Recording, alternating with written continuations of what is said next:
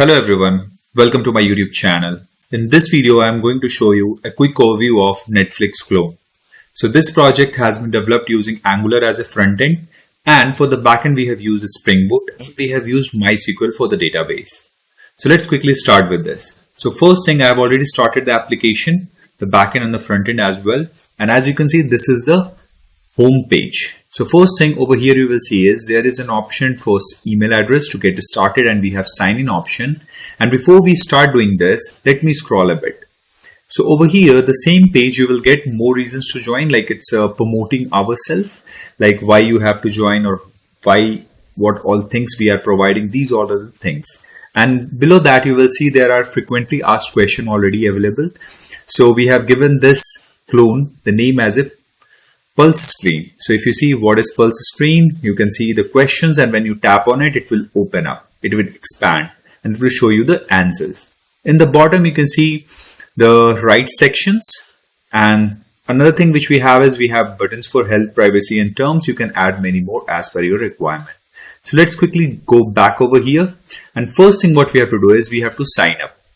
So to sign up, if you go over here, there is two ways to go to the sign up page. First, you can go to sign in, and if you don't have any password or anything, your account, then you can go to the sign up. Else, what you can do is you can go back to the previous one over here, and over here we can put the email. So whatever email you want to use for your service for this one. Okay. So suppose I am going to add a demo email. So we need, what it will do is it will send a verification email to that specific account. So let's quickly test that. So Netflix demo1 @ and I'm going to use the Melinator one. So Melinator, and this is a temporary email. So if I click on get started, what it will do is it will move me to the sign up page directly, and you can see email is pre-filled. And over here, let me quickly add a name. So Netflix demo account. And I'm going to add a password, admin, or like let's add Netflix 123. So if I show you over here, you can see Netflix 123. So you can see I have added the same password. You can hide and view it. And if you see, I can delete this, then it will show the message that password do not match. In that case, sign up page or sign up button is disabled. So let me quickly show you. Next thing, before I sign up, let me show you. Okay. So I have logged into the Melinator, and over here, if you see, I have created a Netflix demo 1, which I have added over here. If you see Netflix -demo 1. So let me quickly sign up. So if I click on sign up, you can see it's showing creating account. So now you can see it sent a mail. So if I come over here, you can see from the btechdays.care@gmail.com, we got a verification mail. So if I click on this, we will see the message like this. Welcome to Netflix clone. Thank you for registering. Please verify your email address by clicking on this specific token. This link will expire in 24 hours. Okay. So over here, you can see this stuff. Let me quickly move back, and you can see over here now we are routed to the sign-in page. So let me use that same email ID. So Netflix -demo-1 @melinator.com. Let me quickly copy this, and the password is Netflix 123. And let's sign in. So if you see, what message we got is, please verify your email address before logging in. Check your inbox for the verification link. So over here, we have another option. Suppose you are not able to get your verification email, or you are not able to find it. So over here, we have an option to re-verify the email. So let's quickly move back over here, and let me quickly go to this place, and let's do one thing. What I will do is I will click on this re-verification email. Before I do that, let me show you, we have only one email over here. So let's quickly do it. Click on this. You can see verification email request successful. Please check your email. And if I move back over here, you can see now we got the another email as well just now. So let's quickly click on this, move back over here, click on this token, and you can see email verified. So let's quickly move back to our page and now let's try signing in. So here you can see this. Now we are signed in. Before we explore the functionality, this is as a user view. Let me log out and sign in once again. Suppose this time I don't remember my password. So we have an option to forgot password. So if I click on this, here you can see this. What it will do is it will send an email to your email address for the resetting of your password. So Netflix demo1@melinator.com and send a reset link. If I move back. Okay. So you can see this mail is sent successful. Now it's rerouted to the sign-in page. Let me quickly move back to here and let's check in my inbox if I have any mail. Okay. So here you can see this. We got an email for password reset. So click on this, click on this one, and this token is valid only for 1 hour. Okay. So move back over here. It's asking for a new password. So our password was Netflix123. This time I'm going to add a number 4.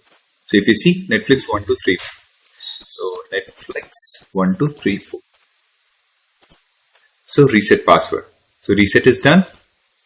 Let's quickly close this one and move back to the one where we are demoing. So over here we have Netflix demo1@melinator.com. Netflix123. Earlier we are having the password 123. So let me try to sign in. So here you can see this invalid email or password. So specifically we are not saying the user that your password is wrong, because that will help hacker to change the password corresponding to this email. So let's quickly add 4. So here you can see this. Now we are signed in as a user. So this functionality is working fine. We have seen the sign up page, verification of email, forgot password, and another most important thing is if I go over here and let me quickly log out. Okay. So now I have changed the password. I have used this link once. Now I'm trying to use this second time. So it opened and now I'm going to add a password. Suppose 1, 2, 3, 4, 5, 6, 7, 8, 9. See, I have added a random number, trying to reset my password using the same link. So if I click on this, here you can see this invalid or expired reset token. The password reset link is invalid or has expired. So over here you can have an option to request a new link. So if I click on this, it will again ask for your email to send a reset link. So this is the one thing. It means that you cannot use the same reset password link twice. Now quickly go to sign in page and let's quickly log in as an admin. I have some accounts already created. So i.admin@demo.com and the password is admin123. This is just for demo and running in the localhost completely. So let's click on sign in and here you can see this. We got this video library. So this is an admin page. Here you have option like there are total 25 videos uploaded, 24 published, and total duration, the watch duration of all the videos is 27 minutes. So these are just a random names and random images. Okay. And the first thing into this one is, if I go over here we have one section for users. So if I go to users, you can see we have created this Netflix demo account. So in this Netflix demo account, we have the user is what? The user's type. The role is user. So you can see over here the user. When he's joined on 11th November 2025, that is the today date. And over here you can go and edit the name. So like demo account update test. Let's save it. Save changes. It's reloaded the page and now you can see this update test is visible. Let me quickly remove this because it's looking not nice. Okay, so now this one is done. Next thing what we have is, if you hover on any, it will highlight with the red colors. First thing. Second thing is, we have a pagination implemented. Over here you can see it's showing 10 out of 30. So it means that first time only 10 records will be added, and when you scroll down, it will show next records. That is the next 3 records. So if you see, I will scroll down till slow so that you can observe. See, now 3, 3, 6, 3, 9. And if I scroll a little bit over here, you can see this is the 10th one. And if I scroll a little more till the end, it will call the API. It called the API, and now you can see 3 new are loaded. And when you scroll more, it will show you have reached the end. No more users to load because we have loaded all out of 30. 13 out of 13. Now you can see showing 13 out of 30. Another thing over here is, it will show your account as a highlighted account. You can see it's always highlighted. When you scroll up and down, you will see this is highlighted. I have logged in as iadmin@demo.com, and over here we can change the role of a specific user. So first thing, let's test the deactivate part. So let's deactivate this account. Now let's log out and try accessing the same account which we have created. So Netflix-demo1@myelinator.com, Netflix, and let's sign in. So here you can see this, your account has been deactivated. Please contact support for assistance. So this one is not working. So let's quickly activate that account.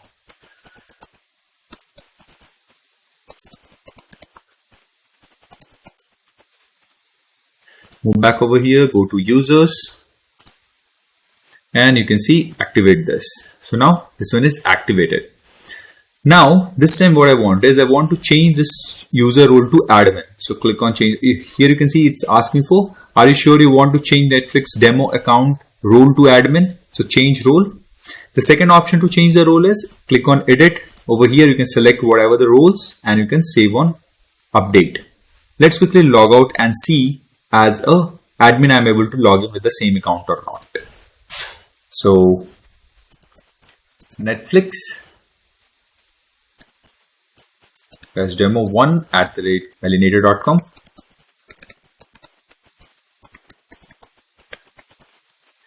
Sign in, and here you can see this. Now I am logged in as an admin. So you can see product screen admin, and we have the other options over here. Let's quickly move back and let's deactivate as a user. Change the role as a user.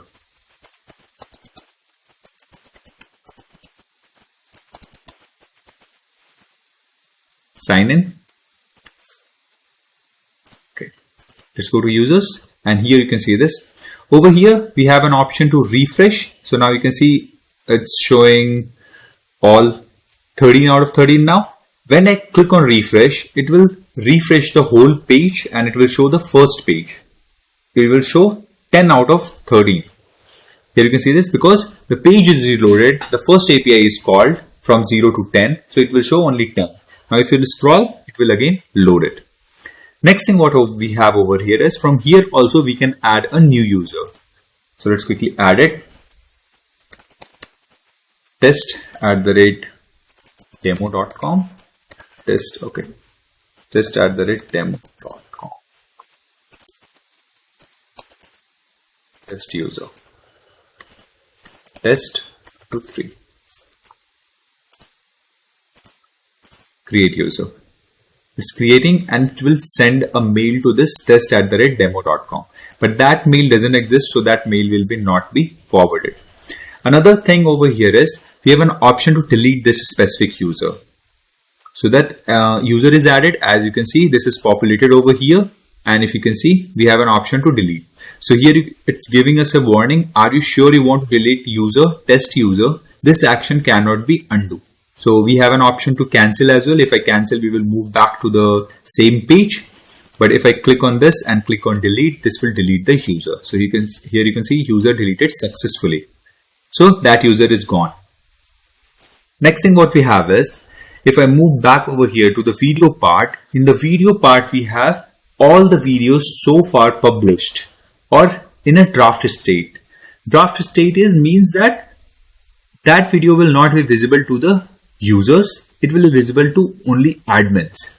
You can make it public or you can keep it in this way because some editing or some description is remaining, or some might be the image is not correct, you want to replace it or change it. So for those reasons, this draft status is there. So before we go to that part, over here you can see it's showing that 10 out of 25. It means that again it's loaded only 10 records. If I scroll down, it will load more. If you see right now, you have seen that it has loaded more. If I scroll down little more, you can see it's loaded again. So when you reach end of the page, it will show you have reached the end, no more videos to load. So if I go to the top, it's showing 25 of 25 videos. It means that all are loaded and it's visible over here. Next thing what we have is, we have a button to upload new video. And again, we have a refresh button. So if I click on this, whole thing is reloaded. And again, it's showing only 10 out of 25. So it's showing 3 to 5 and 3 to 5. And if I scroll a little more, now it's loaded. So it's rendered in the backend. Okay. So now it's showing 20 out of 25. And over here, we have an option to upload new video. So let's click on this. Select the image. I'm going to select a random image. So let me just change the view so that you can see the images. Okay. So I'm going to select this image. Okay, it's previewed over here. Now I'm going to click a random video.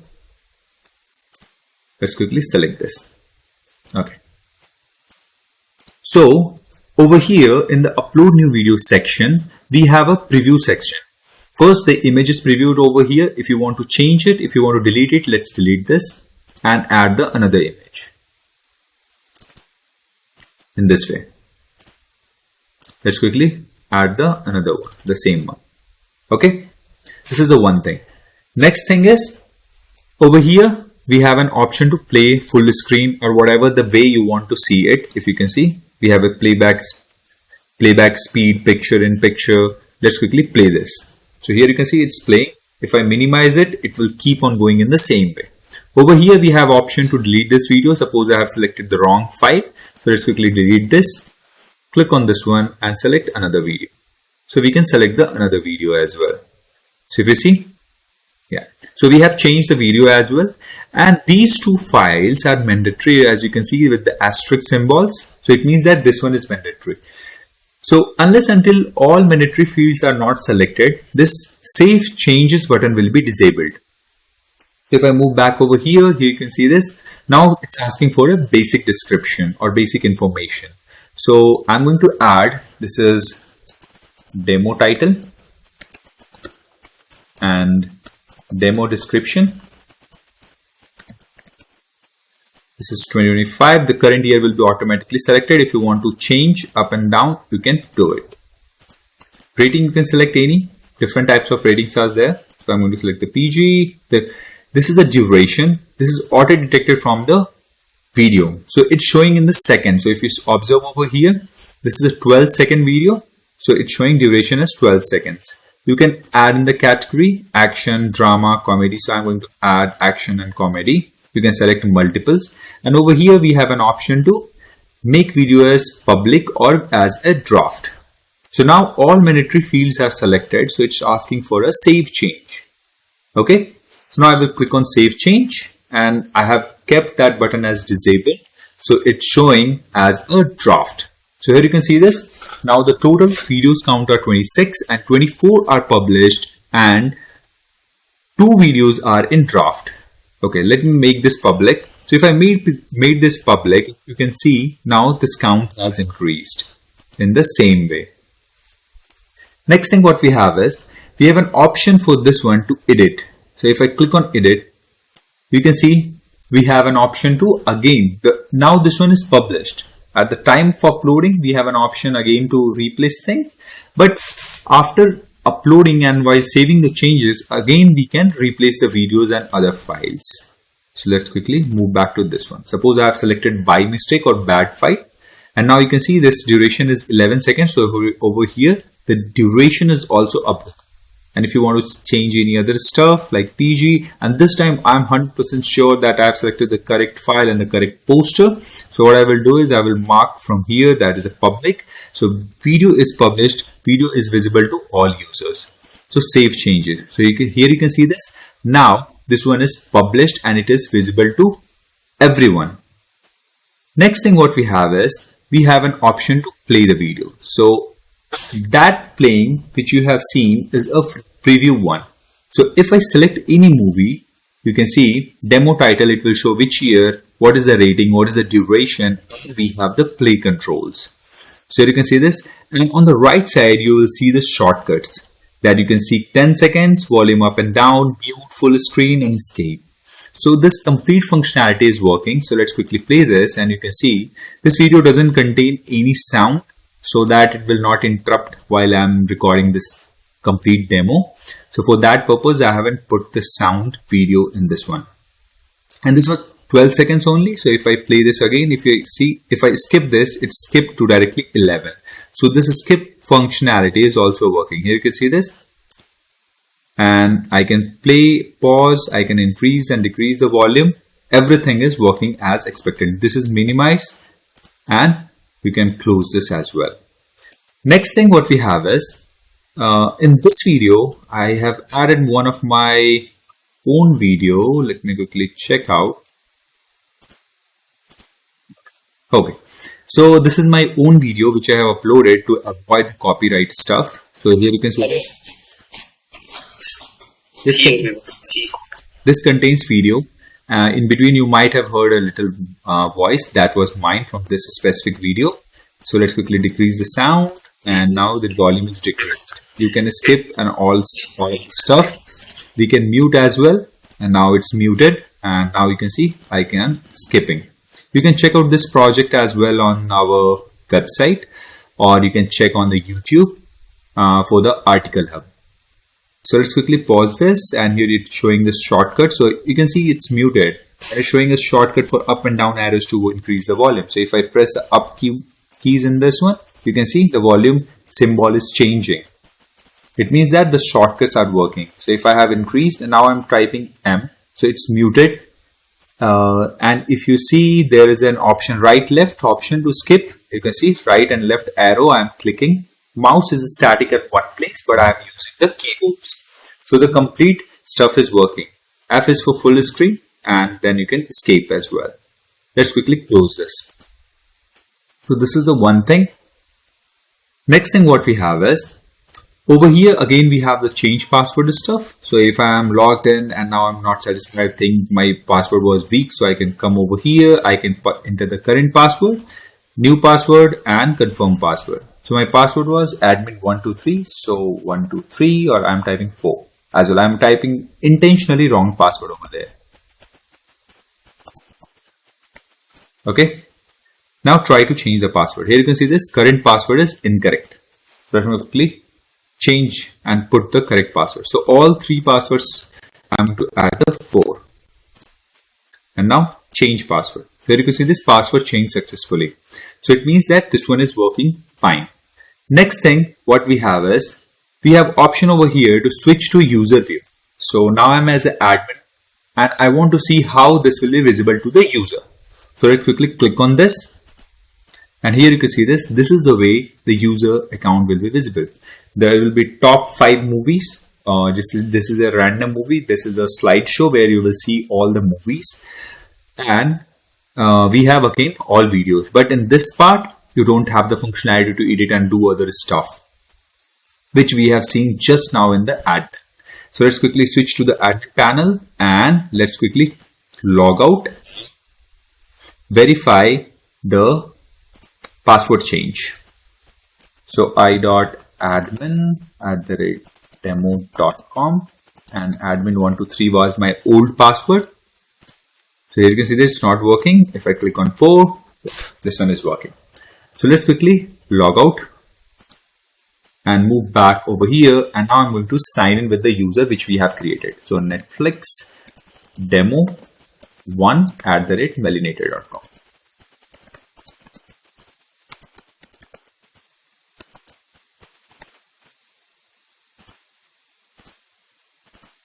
Okay, so now if I came, okay, so we have changed the this account also as an admin account. That's why I'm saying the admin stuff. Let me quickly move back over here and sign in as a IR.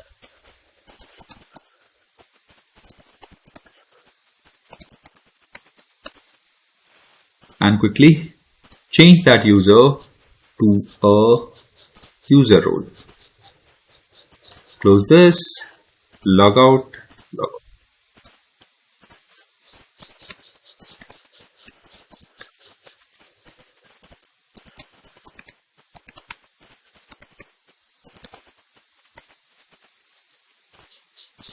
Sign in. Now I signed in, and here you can see this. We have multiple 5 videos which is showing, 5 movies which are showing randomly. If I reload the new, another 5 will be loaded. So from here it's auto slide. So here you can see this, it's sliding automatically, and we have given controls that you can move it left and right as per your choice. Here you can see this. Okay, so from here also you can play any of the videos. Here you can see this, it's playing. Next thing what we have is, we have an options over here to search a video. So I'm going to search any specific video. And again, let me show you, we have again pagination over here. So here you can see this. At this place you can realize we have the pagination. We have 3, 6 and 7, 8, 9 and 10 movies loaded. So over here on the right side you can see it's an empty place. So if I scroll, you can see more videos loading. So now we have reached the end of the file. So it's reloaded or loaded more movies. So now we have an option over here to search the movies. Moon kites. So over here you can see the movies is searched. Now if we click on this, we can play the movie as well. We can skip from this place as well. Let's quickly close this. Let's quickly cancel this. Another option which we have over here is we can mark any movies as a favorite. So if you can see, add to favorite. So if I click on this, you will get a pretty nice pop-up that is added to my favorites. So if I move back over here you can observe a section, my favorites. So if I click on this, it will show all of my favorite movies. And again, we have a feature over here to search. So let's quickly add few more so that we can do the search operation. So now I've added 4. So if I try over here, moon kite, here you can see this search result and we are showing only 1. So let's quickly cancel this, and total my favorite movies, we are showing the counts over here as well. That is, we have total 4 movies. That is my favorite. So let me quickly remove this. Here you can see this, remove from my favorite. We can remove from here as well. And if you haven't added anything in your favorite list, it will show you something like this. And it will ask you to browse videos. So if I click on this, I am routed over here. Next thing what we have is, if you observe over here, again, we have the change password thing. Again, you have to add the current password, the one thing which we have seen right now. Unless until you won't add all of these 3, this will show as a disabled. And over here in the admin part, you have seen switch to user mode, but over here you will not see any switch to admin mode button because this is restricted only for the admin panel. Next thing into this one is all the ratings and in which year the movies is published. These all stuffs are visible over here. And one more thing, let's quickly log in as an admin. And when you click on logout, you will see this pop-up. That is a pretty nice pop-up, and this is the same way we have implemented for the both of the users. We will log out, sign in, i.admin@demo.com, admin1234, sign in, and over here again we have a search functionality. So if you see the costs, and you can see it's loaded all of 3 movies which contains this cost. And another thing which we have to check is we have searched for movies, this moon kite, which was visible to the user. Let me quickly mark it as a disable. So now if I move back to the login, and let's quickly try to see if we are able to see that movie or not.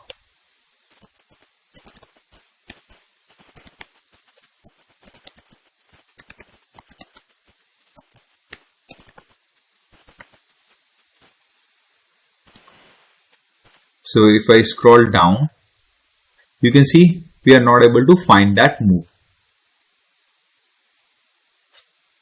Right? Last time we have scrolled, there was a last movie over here as well. Let me quickly make it more easy for you to understand. Sign in as an admin.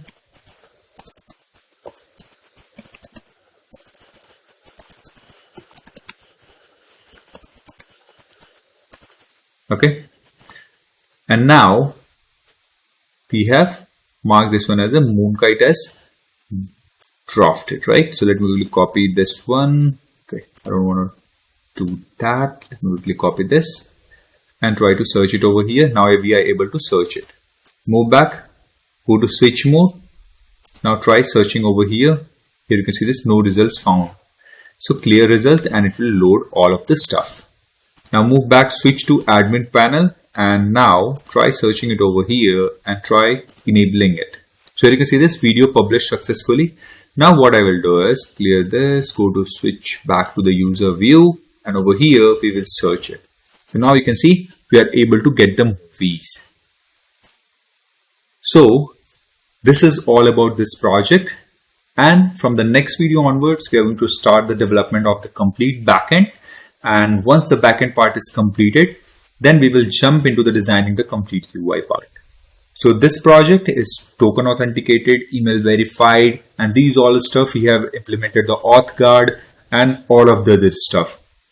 So just stay tuned, subscribe and share with your friends.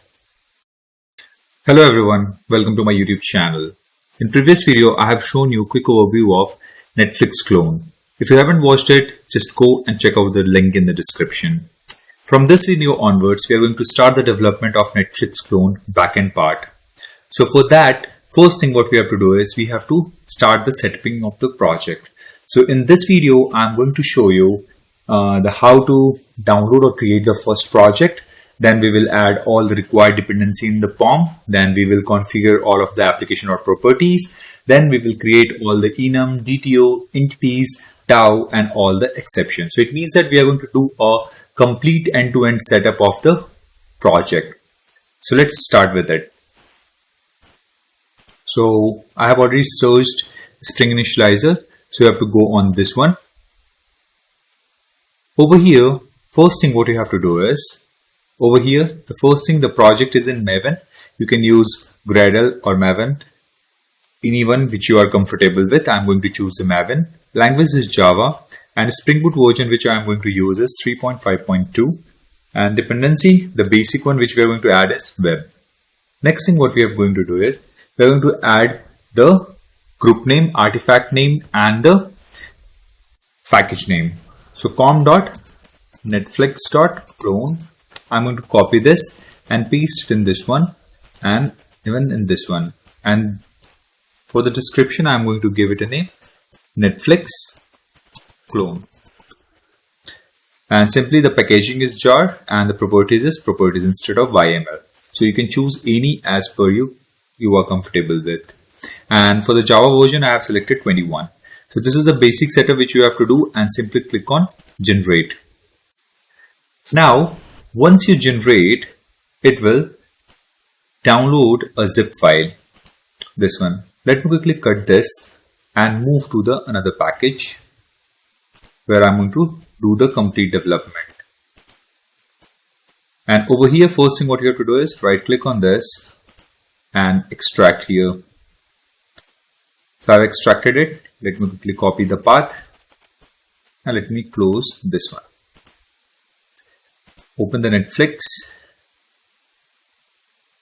repository on the one which we have downloaded in the IntelliJ. So click on open,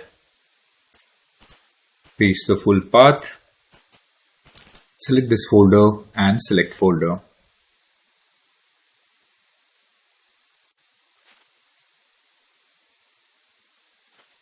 It will take some time. Let me minimize the Chrome.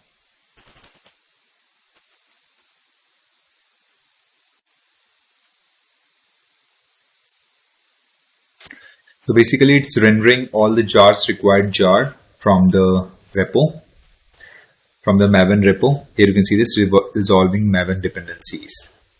So once it's done, we can have the development. Okay, so everything is done. All the resolution is done. So over here you can see now came up with this basic application, that is the application. And into this one we have added as a web. So we can start this and it will run on the port 8080.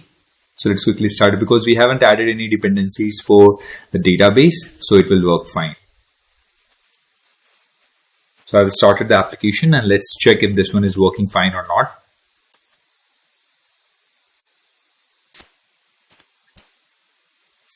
So here you can see this Tomcat is started on port 8080.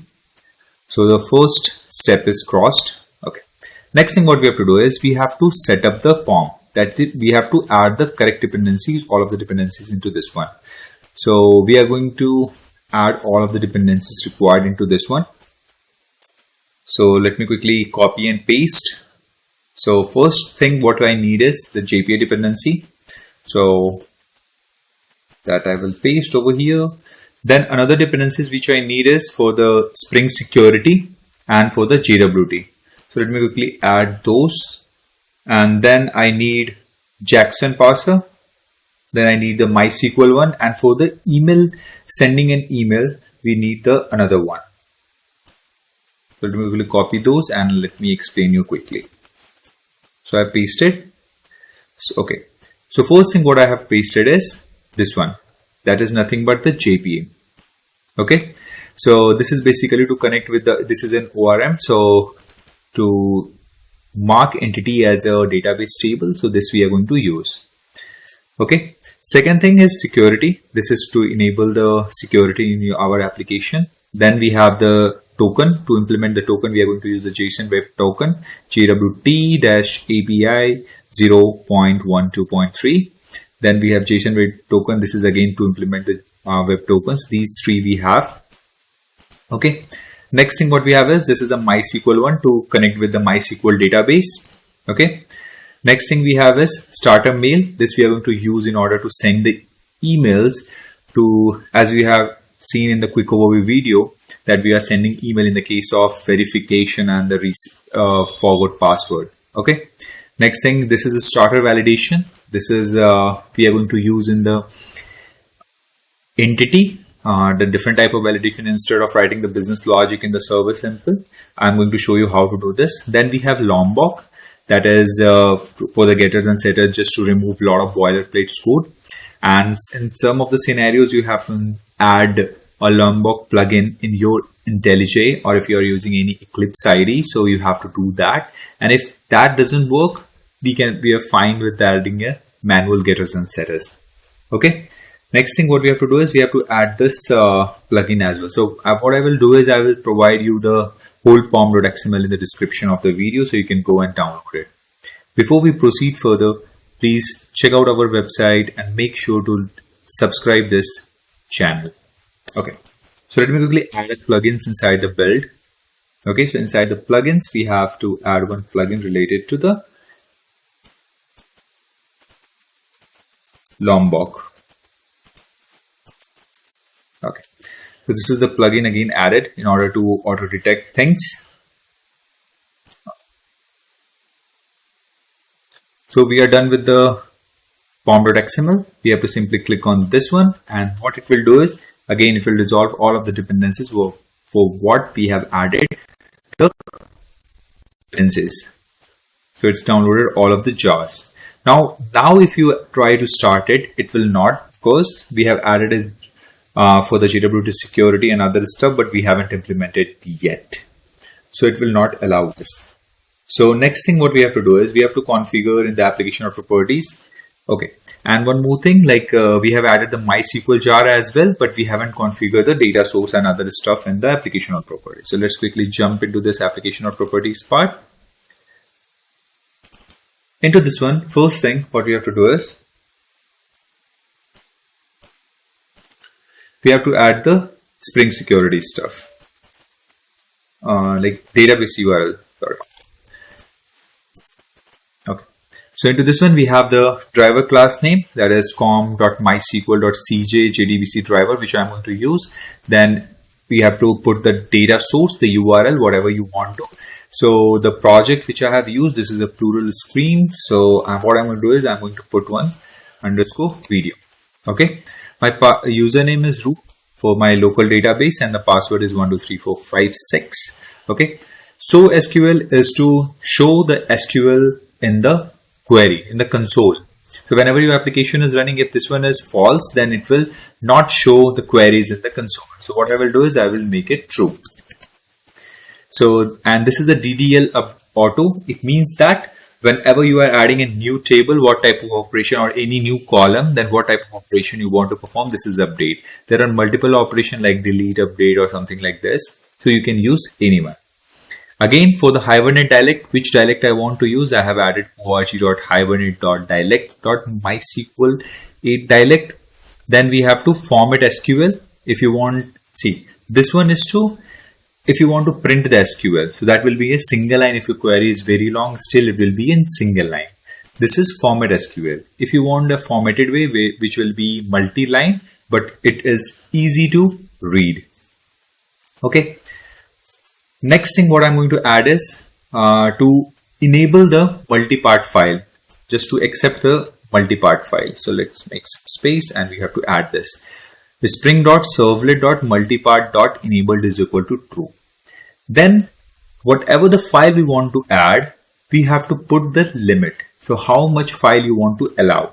So for that, I'm going to add few more. That is spring.servlet.multipart.max file size, that is 2 GB, and spring.servlet.multipart.max request size is 2 GB. Next thing what we have to add is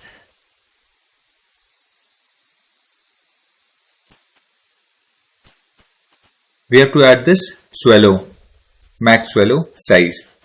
So this max swallow size, basically this is to prevent the denial of service stuff. So whenever we mention this one as -1, so it will accept unlimited unlimited request, where whatever the large body, even the user has cancelled it while uploading it. So this is a one thing. Next thing, if there is a post call with a large multi-part form, so in that case we have to again add another one, that is server.tomcat.max http form as post.size. Okay. Next thing, if you want to see, now we are going to upload the images as well as video. So for that, we need to create two different directories. So for that, I'm going to take those from the application or properties. For that, I'm going to add two different ones. That is file.upload.video-dir uploads/videos. And in the same folder, I have another package for images. And in the URL also, in the name also, you can see we have video and we have image over here to distinguish between these two. Okay. Next thing, to send email for the Gmail configuration, a two-factor authentication is enabled.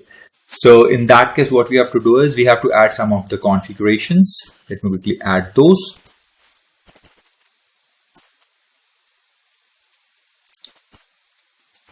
So in this one, we have mail host, that is smtp.gmail.com, and the port is 587, the email ID whatever you are using, and then the password for that one.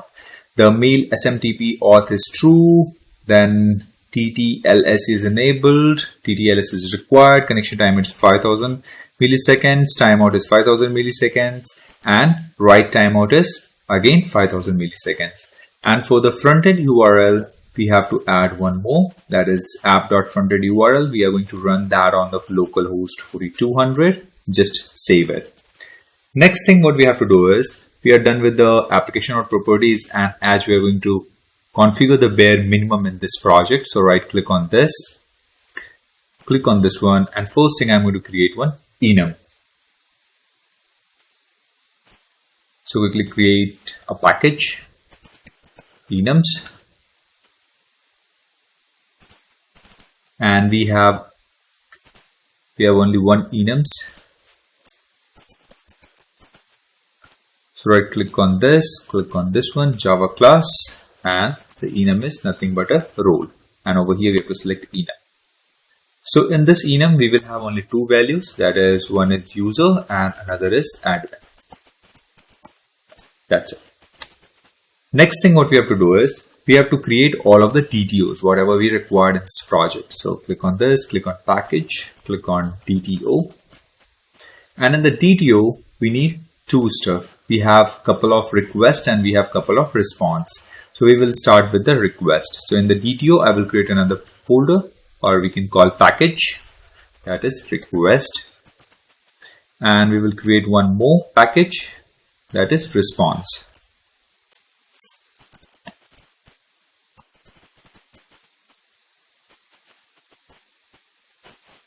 So in the request, what I'm going to do is I'm going to create couple of requests. So right click on this one and Java class, and the first is nothing but change password request.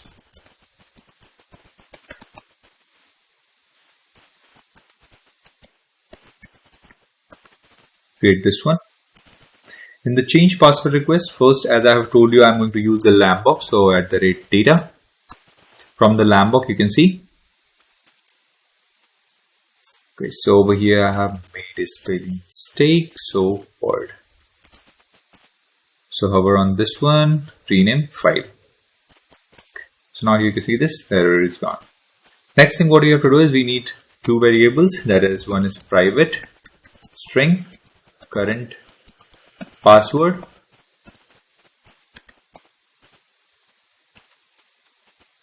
and another one is private string new password. Okay, and we need to add some validation on this one. So for that I'm going to use not blank, and you can see that it's coming from the validation, the one dependency which we have added. And with this one, if this is null, in that case what type of message you want to return, you have to add it over here. So current password is required. Second thing, we have to add again over here, we have to check for the not null case. So message is equal to new password is required. Okay. So we are done with this one. Next thing we have is email request. Right click on this, click on Java class, email request. So in this one, again we have to add at the rate data, and then we have to add a variables, private string email. So into this one we have to add again the not null check or not blank check. So into this one, message is equal to email is required.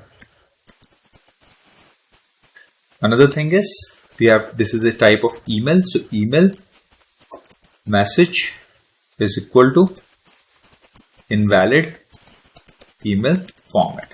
So it basically internally validates the type format of the email. So if you go and if you see the library, okay, so you can accept, and you can see there is a lot of things which is going on over here. Internally it will validate the type of the email. It contains like @ and .com at the end, or dot something at the end, or not, by using the regex. We don't have to worry about that. Next thing we have login request, and as we have added the @ data, so the getter status for this one will be handled by the data. Right click on this, click on new Java class and login request.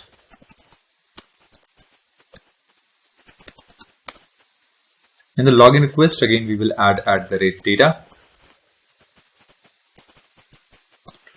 then private string email @ not blank, message is equal to email is required,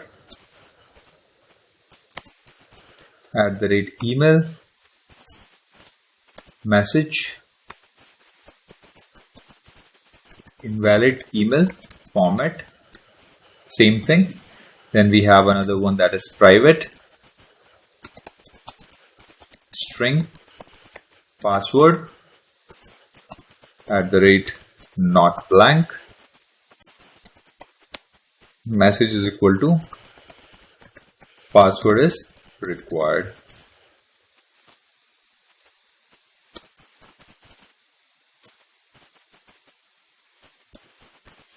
Okay.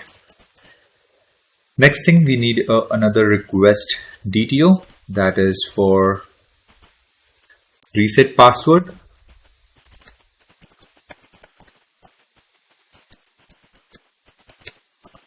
Click on this. Then again we need @data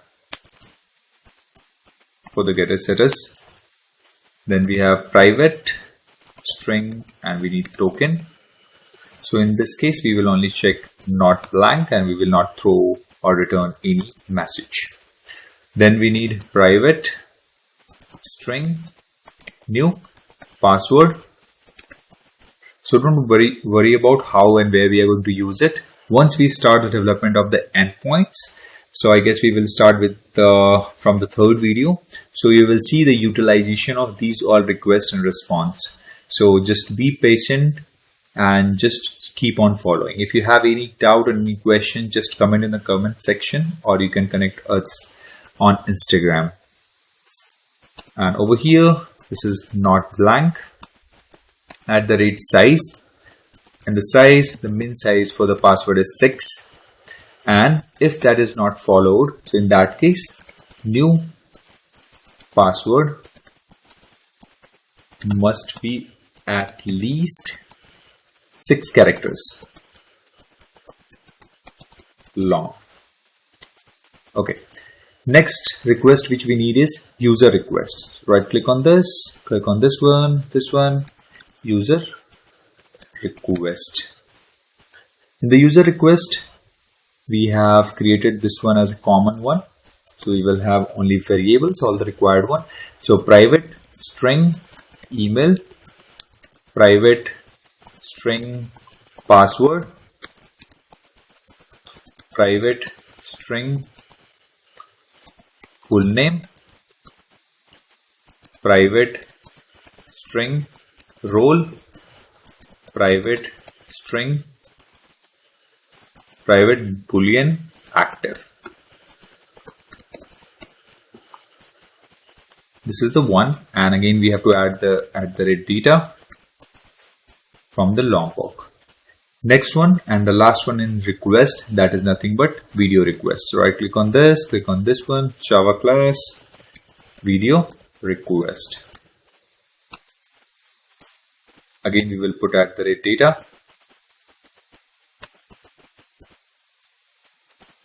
So into this one I need private string title, and this needs not to be null, not blank, and if it's blank, in that case title is required. Next thing which we need is private string description @size, max is equal to 4,000. Then we have message is equal to description must not exceed 4,000 characters. Then next thing we need few more, that is private integer year, private string duration or rating. Next thing we need is private integer duration. Then we have private string src. Then we have private string poster. We have private boolean published.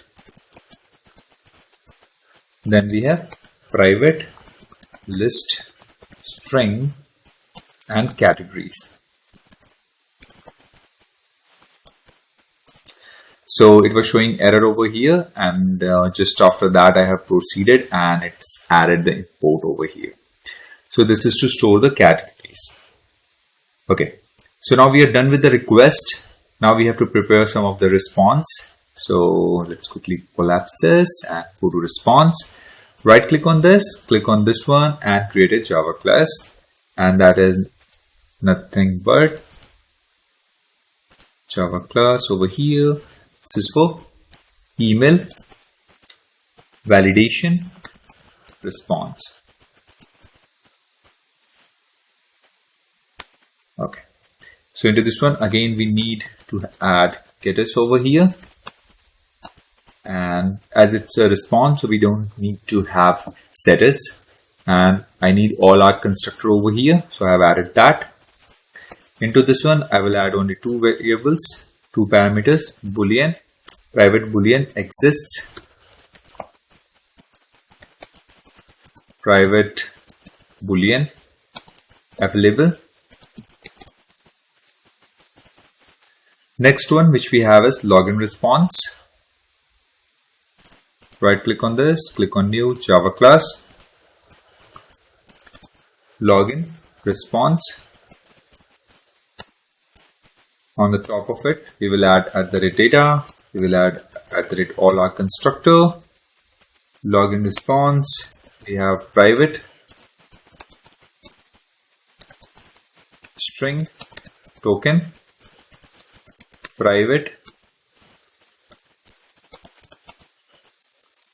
string email, private string full name, private string role. Save it. Next one what we need is message response.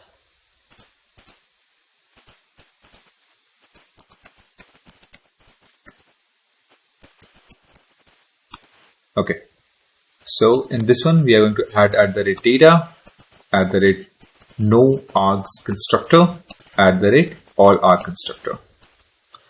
So we are adding this as per the requirement. So once we will start developing the endpoints, you will see the real user these, and at the same time while implementing I will open and show you these classes which are required for that particular stuff. So this one only returning private string message. Okay, next one we have is page response. So right click on this one, Java class, page response,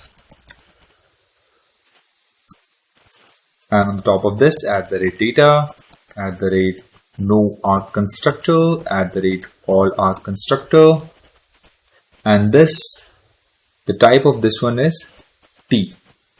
So the one whatever is going to set, it's of that type. So private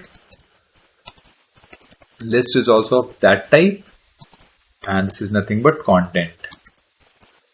This is to return the paged response to the UI. So private long total elements, private int total pages, private int number, private int size. Next one which we need is user response. So right click on this one, and over here user response. Okay, so in the user response we have @data, we have no args constructor, then we have to add all arg constructor, and to this one we need private long id, private string email, then private string full name, private string role, private boolean active, private instant that is of Java time, and we have to give it a name, created at private instant updated at. Okay, so we are done with this user response. Next thing which we have is video request. So right click on this one, Java class, and video response. On the top of this, again we will add the data, the long walk, then add the no args constructor. So when we add data, it contains all of the stuff like getters, setters, to, string, and many more things. So you can go and check it out. So inside this one, we need private long ID. We need private string title. We need private string description. Then we need private integer year. We need private string rating. Then we need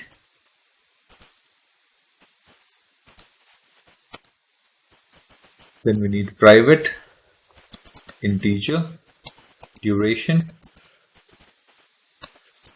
private string source, private string poster, private boolean published. Then we have private list of string, and this is nothing but categories. Private instant created at private instant updated at private boolean is in watch list. This is for video response.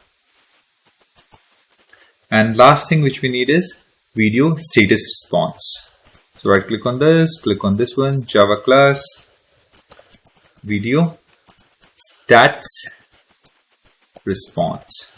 The one which you have seen in the quick overview video in the admin portal, that is total videos, published video, total duration, that kind of stuff. So in this one, @data, again @no arg constructor, and I need all arg constructor as well.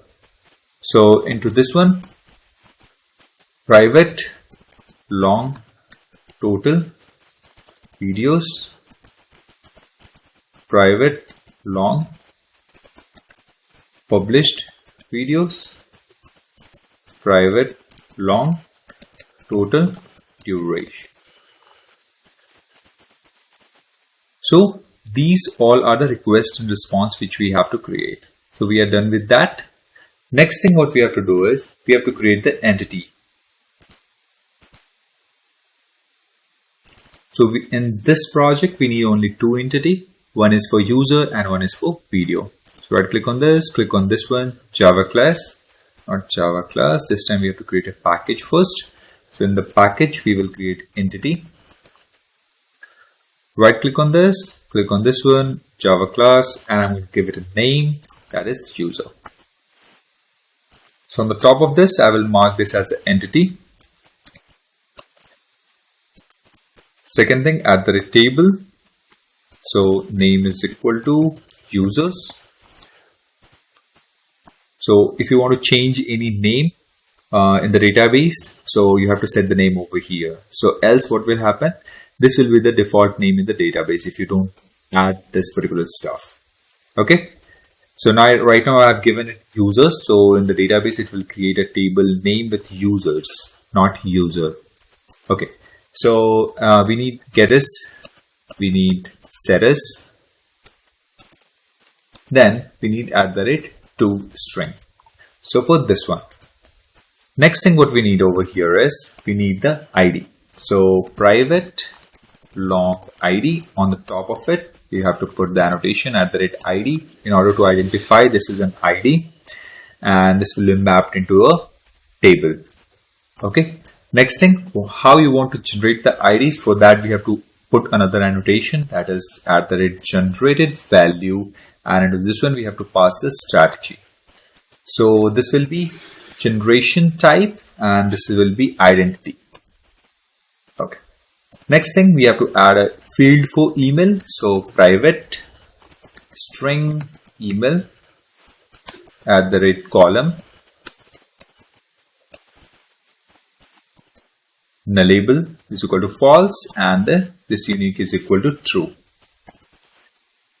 Okay, so this column field, this will validate like what type of validation you want to add. If you want to add any specific name into this particular column, then you can do that as well over here. So name is equal to, and whatever, like user_email. So in the database with this name the column will be created, but by default I haven't added the name, so this will create with the email. Okay,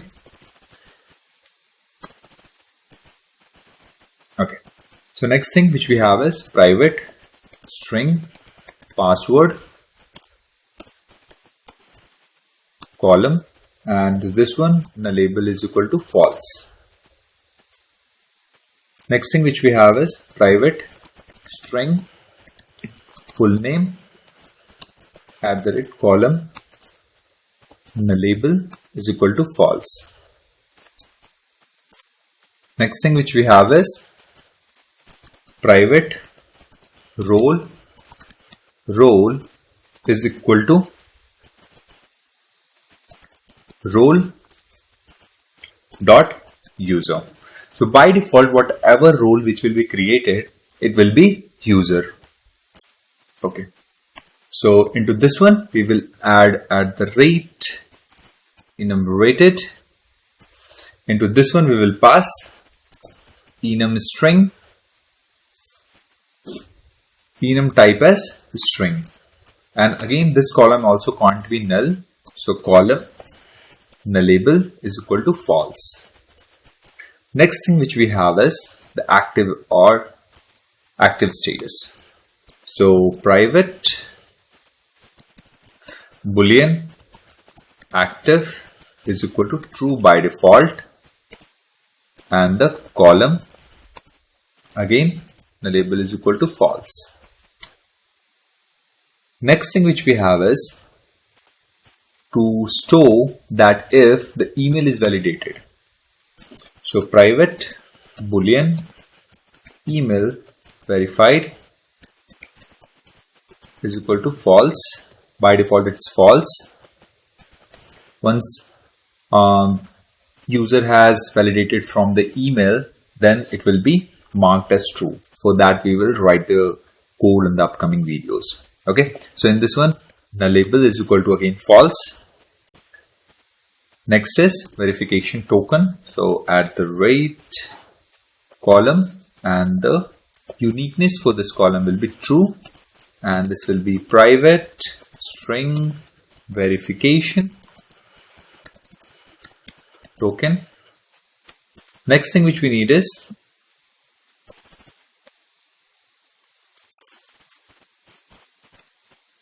column, and this is no validation is required, so private instant, this is verification token expiry @column private string password reset token. Then we need another one, that is column private instant password reset token expiry. Then we have few more, that is created at, updated at, and for the watch list. So this will be creation timestamp @column, and this will be nullable is equal to false and updatable is equal to also false. This is nothing but the private instant created @updation timestamp @column, nullable is equal to false and private instant updated @. Another one which we are going to need is the video. So for that we haven't created, but right click on this. I will just create it just to use over here. So video. Okay. So now move back over here, and first thing what I will do is I will create private. This is set of video, and this is nothing but watch list is equal to new hash set. Okay. So on top of this, we have to add some of the annotation @JSON ignore. Next thing, @many to one. This one will be many to many. Okay. One video can be mapped to the multiple users, and multiple user can map to single video.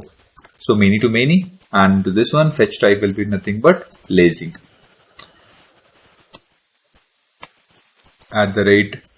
@join table, and this will be name is equal to user underscore watch list, join columns @join column, and this one we have to pass name is equal to user underscore ID, inverse join column, and this one we will pass @join column, and name is equal to video underscore ID.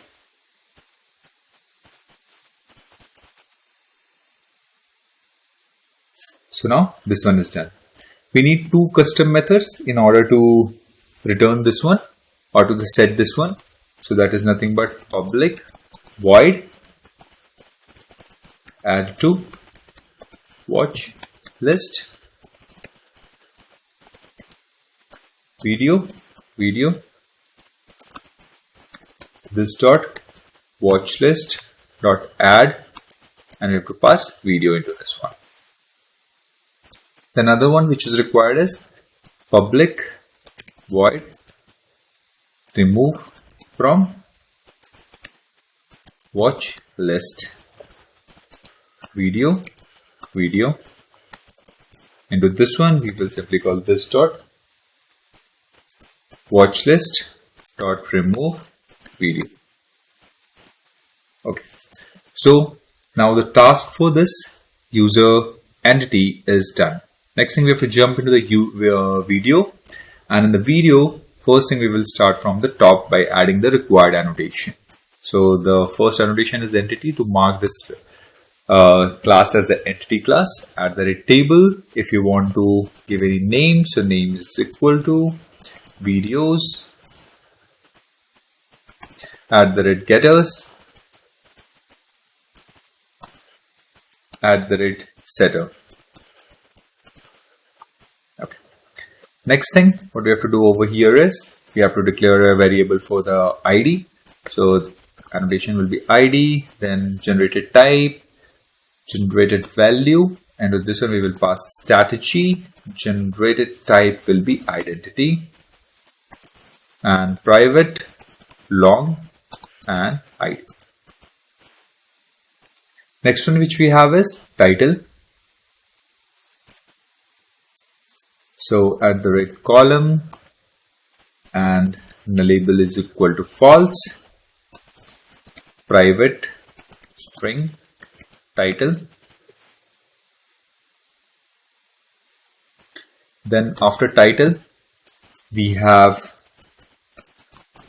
column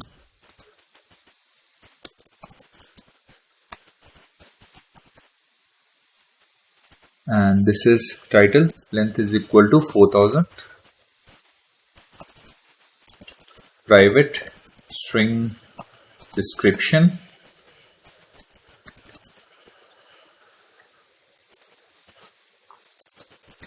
private integer year, private string rating. We have ID, title, description, rating, we need duration, private integer duration. Then we have private string source UUID. This is for video UUID, and this will be at the column, and the name is equal to src, and we will also do a JSON ignore on this one. So JSON ignore, like whenever we are trying to return this video file or video entity, it will ignore while converting this as a JSON. So for that reason, we are adding a JSON ignore. So src UUID. Then we have private boolean published is equal to false. This one on the top of this column, and the column label is equal to false. Then we have categories at this side. So private list of string,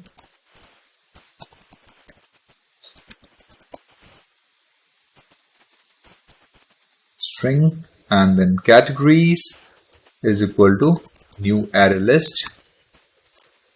On the top of it, we will add @element collection, because we can add multiple categories for one movie, like action, drama, like this, as you have seen in the quick over video. So to store multiple, we are using this element collection. So fetch type is equal to fetch type ego. Then we have @collection table, and with this one we will pass name is equal to video underscore categories, comma join columns is equal to @join column, and into this one name is equal to video underscore ID. Then we have to set the column name for this one. Column name is equal to category. Okay. Next thing, we have to add created at, updated at, and these all stuff. So this will be at the creation timestamp @column. The label is equal to false. Updatable is equal to false. Private instant created at update timestamp @column. The label is equal to false. Private instant updated at. Next thing is in watch list that we have to add. So that will be transient. It means that while this will be only in this video file, but this will never be created in the table in the database. Okay, so transient, when we add this transient while creating the table, this field will be excluded. And at the JSON property is in watch list. Private boolean is in watch list. Okay. Another thing is, I'm going to add another variable, another method to return the complete URL for the poster and for the video. So first one is @JSON property, and this is nothing but src public string get src if src UUID is not equal to null and not src UUID dot is empty,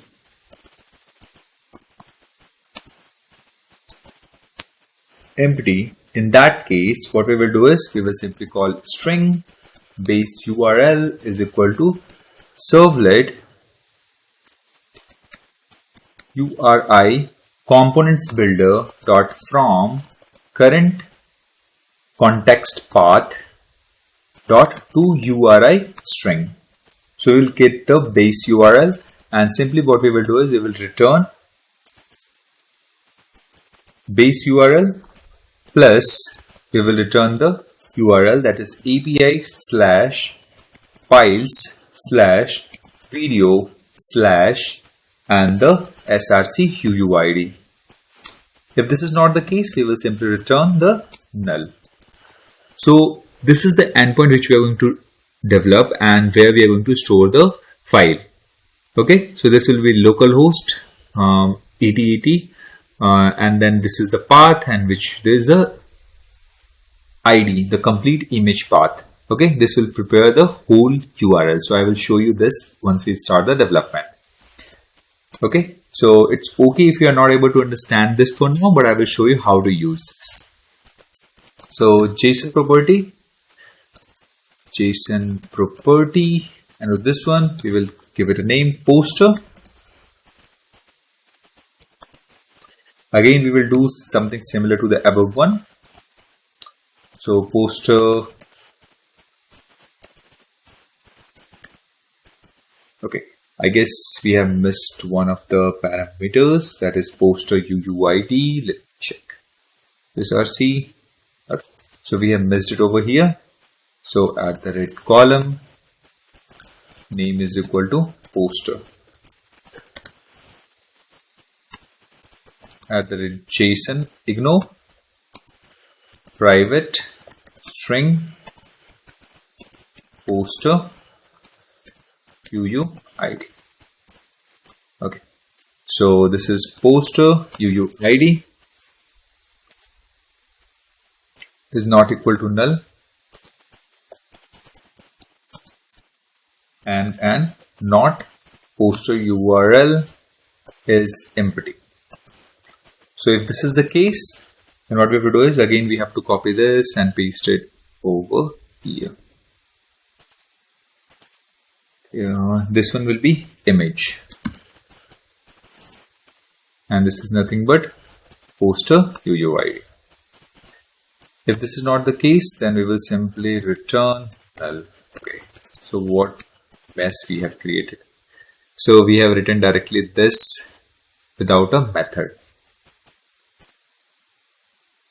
We'll click cut this part and fix it. Okay, so JSON property, then public string get poster. Directly paste this one, not like this. Let's give this. Okay, so get poster. Check for the poster UUID is not null and this empty. Simply get the basic URL from the context path, and then we prepare the full URL for the image. And then if this one is null, then simply return the null. If the poster UUID is null, then we will not return any path. Okay, so this is done. Next thing what we have to do is we have to make a small modification in the user response DTO.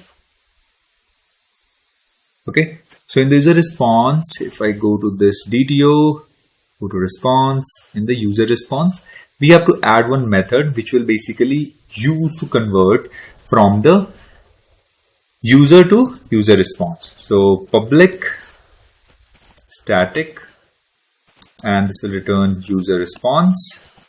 This is basically from entity. Which entity? From user, the one which we have created right now. So come over here, over on this, import class from the first one. Okay, next thing we have to simply return new user response, and with this one we have to simply pass user.getID, then we have to pass user.getEmail, email, then we have to pass user.get full name, then we have to pass user.get role dot name, then user.isActive, then user.get created at, then user.get updated at. And now we have to simply close this. So this is a one small modification in the user request. And next thing, we have to do the same in the video response.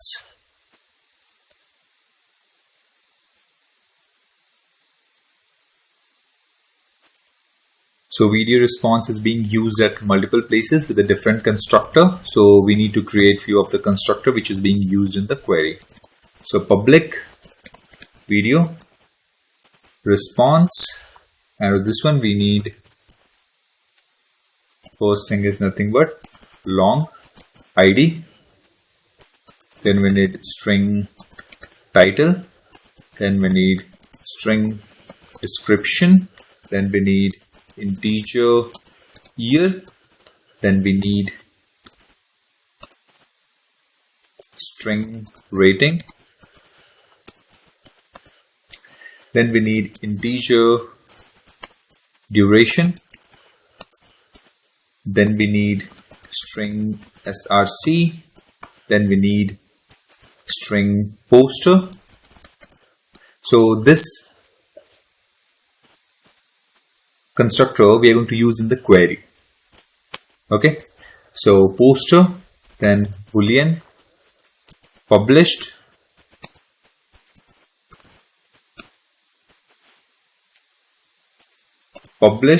then we have list of string, that is nothing but categories, then we have instant, that is created at, then we have instant updated at. Now what we have to do is, now the constructor is ready. Next thing, we have to simply set the value. This dot id is equal to id, this dot title is equal to title, this dot description is equal to description,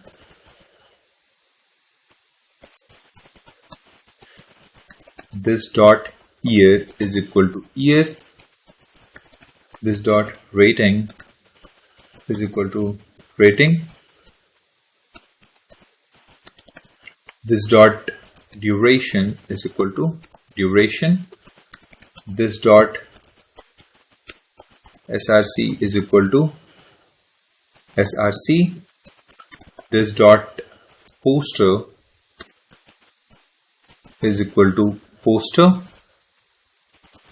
this dot publisher is equal to publisher, this dot categories is equal to categories, this dot created at is equal to created at, this dot updated at is equal to updated at. Okay, and this constructor, it was required for the one of the query. Next thing what we have over here is, we have to create another similar type of method, that is public static, and which is going to return a video response from, I'm going to give it the name from entity. Into this one it will accept video, and this will prepare a response. So video response is equal to new video response, and to this one we will simply pass video dot get id, video dot get title, video dot get description, video dot get year, video dot get rating, video dot get duration, video dot get src, video dot get poster, video dot is published, video dot get categories, video dot get created at, video dot get updated at. Let's close this, and now we have to check if video dot is in watch list is not equal to null. Then what we will do is we will type response dot set is in watch list, video dot get is in watch list, and next thing what we will do is we will simply return the response. Okay, so now the task for this one is also done.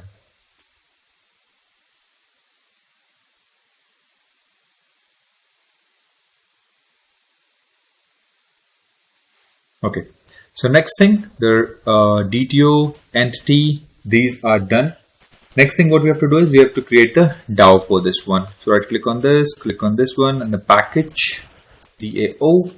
In the DAO, we have to create two of the DAO, which we have just created the repository or the entity. So first one is Java class interface.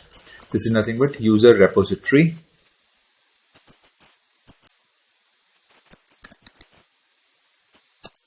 And this will nothing but extends JPA repository. And with this one, we will have to pass the, which is your entity. So our entity is user and the type of ID. So this is nothing but long. The second one is nothing but right click on this one, and Java class video repository. And this is nothing but interface. And this will again extends JPA repository, and this will basically use user. This is a video one, so video comma long. Okay, so this is done. Next thing we have to handle is we have to create is all of the exception which we are going to use. So right click on this, click on package, and nothing but exceptions.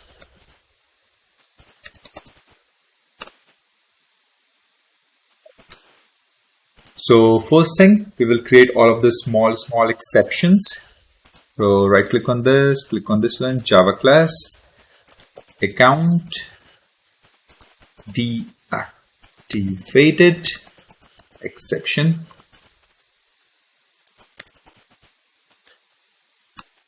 And this will nothing but extends runtime exception, and simply public account deactivated exception. Into this one we will accept string message super, and with this one we will pass message and save this. Next thing is nothing but what we will do is we will copy this one and we will paste into this one. It will ask for a name, so we have to give bad credential exception. Enter. So bad credential exception, we need to do the same thing again, paste it, and with this one we have to give another name, that is nothing but email already exists.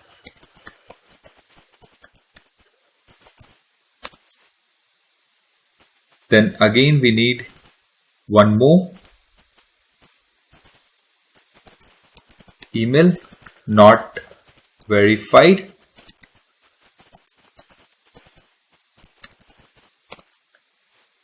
Next thing, we need one more, that is email sending exception.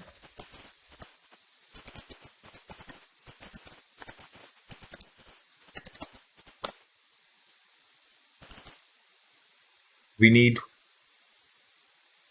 in the email sending exception, we need one more constructor, the two param constructor we need. One is throwable, and we have to also pass the cause.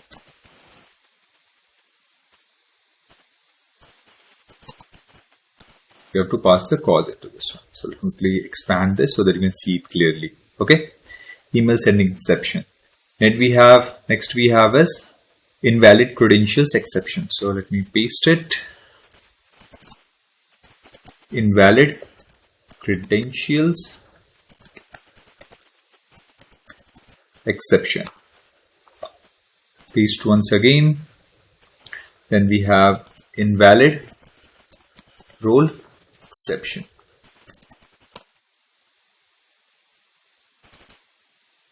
Then we have invalid token exception.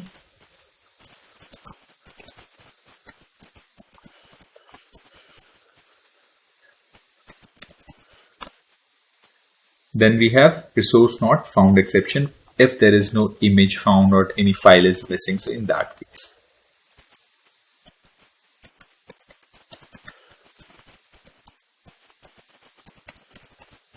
So I've created almost all of the exception which are required, and we are going to create one global exception handler. So Java class global exception handler, and on the top of this we have to add the control advice. So on the top of this I will add @controller advice, and this will nothing but it's to handle all of the exception throughout the project, all over the project. Okay, so over here what I will do is I will create private static final and logger.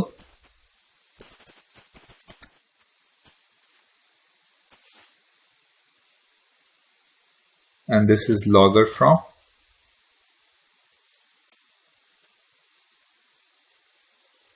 SLF4J.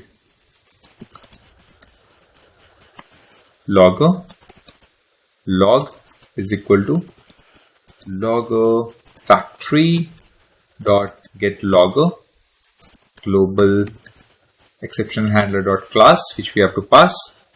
Let me quickly make this one little small so that you can read it. Let me minimize this. Okay. Next thing, we have to handle the first exception, that is nothing but bad credentials. So exceptional handler. Now this one we will pass bad credential exception dot class. And we have to create one method, public response entity. And with this one we have to pass the type of the way we are going to return string comma object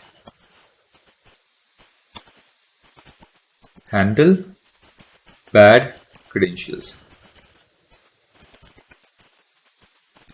Bad credential exception ex, and simply we will want this log.warn. Now this one nothing but bad credentials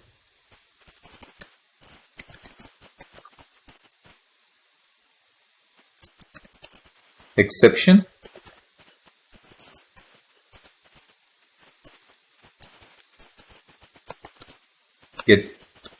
get message ex, and what we will do is we will simply return and we will create a method to build response. So let's quickly add it, private response entity and of type map of string comma object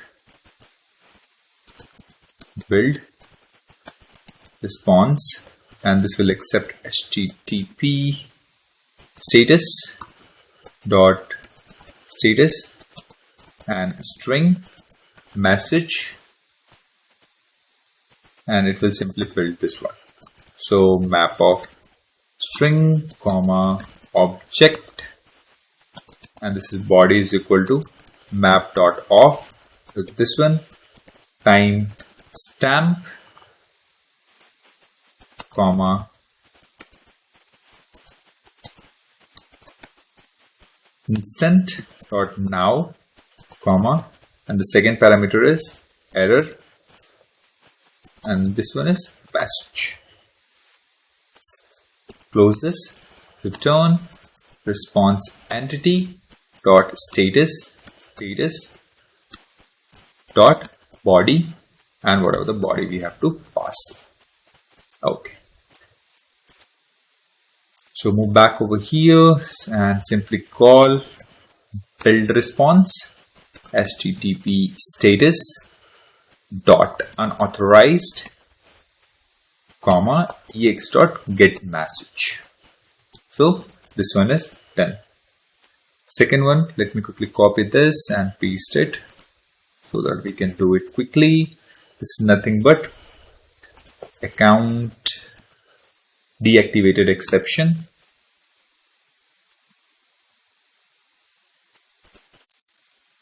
So let me quickly copy this one, paste it over here. So if the account is deactivated, so we will return forbidden. Okay, and account deactivated. Okay, handle, and this name is handle account deactivated. And again, this one again, it will be here. Okay. Again, we have to use another one, that is nothing but email not verified exception. So let me quickly copy this one, paste this, email not verified exception, quickly copy this one, paste it over here, paste it over here, and in the case of email not verified, we will again return forbidden. And we have to change the name. So handle account deactivation, instead of this, handle email not verified. Okay. After this, what we will do is we need another one, that is email sending exception. So we will paste it over here, copy this one, paste it, email sending exception. So quickly copy this one, paste it over here, paste it in the log and change, and this one will be internal server error, and change the name for this one, handle email sending exception. Okay, next thing which we have is invalid credentials exception. So we click copy this one, paste this. This is invalid credential exceptions.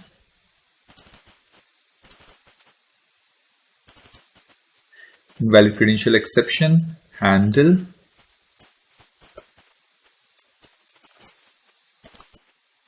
invalid credentials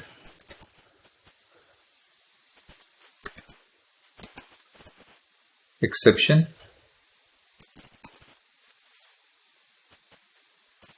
Okay, then again we have to copy this one and paste it over here, and next thing which we have is resource not found exception.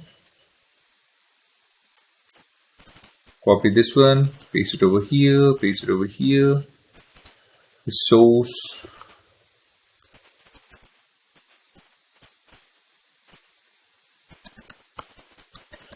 not found. Then we have handle invalid token exception. So let me quickly copy this one,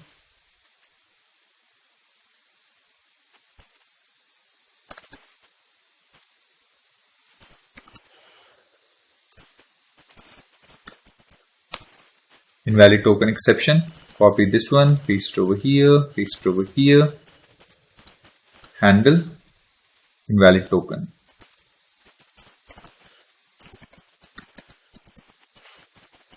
Okay, copy this one,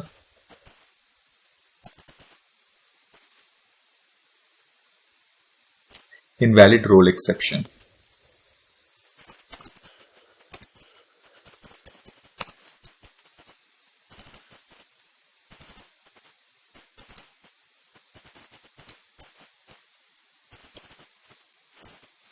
Invalid role exception. After invalid role exception, we have email already exists.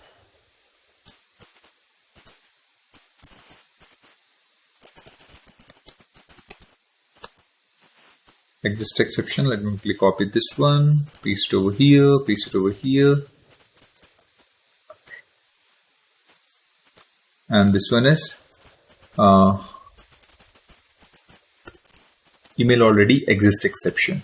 So this is handle email already exist exception. Okay, and this is nothing but of type conflict. So let's quickly move back to the top. I think, okay, so first one is unauthorized, second is forbidden. Then we have internal server error. Then we have bad request for this one, invalid credentials. So in this one we have bad request. We have to return bad request. And in the resource not found, we have to return not found. Then in invalid token exception, we have to return again bad request. Then in the invalid role exception, we have to return bad request. Then in the email already exists, it's a conflict. Okay. Next thing which we have is method argument not valid exception. So at the rate exception handler method argument not valid exception dot class.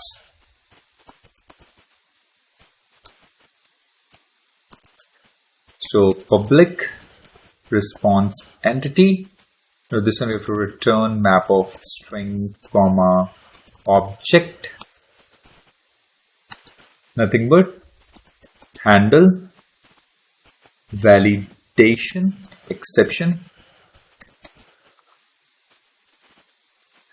Into this one we have method argument not valid exception ex. Into this one what we will do is we will simply create string message is equal to ex dot get binding result dot get field errors field errors dot stream dot find first dot map, and we have to map with default message source resolvable dot get default message. This one, or else we'll simply return invalid request. Finally, HTTP status is equal to HTTP status dot bad request return response entity dot status dot body map dot off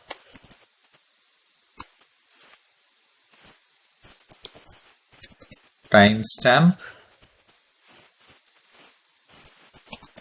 comma instant dot now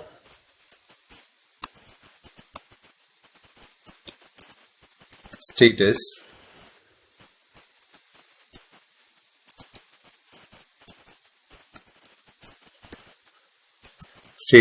dot value. And next one which we have is error. This is nothing but message. Close this. Now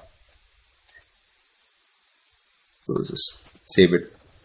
Next thing which we have is nothing but the async response exception. So at the rate exception handler, and with this one we will pass two types of exception: async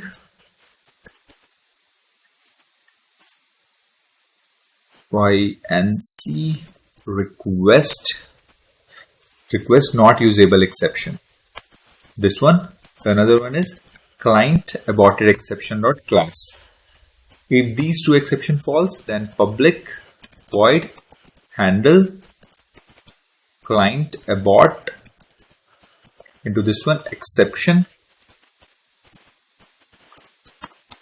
ex,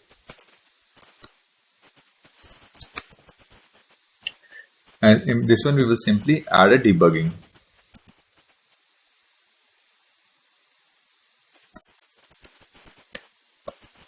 And to this one we will type the message client closed connection during streaming, expected for video seeking / buffering.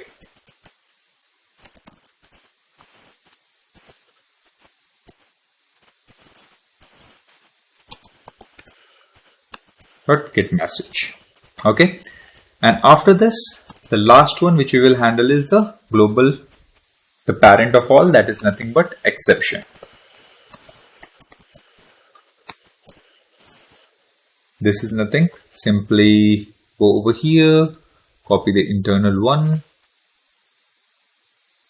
not the internal one, copy the whole method like this and paste it over here. Exception, exception, and this is nothing but internal server error, handle generic exception or handle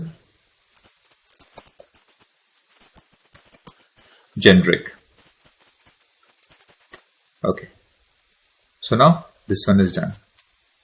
So far what we have did is we have added all the POM dependencies, we have configured the application or properties, we have created the enum, we have created all the DTOs, we have created all the entities, and we have created and configured all the exception in the global exception handler. So this much task is done. So in the next video, we are going to discuss and we will start the designing of how to implement the JWT part. Then this application will work. Right now, if I try to run this, this will not run, this will fail. So we have to implement first the JWT part, then we will try to run this. So that's it for this video, guys. Please like, share and subscribe with your friends, and please do a valuable comment. Whatever the feedback you have and whatever the new projects which you want, please comment. Thank you for watching. Hello everyone, welcome to my YouTube channel. In previous video, we have seen how to create a new project, and we have created all of these DAO, DTO, entity and enums and as well as exceptions. And we have added all of the required dependencies in our application, and we have also added all of the properties required for the development of this complete project. So if you haven't watched that video, then just go to description and check out the link. In this video, we are going to start the development of implementation of JWT. So for that, let's quickly start with this. Before we start with that, first thing what I want to tell you is that in the last video, I have explained all of these stuff, but we haven't created the database. So in order to work this project correctly, we have to create this database first. So you have to search for MySQL and you have to simply create database and you have to put this, and here you can see this. Now the database is created. Now you can use this database and show tables, and here you can see we have nothing for now. Okay, so let's quickly close this. First thing what we are going to do is we have to create the utility. So for that, right click on this, create a new package, and in this package I'm going to create a new folder with the name security. In this folder I'm going to add a new class that is nothing but JWT util. So in this class I'm going to add all of the methods, utility methods like get username from the token, get role from the token, get expiry date from the token, and these all stuff. So let's quickly add those, and I'm going to add component annotation on the top of it so that this bean of this JWT util is managed via Spring IOC container so that you can auto-wire and use it in any places. Okay. Next thing what you have to do is we have to declare a variable which is basically JWT token validity. On the basis of this, we are going to define what is the validity of the token. So I have created private static final JWT token validity. This is for 30 days, 24 hours, 60 minutes, 60 seconds, and 1000 milliseconds. So this will be in milliseconds, equivalent to 30 days. Next thing, what we have to do is we have to create our secret. So private string secret, and on the top of this we have to add an annotation value, and in this one, from which key you want to extract the value. So jwt.secret. This is basically, you can add this particular value in the application or properties. So it will fetch from here is equal to test jwt etc. like this. Or next option is, what you can do is you can go over here, and in this one, if that key is not available, for just default case, what you can do is we can add default secret key for Netflix clone. You can add any parameter, any value. So if this value is not available in the application or properties, then this will be taken as a secret. Okay. Next thing, what we are going to do is we are going to create a method that is private to get signing key. So private secret key. This will basically return a secret key, and I'm going to give it a name. Get signing key. Then we will simply return keys dot hmac sha key for secret dot get bytes. Okay. Next thing, we are going to write one method to retrieve the username from the token. So public string get username from token, the string token, and in this one, to complete this method, we have to generate one method, that is to extract all claims. So let me quickly write that, then we will complete this method. So public tt get claim from token, and in this one, this is a string, we are accepting token, and then we are accepting function, and in this function we will accept claims and t, and then claims resolver. In this one we will create first, let me quickly make this small so that you can see it complete. Final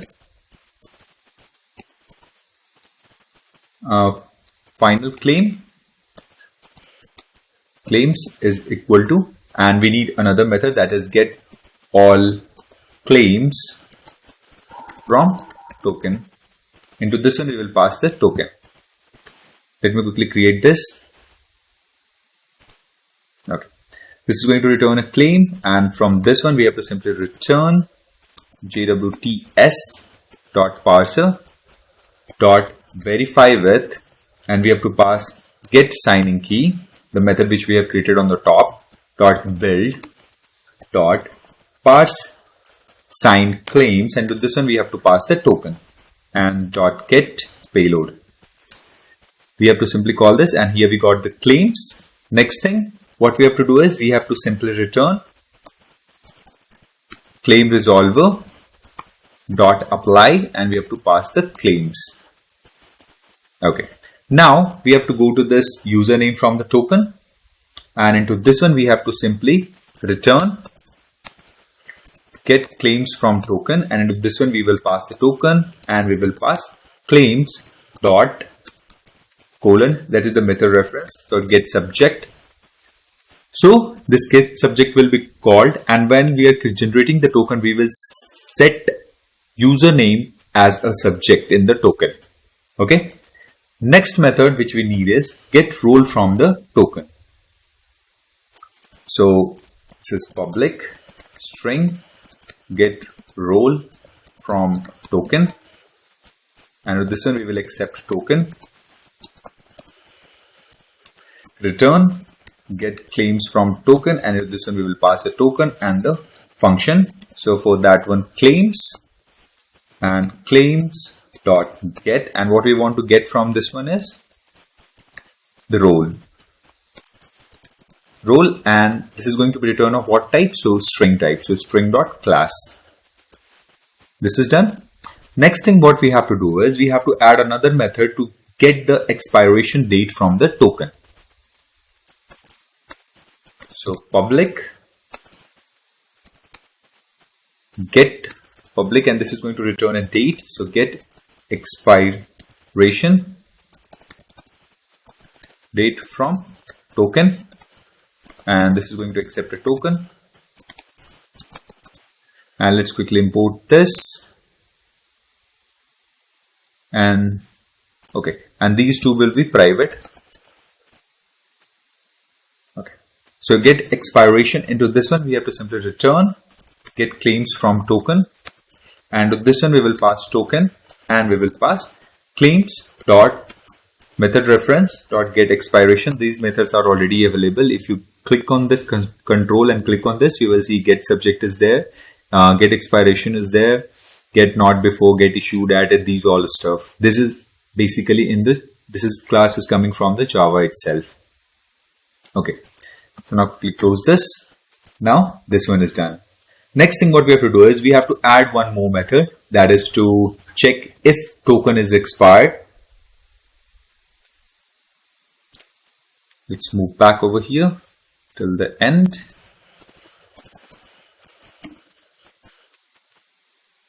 So over here we will add a method private boolean is token expired, string token final date expiration is equal to get expiration from token, and we will get the token.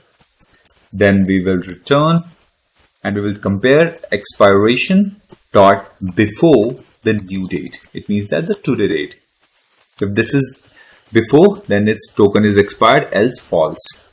Next thing, we need another method to generate the token. So public string generate string username string role and map of string comma object claims is equal to new hash map, and it's automatically imported. Next thing, in the claims I only want to put the role. So role and simply return to generate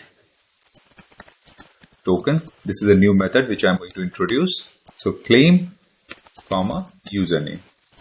So if you want to add multiple stuff in the claims simply means that adding values to the token. So if you want to add multiple stuff like email and other stuff, so you can come and you can add over here like claims dot put dot email comma, and you have to pass email in this specific parameter. You have to add on a specific parameter over here, the string email like this, and you have to set it over here. So now the email will be added, but we don't need this for now.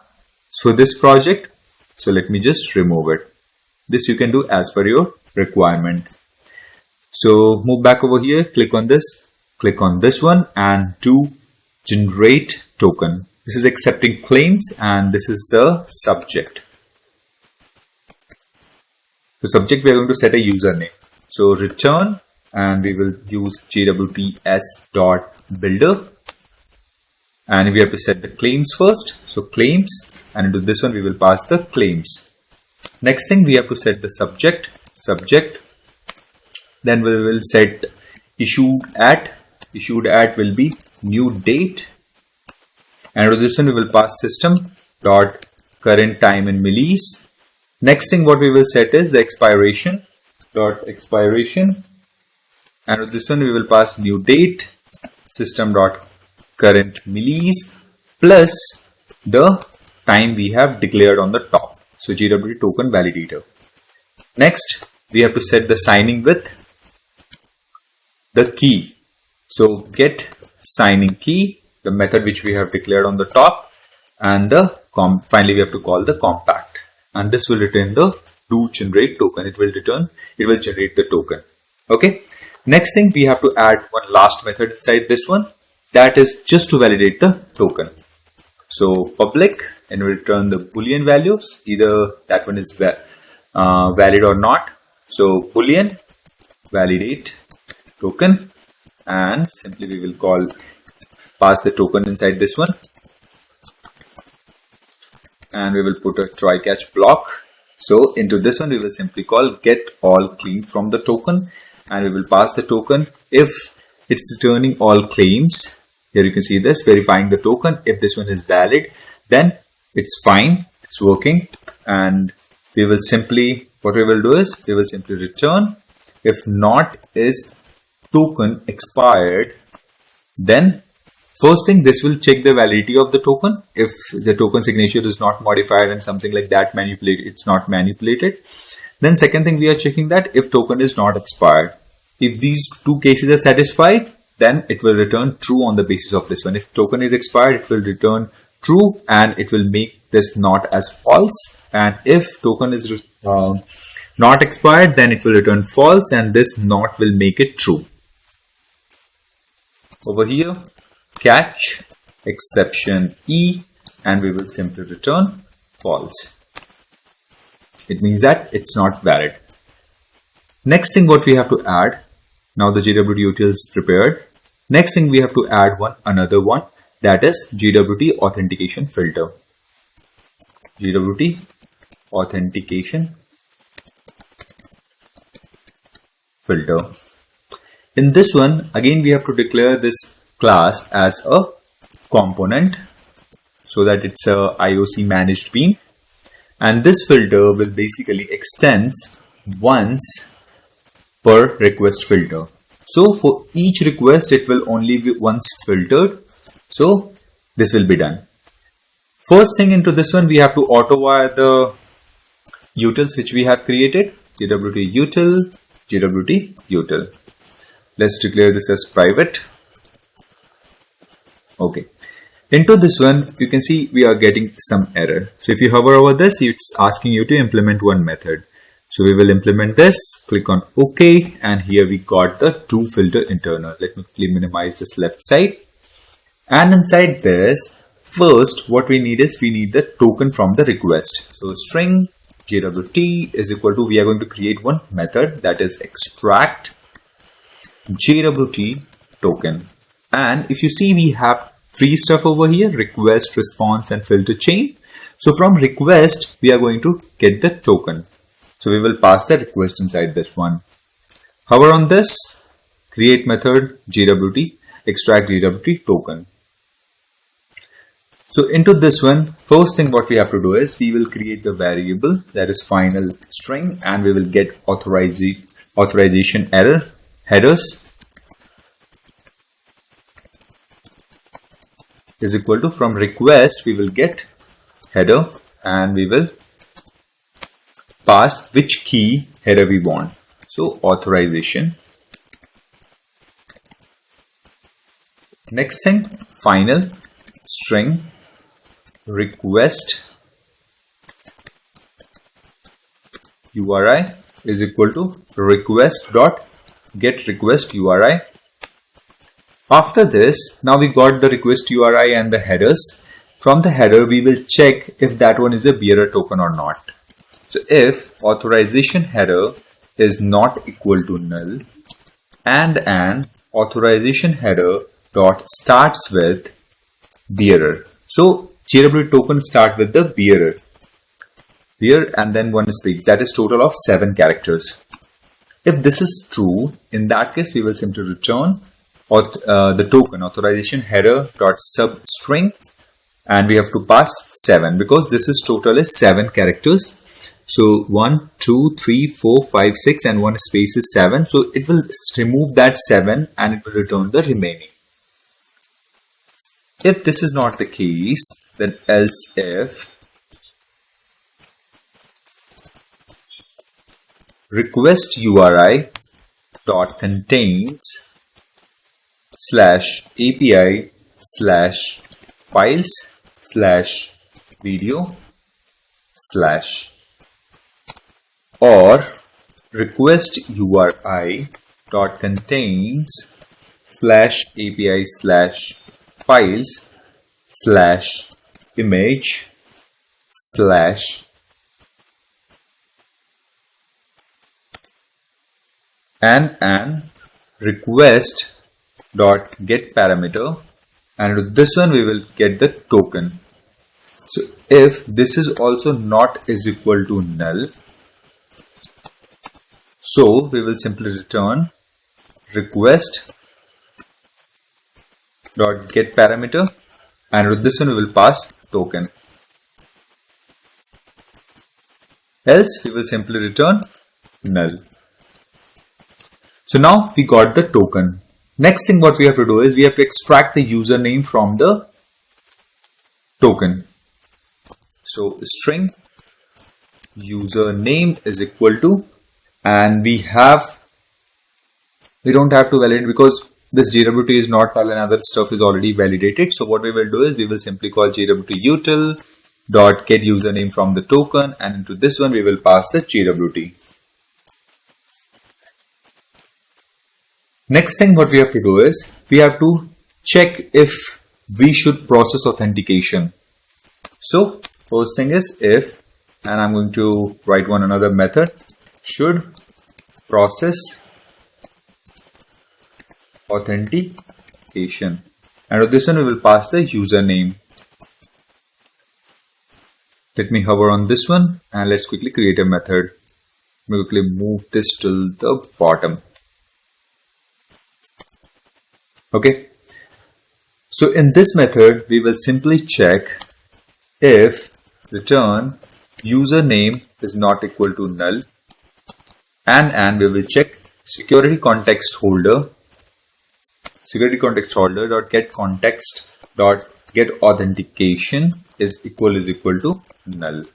It means that this user is not authenticated so far, then only we should validate or not. If this one is already validated, then we will have this condition will fail because we have already authentication token for this specific user. Then it will not do the validation. So okay, so now this time suppose the validation came as true. It means that username is not null and we don't have any existing token for this specific user. So in that case what we will do is we will process the authentication. So process authentication, and with this one we will pass the request, we will pass the token, and we will pass the username. And what we will do is we will simply return chain, this is filter chain dot do filter, and with this one we will pass request comma response. And let's quickly write this method. Hover on this one, create method process authentication. Let me quickly move this to the bottom. Save it. And let's quickly write this one. So into this one, first thing what we have to do is we have to validate the token. JWT util dot validate token, and we have to pass the token inside this one. JWT. And after this we will create user details. User details is equal to, and we have to create the user detail from JWT and username. So I will write another method, create user details from token, and with this one we will pass the JWT and we will pass the username. Hover on this one, we will create another method below this, and in this one we will simply type a string role is equal to JWT utils dot get role from the token, and this one we will pass the token, and we will simply return user dot builder dot, and in this one we will set the username. So we will set the username to this one, then we will set the password as empty string because this is not needed for the authentication purpose. Dot authorities, and we will pass collections dot singleton list, and with this one we will pass new simple granted authority, and with this one we have to set the role. So role underscore, and we have to set the role, and simply we will build this. Now we got the user details object. Next thing what we have to do is we have to simply set authentication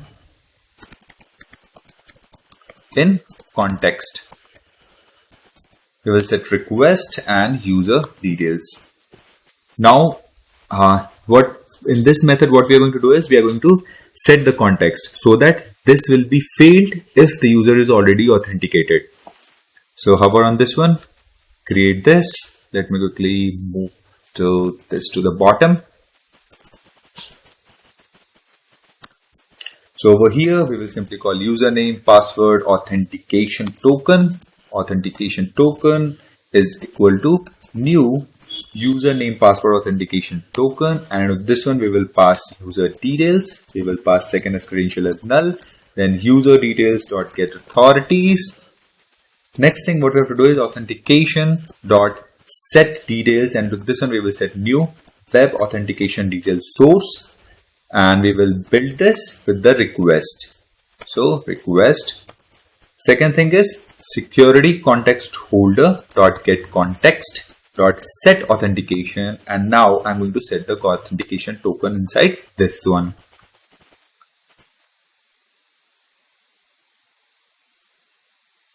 So this is done.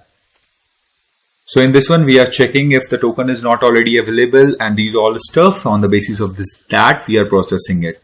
So now the task for JWT util and authentication filter is done. Next thing we have to create one config class, config package. In this config package, first thing we have to implement the security config. So right click on this, click on new package and security, not package. This time I need a class. So new class security config. And on the top of this, we will put @configuration again, just to enable this bean management by the Spring or the IOC container. Then we will enable the web security. Then we will enable method security.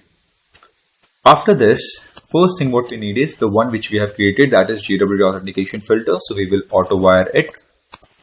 JWT authentication private, JWT authentication filter, JWT authentication filter over here. And next thing what I'm going to do is I'm going to create one variable, that is private static final and string array. This is for the public endpoints, public underscore endpoints. Then we quickly add those.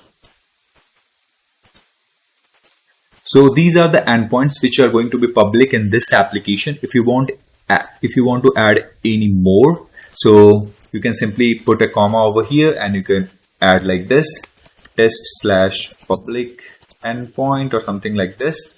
Anything if you want to add, you have to add it over here. Okay, so these are going to be my public endpoints. Just by declaring into this variable, it's not going to be a public. So for that we have to configure this in the filter chain. We have to override, we have to create a bean over here. Before creating that bean, what I'm going to do is I'm going to set a password encoder. So I'm going to keep it public so that I can demonstrate in the database as well during making the videos. This is just for demonstration purpose. So you can set it as a whatever the mode you want to use for the password encoding. So it's going to return a password encoder, and I'm going to simply return .g.springframework.security.crypto.password.no-op-password encoder and .get instance. I'm going to use this. On the top of it, I'm going to use bean. So this is a configuration class. So the bean will be created on the basis of this and it will manage in the IOC container. Next thing, I'm going to make those public endpoints by configuring that in a filter chain. So this is again a bean.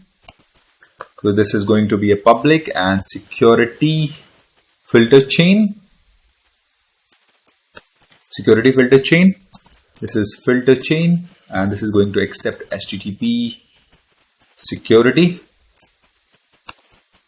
HTTP, and this will throw exception.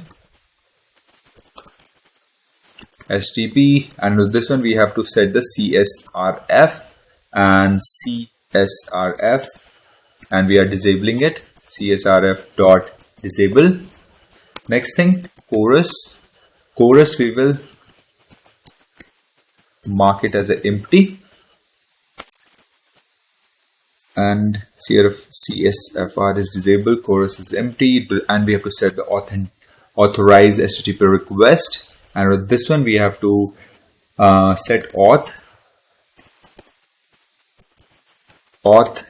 dot request matchers, and with this one we will pass the public endpoints dot permit all dot any request. If these endpoint match any from this one, it will permit all dot any request dot authenticated.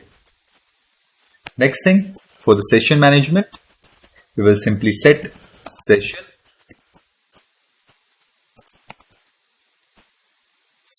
and we are going to have this stateless. So session creation policy, and it will be stateless. Session creation policy is stateless, and then we have to simply call add filter before GWT authentication, and we have to return username password authentication filter class, and we have to simply return http dot build. So this will bypass all of these endpoints, whatever they declared in this public endpoints. Last thing which we have to do is we have to create a configuration class for the course config. So right click on this, click on new, create a class, create config, and this will basically implement web MVC configurer, and this is a configuration class. Okay, so into this one again we need one private variable that is nothing but a string array. So this is allowed origins, and we are going to get it from the application properties. So again, as I have shown you earlier, either you can declare app.course.allowed dash origins, or you can type manually http://localhost from 4200. So either it will fetch, if this is not available in your application or properties, then it will use this as a default one. Okay, so next thing what we have to do is we have to override one method. So alt insert, and if you see over here, or you can directly enter control O, and over here add course mapping, and over here you can see this. Let me just remove this, and this is registry. So over here what we have to do is we have to registry dot add mapping. Into this one you have to add the path API /*. All the endpoints which is starting with the API will be allowed. Dot allowed origins. We will pass allowed origins. Then dot allowed methods. So what method? Those are get, post, put, options, delete, patch, and these all stuff. So let's write this: get, post, put, patch, delete, and option. And then allowed headers. We will write star into this one because I'm going to allow all the headers. Dot expose headers. So in the expose headers we need only location. So let me quickly add that location, and dot allow credentials. Into this one we will write as false, and the max age for this one is 3600. Now the GWT is configured. So in all of the methods, whatever we have added in the GWT filter and the GWT util to generate a token and these all stuff, those endpoint and methods we are going to use in the login one and while registering. In the login, while returning the token and generating the token and returning it, we are going to use those methods. Right now it's configured and now we can run this application and we can test it. So right now only database is created and no tables inside that one. But if I run this, let's quickly check out the logs. So in the last video, I have shown you that we have added two config, one to print the logs, SQL queries in the console and the pretty format. So here you can see this. It's created the table, the users, watch list, video categories, videos, and all things are created. All of the keys are created, and here you can see this. It's up and running on 8080. So let's quickly check in the database as well.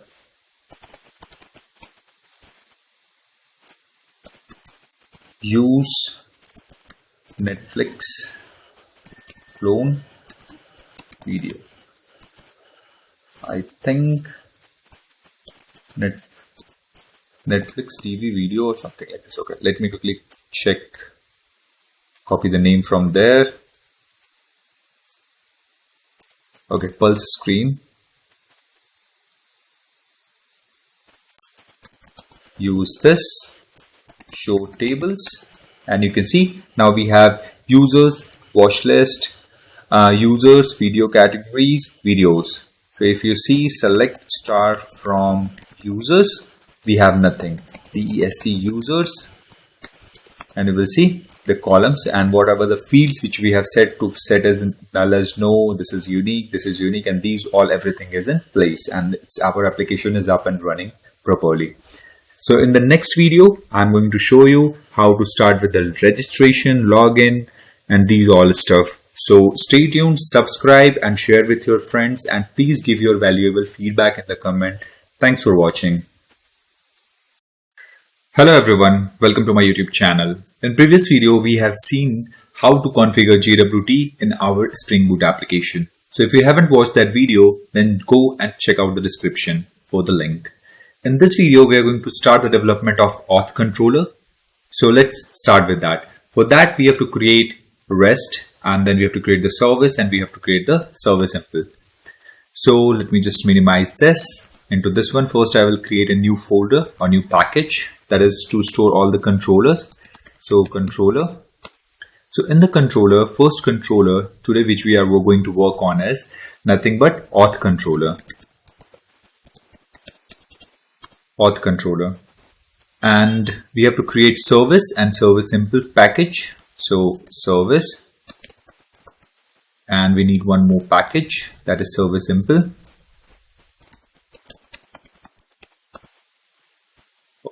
By mistake I have selected class, so let me just delete this. Right click on this, new package. Okay, now we have this. One more thing which we need is util package. We have to write one util class. So util package and hit enter. So before we dive into auth controller, we need two things. One is, you have seen in the quick overview video that whenever we sign up, one mail is being triggered. So we have to set up that mail stuff. And before that, we have to set up one utility method. Into this one, we have to add methods like get user by email or throw, and get user by ID or throw the exception, get video by ID or throw exception. So these all stuff is required so that we can work hassle-free while developing the auth controller. So right click on this, click on new Java class, and I will create a service util. Service utils. Create this class, and this class is again a component. Component basically means this: the object or the bean of this class will be created and managed by the IOC container. And whenever at any place we are trying to auto wire the service utils, then it will directly be injected at that particular place. So in this we need two stuff: auto wired, and we need private. We need user repository. Then I need another one: auto wired, private, video repository, video repository. In this one, I need first method, that is public, and which will return user object, get user by email or throw exception. And in this one, I will accept email and showing an error. So come over here, click on this, import class. Okay. Next thing, return user repository dot find by email, which doesn't exist over there. So we will create it. So hover on this one, create a method find user by email in the user repository. And this will return an optional of what? User. So if we come over here, next thing what we have to do over here is, if this one is available, if not, then or else throw. And with this one, we will pass the supplier. For this one, new resource not found exception. Into this one, we will type simply return user not found with email and whatever email you want to show. Second method after this which we want is public user get user by ID or throw long ID, return user repository dot find by ID. Into this one we will pass the ID dot or else throw.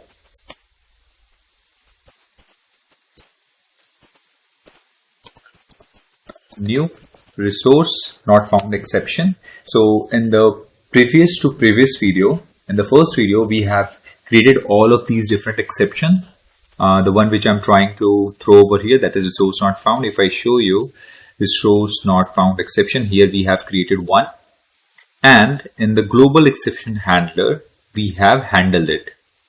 So this we have done in the first video of this series. If you see resource not found exception, so if any exception is there, it will log as a warning and it will return not found with an error message, whatever we are returning. So let's move back over here. So whatever the message, this will be returned with a not found message. Not found the status code. Okay. So into this one, user not found with ID. This one plus ID. Next method which we want is public, and this will return a video object, get video by ID or throw long ID. Return video repository dot find by ID. Into this one we will pass the ID or else throw new resource not found exception, and with this one we will pass the message video not found with ID, and plus ID we have to print. So now we are done with this service utils. So next thing what we have to implement is the email service. So let's quickly jump into the service one. We have to create one service interface, that is email service. So right click on this, click on new Java class and select interface. This will be email service. And now the email service is created as it's an interface, so we don't have to put any annotation on top of this. And in this one, we are going to put two methods. One is to send verification email and another is to send password reset email. So void send verification email, and in this one we are going to accept two stuff. One is to which email you have to share, and you have to send the token. Second thing, void send password reset email. In this one, we will have string to email and string dot to which token you want to share. Next thing what we have to do is we have to implement this interface in a service impl. So new Java class, and we are going to type the name email service impl. And this will basically implement email service. And when you implement this, it will start showing an error because we have to implement those two methods as well, which is declared in the interface. So select this one, select both and click on OK. And before we proceed further with the implementation, what we have to do is we have to put an annotation @service. So what it will do is it will mark this class as a Spring being managed, and this will be managed by the IOC container. In this one, first thing we have to create a logger because we are going to log some of the stuff. So private static final, and we have to create a logger, and we have to use SLFOJ. Logger is equal to logger factory from the SLFOJ.getLogger, and with this one we have to pass the current implementation dot class. Next thing, we need an auto wire for the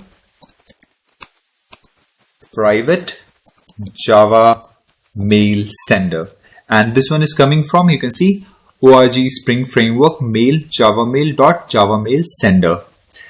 So this one is mail sender. So this will be automatically injected, and this class is coming from one of the dependencies which we have added in the POM. Okay. Next thing, we need the front end URL.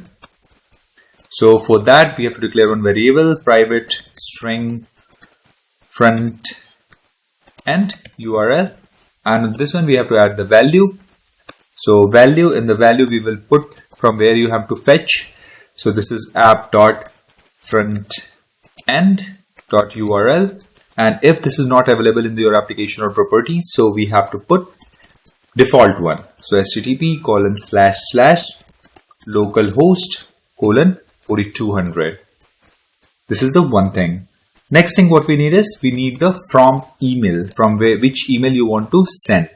So into this one we have to put $open braces string.mail.username, and I'm not going to add a default over here because if I go to the application properties, you will see I have already added spring mail.username as btechdays.care@gmail.com. Here you can see. And another thing is, if you see, app.frontend.url is also added over here, that is 4200, which we are using right now. Okay, so for this one we have to declare private string, okay, not this one, this is private string from email. Okay, next thing, let's go and start implementing send verification email. So into this one we will put the try catch block, try, and we are going to catch any sort of exception EX, and then if anything goes wrong, logger.error, and we will simply type failed to send verification email to whatever the email is, colon, and this one is to email and ex.getMessage, and then finally exception, and throw new email not verified exception, and in this one failed to send verification email. In the try block, first thing what we have to do is we have to create a simple mail message object.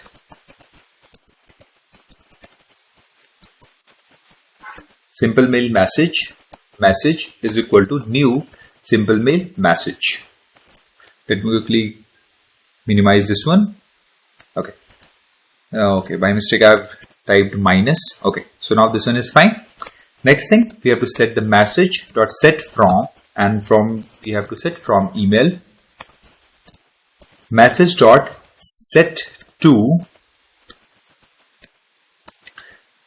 to email. Then we have to set the subject into this one. Whatever the subject you want to send, I'm going to type Netflix clone, verify your email. Next thing, what we have to do is we have to create a string verification link, and this will be from frontend URL plus verify email, and we have to pass the token is equal to, and we have to set the token. Next thing, we have to create a body, string email body, and this you can do whatever you feel like, whatever the message you want to add. Let me just add it. So I'm going to add this: welcome to Netflix clone /n/n. Thank you for registering. Please verify your email address by clicking on the link below. And I have concatenated this link which I have prepared. Then I have left 2 space line. This link will expire in 24 hours. If you don't create this account, please ignore this email. Or you didn't create this account, then please ignore this email. And again, 2 lines break. Best regards, Netflix clone team. Okay. Next thing what we have to do is, now email body is ready.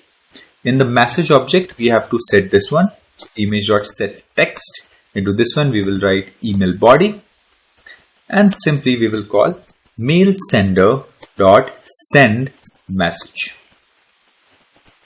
And once message is sent, what we will do is we will add a logger dot info just to inform or just to re-verify, like verification email sent to, and whatever email is sent to, and we have to add to email, and this is done. So now this method is done. Next thing what we have to do is we have to jump into this send password reset email. So into this one again we have to put try and catch block, exception ex. Into this one again we will put the logger dot error, fail to send password reset email to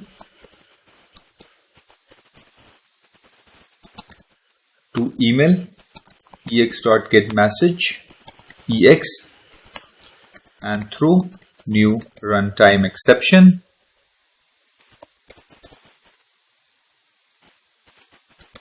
fail to send password reset email. Into this one again we have to create simple mail message. Message is equal to new simple mail message. Into this one we will set the simple message dot set from, and we will set from email message dot set to email message dot set subject. We have to set the subject that Netflix clone password reset. Then we will prepare the link.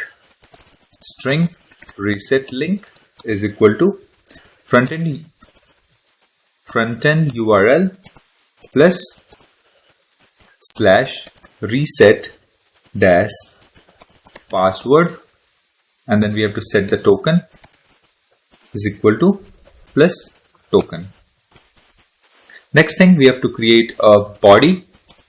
So string email body is equal to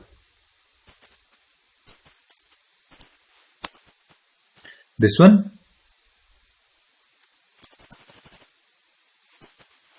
Hi, we received a request to reset your password. Click the link below to reset it, and this is the reset link. This link will expire in 1 hour. If you didn't request a password reset, please ignore this email. Best regards, Netflix clone team. Okay. Next thing is message dot set text. This is email body. And finally, what we have to do is we have to call mail sender.send message. Now this one is done. Once this message is sent, we have to add a logger just to verify if it worked properly. So info, password, reset, email, sent to whatever email you have passed to email, this one. So we are done with the email service. Now what we have to do is we have to jump back into the auth controller and we have to start implementing it. So if I come over here, let's minimize this one, and we have created auth controller and we don't have any service for now. So I will add one service for auth controller. So auth service. I will create one service. Okay, this is an interface. So let me just replace this with interface. Yeah. Next thing, right click on this Java class, auth service, simple. And this will basically implement auth service.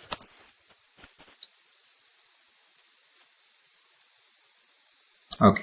Now move back to the auth controller. On the auth controller, first thing what we have to do is we have to add a REST controller. So this is combination of two annotation. If I go dive into it, you can see controller and response body and REST controller. So this basically treats this as a controller where all the requests specific to this one will be landing over here. Next thing, and this will indicate that this bean also be managed by the Spring IOC. So over here, request mapping into this one, we have to set the path /API/auth. In this one, we need auth service. So we will auto wire private auth service. First method which we need is sign up. So it will be like this @ it's post mapping, and we will give it a path /sign up public response entity. This will return a message response. This message response we have already created. Here you can see, let me show you. So in the DTO in the first video, we have created a message response class. It looks like this. If you haven't created, you can create it like this one. I'm using the same over here. So this one, the method name is register. I'm going to put one annotation @ valid. And we are going to accept a request body. And this is nothing but user request. So why we have added a valid annotation over here? If I go into this one, if you want to add any validation logic for these fields or any of the fields, so you can add it as we have did in the other classes. So the same way you can proceed. In this one, we will simply return response entity dot OK and whatever the message being returned from the auth service dot sign up user register. Let's move back over here. Let's quickly change the name for this one as well as a sign up only. So if I hover on this, you can see this method doesn't like. So I will click on this and it will create a message. Message response, sign up, user request and user request. If I jump back, let me minimize this one, and if I jump back to auth service simple, it will start showing an error. So hover on this, implement class, implement method and select this one and click on OK. So if I jump into the auth service simple, first thing what we have to do is we have to put annotation @ service in order to mark this class as a where we are going to put the business logic, and this will also be enabled for bean management by IOC container. So over here we need some of the repositories, so that I will auto wire all the required ones. So auto wire private user repository auto wired. Throughout this we are going to need all of these: private password encoder, This bean we have already created in the previous video for the password encoder. So private email service, which we have created right now, email service. Then we need JWT utils to generate the token. So AutoWire, JWT util, JWT util. This one is also private. Next thing, we need @AutoWire private, and we need service utils, which we have created in this video. So service utils, in this one we contain all of the business utility methods. So in the sign up, first thing what we have to do is, I'm just going to keep this null for now. Okay, let me just quickly change this. If everything is fine, so in that case what we will do is just replace this with new message response, and with this one we will pass a message like registration successful. Please check your email to verify your account. First thing, we have to check user repository dot exist by email. So we have to create one exist by email, and with this one we will pass user request dot get email. So this doesn't exist, this method doesn't exist. So what I will do is I will hover on this and create method into this one. So here you can see this, a new method is added, boolean exists by email, and we are passing the email. So JPay will automatically write the query for this by seeing the name, so that we have to verify by the email, and it will work fine. Next thing, if this exists, so in that case what we have to do is we have to simply throw the exception, throw new email already exists exception, and with this one we will pass email already exists. If this is not the case, then what we have to do is we have to create a user object is equal to new user. Then in the user we will set email, user request dot get email, user dot set password, password encoder dot encode, and we have to set user request dot get password. Next thing what we have to do is we have to set your user dot set full name, user request dot get full name. After this, user dot set role dot user, user dot set active is true, user dot set email verification or email verified as false, and then we need to set string verification token is equal to UUID dot random UUID dot to string, user dot set verification token then we have to set user dot set verification token expiry, so instant dot now dot plus in seconds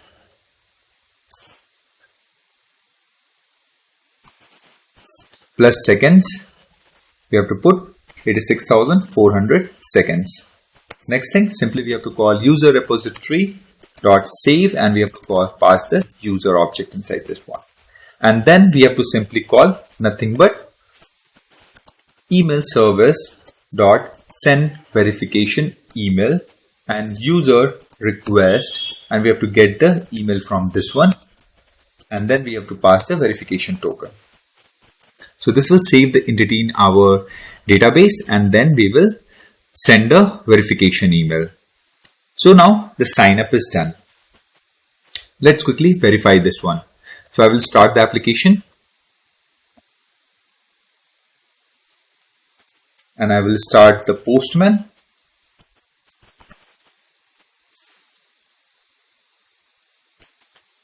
So here you can see this. It started at the localhost 8080.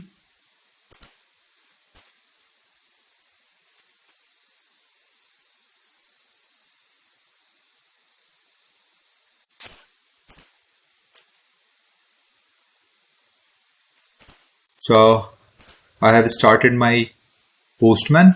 Just give me a sec.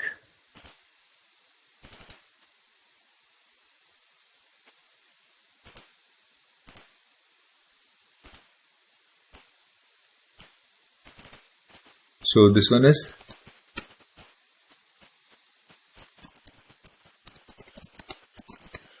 :8080. Then after this, what we have is we have API auth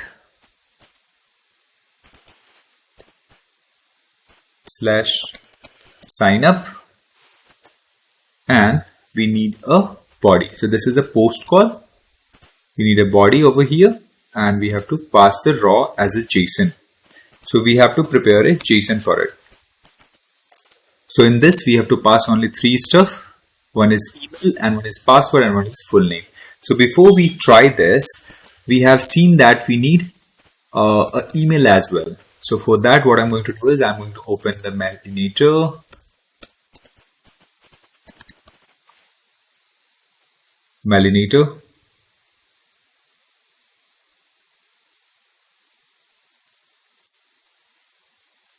public inbox. And this one, I'm going to enter a Netflix demo 1. Okay, Netflix demo 1 will also work. So let me quickly type it over here. Netflix, this one, and the email needs to be Malinator. MAILINATOR, malinator.com, 123456, and name I'm going to do is Netflix demo 1. Now quickly send this.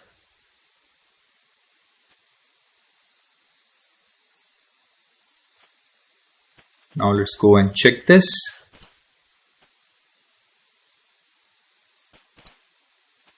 Okay, so the call didn't go through, I guess. So we missed the double slash over here after the colon, and now I've added it. Let's try now. So here you can see this, it's throwing in forbidden 403.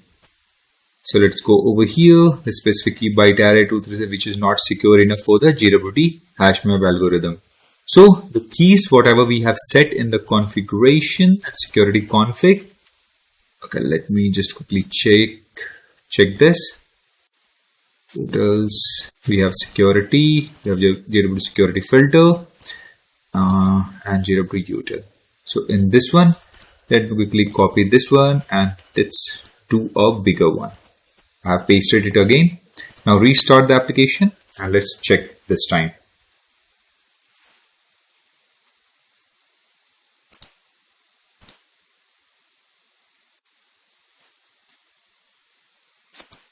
Let's clear this one. Go to Postman. Try sending this again.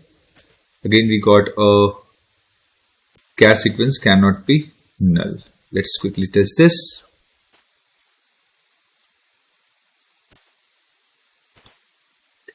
.30. So get username from the token, and this is trying to throw the 4030. Let me quickly check this. So in this one, there is one small issue that if in this case, when this is a public API, so this JWT will always be null. So we have to simply check if JWT is not equal to null, then only we will do this validation. We will try to extract the username from it. So let's quickly add it and save it.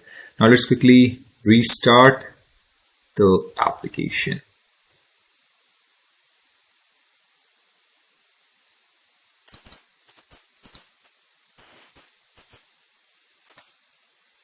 Let's come over here. Let's go over here.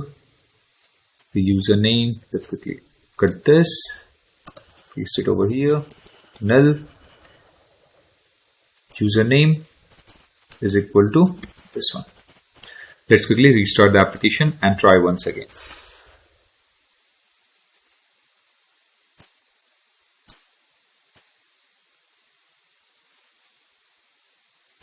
Now our application is started on Tomcat or port 8080. Let me quickly clear this. Now move back over here, send this. And it's processing. And here you can see this. We got the response 200 OK. And if I go over here to the one which we have working. So if you see, we have inserted a user and VRC verification email sent to the netflixdemo@188.com. Let's quickly check this email box. So if we see over here, we got a verification email just now. If I click on this, here you can see this. Thank you for registering. Please verify your email address by clicking on the link below. This link will expire in 24 hours. So the one whatever we have set, it's working fine. Now let's move further. Now we'll move back to the auth controller and start development of the login.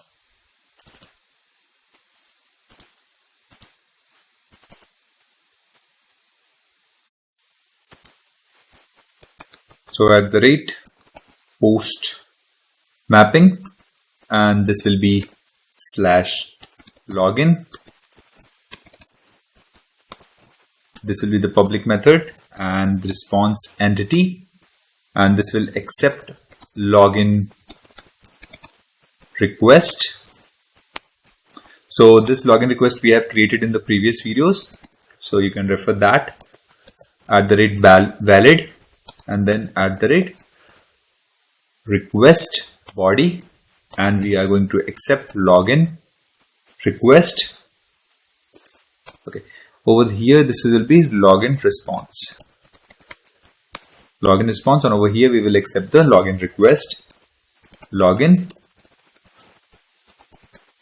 request, and in this one what we will do is we will simply create this one login response.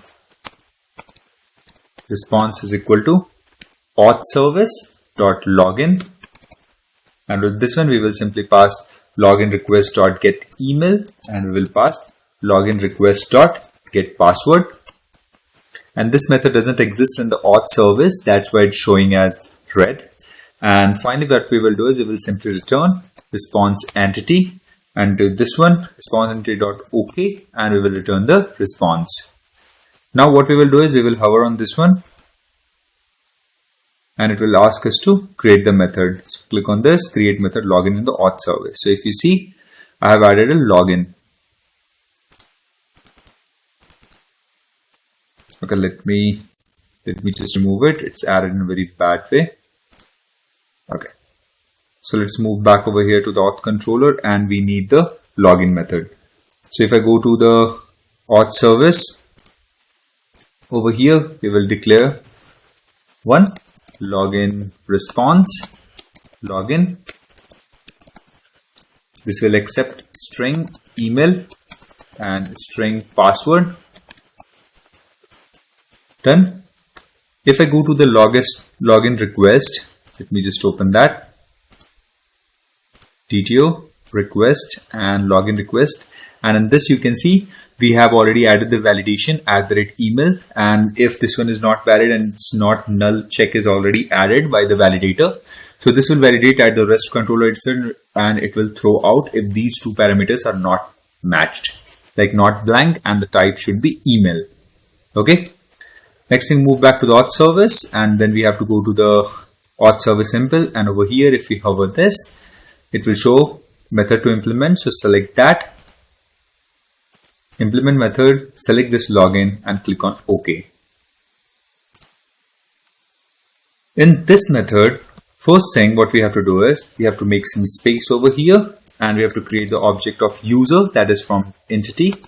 User is equal to user repository dot find by email, and with this one we will pass the email dot filter, and user password encoder dot matches, and with this one we will pass the password and u dot get password, or else throw an exception,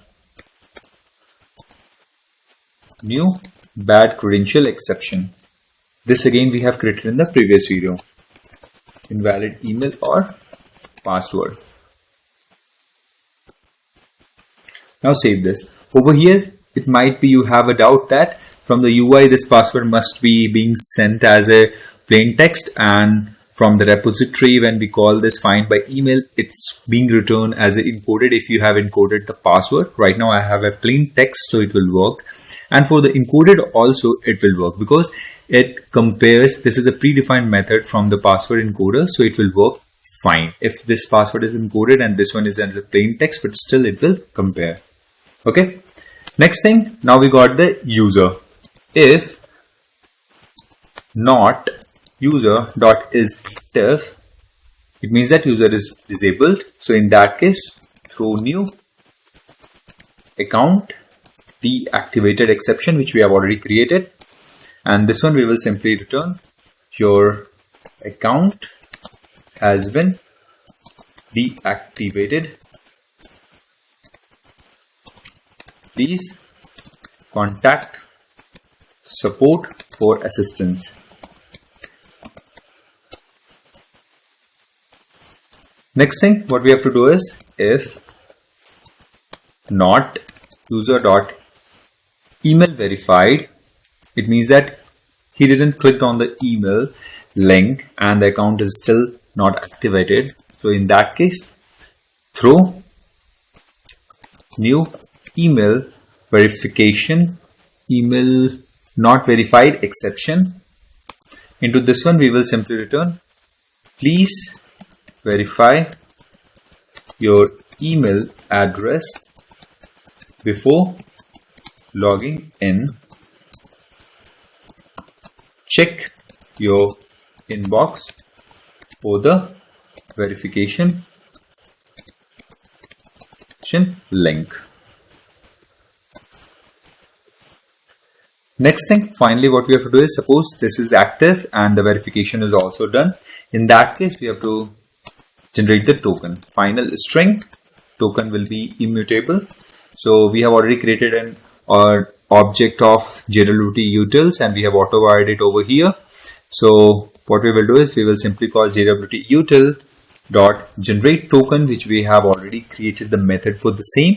In this one we have to pass the user dot get email, and the second thing we have to pass user dot get role dot name, which we have to set.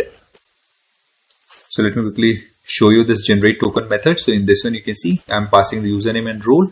So we have created claims. Into this one I'm passing the role as claim, and then in this one I'm passing claims and then subject. Subject I'm setting as a username, and the claims I'm setting all of the claims. Right now I'm setting only role. You can add multiple if you want. Move back over here. Now the token is generated, and finally what we have to do is, now it's time to remove this null part. So return new login response. Into this one token user dot get email, user dot get full name, user dot get role dot name, and now this is done. So let's quickly restart our application and test this login functionality.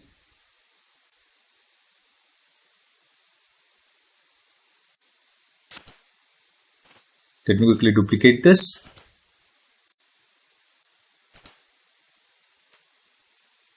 So I think name is not required. And now let me just remove this as well. I will simply pass as empty. And now let's see if we got exception from the REST controller. So if I send it, here you can see this 409 conflict. Okay, this is sign up. Let me check for login. So here you can see this password is required and this message is added at this place. If you see in the login request, password is required. If I revert this, add a password and remove this .com from the end. Send it. Here you can see this invalid email or password. Let me quickly add it back and now send it. Here you can see this, please verify your email address before logging in. So it means that the mail which we have got while subscribing, that is not there.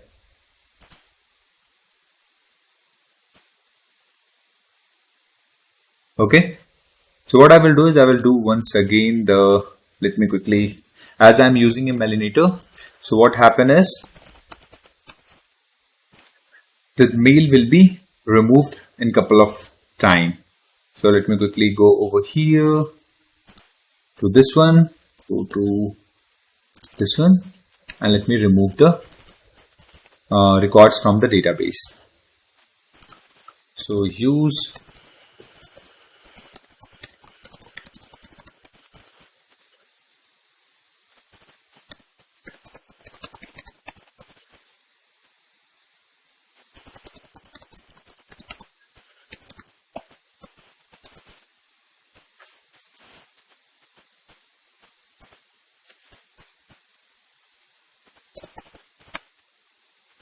okay.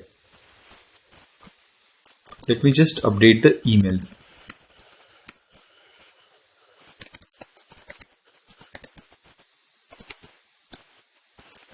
I will just change the email so that the validation is failed and I can work with the another email.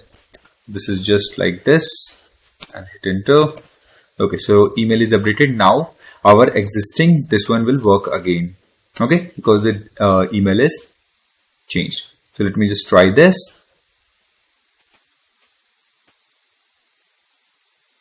So 200, and now I got the mail again, and this time I'm going to verify that. So click on this, click on this one, and this will not work because we haven't created this verify email token. So what I will do is I will go in the database for now and I will mark this verified email verified as true. So update users set email verified is equal to true. So 2 was impacted, and if I go over here and just click on login, so here you can see this, we got the token and we got the email, we got the full name, we got the role. So this endpoint we are going to develop in this video itself, so we will do in a couple of minutes. So now our login is working fine and all of the validation is working as expected. Now let's minimize this one and move back over here. Next API which we are going to do is validate email. So let's go over here and into this one I'm going to put the get mapping @get mapping, and this one / validate email. We have to put in the double quotes. So public response entity. Into this one we will simply return email validation response validate email @request param, and we will simply accept string email return response entity. Into this one response entity dot OK, and we will simply return auth service dot validate email, and with this one we will pass the email. So we will hover on this one, create method in this one, auth service, this one is created and you can manually type it if it's not created that way. Now we will go to the auth service simple, go to the top, hover on this one, implement method, click on OK. So for the validate one, let's just remove this.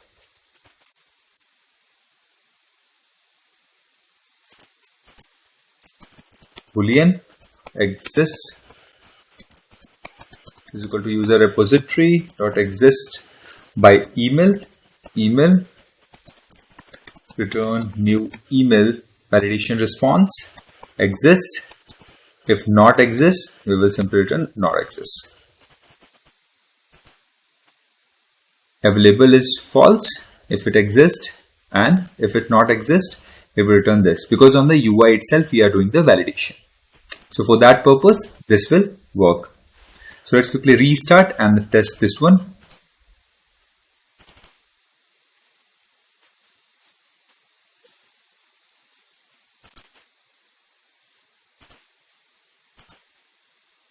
Duplicate tab, and this is a get mapping, so get mapping, and this is validate email.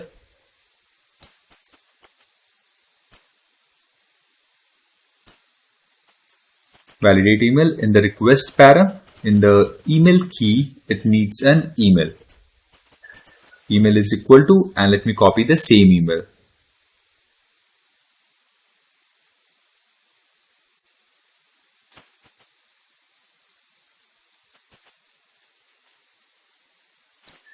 It exists is equal to true, and it's available for a new user account uses, that is returning as false.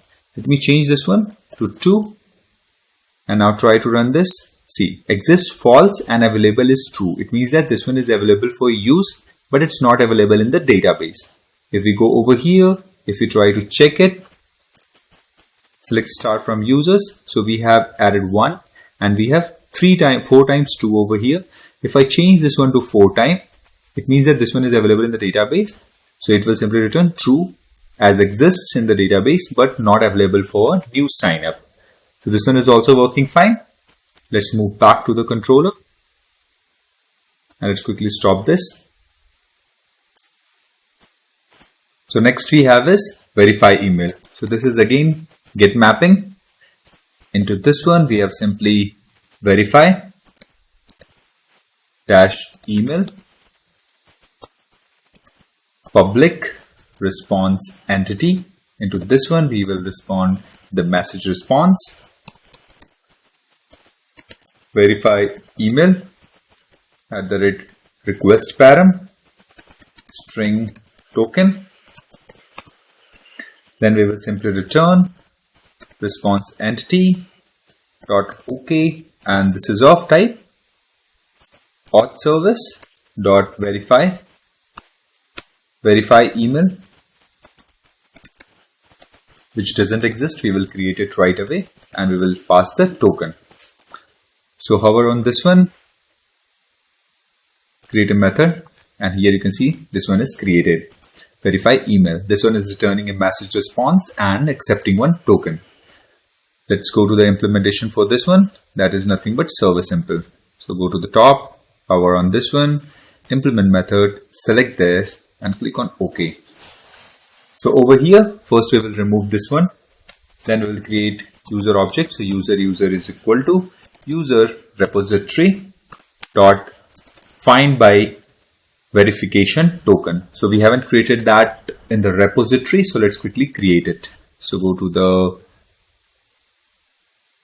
repository DAO, and we will go to the user repository. Next thing we have to add is optional, and this will return user find by verification token.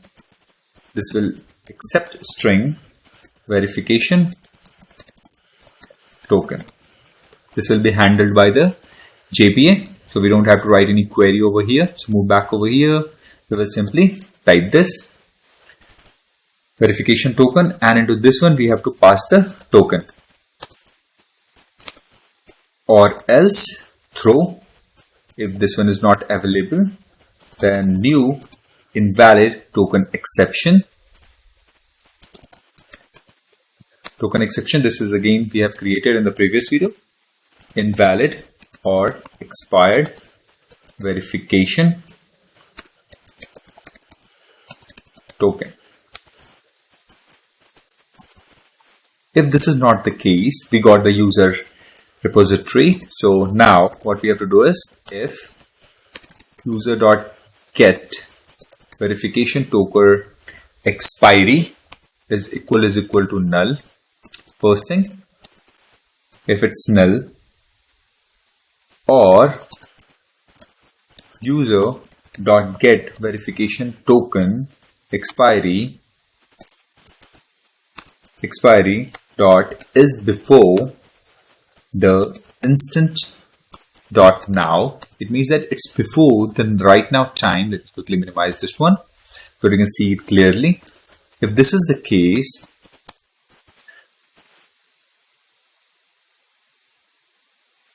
just close this. Okay, close this one. So if this is the case, I think now it's clearly visible. In that case, throw new invalid token exception verification link has expired. Please request a new one. If these are not the case, then what we will do is user.set email verified as true, else we will set user.set verification token as null, and we will set user.set verification token expiry as null, and we will finally save it. So user repository.save user, and we will simply return new message response, and with this one we will simply return email verified successfully. You can now log in. Now let's start this, and we will sign up with an email. We will verify by using this endpoint, and we will try to log in with the same account. So let's quickly move back over here. Go over here, and you can see I have that mail there, and this is already basically we have created as let me quickly delete this one. So I will create a new Netflix 2 demo 2, and here you can see this, we got this Netflix demo 2. So now what I will do is I will copy this one. Let's quickly open the Postman, and I will try to create a new account over here with the demo 2. Now try to send it, and let's see over here if we got a mail over here or not. Okay, so now we got the verification email. Now let's quickly try to sign in with this one, the new one, that is 2. And here you will see the message that please verify your email before you log in. We will use this validate is already working. Next one is duplicate tab, and this is for nothing but verify email. This is a get mapping, and in this one we have to simply pass the token. So verify email, and we have to pass the token instead of. Okay, so we don't have to use this one. From the mail only, when we click on that URL, it will be called, right? So let's quickly move over here, and we have this URL already ready. So we will click on this, and we will see, okay, localhost refuse the connection. So let me quickly copy this one, this much part. Okay, so this one is going in the front end, but it's not working because front end is not loaded. Let me quickly move over here and paste it, because I'm going to paste the token. So if I send this, here you can see this email verification successfully. You can now log in. Now if I go over here and not over here in the login, you can see I've tried with the demo 2. Now if I try to send again, now I got the token because without updating in the database directly. So the flow for this one is working fine. So verification is done. Next thing, we want to resend the verification token. For that, we have to develop an endpoint. So move back over here. Let me please stop this. For that, we need to add one another endpoint @ post mapping. This will be resend verification,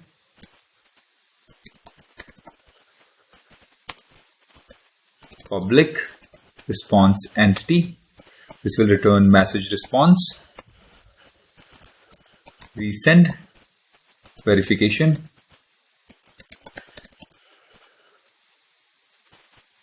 and this will accept and validate valid, and request body, and this will request email request, and this will simply return a response entity, and this will be OK auth service dot resend verification email. Into this one we will pass email request dot get email, and simply done. We can keep the name as same, resend verification. So hover on this one, it will ask you to create a method. So let's create it. We don't need this one because these are already added at the REST controller. So if I go over here to auth controller, in the email request, these all stuff is already added. So at the service layer, we don't need it.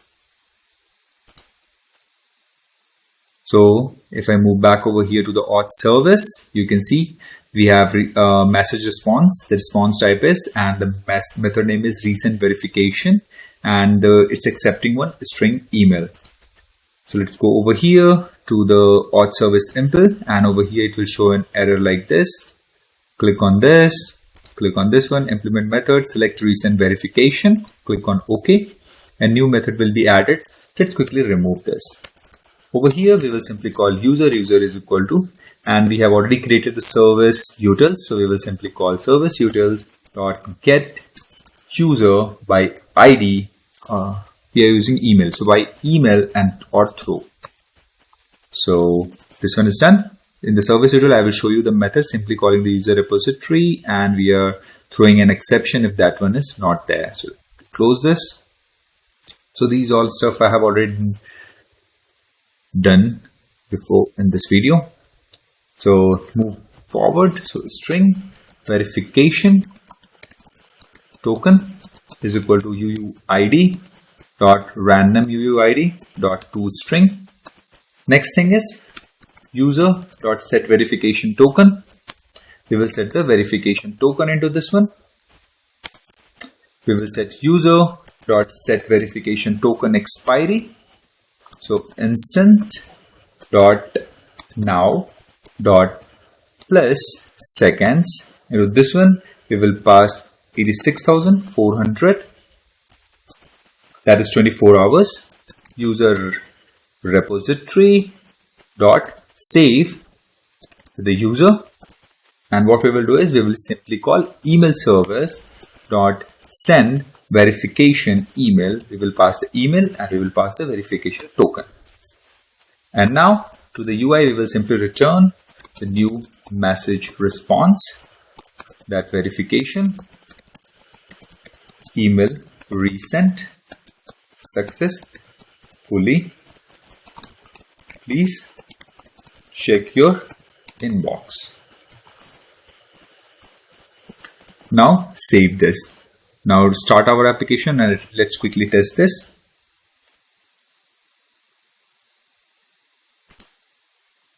To test this, again we have to sign up with a new account. So I'm going to sign up with a 3.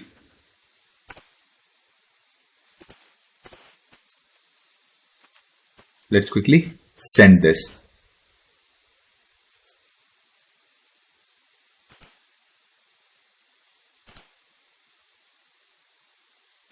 So now I need Netflix demo 3. So back to inbox. Now I need 3.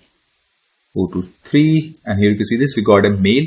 But with this mail, I'm not going to verify. What I'm going to do is I'm going to use a new one.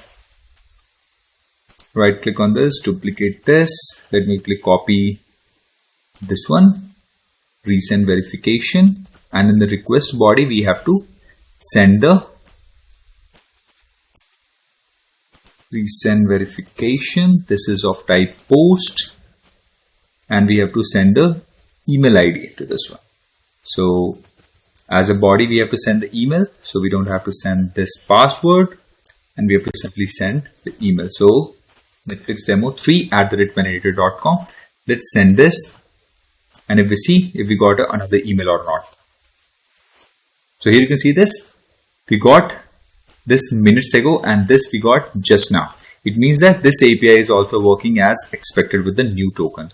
So now if we go and if you search in the database with this token, we will get it. So let's quickly test that as well. Select star from users where verification underscore token is equal to this one. Here you can see this, we got one user, that is nothing but demo 3. If you see in the same email, we got 2 emails.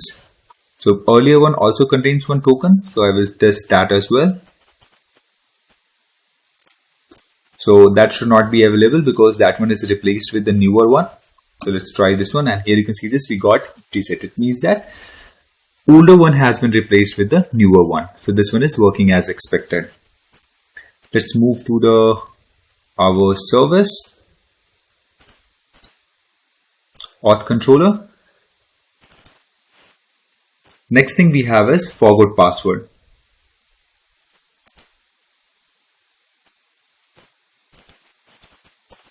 So @post mapping, and in this one we will have forgot password. So forgot password public response entity, and this will return a message response. Forgot password, and this will accept valid @request body, and this will accept email request,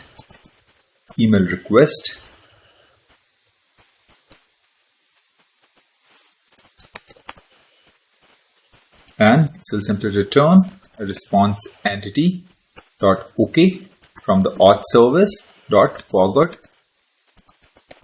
password, and this will accept email request .get email. So the validation for the email is already done at this email request. Now we have to move over here, click on this one, create method. These validation are already there, so this one is not required at this place. Forgot password, and this one is added over here. Next thing, we have to give the implementation for this one. So again, we have to go to the auth service impl. Move back over here. You can see this is showing an error. So hover on this one, implement method, click on OK. Let's remove this one. So again over here, user is equal to service utils dot get user by email or throw exception. So email.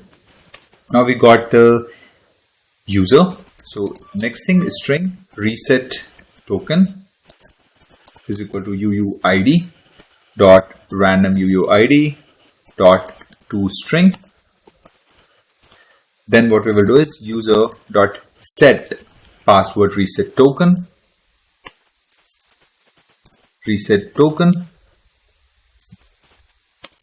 then user dot set password reset token expiry to instant dot now dot plus seconds. This one we will pass 3600, that is 1 hour. And what we will do is we will simply call user repository dot save, and with this one we will pass the user. Next thing, we will simply send the email dot send password reset email. With this one we will pass email, and second thing we have to pass the reset token, and simply we have to return a new message response, that is nothing but password reset email sent successfully Please check your inbox. Now let's restart the application and test this. Okay, so it's showing some error. Okay, so we have forgot to put the semicolon over here. So let's start this one. Let's go to auth controller and let's open Postman, duplicate this one, and we have to simply change this forget password endpoint.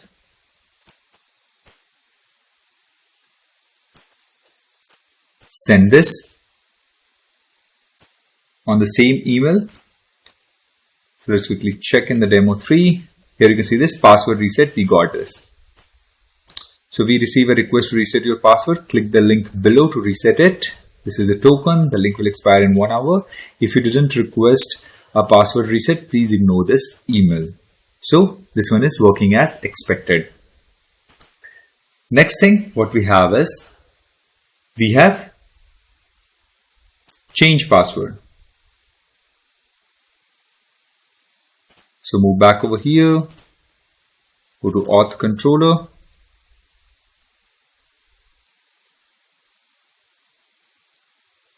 We have reset password. So move back over here at the rate.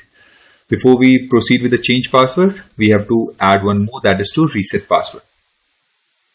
So at the rate post mapping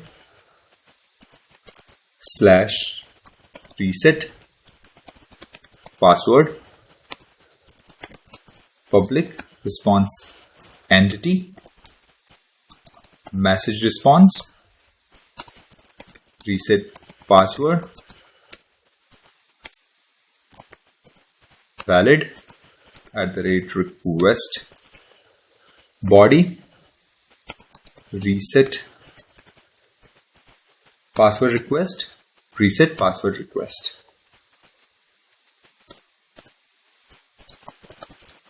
So if we go inside this one, we will see we are getting the token and we are getting the new password. So new password must be at least 6 character. So move over here, move over here. This will be the reset password which will be called. So if we go and check over here, here you can see this reset password. So this, when we click on this specific endpoint with this token will be called and it will ask for user for a new password and other stuff. Okay. So into this one, we will simply return response entity dot OK auth service dot reset password. And with this one, we will simply pass reset password request dot get token and we will pass reset password request dot get new password and simply close this one.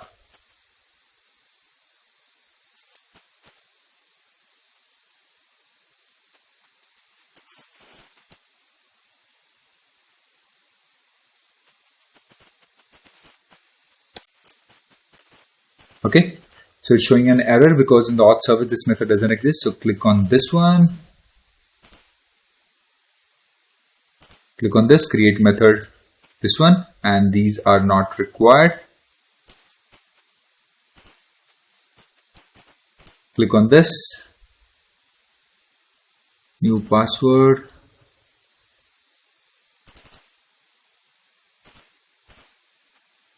auth service, okay.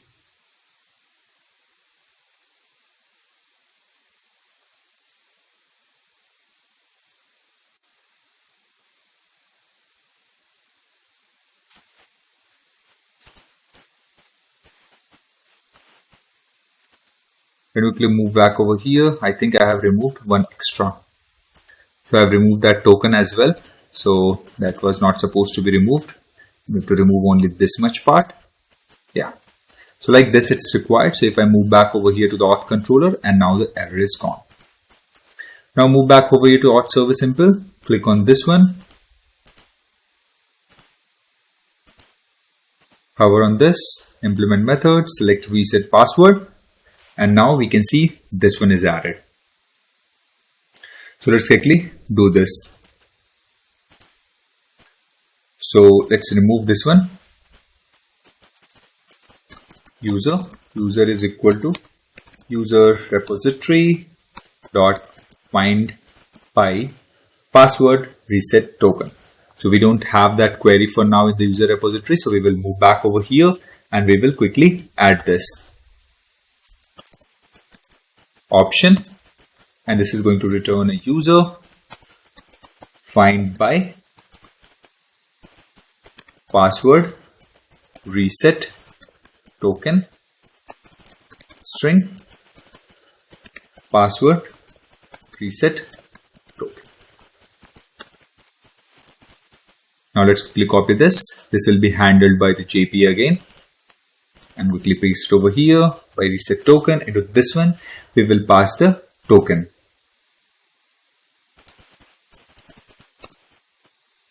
Then, if this is not the case, then all else throw exception.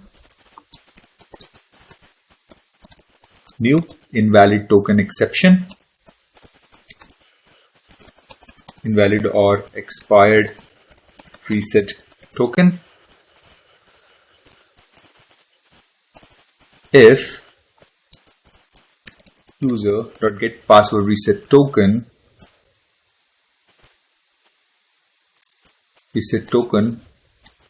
expiry is equal to null, or user.get password expiry token expiry dot is before the instant dot now. So in this case, we will have to throw the exception. Let me minimize this so that you can see this clearly. So this will what we have to do, throw new invalid token exception reset token has expired. Next thing, if this is not the case, then what we will do is we will simply return user.setPassword, whatever we have got by using the password encoder.encode, and we have to set the new password into this one. User.setPassword reset token as null so that they can't use the same token again. User.setPassword reset token expiry as null. And simply we will call user repository.save user. And we will return new message response. Into this one we will return password reset successfully. You can now log in with your new password. Now let's test this. So I have started the application. Let's move back over here to the auth controller. And this is a post mapping, and in this one we will need the older token and the new password. Okay, so this one is failing due to some issue. Let me quickly check this.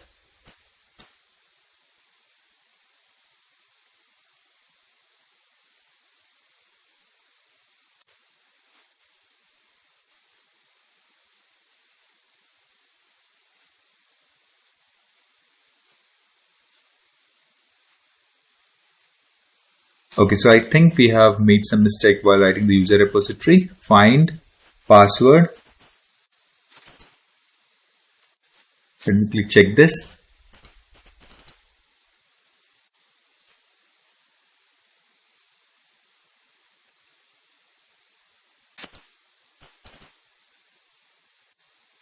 Find by password reset token. Let's quickly check if we have this password reset token in the PTO, the entity, user.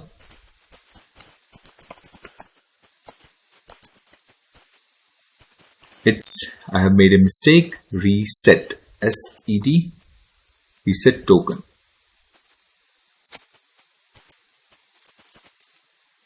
Password reset token. So let's quickly start our application and try to test now. Okay, so set, okay, we have to change this one, password reset token expiry, set password reset token. Now let's try to start this. Okay.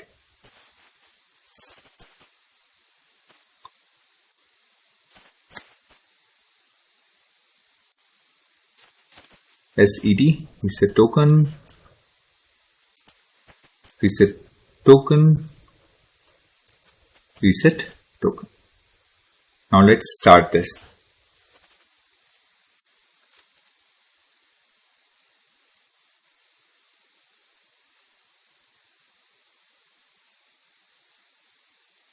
And here you can see this. Now our application is up and running. So let me quickly minimize this one. Go to auth controller and just move back over here to the postman. Copy this and duplicate this one. Let's quickly copy this reset password. Go to body. In the body we need email and we need the token. So we will get the token for the password reset from this one. Move back over here to the postman. We will pass the token inside this one as well.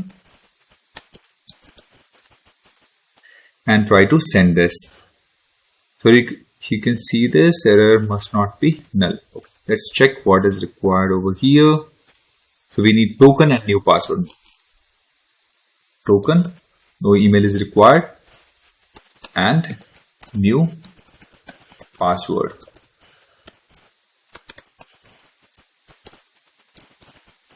Earlier was 1 2 3 4 5 6. 5 it was. Now I've added 6.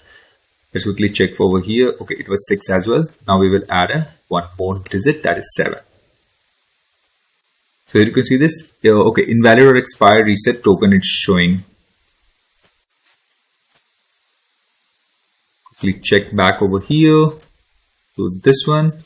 Let's check over here. Invalid or expired reset token. So it means that one is expired.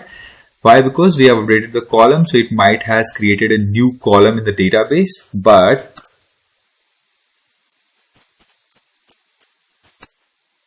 so here you can see this password reset token, it has created a new column instead of updating the existing one, so that's why it's null. So we are testing for the user 3. So what we have to do is we have to copy this token. Okay, this is a token, right? C, and this is B3. So we have to set this over here. So update users set, because these two columns are not there for now.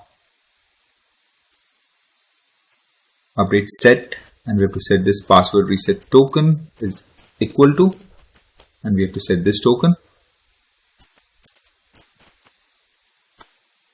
and we have to set password reset expiry token is equal to this one, where ID is equal to 4. Here you can see this. Now this one is added. I've simply added the values from the existing one to the new fields. And now if I go over here, now try to reset password. Here you can see this password reset successfully. You can now log in with the new password. So if I go over here to the login, so this is my third account. If I try to log in, it will not work because we have changed this one till 7. Now send this, and here you can see this. It's asking for me to verify the email. It means that its logging is working fine. Now we are able to find the user, and this verification email, we have this exception or the error we have returned from the service. So it means that this one is working fine. Next thing we have is change password. So move back over here. Let's quickly stop this, minimize this one, move back to the auth controller, and with this one we will add a change password. So at the rate post mapping password public response entity, and this time it will be question mark because it can return a different values. Change password authentication.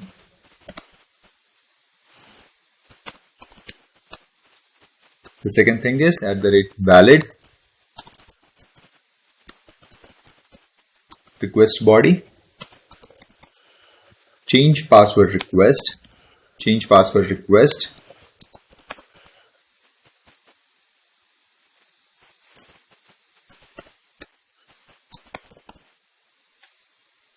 let me quickly make some space over here. Okay, in this one, first thing we will get the email. So email from the authentication.getName.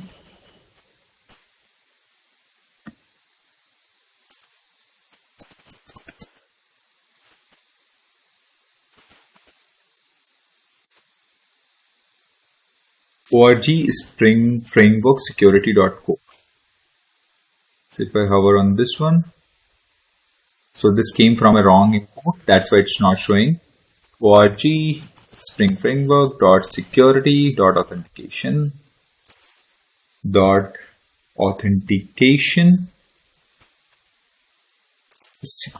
Spring Framework Security, then core .authentication. Yeah. So over here, now if we try to search for get name, yeah, this one is working fine this time. Okay. Once we got the email, we have to simply return response entity.ok, and this one we will call this auth service.change password. Into this one we will simply pass email, we'll pass change password request.get current password, we'll pass change password request.get new password, and simply close this.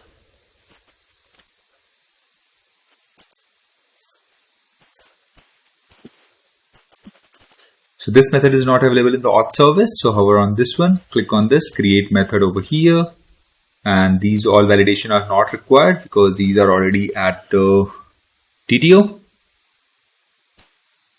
And we are not calling this internally to validate over here. The return type is, for this one is again the message response over here. So go to auth controller, auth service simple, and over here it will start showing an error. So click on this, hover on this one, implement method, select change password, click on OK. So in this one, message response, and we are getting this email, change current password and new password. So simply remove this one. First we will get user is equal to service utils dot get user by email or throw exception. So email, we will got the user object. If not password encoder dot matches, into this one we will pass current password comma user dot get password, then throw new invalid credentials exception.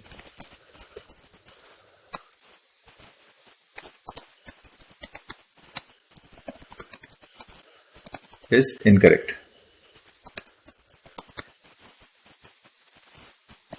If this is not the case, then what we will do is user dot set password and password encoder dot encode and new password and user repository dot save and save the user, and simply return the message. So return new message response, and to this one we will simply return password changed successfully. Quickly test this one. So go to auth controller, start our application, and let's test the change password. This is a post mapping. So move back over here, right click on this, duplicate this one. Now application is up and running at port 8080 if you see. Then we quickly minimize this one. Change password. In the change password, it needs a current password and the new password. So in the body, current password and a new password. So I'm just passing this wrong as a current password. So if I try to send it, here you can see this 403. And if I go over here you can see, okay. So this is not a bypassed API. So we have to pass the token into this one. So go to login and okay. So let me verify this email as true. So move back over here. Set email verified as true for all emails. So now here you can see this. Now this verification email is true. Now if I move back over here, send this. Now we will get the token. Now we have to send this token as a header in the last one. So in the headers, in the authentication, we have to select over here the bearer. We have to pass the token and we have to send this. So you can see this current password is incorrect. But for this user, we have the current password as 12345667. So 12345667. And now I'm going to set a newer one as 8. Now send it. And you can see this password changed successfully. Now if I try to send it again, it will fail because current password is this one, which we have already updated. So now this one is working as well. So over here, if you try to get it again, it will not work. You have to get it by using 8. Okay, sorry. 7 and 8 as well. So send it, and here you can see this, we got a newer one. So let's quickly minimize this one and minimize this one as well. So let me just stop our application, go to auth controller. In the auth controller, last endpoint which we need in the auth controller is nothing but @get mapping. And with this one, we will simply call as, this is to get the current user.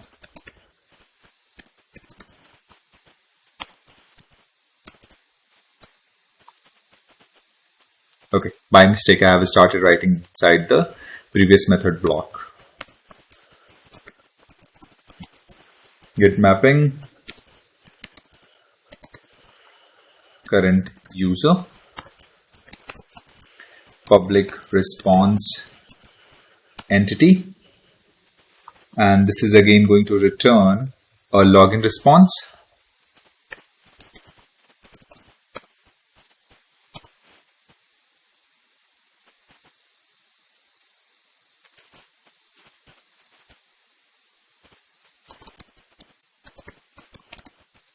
Current user, and this will simply accept authentication string email is equal to authentication dot get name, and it will simply return response entity dot OK auth service dot current user. Into this one we will pass the email. So now hover on this one because this method doesn't exist. So create this method, login response, go to auth service simple, and we will provide the implementation for this one. So in this one, we have to simply hover on this, implement method, select this current user, remove this one, user is equal to service utils dot get user by email, and we will get this email. And we will simply return a new login response, and with this one we will pass null user.getEmail. You have to pass user.getFullName. You have to pass user.getRole.name. So this constructor we have already created in the login response. It is all our constructor, and we are passing all the 4 values. So we are passing token is null, and we are passing the remaining values. So now this one is done. So let's start our application. Let's quickly test this. Okay. So I have missed a slash over here. So on the starting of this current user, you have to put a slash. Let's start our application and let's test this. Open a Postman and duplicate this one. And in this one, this is a get call, and in this one no body is required, so none. and we have to pass the token, because from the token itself it's picking up the value, the email. Let's clear this one. Our application is up and running, and send this. So here you can see this, we got the token as null, we got the email Netflix demo 3 melinator.com, and we got the full name and we got the role. So that's all for this video, guys. We have developed the complete end-to-end auth controller and we have tested all of the endpoints. So just stay tuned, subscribe and share with your friends, and thanks for watching. Hello everyone, welcome to my YouTube channel.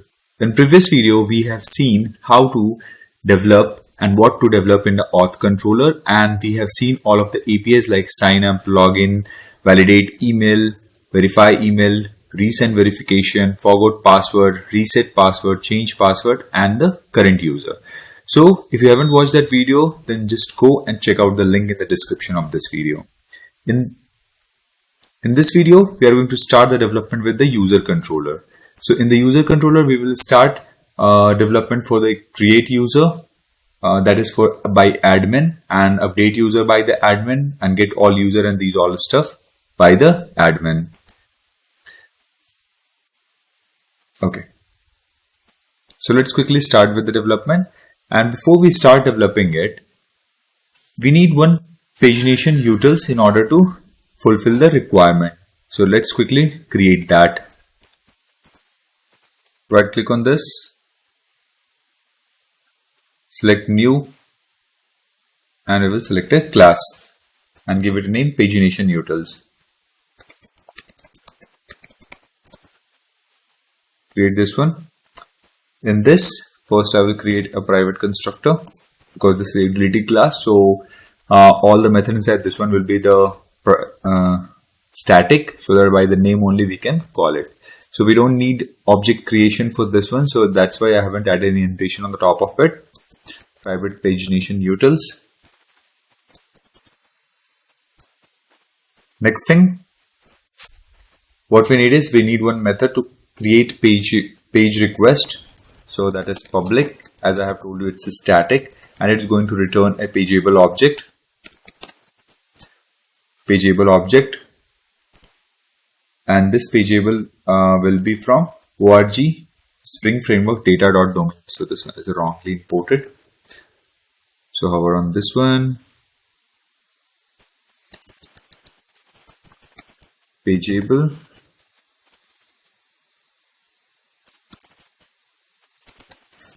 This one we have to select pageable, and this one will be simply create page request, int page, int size, and string sort by, and we have to simply return pageable request. It's a page request dot off, and we have to pass this page and then size. Then we have to sort by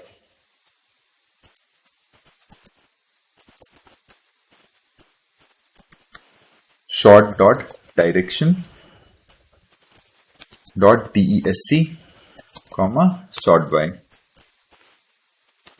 First thing is this one. This will basically return the data in the descending order and sort by specific field, whatever field you want to pass. So over here, if I pass any field, on the basis of that, it will return sorted in the descending order. Next one which we need is to create page request. That is without the sorting stuff. Create a static pageable. Create page request. Into this one, we will simply accept int page, int size, and return page request dot off. Now this one we will pass page and size. That's it. Next thing, to page response, we need another method, public static, and this is of type p comma r, and this will be page response of type r to page response. These methods are basically going to utilize while returning the page object, pageable objects. Like when we scroll till the end, it will auto fetch another 10 like that. So these are going to be used for that purpose, to page response. And in this one we will accept page t page, and we are going to accept one function of type t comma r. We are creating a generic one so that we can use it as a multiple place. Mapper, make some space and import class. First one for the function. Next thing inside this one, let's minimize this. What we have to do is we have to create a list of R. This is nothing but content is equal to page.getContent.stream.map, and whatever you want to map, you can use a mapper dot to list.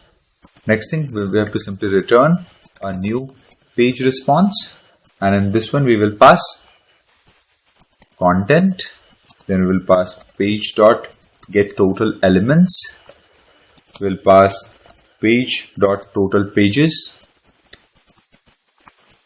we'll pass page dot get number, page dot get size.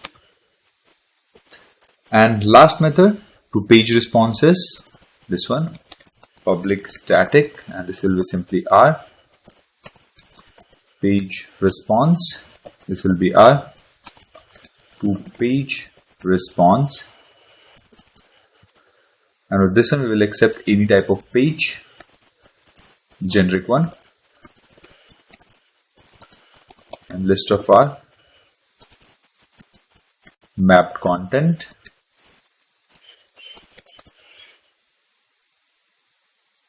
and this basically we are going to use to convert a Spring Data page to a custom page response DTO, whatever we will pass.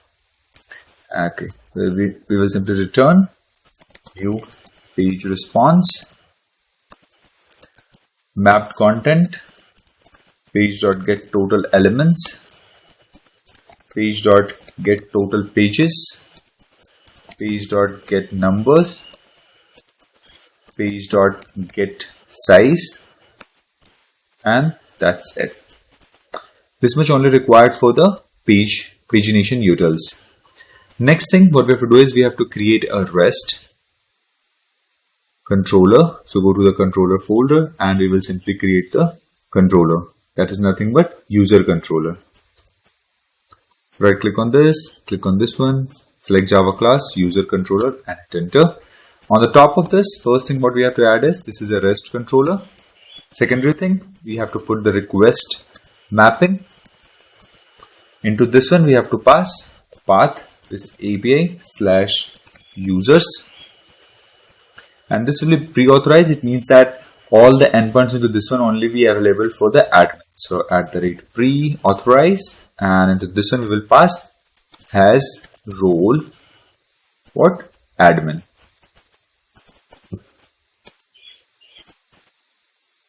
So if user is having admin role, then only whatever the endpoints we are going to write into this one will be usable. Else these will not work. It will return 403. So first we have to auto wire nothing but what? Private user service, which we haven't created yet. So let's quickly create that. Come over here, click on new Java class, select interface, user service.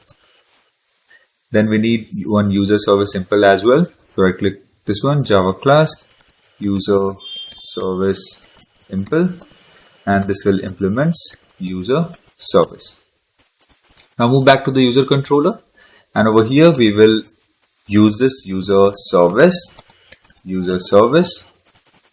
and first API which we are going to write is nothing but to create a user. So @post mapping, and with this one we will simply return public response entity.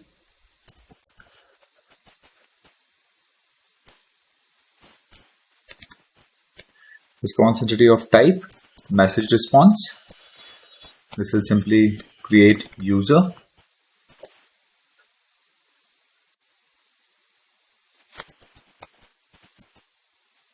response entity of type message response, and the name is create user, and this will accept one request body, and with this one we will simply request user request,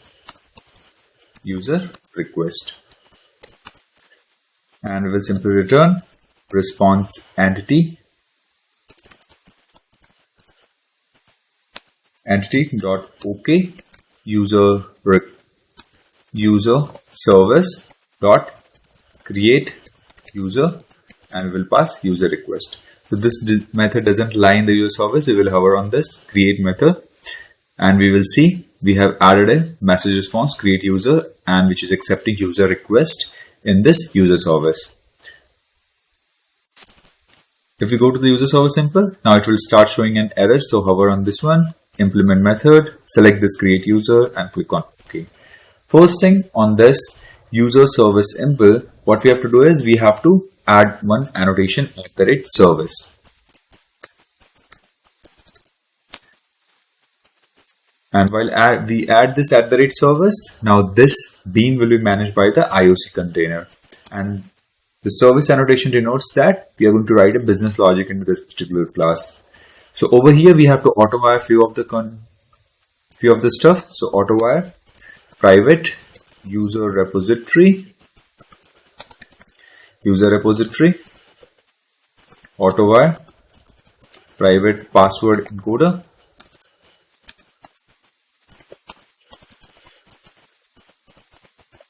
@auto-wire private service utils,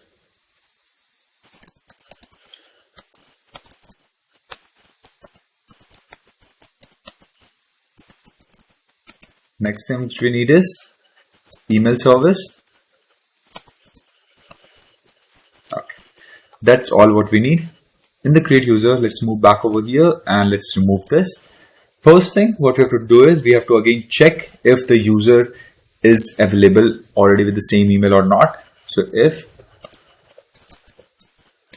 user repository dot find by email, and with this one we will pass the user request dot get email, and this query is going to return an optional, so we will check is present. If this is not the case,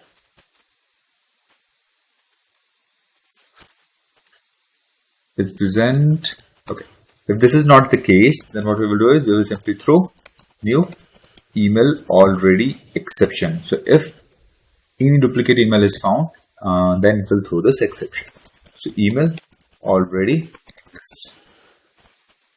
Okay. Next thing what we will do is we have to validate the role.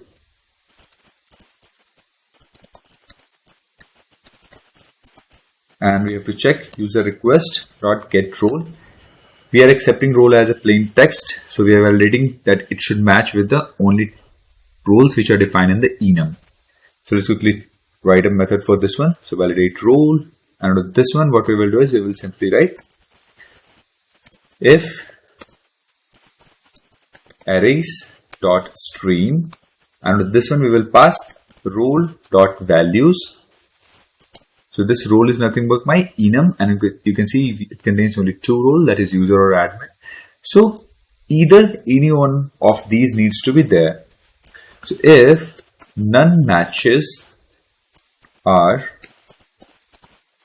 r.name dot equals ignore case and role string.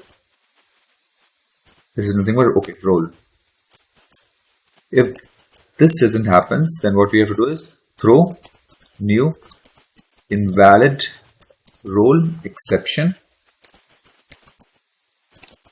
invalid role string. Now save this, make some space over here. Yeah. Next thing what we have to do is we have to create the user object over here. So user import this class, user is equal to new user, user.set email. To this one we will set the email from user request.get email. Then we will set user.set password, password encoder dot encode user request dot get password. Next thing we have user.set full name, and we will simply call user request dot get full name. Next thing what we have to do is we have to set the role. So user.set role, and with this one we will set role dot value of user request dot get role dot to uppercase. Then we will set user set as active is true, and simply we will generate the verification token. So string verification token is equal to uuid dot random uuid dot to string. Next thing we will set this verification token. So set verification token, and with this one we will set the verification token. Next thing we have to simply set user.set verification token expiry. So into this one we will simply set instant.now plus seconds,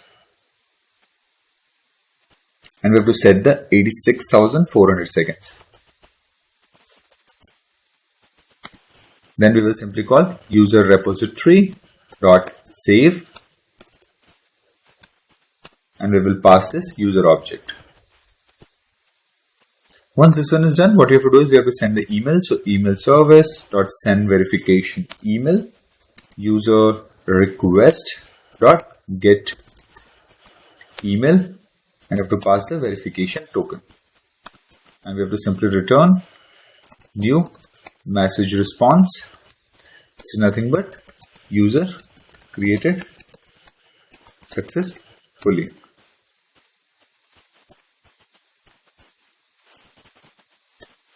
Okay, so now let's start our application and let's quickly test this one.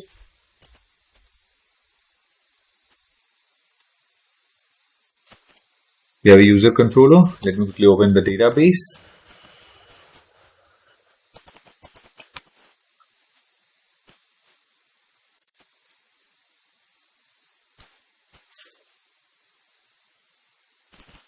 Here we can see our application is up and running, and I've copied the database name. So use this, select star from users /g.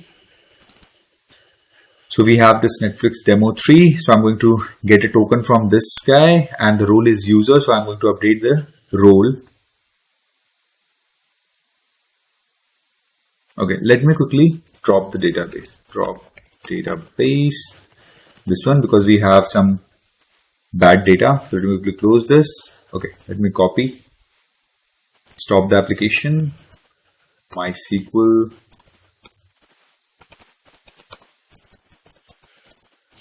Create database, and we will create the database. And let's start our application to create all of the tables required.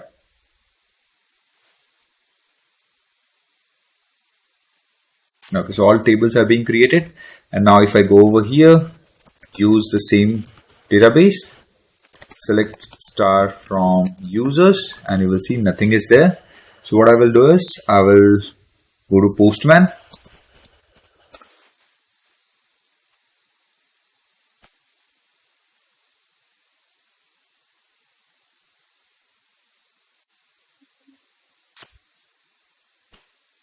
Okay. So let's quickly open the one which we were using. So this is also sign up one which we are using. So move back over here, Netflix demo 3. Let me quickly open the Chrome as well.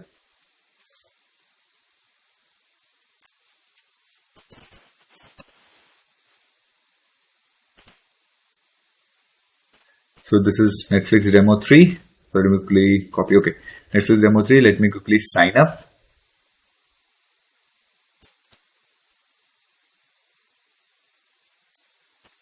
Registration successful. Okay, I will come over here. I will do this, and we can see we got all of the users. And over here, as I have shown you, that we have to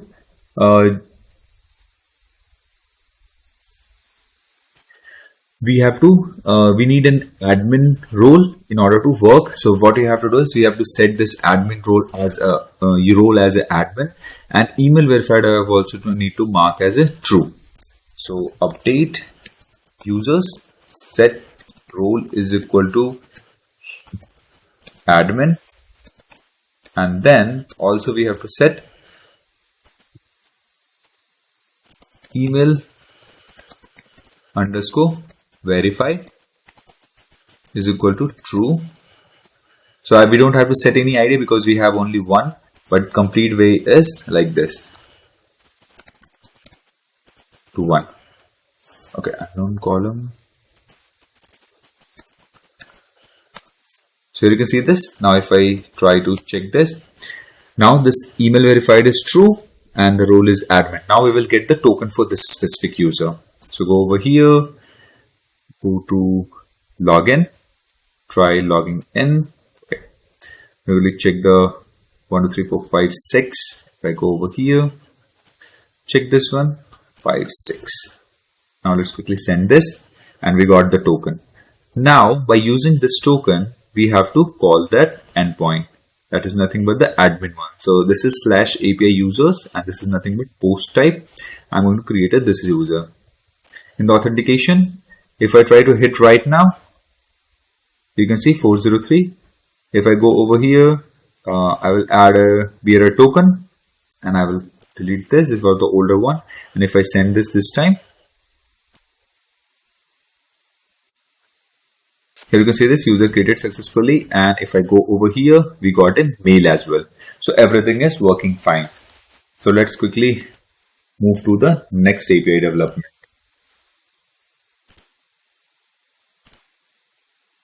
Quickly stop the application, move back over here, jump into user controller. The next API is nothing but update user. @ put mapping under this one, and the API base API URL is nothing but this one, http://localhost:8080. This is my URL, base URL. If you see, you can manually type it over there as well, it will work fine. Move back over here. So private and put, we have to simply accept one ID, that is which ID you want to update. This is in the path variable because this is mandatory. So public response entity. Into this one, we will respond with the message response. Update user. And in the path variable, we are going to accept it. So path variable long ID, and in the request body, we will accept what we have to update. So user request, and we have already added all of the different types of validation. If you want, let me move back over here. Let me minimize this. So into this one, what we will do is simply return response entity dot OK, and with this one we will simply call the user service dot update user ID comma user request. So this method doesn't lie in the user service. So what we will do is we will hover on that, create method user service update user. So this one is created. Next thing what we have to do is we have to simply come over here, and it's showing a related problem. Go over here to the user service simple, hover on this one, implement method, select user, update user, click on this, and here you can see this, it's added. So it's added in the between. So let me just move this to the end of this method. Okay. So this update user is added. So over here, we are accepting two things. One is ID and one is user request. So first thing, we have to get the user by the ID. So let me quickly remove this part. User is equal to service utils dot get user by ID or throw. So in this we will pass the ID. Now we got the user, and the first important thing in this one is if we are an admin and we are trying to update ourselves as a user, so we also have to restrict that part. So we have to check over here while updating that we are not the last admin and preventing deactivation of ourselves. So ensure not last active admin, and with this one we will pass the user. And this method doesn't exist, so we will hover on this one and we will create a method. In this method, what we will do is we will check if user.isActive and user.getRole is equal to role.admin. We will check long active admin count is equal to user repository dot count by role and active. This method doesn't exist, but we will create it. So role dot admin, and we have to select pass this as true. So count by role and active. So if I hover on this, create a method in this one, in the JPA itself, count by role and active. So this will, the query for this one will be automatically be handled by the JPA itself. So on the basis of whatever role we have passed and whatever the ID we have passed over here, this one has active. Okay. On the basis of that, those two parameters, it will compare and it will return the count. Let's quickly move back to the user server sample. Okay.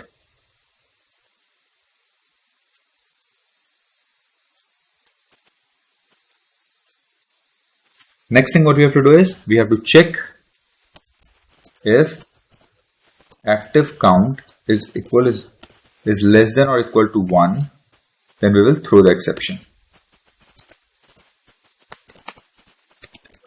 Throw new runtime exception, that is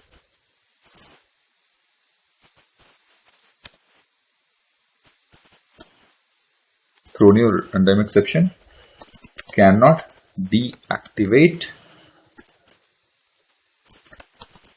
the last active admin user. So now this validation is done. Next thing what we have to do is we have to validate the role, that we have added a correct role. So for that we will simply call validate role, and into this one we will pass user request dot get role. Next thing, we can update only limited stuff like full name, role, not more than that. So user dot set full name, and with this one we will pass the user request dot get full name, and we'll pass user dot set role, and with this one we will get the role dot value of user request dot get role dot uppercase. And what we will do is we will simply call user request user repository dot save, and with this one we will pass the user, and simply return a message, return new message response, and with this one we will simply return user updated successfully. Now start our application. And let's quickly jump into our database and we will try to search all the users, like start from users /g. So second user we are trying to update this time. So let's quickly minimize this one. And we will see our application is up and running. Now let's open the Postman. And we have an update user stuff. But this time ID is nothing but 2. If you observe, this ID for this one is 2, user@email.com. And I'm going to make the name demo user update. Right now the name is demo user, and I'm going to mark this as an admin. So let's send this, and here you can see this, we are getting forbidden because we haven't pasted the token into this one. I'm going to copy the token from here and move back over here. This is of type put, and the base URL is nothing but localhost 8080. You can copy this one as like this, and you can use like this as well over here. This will also work. Then we will copy the token once again because copied a new text, so that one is gone. Move back over here to authorization, select bearer token. Now this one, we will paste this and we will send it. Now you can see this user updated successfully. Now where ID is equal to 2. So if you see, now compare, this is ID2 and this is ID2. Now this is demo user updated and the role is admin, and over here also you can see demo user and the role is user. So it means that this one is updated and this API is working fine. Next endpoint which we are going to develop is nothing but get all users. So let's stop the application and move back over here. Let's minimize this. User controller, and with this one we will one new method that is nothing but a get mapping. Public response entity page response, and with this one we will accept user response. Get all users, and this one we will accept request param, and we will accept in this one the default, if you doesn't pass any value, the page size, then default will be 0. Start from 0 int page, and request param into this one, the default value will be 10, the 10 size for each page, and int size request param required is equal to false, and this is just if you want to search anything.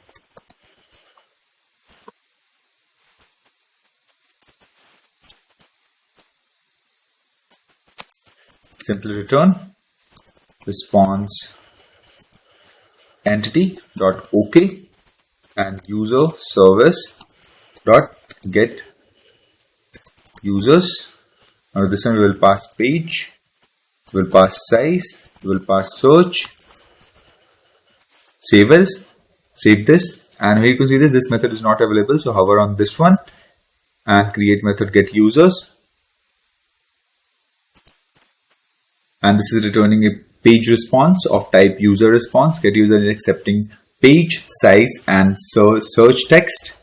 Now jump into the implementation. So it's showing one problem. Either you can go directly from here, or we can go like this and make some space at the end. Go to the top, hover on this one, implement method, select get users, click on OK, and let's quickly move this till the end of this page. Okay, so in the get users, first thing what we have to do is we have to create the pageable object. So pageable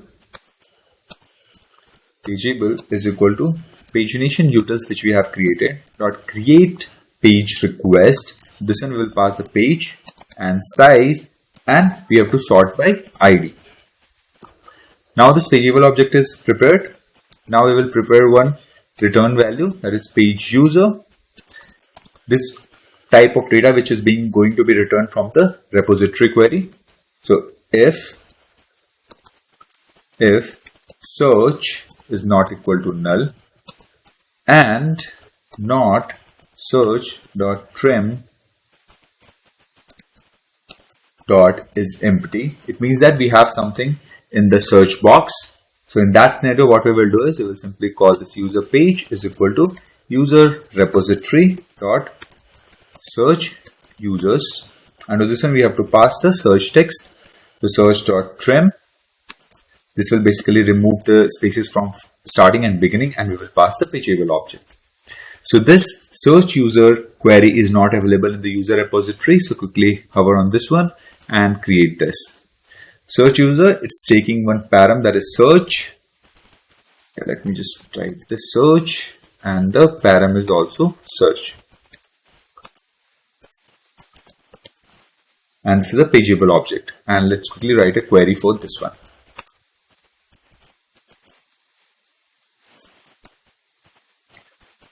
Select u from user u where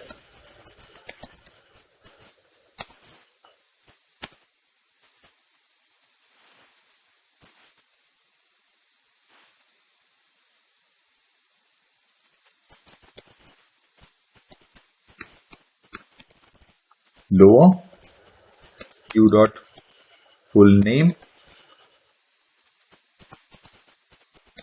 like lower one cat, and we have to pass the percentage that will be in the single quotes, and we have to pass the search text. So colon search comma, and then again we have to add a percent sign at the end. So whatever text we have written, anything before and after that, it's valid. Let's close this.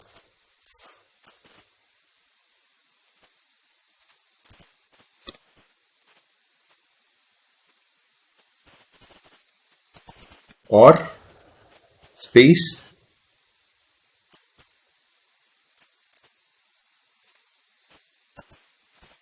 plus lower, and we have to check in the email as well. So u dot email, close this, like lower concat, and again single quotes asterisk percent comma, and whatever we have to search, then again single percent single, and then close two brackets. So this is ready. Select u from users table. This is the table name. Small u as alias where, and we are matching by lowering the full name, like lower the concatenation, like whatever the text we have passed, we will lower it. Like suppose I have passed ABC. So what it will be prepared as, ABC will be percent ABC percent. It means that if the name contains ABC in between or anywhere in the front, if we have something, or at the end we have something, that will be considered as a match. That applies same in the case of email. So these two stuff we are doing over here. So now our query is ready. Lower concat on this one or this one. User service simple. Now here you can see this, that error is gone. Next thing what you have to do is, if this is not the case, means that user haven't passed anything, you have to simply call user page is equal to user repository dot find all, and simply we have to pass the pageable object. This is already available. And next thing what you have to do is, you have to simply return pagination utils dot to page response, and with this one we will pass user page comma user response colon colon from entity. So this method we have created while doing the project setup. So this will basically convert from user to user response. So now start our application and let's quickly test this. So move back over here. Application is being started. This is the endpoint which we are going to use. So we are passing 0 and 10, and search is nothing. Let me quickly copy the token, because we will require the token over here as well. So into this one, the base URL again same. And let's quickly add the token.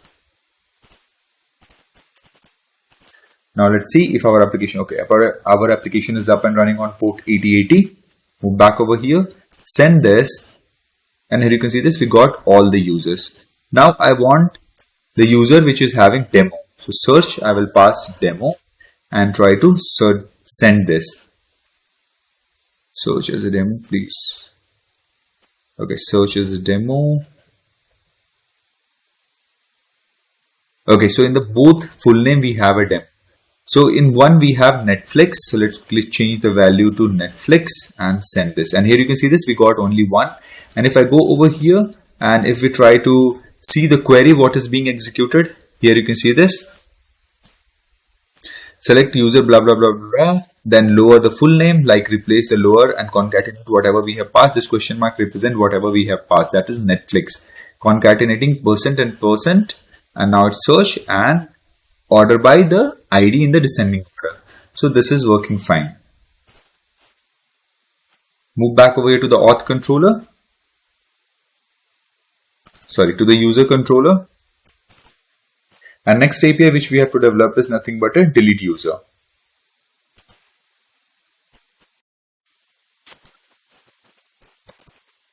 So So delete mapping, and with this one we will accept the ID, which ID or which user you want to delete. Then we will simply write public response entity, and with this one we will simply return a message response. Delete user, and in this we will accept a path variable. In the path variable we are going to accept the ID because it's a mandatory one. Then we accept authentication.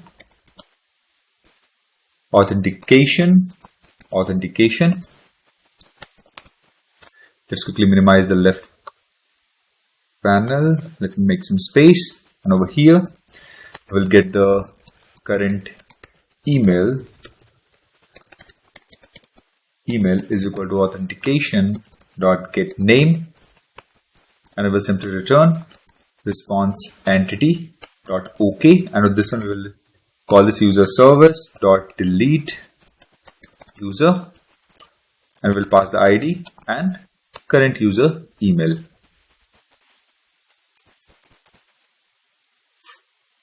Hover on this one, create method delete user, and this will open this specific up. This will add a message response delete user and accepting the ID as long and the current user email. Next thing, we have to jump into the user service impl. In this one, we will start seeing one error. Hover on this one, implement method, select this specific one, click on this, and next thing what we have to do is we have to accept the get the user. So user is equal to service utils dot get user by ID or throw. Into this one we will pass the ID. This will fetch the user object from the database if available, else it will throw an exception. We will check over here that user dot get email dot equals current user email. It should not be the same. If this is the case, then throw new runtime exception that you cannot delete your own account. This is the first thing. Next thing what we have to do is we have to ensure that we don't allow deleting the last admin. So we have to check that. So ensure not last admin. Okay, so we have to create another method. Ensure not last admin, and with this one we will pass the user, and operation we will pass delete. So let's hover on this one, create a method. In this, first what we will check is this is operation. Okay.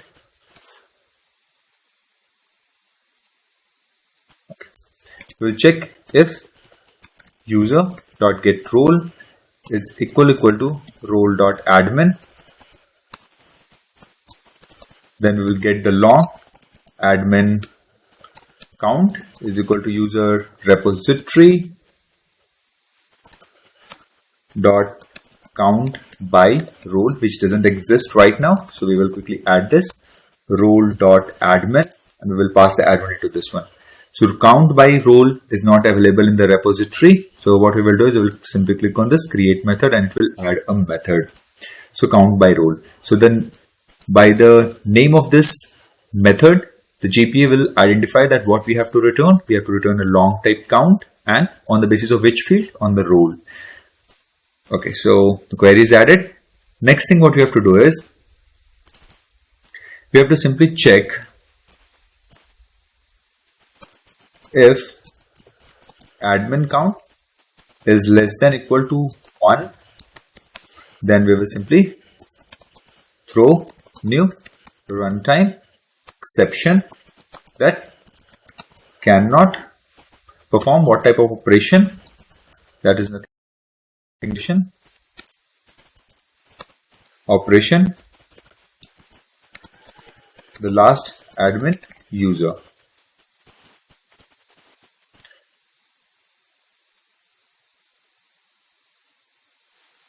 Once this validation is done, next thing what we have to do is we have to simply call this user repository dot delete by ID, and we have to pass the ID, and we have to simply return the message, return new message response, user deleted successfully. Now let's restart our application and test this API.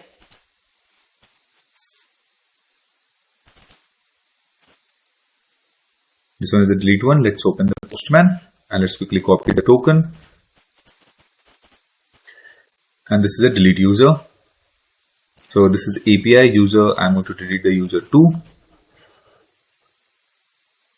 This is the Netflix demo which we have created. So come over here, great, and we have to add a token. So this one, here a token. Let's remove this and add one. And this is of type delete. So let's quickly check our application is up and running or not. So yes, our application is up and running on port 8080. So move back over here. See this? This is localhost 8080, and now we have passed the ID, and the token is of some other email, other account. So let's send this, and here you can see this user deleted successfully. If I go to the database, and here you can see this, we have the 2. If I try to search now, this one is empty set returns. But if I try to check by removing the ID, it will show one user, that is admin. So this was not the last admin, so that's why we are able to delete these. So all of the true validation is working as expected. So let me quickly add it back just to test other stuff. So create user, I will add the same again.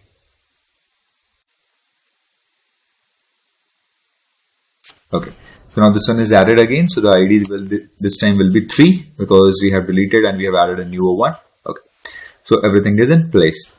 Now move back, and next stuff is, let's stop the application.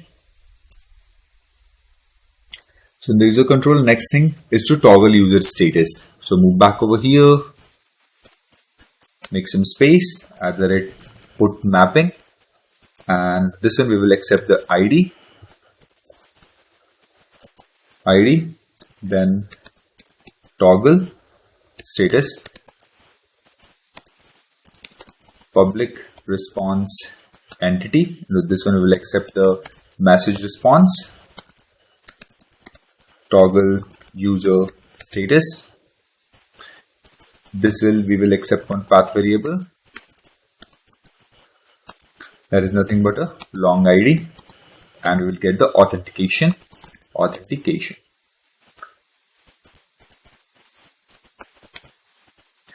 Into this one we will get the current user email equal to authentication dot get name, because in the token we have set name as the current email. Next thing we will simply return response entity dot OK, and with this one we will call user service dot toggle user status, and with this one we will pass the ID and current user email. We will hover on this create method and it will be added. Here you can see this.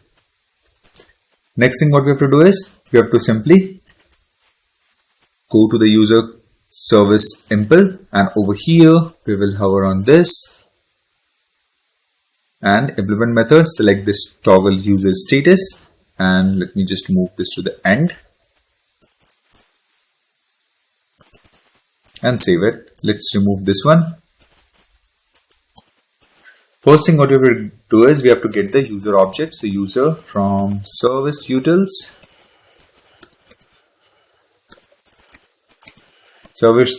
dot get user by ID or throw. So we have to pass the ID.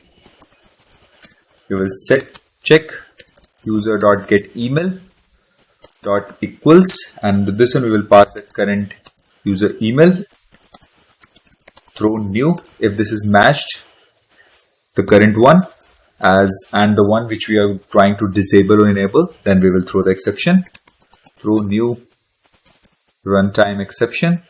Into this one you cannot deactivate your own account.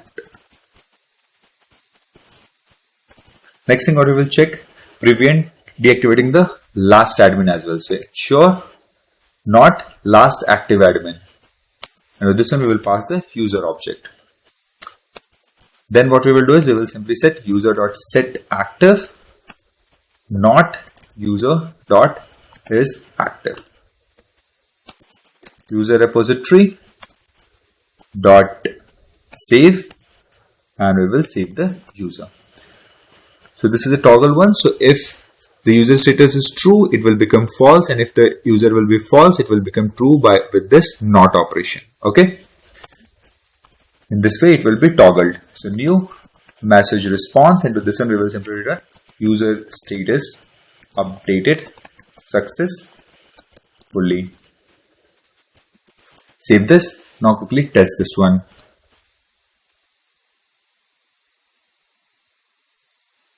So go to the database. Now we will see there is 2 users, and the status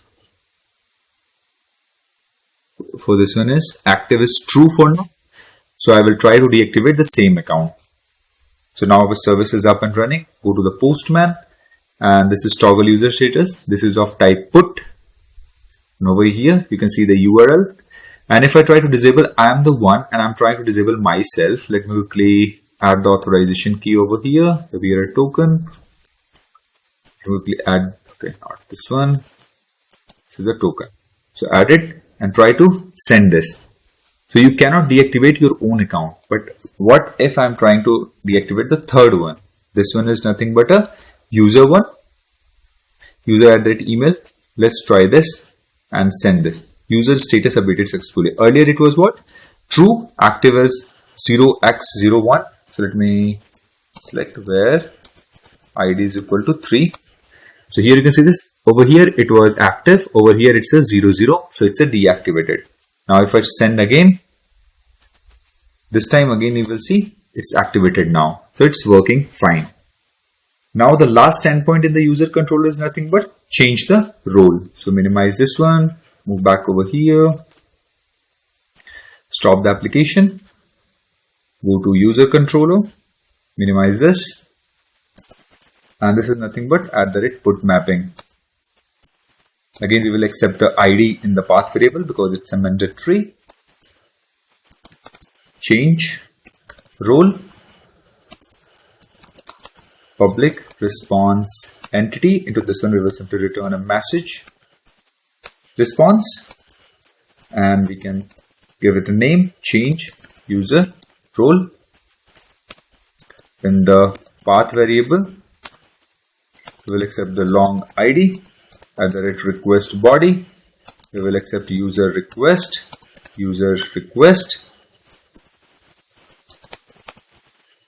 Return response entity dot OK, and we will simply return user service dot change user role, and with this one we have to pass ID and user request. This method doesn't lie in the user service, that's why it's showing as an error. So hover on this one, create method. Now this method is added. Now just go to the implementation for this one. So one related problem, move over here, hover on this one, select this method, click on OK, and at the end this one is added. First thing, again we need to get the user object. So user is equal to service utils dot get user by ID or throw the exception. So if not found, then it will throw the exception. Then we will validate the role. So if user request dot get role, it's valid or not, like either admin or user, only these two needs to be there, nothing new. So role, new role is equal to role dot value of user request dot get role dot to uppercase. Now we got the new role. If user dot get role is equal to role dot admin and new role is equal to role dot user, then we have to check and ensure this is not a last admin. This one we will pass the user and we will pass the operation change the role off. Now this validation is done. Next thing what you have to do is you have to simply set the role, and we will pass the new role. And we have to simply call the user repository dot save, and we have to pass the user and simply return new message response user role updated successfully. Save this, and now let's start our application and test this endpoint. Go to auth controller, and in here you can see this, we have to change the role. So move back over here, this is put mapping, so change user role to this one. And if you see, this is a base URL. And let's move back over here to the authorization, we have to add the bearer token. And we have to change the ID of the third one, that is nothing but a user. So I'm going to change this one to admin.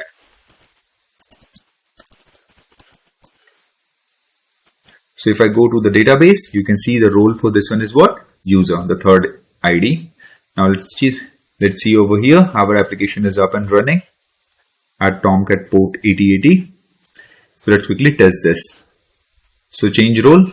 Okay. So to user doesn't exist. That's why it's throwing an exception. So our user ID is 3. So just send it. So you can see this user role updated successfully. Let's quickly check in the database. So over here, you can see earlier it was user and now it's admin. We can change again back to the user. If I type in small also, but still in the database, it will be converted to the uppercase. So you can see user role updated successfully. Now test again. Here you can see this. Now again, it's a user. So now the development for the user controller is done. So that's it for today's video, guys. Please subscribe, like, and share with your friends. If you have any doubt, please put in the comment section, or you can contact us on Instagram. So next video, we will start the development of the file upload controllers, and we will develop all of the APIs related to it. Thanks for watching. Hello everyone, welcome to my YouTube channel. In previous video, we have developed all of the APIs required for user controller. So if you haven't watched that video, just go to description and check out the link. In this video, we are going to upload the APIs for file upload, that is related basically video upload, then the image upload, and then to get the video and also to get the images. For that, first I'm going to implement or create a controller. Right click on this, click on new, and select a Java class, and over here you have to give it a name. I'm going to give it a name file upload controller. Create the class. Then we need one service. Let me quickly minimize these two. I need one file upload service interface. Then we quickly copy the name because we need a class with the service impl, and create a class, and this will implement file upload service. This one, when you select this, automatically this will be imported. And one small thing which what we have to do is we have to add one annotation @service. This is a stereotype annotation, and this will allow IOC container to manage the bean of this specific class. Okay. Before we dive into writing the APIs for this file upload controller, first thing we have to write one handler, the util folder. So in the util folder, we will add one file. I'm going to give it a name, that is file handler util, and create the class. And this class is going to be a utility class, so I'm going to keep the constructor as private. File handler util, and we cannot create the object of this one. That's why I'm giving this as a private constructor. Next thing, we are going to write a method which will basically extract the file extension from the actual file name.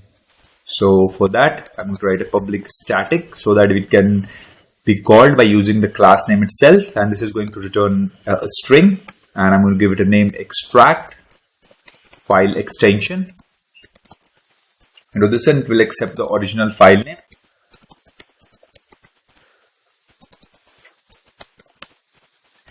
String file extension, double quotes, close this. Then we will check if original file is not equal to null, and original file name dot contains dot, because we need to extract the extension. So suppose whatever the file is abc.jpeg, so it will return jpeg. So for that we are checking that if contains dot or not. Okay, so file extension is equal to original file name dot substring and original file name dot last index of, and we will check for dot, and from there we will take the substring, and then we will simply return file extension. Okay, next method we will create to find the file by the UUID. So public static, and this will return the path, find file by UUID. In this one we will accept the path, directory and string UUID. Why we are accepting a directory? Because we have to fetch two things. One is a video and another is the image. So we can use this for the both purpose. And this can throws an exception, find not found exception. Okay, so we will simply do return files.list, and to this one we will pass the directory, and in that list we will filter path dot get file name dot toString dot starts with UUID dot find first, or else throw the exception. New runtime exception, find not found for UUID, and whatever the UUID you can throw that exception.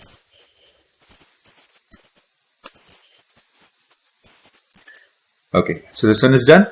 Next thing, we have to write one method to detect video content type. So quickly write that.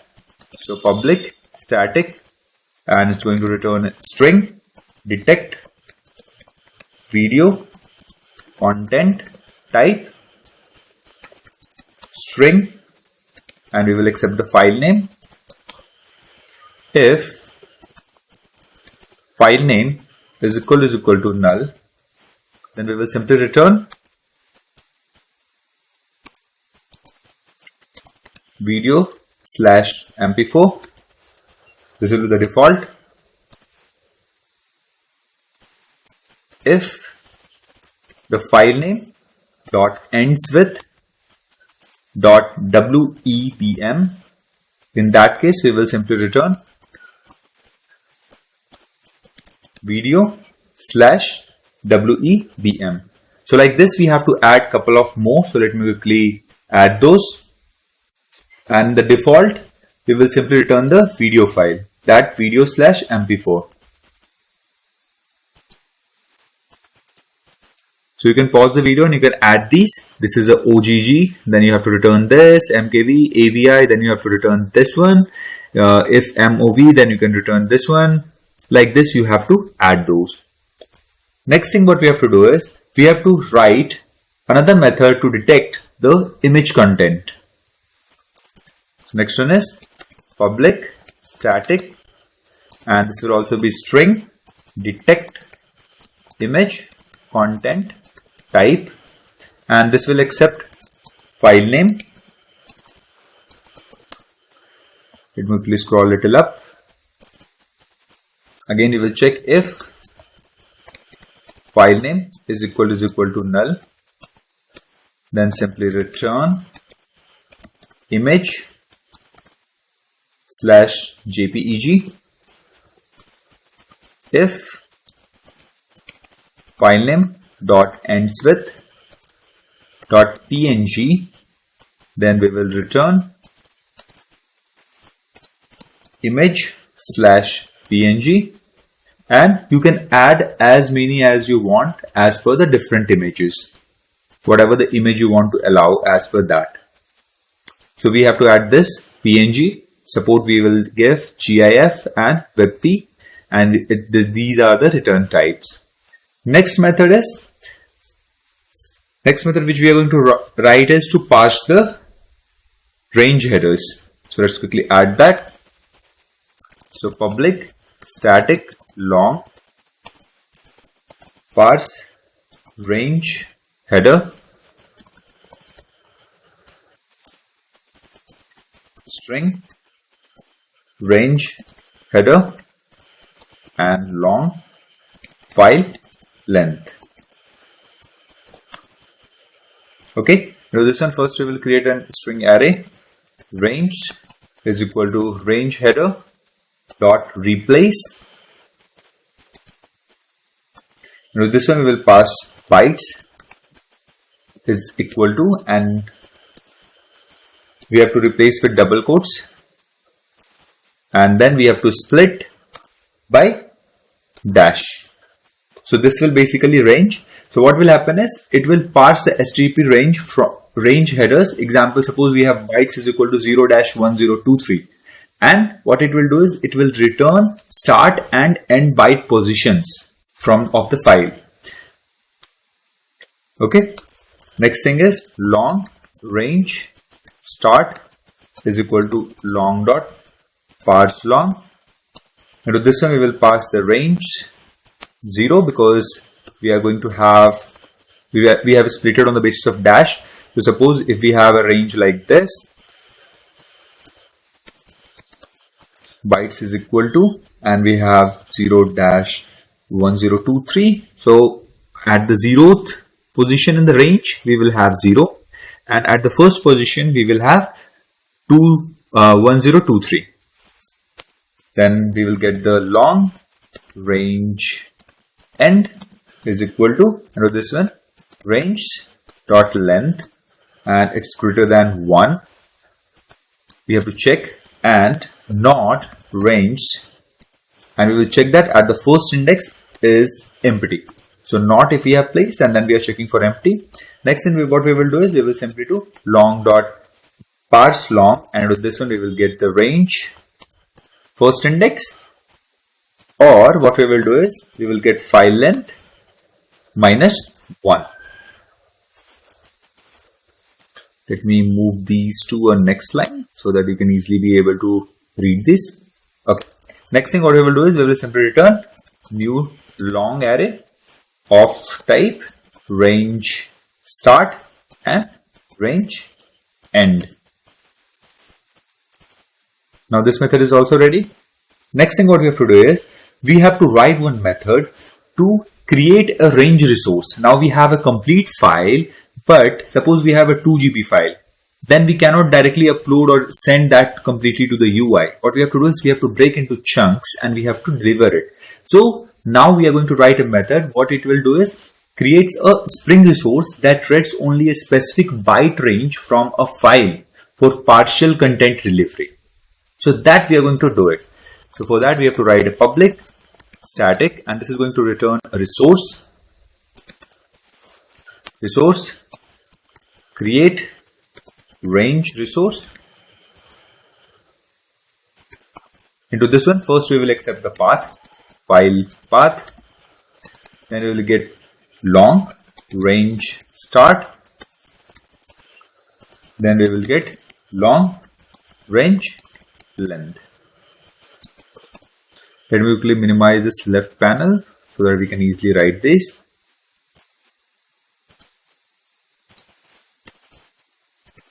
Okay, so over here, and this might also throw IO exception because anyway we are going to read a file. So IO exception. Okay, so first thing what we have to do is we have to open a file in read only mode for random access. So for that we have to create a random access file object. So file reader is equal to new random access file. Now this one we will pass the file path dot to file, and then we have to give it a mode. In what mode you want to open? So I want to open in read mode, so we will pass R. Now what we have to do is we have to move the file pointer to the starting position of the requested head range. So file range, file reader dot, we have to seek, and where we have to seek till the range started. Suppose first bit already has been read. If it's 0, then it's fine, it will be at 0. Suppose we are trying to read from 1000 byte to 2000 byte, so it will seek to that 1000 bit, and then from there it will start reading.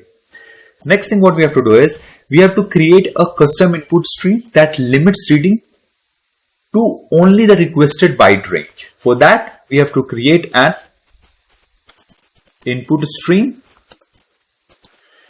that is basically partial content stream is equal to, and I'm going to create a new input stream, and when we do this we will get a method, override method, and this we have to provide the implementation. So into this one, first thing what we have to do is we have to keep it a track of total byte read. So for that I create a variable private long total bytes read is equal to 0 so far. Then we have a method read. Into this one it reads a single byte from the file and returns -1 when the range limit is reached. Basically when we are returning -1, it detects, it will tell the system that we have reached the limit. So into this one, let me quickly remove this part, and with this one what we will do is we will check if total bytes read is greater than equal to range length. In that case what we will do is file reader dot close, and we will simply return -1. Okay, if this is not the case, then what we will do is total byte read, we will increase it and return file reader dot read. This is the first thing. Another thing is we have to override another method that will basically accept the buffer, offset, and length. So this will basically use to read multiple bytes into a buffer for efficient streaming. So let's quickly do that. So override, nothing but public int read. Into this one it will accept 1 byte array, buffer, int offset, int length,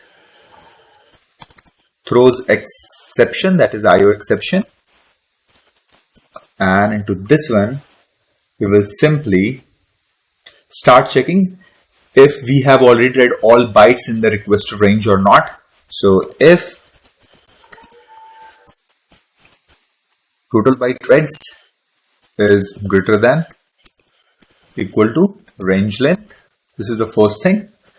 If this is the case, then we will simply file read dot close and return -1.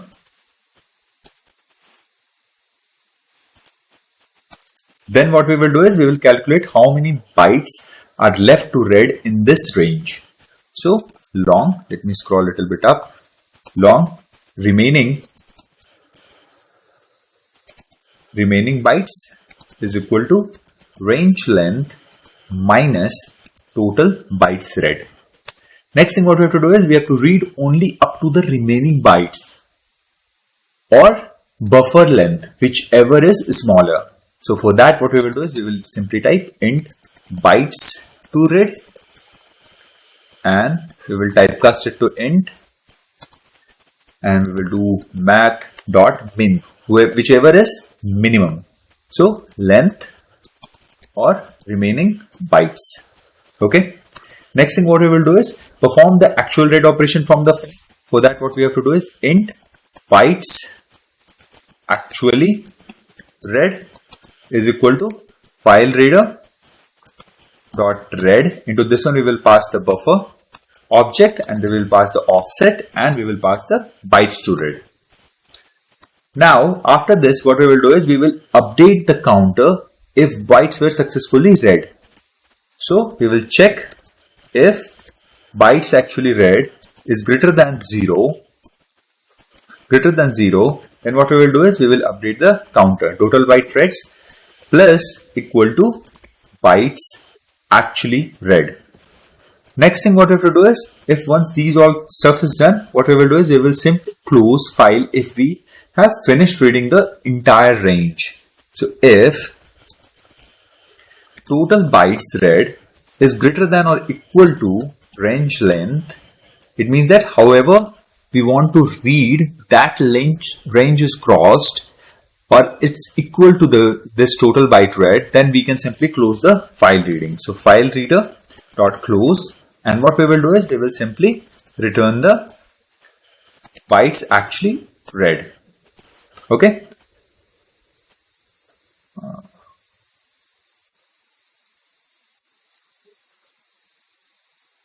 I think we have added one extra this.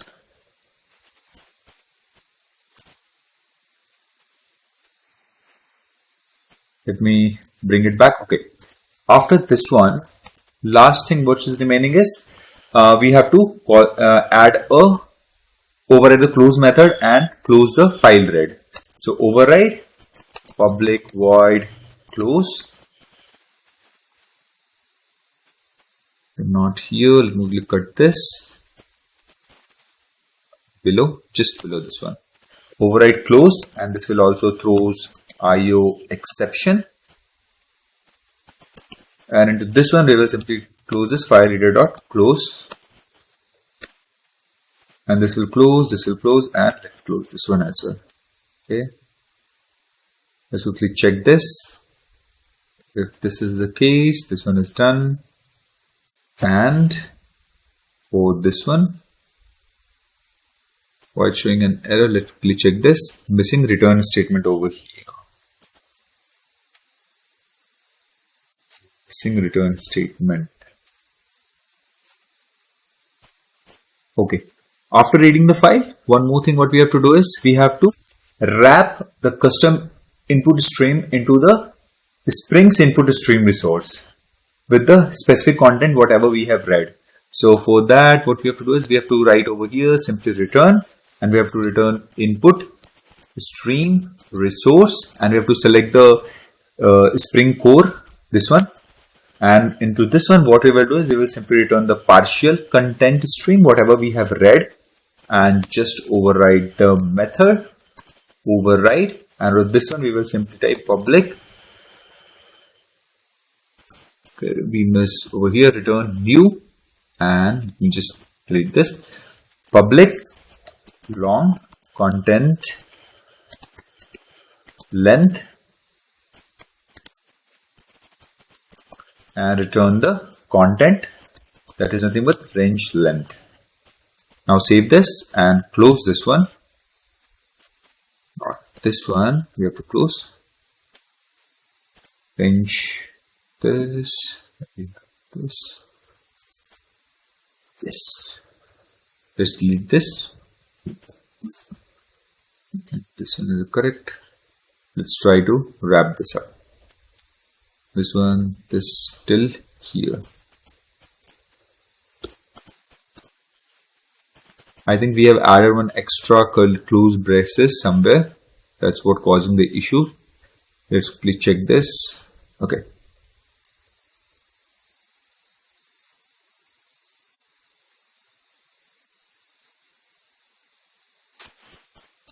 Let me quickly check this.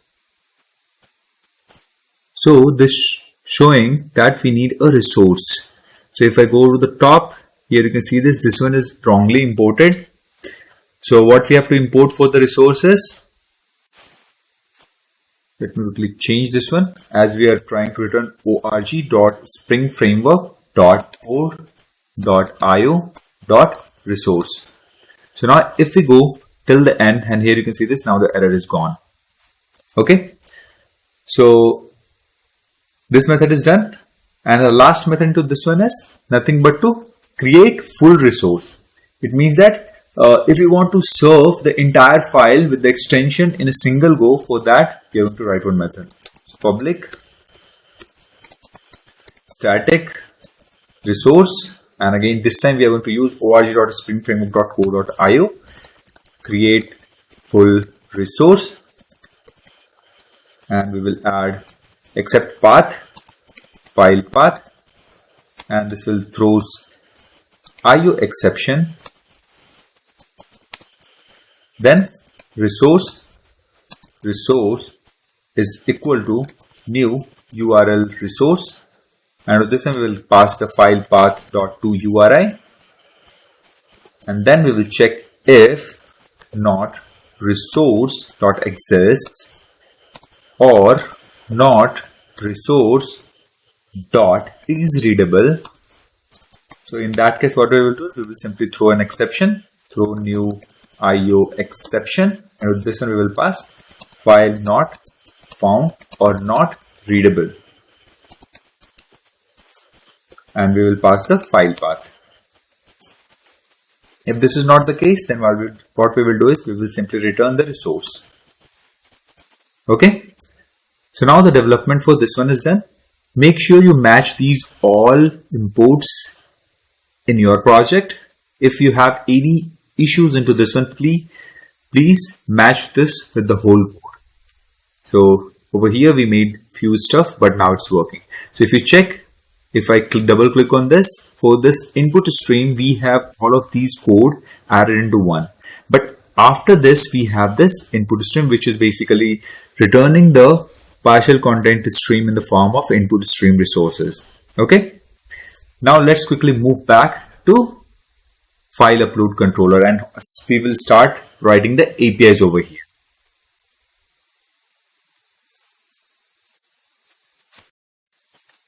First thing, what we have to do on top of this class is adding annotation. So first annotation will be @REST controller. And the secondary thing is we have to set the path for this one. So for that, request mapping.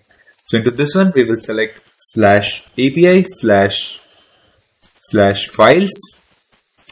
And what we will do is we will auto wire the file upload service which we have created. So auto wire private file upload service, because they are going to write the business logic in the file upload service simple. So first API is nothing but to post the video. So post mapping, and the endpoint for this one I'm going to give is nothing but upload/video. Okay. Public, and this is going to return a response entity of type map of string, string. Upload video, and this will accept two stuff. One is first is file. We are going to accept only one thing, that is file, and this is of type multi-part file. Multi-part file. The name for this one I'm going to give is file. Okay. Over here, first thing, what we will do is we will call the file upload service to store video file. String UUID is equal to file upload service dot store video file. We will simply call this, and we will pass the file inside this one. Let's quickly hover on this one and create the method store video file. That will basically return the string, and it will accept the multi-part file. Okay. Before we proceed further, move back over here, and we have to create the return statement. So return response entity dot OK, and into this one we will create a common method, that is build upload response, that I'm going to use the same method for the video as well, and as well the image. So build upload response, and with this one we will pass the UUID, and we will pass the file. Hover on this one and create the method over here. Okay. So in this one, what we will do is we will simply create a hash map of string, comma, string. Response is equal to new hash map. Then we will put response dot put. We will put the UUID. and then we will put response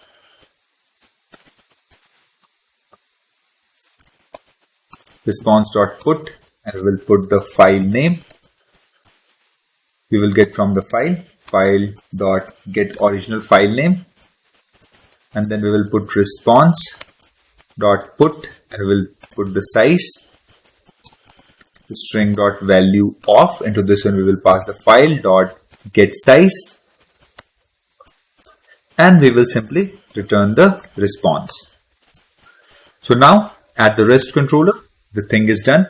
Next thing what we have to do is we have to go to the file upload service, and here we can see this. We have one file, one abstract method. We have to go to the file upload service simple, and here we will see the error because we haven't provided the implementation for this one.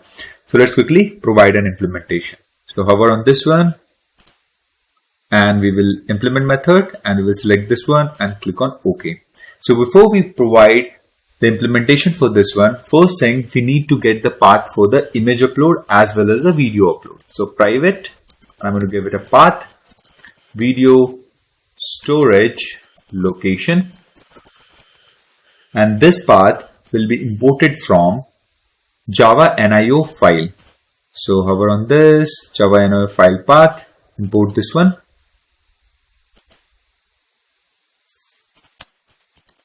Private path Java NIO file, and the second one will be image storage location. Next thing, we will read these two values, nothing from the application of properties. So at the rate value, and with this one we will read it from $, and we will set the value, that is file upload dir, which we have already added, or if you see file upload.video dir, if you copy this one and you can go to the application of properties and you can search over here. Here you can see this, we have added uploads.videos, and just for the safer side, if this file is not available, in that case we have set upload/videos. Okay, let's quickly add this in a variable. So private string video dir, video directory. The second one is nothing but the image dir. For that, what we will do is we will again do @value $file upload image dir, and this upload/images. So if this is not there in the application of properties, it will pick up this as a default value for this specific one. Okay, so private string image dir. Okay, next thing, after the construction is done, we have to get the absolute path and set into these two, and if these files are not available, then we will create the directories. So @post construct, what we will do is public void init this dot video storage location is equal to path.get paths.get. Into this one we will pass video dir dot to absolute path dot normalize. Then this dot image storage location is equal to paths dot get, and we will pass the image dir dot to absolute path dot normalize. Then what we will do is we will simply create this files dot create directories, this dot video storage location, and files dot create directories. Into this one we will pass this dot image storage location, and we will also catch the exception, catch exception ex, and we will throw new runtime exception that could not create the directory where the uploaded files will be stored. And this might be of so many reasons, like there is no permission or something like this. So in that case we will do this. Okay, So we'll get the absolute path from the beginning till end, and we are trying to create it over here. And if that is not able to do it, application not able to do this, then we will throw an exception. Okay. Now we will move into the store video file method, and here we will simply call another one, that is simply store file, and with this one we will pass the file and we will pass the video storage location. Now we are going to create a common method which is we are going to use for the image as well and for the video part as well. So store file. So into this one, first thing what we have to do is we have to simply get the extension, file extension. So string file extension is equal to file handler utils which we have created dot extract file extension. To this one we will pass the file dot get original file name. Next thing what we have to do is we have to simply create one UUID is equal to UUID dot random UUID dot to string. Finally, what we will do is we will prepare the file name. File name is equal to UUID plus file extension, and new file name is ready. Next thing what we have to do is we have to check if the file is not empty, and we will wrap this up in the try catch block in the case of IO exception.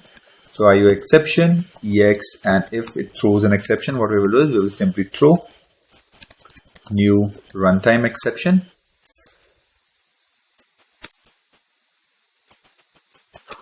That is failed to store file plus file name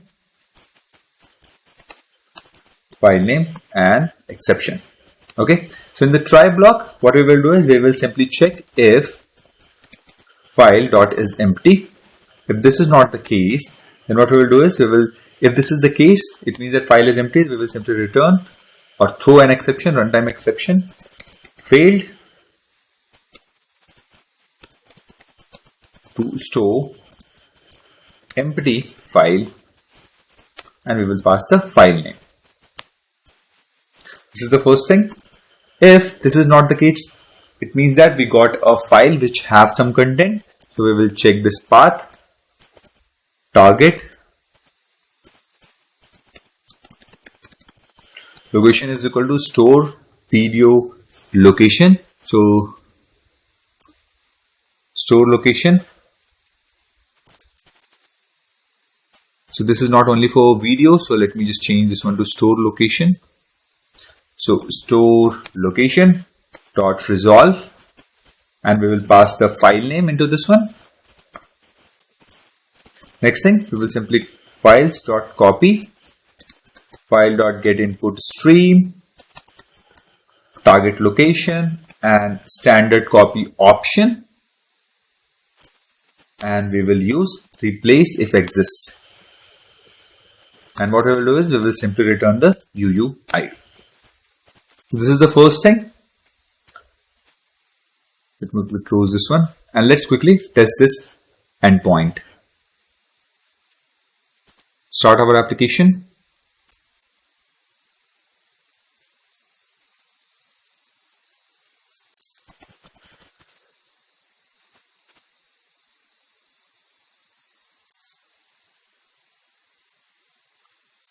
So our application is starting.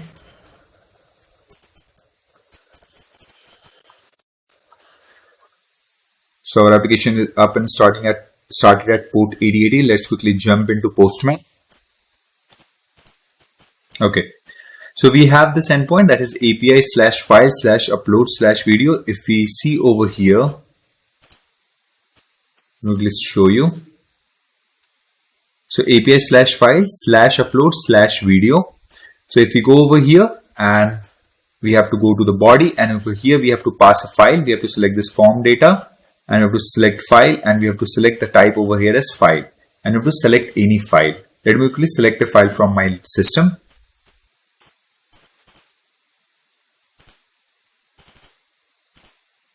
Let me select this project we have uploaded last week. So if you want to check, you can check this on our channel.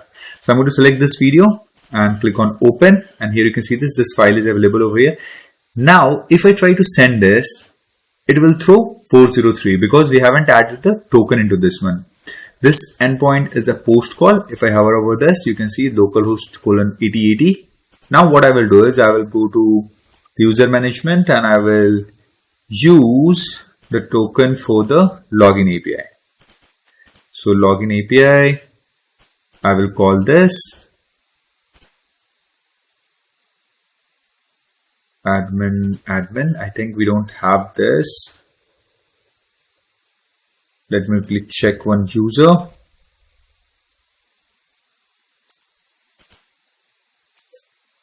From here, let me quickly check in the database.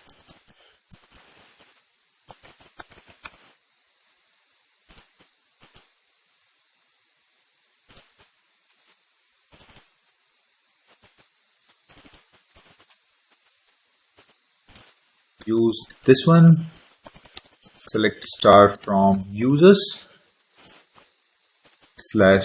/G, and there is one user. Okay, so last user@email.com. Let me quickly go over here, go to login, and let me quickly gather the token. So we have already demonstrated these all stuff in the previous video. So I hope you have this collection already with you. Then we have the password as user123. We are storing as a plain text just for the demonstration purpose. Okay. Move back over here. What we have to do is active as 1 and email verified as true. I have to set, and I will also set role as admin. So update user, update users, set email underscore verified is equal to true, and we will set role as admin, where ID is equal to 3.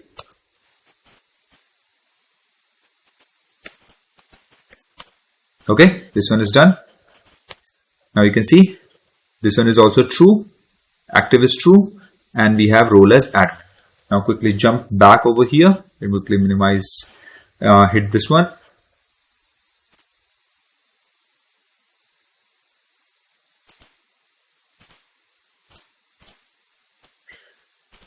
Go to our application and let's check. Clear this.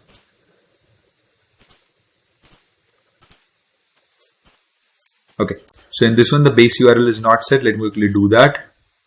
Come over here, copy this one, go to login, and let me quickly remove this and paste this. Now send this one. And here you can see this, we got the token.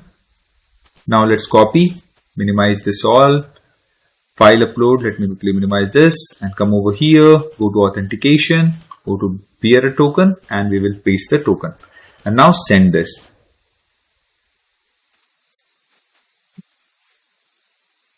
Now we are trying to upload a 1 GB file, so it will take a while.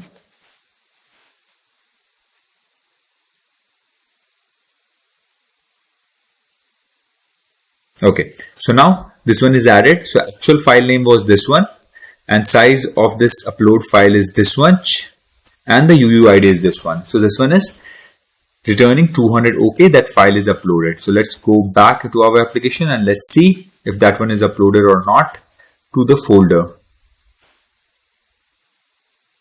So here you can see this uploads folder is created, and in the videos we have one file MP4 of that specific UUID. So this file is added. So it means that this specific API is working fine. So next thing what we have to do is we have to jump into the file upload controller, and we have to add another endpoint to upload the image. So add the @post mapping, and this will accept, and then I'm going to give it a name, upload/image public, and this will again respond with response entity of type map of string comma string upload image, and we will accept in the request param the file,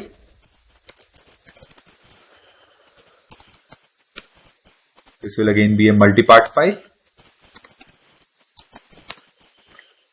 We will create the UUID variable is equal to file upload service dot store image file. Into this one we will pass the file, and this method is not available. So what we will do is we will hover on this create method, and this method is created. Now move back over here, and what we have to do is we have to simply return response entity dot OK, and we have to simply call this build upload response, and we will pass the UUID and the file. Next thing, go to the file upload service, and we will see we will have this method added. And what we have to do is we have to simply click on this one, and we will hover over there and implement method, select the store image file and click on OK. So now a new method is added. In this method, what we have to do is we have to simply call the same method, store image file, return store file. Into this one we have to pass the file and the image store location. So only location difference is there, but everything apart from that is same. So let's quickly restart and let's test this. So go to file upload controller, go to Postman.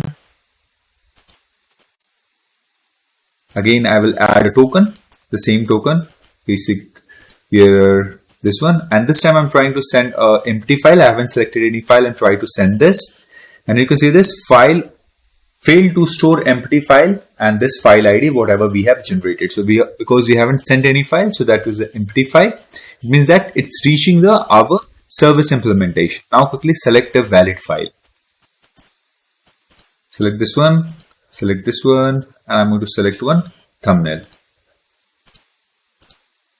Okay, open, and here we selected the file. Now send this. So you can see this Netflix clone thumbnail p.png. The size of this one is, and this is a UUID which is generated.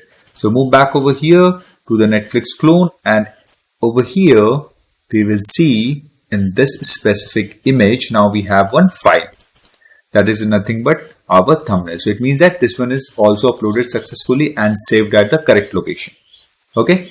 Next thing what we have to do is we have to add another endpoint to serve the video. So move back over here. This will be nothing but a get mapping. The endpoint will be video / and we will accept the UUID.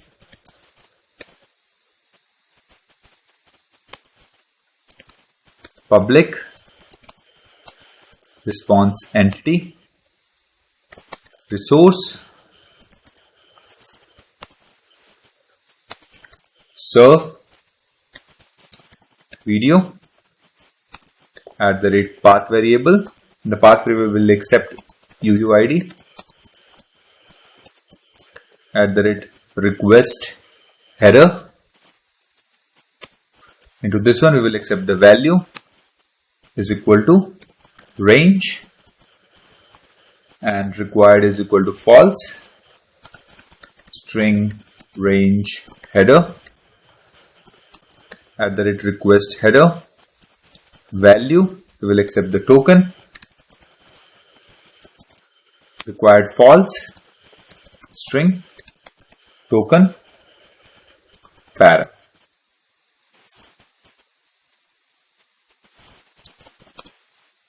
Okay. Into this one we will simply call return file upload service dot serve video, and with this one we will pass the UUID and we'll pass the range header. Hover on this one.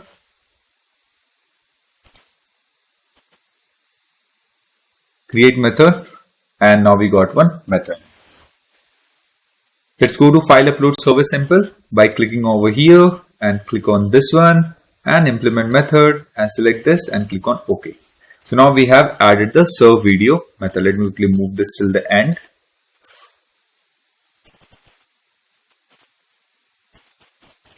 So let's quickly remove this part first. Okay. So first thing, I'm going to wrap the whole stuff in a try catch block. So catch exception E, and in this case we will simply return response entity dot not found dot build. If any exception is thrown, we will simply return that. Okay, so first thing what we will do is we will try to get the file path. So file path is equal to file handler util dot find file by UUID. Into this one we will pass the video store location because we are trying to fetch the video, and we will pass the UUID. Next thing, we will get the resource is equal to file handler utils dot create full resource. Into this one we will get the file path. Okay.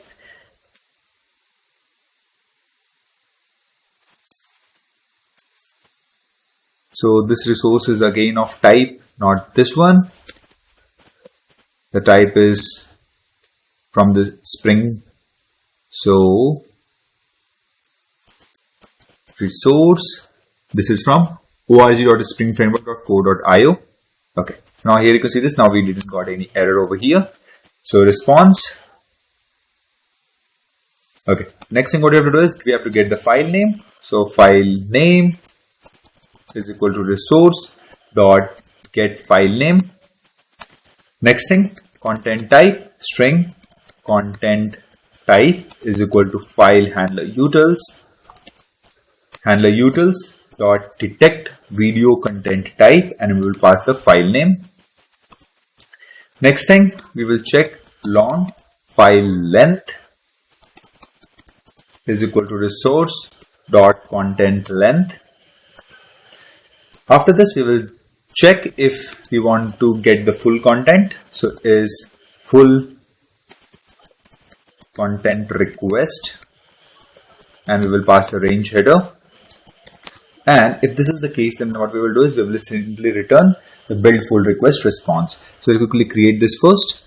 So is full content response, create this method. So into this one, we will check only one thing, that is return range header is equal to null, or range header is empty. So if range header is not provided, it means that we need the full file. Okay. So over here, first thing what we will do after this one is build full video response resource, and we will pass the content type, we will pass the file name, and we will pass the file length. Hover on this one and create a method. Then we will move this till the end. Below this one, then we quickly minimize this. Okay. So in this method, we will simply return response entity dot OK dot content type will be media type dot parse media, and we will pass the content type. Okay. After this, the header will be HTTP headers dot content disposition, and to this one we will pass the file name, and we also have to set the accepted range, and we have to set the content length. So let's quickly do that.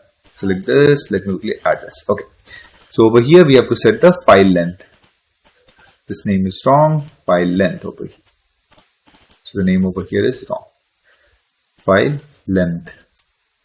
Okay, so we added this content disposition, and we are passing the file name, acceptance range, and the content length. We are all these things we are returning, and we have to simply set in the body, we have to set the resource. Okay. Next thing what we have to do is, if this is not the case, we have to return the partial values. So we will simply call return build partial video response, and we will call the file path. We will call the range header. We will call the content type. We will call the file name, we will pass the file length. Hover on this one, create method. Let me quickly move this till the end of this class. Okay.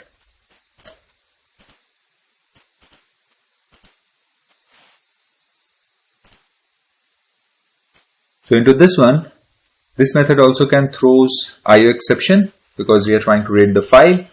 So throws IO exception, and this we are trying to handle over here by handling this in the try catch block. Okay. So inside this one, first thing what we will get is range. So long range is equal to file handler utils dot parse range header. So range header comma file length. Next thing, long range start is equal to range 0. Long range end is equal to range 1. Okay. After this, we will check if not is valid range. We will check with the range start. We will check with the range end. We will check with the file length. Suppose we have given a range which is larger than the actual file. So to check that, we have to generate this method. So hover on this, create method. So in this one, we will simply check these all stuff. So return range start is less than equal to range end, and range start is greater than and equal to 0, and also we have to check range end is less than file length. Okay, if these three conditions are satisfied, then what we have to do is, it means that it's a not valid one. Then what we will do is we will simply return build range not satisfied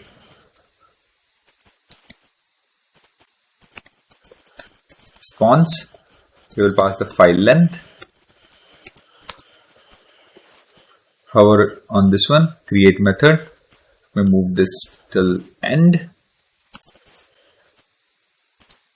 Okay. To this one, we will simply return response entity dot status 416 dot header. We have to return http headers dot content range. Third one, into this one we will pass simply bytes star slash plus file length, and we will build this. Okay. Next thing what we will do is we will check over here long content length is equal to range end minus range start plus 1. We will get the resource range resource is equal to file handler utils, and we will call the method create range resource. Into this one we have to pass the file path comma range start, and we have to pass the content length. Now we got the range file, and this method will pick up that range whatever we have provided, and it will get the return the file. So now we have the file. Now we have to simply prepare the response. So return, and we will prepare response entity dot status 206, and we will set the content type as media type dot parse media type. Into this one we will pass the content type. Next thing, we have to set the headers, content dispose, and the range and the content length. We have to set these all stuff. So let me quickly do that. Okay. So over here I have added headers as HTTP headers, the content disposition, and we have passed the inline and the whatever the file name which we have created. Then we have accepted range is in bytes. Then we have content range start, and dash, and range ends. So that in the next call, it will send from next range end as a starting point. And then we have to return by adding the, suppose we are reading 1000 bytes each time, so it will return 1000 to 2000, and we are passing the file length, and finally we are passing the content length. This is the total content length. On the basis of this, it will decide the next range. Okay, so dot body, and this one we will pass the range resource. So let's quickly restart our application and let's quickly test this. So over here we are getting some sort of error. Let's quickly check this one. Serve video.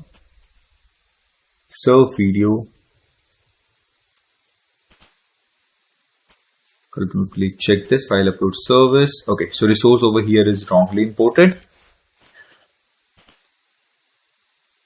Import this.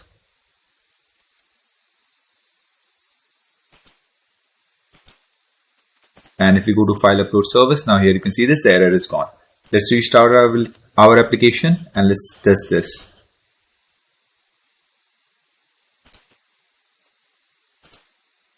Okay, let's go to file upload controller. Over here also we have made a mistake. The same import stuff.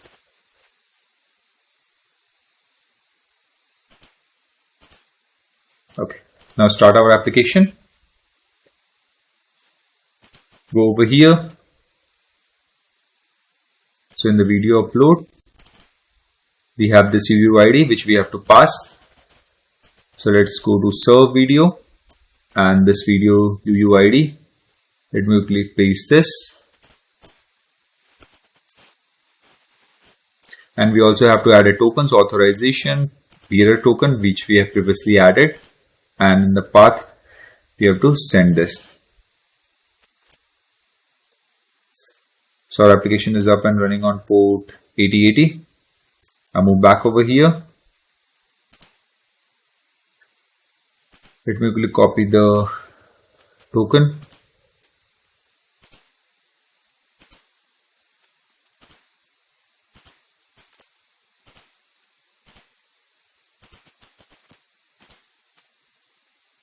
Send this. So we are not passing the range header over here, so we can quickly pass this range header from 0-1000 like this, and send this. Quickly remove this. This is optional. So over here we can see maximum response size reach. If I see over here. Quickly close this and let's try with the range header of 100 and send this. Okay, so we are reaching the same limit. Range. Okay, the name is range, not the range header. So in the Postman we won't be able to test this. How we are going to test this is in this one. Let's quickly copy this one. Paste this, and we will copy this whole part and we will paste again. And also what we have to do is we have to pass the token. So token is equal to and we have to paste this token and hit enter, and you can see this. Now it's returning the file as per view.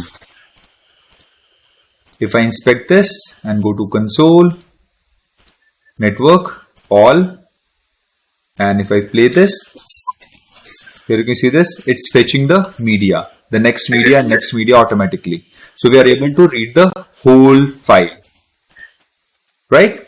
So this one is also working as expected. Let me quickly move back over here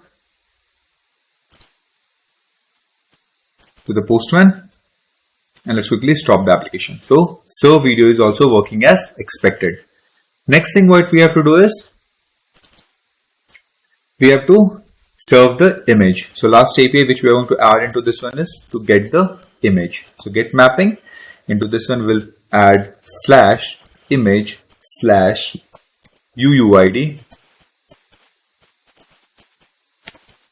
public response entity resource serve image, and we were accepting the UUID in the path variable. So path variable string UUID, return file upload service dot serve image, and we will pass the UUID. Save this, hover on this one, create method over here, and now we have added the method over here. Go to this one, select on this, implement method, select the serve image, click on OK, and let's quickly cut this and move till the end of this file. Serve image. Okay, so let me remove this quickly. So over here again we are going to wrap this in the try catch block. If any exception is thrown, we will simply return response entity dot not found dot build. If this is not the case, then what we will do is first we will get the file path is equal to file handler utils dot find file by UUID, and we will pass the image store location this time, and we will pass the UUID. Then we will get the resource. Resource is equal to file handler utils dot create full resource, and into this one we will pass the file path. Next thing we will get the file name. So file name is equal to resource dot get file name string content type is equal to file handler utils dot detect the image content type, and we will pass the file name. Once we got the file name and content type, we will simply do return response entity dot OK dot content type. Into this one we will pass media type dot parse media type, and into this one we will pass the content type. Next thing we have to set the headers. So header http headers dot content disposition, and we will set inline, and we will set the file name is equal to slash double quotes plus we will set the file name double quotes slash double quotes, and what we will do is we will simply return as a body, and we will return resource and save this. Now the serve image is also ready. Now quickly start our application and let's quickly test this.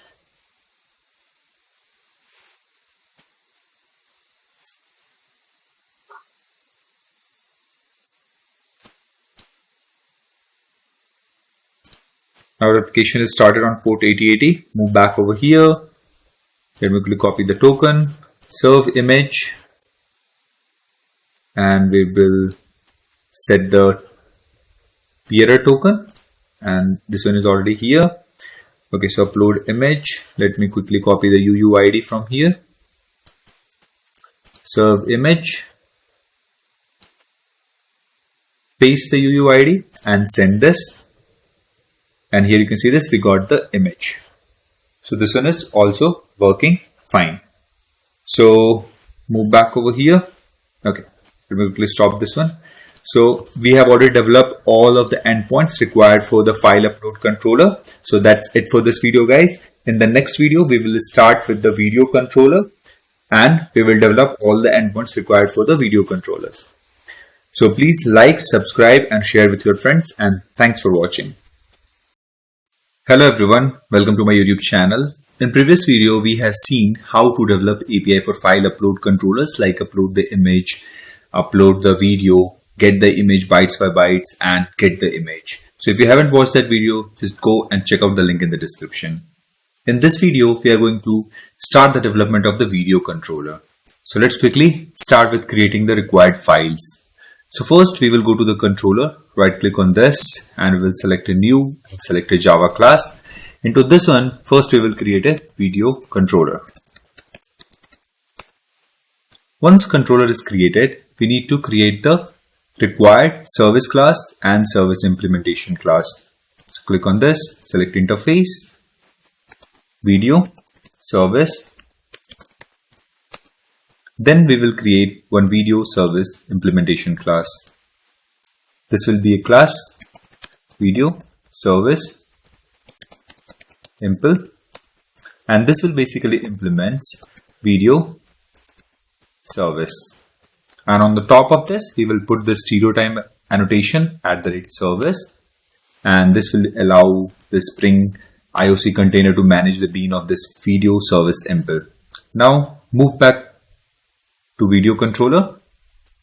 In the video controller, on the top of it, we are going to put few of the annotation. One is @rest controller, which will mark this as a controller class, and as well as prepare a bean for this one, and it will also be managed by the IOC container.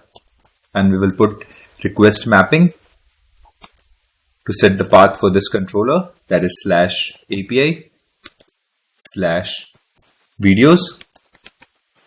Okay, so into this one, first thing what we have to auto-wire is video service, because we are going to write the business logic in the video service implementation class. So we will provide the implementation to that, and we will declare it over here. So video service, video service. So first API which we are going to develop is nothing but create video by admin. So in the previous video we have seen it. Let me quickly show you that whenever we are going to upload any video file, we will get what? The UUID. So this we need to create of entry in the video table as well. For that we need a separate API. So this API we are going to use that. Like first what will happen is, if you will upload a file from the UI image and file, we will upload it. The UI will get a response. It will prepare the data and it will send to this specific endpoint to store in the database. So let's quickly start that. So this will only be allowed by the admin. So I'm going to add one pre-authorize, and into this one, if the user is having a role of admin, then only we will allow this operation.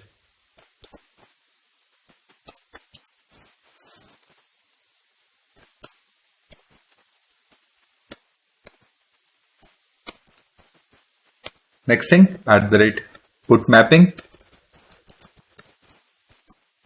and we will set the path for this one, that is /admin/id. We will accept the id in the path variable because that is required. So public response entity, and into this one it will return a message response, and we are going to give it a name. Okay, this is not this one. This is only /admin. Okay. Create video by admin. This one we will put the valid one, just to validate whatever the request we are getting. And in the request body, we will accept video request.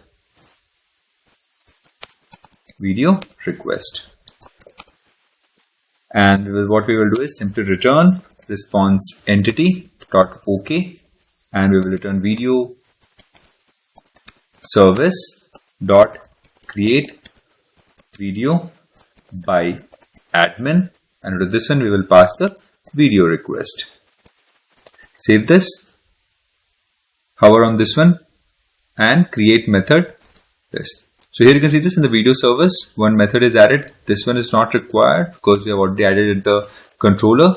So now if we go to the video controller, video service impl, so here we will see now it started showing an error. So hover on this, click implement method, select this one and click on OK.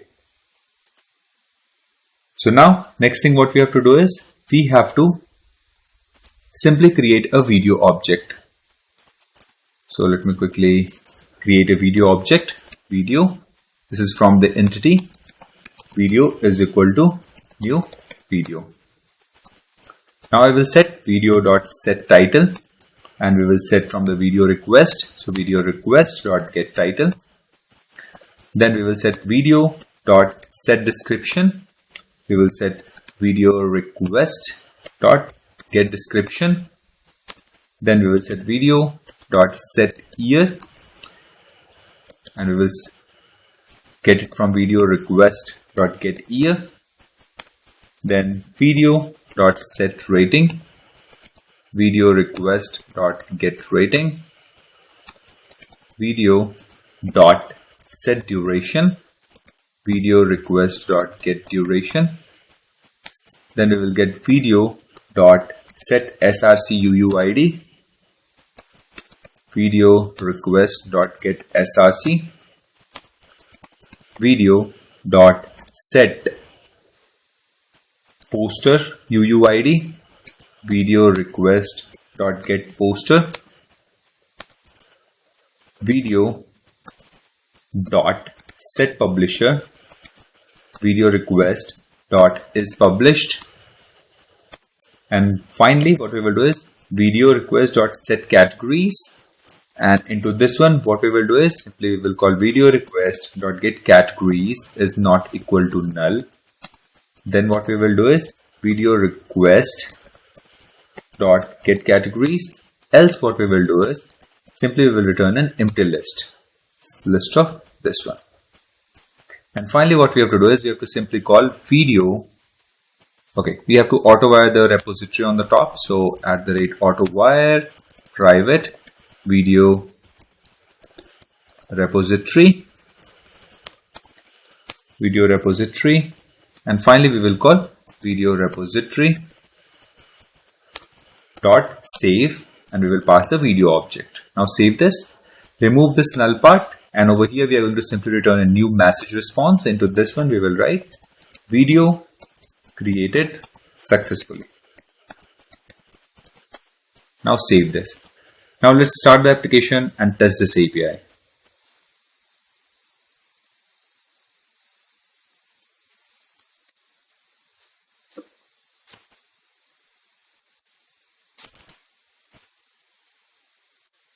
/API/videos and /admin. Now our application is up and running on port 8080. So now quickly jump back over here. So here we have an endpoint. This is an admin endpoint. So create video by admin. Into this one, you have to add the token. So you have to go and log in with an admin role. Then you will get the token. I have added the token. In the body, I have added just random values. And anyway, we have to test this specific, if this specific stuff is being saved in the database or not. So I'm going to log into the database. Let me quickly log in.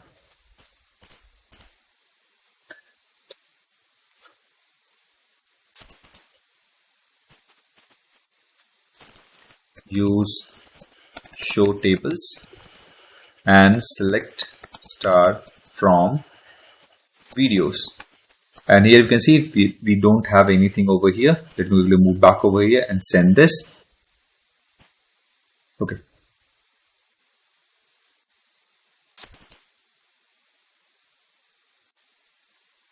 Let me move back over here. I think I have made some. Okay. This is a post mapping.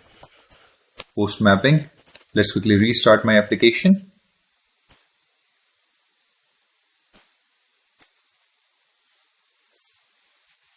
And let's try again.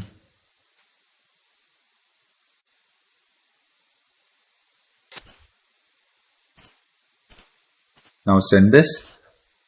And here you can see this video created successfully.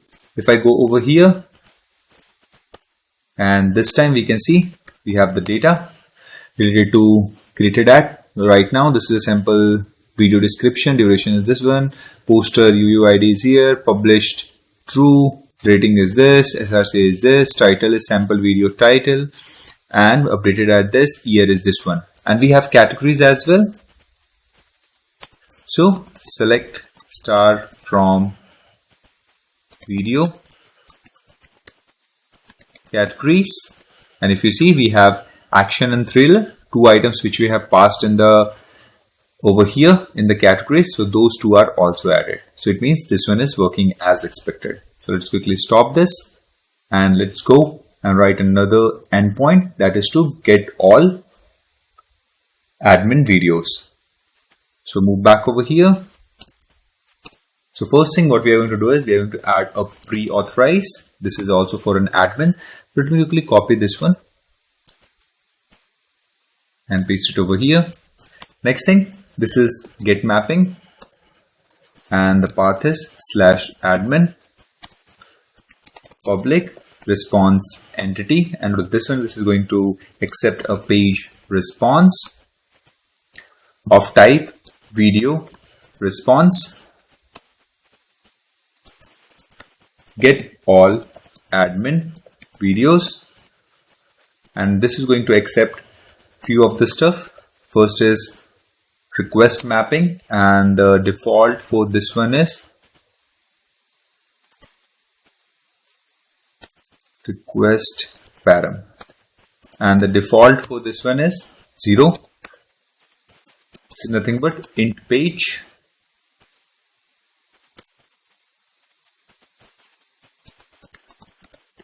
Then we have second one, request param, and the default is 10. That is the items in each size, int size. Then we have request param. Then we have required is equal to false, and this is nothing but a text you want to search. Okay. After this, what we have to do is we have to simply return response entity dot OK and video service dot get all admin videos, and we have to pass this stuff like page, size, and search. Now save this, hover on this one, create method. This one is added, nothing but it's returning a page response of type video response, get all admin videos, and it's accepting int page, size, and search to text to search. Now move back to the service impl. Here you can see this in the video service impl, it's showing an error. So hover on this one, implement method, select this and click on OK. This one it's being added, and we need few more stuff over here to be auto-wired. So auto-wire private user repository, and auto-wire private service utils, service utils. Okay, so now move back over here, and over here first thing, let me just remove this, and we will create a pageable object. Pageable is equal to pagination utils dot create page request. Into this one we will pass the page, size, and sort by ID. Next thing, we will create an object of page of video page if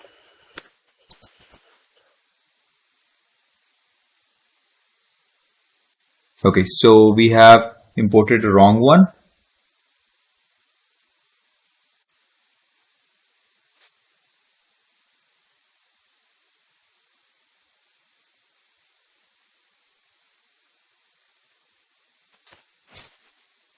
So pageable we have imported the wrong one. So let me quickly remove this.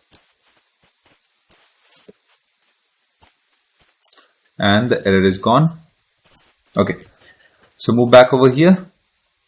So we have the pageable over here. Okay. So move back over here and we will check if search is not equal to null and not search dot trim dot is empty. So if this is the case, then we will simply do video page is equal to video repository dot search videos, and with this one we will pass search dot trim and then pageable. So this method is not available in the repository. We will quickly create this. So hover on this one, create method, and here we go with this. So here we have a search videos, and with this one we will this one is a search text, so search, and we will accept as a param, and with this one if you want to give any name you can give for this specific variable which needs to be passed in the query. So we have to write a specific query. What query we want to write is select V from the video where we have to compare in the title as well as in the description. So let me quickly add that. So select V from video, V where V is the alias. So it means that I'm selecting all the data and I'm trying to lowercase the title, and I'm trying to add over here, I'm adding the text whatever we got in the search one, and I'm adding a percentage symbol in the front and the beginning. It means that if I have added ABC and if we have ABCD, then it's a match, because we have ABC and then percent means anything after that or anything before that. So if in the title that match, it's a fine. Or condition, it will also check in the description in the same way. Okay, now let's move back to the video service impl. Okay, so if this happens, if this doesn't happen, it means that search text is not passed and it's empty. In that case, what we will do is else video page is equal to video repository dot find all, and we will pass the pageable object. And what we will do is we will simply return pagination utils dot to page response, and with this one we will pass the video page and we will pass from where we have to convert. So video response colon from entity. Now save this, and if I show you this method, so what it's doing is only accepting the video parameter and converting into a video response. So now move back over here. Let's start the application.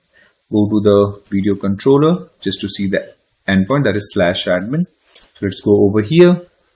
Get all admins endpoint is already here. This is a get mapping type. So we have to add the token. So bearer token, and I have added. How you can add is, in the previous video I have shown you that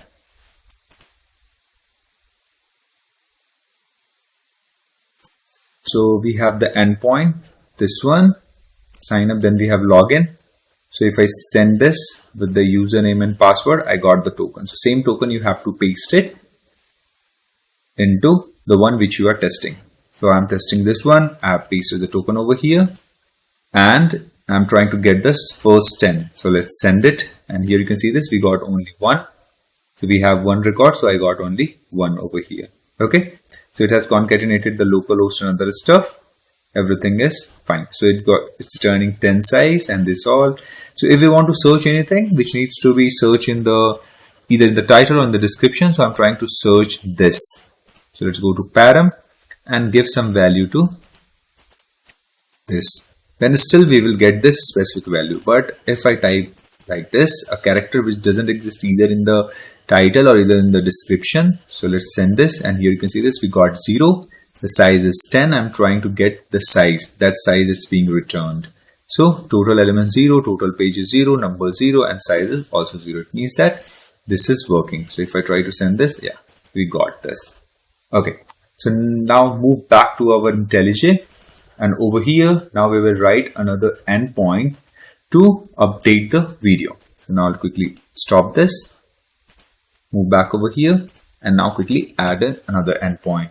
So @pre-authorize, let me quickly copy this, because these all are admin APIs and we're going to add few of the user APIs as well. That's why I'm adding pre-authorize in all of the dedicated methods or the endpoints. So @put mapping, and this is going to accept the path will be admin, and which ID you have to update we are accepting in the path variable, so that it became mandatory to pass public response entity, and with this one we have to accept return in the message response and update video by admin, and with this one we will accept path variable long ID. Then we will validate the request, so valid @request body video request. We will simply return response entity dot OK, and into this one video service dot update video by admin. And with this one, we will pass the ID and video request.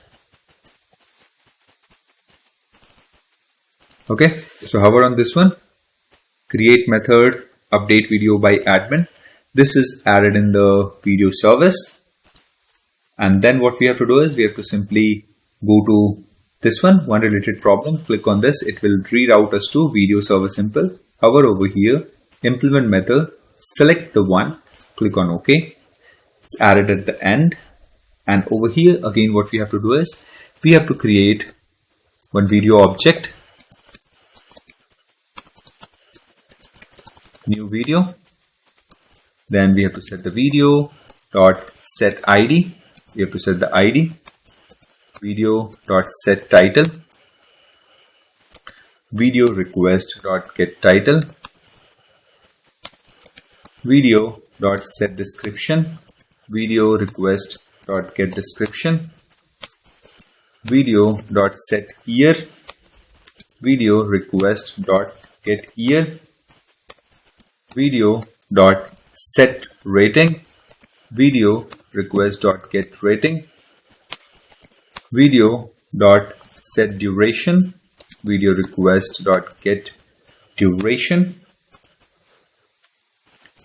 video dot set src video request dot get src, video dot set poster UUID, and video request dot get poster,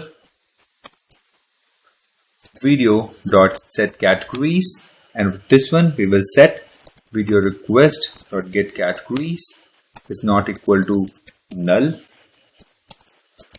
If it's null, if not null, then we will return the categories, else we will return the list dot off, one empty list. Finally, we will call video repository dot save and we will pass the video and return new message response, video updated successfully.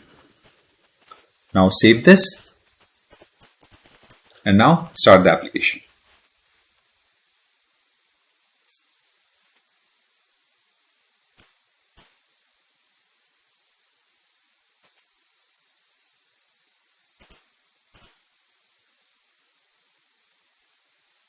And here we can see our application is up and running. So let's jump back to the Postman, update the video, and we will set the key first, bearer token, and then we have to pass the ID. So we have only one, so we will pass one. And then in the body, updated video title, updated video poster, blah, blah, blah, and everything. And now publish this. And here you can see this video updated successfully. Let's go and test in the database. And here you can see this updated video description, updated poster, updated video, UUID, updated video title, and everything is updated. So it means this one is working fine. This one is created at like 10 minutes ago, and now you can see this updated as a now time. Let's minimize this and let's see. This one is working fine as well. So let's stop the application and let's test the delete video by add. So let's move back over here to the video controller, make some space over here. This is also by admin. So let me quickly copy this one and paste it over here. Then this is a delete mapping and the path will be /admin/ID public response entity into this one, message response, delete video by admin. Into this one we will accept path variable long ID, return response entity dot OK, video service dot delete video by admin, and with this one we will accept the ID. Hover on this one, create method, this one is added. Next thing what you have to do is we have to simply click on this one, hover on this, implement method, select delete video by ID, click on OK, move back till end. If you are not able to do that, then you can manually type this specific stuff. Let me quickly delete this one. And over here, we will check first if the ID exists or not. So if not, video request dot exists by ID, into this one we will pass the ID. If this is not the case, then what we will do is we will throw new illegal argument exception, video not found with the ID. So whatever ID you got, you can return it. If we found this, simply what we will do, video repository dot delete by ID, and we will pass the ID. And we will return a message response into this one, video deleted successfully. Now start the application and let's quickly test this.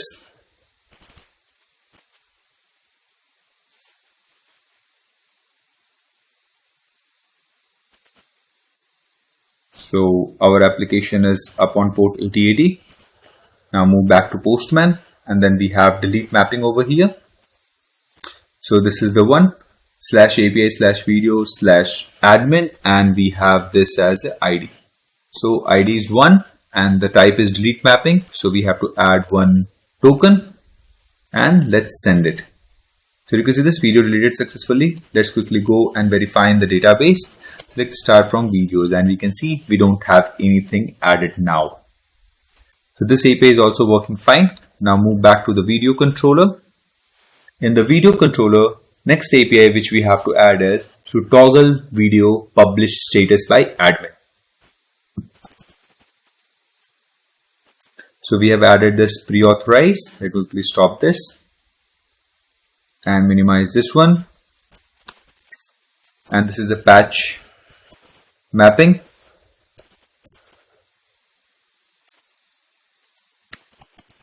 Patch mapping /admin/ID/publish. Public response entity, and we will set this message response, toggle video publish status by admin. In the path variable, we are accepting the ID. So path variable long ID, and we will accept the value. So request param boolean value.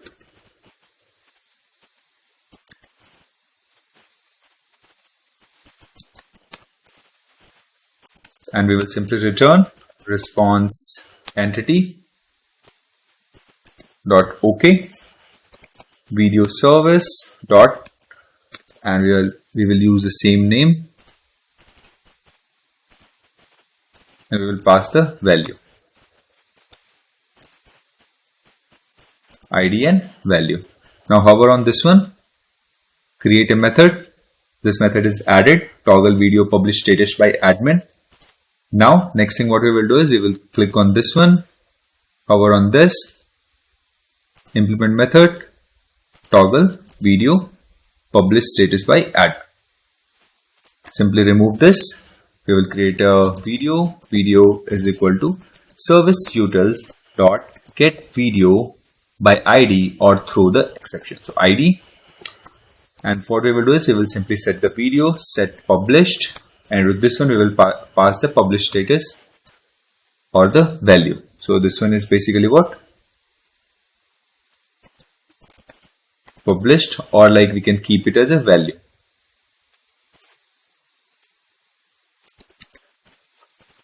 So what we will do is we will set simply this value over here, or we can say status. Status is fine. Status. Okay, and now what we will do is simply video repository dot save, and we will pass the video,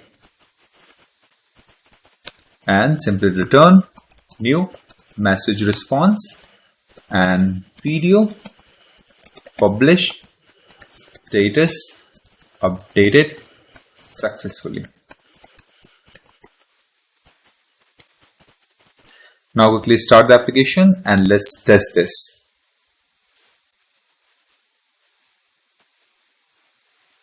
Go to Postman, toggle status,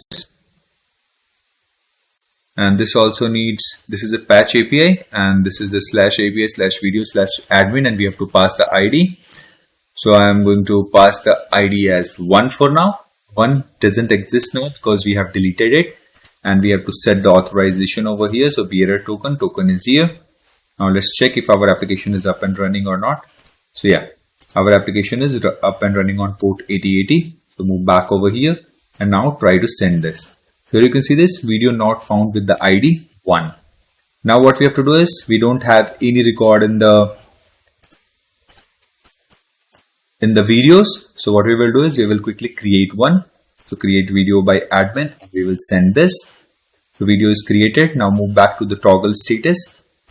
Now I'm going to the database, quickly check this. Okay, so now we have one and the ID is 2 and the published status is 00. It means this is false.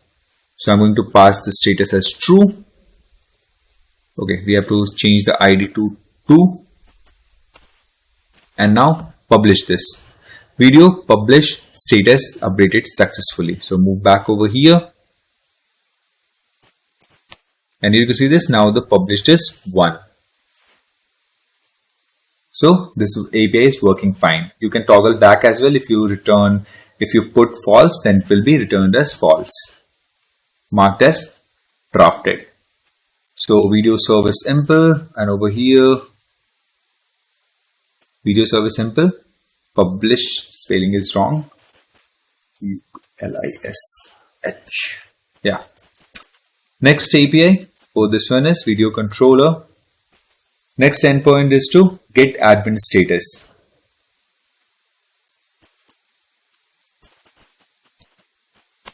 Pre-authorize @git mapping, and we have to set the path /admin/stats public response entity, and we will return a video stats response. Get admin stats, and what it will do is, will simply return response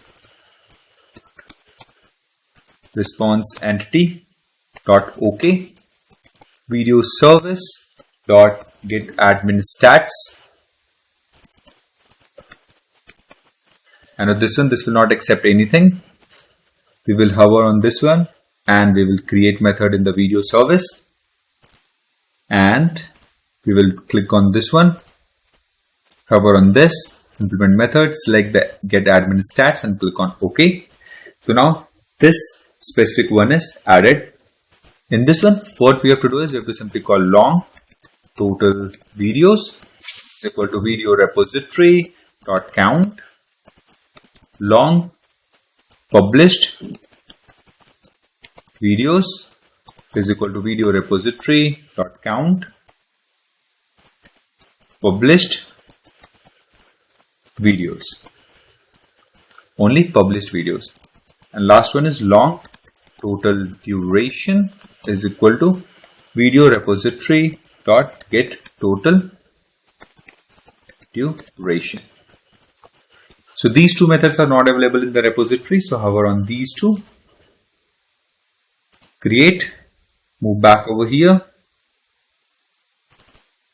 hover on this one and create this.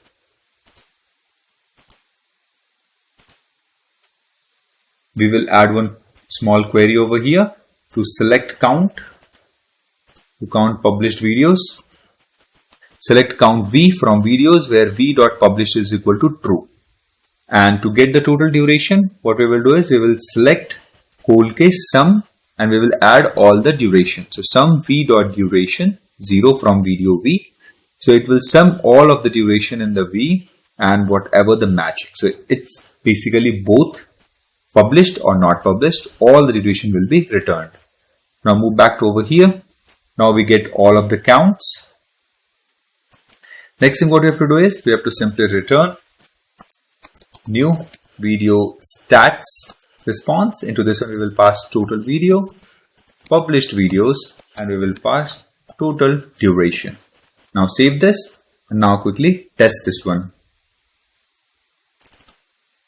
Now let's start the application. Move back to Postman, get admin stats. Admin stats, we have to set, this is a get mapping, we have to set the bearer token. Done. Now move back to the application and let's test. Yeah, our application is up and running on port 8080. So this is the endpoint and this is nothing but localhost 8080. Now send this and you can see this, we have total video is 1, published video is 1, and total duration is this much. This API is also working fine.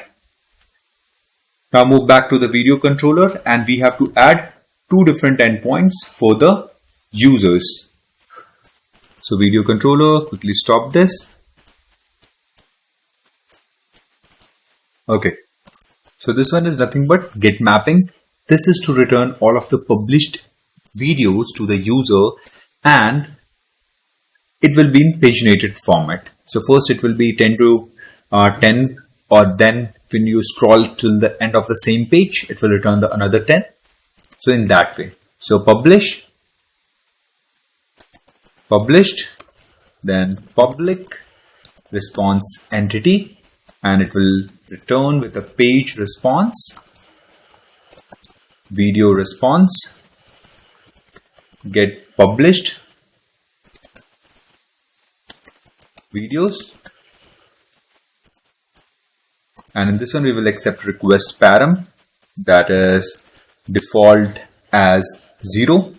This is nothing but page number, @request param, default will be 10, the page size, items in the page size, @request param, and we will required is equal to false. This is to search, string search, and then authentication. This is by default accepted. You don't have to put this. This is by the controller itself. So from this we will extract the email is equal to authentication dot get email, get name. In the name we have set the page response and it will return with a video response. Response is equal to video service dot get published videos, and with this one we will pass the page, comma size, comma search, comma email, and simply return response entity dot OK with response. So this is showing an error, so hover on this one like this, or you can see a button over here, click on this, create method. So this will add a method in the video service. So go to this one, click on this, hover on this one, implement method, select this one and click on OK. So it has added a method over here. So let me quickly minimize this.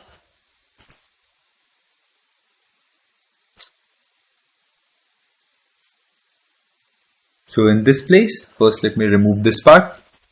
And first thing what we will do is we will create a pageable object. Pageable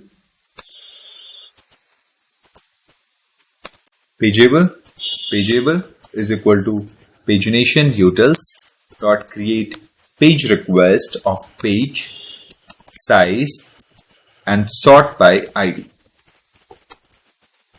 Page, video and video page. So if user has sent something to search, search is not equal to null, and not search dot trim, just to remove the space, is empty. In this case we will call videos page is equal to video repository dot search published videos, and with this one we will pass the search dot trim and we will pass pageable. Now this is showing an error because this doesn't exist in the repository for now. So hover on this, create method search published videos. So for this we have to write one query. So let me quickly add that. So select v from video and v as an alias, where v.publish is equal to true, and we will check whatever the search text you have sent.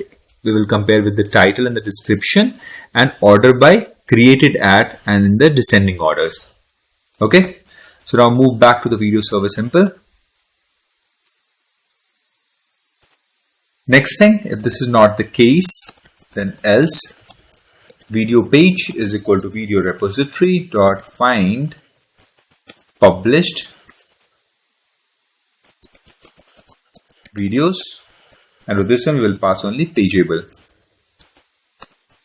Save this, hover on this one, create a method published videos.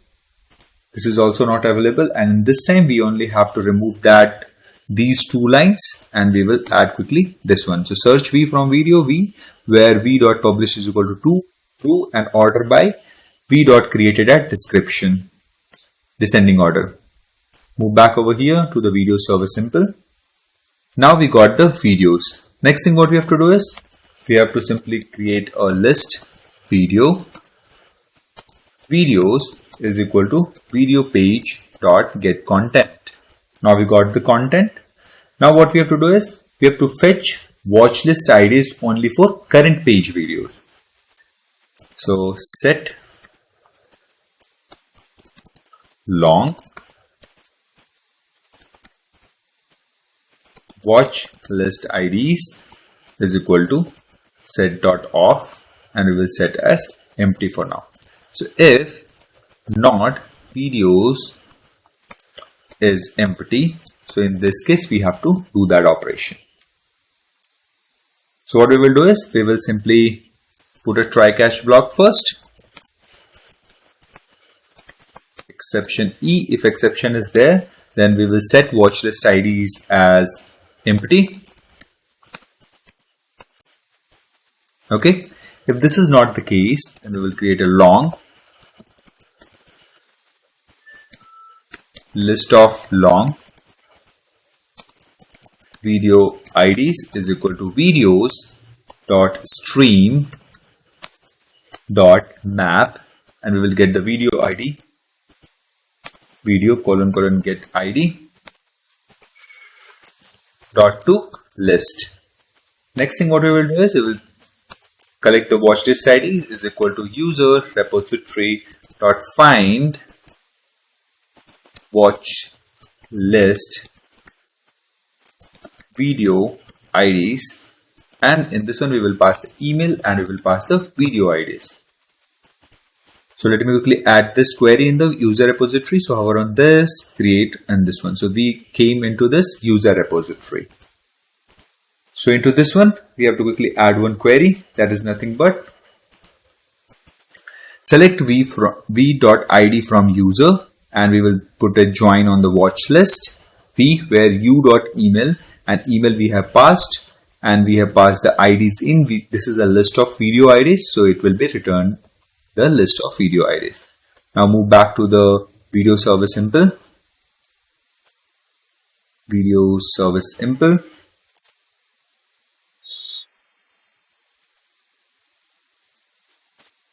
And just give me a moment. Over here we have email and we have video IDs. So we have to set the parameters like this. Param email over here, you can set like this as well, or you can leave it as it is. But in that case, if you change this ID, it will break. This ID and this specific ID needs to be same. This ID and this ID needs to be same. Now move back to video server simple. And over here, after this, we got these all stuff. Next thing what we have to do is we have to mark videos that are in users watch list. So set long final watch list IDs is equal to watch list IDs videos dot for each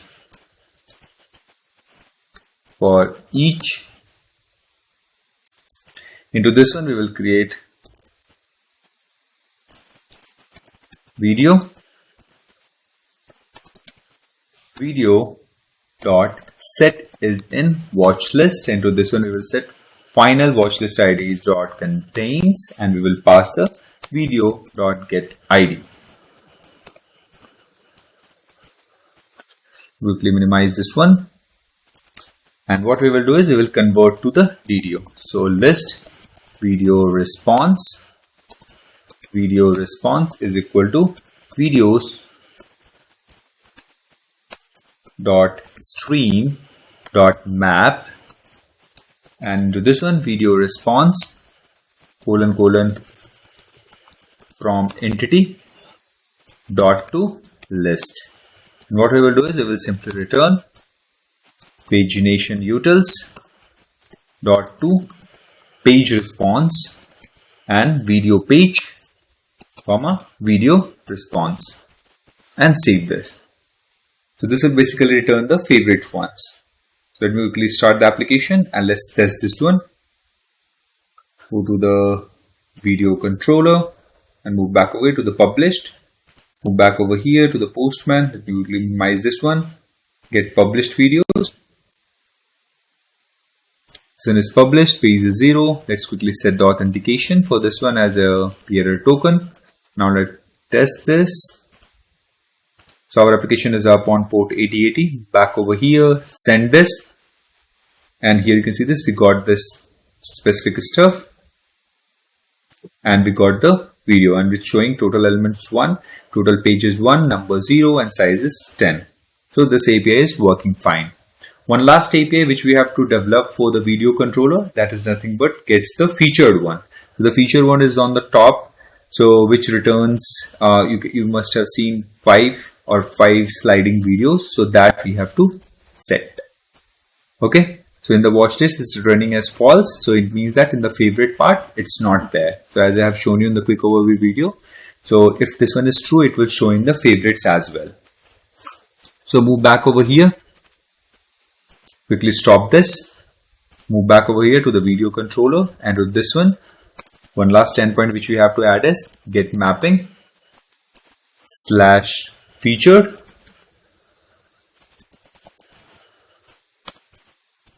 public response entity. This will return list of video response, get featured videos,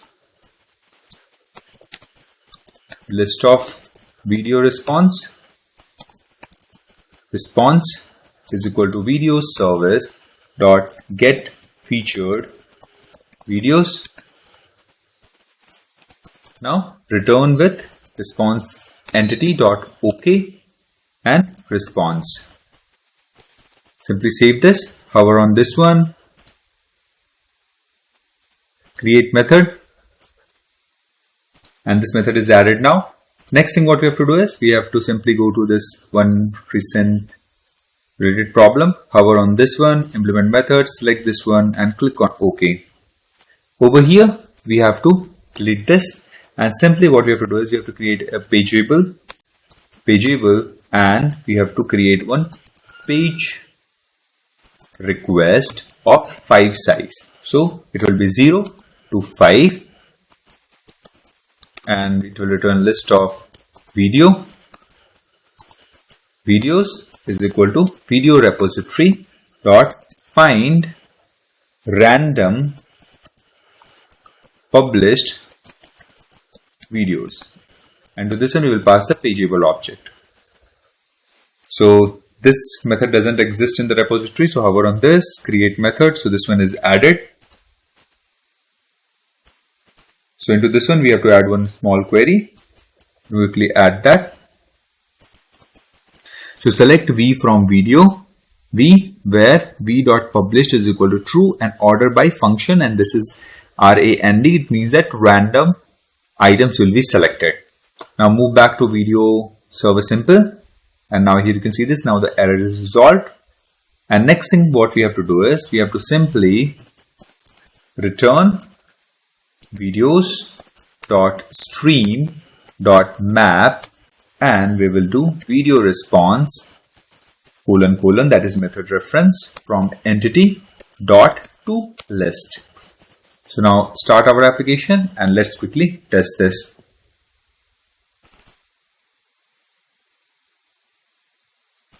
Video controller, and this is /feature.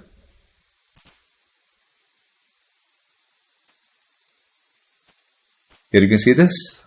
The port is 8080. Our application is up and running. So move back over here. This is get published videos, and here /API/video/feature. This is of get type. Let's quickly add the token. So bearer token and send this. And you can see this, we got only one because we have only one. If we have 10 or 20, it will return a random 5 videos. So this you have already seen in the quick overview video. Whenever we are loading, it's a random 5. Okay. So the development for the video controller is done. So that's it for this video, guys. In the next video, we will design the watch list controller, and it will be going to be very quicker.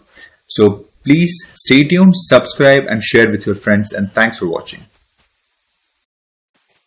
Hello everyone, welcome to my YouTube channel. In previous video, we have seen how to write all of the required APIs for video controller. So if you haven't seen that video, just go to description and check out the link. In this video, we are going to create all of the required APIs for the watch list controller.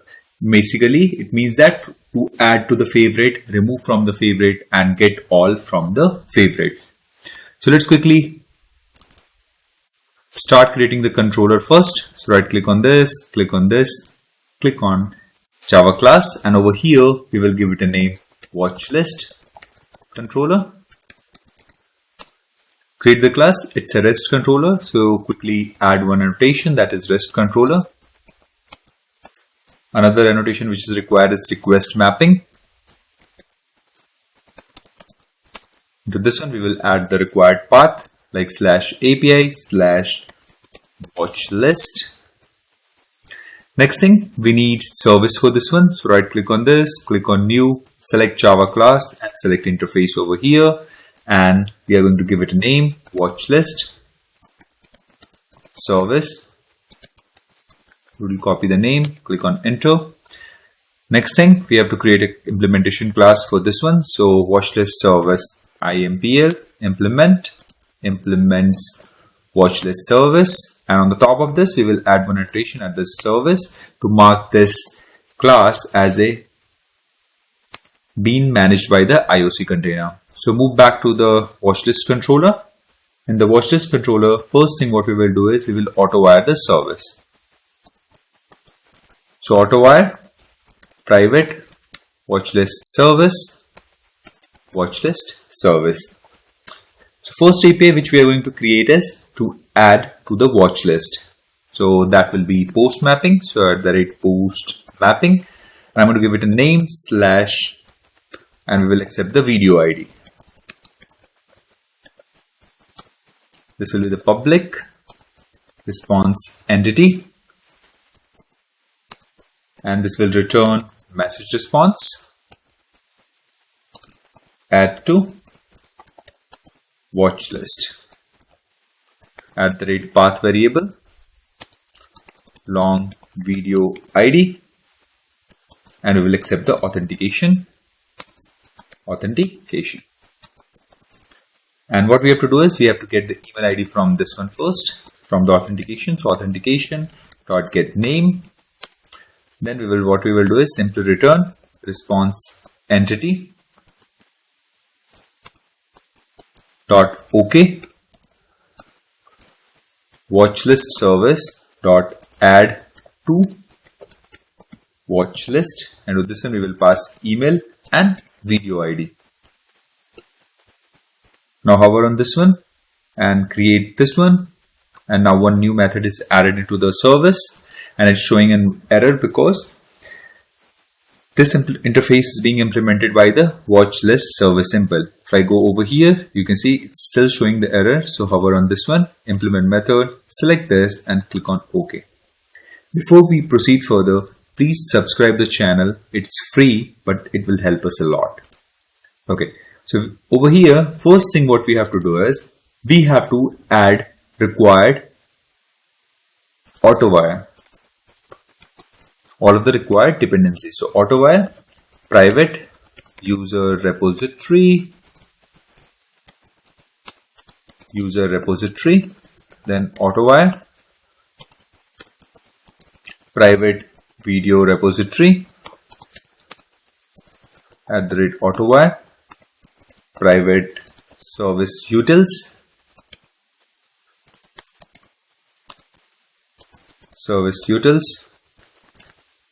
Next thing what we have to do is we have to simply come over here. Let's remove this part and we will get the user first. So user is equal to service utils dot get user by email, and into this one we will pass the email. Now we got the user object. Now what we have to do is we have to get the video object. So video is equal to service utils dot get video by ID or throw exception. So we will pass the video ID. Now we got the video as well. Now simply what we have to do is we have to add user dot add to watch list, and which video we have to add? The one which we have fetched. And finally we will save this in user repository dot save, and we will pass the user. And what we will do is we will simply return new message response. Into this one we will return video added to watch list successful. Now save this and let's start the application.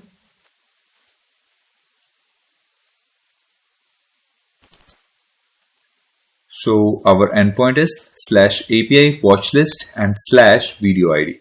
Let's go to the database, show tables, select star from user underscore watchlist just to check if we have anything there. No, we don't have anything. Next thing, select star from videos.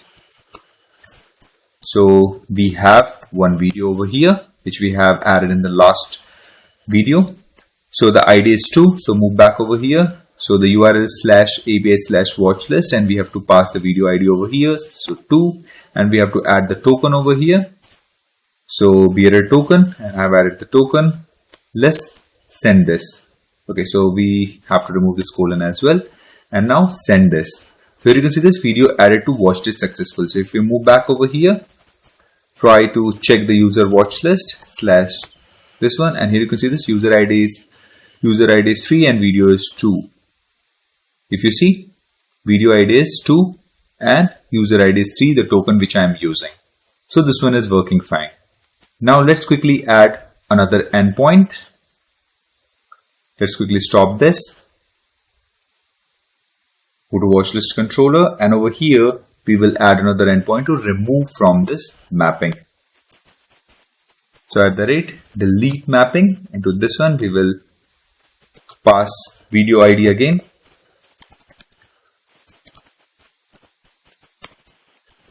Public response entity.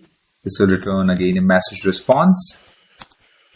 Remove from watch list @path variable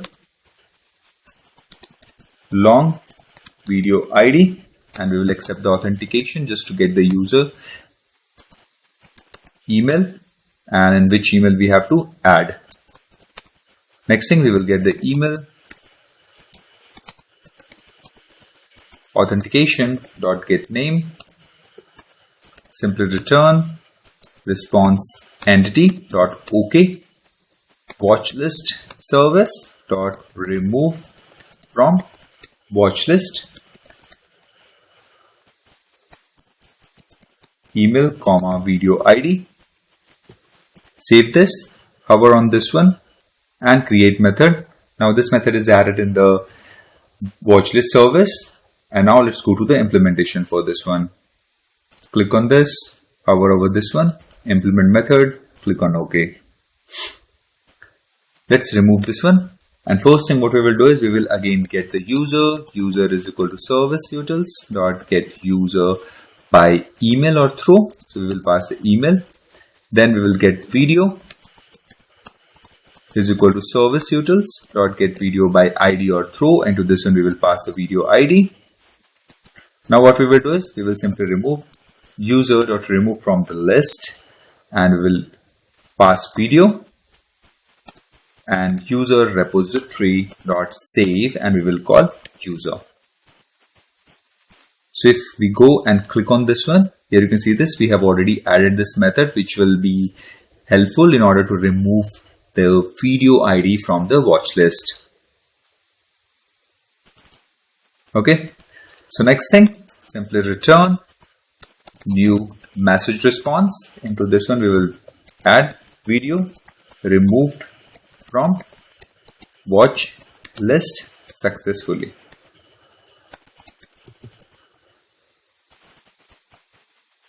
Save this. Now start the application and let's test this.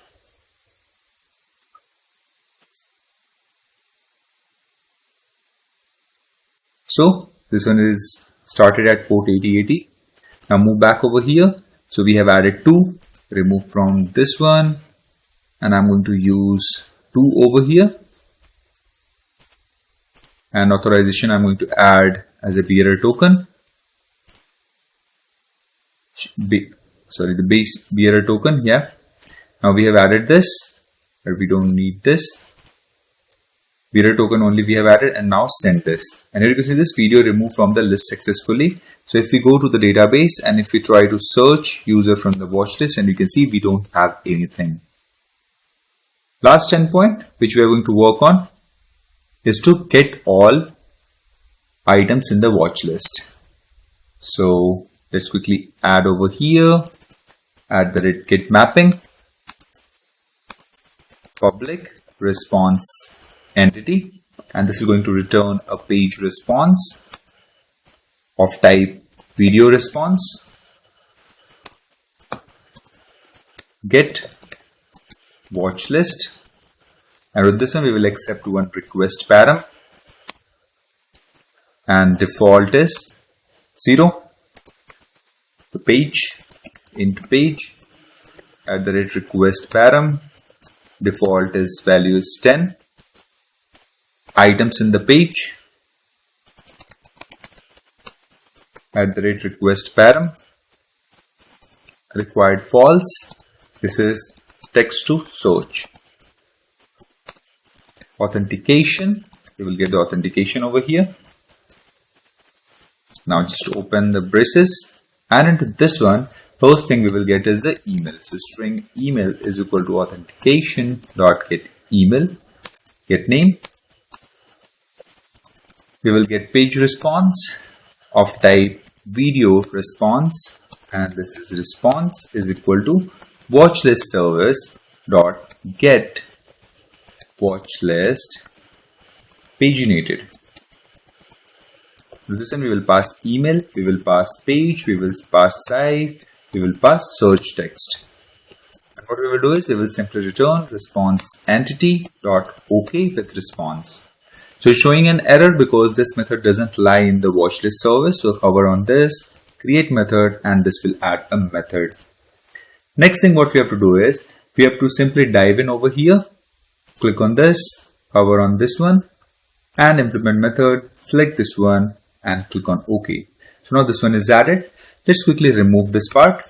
First we will get the user. So user is equal to service utils dot get user by email. So we will pass the email over here. Then we will create a pageable object. So pageable is equal to paginated utils dot create page request. Into this one we will pass the page, comma size. Next thing what we have to do is we have to create an object for page video page. Now what we will do is on the basis of search text, if there is some text inside this one, we will write another query, and if this one is not empty, then we will write the.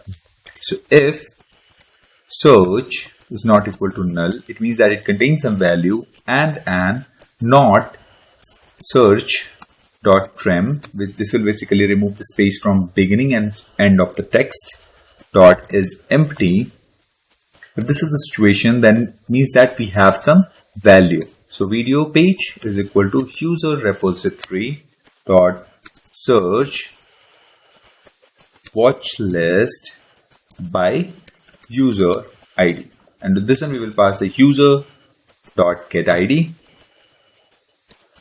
This method doesn't exist for now, but we will add it soon. Dot trim, and then we have to pass the pageable. So now hover on this one, create method, and now this method is added. We have to add one small query on the top of this. Let me quickly add that. Let's minimize this one, and this is the query. So select V from the user U. V is the user watch list. Here you can see this. Join with the user u dot watch list, and V is an alias. Okay. Then we have joining with the watch list where user ID is this, whatever we have passed, and then and this published is true, and we are checking whatever the text we have searched by lowering both of the stuff from the database title and the text whatever we have sent, and the description is in the lowercase, and the text we have searched we have sent in the lowercase by putting the asterisk sign, so that whatever comes between before or after doesn't matter. If that specific text lies in that specific whole title or whole description, it will consider it as a batch. Okay, so you have to write this query. Once this one is done, next thing what we have to do is we have to move back over here to the watch list service simple, and in the else case, video page is equal to user repository dot find watch list by user ID. Into this one we will pass the user dot get ID, and we will pass pageable. This method also doesn't lie, so hover on this one, create method, and this is going to only search on the basis of is published and the user ID whatever we have provided. For that we have to write this query. Select V from users U, join u dot watch list on V. V is an alias for the watch list where u dot ID is equal to whatever we have passed, and the video is published is equal to true. So now next thing what we have to do is we have to move back over here, go to watch list server simple, and now our content is ready. Simply return paginated utils dot page response. Into this one we will pass video page comma video response colon from entity. That's it. Now let's save this and let's quickly test this. Watch list controller, and this is a get watch list. So minimize this one.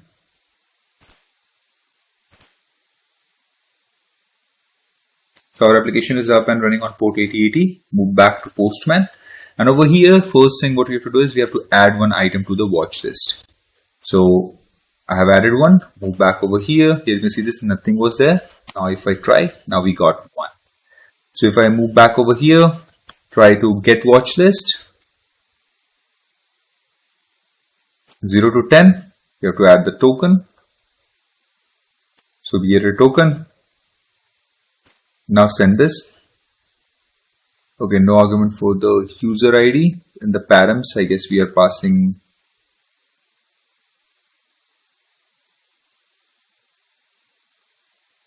quickly move back over here. Okay, let me just remove this and send this one.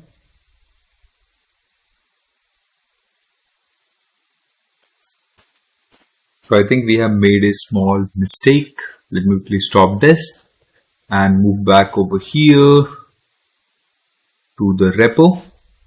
So now video repository, into this one we have added a new these two search. Let me move back over here, watch list, this one. So into this one we have ID. So we have to add the user ID and the search text. So let me quickly change these two. So this one is nothing but user ID and search text. So this is a user ID. So this name needs to be matched, else this variable needs to be matched. So but we have changed it. It was auto generated by using the method, so that's why it was not working. And in the case of this one, again we have to use this user ID over here. Now start the application and let's test this.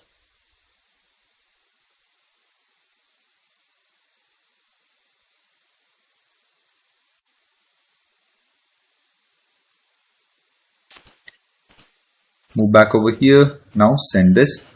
And here you can see this, we got one value. This time if you want to search anything, so title, if I try to send this, here you can see this, we got the value. If I type something wrong which doesn't exist in the both title and description, then it will return as empty. So this one is working fine. So that's it for this video, guys. We have completed all the development of all the backend APIs. I don't think we need anything further needs to be developed in the backend. So from next video onwards, we will start the development of the front-end part. So just stay tuned, subscribe and share with your friends, and thanks for watching. Everyone, welcome to my YouTube channel. In the previous videos, we have completed all the backend APIs of this project. If you have not seen those videos, just go to description and check out the link. In this video, we are going to start with the front-end part, so let us start with that. So first, we are going to discuss about the software which are used in this for UI. So first is Node.js. So we have to search this Node.js on Google, and then we'll get options on download. And then we have options where from here we can go with the different versions. So I'm using this version, and from here you can download it and you can install in your system. You can also change this to Windows, Mac, Linux, or any other operating system. And let me show you the exact version which I'm using it. So you can also go with the exact version. So Node version. So this is the version I'm using it. So let me also show you the package manager version, and this is the package manager version I'm using it. So this too will be get it from the Node.js. You don't have to explicitly install this npm. Okay. And after this you need Angular CLI. So Angular CLI, you also need to use this one. So search Angular CLI. After that you will get started. From here you have to click on get started. If you scroll a little bit down, then you will get this option. Copy this, go to the terminal, paste it over here, just press enter. So it will install the Angular CLI in your system. And let me show you which version of Angular CLI I'm using it. So you can also go with the same version. So I'm using 20 version, so you can also go with the same version. So now it's time to create a new project. So here I'm going with this, and here we have to create a new project. So ng new Netflix clone, and I want to use this application as a module. So I'm going to standalone, make it as a standalone as a false. So I'm going to go in with this one. So press enter. And so first we have to go with no, this one. Then we are going to use CSS, and we also don't want this server side static one. So go with no. And here you can see it's creating a project. So we have to wait for a few seconds for it. And also in the description I have provided a link, so it might be the name will be source code or project structure. So it only contains the CSS and a little bit of modules files which is required for this project. Let me give you an example what I'm talking about. So like for this video, I'm just going to use this files: landing page, global CSS, and this image or this modules. I'm going to use it, right? So this will be provided in the description, and whenever in the next part if any new CSS is required, so I will add it. Okay, so just go to the description and check out the link. Okay, and we'll wait for a few seconds to complete this. Now here you can see this has been completed. Now all the files has been created. Now it's time to open the VS Code, and I've already created a folder which is video, and in this we have this particular folder, right? And we are also going to use Angular material. So if you are not aware about it, so just go with this and explore about Angular material. So this is provided by Google, and there's a different components and are provided, so we can use it like button, card, core, date picker, lots of things are there, right? So I want to install this, so I have to just go with the material, get started, and this is the command basically we need it, right?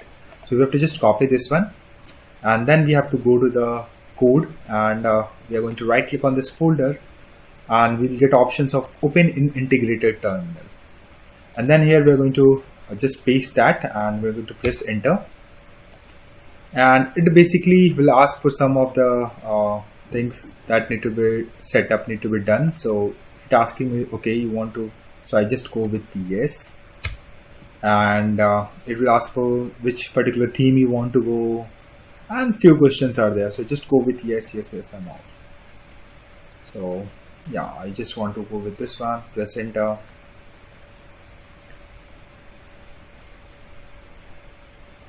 Yeah, so you can see it has been modified some files, and it updated the code, and we are good on this. Now we have to generate some files, so I'm just going to generate a file. So ng generate a component landing, and press enter. So it will create a component over here. So in the app folder you can see a landing page has been created, and let's go to the app.html. Okay, so let's talk about a little bit about the structure of this project. So we have a package.json. So in this one basically we have all the dependencies which has been installed, and later point of time we'll add it, so it will be added over here. And like ng serve, right? So to start this project, ng builds to build the project and deploy to the server. So for that purpose, then get ignore, we already know that, angular.json build files and those things like size and all those things, configurations are mentioned over here. Style.css, which is a global CSS we can say, and here we have to you can see here, right, you can implement global CSS, we can put it over here. And index.html, which is the main page of this application. So you can see the next fixed code, right? So just put a space over here, and then we have app folder. So inside this one we have app.ts file, and then we have HTML, this one. So let's remove this all, and here just put router outlet. So basically it will route to the different page, so it will be shown over here. This is the main page which is gonna shown, and that will be connected to this one. So if I go to the app.ts, here you can see this is the selector, and this is going to be use it over here. So this is the first page going to render, and all the pages will be shown inside this one. And then we have app routing, which is there, and then app routing modules are there, so all the routings will be registered over here. So these are the basic structure which I just wanted to explain you, and I'm expecting that you have the basic knowledge about the Angular. It will be help you a lot. And now we are going to on the routing models, we have to write few lines of the code, like whenever someone is going to write the path as double quotes, so in that case we have to route that user to the landing page, right? So I'm just going to write a landing page, and if any other path which does not exist, or we can say that wildcard, that also we want to route to the same page, right? So we'll just put two asterisk symbol, and then redirect to, and just this, and path match, make it as full. So in this way, whenever just let me format this, and here right click, and then you will get the format document option is there. So just format it and save it. And also one more thing I want to tell you. So if I see here control on keyboard, I'm pressing control and a space bar, then I'm getting this type of suggestion, right? So make sure whenever I'm using this suggestion and then I click on it, it automatically import this one. Let me show you the example again. So if I control the space, and you can see the option, when I click on it, it automatically adds it. So I'm going to use this way at lots of places. So you have to make sure to import in that way. Just save this one, and let's start this application so that you can also visualize what we are doing it right now. So what will happen is right now is there's this app.html, we are using this router outlet. So what it will do is it will check the routing and it will go to this landing page and it will go to find out, and this is the HTML page we are going to see it. So let's refresh this. Yeah, so landing works, right? So this is the expected output what we are seeing it here, right? So yeah, it's working as expected. Now it's time to create a new folder that we are going to make it as shared. So right click, new folder, shared, and then I am going to open integrated terminal inside that particular folder. So ng generate, and I want to generate a module. So m module shared. This is the module I want to generate it. In this one, I'm going to register all my modules as well as, okay, this is created one more folder, so I don't need one folder, so I'm just drag and drop over here. Yes. Okay, let me delete it and let me generate it again. That will be easy for me. And cd, go back, and ng generate module shared, and a new folder has been created and shared modules we have. This is what expected. And then we have to go to the app module. So let's go to the app module.ts. In this file we have to register the shared module. So here, shared module, and just save this. And now we have to go to the shared module, and in this one, as we are using the Angular material, right? So Angular material have lots of modules, so that will be common across admin as well as users. We are going to use it. So I have provided that some of them that you can use it, and which we are using in our project. So this is the shared module we have, right? So this is, you have to copy paste. So just copy this part and paste it over here, and then again you go back, and this is the material modules we are going to use it, right? So just paste it over here, and this is the material module. I'm going to use it everywhere, so I'm just going to put in the import. So here I'm just going to add like this, and and also want to export this so that other places or other whoever import this shared module can use this, right? So that's why I'm just also making is export. In the same way, I'm going to write this one, material modules, and also want to add few more things here. So router outlets, I want to use it for the routing and all those purposes. So router module, I have to add it. Then I have to use form module, which is used for the form, like input fields are there, checkbox are there. So all those we are going to use the form module. So I'm going to use the form module. And we also have a reactive form module, as we already know that there's two types of forms are there. And so just to explore this too about it. And here we have to import all these things below, and just copy this and paste it over here too. And let's format this one. Make sure whenever you write the code after that, just format this. It's a good practice for everyone to follow. And the shared module is done, and after that we already connected with the app module. And after that, now we have to copy the now it's time to copy the global CSS. So go over here, this one, yeah, this one. So landing page.scss, right? Not this one, style.css. So this is the theme. There's lots of CSS are there, so I cannot write those all the CSS line. So I've just provided you guys, so you can use that one. So you have to go to the style.scss. So here just remove all and just paste it. So all the CSS is added for the global one. And after that, we also have this landing page. So just copy this one also, and go to the landing.css file, also paste it over here. And also we have this landing page. So just copy this one and go over there, and we have to paste in the public folder. So if you see this one, right, so we have this is an asset folder. We can say earlier it was an asset folder, but now it's mentioned as a public folder. So I'm just paste it over here, and the path is already there, will be there at, I think, landing. Yeah, so you can see this or already the path is already there in the CSS, so you don't have to worry, just paste it over here. Okay, and after that we have already started the project, and now it's time to write the code related to landing page. So let's remove this code, and let's write here div class, and the class name will be landing container. So the CSS is already there, so we don't have to worry about it. So div class background, and let's close this div,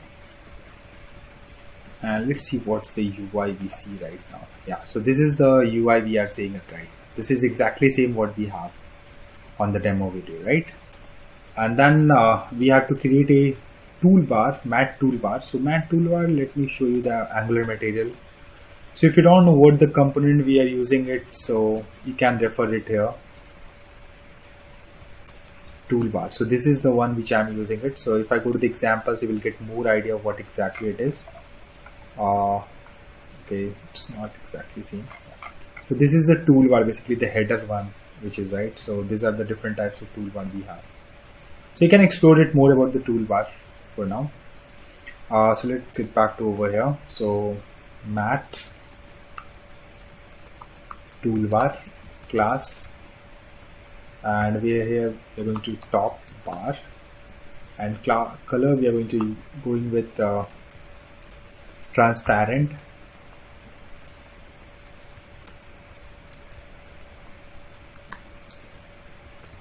and in this one first we are going to write the code related to div logo. So div class logo, and then we have a mat icon, which is mat icon is like part of Angular material.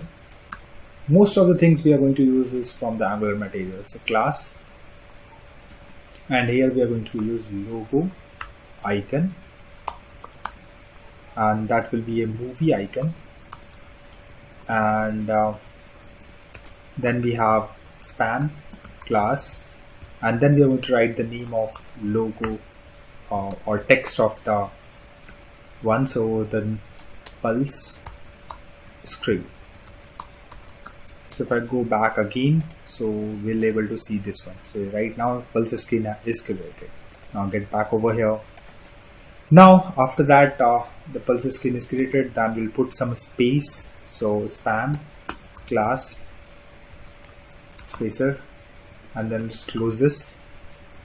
And then at right side we need a button, right? So that is for the sign in button right now.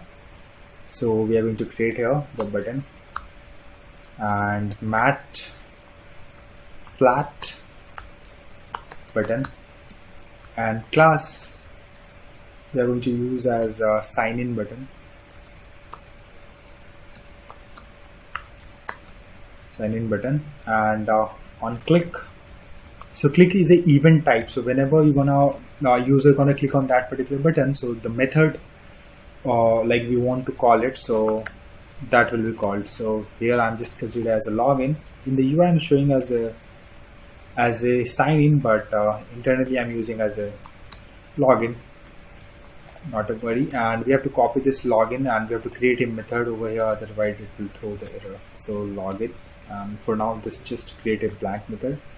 So if I go over here, I can see, okay, that button, I don't see that. One second, let me check what's the issue. Okay, so we did not saved it, that's why the issue was there. So just save this, and you can see the button mat flat buttons class sign in button we have to use, and click on this login method will be called. So if I go over here, you can see the sign in button right now. And this is the mat toolbar, and if I want to format this, I just need to click on this. It is already formatted. Remove unwanted spaces if you want, and we are inside mat toolbar. Now we have to design a section which is just for movies. So section class hero, you can go with this, and h1 and class, and here we have to write hero title, and in this one basically we have to write that movie, right? Unlimited, those movies, PV, BR, class, BR, MD, and shows and more. So if I save this again, get back over here, so you can see that, right? Now let's get back over here. Then we have subheading, so P class, and here we have to write hero, and in this one we have to write ready to watch, and enter your email to get started. So, and then we have to save it. Make sure you save all the whenever you make the changes, and if I go over here you can see that, right? So always save it. And after that we have to like create other sections of forms creation, and before that let's go to the landing.ts file of this, and here we have to create a form first. So I'm just going to create a form, landing form, and which is not so, and form group. So we basically deactivate the form basically to store and validate. So just import this. You can see we are getting it from the Angular forms, so you have to import this, put semicolon, and in the bottom remember we are showing a year which is related to the copyright, so year, and that will be a new date, right? And get full year. So these are the methods we already have in this script or JavaScript, we can say. And after that we need a constructor. So constructor need to be created over here, and in this one basically we have to write here private and FP and form builder, and private. So this is to create a form, reactive form builder, so that's why we are using it. Form, right? Now we have to use the router, and then we have to import the router. This one, router, from over here we have to import this, and then we have to design a form. So this dot landing form is equals to this dot fd dot group. We are creating a group of form, and then inside that one basically we are going to write email, and by default the value will be like this. Blank value will be there, and there will be some validation. So validators dot required, and also I want to validate that this is an email address. So validators dot email. So we have to just write like that, put semicolon, and then whenever users click on login button, so in that case you have to route to the login page. So this dot router dot navigate, and so you can route the user to the login page. So but this login page does not exist right now, but here I'm just going to add it for the future reference, and I'm going to, in the app routing module, I'm just putting a comment considering as this is a login page. We will add it further. So here let's go back to the landing page. So here if I users click on the sign in button, right? So right now it will throw errors. So if I go to the network tab, if I go to the console, if I click on this, because this path does not exist. Okay, so the path does not exist, it will route back to this particular one. So that's why it's not throwing error. Okay, so yeah, we are good on this. So now we have a get started button, right? So whenever below that, so let's write the code for that. So get started. So we have to collect the email address, and then we have to move to the sign up page, right? So that we have to implement. And so in the get started method, this dot router dot navigate and we are going to navigate in the similar way like ever, single quote slash sign up, and after that, before closing this parenthesis, and we have to put curly bracket, and inside that basically we have to write that okay, I want to pass this value to that particular one. So as a query param, I want to pass it like if you notice over here. So in this one, let's say we go to the sign up page, right? Just consider it as I want to pass email address. So it will pass like this: email test@email.com. So in this way we want to pass it, right? So that's why this considered as a query param. So that's why I have to pass like this. Okay. So query param, and I want to pass as an email. So email this dot landing form dot value dot email. So I want to pass this, so that's why I have to retain this one. So whenever users click on it, it will go to the sign up page with this one data, whatever it is in this side. And then we are in the UI, we are showing the reasons why the users use our site, right? So just go with that. So I'm going to write the reasons for it. So I'm going to just copy paste it for this one, but I will just tell you at least one I will write it. So title we need it, right? And title we need, so here we have like enjoy on your TV, and then we have text, then like watch on smart TVs, PlayStation, Xbox, and many more we have, right? So players and more. So we can just write like this, and then we have icon. So icon, and we are going to use the TV icon. So in this way, basically you have to put the copy paste. So I'm just going to copy paste it directly because I'm not going to write all the one by one. So I'm just going to replace this with this one. If you want to use exactly same, so you can pause it and you can just copy paste this text over in your system. Then we have a FAQ, frequently asked question. So outside of the reasons, we can copy paste that one also. Also, let me create one more FAQs, frequently asked questions we have, right? So over here we have questions and answer. So just make this like this, question, and like whatever you want to write it, right? Like you can add your own questions if you don't want to go with this, right? So I'm just going to copy paste some questions over here. So see like this. So I'm not and then we have to just format this, format document, and we are good. So this is all the codes related to landing page is ready. Now we have to move back to the HTML part, and you can add your whatever the question you want. Okay, then go to the landing.html part. So we have right till this one section, and then after that we have to create a form, right? So the form needs to be created. So form and form group, and then it should be a landing page,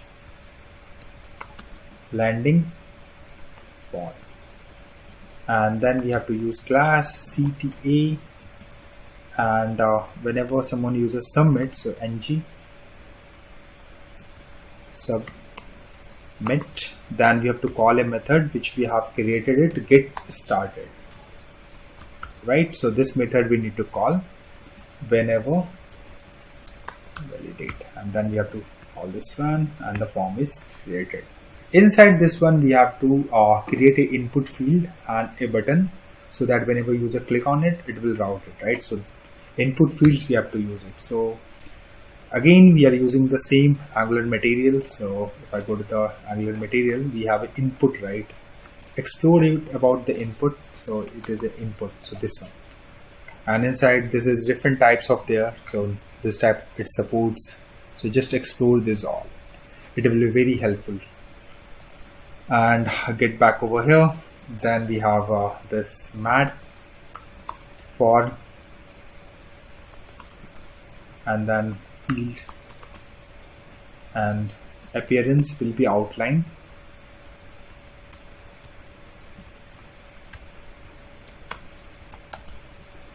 and class will be email field, and inside this one mat label will be there, and which is email address,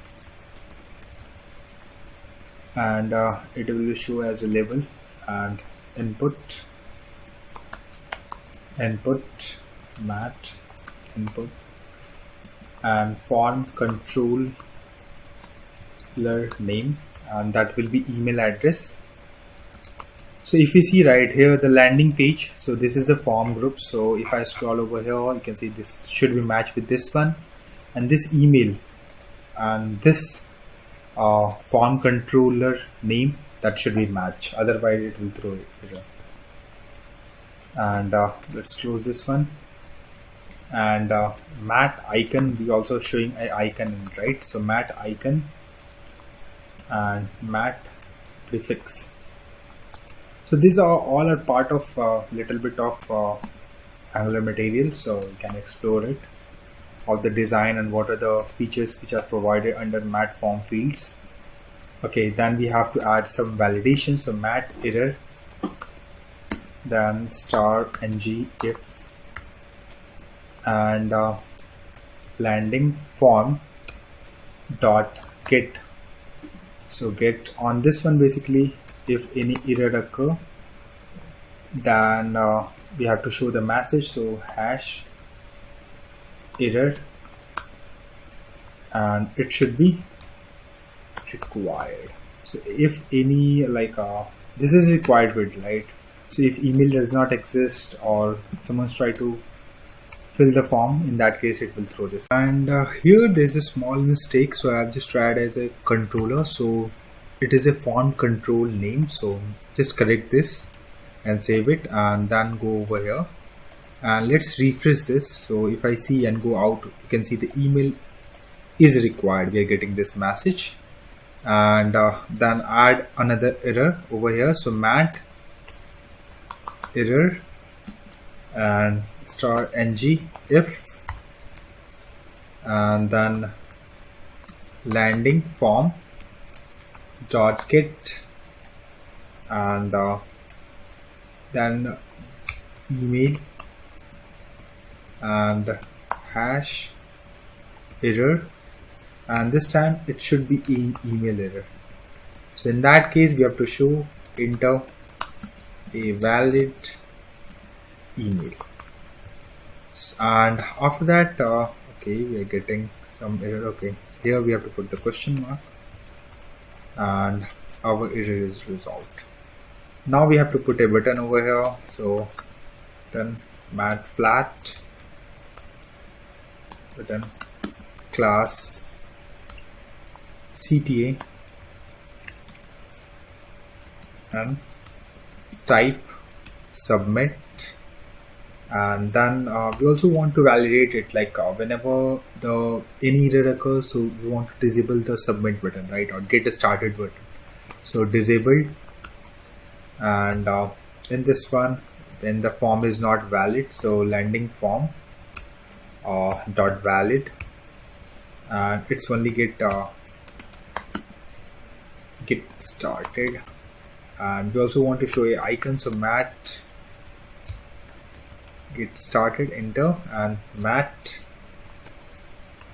icon, and that will be arrow underscore forward.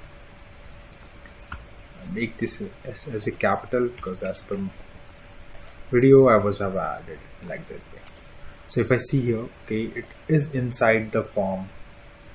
Okay, it should be outside of this mat form field, so just copy this one and see this one inside the form but outside of mat form field. So just format this, save this, go back over here again. Now it looks good. If I test, you can see we are getting a message, and you can see here if I click on it, you can see we are routing it like this, but it's not a valid one. because it goes to sign up and then again get back to this page. So we have to generate a page, sign up page, so that we can validate properly. So let me open an integrated terminal for this folder. Right click, open integrated terminal, and then we have to just write ng generate component and then sign up, press enter, and we have to wait for few seconds to be the components need to be created.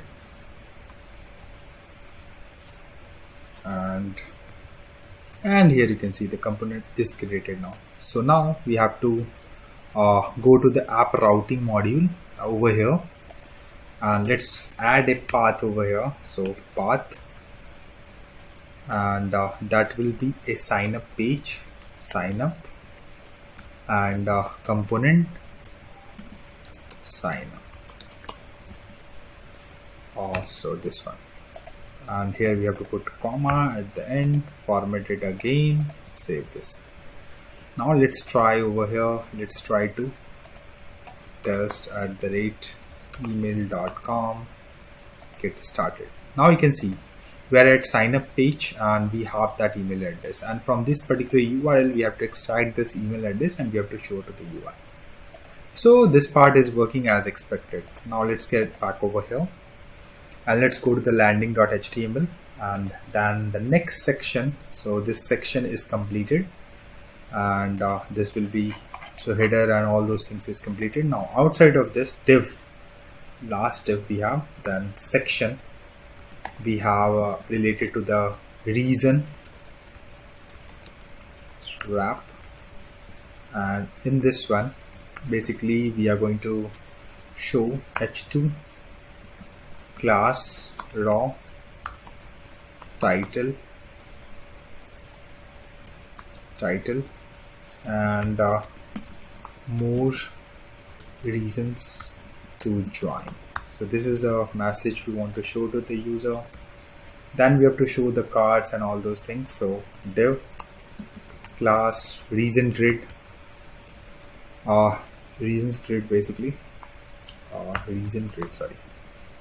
And then we have mat card. So again the mat card will be from again Angular material. So if I see this is the card we are using it, if I go to the codes, mat card header, so this you will get it from here while learning like what are the options we have in this one. So you have to explore more about how the Angular material works. It was developed by Google. And mat card class reason and then card, and then we have to use a loop to show. So ng for loop, and let r of reasons.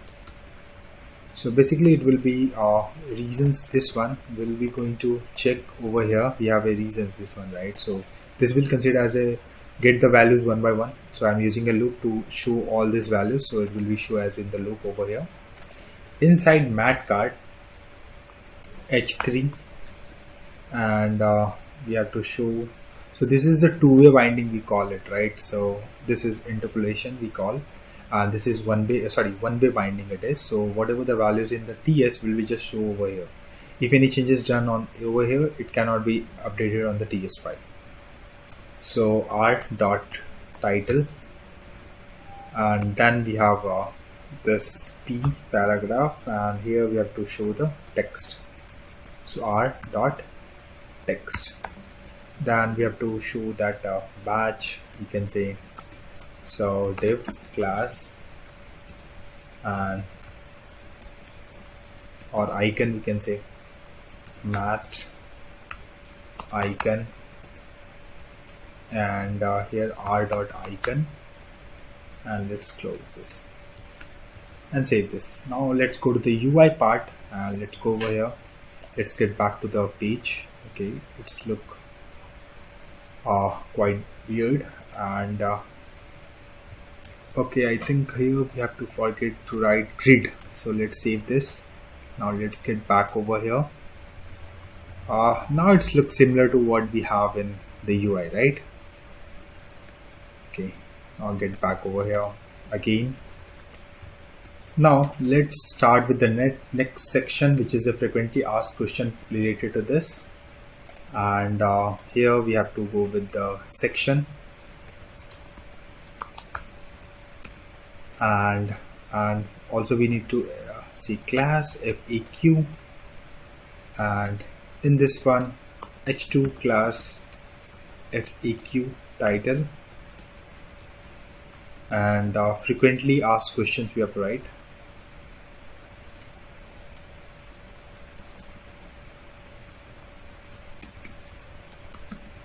Questions, and in this one mat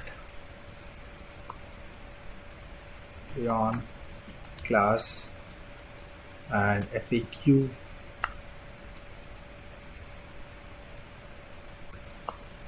and then we have multi. So basically, to extend and all those things, we also have this in Angular material, so just explore it about it.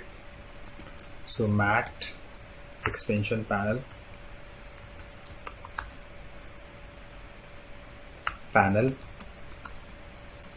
or star ng4, and let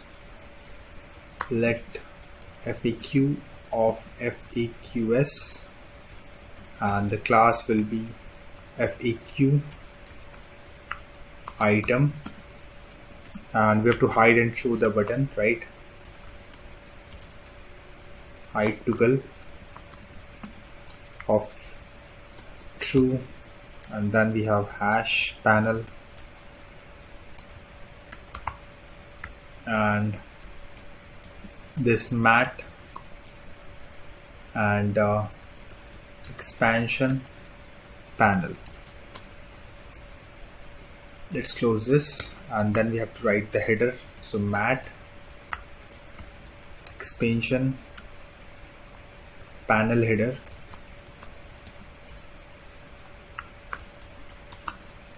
so if you want to explore it, or you can still go to the Angular material, you will get expansion panel, this one, right? So if I go over here, so in this we have this, right? Then we have this one, then we have header, then we are showing title, description. You can see when we click on it, we can other click. So these are the things exactly we are trying to use it, right? So I don't have to explain this is because you can go and explore it more in details from here, and you can learn like how there's different stylings are there. You can also explore it. Okay, like I can also add icons, image, and lots of things you can do it from here. Let's get back over here. This one. So span, and I want to show a question. So question, and here FAQ dot question, then close this, and span class and spacer,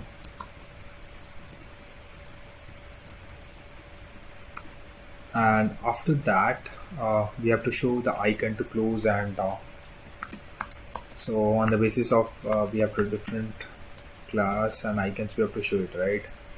So toggle icon, and star ng if, and inside this one panel dot expanded, and it should be add panel. So I'm just going to copy paste this one. I'm going to over here just remove this part first, so it should be node and it should be LIS, and we have to just close this. Okay, and then we have to show the outside of this header, we have to show the value frequently asked questions. So I'm just going to add here header, and it is answer over here, and in this one I'm just going to add FAQ dot answer, and then just save this. And this is a section I think is ready to test this part. So if you see, you can see frequently asked questions. If I click on this one, you can see this I can add has been changed to closed, and you can see the values here, right? So if I go to the other one, similarly we can see it in that way. So you can change it. So now it's time to write the code related to the footer. So outside of the section, footer class and site footer, and in this one div class footer inner, and in this one we have to put a span, and we have to copy a copyright icon. So I'm just copy pasting it over here, and then we have year. So this is the variable we have created in the ts file, right? So here we have year, and in this one then we have to write here pulse string and just a common message, all rights reserved. And then we have a footer link that will be not gonna contain anything, but that will be better to have these links in your applications whenever you want to host or something. So this is the reference link, so I'm just putting as a hash, but if you want to add, you can just create a dialog or page, you can just directly put the link over here and you can use it. So just a help. So let me copy paste this two more, and let me just change quickly to privacy, and here you just change it to terms. Just save this. Now if I go to the home page, okay, it does not look as expected. Something we need to fix it, and we have site footer. Okay, so I think we missed a method. Okay, so this should be not div, this div should be not closed over here, it should be closed over here. Save this, let me format it so that you can see. So this footer will be closed here, this one, and then nav. Let's try again. Yeah, now it's look good. Now you can see the landing page of this application is ready and it's working as expected, you can see here. So this is all about the landing page of this app, this project. So in the next video we'll discuss more about this project. So thank you. Hello everyone, welcome to my YouTube channel. In the previous video we have completed landing part of this application. If you have not seen that video, just go to the description and check out the link. In this video we are going to work on sign up as well as verify part, email part. So let us start with that. So I have already started my backend services on port 8080, and let's go to the VS Code, and here we are. So first we are going to generate an environment file. So there we are going to store the backend URL so that we can hit the API. So here we have to write ng generate environment, and it will create a folder inside this app folder, and there we can see, okay, here you can see, right? Okay, outside of app folder we can see there's a two files is created. One is for the prod, this one, and this is for development. So in this one basically we have to like write here get inside this one, then we have to write production, and this one is set to as a true, and then we have to pass the API URL, that the backend URL. So http//local host and 8080/API. So this is the path of the backend, right? And we have to just copy paste this two line of the code, and we have to go to the development, and here we can also paste it over here and just set this one as a false. And after that we have to go to the app modules of this application. So app, and we have app module. We have to scroll down a little bit in this one, and after this one we have to add here like provide HTTP client, this one, and save this. So basically all the HTTP API calls we need a this one, so that's why we need to import this. You can explore more about this, why it is used and how it is used and everything. Okay, so this need to be import over here, and it basically enables us to communicate basically with all the HTTP communication. Okay, so for that purpose it is used. and we are going to create a folder which is inside the shared folder, and this will be to store all the services. And in this one I'm going to generate some services. So I'm going to open integrated terminal, and here we have to write ng generate service and auth service, press enter. So it will create a file over there.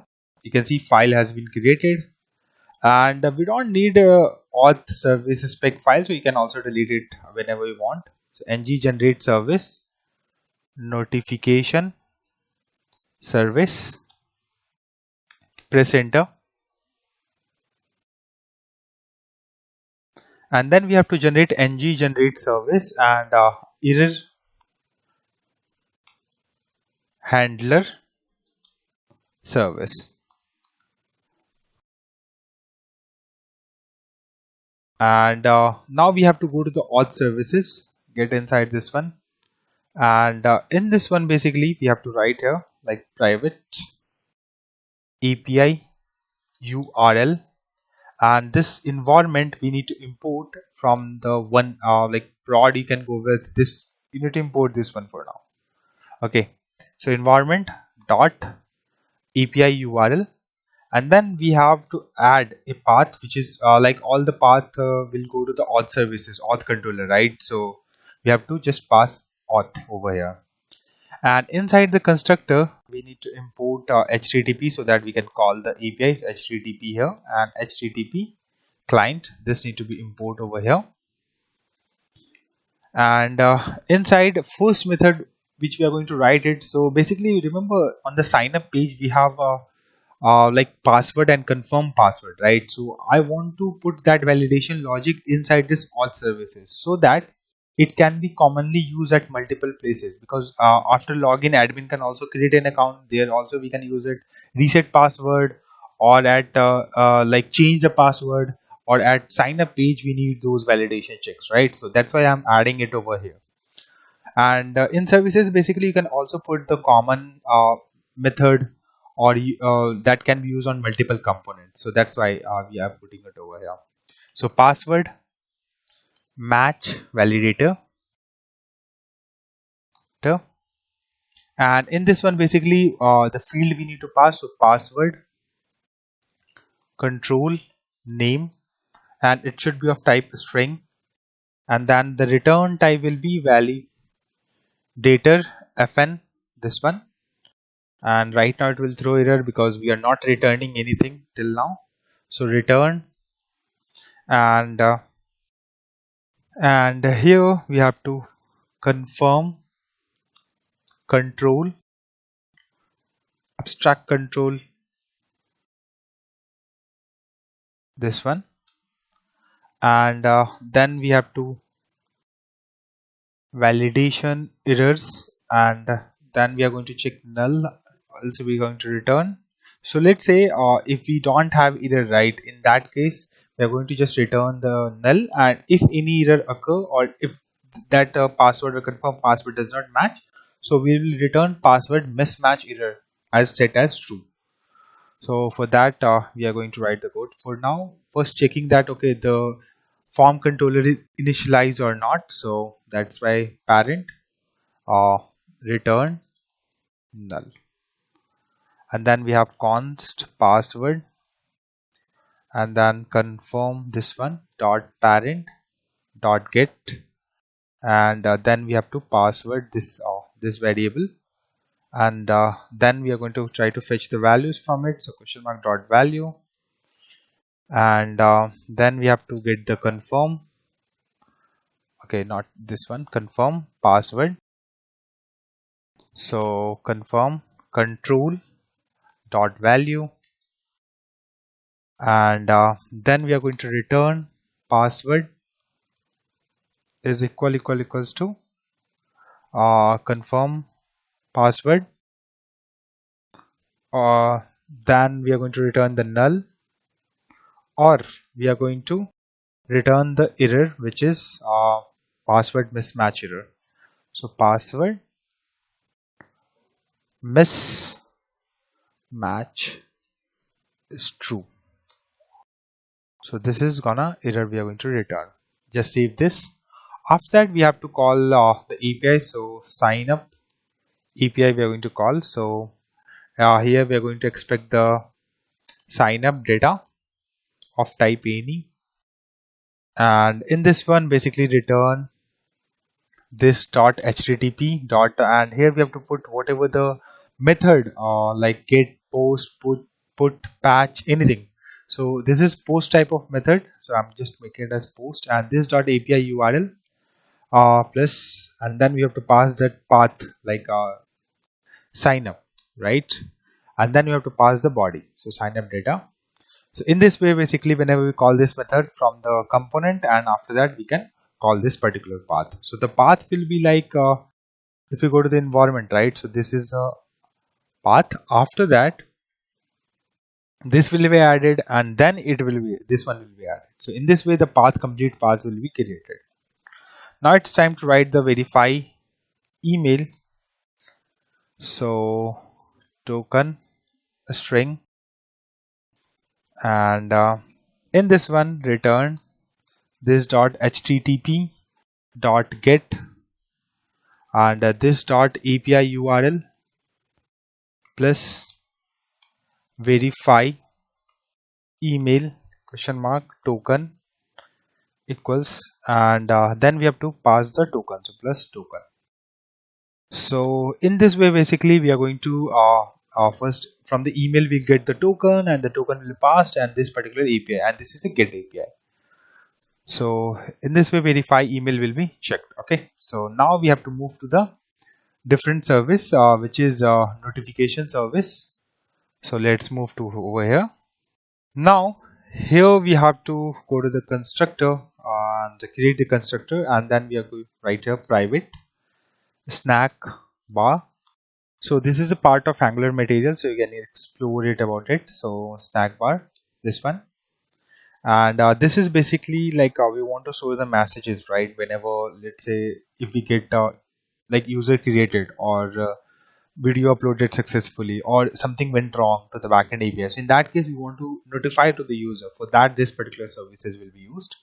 So inside this one, I will be going to create two methods, which is success, as well as one more method, which is error. So here message of type string, and duration, and it should be of a number type, and I make it as 4000, which is seconds, and this dot snack bar and dot open, and then we have to pass the message, and then we have to pass the different like duration. First we are for how long it will show, so duration is by default, and then we have different horizontal as well as vertical positions are there. So let me show you what I'm talking about. So let me search for Angular material, and then we have components, and in this one basically you can see the snack bar over here. Here you can see, right? So you can see here, let's go to the examples, and here you can see, right? So we have different configurations, positions are there. Let's say I want to make it at center, click on it, showing it over here. Let's say changes to top, it will show over here. Let's try it out. You can see.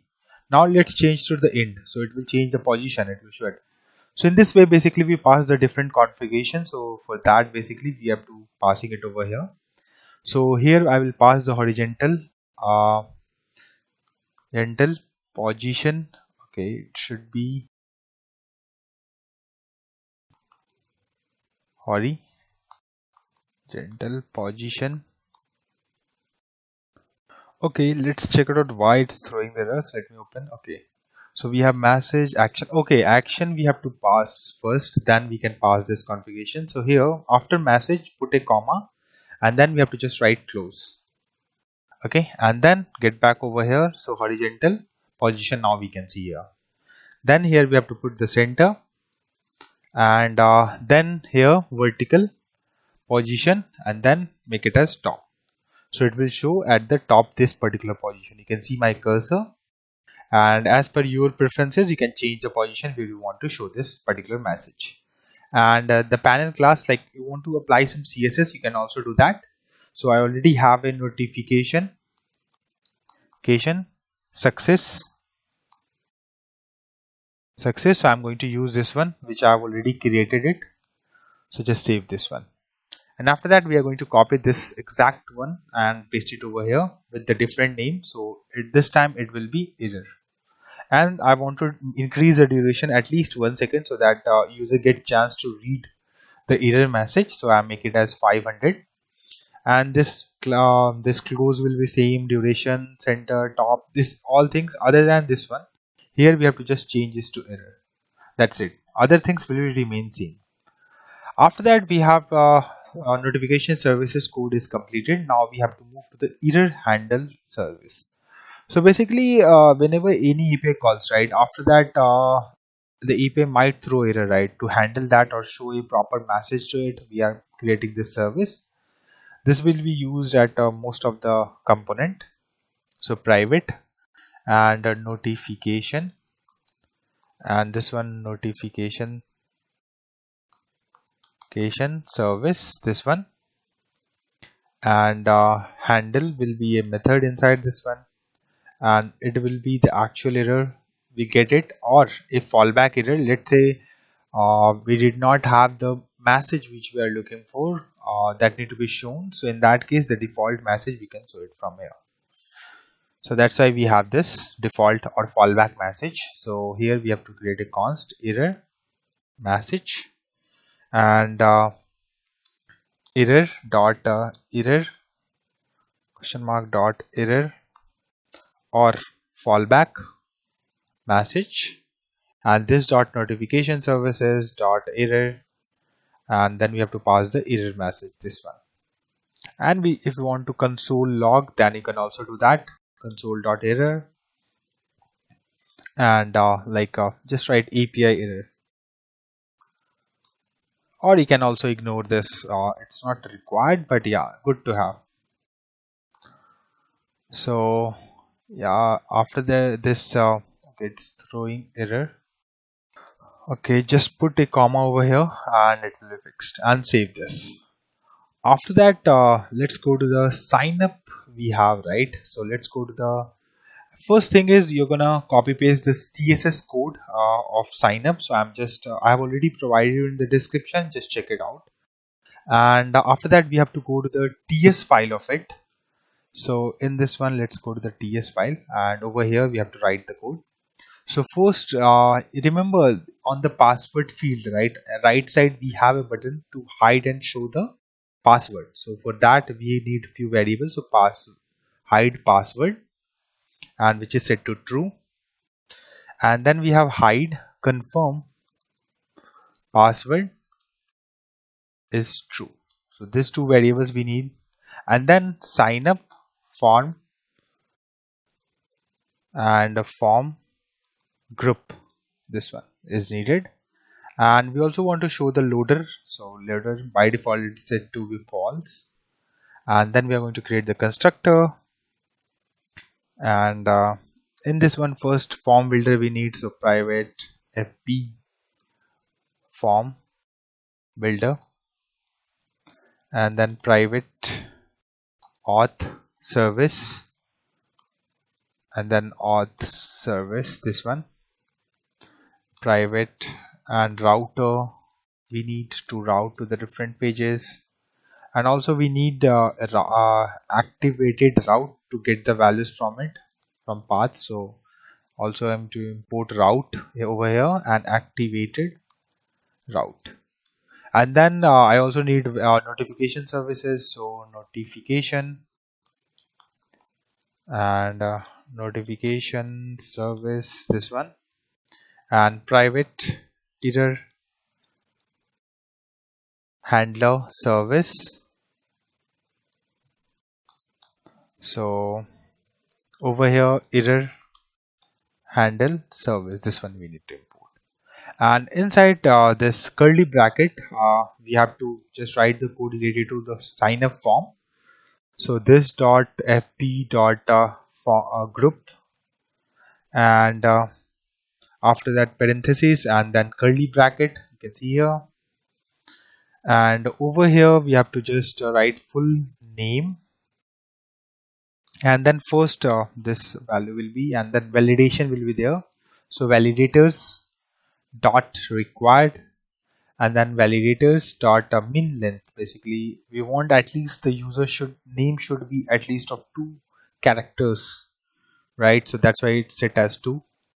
And then email address, and same way validators required will be there, required, and validators dot and email validation. So basically right now I'm giving just like an email address over here, but instead of that there's also option of pattern and all those things. So you can pass your on pattern regex so that it can validate as per your requirement. You can also do that, but I'm just going with the email for now.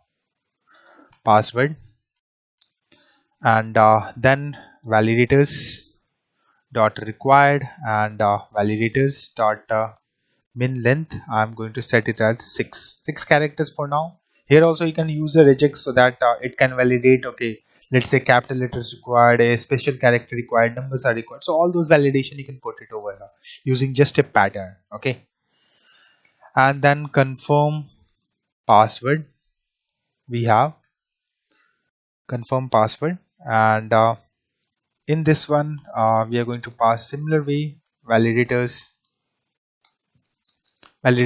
dot required, and this time we have auth services, and in auth services we have a password match validator, this one which we have created, right? And in this one basically we have to pass the field name on which we want to do the match. So just pass the password. So this one we need to pass it over here. Okay, it should be password.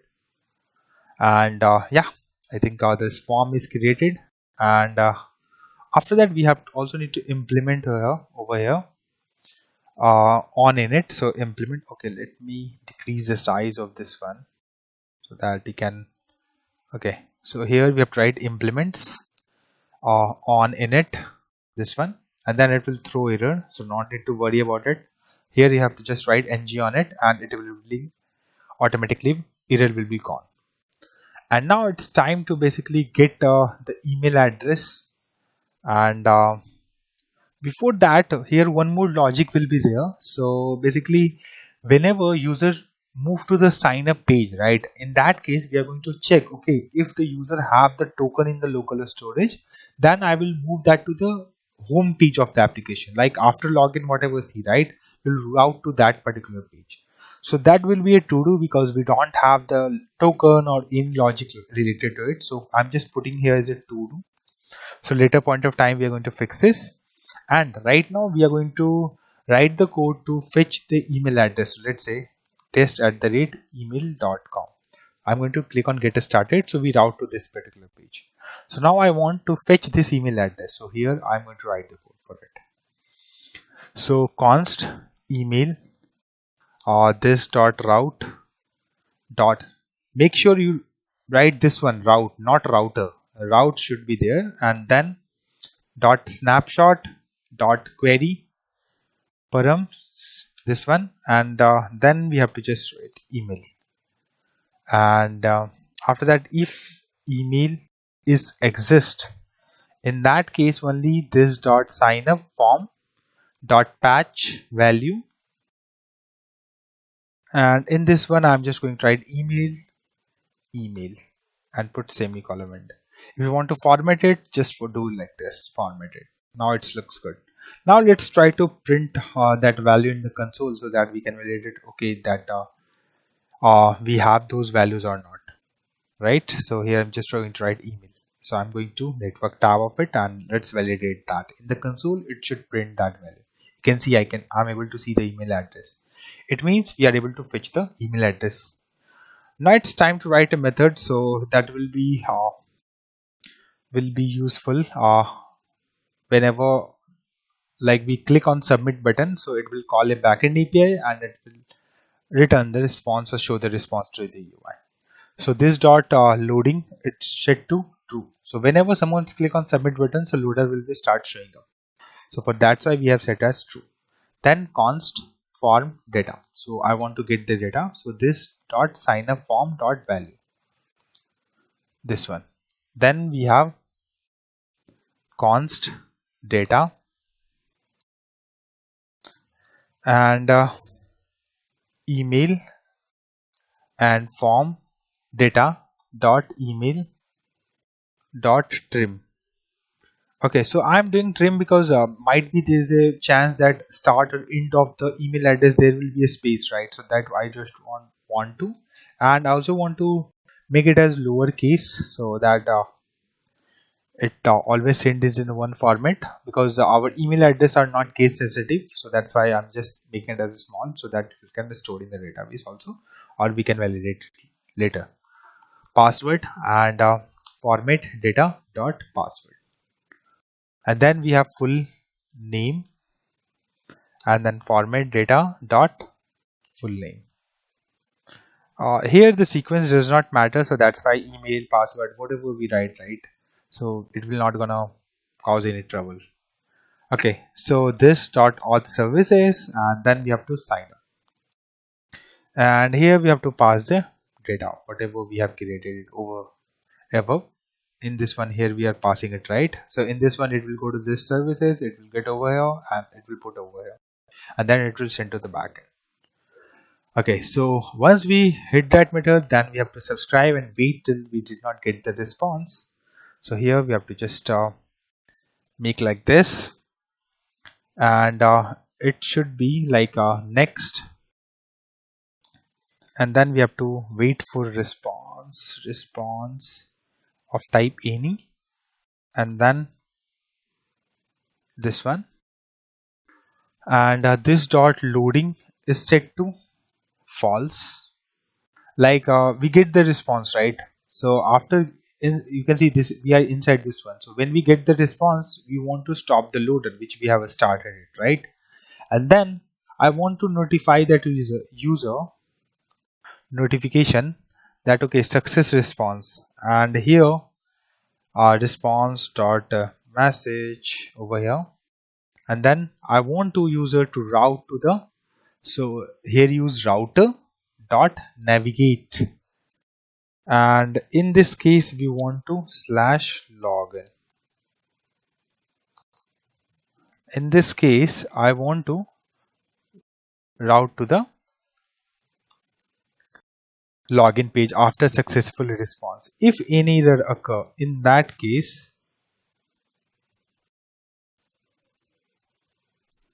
this dot loading is set to false.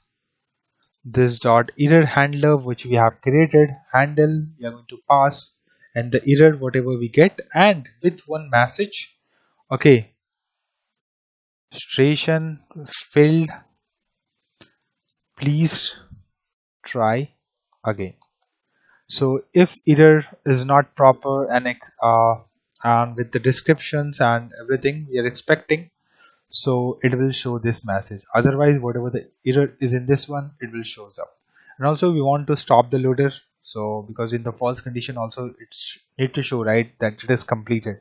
Now user can retry or try with the some other information, so that's why it shows like this. Okay, now it's time to write the code related to HTML, most important part of this page, sign up, and div class, and this is will be sign up page, right? And I think in this few lines of the code we can also copy it from the landing page. So no, okay, so we can just copy this part of the code, this one, and let's go back over here and then just paste it over here.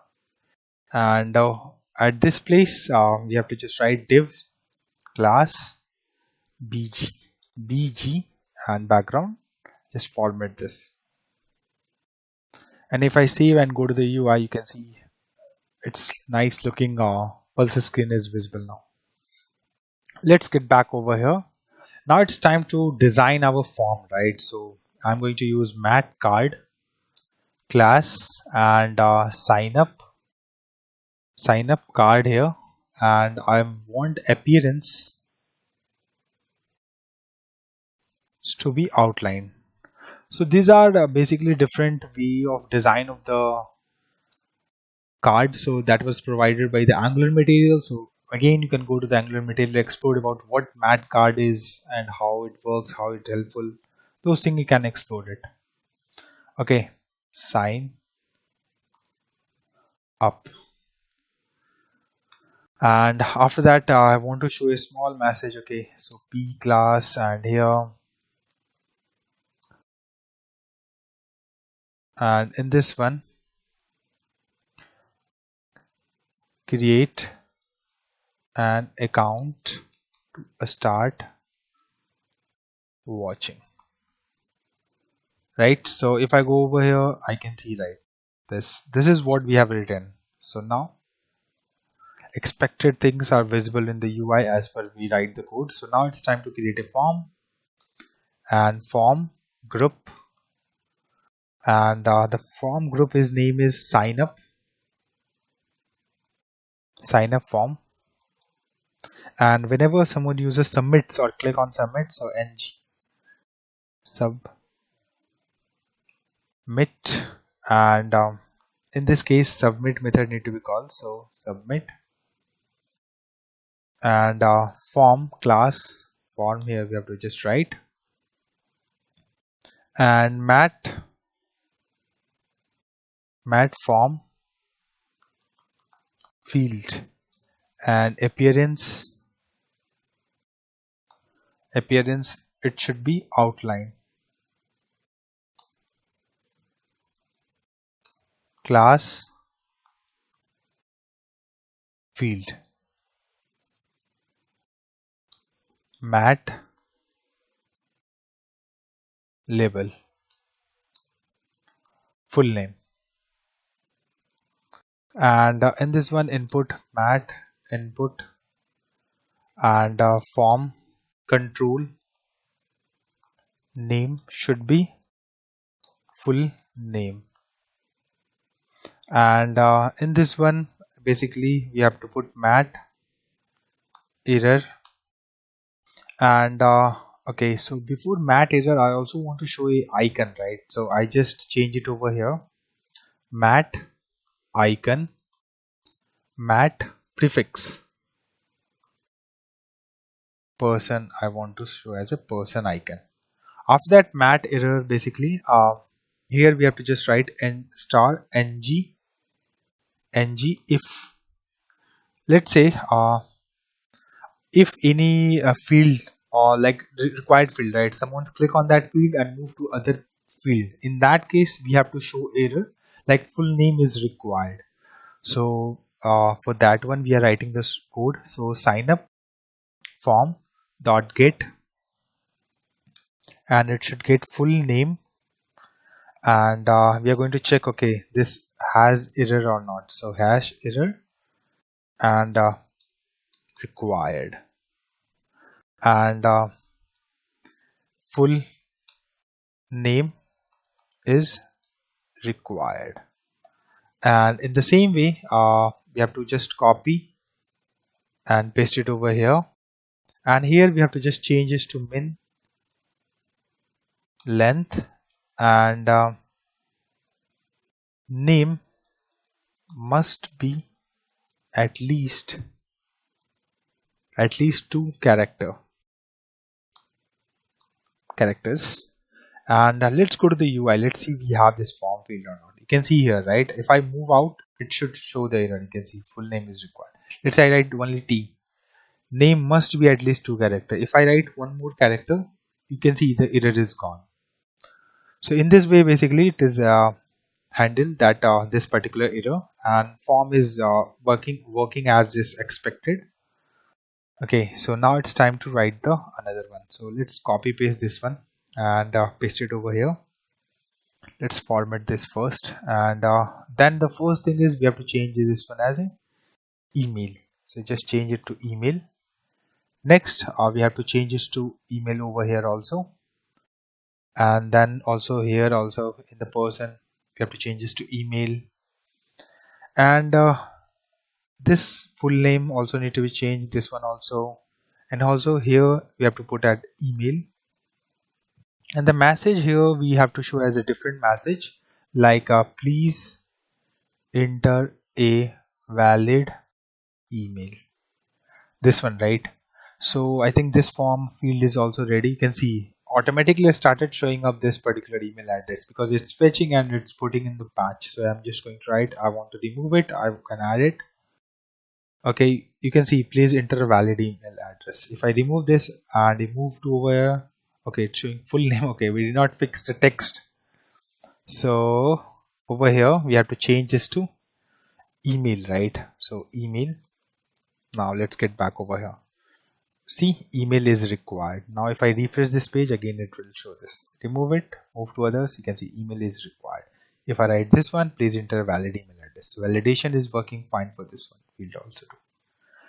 Now we have to write the code related to the password, right? So just copy this part of the code and paste it over here. Just close this, format once again, and just change this email to password. And then we have an input field. So input mat input, and then we have to type. So here in the type field we have to pass hide password, and then password, and then password, and in this one we have to pass text, and after that form control name of type password. Okay, now after that we have to show a icon. So mat icon, and mat prefix lock icon we want to show. And then basically we have a button, right? So the button I want to show or hide that, right? So that for that we have to write the logic button mat icon button, and mat suffix type, and it should be a button type. And then we have to on click, basically we have to change the value, right? So hide password, it changed. So tab index -1, and inside this one mat icon, and in this one hide password question mark, and visibility underscore off, and then we have to pass visibility. So just copy this one, paste it over here, just remove off and put like this, and close this parent one curly bracket. And after that the button will be ready. Now we have to put the validation. So I'm just copy pasting this full name validations from here, because that is similar validation which is required over here. And outside this button field I'm just going to paste it over here, format this again, and first thing is we have to change this to the password, right? So the form controller name, always copy it from here, so paste it over here too, and here we have to just change the name also. So the password, here we have to write password is required, name password must be at least 6 characters. Here we can write like this, 6 characters. Now let's save this and let's verify that okay this is working or not. Password is required. Let's write here 1 2 3. You can see I'm getting error after writing 6. You can see we can hide, we can show. Okay, it means the password field validations and everything is working as expected. Now it's time to write the code related to the confirm password. So I'm just copy paste this one and pasting over here. Let's format this again, and first we'll go one by one. So first this is confirm password, right? and over here hide, here we have to change, here we have to write hide confirm password, right? And here we also need to add confirm, and P should be capital, sorry, P should be capital. It should match with this form field, right? So that's why I have to make it as like this. Okay, password. Then the lock should be changed with lock underscore outline, and then hide password. This need to be changed with this one. So hide this one, and this one is also changed with this hide confirm password. And this one basically for this we have to confirm password. This is the validation, and we don't need this particular validation, so for now just remove this part of the error, not this one complete. So just remove this message for now and just write here a message, password do not match. Okay, and then okay, confirm password, just copy it over here, and hash error, and here we have to just write password mismatch. It should be same as we have written in the auth services, that should be matched, right? And then we have to copy this line of the code which is required, and whenever it is required field is valid, then only we have to call this and just make it as here not. So whenever the field is touched, this particular field, confirm password field is touched, and then password does not match, then it will throw this error. So let's validate this if it works. Okay, there is some error, hide confirm password. Okay, this is just a character mistake, you can see, right? The error is self-explaining itself, like what we have to fix. Okay, so hide confirm password, this one just replace with the correct character, and let's go back over here. You can see, right, I'm just writing 1 2 3 4 5 6. You can see here I'm going to click on it. You can see password, okay, password is required. Okay, here we just need to change this to confirm password, so let's fix that first. So here we have to just change it to please, okay, or you can just write here confirm password word is required.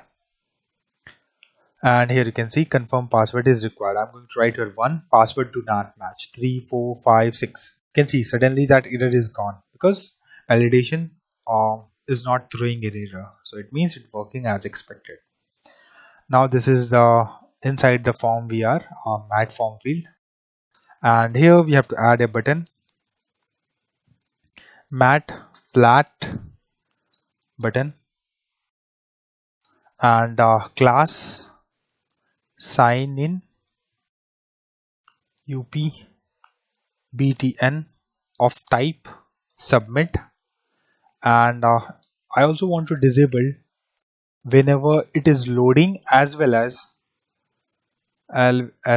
loading, and or in case if form is not valid. So I am not going to close here, and not sign up form dot valid. So the button will be disabled whenever this loading is true, or if sign up form is not valid. Okay, and then we have to just close this, and over here we are going to text change on the basis of loading is true or false. If loading is true, in that case I'm just showing a message creating account dot dot dot, or if not, then sign up, this message I want to show you to the user.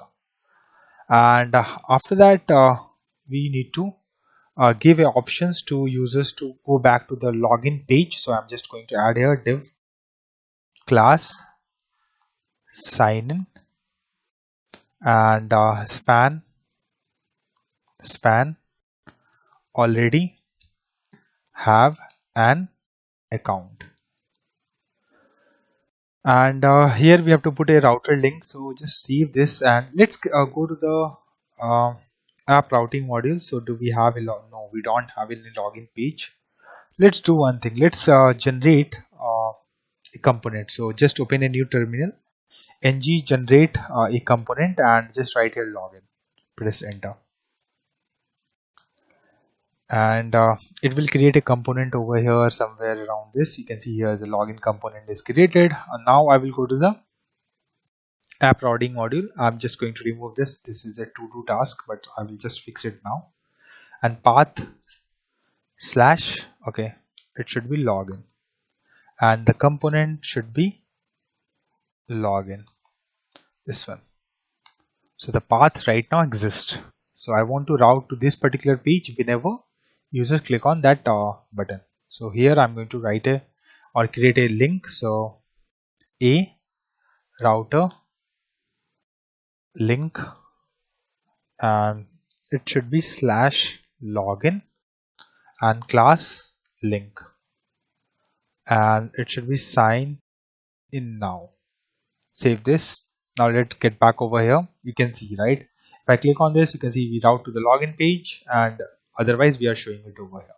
Let's try to create an account. So I'm just going to write here test user, and here I'm just going to give a dummy email address which is related to Melinator. I'm going to paste it over here. I'm going to enter a password, and 1 2 3 4 5 6. Let me open a inspect mode also, so that you can see that okay, what's the API payload to the backend service. Let's click on sign up. So you can see it's pending right now, and we don't have any message, so we have to wait for a few seconds, and you can see suddenly we get a message, and we're also route to the login page, right? So let's click on this one. You can see we get a message. Okay, so registration successful, please check your email to verify the account. Now you go to the let's say Gmail address, and here you can see, right, I can see the URL, welcome to the Netflix phone, and all those things, and then we have a link to verify email address. So now my sign up part is completed related to it. Now we're going to write the code to verify email. So let us start with that. So now we have to get back over here again, then we have to write here ng generate component and verify email, and here we have to just press enter. So this basically going to create a new component again, and you can see we have, and I have already provided you the CSS related to this, so I just copy paste that part. So just paste it over here. Then we have to go to the TS file of this verify email address, and then we have loading true and success false, and then message we want to show to the user, and constructor and private route and activated, as we want to fetch some like the token right from the URL, so that's why I'm using it that way. So auth service and auth service, okay, auth service, this one. And after that, outside of this constructor, okay, let's implement the an on in it, and here ng on in it. So this method basically whenever this component loads, right, so it automatically call this methods. So basically this is part of Angular life cycle. You can explore more about it, like destroy is there, on it there, on change is there, so lots of things are there. You can explore it more about it. So basically I want to get the token. So token, so I'm talking about not actual token which is we get it. So this is related to verify minute. This is the token which we are talking about. Okay, so the token, and this dot route dot snapshot dot query, and this one also you can go, and dot get, sorry, get, not this one, okay, go with this dot get, and from here get the token, and if token does not exist, it means that he's trying to do the dummy or wrong one, right? So in that case you can throw the error. So this dot loading false, and this dot success false, and I want to show a message. So this dot message invalid verification link, no token provided. And after that we just want to return the user. So return the user. And if token exists, then only this auth services or backend API will be called. So here I'm just passing the token, and then we are going to subscribe, and next, and response any, and this one, this dot loading false, and this dot success true, and this dot message response dot message, whatever the message will get it, we have to just show this, or we can pass this message. So email verified successfully, you can now log in. So this is the message we can show it to the user. If any error occur, in that case the scenario will be, or message will be different. So let's write the code related to it. And this dot loading false, and this dot success is false, and this dot message basically error dot error comma dot error, and verification failed, the link may have expired or is invalid. So this is the message we want to show it. If any error occur, or whatever the error is inside this one, we're going to show it. Now it's time to go to the HTML part of this one, and here few line of the code will remain same, like first div class auth page. Now go to the sign up and scroll up over here, just copy paste this part of the code, get back to the verify email, paste it over here. Let's format this, and then we have to create a mat card and class auth card, and appearance outline, and then div star ng if loading. If this loader is we have to show the loader, so loading container, and then we have to show a mat spinner, so mat spinner diameter 50, and close this mat spinner, and then we have to show here h2 in h2, like verifying email address or something, verifying your email, and basically calling the backend API to validate it. Till that you're going to show this particular div, and then two more divs is required over here. So one is to show the error, one is to show the success message. So this is n star ng if, and if not loading and success, in that case this method will be shown. So success container,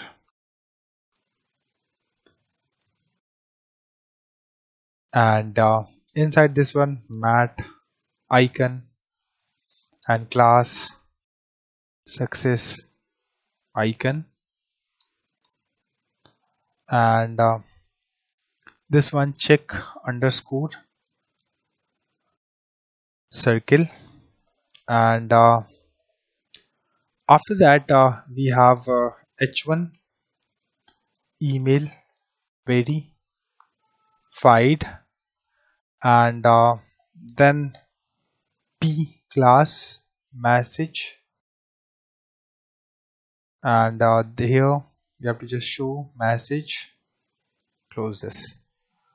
And then we also need to show a button, so basically to go to the login page so that user can log in. So I'm just going to write here button mat flat button, and class action btn, and then router link slash login, and we have to just write here go to login page. So this div is also completed. Now let's create one more div, and here we have to just write okay, first line will be almost same, so I'm just going to copy paste this one and close this. I just need to change over here error, and here make it as not success in both the conditions. Success is not there, loading is not doing, then this is the container we need to show. And in this one the icon will be similar to it, so I just copy this one, and over here I'm going to show the error outline. So error underscore outline, this icon I want to show it, and here the error message I want to show. Okay, these two lines will be also remain same, just copy paste over here, and instead of showing the message email verify, I want to show that okay, verification failed. So verification failed, and then we want to show the message, and the action button I want to create it. So action div actually I want to create it, so div class and actions. So let's say token expire, right? So in that case sometime might be the user. Let me show you what I'm trying to say. So this is this is one, right? So if let's say after 24 hours someone is try to validate it, right? So the user don't know like how to trigger a new mail. So I just want to say okay, like from the login page you can generate a new token or you can trigger a mail again, right? So I also want to show the message, so I'm just writing the code for it. So the action and the button will be same exactly this one, so I'm just going to copy paste over here, format again, and inside this div basically inside action we are going to just put a message. So class resend info, and info, it should be not be like this, info, you can request a new verification email from the login page. Now save this. Now if you want to format, you can do it. Now here we have to just change this one mat icon to error icon, and let's validate once to the service, to the component, to the service layer. So we have this auth services verification email address, click on it, then we have okay. So here we just missed this slash, so just don't so make sure to add the over here, and then just save this, and then we have to go to the UI, go to the malinator, and I'm just going to copy this one, copy link address, I'm going to paste it over here, and here I'm going to just change the token to test. I'm going to press enter. So you can see verification email failed, invalid or expired verification token. This is the error which we are getting it, right? Now I'm going to change it to with this one. I'm going to press enter. So you can see I'm getting a message, email verified, and everything looks good, right? So, and if I click on this one, go to the login, we route to the login page. If I try go back to the same token, so you can see now it's showing the error, because once the token is used we cannot re-verify or verify, right? And you can also see the message over here. So yeah, this is all about sign up as well as verify email part of this project. I hope you guys like this video, so please hit like and subscribe my channel. Thank you. Hello everyone, welcome to my YouTube channel. In the previous video we have completed sign up and verify email part of this project. If you have not seen that video, just go to description and check out the link. In this video, we are going to work on the login part. So let us start with that. Let's go to the code, and here we have to first go to the auth services. So just search auth service, and inside this one, if you see, right, we have already created this file. You can see in the shared folder we have services, and inside this we have auth services. We have already write few line of the code in this one, and here first I'm going to create few over here. So like private current user subject. So I want to hold the informations of user who logged in. So for that we are maintaining this one, and it will just hold the user information whoever logged in, and initial value we are going to provide it to null, like okay, so here we have to write behavior subject, this one, and should be any type, and by default the value will be null. So you can see the error is gone. Now we are going to expose a object current user, then dollar, and this one, this dot current subject, this one dot as observed. So anything change or update on this one we have to do. After that we have to write a code method which is related to the login. So login, and is in this one login data will be there, so make it as any type, and in this one basically you have to like return the this dot http, and it should be of post method, and similar way this dot API URL, and then plus slash login, and then we have to pass the login data. And once a user logged in successfully, right, I want to do some operations, like I want to call a method so that is responsible to set the current user. So for that I am using pipe, and in this pipe I'm going to use a tap, and okay, this need to import to rxjx. So you can see, right, behavioral subject as well as this one we have imported from this place. Now scroll back over here, tap, and then response, and if response, then we are going to call a method name. So let's create a method first. So handle auth success, and auth data, and here just close this, and inside this one we are going to call this method. So this dot handle auth one, and in this one response we are going to just pass it over here, and yeah, so this is the login method, we have to write it. Now let's go to the handle auth service.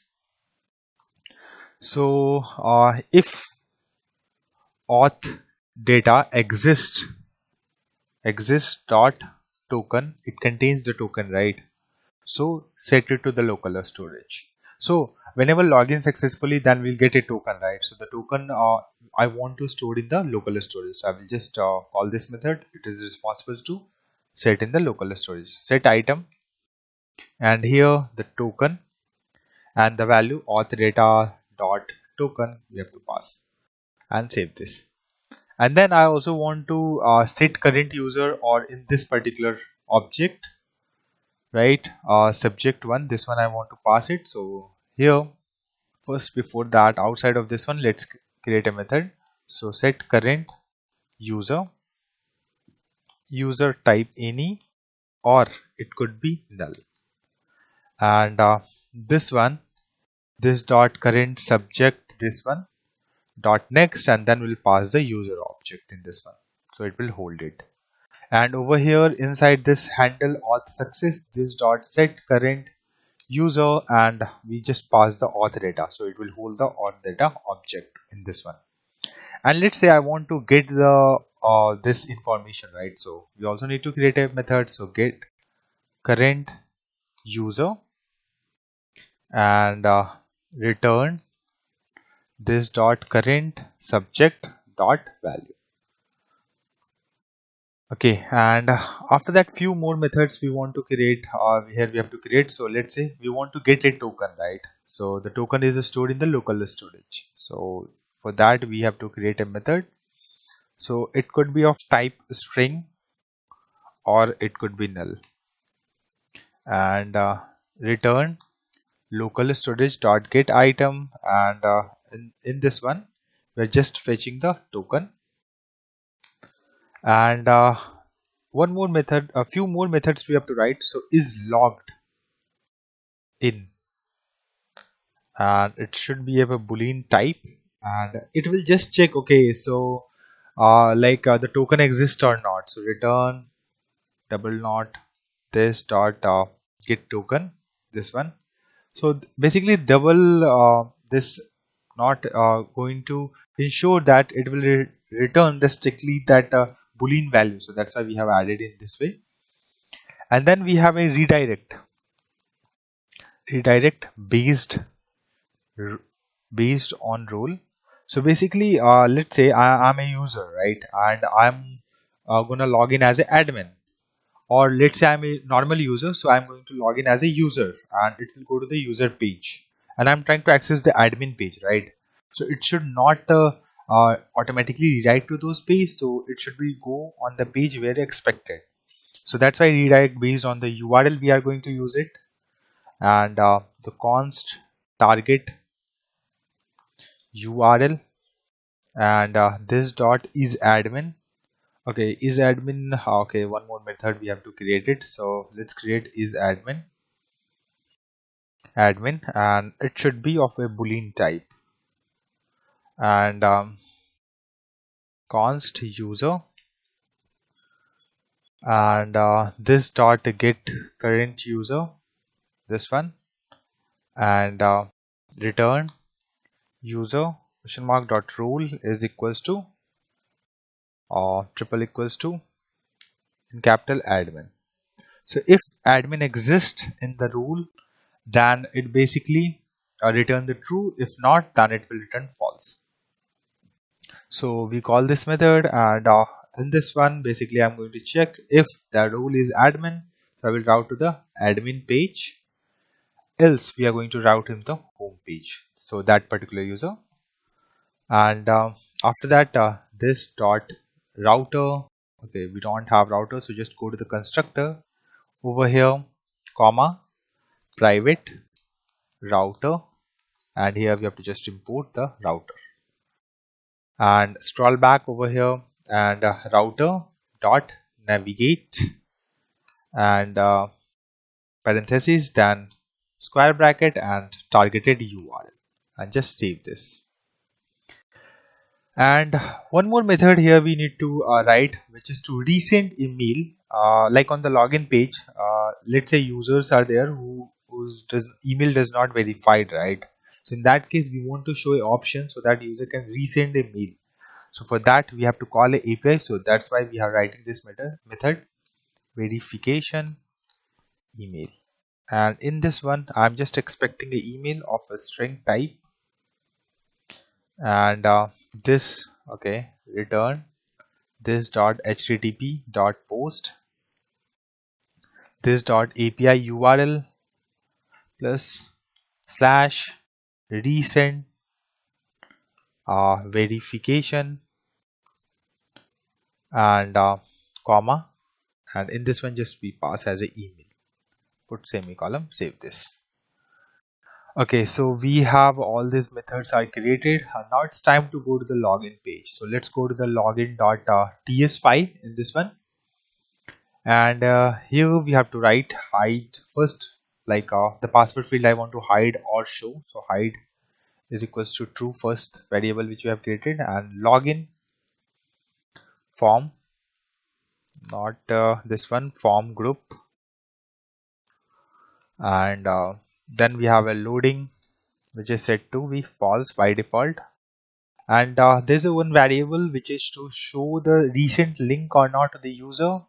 So for that we are maintaining it, so show recent link is equals to false,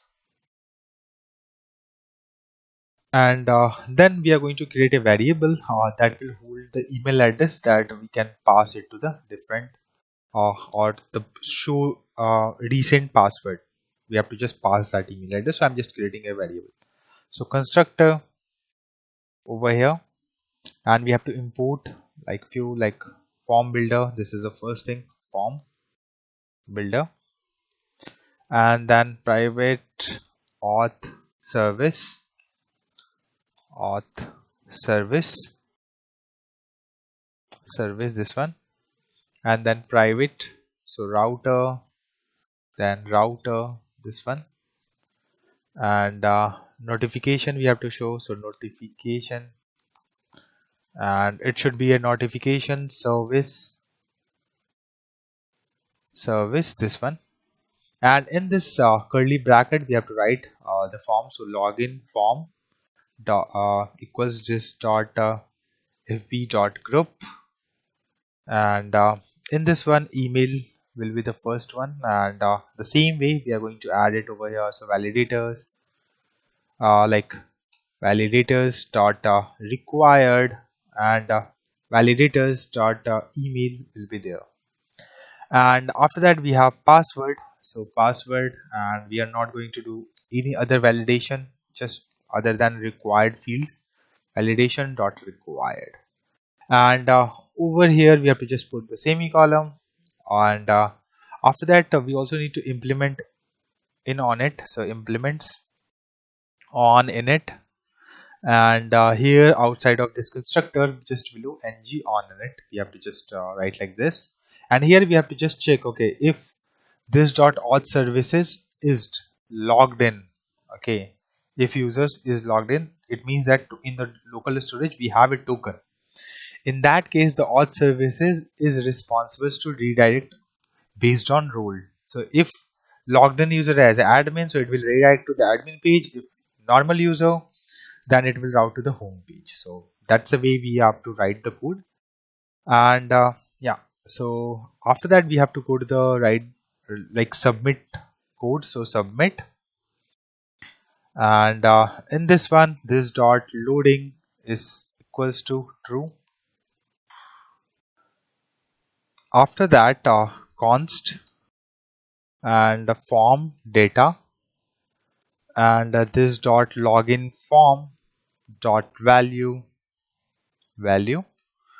and then we have to just get const auth data, and here we have to just pass like email and form data dot email, and still here over here also we are going to trim it and make it as to lowercase,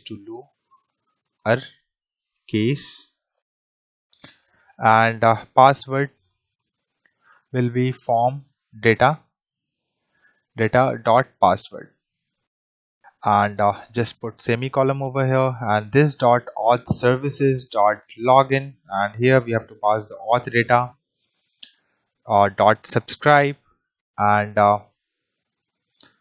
then we have to put this curly parentheses, then we have to put the curly bracket, and over here we have to put the next,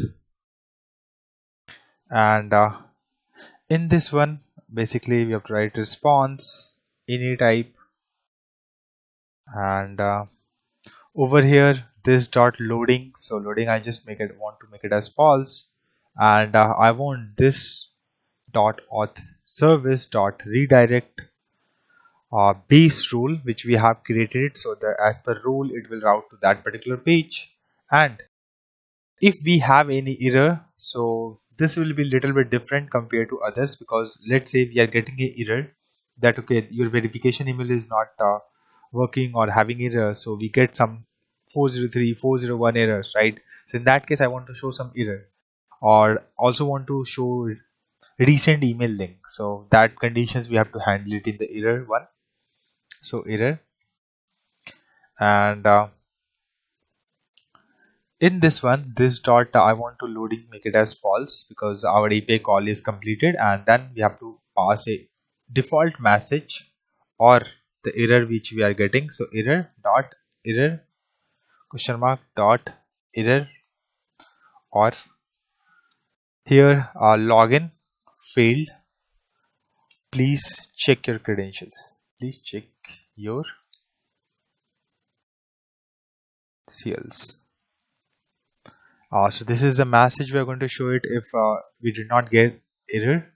And here if error dot status is equals to 403 and error message to lowercase also includes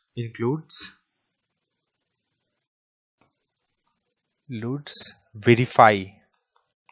In that case, we have to show the recent link to true, and this dot user email variable which you have created locally.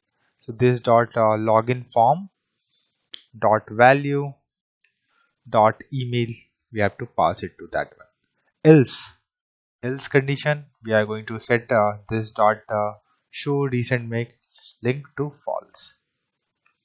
And at the end we want to notify the user, so this dot notification dot error, and then error message we have to pass it.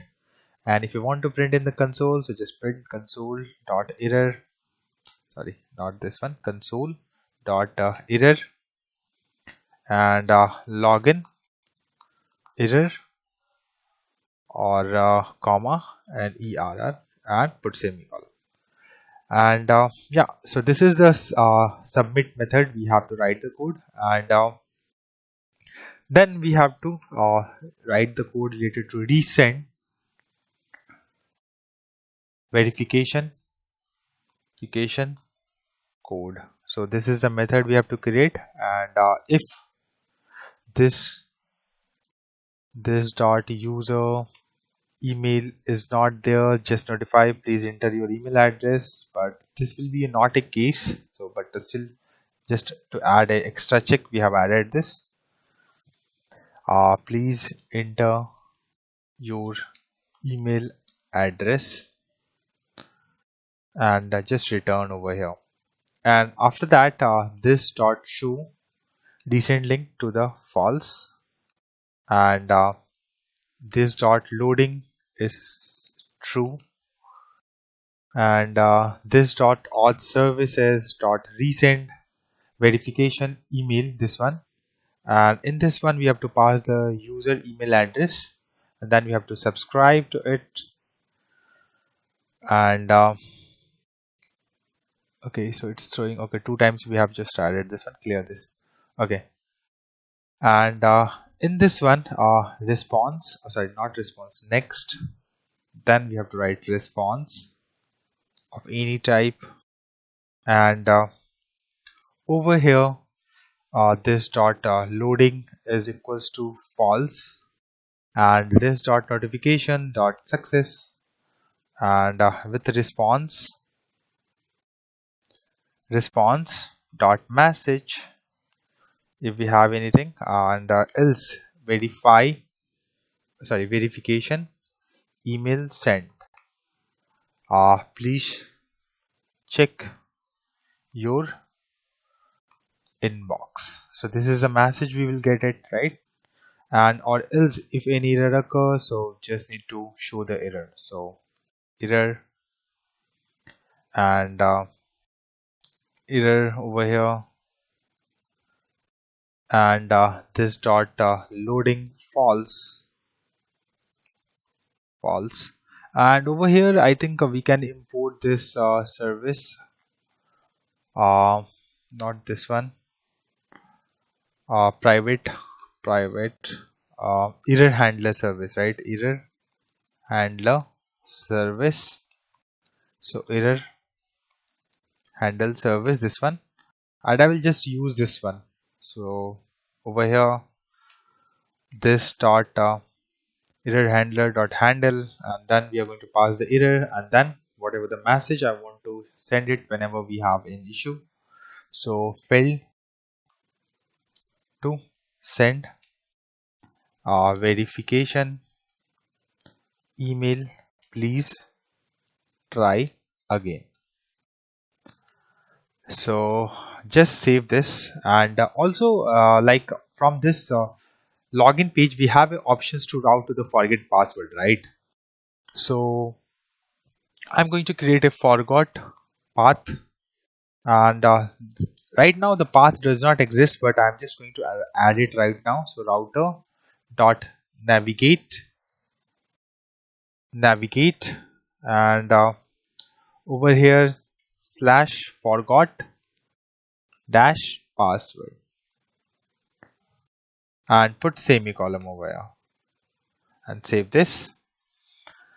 And whenever we click on forget button, so it will throw error, so we'll add a page later, but for now we are good. Now let's go to the login.html part, and let's remove this one, and we can copy paste some code from the sign up page. So let's copy this part of the code and go back to the over here, paste it over here, and let's close the div and format this, and just change here sign up to auth page.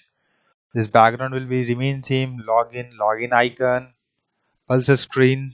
After that we have inside this div or auth page div, we have to create a mat card, and the mat card we have to pass the class auth card, and the appearance will be outline line, this one, and inside this one we have to just write h1, and then we have to write sign in, and then we have to create a form. So form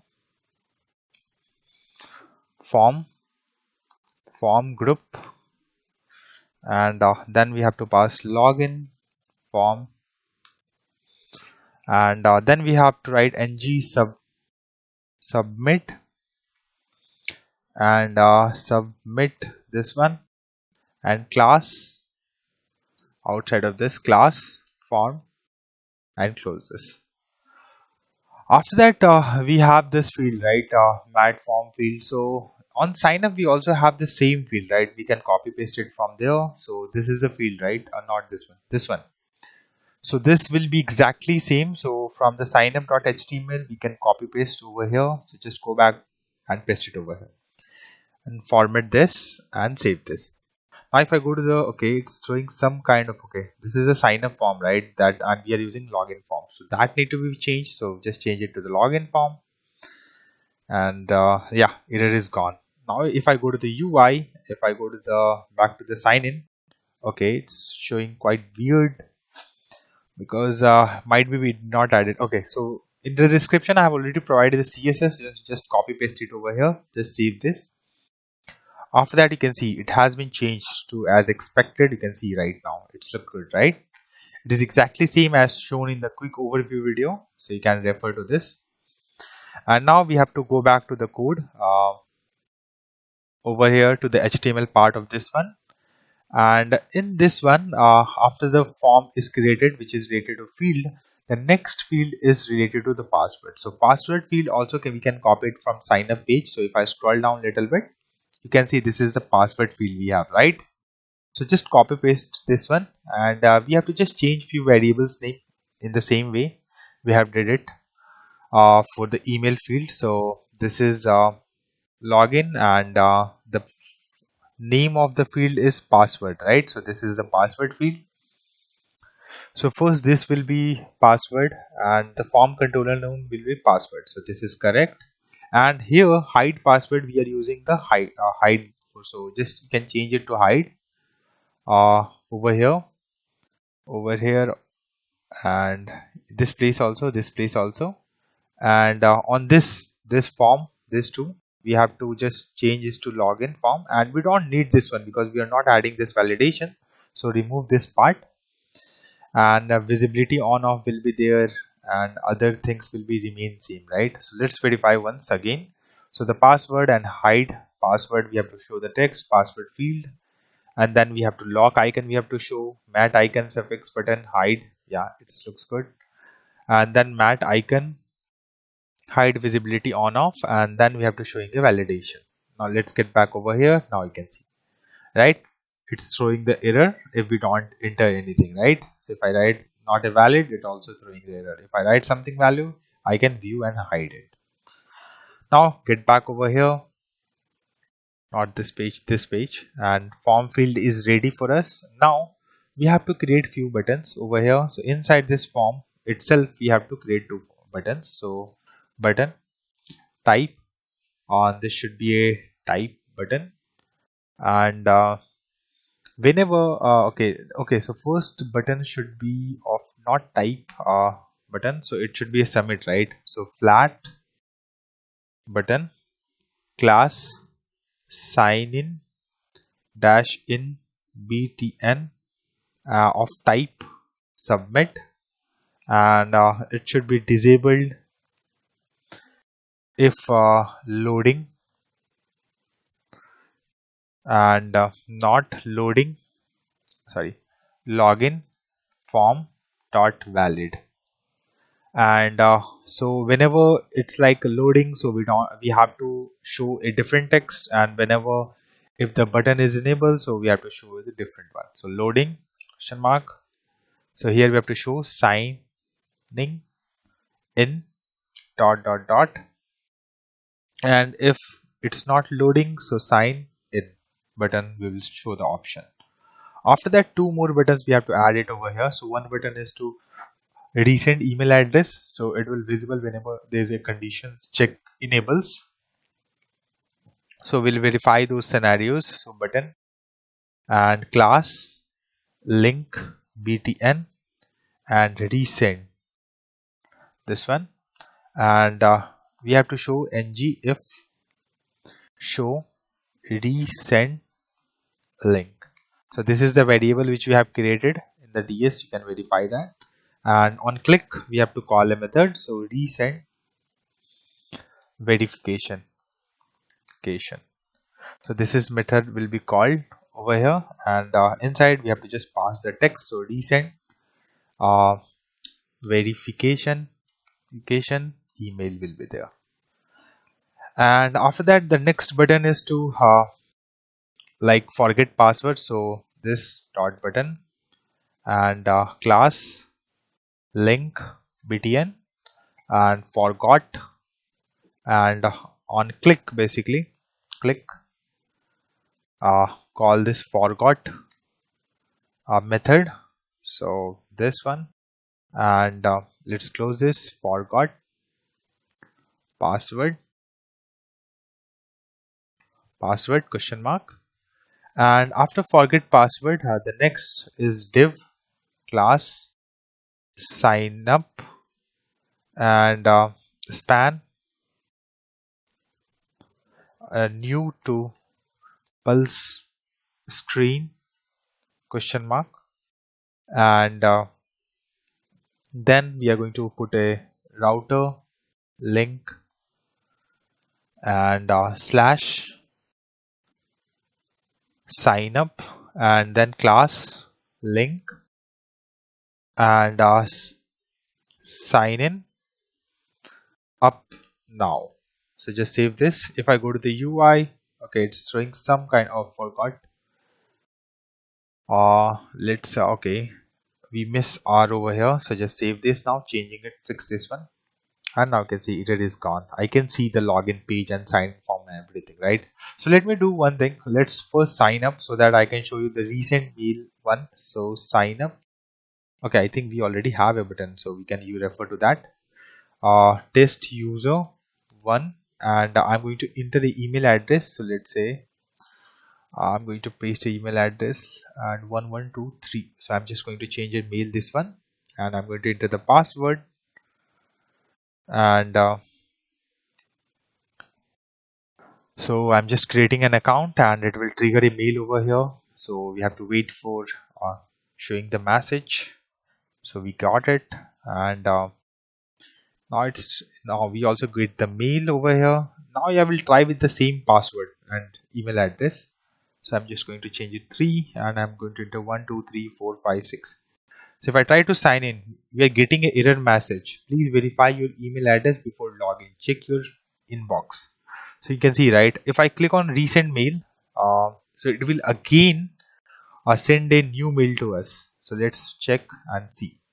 Here we are expecting to get one more mail. You can see here the token will be changed this time. Okay, right? This our token is changed now. If I try with the first one, it should throw error. If I try with the second one, it should work. See? Yeah. Because the first, whenever you trigger a new verification email, the first one which are sent, that will be not gonna work. So you have to go with the latest one. If I click on sign in, so it will store the token, try to route to the page of admin or other pages, but those page does not exist, so it will again jump us to the landing page of the application. So I don't want to do that. So just let's implement or create some folder related to our path of other home page and admin page. So let's work on that. Then we will test the login functionality again. Okay. And for now, let's go to the a shared folder. So in the shared folder, we have to create a new folder. Right click, new folder, and in this one, we have to like guard or guard. We have to create. So just write guard. There could be a multiple guard, so just change it to guards. Just add a s at the end, and right click, open integrated terminal, and here we are going to generate ng generate guard, and here I have to enter auth, and it will create two files in this folder. And in the same way, we are going to create a guard for admin. Okay, can activate. So yes, I want a can activate one. You can delete the spec file, and also I want to generate it for admin. So just press enter, and it will generate. Yes, can activate. Yes. So you can see these two files has been created. Now we have to go to the guard of auth guard, and in this one basically we have to returning true here. So just remove it from here for now, and it will throw error, so don't worry about that. So auth service, this one, and inject, we have to import this one from Angular core, and we are injecting the auth service, and const router, and inject, and router we also need to import this one, and we want to check, okay, this auth service, basically we have a method is logged in, right? So it just check that, okay, we have a token or not. If token exists, it says that, okay, return the true, allow users to route to that particular page, so return true. If token does not exist, so router dot navigate to the login page. Okay, so here slash login, and then we have to return false. Okay, and now let's copy this line of the codes, exactly this one, and go to the admin card and just remove it over here and paste it over here, and just format this, and here we have to just change few line of the code. Okay, this need to be import, right? So here inject this one, auth service, router. Now it is gone. We have to just import these things, and then we have to just add one more over here. So and auth service is admin. If it is admin, then we have to pass return the true, else. And in this case, we have to navigate users to the home page. So let's say on admin module, someone wants to route it. So we have to verify, okay, user is logged in. If it is logged in, and if user has admin role, then only allow to the route to that page. Else route it to home page, because if that user have the might be the token. So that's why we have added this auth card service. So now it's time to create a component. Before that, let's create a user folder. So inside app, right click, new folder, just make it as a user folder, and right click, open integrated terminal in that folder, and ng generate component, and here we have to just enter home, and it will component is created inside the user. You can see here. Now we have to go to the app routing module, over here, and in this basically we have to just add a path, not two times path, and over here home, then component, and it should be home, right? And now I will show you why this home component and this can activate is required. Let's say here I just enter home, right? So I will be able to route to this particular page, and I want to add a validation that okay, if user have the token in the local storage, then only we should route to this particular page. So that's why we can add here comma can activate, this one can activate, and then we have to pass the guard. So auth guard I want to verify, so it will just check. Okay, so you can see, right, automatically I route to this page, home page, right? So if I again, you can see automatically we are not able to route to the home page, right? So let's try with the with the email address and try to log in.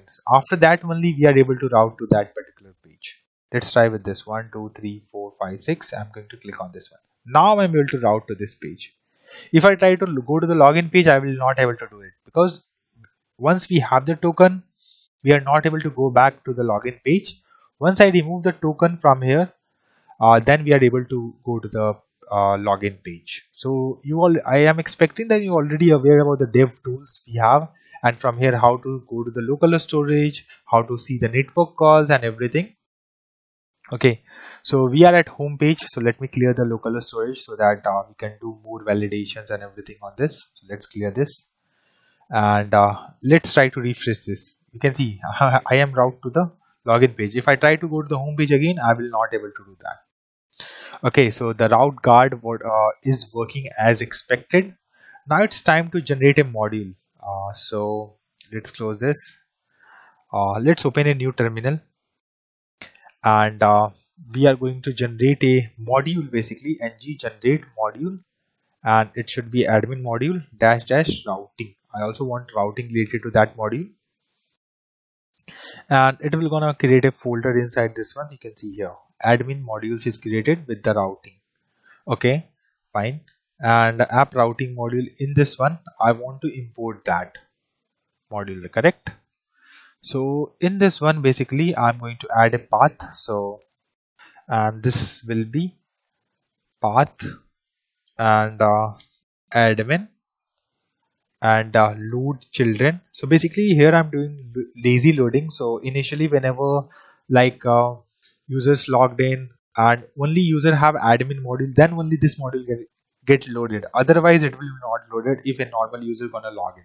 So it will decrease the initial bundle size whenever a page or application loads. Okay, now we have to write import, and then we have to app admin slash admin module, then m and m dot admin module, and then we have to add can activate the guard, and then we have to add here admin guard which we have created, and then after this curly bracket just put a comma and just save this. If this one is not exist, right, then we are able to route to the admin. Let's try that. Let's see what happens. Admin, no, we don't have anything. We are not have anything to show on the admin, so that's why it is routing us to blank page, because admin the path does not have anything to show. So yeah, this is blank, which will be getting it right now. Okay, this is expected behavior. If I route to this one, let's say activate this route, sorry, guard. In that case, see, I will try to enter the admin. I'm directly going to route to the login page. Now let's try with the one of the admin account what I have, and let's see what will be the expected behavior if we are able to route to or not. So @example.com admin 123. And let me try with this. See, you can see now I'm able to route to this particular place because our guard is working as expected. If I clear the local storage, then only I will able to route to the login page, else no. not able to do that. If I refresh it, it automatically threw us to the login page because we don't have any token. So it is working as expected. So now we have to also create an interceptor. So interceptor is basically used. So like we are going to call multiple APIs to the backend, right? And every time we have to put a token on the header of the so that in the backend whenever request goes, so you can get the token from the header and validate okay it is coming from expected place or not. And if it is correct request, then it will allow us and serve the request, otherwise it will deny it. So that's why we have to create an interceptor, those who always intercept the request and put the token on the header. So for that we have to create a folder first. So let's go to the shared, because it will be a shared component, and inside shared we are going to create a new folder, and here we have to write interceptors. And here right click, open integrated terminal, and here we have to write ng generate interceptor and auth interceptor we have to write, and it will generate a interceptor over here. So you can see, so just extend it, go to the auth interceptor in this file, and in this one basically we are going to get first const token. We are going to get the token from the local storage. So local storage get item and token, and if token exist and then like const clone request dot clone this one, and set headers this one, and then we are going to set authorization. Okay, let me put a semicolon over here in this one. Here authorization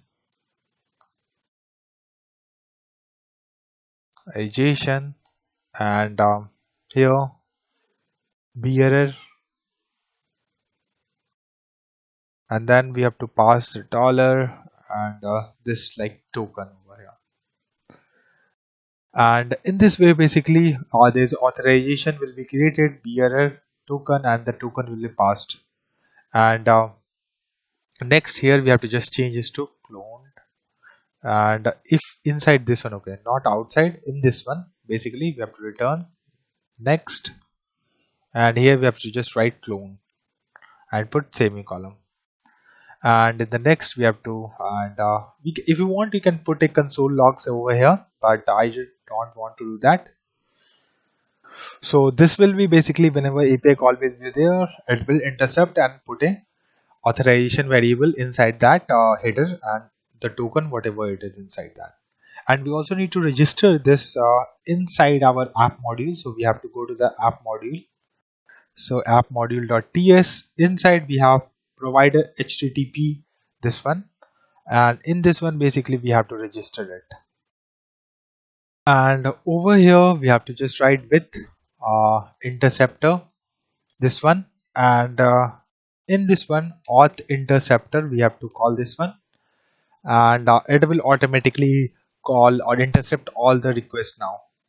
And one more thing, on the sign up page, remember we have to implement one small change, like in the to do we have added it, right?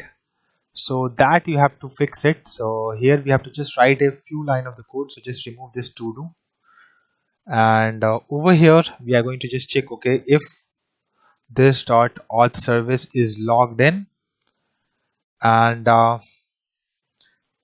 then this dot auth services dot redirect to base role, and so now if the user is logged in, even you cannot go to the sign up page also, so you have to just add this validation. Okay, so yeah, this is all about login as well as guard interceptors and yeah, or related to it.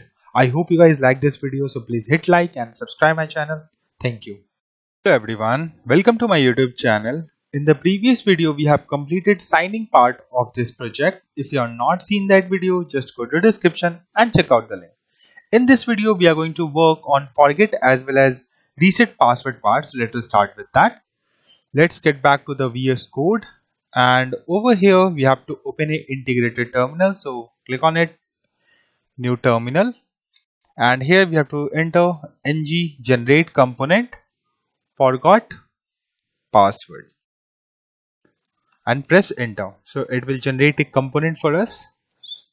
So just wait for a few seconds. You can see a component has been created.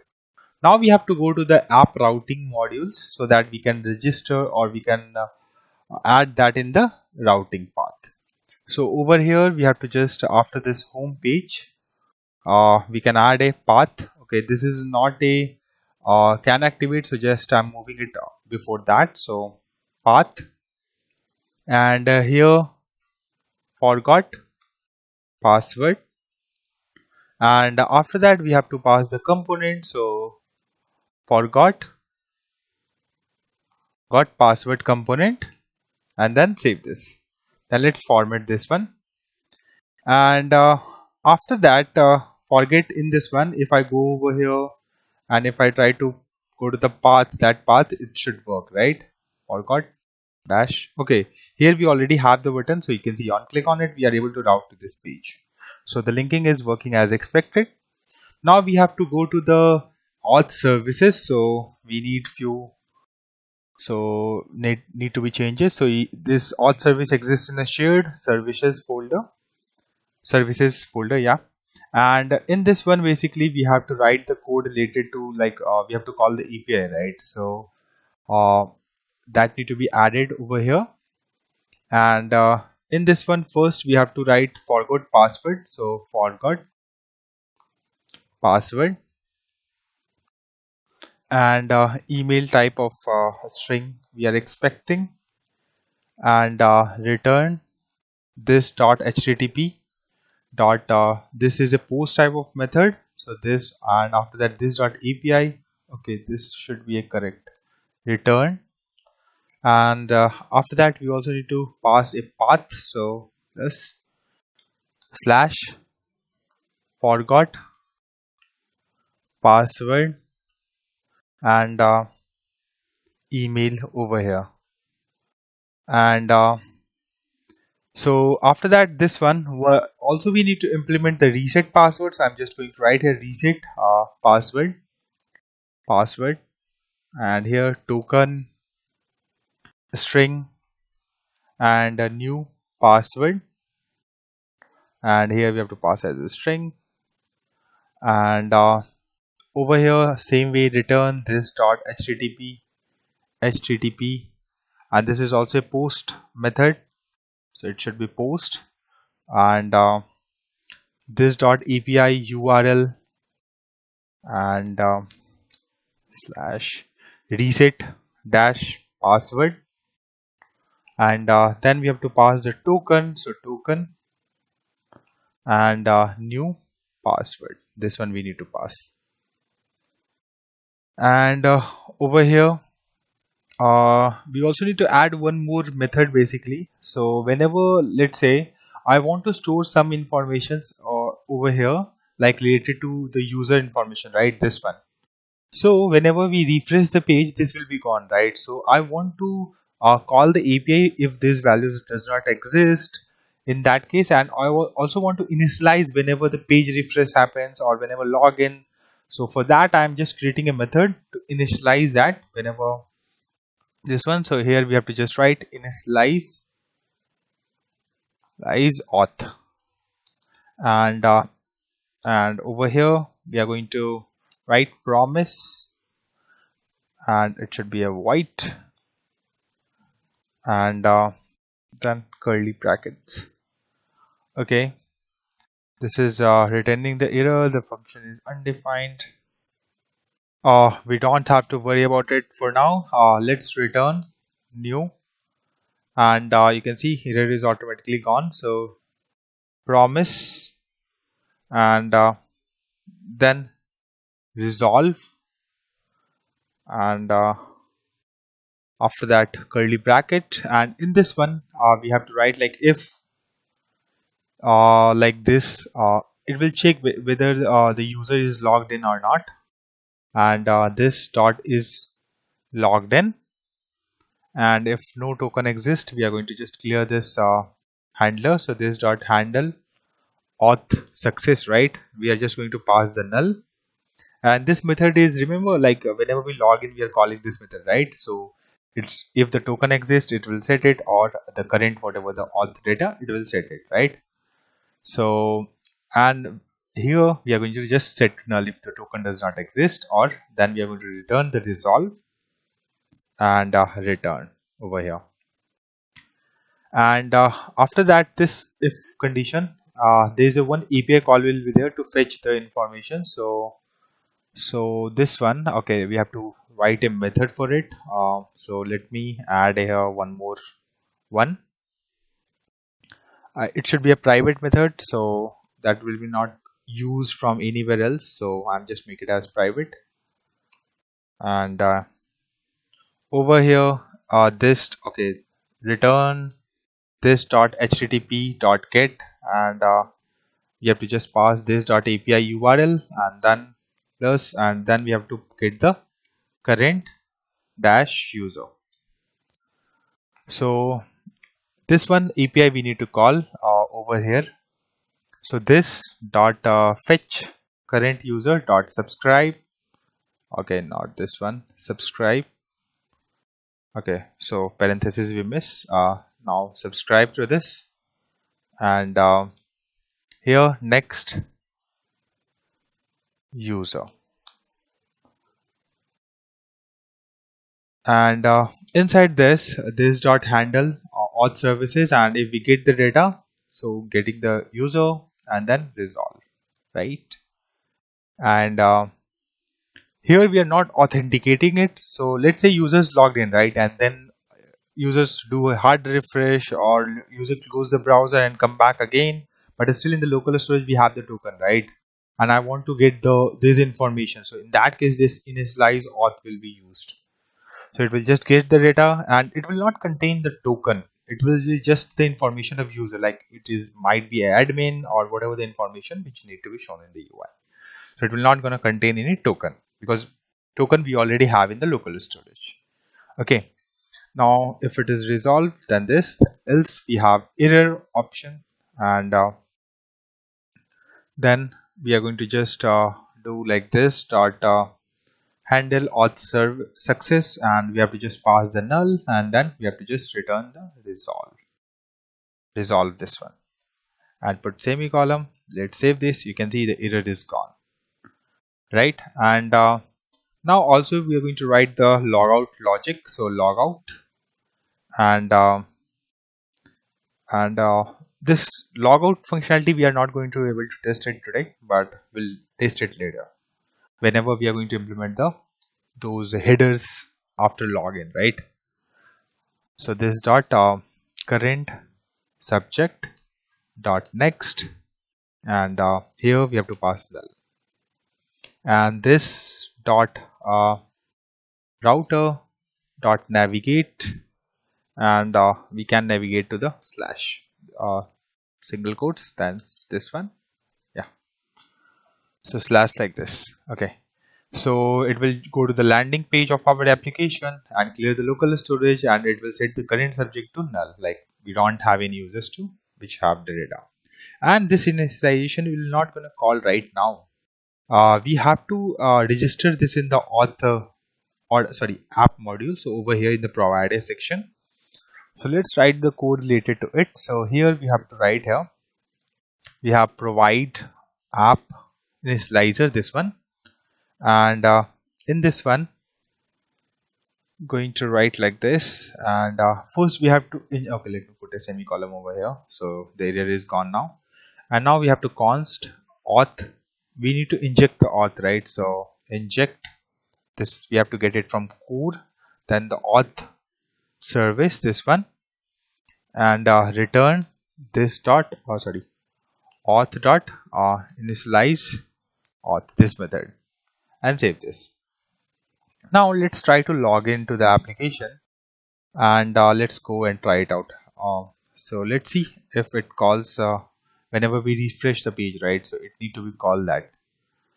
And here I'm going to enter one account. Let's say go with the user 11@eater.com 12345 sign in. So when we do the sign in, right, in that time we don't have to call it because we are tapping that handle one method. So in that case it would automatically update those values. So let's say try to do a hard refresh, so the value will be resetted, right, whenever we do the hard refresh. So now you can see the API call is there. If I click on and the response, you can see that. So these values will be populated, and wherever we want to use this, we can use it. And the token is null because we already have the token, so we don't need this. And only we have token, right, then only we are able to get the response. And one more thing, like in the last video we have implemented interceptor, right? You can see I just call a get API, and you can see automatically authorization added a bearer token in this one, right? And on that basis, if it able to fetch the data, if I go like this, let's put it over here. You can see we are getting access denied related to it, but it's able to fetch it because it have the token, and this is a get API. So our interceptor is also working as expected. And now let's get back to the code over here. Now it's time to write the code related to the uh, forgot password. So let's get back to the forgot password TS file, and here we have to first create a form. So forgot password and not form group and loading false and constructor and private FB form builder and private auth service, and here auth service, this one, and private notification we need. So notification and notification service is required. And then we need router, so private router, and here you have to write router, this one we need to import. So this things is required, and inside the curly bracket of constructor we have to just write this dot forgot password is equals to this dot fb and fb dot group. And in this one over here we have to write the code like email and this one validators dot required and validators dot email, and yeah, and then we have submit and this dot loading is set to true, and then we also need to pass the email address. I have to send the email address, right? So I'm not going to create the form and all those things of the usually we do, right, the payload we created. So I'm just going to get these values from the value, and I'm just going to trim and everything in this one directly. So email question mark dot trim, right? And then we also convert to the lower case, so lower case, and this dot auth services dot forgot password, and here email dot subscribe, and over here let's put a semicolon over here, and in this one next, and response any, and in this one this dot loading basically we have to do, and is equals to false. Okay, so whenever we get the response we are setting to false, and this dot notification dot success, and in this one response dot message. And after that we have to route user to the login page. So here we can just write here this dot router dot navigate to slash login page. Okay, it should be in the single quotes, and put semicolon, And here you can also put the set timeout for 1 second, but you can also route it directly. That will be not a problem for us. And error and error, and in this one, this dot loading is equals to false, and this dot notification dot error, and then error dot error question mark dot error. And okay, here we can also yeah we have to just pass that field to send reset email, please try again.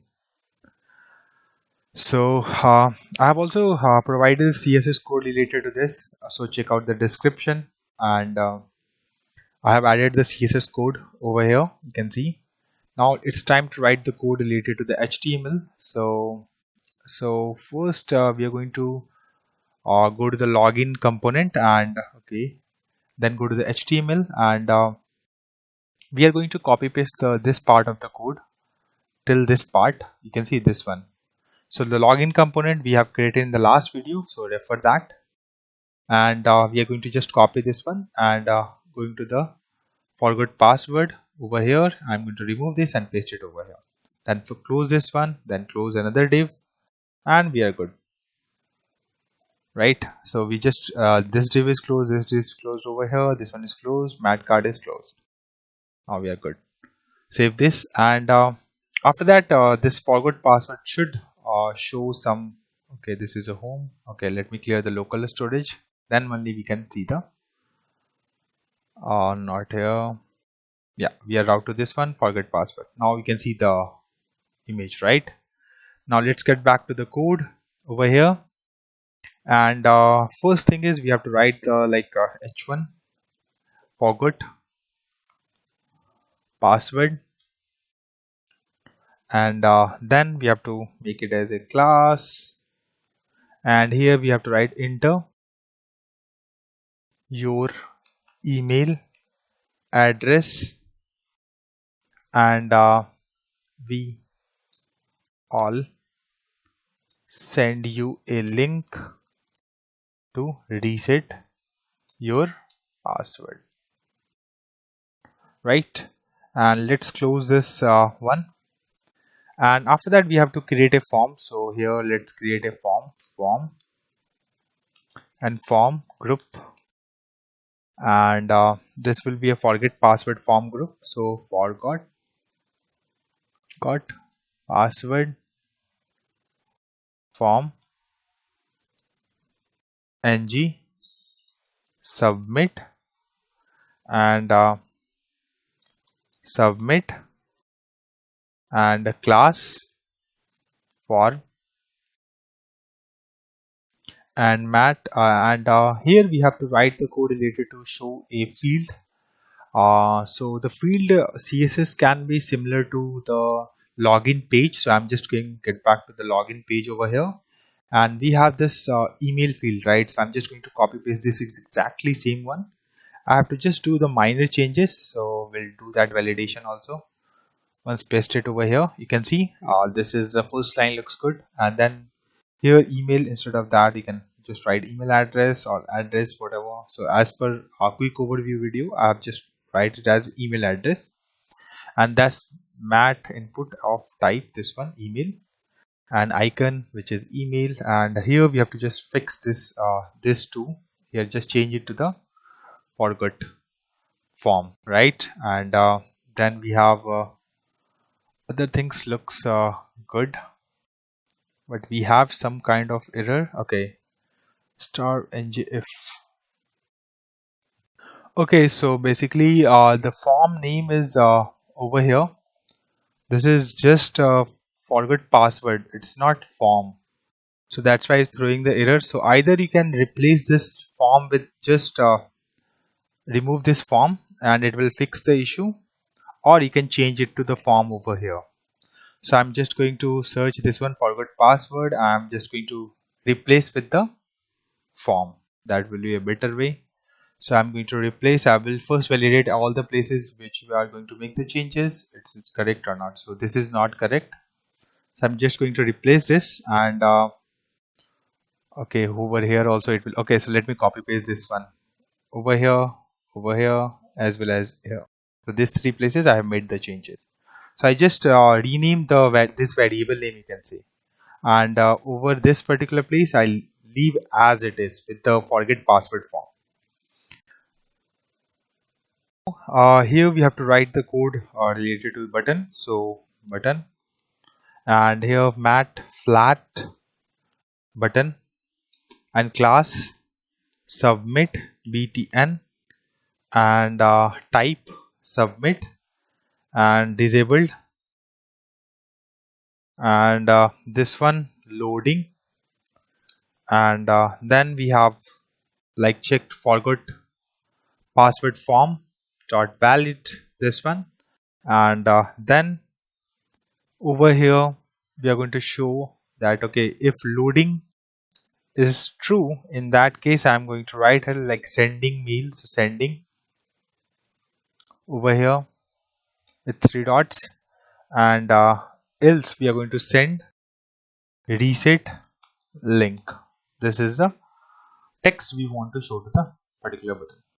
And after that we have this div class, and back to dash login, and in this one we are just going to add a router link, and here slash login, and class link will be there, and back to sign in. Yeah, so we have just added a link to back to the login page. So I'm just go to the UI. Now here we have to enter the email address. So I'm just going to write user11 at the rate. Okay, we already have a mail ID. Yeah. Okay, so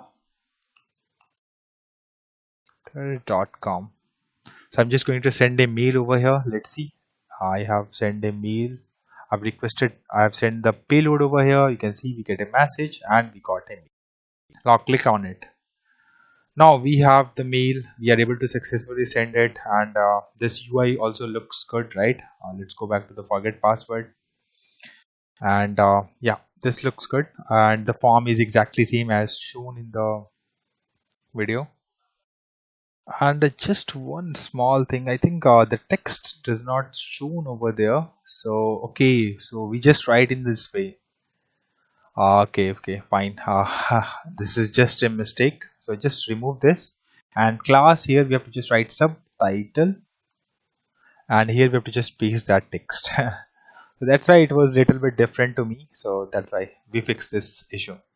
Now let's write the code related to the setting reset password, right? So first we have to generate a component. So I'm just going to generate a link, and reset password will route to whenever we click on this link, right? You can see the path reset password. We want to generate a path, or we have to create a routing for it. So ng generate component reset dash password, press enter, and we have to wait for a few seconds. You can see the reset password dialog is created. Now we have to go to the routing, and I'm just going to copy paste this one, paste it over here, and here I'm just going to check reset, and here reset password component. We just import this. So after that we have to go to the reset password component over here, and in this one we have to write the code related to the ts file first. So reset password form, and not form group, and loading is equals to false, token valid false, and this is like if the token is valid, right? In that case we want to show we don't want to show error message. If token does not exist, we want to show some error messages and all. So that's why we have this token valid or not. And if from the backend we get okay, this is invalid token, so we can just use this one to show the error message to the UI in the nice way. and this is the token variable which we are going to create a one, and hide password is equals to true, and hide confirm password is set to true. And constructor, we have to import few things over here. So private fb and form group, and private route activated route, this one activated route, and private router and private auth service and auth service private, and notification service, and yeah, you can see error is gone. In this one, basically now we have to write the code related to creating the form. So this and this dot fb dot group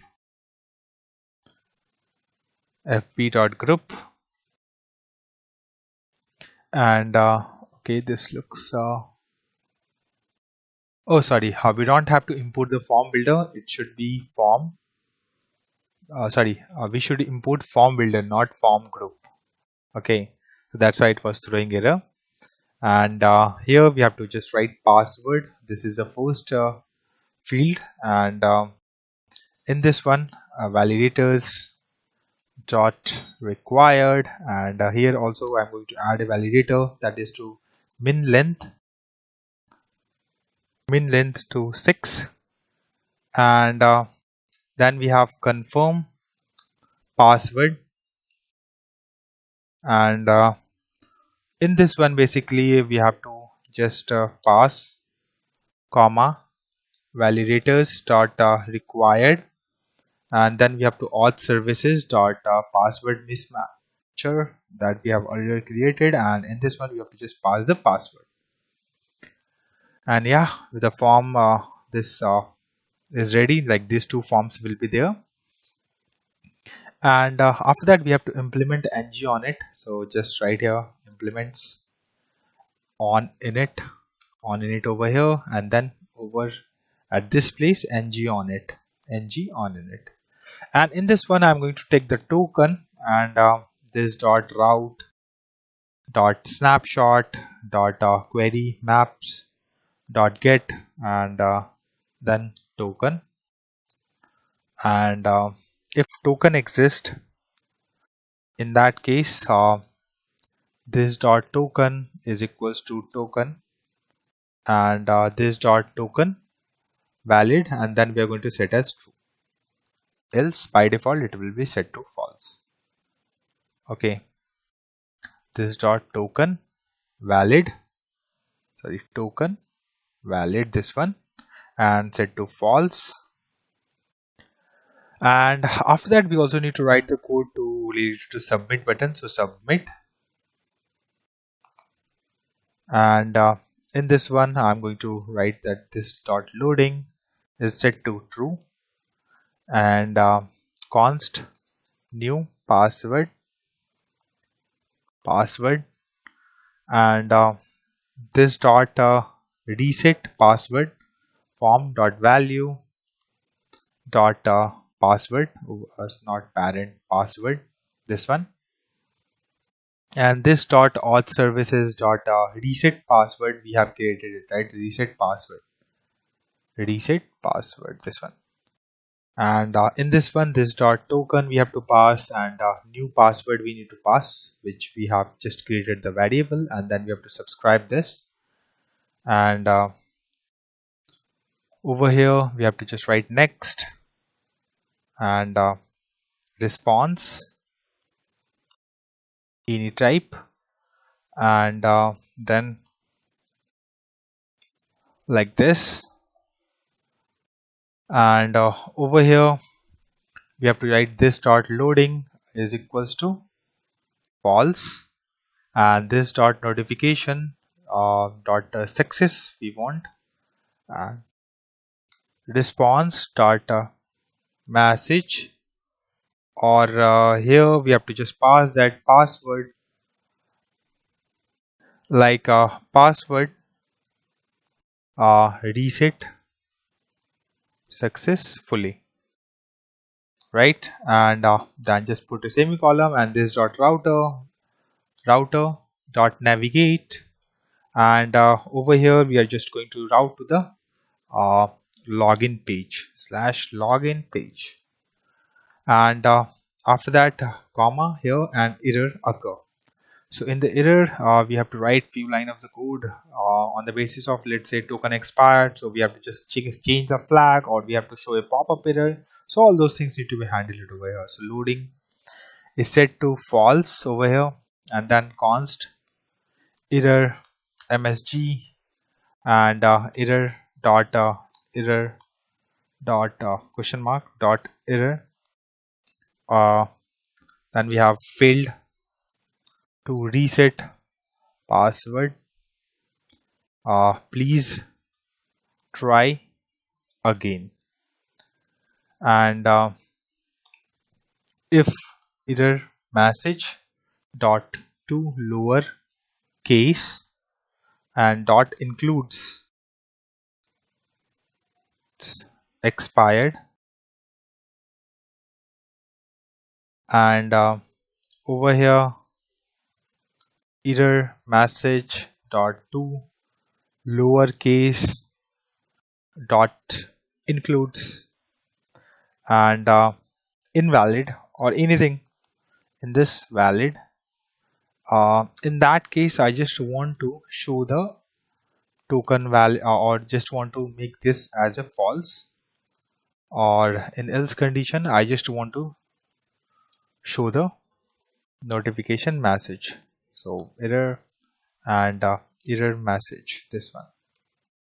Okay, now we have to copy paste the css. So just check the description, the name will be same like reset password css. So just get it from there, paste it over here. Now let's move to the html part of this project, and initial lines will be like few lines will be the same as so you can go to the login page, you can just copy paste this part of the code, auth page and all those things. So just paste it over here, and okay, one more line we can, I think, copy paste from there. So also include this part, mat card part 2. Let's close this one, it's not required now. Yeah, so I just pasted it over here, and let's close the div first, mat card, then div, then format this.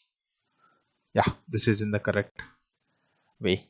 Now first we are going to write the code related to, like if token is set to token is valid set to false, in that case we have to show the error, right? So here dev star ng if, and then here not token, so token valid, and then we have class and error state, and just close this. So this div is visible whenever token valid is set to be or like false. Okay, so in that case it will switch and it will show over here, right? And then we have a mat icon and class error icon, and then error underscore outline, and then we have to show the message like h2 invalid or expired link, and then the next will be this password reset link is invalid or has expired.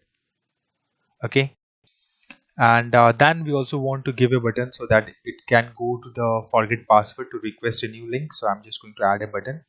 So mat flagged button class submit btn and router link and slash forgot dash password and request new link. And yeah, so let's try this out if it is working or not. So if I go to the reset over here, I'm going to write reset and press enter. You can see I'm directly getting this message because the token or which are expected over here does not exist. So just show me through the error because token is not valid. Okay, get back over here again. Now it's time to like write a div, create a one more div, like if everything goes well, so ng if and token valid, then we have to show this particular method. And h1 reset password and p class and sub title, and let's close it. And here we have to write enter your new password below. So this is the reset part I want to show to the user. So let's go back over here. You see this mail, right? Let's click on it. Now you can see we are able to see this part because the condition match, right? And if it is not pass the token, it will not going to show like this, right? So let's get back over here. Now we have to design a form. So form group, and over here we have to just pass that reset password form, and then we have to ng submit, and in this one submit like this, and class form. And in this one basically I want to show two fields. So we can just copy paste the part of the code. If I go to the sign up component which we have created earlier, right? So in this one also we have two part, right? This password as well as confirm password. So just label change will be there. Other than that, we can copy this two part from here. I don't want to write the code which is we already written, so I just gonna copy paste it over here, and it will throw error for sure because this form does not match and few other things does not want to match it. So hide password, I think let's go line by line. So mat form field, mat label, input this one, hide password, I think we already have the same. Hide password we are correct, and then we have the password field. So this is the password field, it's correct, and this one all looks good. Just we need to change this one mat error over here, and in this one hide confirm and text hide and all form control name confirm password, and we have to just change this to over here also. So all these places just change it and save once. Still we are getting a error, hide confirm password. So what's the hide confirm password? We are getting error related to hide confirm password. Okay, so basically there's a small spelling mistake while typing. So if you see, this is the correct spelling, right? And here we have to just, you can see this is a spelling mistake, just replace with the correct one, hide confirm password. And after that we have to just save and scroll to the bottom, and you can see the error is gone now. Okay, something refresh control confirm pass, cannot find the confirm password control. Okay, this is one. Okay, it look like over here we also have the similar name issues. So form control name, right? This is the confirm password, and here also we have made a small mistake over here. So just fix it and try to save it again. Let's scroll to the bottom, you can see the error is gone now. So just a small characters or so while we are doing it, so here we have fixed two things. Here we have just changed the confirm characters, and in this one we have just changed it. So let's verify one, like this confirm password is used at which particular places. So this two, right? And we don't have any issue in the HTML, so we are good over here. Now like form are designed, right? These are the two fields only we needed it right now. And after that, here button matte flat button, and the class submit btn, this one, and type no, not this one, type should be a submit type, and disabled, and it should be a loading, and then reset password form dot valid, this one, and then we have loading, resetting, and then we have reset password. Okay, save this. After that, we have to just show a login, like users can move to the login page. So I'm just going to show a div over here. So div class, and back to login, and a router link, and it should be slash login, and class link, and back to sign in. Just save this one. And after that, if I go back over here, you can see it's changed, right?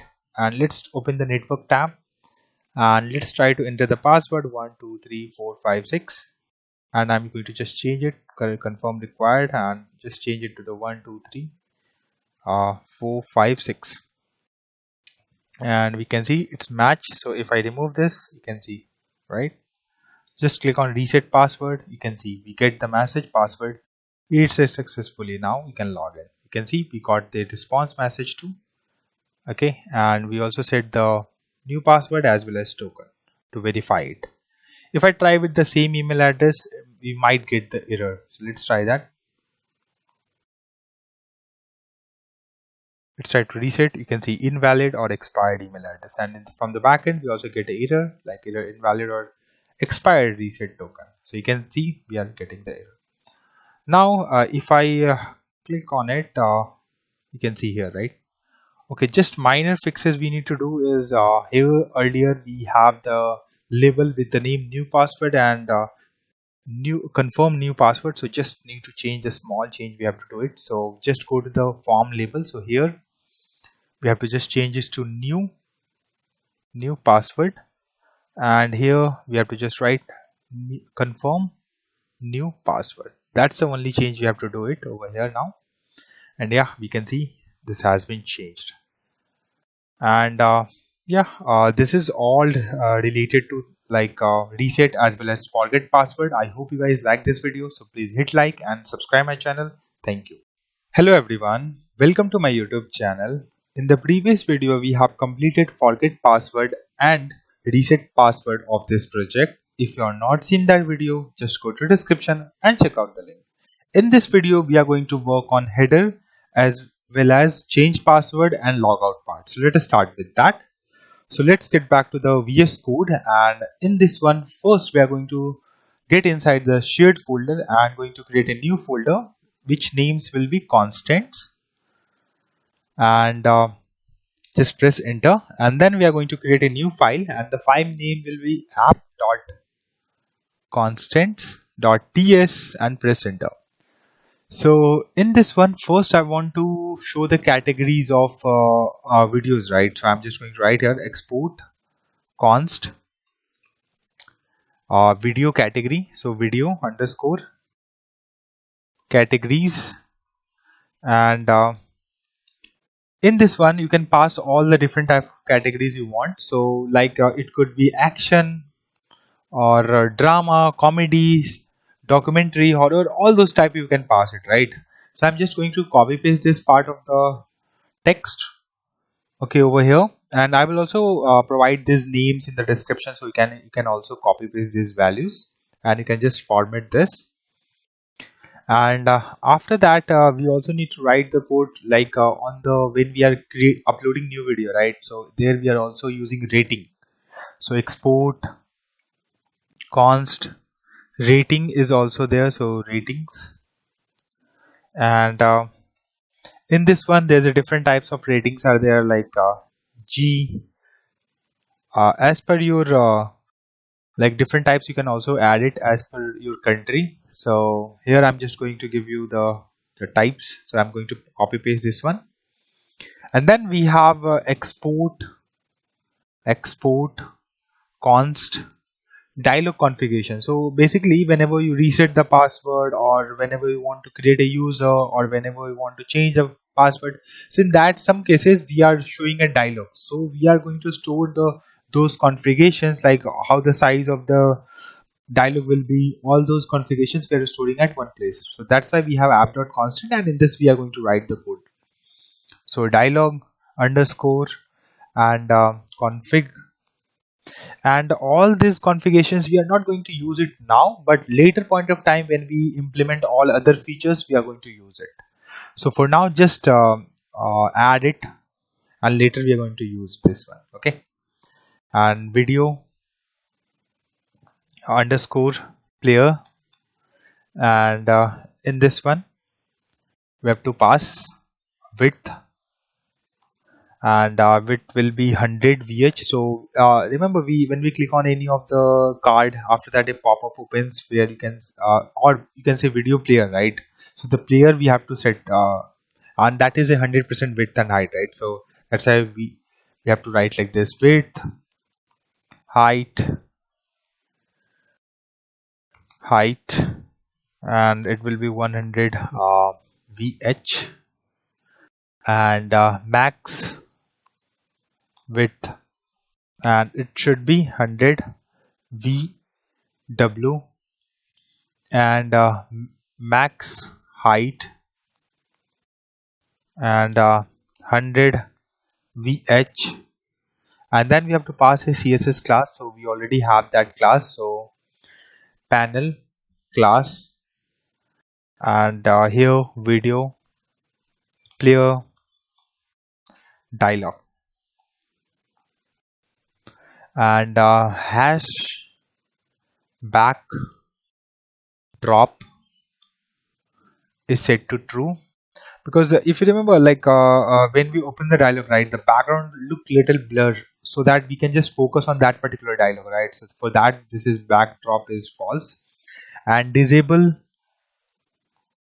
close is also set to false. Like let's say when we click outside of the dialog, right, in that time it close the dialog, so that we want to be enabled, so that's why we make it as false. If we make it as true, in that case the user can only close the dialog when we click on the close button. Other than that, if we click on outside of the dialog, it will not going to close it. And after this, the few more we have to add, like one is for the change password.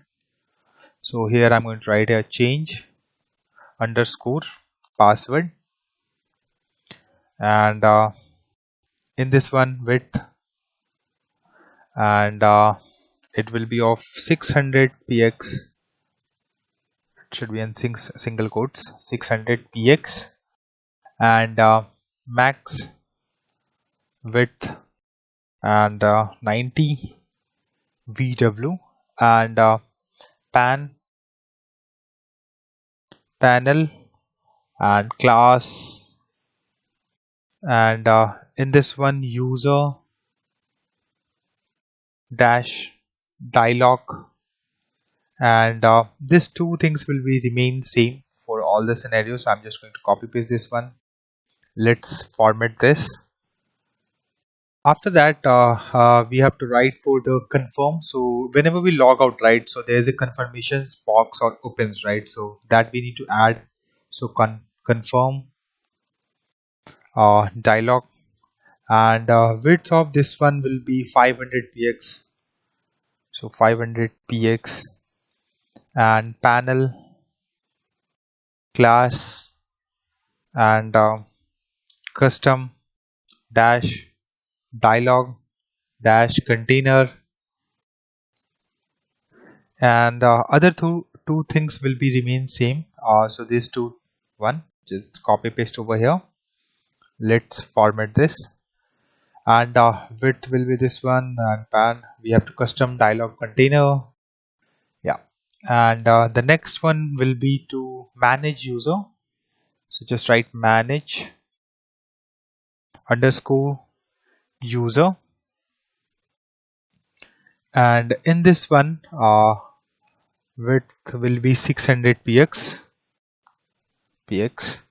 and max width will be 90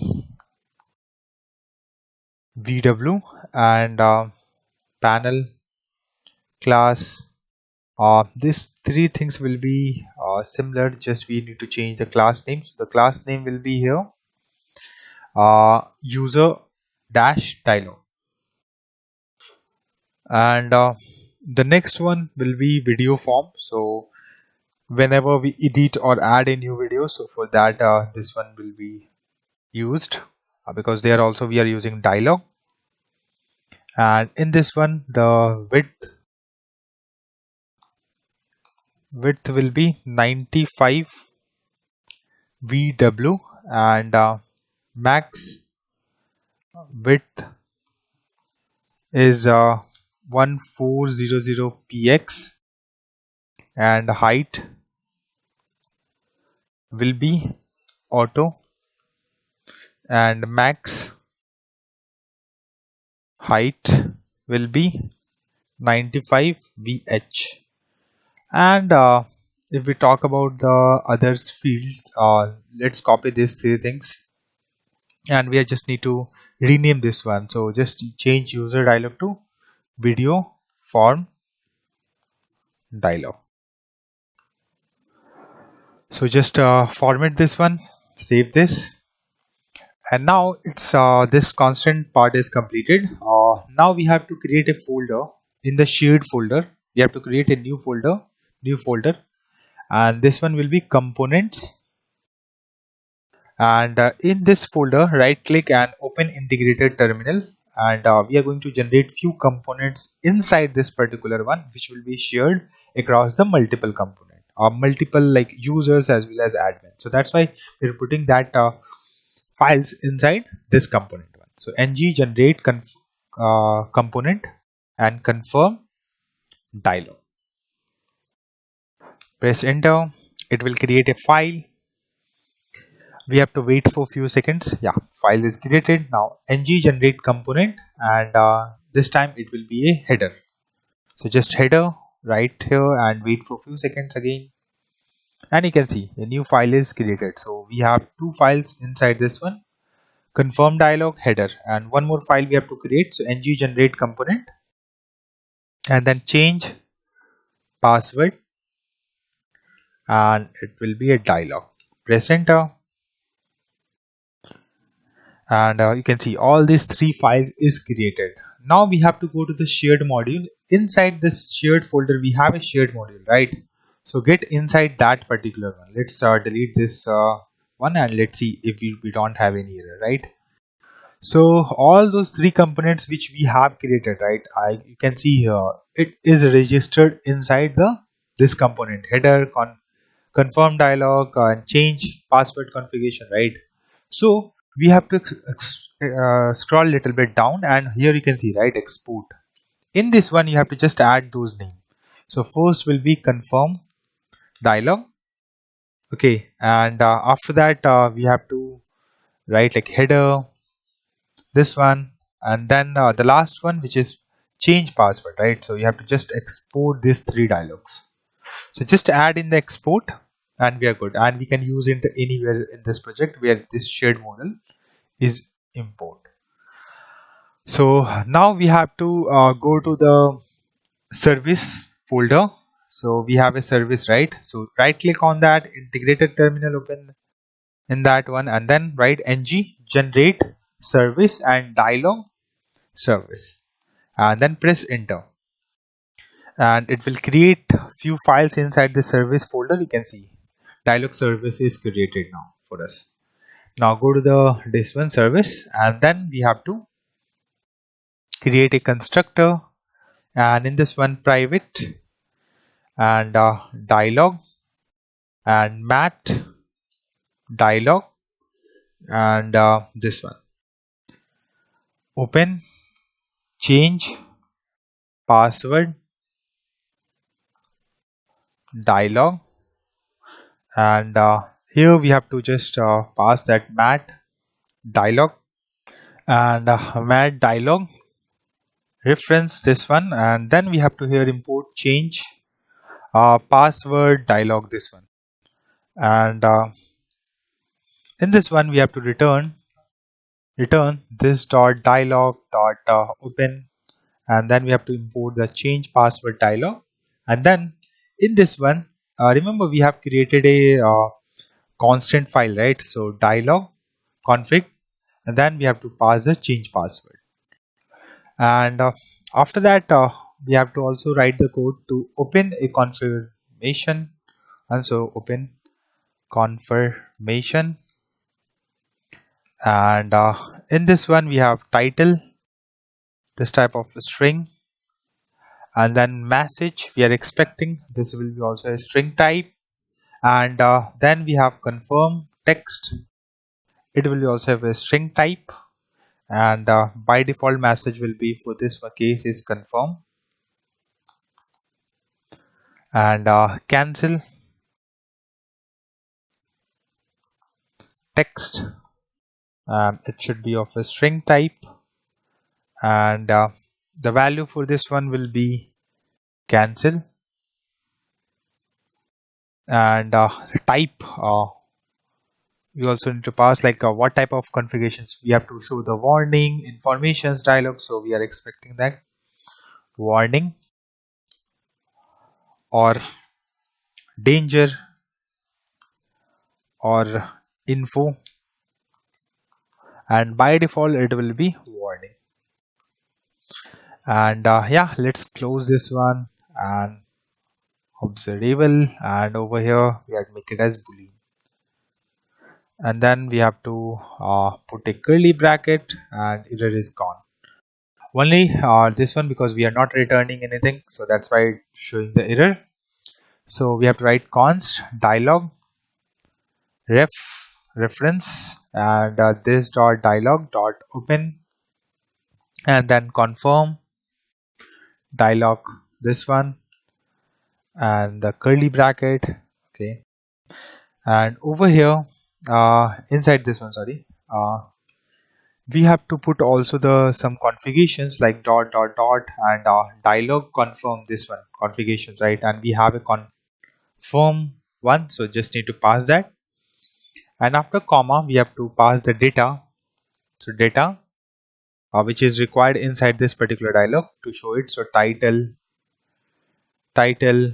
message, and then confirmation text, and then cancel text, and then type.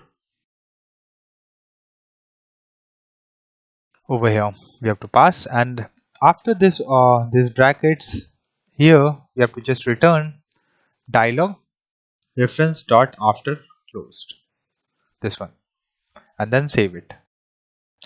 So what this method will we do is, like whenever this method is called we get all these informations, and this informations it will open a configuration, this one, and in this one all the values will be passed, and once it close it will return false or true, whatever.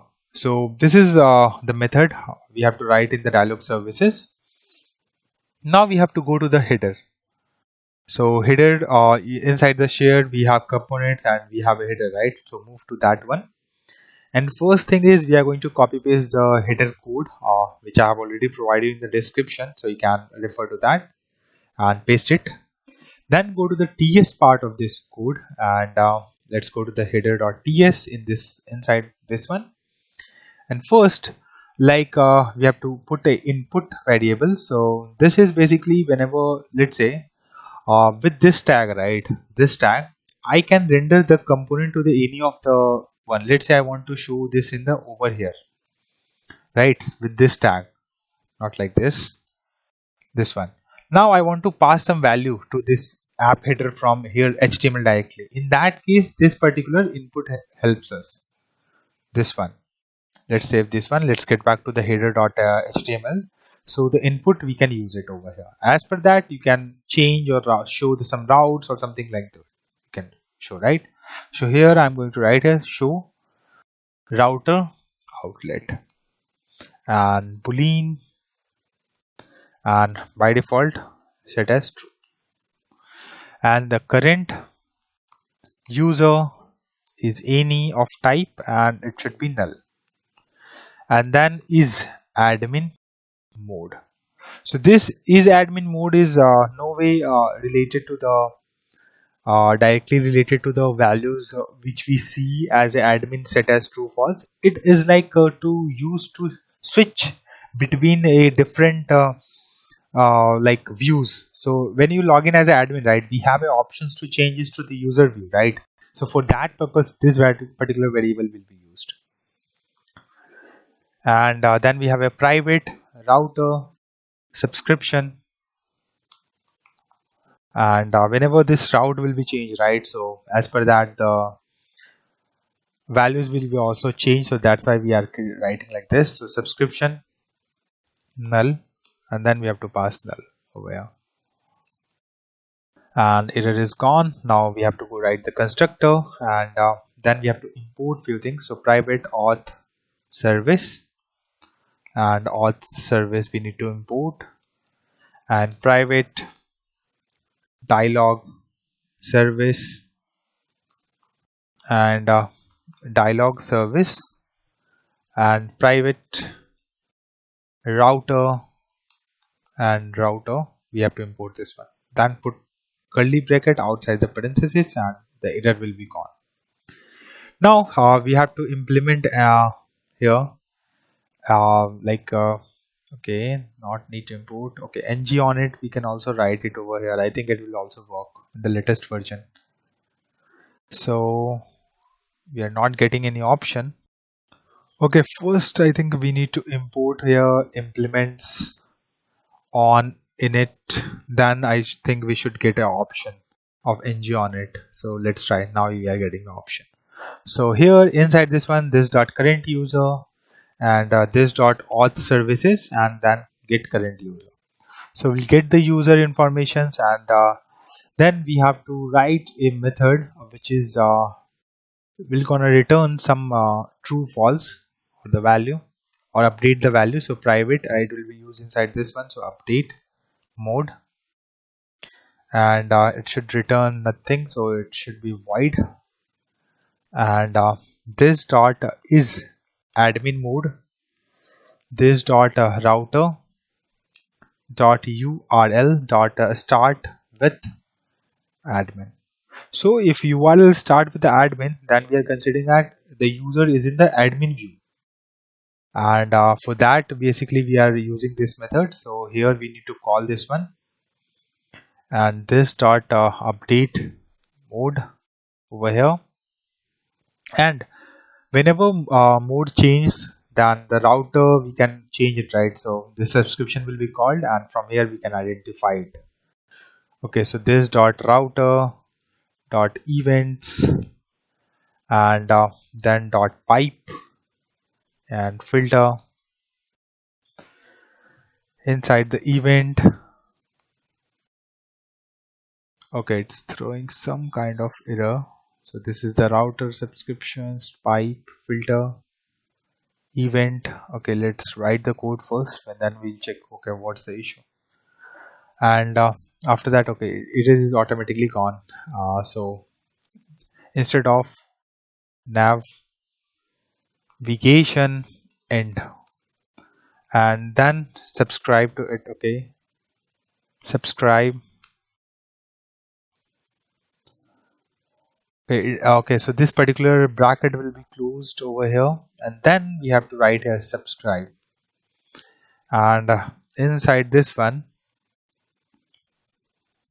we have this dot update mode, and whenever it's changed, right, so this update mode will be called. So let's say user has changed the view, it moved to the user page, so it will show the different message as per this values get changed. Okay, so yeah, and after that also whenever like ng on destroy, right, so whenever we move to some other page, so also then we have to destroy. I think on destroy, this one will be the method, and I think ng on destroy. This is a method we need to call. So if router subscription is there, so we just need to unsubscribe that. So this dot router subscription dot dot unsubscribe this one. And we also need actual is admin rule, to also show that user, okay, this we have to show that options to change the view or not, because if a user logged in as a normal user, then he cannot see the change view option, right?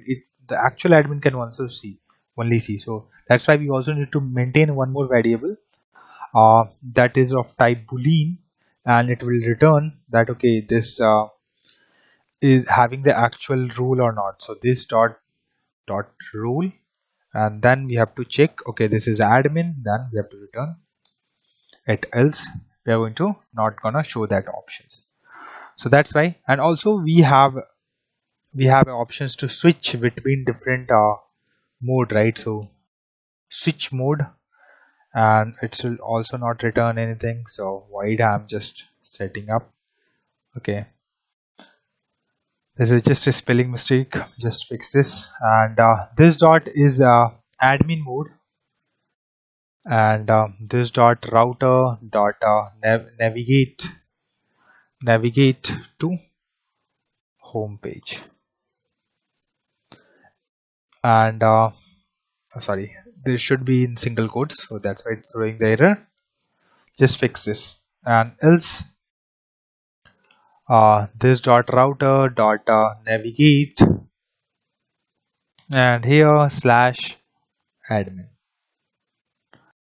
and switch mode is over here. And then we have two more methods we need to create, that basically to open the dialog, right? So open change password,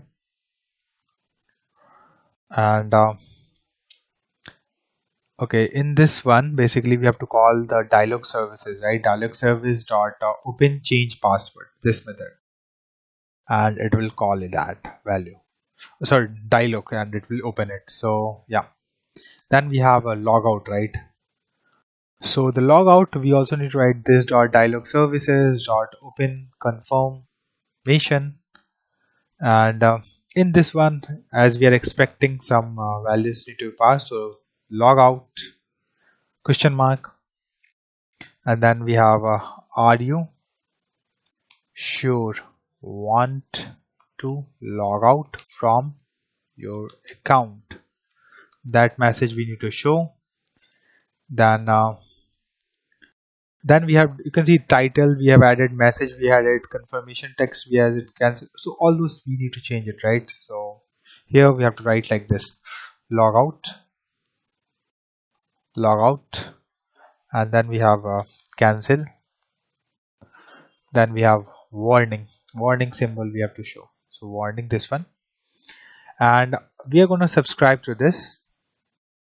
And if result, not this one, result will be there or response will be there, you can say if result, then this dot auth services, we have implemented logout button, right? So just call that one and just save this.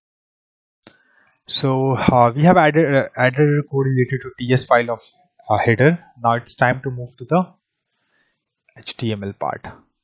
So here let's go to the HTML and remove this one, and over here we have to write ng template hash header bar.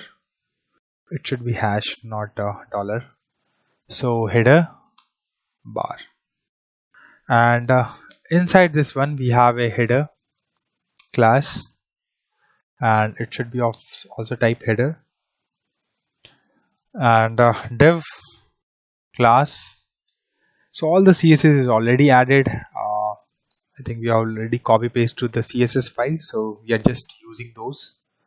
So header content, and then we have the logo, right? So div class logo, and this one matte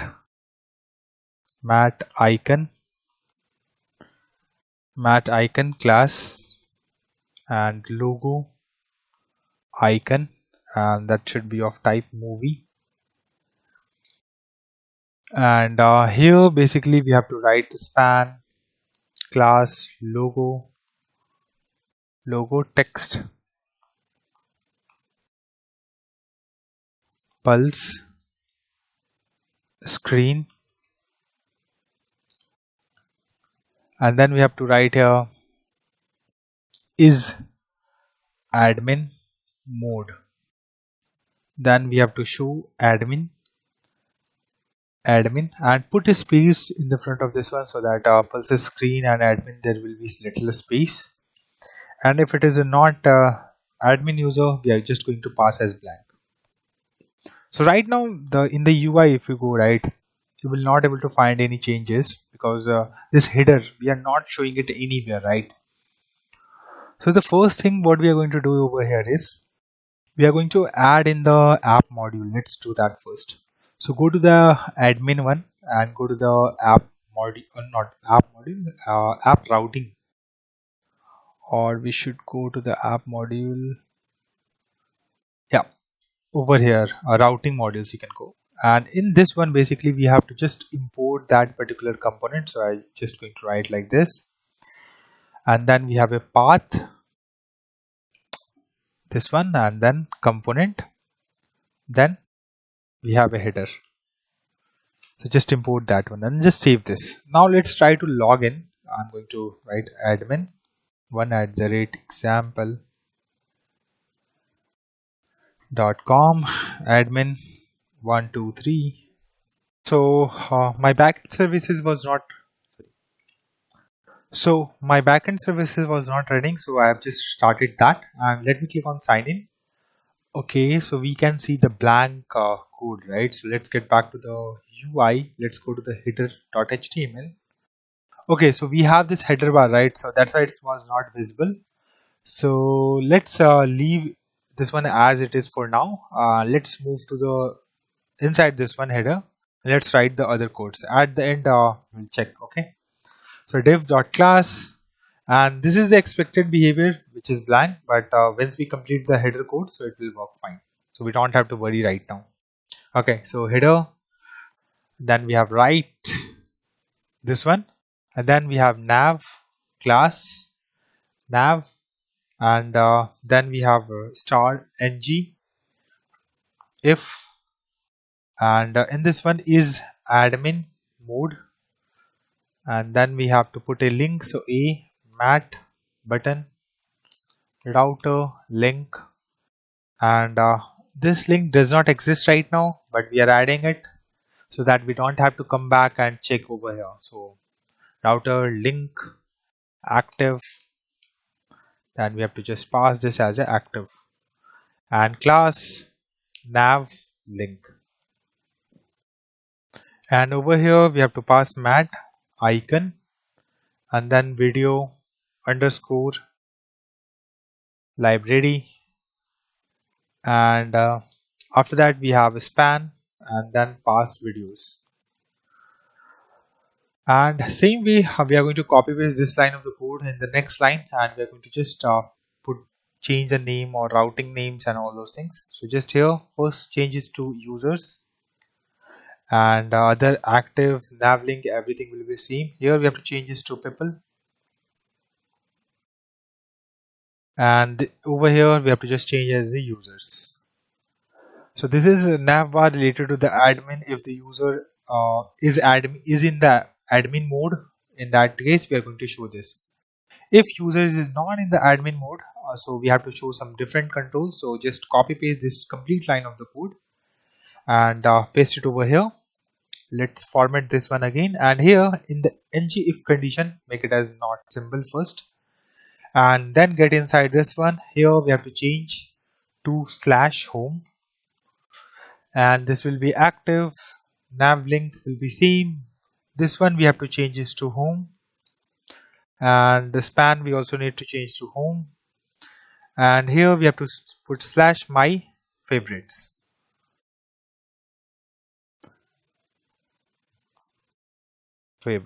This one will be remain same. Here we have to change to favorites,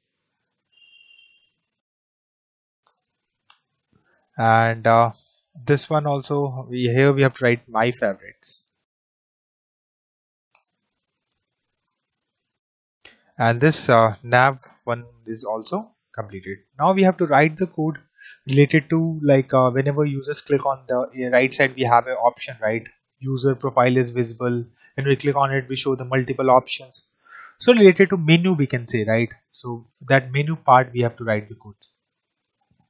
So we are still in this div, header right div, and in this one basically we are writing this all codes. Okay, so here we have to write at user, not user, div class and users dash menu, and in this one we have to put button and mat button, and then mat menu trigger form 4, sorry, and it will be a user menu.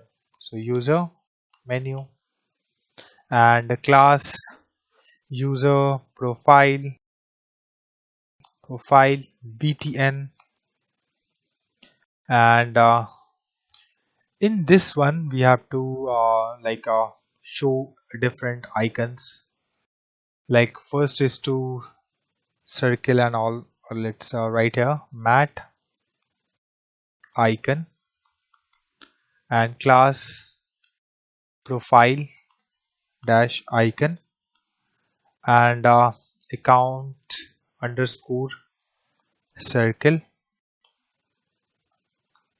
and the next icon will be mat icon class drop down dash icon and arrow underscore drop underscore down.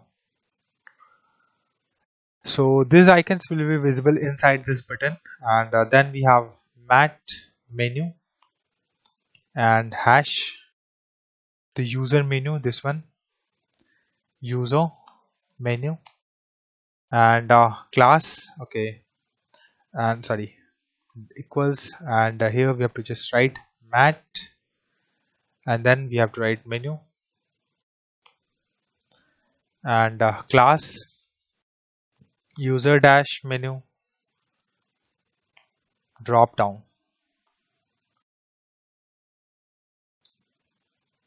and in this one basically we have to write dev class user info and header, and then we have to add a div with the class div class user tar, and then we have to show a mat icon and account underscore circle,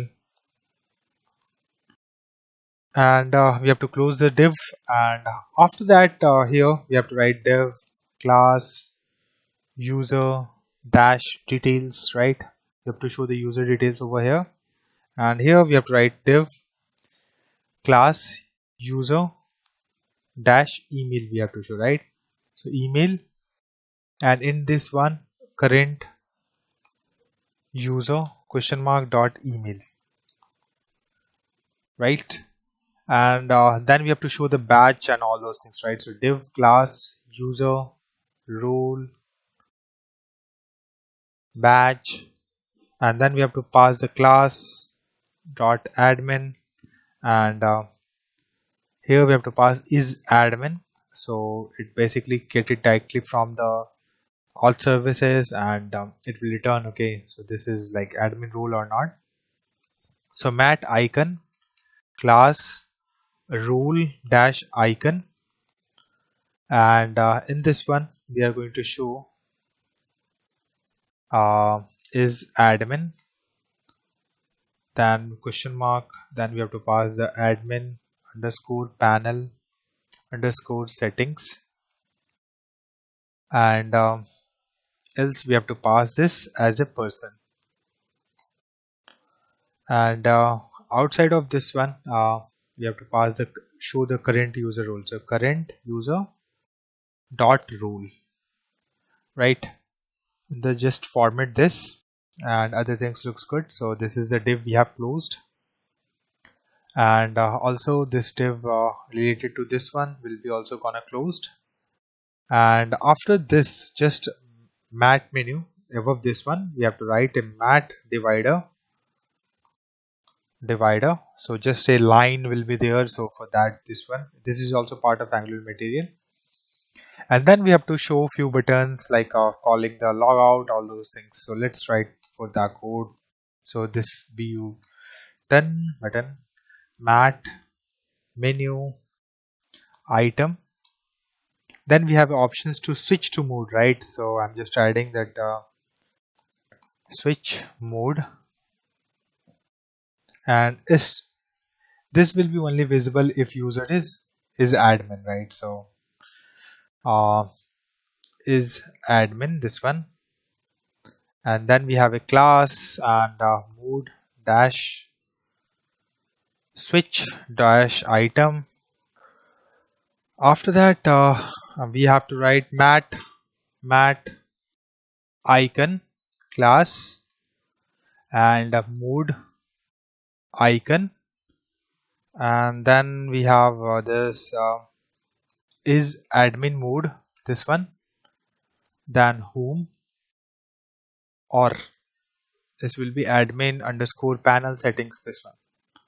And then we have this span, right? And in this one is admin is there, so we are going to switch to the different mode. So is admin, and then we have to show the different message. So switch to user view or switch to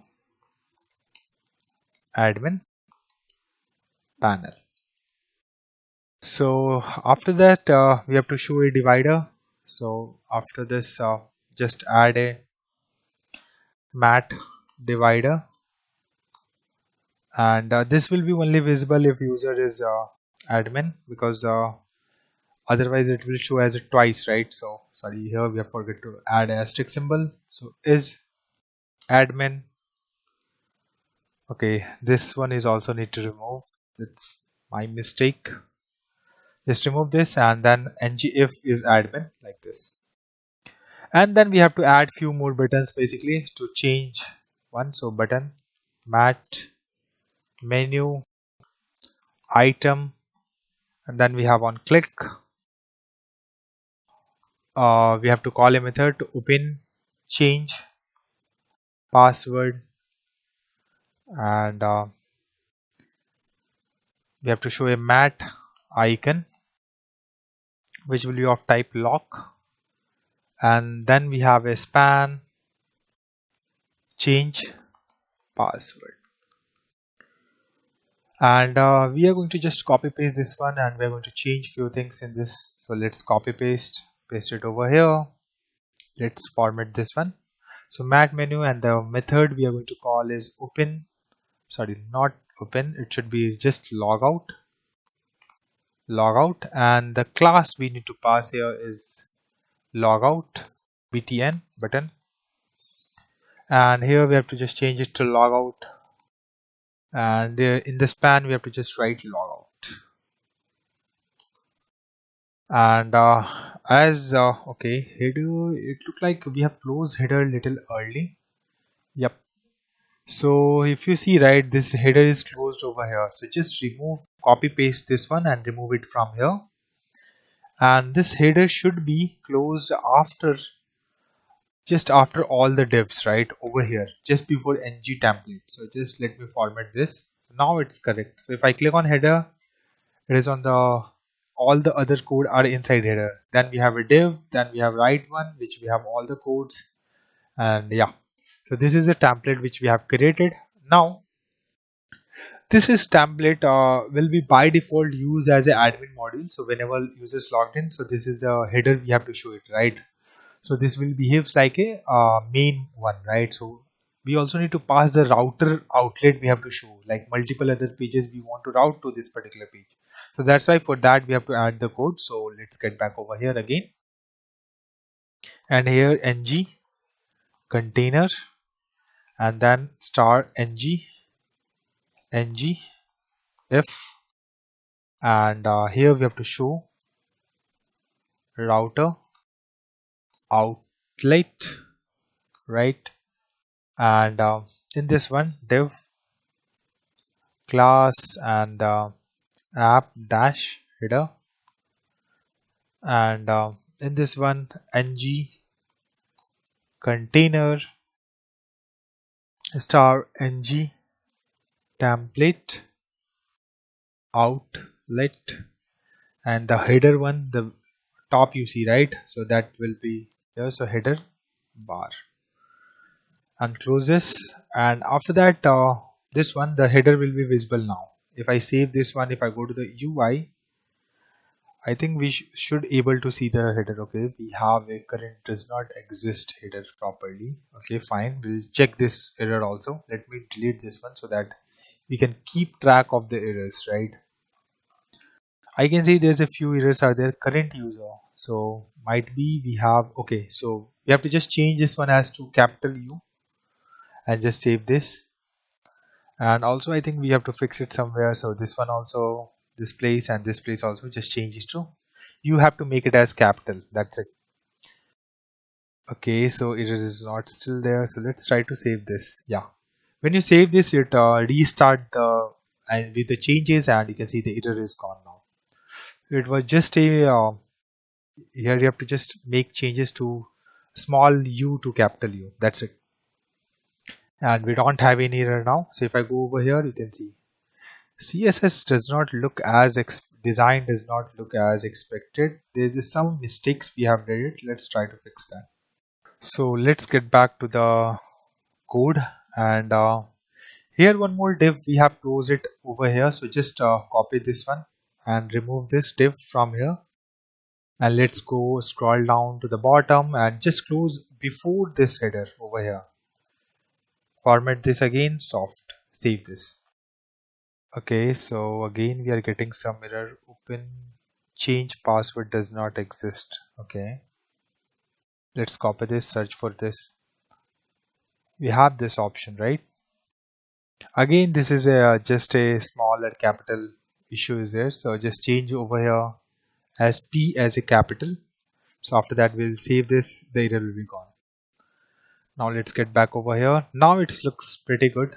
We just have a one problem here, the icon is not visible, right?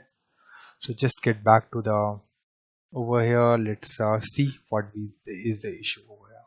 Not at this place. Let's scroll up little bit and we have this, right? This one. Yeah, I can see that here the account circle. So circle, we have just a few mistake over here. So just change this to circle.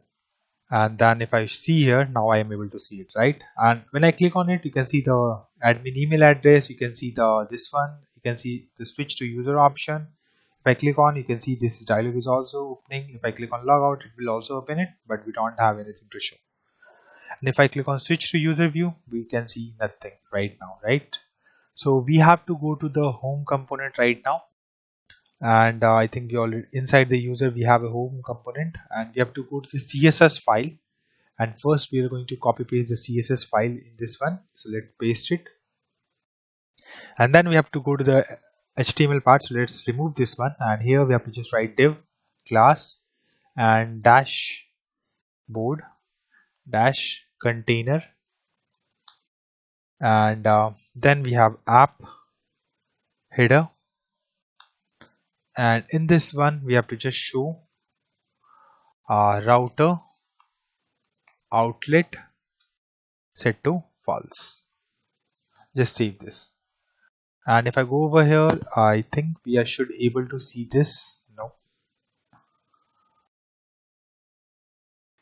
yeah, so basically I think we did not write the complete code related to header, so let's complete that first. So if I go to the over here, right, so we did not completed this, right? So if our outer outlet is set to true, then we are going to show this one.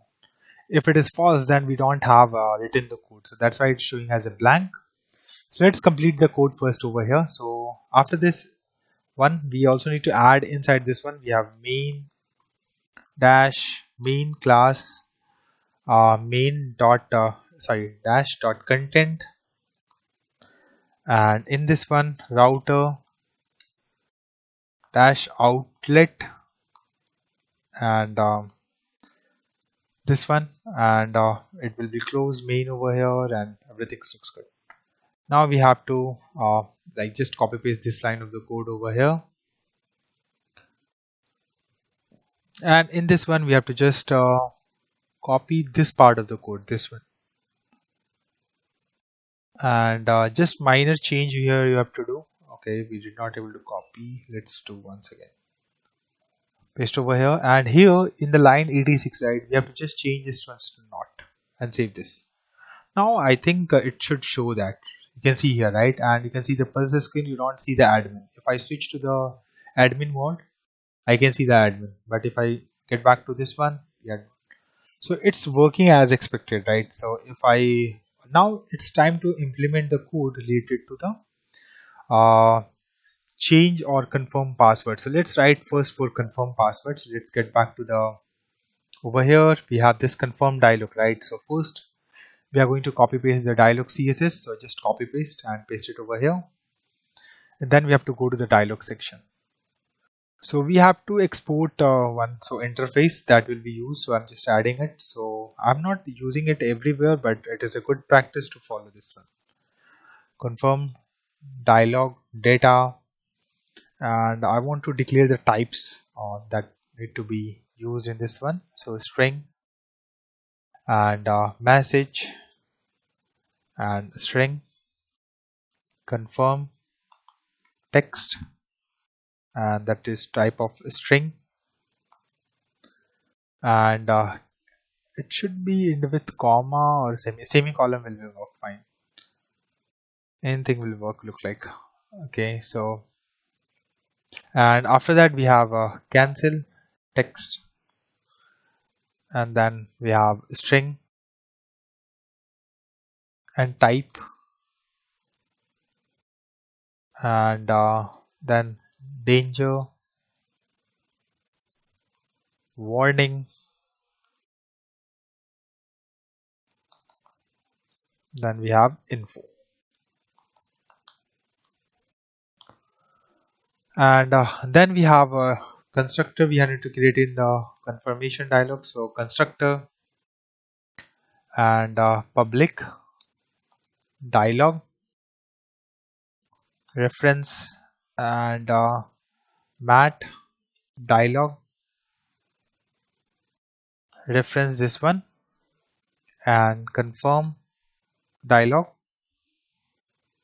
Let me close this track, create this one completed, and and then we have to inject the values. So inject mat underscore dialog data, and outside of this one we have to write public data, then confirm dialog data, which we have created over here. So just need to import this one, and it's throwing some kind of error over here. So public, okay, so it should be public over here.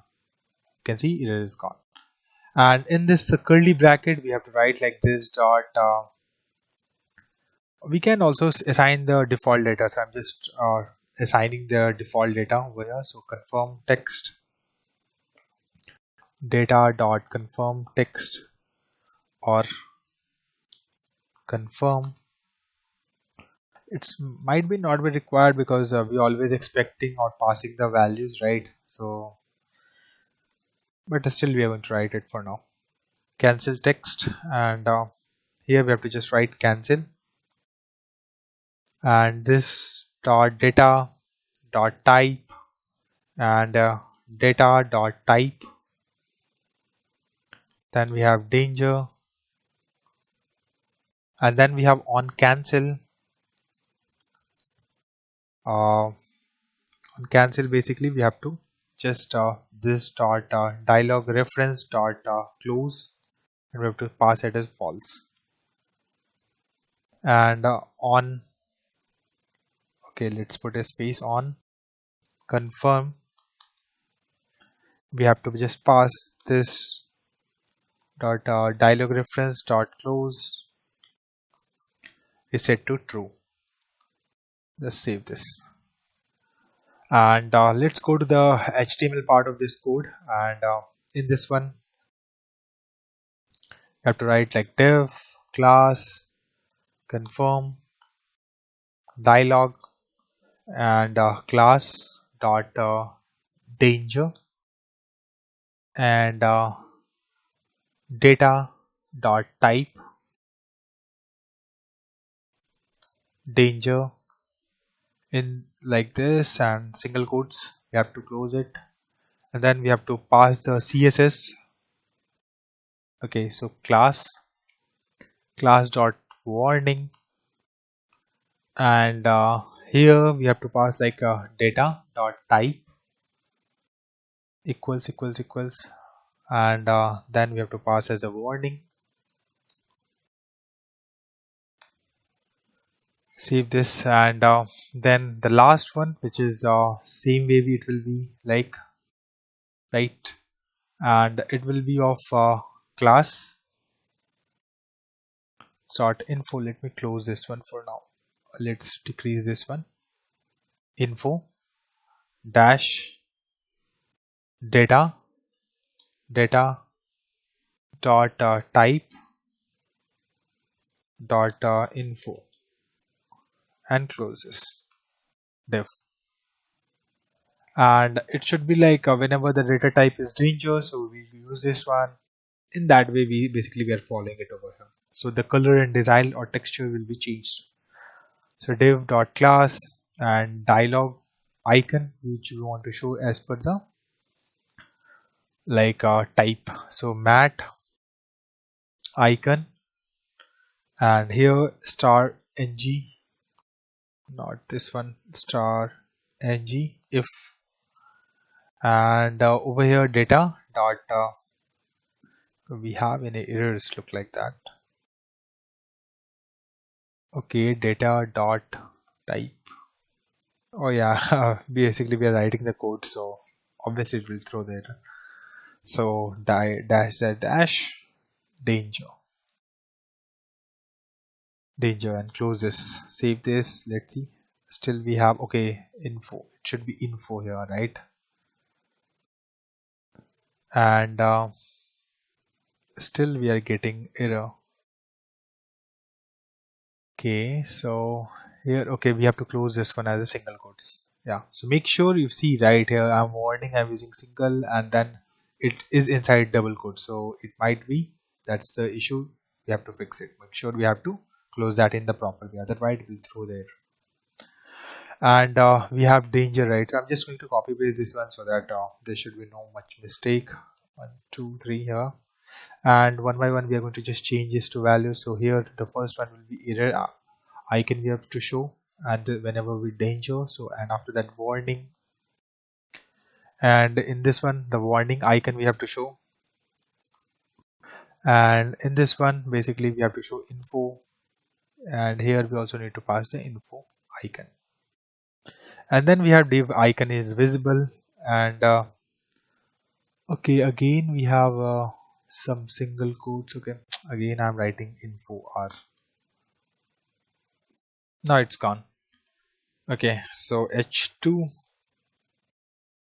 and okay, over here h2 basically we have to write, and here we have to pass class and dialog title, and in this one basically data dot title, and after that we have to, let's format this one first. Okay, and then we have to pass like p, and in this one class will be their dialog message, and data dot message. Let's close this, and after that dev class and dialog actions, and inside we have to put the button, so which is cancel, as well as the other one is to submit, or those whatever the text will get it, we have to just show it, right? So button class cancel btn, and on click we have to call this method. So on cancel we have to call this method, and then we have to show data dot cancel text. Just change it. Okay, so cancel again, cancel text over here, and then we have to copy paste this one, and we have to just do the minor changes in this one. So just paste it over here, format this, so button, and okay, this button should be matte raised button, so here we have to just change this to button, and class confirm button it will be btn, and on cancel, no, on confirm we have to call this, and we also need to pass that class whenever the danger is there. So we have to just pass, change the color of this one, so class dot danger, and then data dot type equals to danger, and yeah, I think okay, it should be closed with the single quotes. Close it and save this. You can see, remember this one, right? And now it's good time to go over here. Let's try to click on logout, and you can see we are getting this. Are you sure you want to log out from your account? If I click on, okay, it's cancel 2 times, okay, because we have did not change the text, because we have did the copy paste over here. So confirm text, and here you can see now we are getting options of logout. If I click on cancel, it's not going to do anything. If I click on logout, it will route to the landing page of this application. So it means that the logout part is working as expected. Now let's get back over here again, and now here we have to go to the services first, and we have to go to the auth services, and in this one we have to write a code related to change password. So here we are going to write a change password, and in this one we are expecting change password data, and it of type any, and this dot this, okay, first we have to return this dot http dot post method, and in this one this dot api url, and then plus slash change dash password, and then we have to pass the data, so change password data, and then put semicolon. So just format this one, and now it's time to go to the change password component. And in this one, first we have to copy the CSS part, so let's paste it over here, and then we have to go to the TS file of this one. So let's go to the change password TS, and in this one first we have to implement on, I think init is there, right? So this is just need to implement, and let's ignore the error for now. So just write the code. So change password form not form group, and loading will be set to false initially, and we have three different fields are there, which is to current password, new password, and confirm password, and all those we have to show a button so that we can show or hide the text of that field. So here just write hide current, which is set to true, and hide new, which is set to true, and hide confirm is set to true. So these three fields we need, and then we have constructor.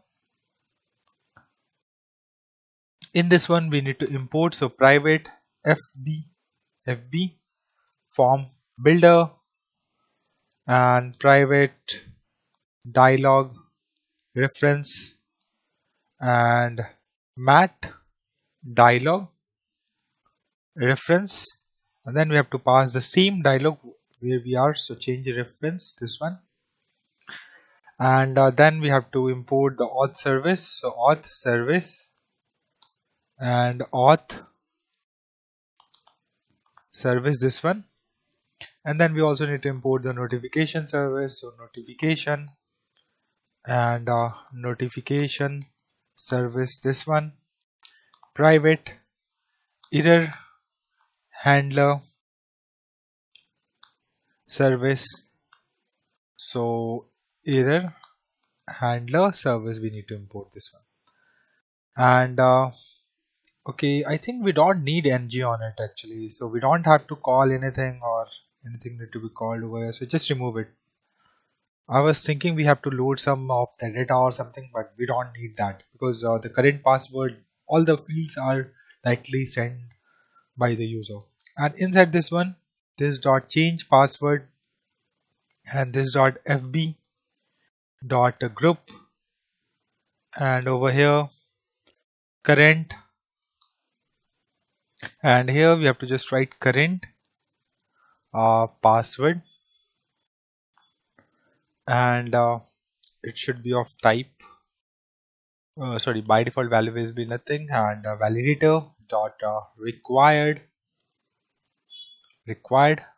and we don't need to validate anything else in this one. We just need to put the validators required, that's it. And then we have a new password,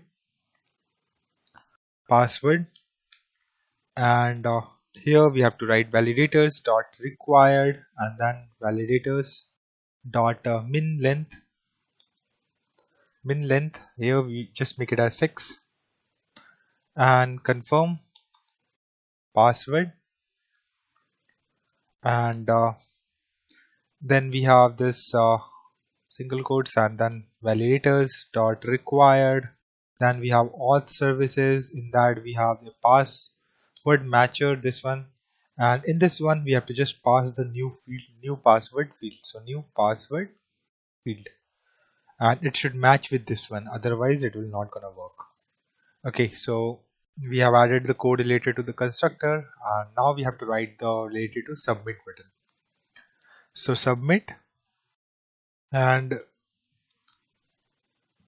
this dot loading, this dot loading is equals to true, and const form data, and this dot change password dot value, and const data, and inside this one current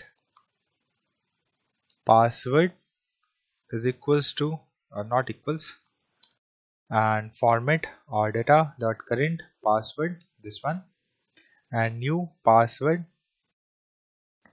and form data dot new password, and put semicolon over here. Then we have to call this dot auth services dot change password method, which we have just created, and in this we have to pass the data, and then we have to subscribe,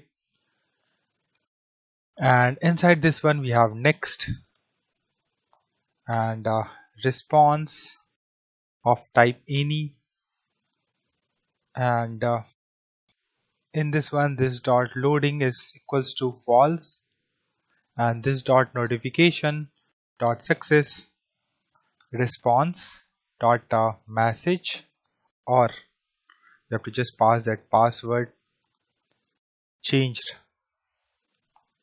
successfully, and this dot dialog reference dot close is set to true. So it is a dialog, right? The form is a dialog type, so whenever like password change successfully, so in that case we just want to close the dialog so that user can perform other task, and if any error occur, we are not going to close the dialog and we are just showing the error, so that let's say like password mismatch, right? So there's a chance of that they have to fix it, correct? So that's why we are not going to close the dialog. So error in this one, and this dot loading is equals to false, and this dot error handler dot handle, and then we have to pass the error, and message. So failed to change password, please try again. So this is the error we have to show to the user. Then put semicolon on this, and over here, okay, not inside this one, outside of this one, also here. Save this, and then we have this cancel. So cancel, and it just close the dialog reference. So dialog reference dot close set to false, and just save this. And after that, we have to go to the HTML part of this code. So let's go to the change password. I think HTML over here. Let's remove this, and let's write div dot class and dialog container and div class dialog header,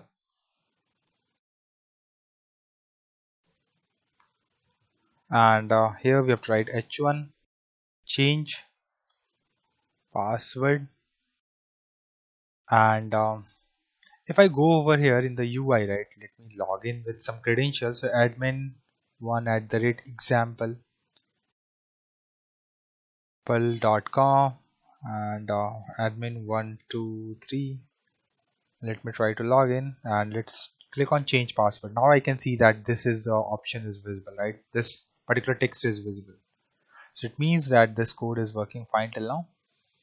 And after that, we have inside this one, here we have to write div class dialog content, and here we have to create a form. So form and form group, and here we have to pass like change password form and class password dash form. Save this. So always like when you complete some line of the code, always try to save it, so that if any error is there, so it will be, we can see that and we can fix it easily. So yeah, div class form section, and then we have h2, and in this one basically we have to write class section title, and then we have mat icon, and that will be a lock icon, and here we have to write security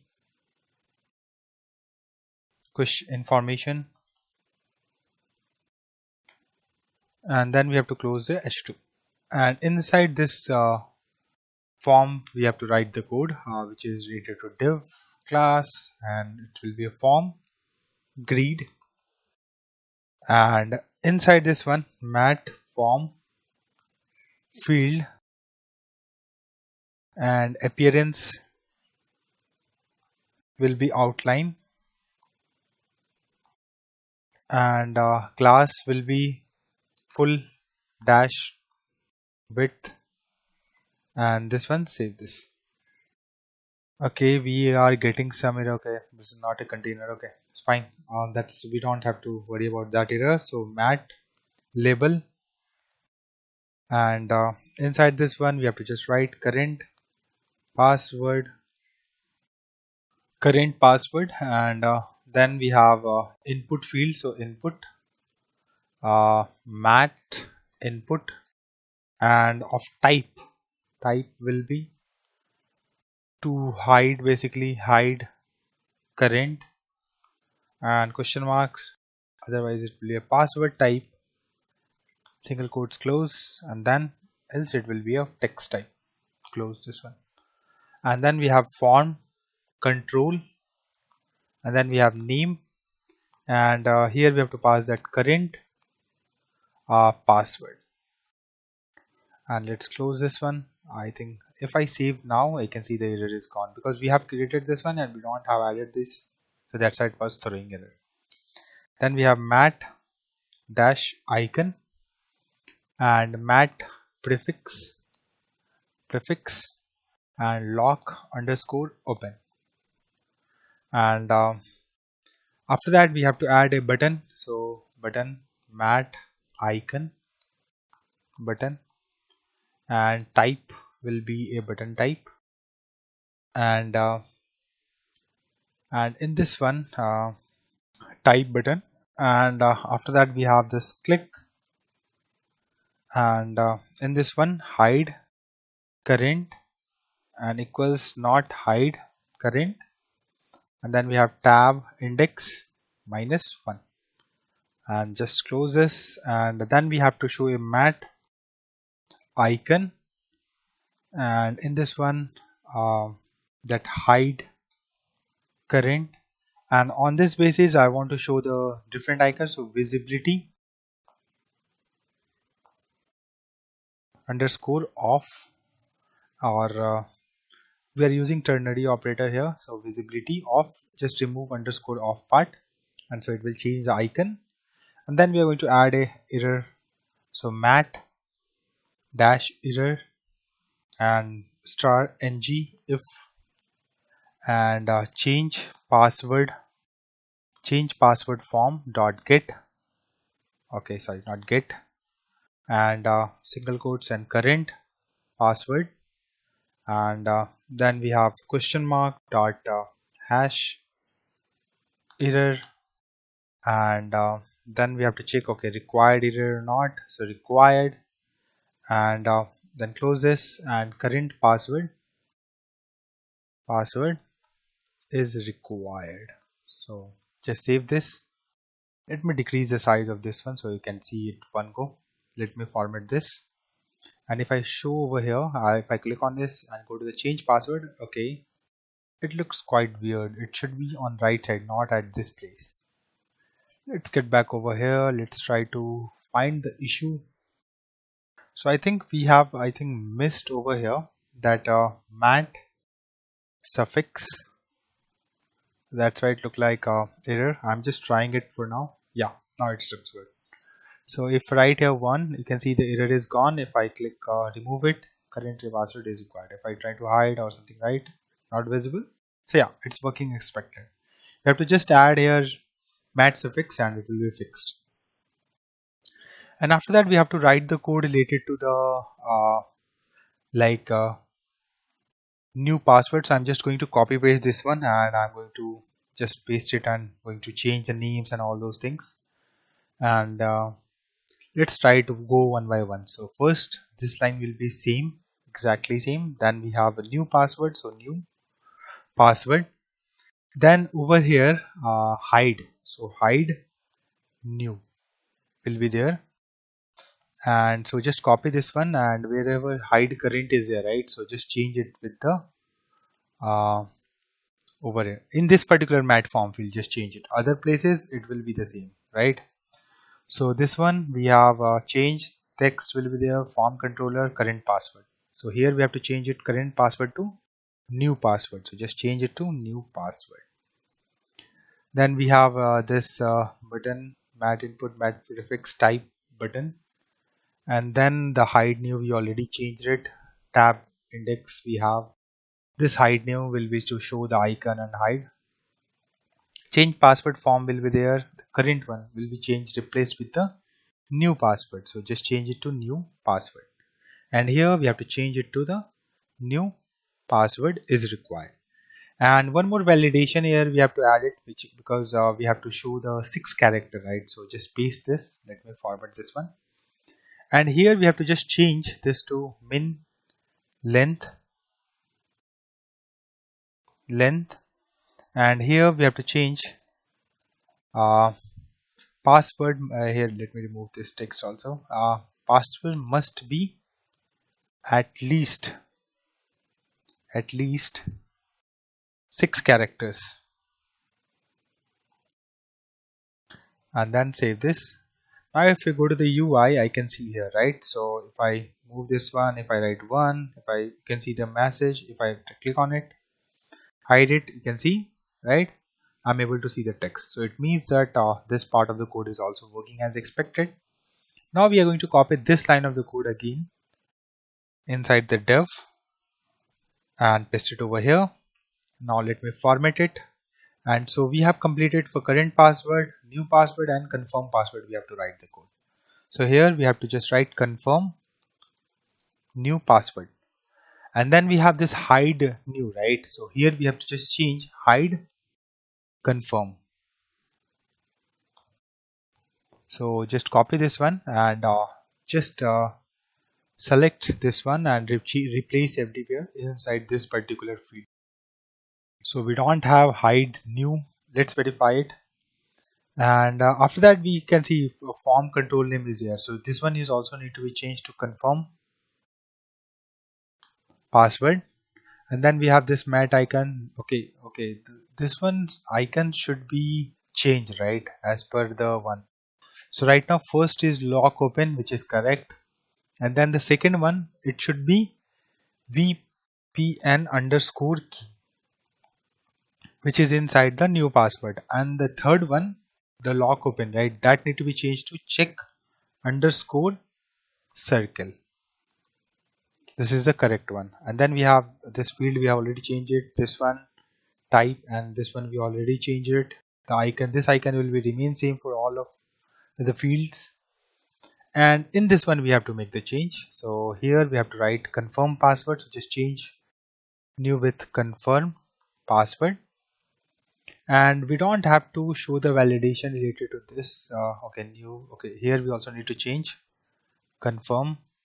Please confirm new password. Please confirm confirm your password. Just change it like that. Confirm your password. And after that, here just change this one with this one. And in this one basically I don't need this part of the code for now. I'm just deleting this. And in this one min length, we have to just pass password mismatch, ch mismatch. And okay, it should be not closed in the double quotes here, so just and then we have to copy this line of the code required over here with not symbol, not. So if the validation, the value exists, then it will just match and check or verify it. And then we have to put the double quotes. And yeah, okay, it should be only one time. And then we have to close this, and then it will be mad error. Let me format this so that we can read it properly. Okay, so the change get one confirm password hash error password mismatch and or not change change password form dot get confirm password hash error required, and we just close the mat error field. So if I go to the UI, I can see the icons of this one is also changed. If I write here 1 2 3 4 5 6 and here I'm just write 1, then if I move, okay, it's not throwing the error, it's not showing the error now. Okay, I think something need to be fixed. Okay, so basically we did not added the text which we want to show it whenever there's an issue, right? So that's why it was not showing it. So passwords do not match. So this is the message you want to show it, right? So just write it between this two tag mat error tags, and the after that we'll start showing the error. You can see here, right? And now let's get back over here again. And now we have to write the code related to show the container or buttons basically. So outside of this form, and after one more div, we have to get in over here. We have to create a div class and dialog footer, and in this one we are basically we're going to create button and mat button. So click and it should be cancel, and disable whenever if the page is loading, and a class footer cancel, and this one cancel, and we have one more button which is to submit this form. So button mat raised, button color primary, and on click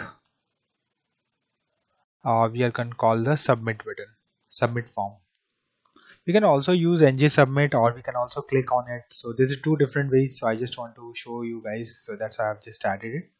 So disabled, and then we have change password form dot valid. We are going to check, so valid or loading, and then we have to just add the class and class footer dash save, and then inside this one we have to show mat dash icon, and on the basis of loading we have to show the different icons and text. So just loading, then our class underscore empty, and else we are going to show as a key.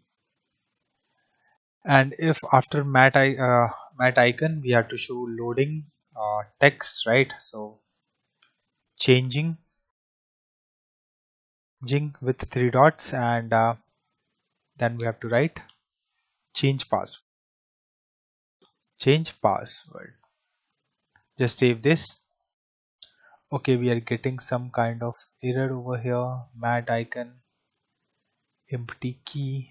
Okay, over here we have to add a question mark, so just add it over here and let's save this. You can see in the mat icon we are using ternary operator. We did not added this so that it was not able to check, right? So that's why it was throwing error.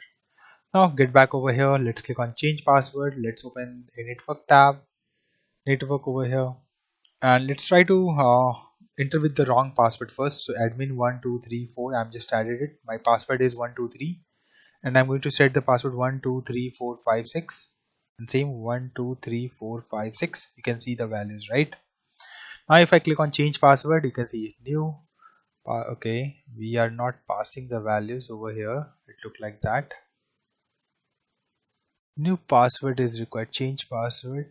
Okay, so okay, I got the issue. So basically I think it is expecting it. Basically we are passing in this object, right? So that we don't have to pass in that way, so that's why it's throwing the error. So what we can do is we can just pass this and this one directly instead of putting in this one. Let's go back to the code and service we have, right? Auth services inside this one. Here basically we need to fix it.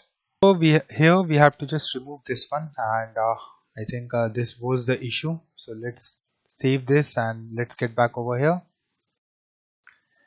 Let me change password once again. So admin 1234 and 123456, 123456. If we try to change the password, you can see now I'm getting it. The current password is incorrect, right? Which is the expected one. If I change it to this one, and if I click on change password, it should work. Password changed successfully. It means that it's working as expected. Yeah. So this is all about like how to change a password, how we can create the header as well as logout functionality. So all these are completed. I hope you guys like this video. So please hit like and subscribe my channel. Thank you. Hello everyone, welcome to my YouTube channel. In the previous video, we have completed header, logout and change password part. So if you have not seen that video, just go to description and check out the link. In this video, we are going to work on manage video parts. So let us start with that. Let's get back to the VS Code, and from here we have to go to the shared folder, and then we have to go to right click on this service folder and open integrator terminal. So first we are going to generate few services over here. So ng generate service media service, press enter, and it will create two files over here, and then ng generate service and then video service, press enter. So this two services created over here, you can see. Now we have to go to the media service.ts file. get inside this one. Then here we have to write private API URL, and then we have to environment files that we need to import, and dot API URL, and then slash, sorry, single quote slash files. So this is the path we have, right, in the backend. So to upload any videos or to handle or get the videos, right? So that's why we added the path, and we are also maintaining a private image cache. So just image right here, image cache, and it should be of a new map string. So map string, and okay, string, and it should be of type string. Just close this, and curly bracket. Then we need constructor. So in this one we need to import the HTTP and HTTP client, this one. And then we also need auth services to get the token, right? So auth service,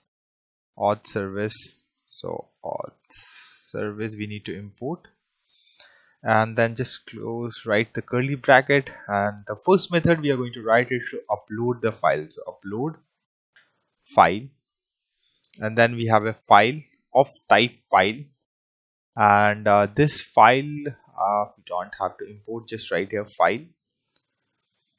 We don't need to import anything, so don't worry about it, and it will be going to return something which is already observable. Over here we have to write, and after that insert this one progress, and that should be number or UUID, which is going to be returned, and this should be optional. And then we have to write curly bracket. It's returning the error right now because we are not method void or return value. Okay, fine. So let's write the codes. Const here, const form data new form data, this one, and form data dot append whatever the files we get, right? So in the single quotes file, and then we have to file whatever we get, pass it over here, and then we have to determine, okay, which type of file the user wants to upload. That could be a video file or image file, right? So for that we are going to just create a variable. So is video, and file dot type, this type we have a start with, and if it start with the video, right, so in that case it is a video type. Okay, so const upload load URL we are going to create, and is video is set to true if it is a video file, or it's set to false. And then we have to write this, and dollar, and here we have to put curly bracket, and then we have to write this dot API URL, and outside of outside of curly bracket, inside of this one, this symbol, right, here we have to write a slash upload slash video, and then if this goes false, so I'm just going to copy paste this one, and then it should be a image. So here we have to just write image and then put semicolon, and then we have const request, and new HTTP request, and this will be a post request, so post, and upload URL will be there, then form data will be there, and then we are going to just write response progress is set to true, and outside of this request over here put semicolon.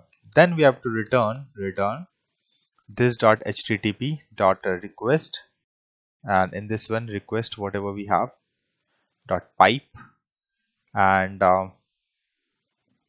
in this one map event,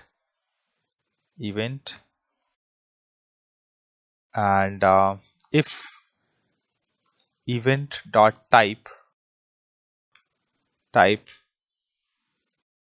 HTTP event type dot upload progress. Then we have to write like const progress math dot round and 100. Then we are going to just write event dot loaded. Here basically we are trying to calculate the upload progress percentage. So for that we are using it. So event dot total or 1. Then put semicolon and return the progress. This one. And in else if condition, else if event dot type is equals to http event type dot respond. So this is for the final or complete response when we get it, right? And then const body, and then we want to extract some values, which is UUID. So event dot body as any type we are going to set, and then we are going to return the progress is 100%, and then UUID and the body. Then we should have that UUID over here, or we are going to just return this. And after that, just finally return this progress. If something goes wrong, in that case we can just return like this. Okay, it looks like it's throwing some kind of error. Did you mean map? So yes, we need map. Let me click on it, and yes, RxJX, this one we need to import from here. Okay, so after that you can see the error is gone. If I go over here, if I scroll, we don't have any error. So it means that it's the correct code. Now it's time to write the another method, which is to get a media URL. So basically, whenever we're calling the API, right, or to get the videos, so in that case, we are not sending the token in the header. We are just sending those token inside the URL or the URL directly, so that it can use in the backend and we can process it, and frame by frame we can get that. So that's why we have to get media URL. This is a method exist, and in this one we have to write like media's value, media value, and it could be of any type, and type should be of two, like that could be a image type, or that could be a video type. So here we have to just write video, and then we have a and use cache option. So we can put that as a options. We can multiple options we can add it over here question mark, and then we have to just put a curly bracket, and in this one we have to use cache and question mark dot boolean, and just put a semicolon over here and then curly brackets. And you can see this is the option which is optional, and inside this one this is also option. If user want to pass it, then it's good. If not, then we are not going to get an error. And also we are expecting to be return the value of a string type, or we are going to return null. Just write like that, and it will start throwing error because we are not returning anything till now. So let me format this so that it looks good. Yeah. Now inside this one, here we have to write ret value media value, and if type, we are going to check type image and media value, and it basically to extract the poster from video object if provided for the image type. So for that purpose we are going to write the code. So type of media value is equals to object and media value dot poster, and then value and media value dot poster. And after if condition, if no media value provided, so we have to just return the null. So value, and here we are going to return null, and let UUID value, put semicolon, and if, sorry, not over here, if value dot includes any of type, so just this symbol, and then slash dollar, and then curly bracket, and then we have to pass the type.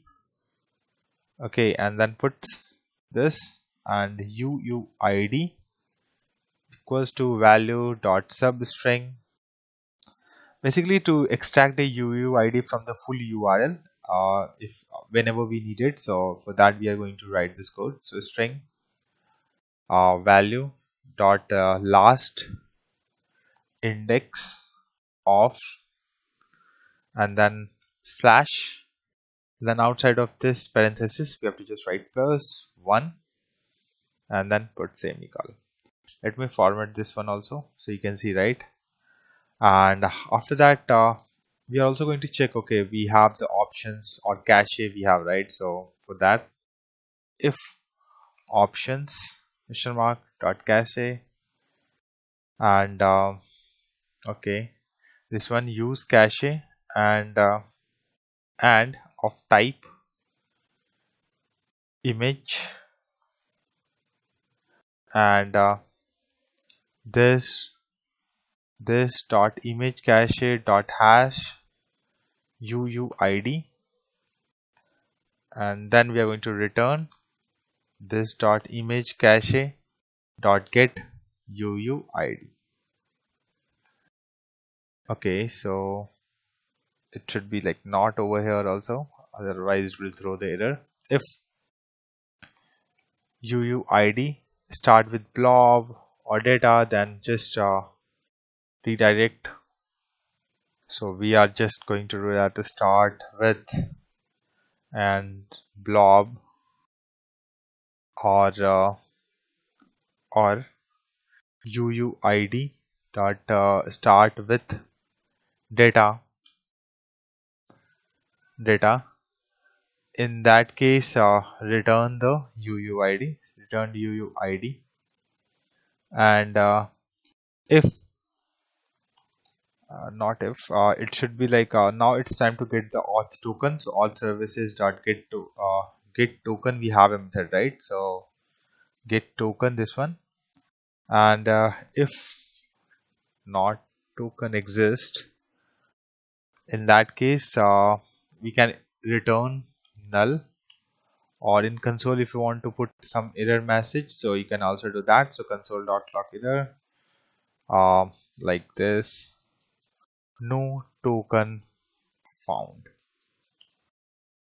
For, let's say, you want to print also the type, so dollar, this one, and curly bracket, and then type, and then loading, and put semicolon over here. And outside of this, like const authentication URL over here, and then we have to just take dollar, and this dot API URL, and then outside of this slash, and then we have to again dollar, and then we have to put the type, which one we want, then slash again dollar, and then we have to pass the UUID, and then question mark, and then equals, and then we have to pass the token, and again dollar, and this one, and encoded URL component, this one, and in this one basically we have the token, right? So just pass the token, and at the end we have to put the semicolon. You can see, right? Like API, this one, then we are going to pass the type like image or video, then we are passing the UUID of the particular one, then token, which is encoded URI component, and the token we are passing it over here. Now if option cache URL is cached enabled, so in that case options question mark dot use cache and type and then image and this dot image cache dot set UUID and authenticated URL, and then we have to return the authenticated URL. And after that, if you write the last line of this method code, you can see the automatically error is gone from here too. So we don't have to worry about the error which we are getting it over here earlier, but because once we fix it, it will be gone. Now we have to move to the video services, and in this one we have to write the code. So over here, first, which is to private API URL, and in this one API URL, and then we have environment dot API URL, and then we have to just pass the slash videos path, and then we have private API URL, and which is for the admin also. So environment dot API URL and then plus and slash videos slash admin and then put semicolon, and then we have constructor and private http client and then put like this, and then we have to write the code related to different methods. I'm just going to write all the APIs that will be called over here. Okay, so that we don't have to come back to write any new method, so just follow with me. Get all admin videos, and we'll discuss like what will be the data for this method or what will be other things. We'll go one by one later point of time and we'll explore all those. Okay, so for now just go with it. So it should be of a number type, and size will be also a number type, and then there will be a search field that should be an optional string, because search will be not gonna every time any user gonna search it, right? So there is a initial, whenever the page loads, the search field could be blank, so that's why we make it as optional. And then we have parameters that we need to pass. So new http params, this one, and then in this one basically we have to set and page, and this should be page, and then dot set, and it should be of a size type, and size over here also we need to write size, then put semicolon. If search exists, in that case in the params we have to add it, else params this one dot set and single search, and then we have to pass the variable, else otherwise search will be not applicable. Then we have to write return this dot http dot get method and this dot API URL admin comma, and then we have params. Then what are the parameters, we just need to pass it over here. Then we have create video by admin, and then data of any type, and in this one return this dot http type post, not patch post, and this dot API URL admin, and then we have to pass the data. And the next method to update video by admin, and then we have an ID that will be of a string type, and a string or can be a number type also. So number dot patch any, and this first we have to return this .http .put method, and this one API URL admin, this one, and then plus and slash, or then we have to just pass the ID. So plus ID, then comma, then patch, whatever the values, the body we have to also pass this one. Then we have options to delete video by admin, and in this one basically over here, like ID, string type, or number, and return this .http delete, and this API URL admin, and then plus slash plus ID, put semicolon. Let me format this once, save again, and I think we should not have any error as of now.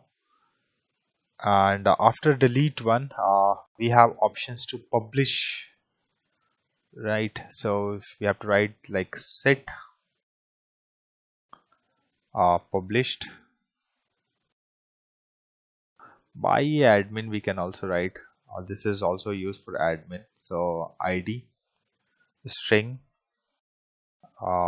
number, published, boolean, and return this .http patch. Okay, so once again, so this one is not a patch, this is a put method, so just fix this. And this one, it will be a patch method, because put we are replacing most of the information. So just change here data, just make it as over here data, so for better one naming convention.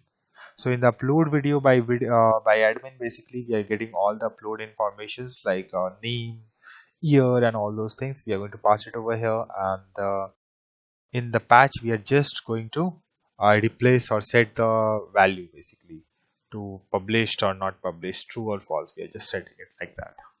So that's why we set as patch, and this API URL admin, and then slash plus ID, and plus then single quotes and slash publish question mark value equals, and then plus and published, this one, comma, and just put a curly bracket. Let me format this. Okay, so basically we have app admin URL, and then we have this one, and then ID we have to pass, then publish, and then question mark value, and then we have to pass the variable we get it, and get a state for admin. This is also for admin URL, so get stats by by admin, we can write like that. And over here we are going to return this .http get, and this API URL admin, and plus slash stats, then put semicolon. And after that, the methods now we are going to write that is only for the user. So get published. Okay, so just copy this one. This is the method, right? So just copy this method and just paste it over here. Just first we are going to change the name, so get published. So just delete this part. Get published videos paginated. We are going to just write like this. Page will remain same, size will be there, search is there, this will be. You can also initialize the variable. Let's say from the there, if you are not getting any values or you want to initialize, you can also do like this. If it is not there, still be not a problem, because from there we are always going to send these values. Then page size will be the same, search will be the same. Just small changes will be there. This is the API URL will be there. And then we want all the path or data we are get is for the publish. So published, this one. So this dot HTTP get and this dot API URL published one, and params we are going to get it. And after that get featured videos. So this is to like show 5 random videos to the user whenever users logged in as a user logged in, not as an admin. So this dot HTTP dot get and this dot API URL plus slash featured and then put semicolon. So now our service video service is also ready, and later point of time we'll validate each of them. If anything need to be changed, we'll do that. So let's close it for now. Let's go to the admin folder. Now here we have to create a new folder which is dialog and press enter. Then open integrated terminal, and inside the dialog we have to open integrated terminal and ng generate component manage dash video, press enter, and you can see it will generate few files in over here. You can see the files is created. Now inside this admin folder, right, open integrated terminal, I want to also generate a list of videos. So ng generate component video list dash slash list. So inside the dialog there will be a manage video file will be for now is there, and outside of the dialog we have a video list. So in the list basically we are going to show all the videos, and from there we'll get edit options or all upload everything, we get it from there. And from the dialog, the pop-up, whenever you see the pop-up to edit or add a new video or upload a new video, in that case it will be used. So that's why we have created 2 different components. And then we have to go to the admin module and we have to import few things over here. So manage and video is already added over here, so we don't have to worry about it. Now we have to import here is shared modules. So shared modules which we have, which is a common module across this one, right? You already, so you have to add it and save it over here. And let's delete this one. And after that we have to go to the routing. So just go over here, routing. And we already have this part, so I want to add a child for this one. So children, and this one, and then we have to write path and single quotes and comma redirected to, then videos,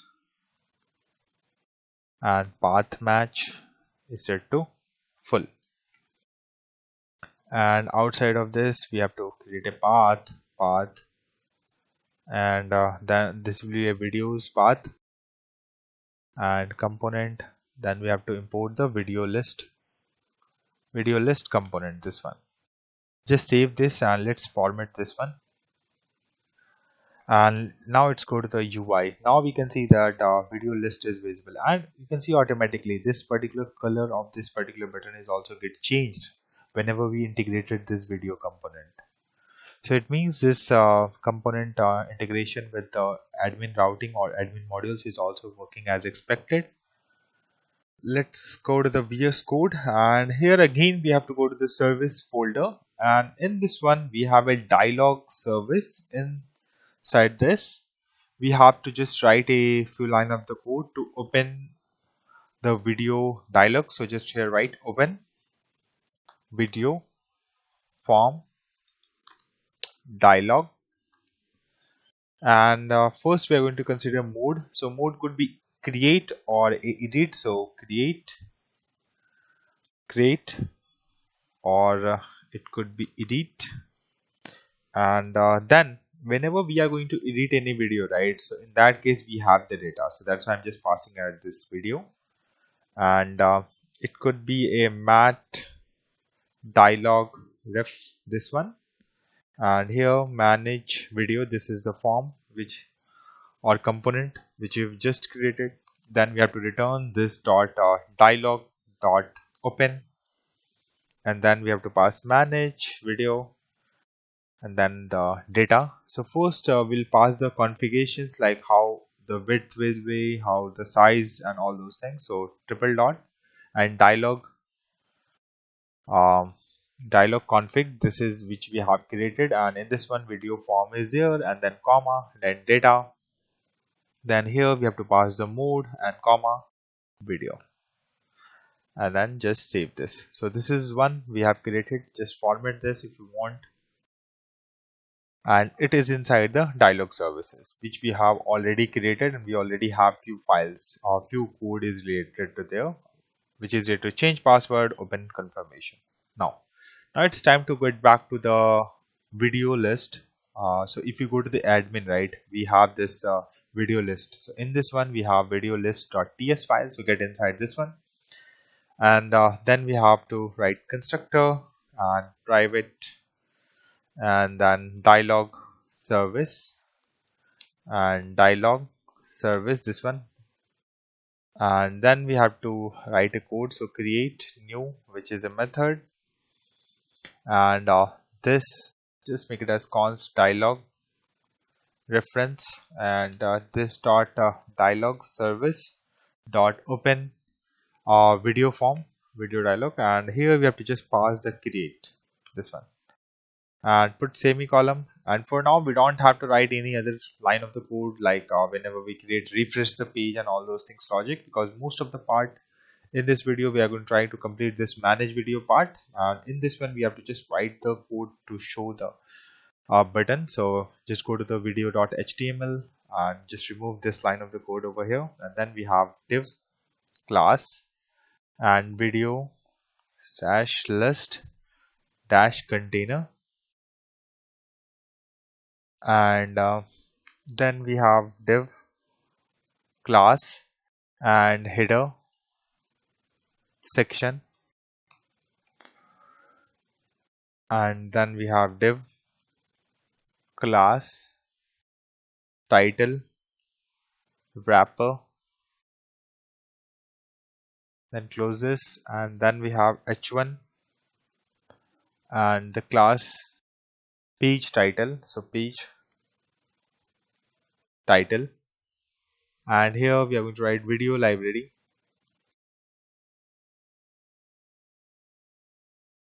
and then we have p class and then page subtitle,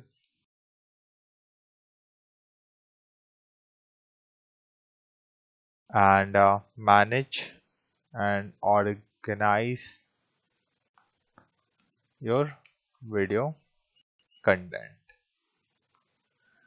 and yeah, so this is the div is completed, this one, and inside this one, okay, inside the header section we have to write the code. So outside of title wrapper, inside of the header section, here we have to create a one more div class, and it will be a header actions, and here we have to just write the code related to button. So button mat raised button, and color,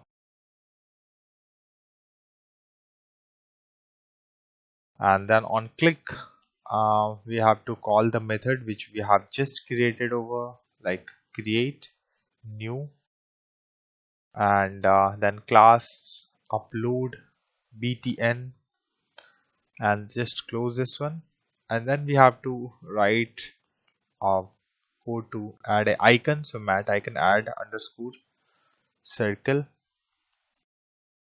and then we have upload new video, and just save this. And if I go to the UI, okay, it looks quite weird because this button should be on right side of it. So it looks like we have missed.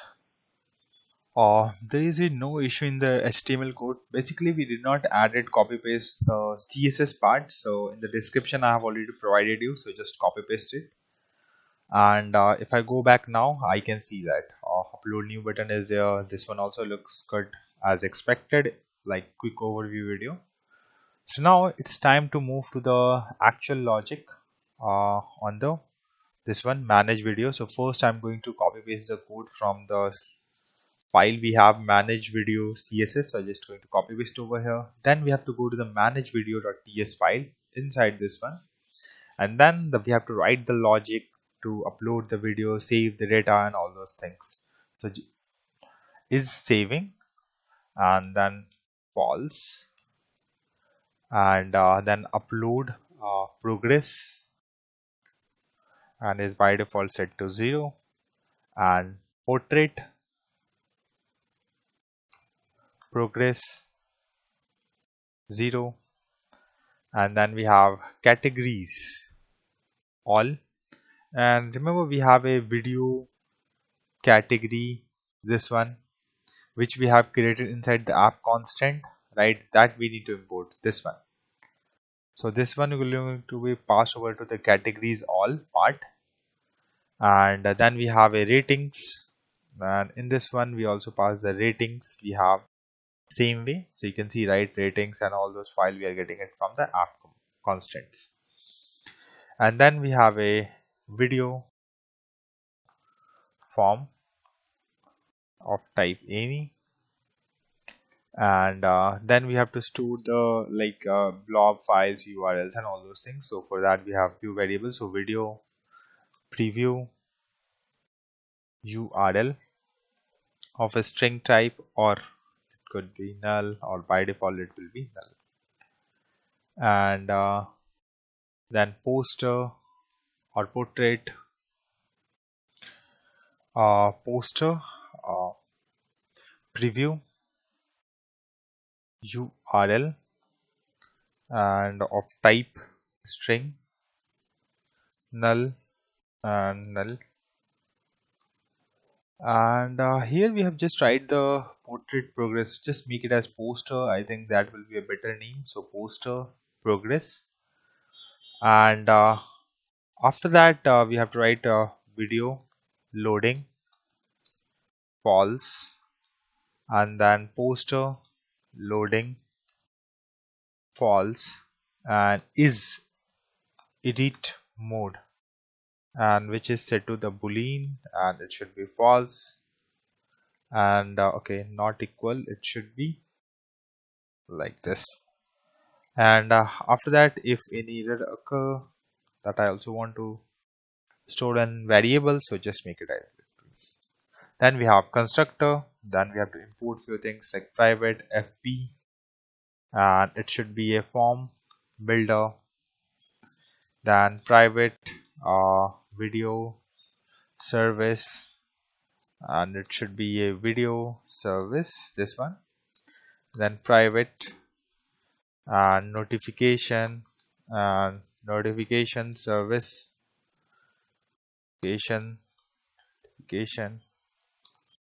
service, and then private cdr, and it should be change detected reference, this one. And we have to import it from here, Angular core. Let me put a curly bracket at the end so that error should gone and you can see the without those red lines. And then we have private media service, and it should be a media service we need to import. And then public dialog log reference, and mat dialog. And here we have to pass manage video comma and at the rate inject, and mat underscore dialog data, and then we have public data of any type. And in this one, basically inside the constructor we have to write like this dot is edit mode, and then we are going to check okay data dot mode we have, right? So triple equals edit. If it is edit, it will set to true. If it is not, it will be false. And then we have to write like this dot video form, and this dot fp dot group And in this one we have to write like title. So not this one, it should be title small. We don't have to import anything. And then we have a validator. So validator, this one dot required, and then description option. And we have to also write like validators dot required, and year, not this one, year. And in this one we want like it should take the this year date by default. So new date, then we have to put dot and get here we have to just get full year, and then parenthesis and comma, and then we have to write validators dot required. And after year we need rating, and rating is also required. So validators dot required. And then we have categories. Okay, so categories, and then it should be of a string type, so as string, and put comma, and validators dot required. And we also want to manage like verify that okay there is a error or not, or it is a empty or not. So for that we have to write a method. So just write first that one. So static, this will be a static method inside this particular one. So array not empty, and then we have control, then abstract control, this one. And then we have validator, validation error or null. And inside this one const value control dot value, and if not value, or array dot is array, then we have value, and inside this one, and value dot length is equals to 0. Then we have to return that return, and required is true. And if not, then just return null. So this is the validation, just to validate okay we have all the data or not. And let's get back over here in this one. Then we have duration, and by default it will be set to 0, and it will be fetch automatically. We don't have to do anything else for in this case. And then we have src, which is related to the video. So this is validators dot required, and then we have poster, then dash comma dot validators dot required, and then published, and it's set to false by default. Here you can see we have this created this method, but we are not using in the categories. So inside this validator dot required, you have to just put a comma, and over here we have to just call that. So manage video dot array not empty. So this is the method we have to call this one. So it will check if it is values are not there, so it will just call this method. Then we are good with this. Just format this one. And after that let's write few methods which basically used in this one. So let's, before writing the ng on it, so the first is to load this will be a private method, and load video preview, and value, and it could be a string or it could be a null.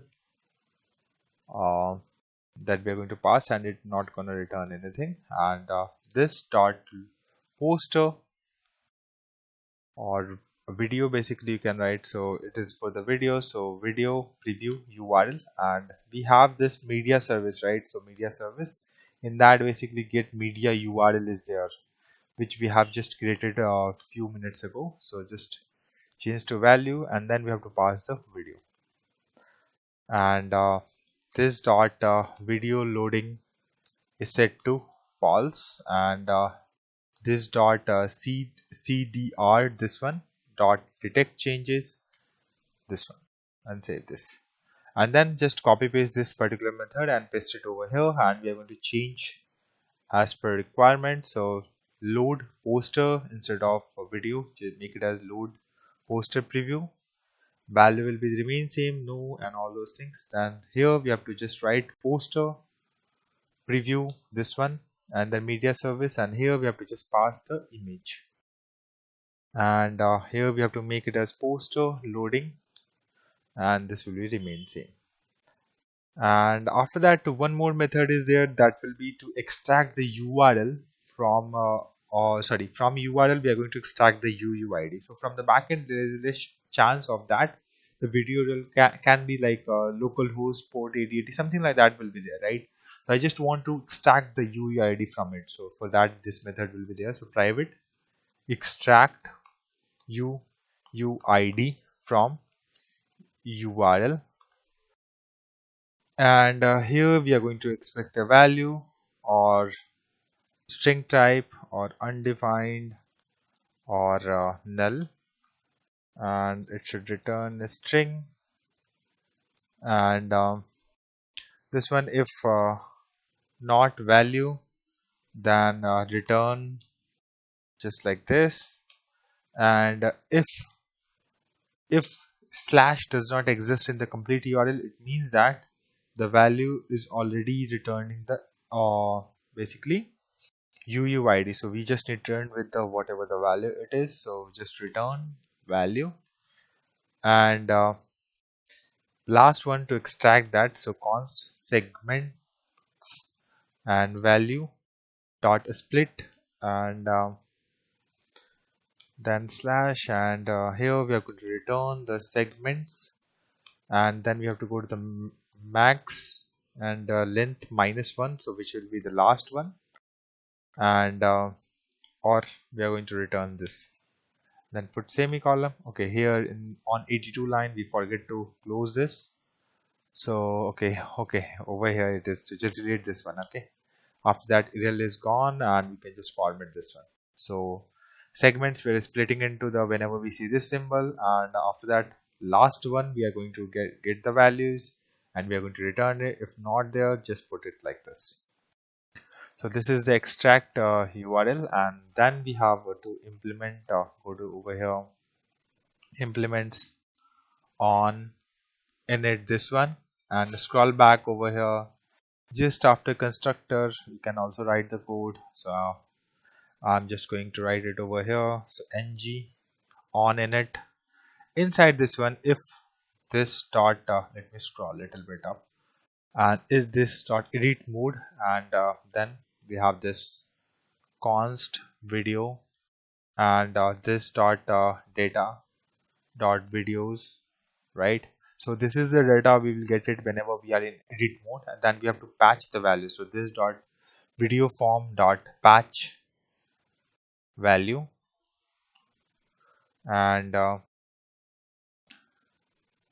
inside this one basically we have to write like title, then video dot title, and then description,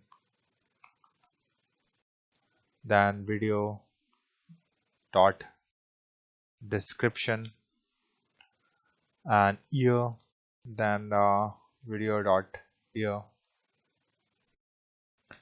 and rating, video dot rating, categories, and video dot categories. If categories does not exist, in that case just put like this, and duration and video dot duration and src, and then we have to call this dot extract uid from url and video dot src we have to pass, and then poster this dot extract uuid and video dot poster, comma, and published and video dot published. And after that, if video dot src, then we have to call a method, so this dot loading preview and video dot src, and if video dot poster, then this dot loading poster, this one, sorry, post will be for not poster, this is for load video one, right, not poster. This is load poster preview, and then we have to pass the video dot poster. So it will load the data or path basically and preview that we can use it. And then we have to scroll down to the bottom after that this method, and we have to write the code on video picked. We have to write the logic, so ev dot event and curly bracket. We don't have to import anything for this event, it's just a see, right, we don't need to import anything. And then we have to write the logic how we're going to handle the video pick one, this one list, right? So here inside this one basically we have to write const file and then ev dot target as html input element, and then dot files, and we are trying to just fetch one file, so which is from the first one, and if file does not exist, then just return. We don't need to do anything. And we also need to validate, okay, which different types of data are there, right? So for that we are going to write the validation logic, like might be it will be it should be mp4, right, mkv, or types of video file is there or not. So those things logic we have to analyze. So here dot not dot, const valid video extension sense, and then we have mp4, and so this different types will be there, right? So I will just provide you guys like what will exactly you have to copy paste, so you can just check it. So in the description there will be one txt file which have the constant and other things, so from there you can just copy paste it over here. So just remove this and paste it over here. So these are the file I'm expecting to be uploaded, and then we have const file name and file dot name to lower case, and then const has valid extension and valid extensions dot sum and ext. Then we are going to match file name dot end with ext, put semicolon. Okay, it's showing some kind of error. That should be okay. It should not dash, it should be equal symbol, so you can see error is gone. And then we have const has valid mime type, and this one file dot type dot start with and video slash or file dot type and then application slash octet stream, put semicolon, and then we have if not hash valid mim file and hash valid extension, then we are just going to show the error and going to return. So this dot notification error and please select a valid video file. And here if you want to put like some files names here, so mp4 or mkv, so just write like this, or comma etc, you can write it like that. Multiple others options we have, you can just paste it over here. That will also help user to understand, okay, which are expected and or allowed one. So this is validations we done, and now we're going to create a immediate preview for like we want to show to the user, right? So we want to create a local file, so I'm just going to write the logic first. So const local blob url, and url this one dot, we don't have to import for this, and then we have file. If you see, right, scroll up, we don't have to import related to url. So not try to go every time to import everything, just verify, okay, that it works, then try to import it, okay. And then dot this dot video preview url, and local blob, and this dot extract. Okay, so we also need to write the logic related to extract the duration, right? So let's write the logic first now. Like so here outside of this on picked, here I'm going to write here private extract duration from file, and file type file, and in this one const video element, and document dot create element, then we have to pass video, and then video element dot preload metadata, and then create a blob url, so const dot blob url, and url dot create object url, then we have to pass the file, and video element dot src, and then blob url we have to pass, then video element dot onload metadata this one, and in this one we have to write const duration and is finite, and video element dot duration, and then math dot round off, not router, sorry, math, sorry, here we have to write math dot round, and video element dot duration or 0, and this dot video form dot patch value, and then we have to pass the duration, so duration and duration we have to pass like this, and then we have to write url dot revoke object this one, clear the blob url basically, so blob sorry, not block, blob url this one, and you can print if you want to, like okay, this is completed or anything like that, and on video element error is right there, so video element dot on error we want to show something, right? So here you can also write like this e,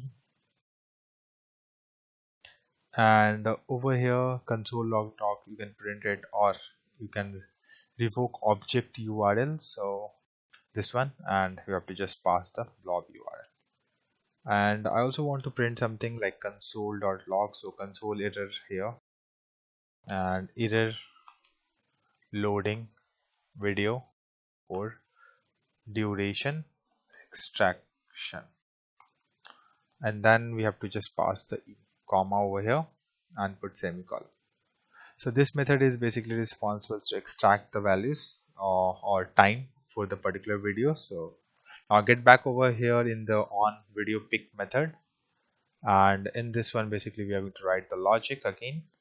So here we have to call the method. So this dot extract duration, and in this one basically we are going to pass the file, and then we are going to write this dot upload progress is set to 0, and then we have a media service, right? So that we are basically need to call.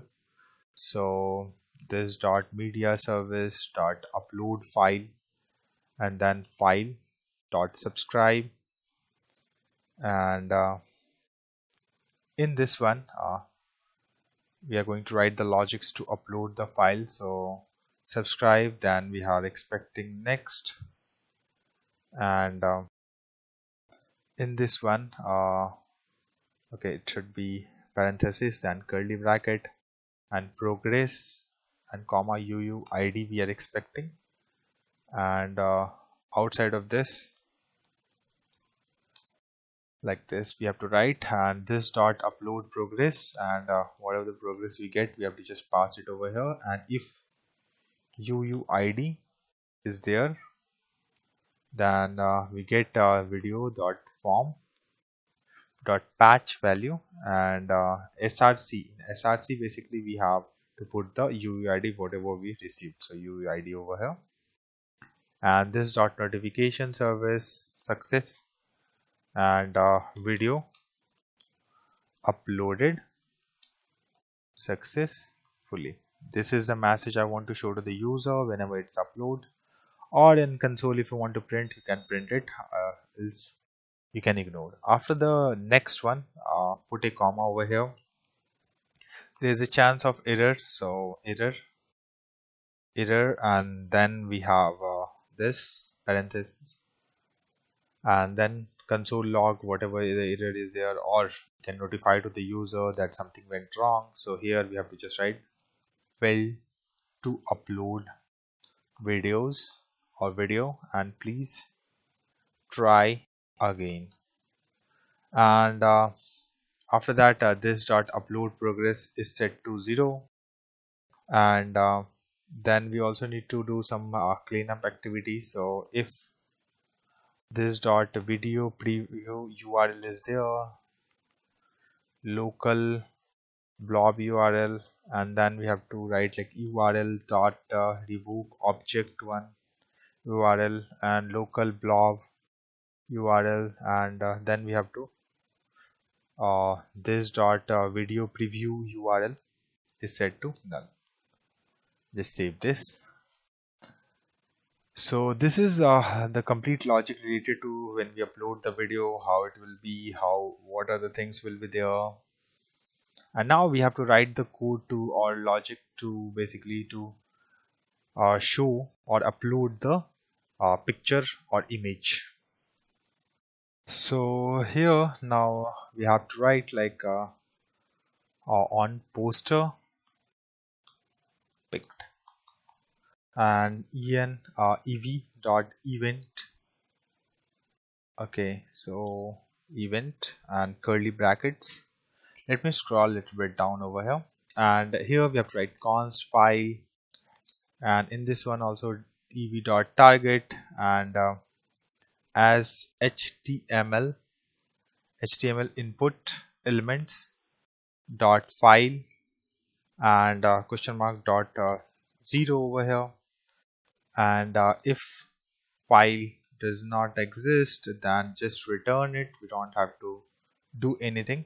So return, or we have to validate the file, right? So here file dot type and dot start with, and here we have to write image slash, and then this dot notification service dot error, and here please select a valid image file, and then we are going to return this, and after that const reader and new file reader, and reader dot onload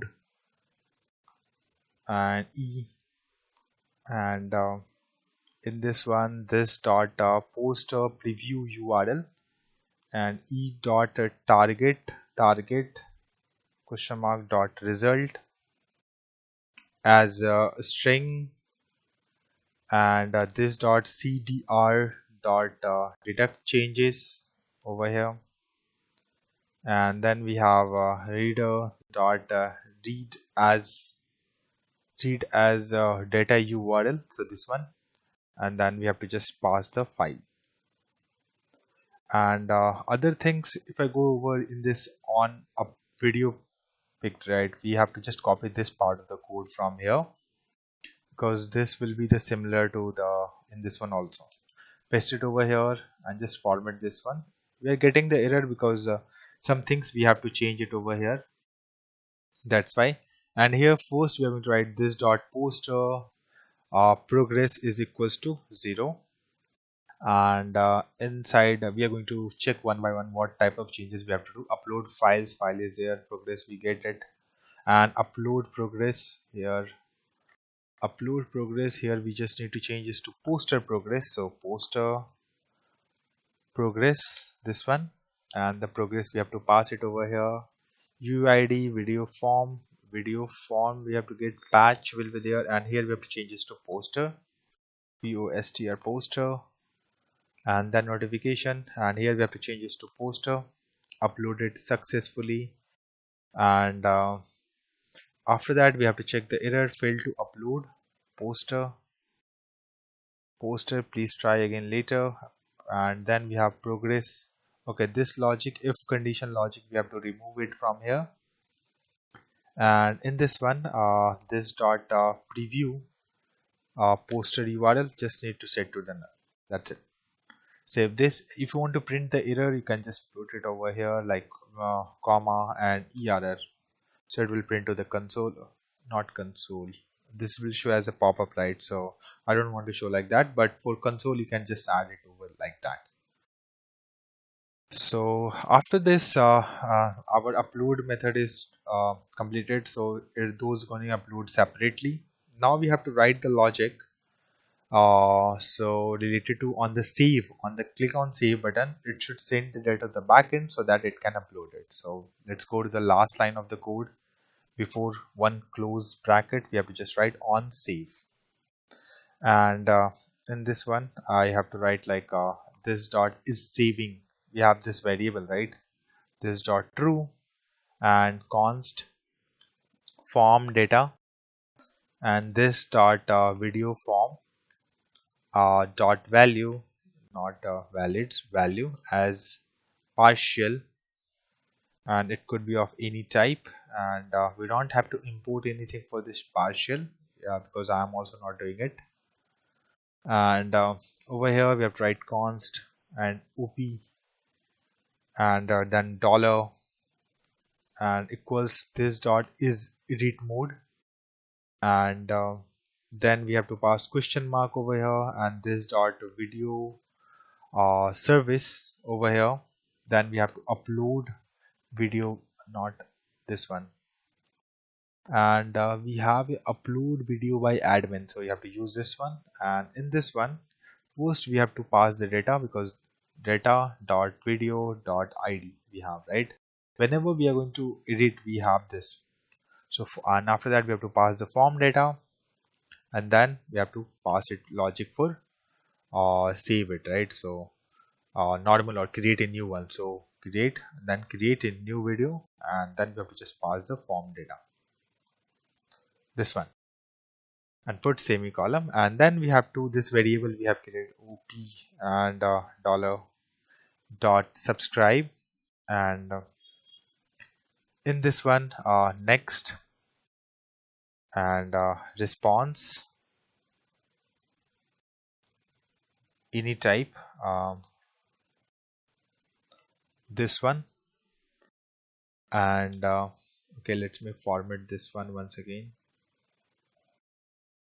Okay, so in this one basically we have to write next response any type, and then this dot when we get the response, this dot it's saving and false, and then this dot notification success, and response and message. Okay, message or video saved successfully. So this is the message will show it to the user, and this dot dialog reference dot close, and here we have to just write true. And if any error occur, in that case error, and here error, and then in this one this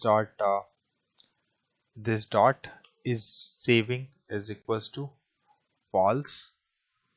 And we also have a handler, right? So I think we can use that over here. So go to the constructor. We have not added it over here, so just after one line we can add it. Okay, private handle, just write it for then error handle service, this one, comma, and here just change it to error handle service. Handler or handler, just make it as. So yeah, just copy this one, scroll back over here, and inside this one we have to just write this dot handle, and then we have to pass the error and then comma and whatever the message we want to show. So failed to save video, please try again. This is the message we need to show, or notification we have to show, and if you want to print something in the console you can do that.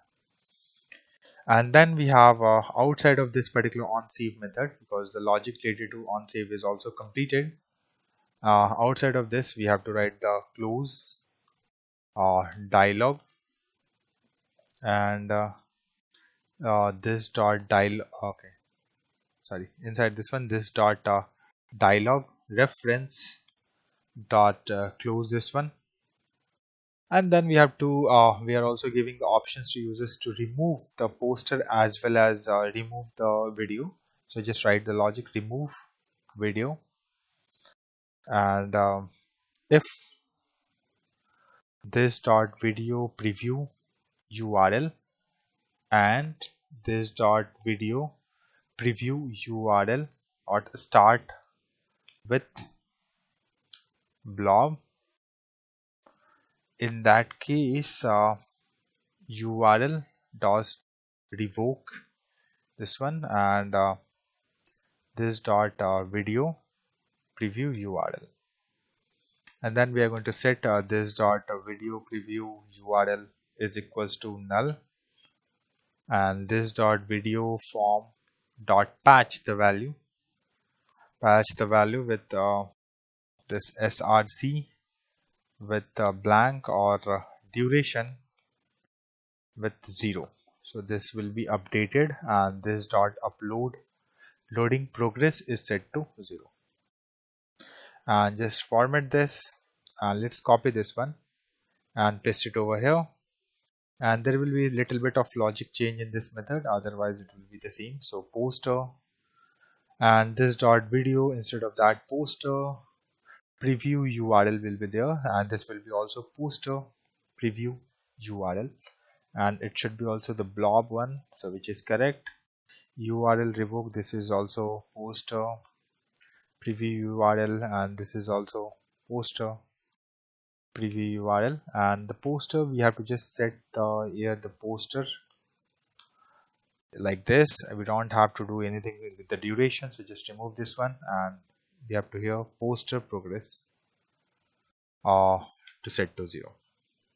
So we write the code related to this. Now everything is completed on the manage video. If I go to the UI, we'll see the blank one. If I click on this one, we just see this pop up.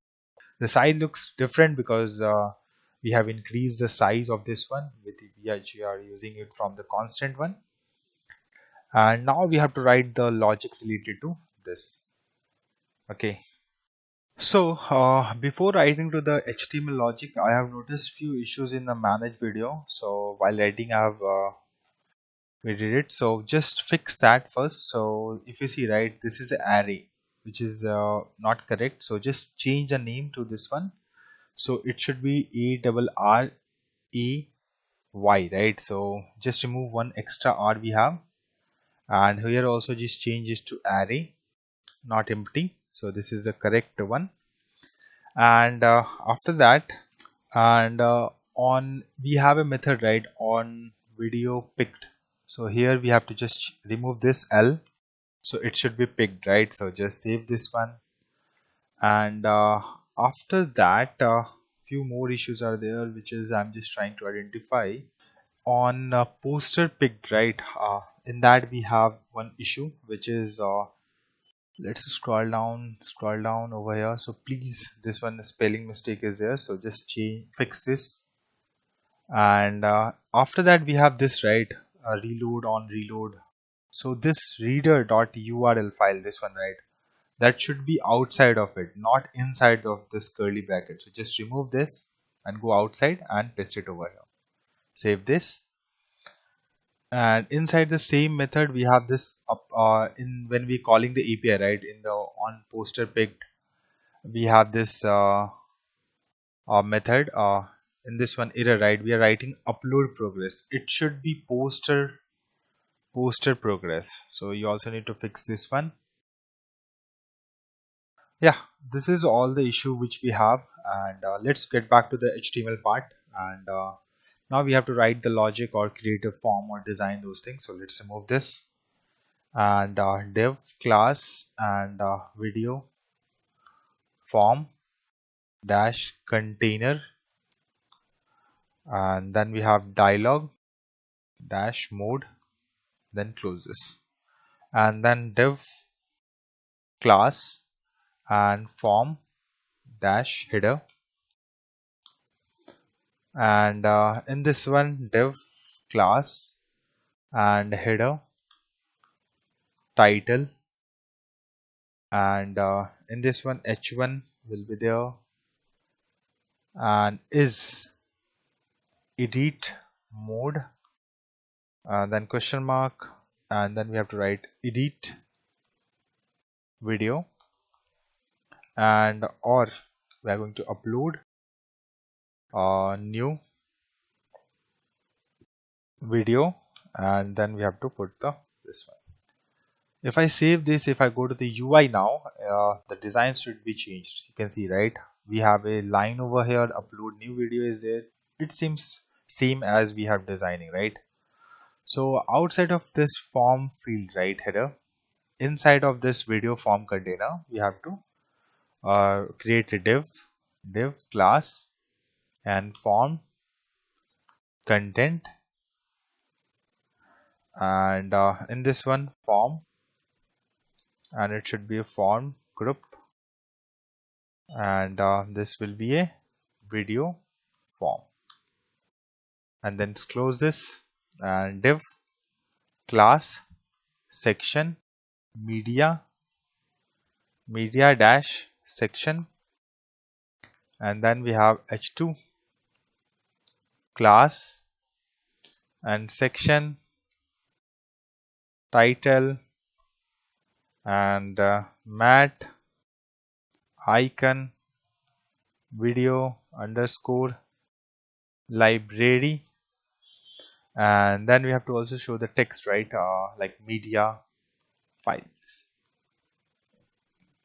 And outside of this h2, inside of this section media, this one over here, div class media grade, and here we have to write div class and media dash upload, and then card. Over here inside this one div, we have another div class and upload and dash header,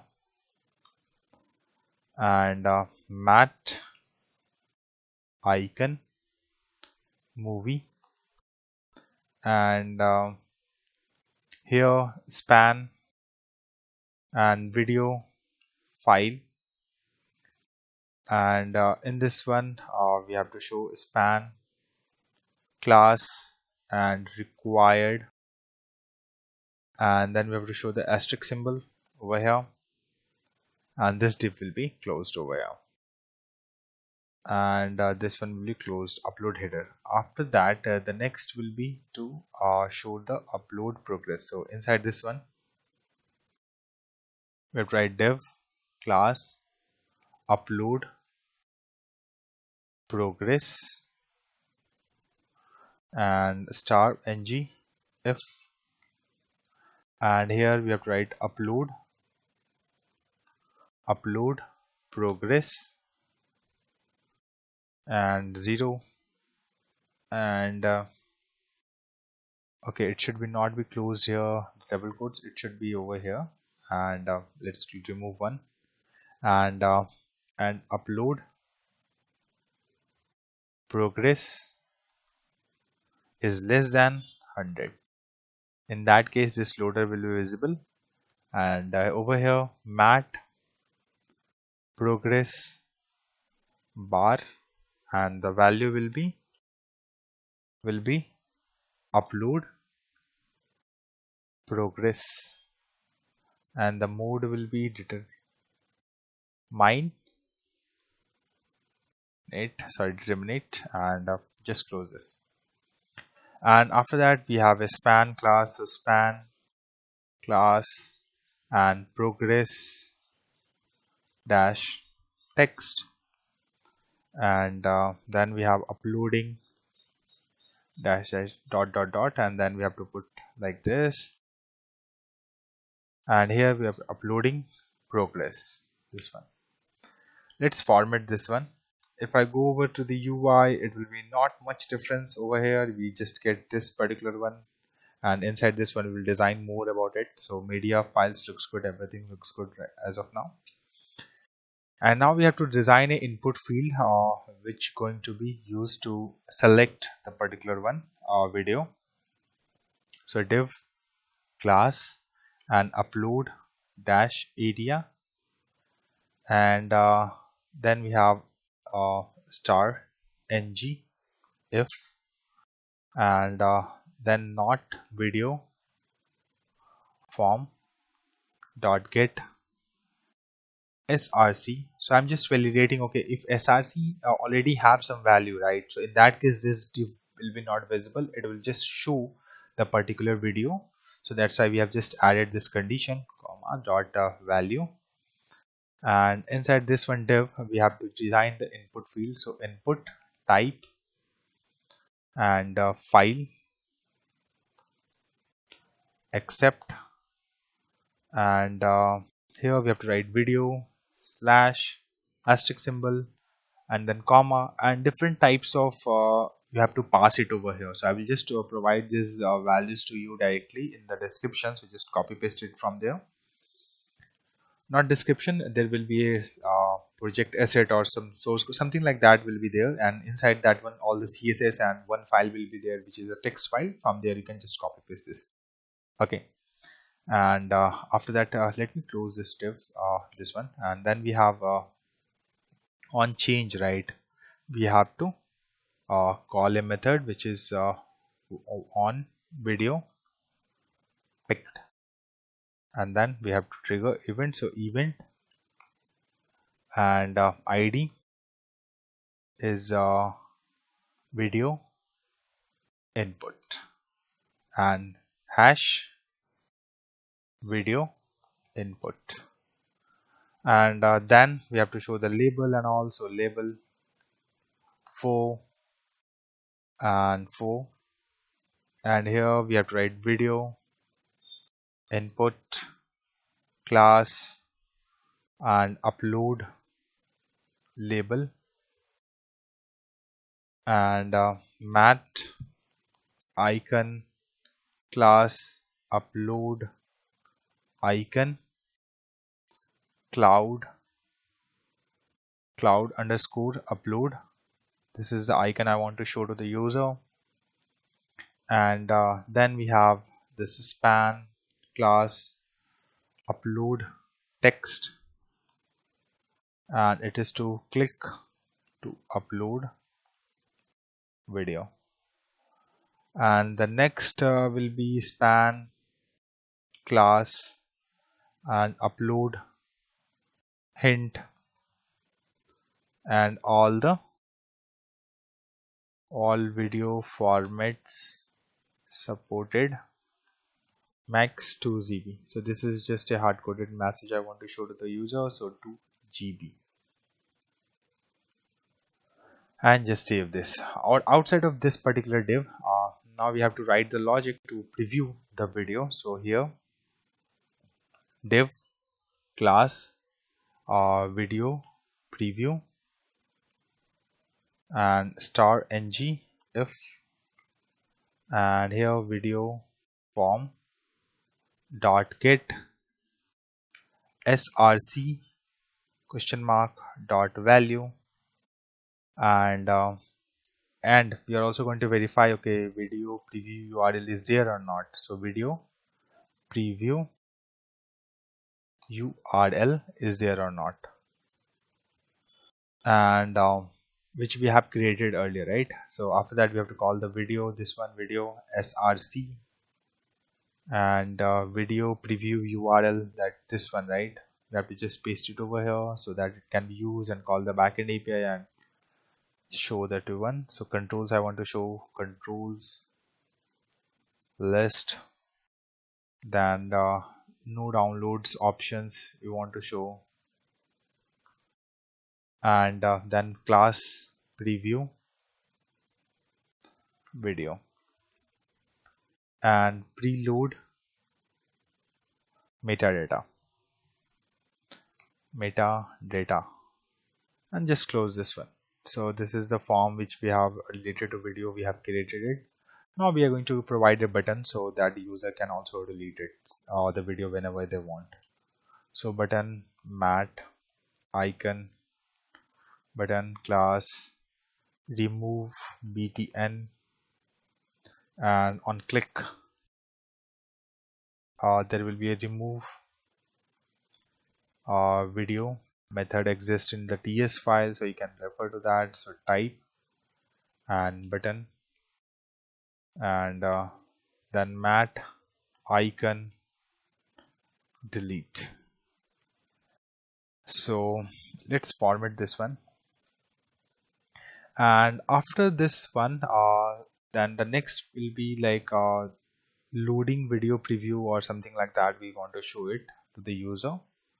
So outside of this particular div, over here again div class, I think we don't need the preview one, so just write the logic here now related to the basically upload or upload the video, or sorry, upload the poster or preview the poster. For that we are going to write the logic, but the logic should be outside of this media upload card. So we have to just remove this one from here, and you see, right, this one is getting closed, video media upload card over here.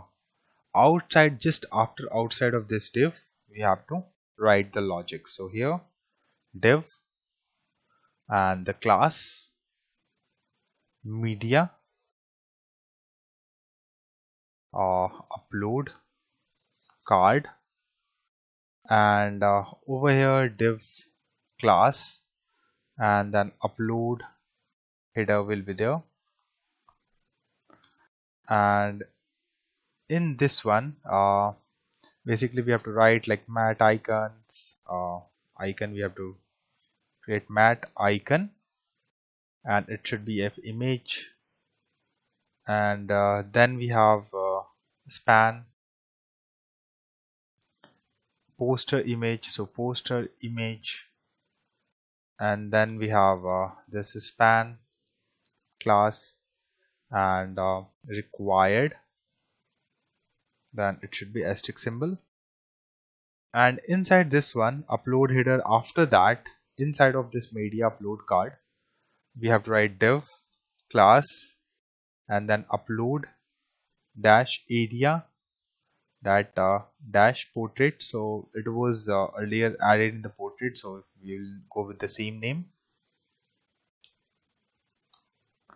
and star ng if. In the same way, in the video form we have checking for src, right?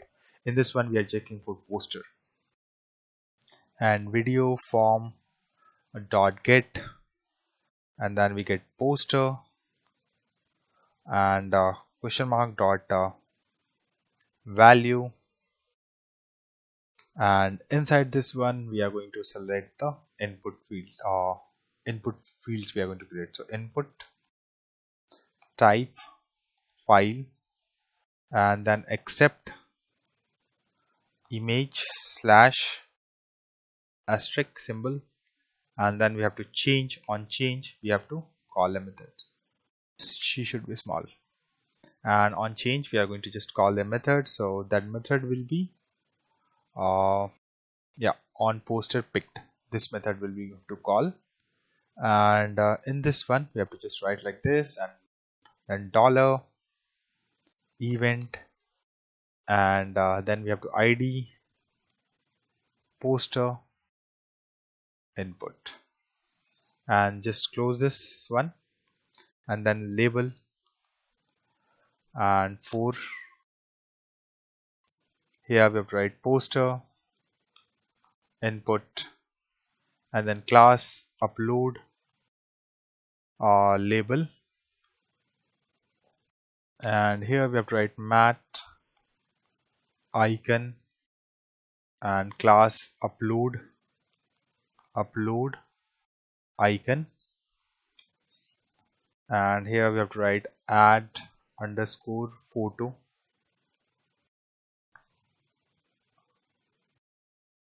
Nate, this one, and then we have to show some text. So span class upload text, then click to upload poster, then we have span class upload hint, then jpg png, and then 2, this is the ratio we are expecting, aspect ratio, and the div, this div is completed. Now we have to write the logic to related to the show the progress bar, and then we have to write the logic to show the particular image or which was selected. So div class and upload progress, and then star ng if, and poster progress is equals to 0, and poster progress is less than 100. Okay, so this double quotes should be not be closed over here, it should be closed over here, and we have a spinner. So mat progress bar, and the value will be whatever we are getting it. So poster progress 1, and mode we have to just pass this one net, and this we just need to close it. Then we have a span span class progress text, and uploading dot dot dot, and then and here poster progress we have to show how much it is completed. After that, this div, the next div will be to allow users to delete the image and preview the image. So here we have to write div class poster poster preview dash preview, and then we are going to check ng if video form dot get, then we have poster and question mark dot value, and poster preview URL. In that case we are going to show this section image src, and then the poster preview URL, and alt we are going to just show like poster, and class preview preview poster, and just close this. And then we also want to show a button so that the user can delete it. So button mat icon dash button, and class remove btn, and on click we have to just call the method. So remove poster and close this. Okay, it should be not be closed here. And remove poster and type button, and just close this. And inside this one, mat icon, this one, delete button will be visible over here. So if I click on format, it should look good. And if I go over here, you can see there's a two fields I can see here, so it's working as expected. So let's get, and here we have to just remove this one here, ratio we have to write it, so just fix this one. And after that we have to write the logic, or we have to write the section related to the basic information. So the section of media is completed. So if I see, click on this one, section media, this part. So outside of this particular method, or sorry, div, we have to write the code. So if I see here, the just before our form get closed, right? So over here, just press enter, and we are going to create a new div or new section. So div class section, and it should be h2 type, and then class and section title. And in this one we have to write a mat icon, and it should be of info type. And here we have to write basic information, and h2 we are completed. Then we have div class form creed, and over here mat form field, and appearance outline, and class full width. And just close it over here. And then we have to write titles, validations, and all those logics we have to write. So mat label, this could be title, and over here input mat input form control name, and it should be title, and required.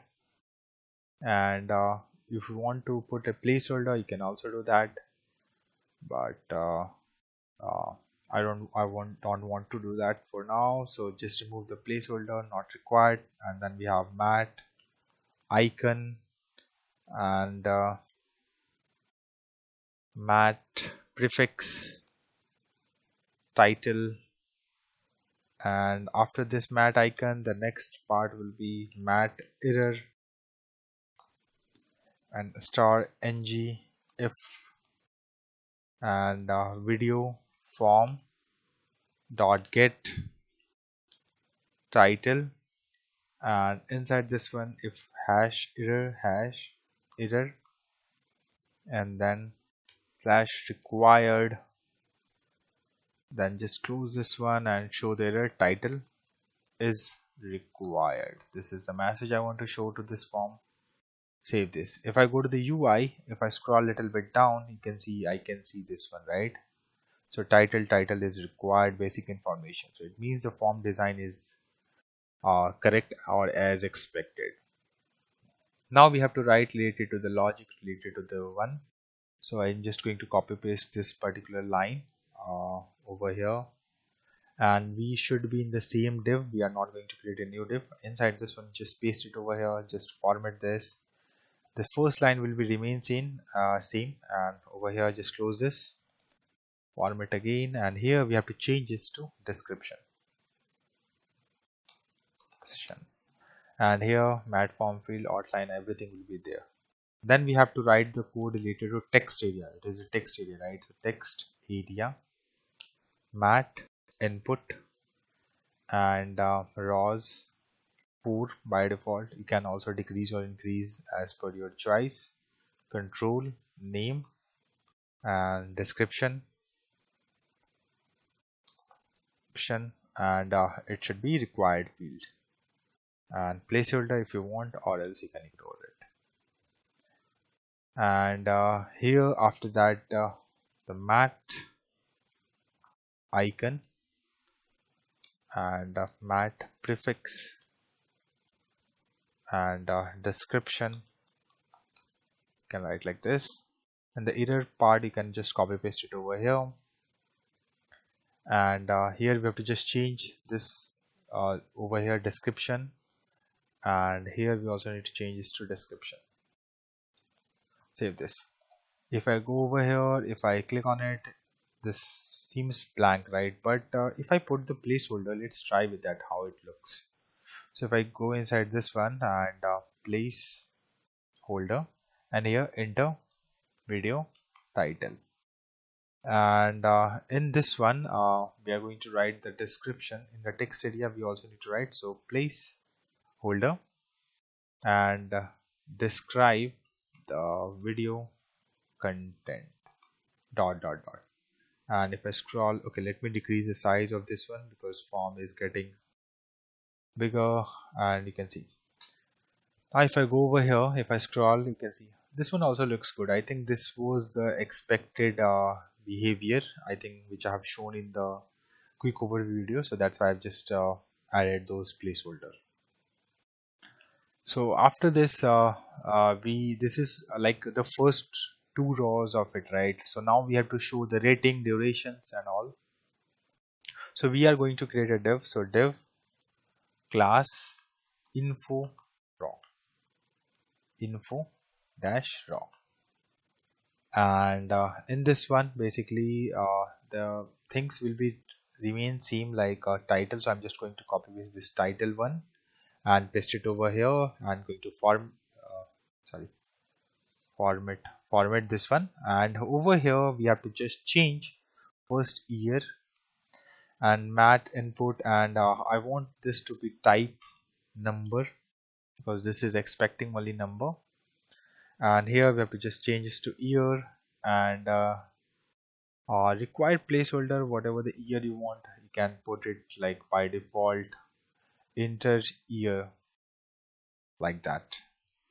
By default the values will be there, always there. If I go over here, right, okay, yeah, you can see 2025 is visible, right? So it's working as expected. Let's check the validations and all that we need to add over here. And here we have to just write year, and year is required. And here we have to just icon, we have to just show calendar today, so just change this to calendar underscore today. And I think we are good. Mat outline full width, year is there, number, placeholder is added, mat icon, calendar today, and video form year required.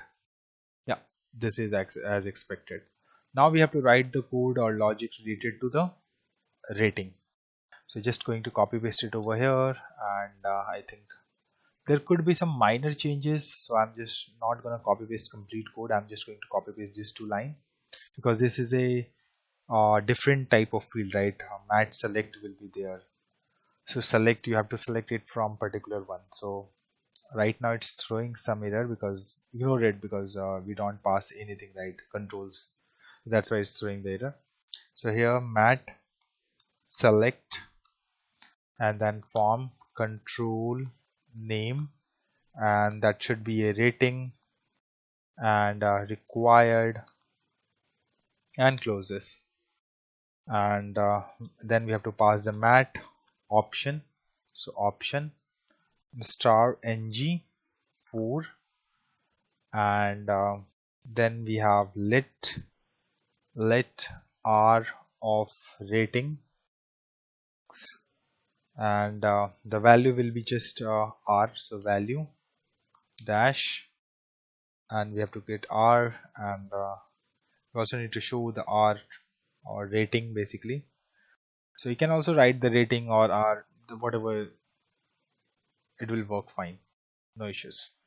And then we have mat icon and mat prefix, and then will be a star one, and after that mat error and star ng if and video form dot get rating, and then comma dot hash error, and then it should be required, and then just close, and rating is required field, and yeah, we are good with this. Now the next field will be duration, so I can just copy paste it from here because duration is also a number type field, so I'm just paste it over here and format this. If I save this one, it should remove the error, yeah. And here first year we have to write duration, and then this could be a number type, and here form control name we have to change this to duration, and over here enter year, instead of that it should be seconds, because but this text will be not visible, and it should be also read only because user cannot change it, because it will be calculated automatically on the basis of user or upload the video. So that's why it's make it as read only, and here we have to change the icon to schedule, and instead of error I want to show a hint that user can see, so mat hint and auto from video. So this is the hint I want to show to the user, and after that we can, I think, close the div of the basic information. So if I go to scroll up, and let me format this first, and click on the section of the basic information, and I think the section will be this one. Click on it and scroll it over here, and it's just before that form we are closing it, right? So yeah, now the next section will be to related to the category, and then few more section we are going to create, which is publishing setting, and then the last will be button. So here I'm going to create a div class section, and section, and h2 class section title, and mat icon category, and here we have to write categories, and then outside of this h2 we have to create the field, so div class, and then form greet, close this, and this logic will be similar to we have in the this one, right? So I'm just going to copy paste this part of the code, which not year. Okay, it's the label name is wrong over here. It should be rating, right? So if you see, right, year is already there, then we have a rating one, so just change this to rating, and then just copy this part of the code from here and scroll down, and inside this div we just created, paste it over here, just format this one, and inside this we are going to change the logic which is related to the categories. So this is mat label will be categories, this one, and the form control name will be categories also, and it should be a required field as well as it should be multi select, so multiple here we have to write, And after that, mat options, right? So we have a option like, if you see, you scroll up, right? In this one we have a category all, so you can also copy this one and use this one. So just change it to category all, and here we have to just change this to C, to our category, particular category, and paste it over here. So it will go in the loop and it will try to print all the categories one by one to the particular field, and it will show to us.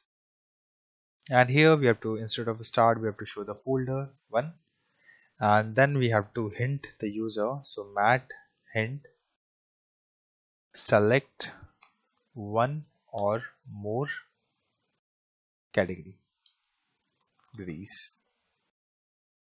That's the message I want to show to the user. And video form categories, we also need to categories as required, and here we have to show a message or error, we can say at least one category is required. This is the error message we are going to show to the user. If I scroll and if I go to the UI, right now, let's try what we have. So if I see here, select one or more categories, if I click on it, I can select multiple here, as well as this rating. I can also see the error by default is populated. So these are working or visible as expected, right? If I don't select this one, it should show the error message. So see, everything is working as expected. Now we have to create a section that basically related to publishing the settings. So I will close this section which we have just created. So this is the section. So just before this one, we are going to create one section, which is div class section. Close this one, and div not div h2 class, and section title, and close this, and mat icon, and here settings.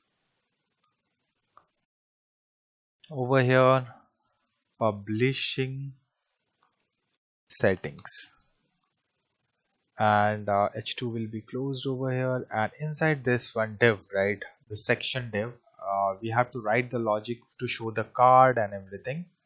So over here, div class, and publish dash card, and inside this one, div class publish dash info, and mat icon, and then we have class dot active, and then video form dot value dot published,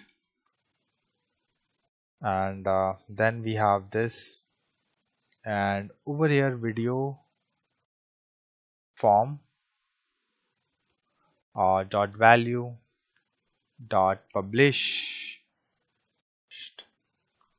and over here check underscore circle, or it should be unpublished, published. Okay, let me decrease the size of this one again, and it should be unpublished. Okay, so the icon will be changed on the value of this particular variable which we have. And after that, inside this one, publish information, we need to create one more div. In this div, basically we are going to show the what is the status of it and all. So div class, and publish text, and in this one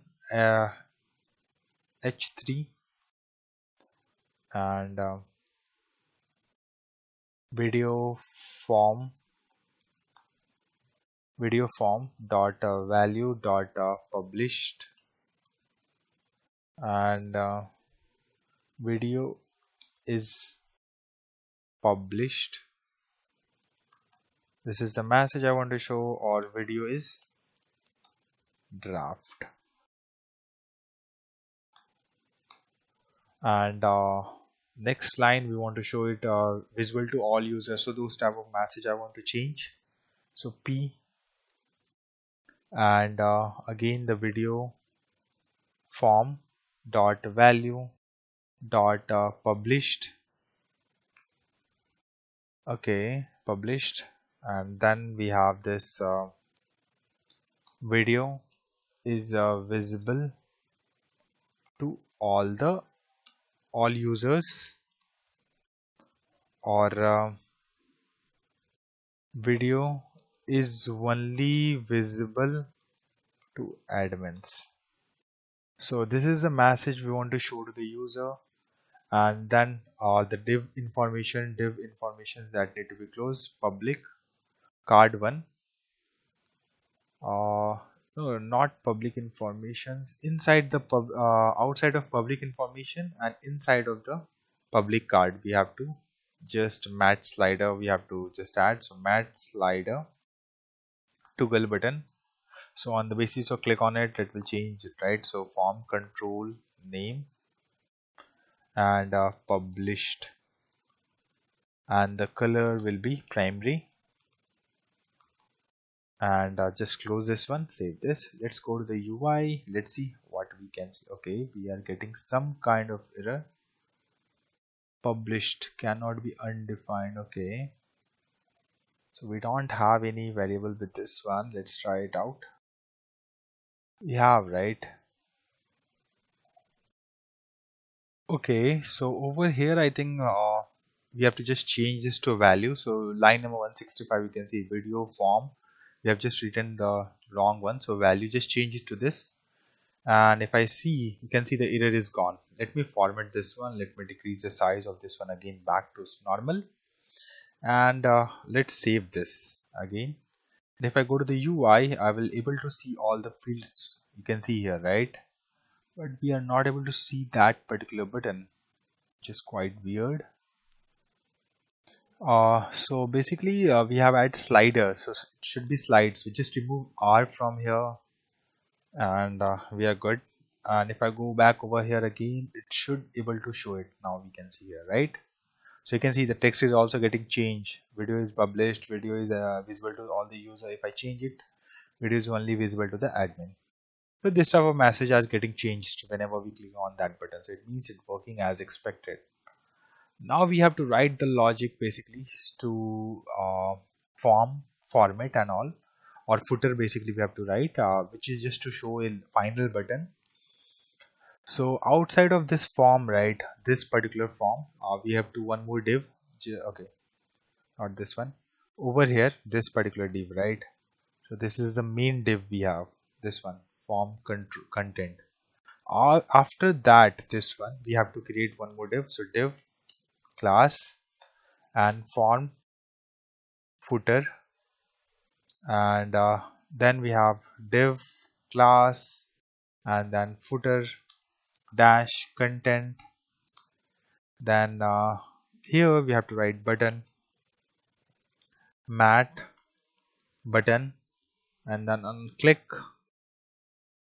we have to close the dialog. So close dialog, and class footer cancel, and cancel this one. And outside of this we have button mat button and color, and then we have primary. And on click we have to call on save method. So on save method, and disabled, and here we have to like is saving, or video form field is valid. So invalid, sorry, invalid. And then we have class footer save, then we have just close this. And this mat icon and on different status, we are going to show the different ones. So saving, and okay, after that question mark, and then hourglass underscore empty, and save, and then outside of this is saving, here saving, and save changes. So this is we have added it. Now we have write all the complete code related to the UI. Now it's time to go to the UI over here. Now it's time to validate everything. Now here we are going to try to upload the video. So I just click on this icon. I'm going to click on any one of the video and click on open. You can see video uploaded successfully. Now if I click on this image, we have to go to the demo data. We have to go to the select any image. Let's say I selected this one. You can see this is added. And after that, I want to delete some of the image. Let's say I'm playing this one song. Okay, the icon related to delete this one, I don't see that. I think okay, let's try to delete this one. If I see delete, click on delete, right? I am able to do that. If I select some other image, so this is working fine. In this video file, I think we don't have that option. That I need to validate once again, and so let's fix that first. Now get back to the code over here, and first we are going to fix this one. Here we have just write movie, and just save this. After that, upload progress. So here we have to fix this. So it should be progress, and save this. And scroll down little bit over here, and okay, so this video should be not be closed over here, it should be closed over here. Let's format this one and let's remove unwanted line. Let's try it out first. That okay, we are okay, now we are able to see this, right? Now we are getting the options to delete. Let's delete this. Let me try to upload some other videos.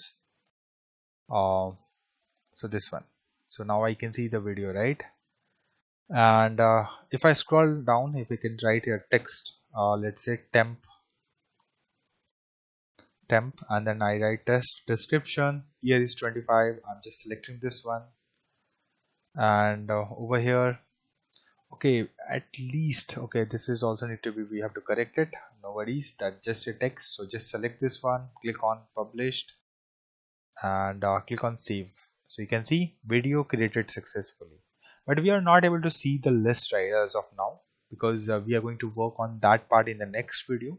So we are only able to validate the upload video. We cannot validate the edit the video for this for now. Later we will do that. For just small fix that we need to do, right? Just do it at least. So here we have to just change to the text basically. While writing we have just missed that. So here just need to change this one and just save this.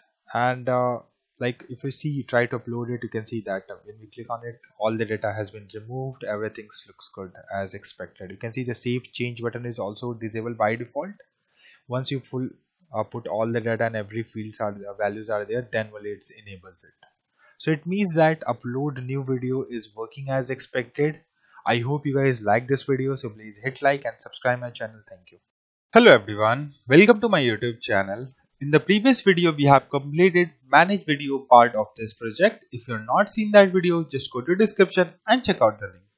In this video, first we are going to fix a small issue in the backend, and then we are going to work on the video list part. So let's start with that. So let's open your IntelliJ code, and you have to go to the video controller. And in the video controller, we have a API which is put API, and in this one we have update video by admin, this API. Inside this one we have this one, right? So you have to go to the update video by admin, and you have to go to the service. So basically you have to go to the video service impl.java file, and in that we have this particular method. And in this you see, right, we have setting multiple things, but in this one we forget to set one field, which is dot set published, this one. So whenever someone is changed the status of published, it is not getting updated. So that we just need to fix it over here, and that we can do it easily by just writing here that request video request dot is published, and yeah, that's it. And then we have to just restart our backend services, and here you can see it's restarting. It will take a couple of minutes to restart, so let's move to the UI part now.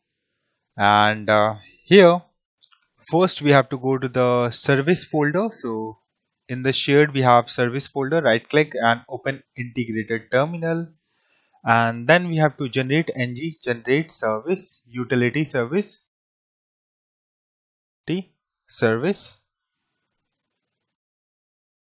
and press enter.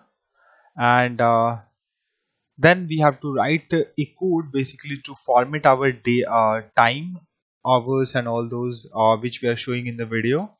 So utility service inside this one, and here we have format duration. So for this basically it will be used, and in this one we are expecting seconds, and it should be either number or it will be undefined, and it should be return a string type of value, so string. And if seconds are not exist, in that case is nan, this one. And then in the seconds then we have to return 00 time, so 0 it should be in single quotes, so 0 0 0 and put semicolon. And then we have const hours and math dot floor, and then seconds slash 3600, and then const mins and math dot flow and seconds modulus and 3600. And then we are going to also one more bracket here, we have to parenthesis, we have to start, and over here we have to just divide by 60. And after that const seconds and math dot floor, and then we have seconds and modulus 60, then we'll get the time. Okay, so let me format this, and after this if its hours are less than, or sorry, greater than 0, then we have to return different or else return different. So return this symbol, and then we have to dollar and hours dot to string, and then dot pad start and comma, sorry, 2 comma and then 0, and after that this close curly bracket, and then we have to pass the next variable, and it should be the same thing, we have to just copy paste. So I'm just going to copy over here this part and paste it over here, and we have to just change here this variable mins means minute, and then again this symbol, and then paste it again, and the last one is basically is to seconds, so this one, and then at the end put a semicolon over here. And if hours does not exist, so in that case we are just going to copy paste this one and we are going to remove the hour. So this is the part we have to remove it from here, so like this. So if hour is exist, then we are going to send it in this format, and otherwise we are going to just send minute and second to the UI. Fine, just save this. Now we have to generate a component. So if you see, this is shared folder, right? Inside we have component. So right click on this one, open integrated terminal, and then we have to write ng generate component and video player. Okay, it's behaving quite weird whenever I hover the mouse. Okay, so just remove from that side. Okay, ng generate video player and press enter. And you can see a component is created. We are not going to write the code related to video player in this video because it's so many lines of the code is there. So we are going to just try to complete, or we will complete just video list part. Okay, so after this creating the component, now we have to move to the dialog services. So go to the services, we have a dialog service. So go to the dialog service, scroll down, and in this one here we have to write like to open that particular dialog or the video dialog we have just generated, we have to open that one. So open video player, and here video of type any, and it should return mat dialog reference, and then we have to return video player, this one, and then curly bracket, and here we have to just write return this dot dialog dot open, and here video player and comma curly bracket, and then we have to pass the data video type, and then dot dialog config dot video player. So here we have to write like this. So this will be exactly similar to what we have this one. We have to just pass this video as a data over here, and that's it.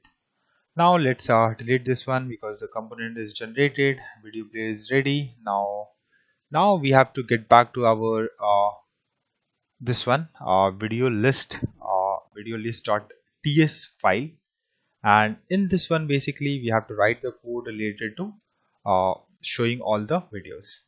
So here paged videos, and it could be of any type, and this one loading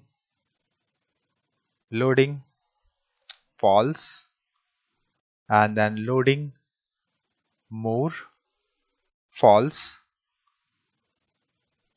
and search query, and after that we have to write the code related to page size. So by default the page size I'm setting is to 10. So like whenever we change the page right from 0 to 1, so it will be the 10, on each API call we'll get the 10. Okay, and then we have this current page is set to 0 by default, and then we have total pages which are set to 0, and total elements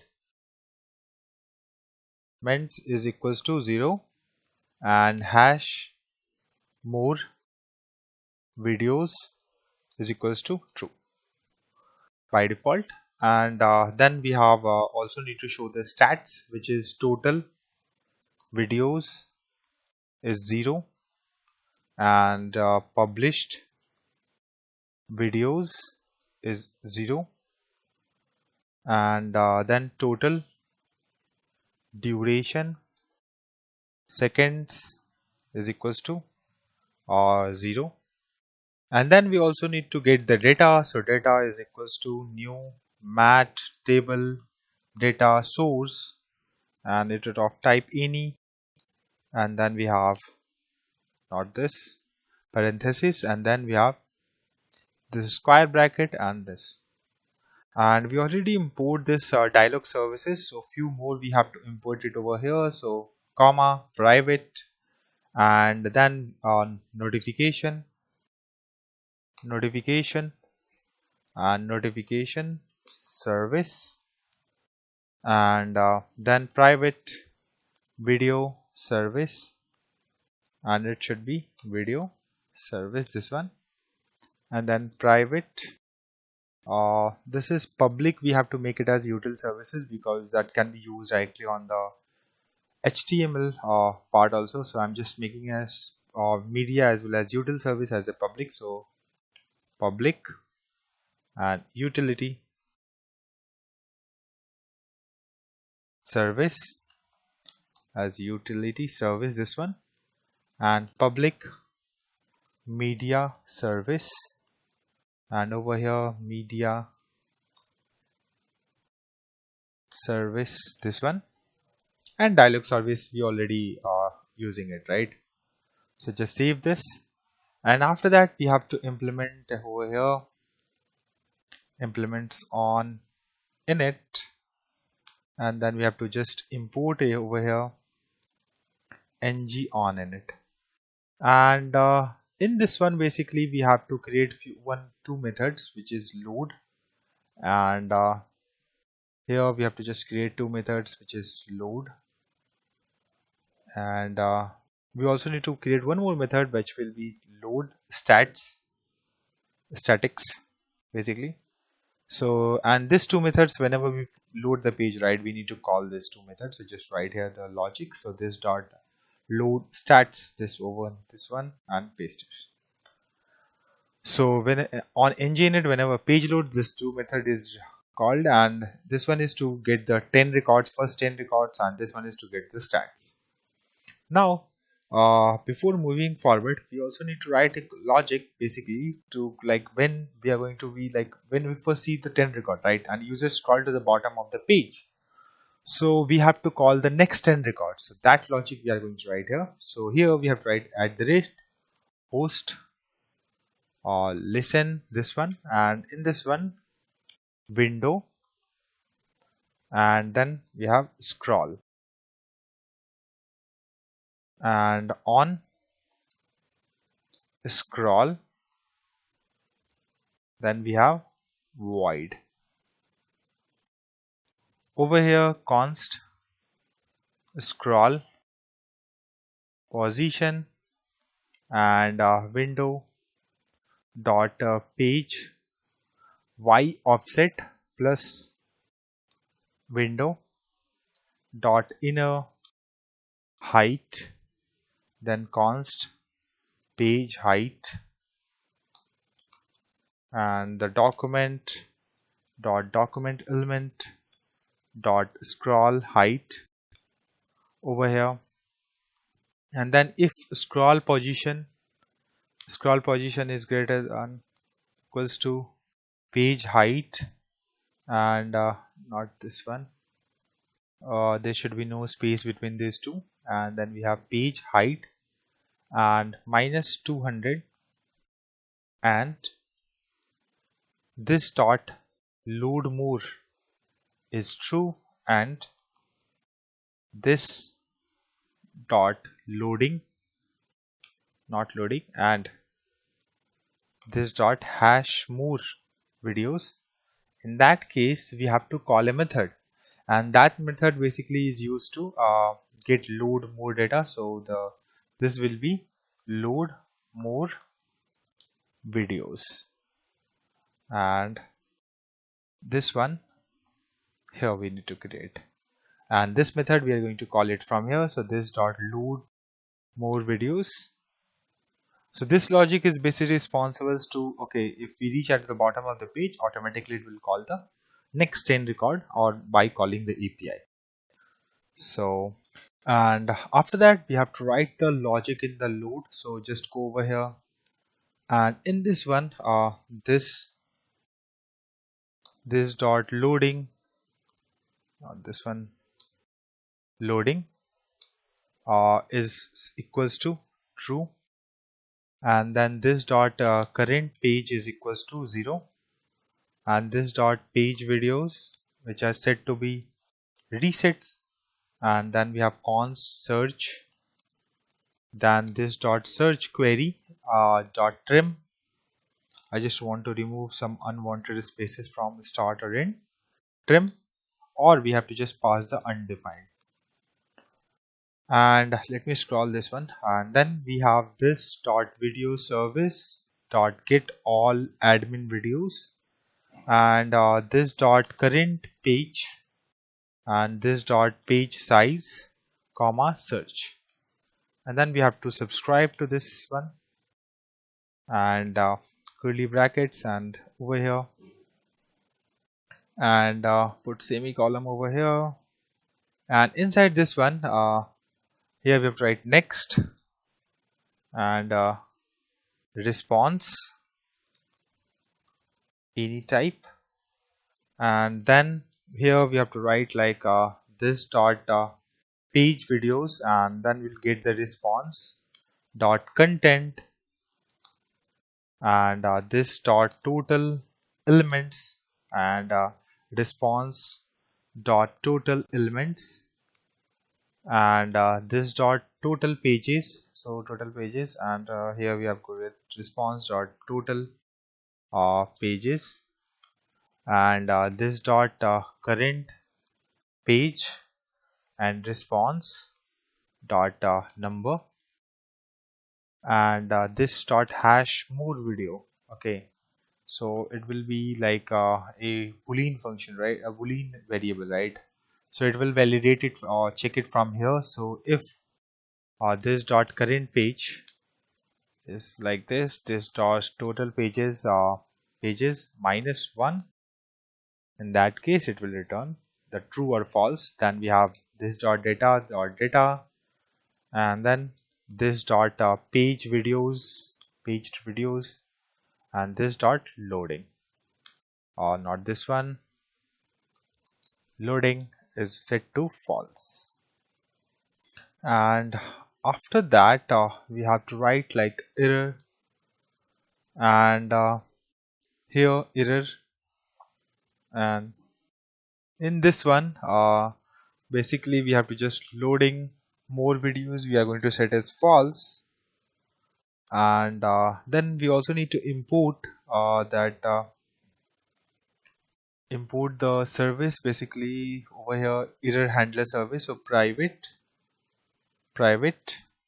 and error handler service, and here we have to just write error handler service. This one we need to import. Let's get back over here. So we are getting some kind of error over here. Error, this dot loading is boolean assigned to the void. Okay, this is a method. Okay, so we don't need to call the method, we have to just loading more. I want this one to be set to the false, and also if we want to show the error, so error handler dot handle, and in this one whatever the error is here, I'm just want to pass it over here, and here we have to just write the message failed to load more videos, and just save this. After that here if you see, right, this dot data, I don't think we are using this one. I've just noticed this one, so I just comment this one. We don't need this mat table data source, and over here also just comment this for now. Okay, I don't think we are going to use it, so just comment it. Then if required we'll uncomment this one, but for now just comment. And after this loading, if you want in the error section you want to add the console log, you can just do it, but I'm just leaving it for now. And if inside the load more videos, now we have to write the logic so that it whenever we have to call the next call, right, the API. So this dot loading more, or this dot hash more videos, then not as more, then we have to just return, and this dot loading more is equals to true, and after that const next page is equals to this dot current page plus 1, and const search, and this dot search query dot trim or undefined, this dot video service dot get all admin videos next page, and this dot page size, and search, and then we have to subscribe. And over here next response any, and after that over here this dot paginated with paged videos, and in this one we have to pass or add the append these values what we have. So this dot paged videos, and then dot response dot content.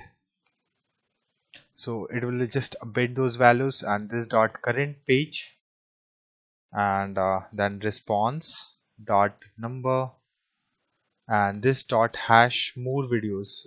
So we have to also need to check. So we have to again this dot current page, this one, this dot total pages -1. So we will just validate once again, and this dot loading more, and set to false.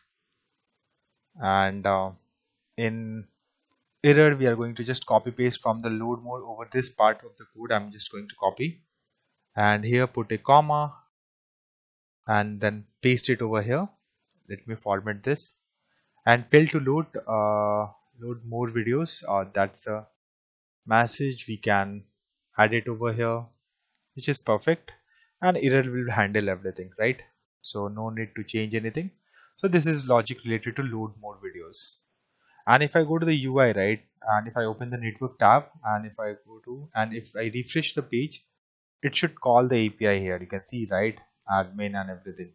So it's returning me total 2 records. If we see the payload, right, we are passing the page 0 and size 10, and in the payload it's going same thing, and in response we are getting these values, these 2 records.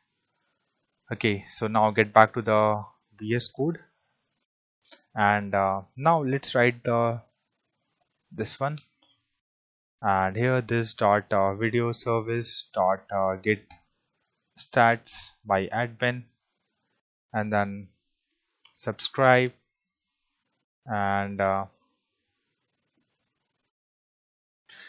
over here we have to just write stats and any type, and after that curly bracket likely, and this dot total videos is equals to stats dot total videos, and this dot published video, and stats dot published videos, and this dot total durations in seconds, and stats dot total duration, and then this will be called over here. Let's save this. Let's try to just check in the UI. Let's open the network tab.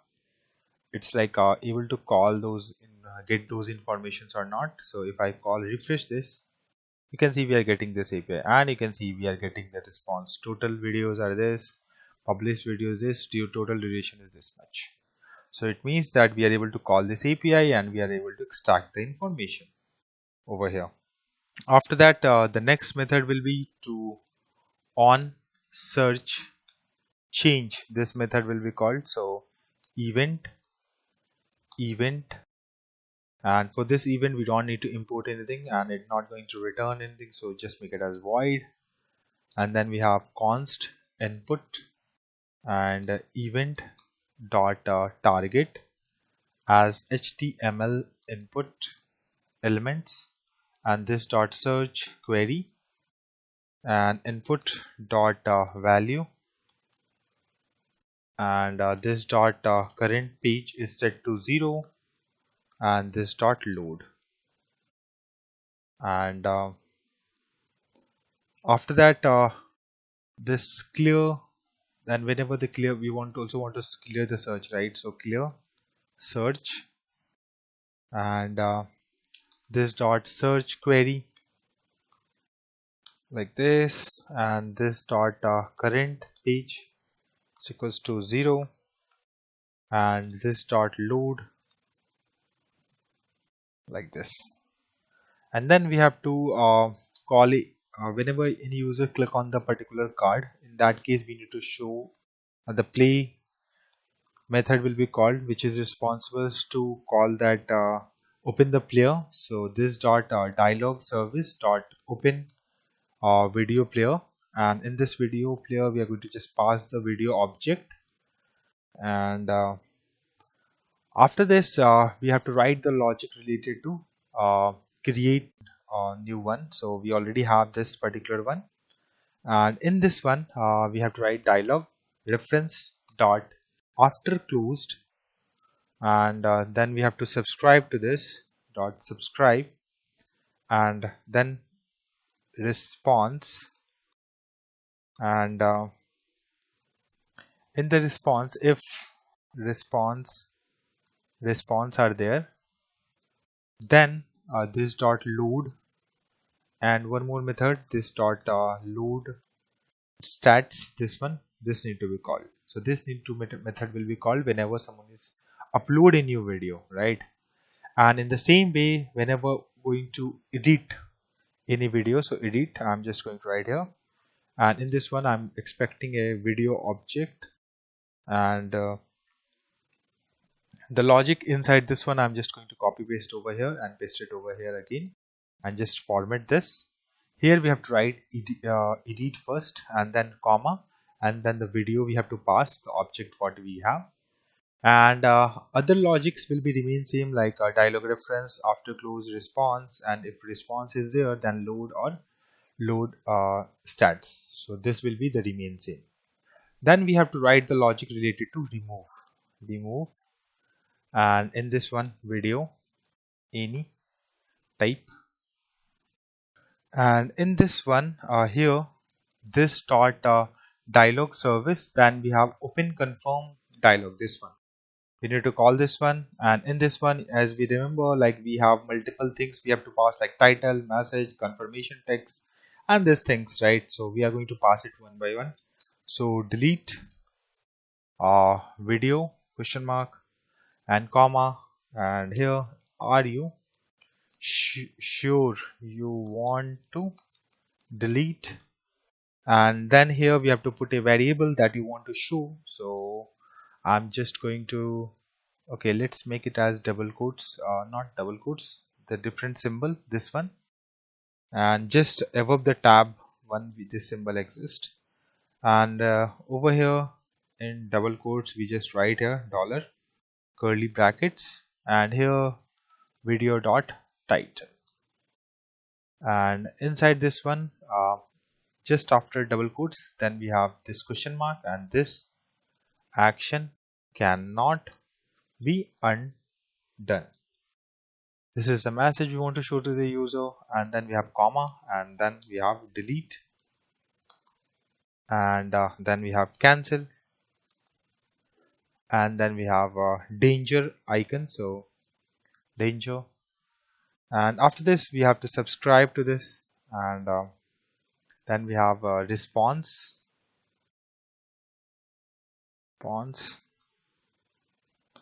and in this one this if response exists, in that case we have to write the logic to delete it. So otherwise we are just not going to do anything.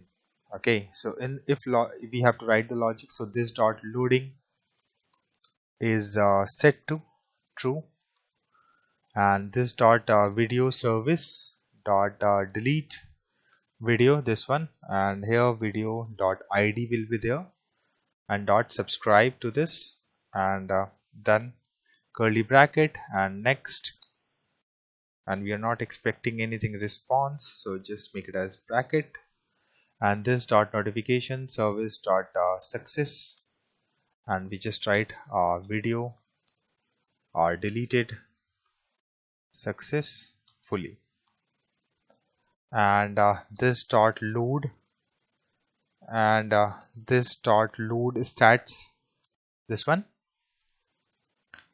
and then we have this error that need to be handled. So I'm just going back over here, see load more videos, we have this part, so I'm just going to copy paste over here, scroll back, and just after this next we have this error. I'm just going to format this, and this dot here we have to change this to loading, because the loading we are using it over here, loading is set to false, and here we have to just pass, okay, failed to delete video Please try again. So this is the message we need to show to the user. And yeah, this is all like we have related to the delete button. Now move to the next method of this one, and that will be toggle publish. So there's a button, right? So we can move publish and unpublish the particular video. So for that, so just write toggle publish, and in this one event of type any comma video any, and in this one, and here const dot new published state, and in this one basically we have to get the value. So event dot checked, and in this one basically from here I'm expecting that okay, whatever the value is there, I will just get it, and as per that I will just send it to the backend. So this dot video service dot set published by admin, this one, and in this one video dot id is expected and new published status, and then we have to subscribe to this, and over here let's put semicolon over here, and in this one video dot published, and in this one new published state, this one, and okay, we are getting some kind of error which is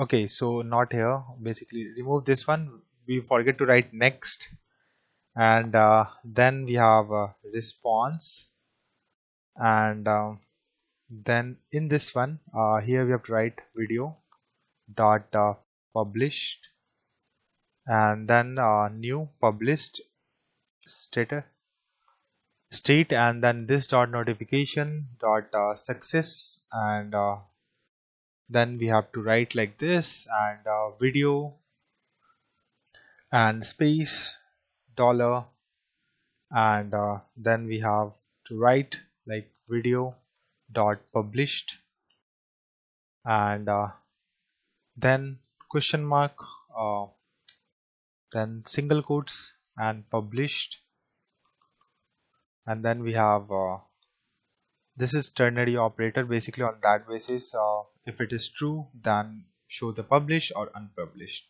so message will be changed. And after this we have to, okay, this should be not be closed over here, it should be closed over at just after this one. So here single quotes and close this. Okay, so let's check once again. So here it will start the bracket, this one, not bracket, this one, this symbol you can see here, video, then we have video published, and if it is true, then we are going to show this publish or unpublish, and after this curly bracket we have to just write successfully, and put semicolon, and this dot load stats, we need to call this one because on that basis we want to change the value, because we are just showing the published one data, and so after that comma, and again the error we have to just copy it from here, copy this one and paste it over here. Let me format this one, and this dot okay, not loading, so I'm just going to remove this part code, and here we have to write video dot publish is not new published state, and then error, here we have to just change the message, so failed to update publish status, please try again, save this, and after that here next method we are going to write it to return the get published count. So get published count, I want this to be returned from as a method call, so I'm just that's why I'm making it as like this. So return this dot published video. We can also directly use this one as a variable, but yeah, we can also do in this way. And one more thing, like the duration, right, we are using as a minute or seconds, right? So here we can just use total duration, and here string type, and in this one const dot total, and this dot total duration in seconds, and const dot hours. Then this similar logic what we have in utils will do it, but it's little bit different.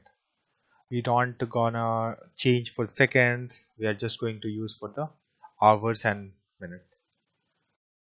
3600, and put semicolon, then const minutes math dot floor, and double parenthesis total 3600 and slash 60, not slash 60, divided by, and if hours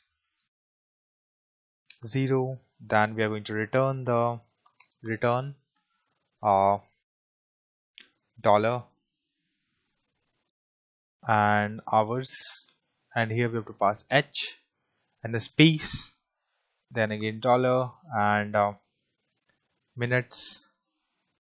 Okay, here we have to write st, we have to remove t, and here minutes, and here after this m, and put semicolon, and after if condition just return without hour, so return this and just remove a starting part over here like this. Okay, also need to remove this, and we are good. So whenever hours is there, so it will just show like this, or else it will show like this, and get total duration is there. Then we have this format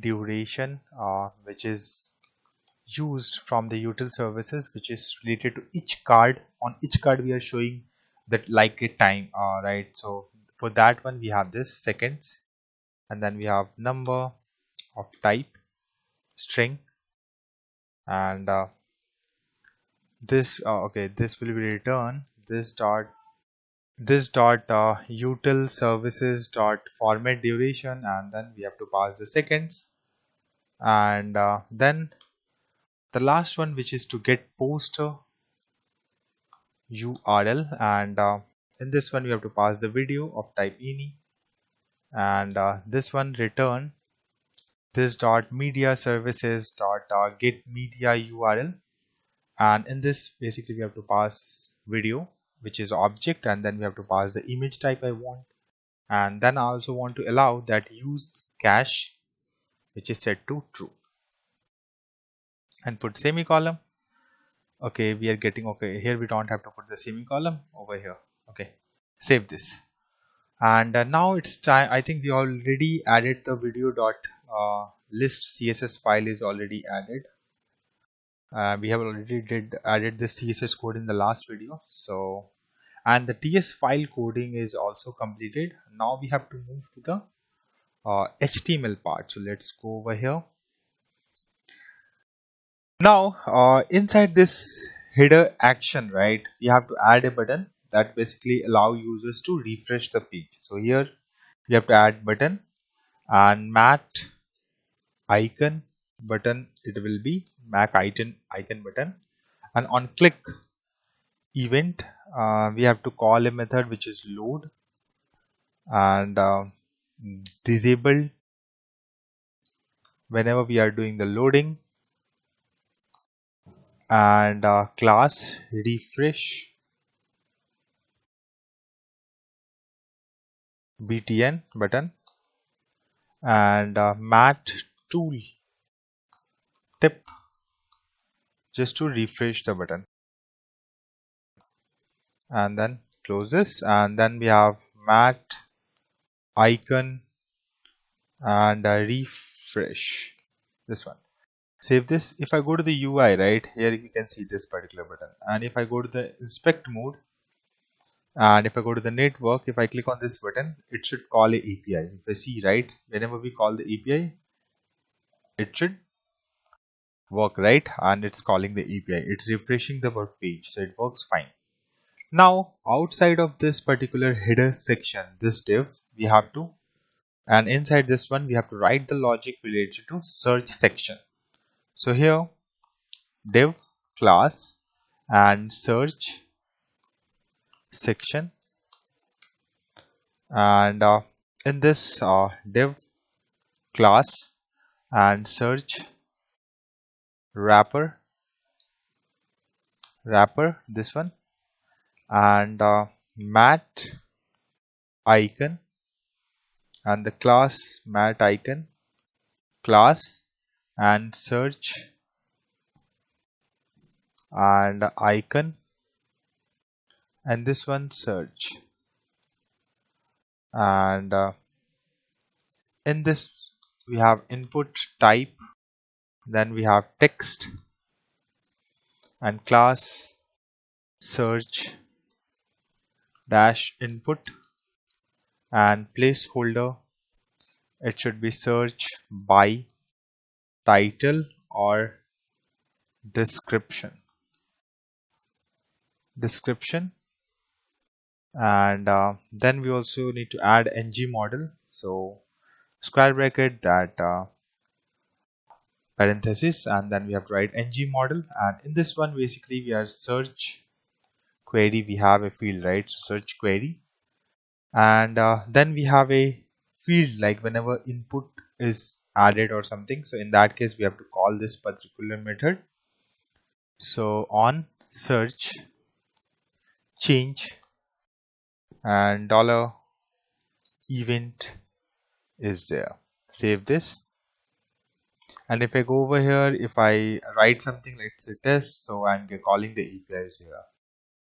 Okay, so if I see the payload, right, we have this test, and this is all the API call we can see here. Now get back over here again, and then search, then we have a button to clear that field. So star ng if search query is there, in that case mat icon dash button class clear btn, and on click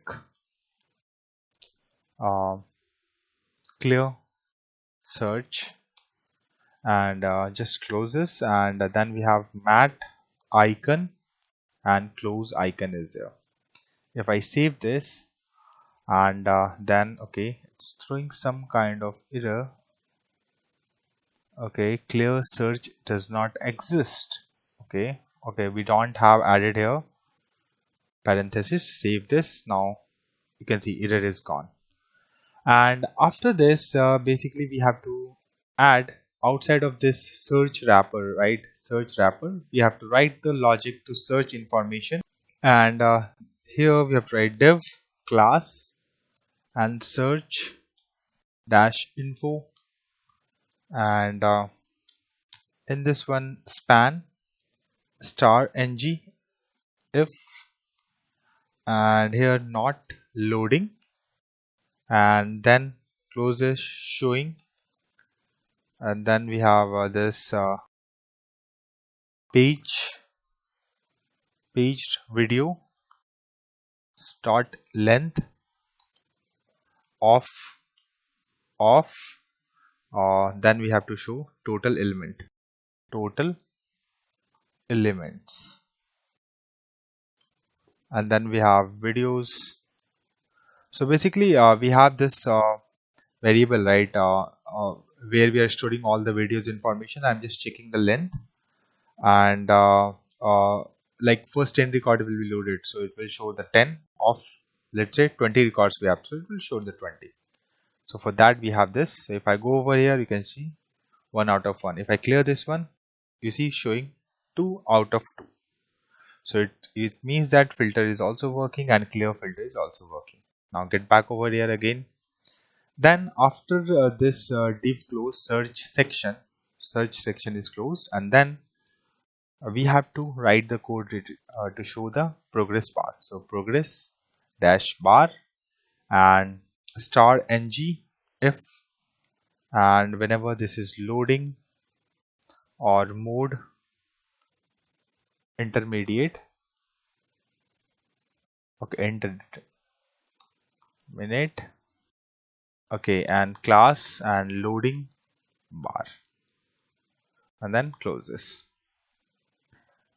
And if I go over here, it should show me some loader. No, it's quite fast.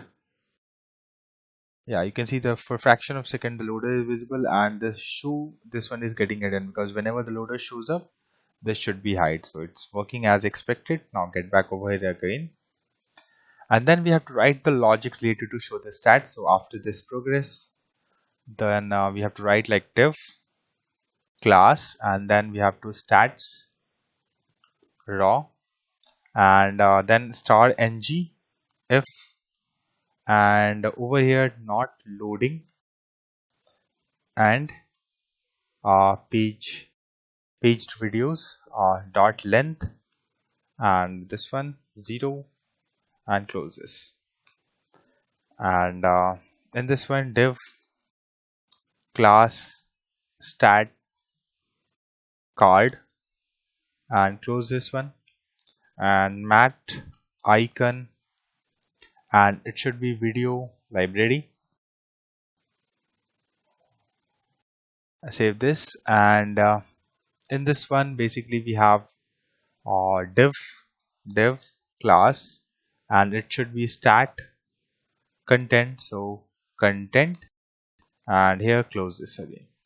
And in this one basically span dot class dot stat dot value, and we have to show the value, so total videos here we have to show.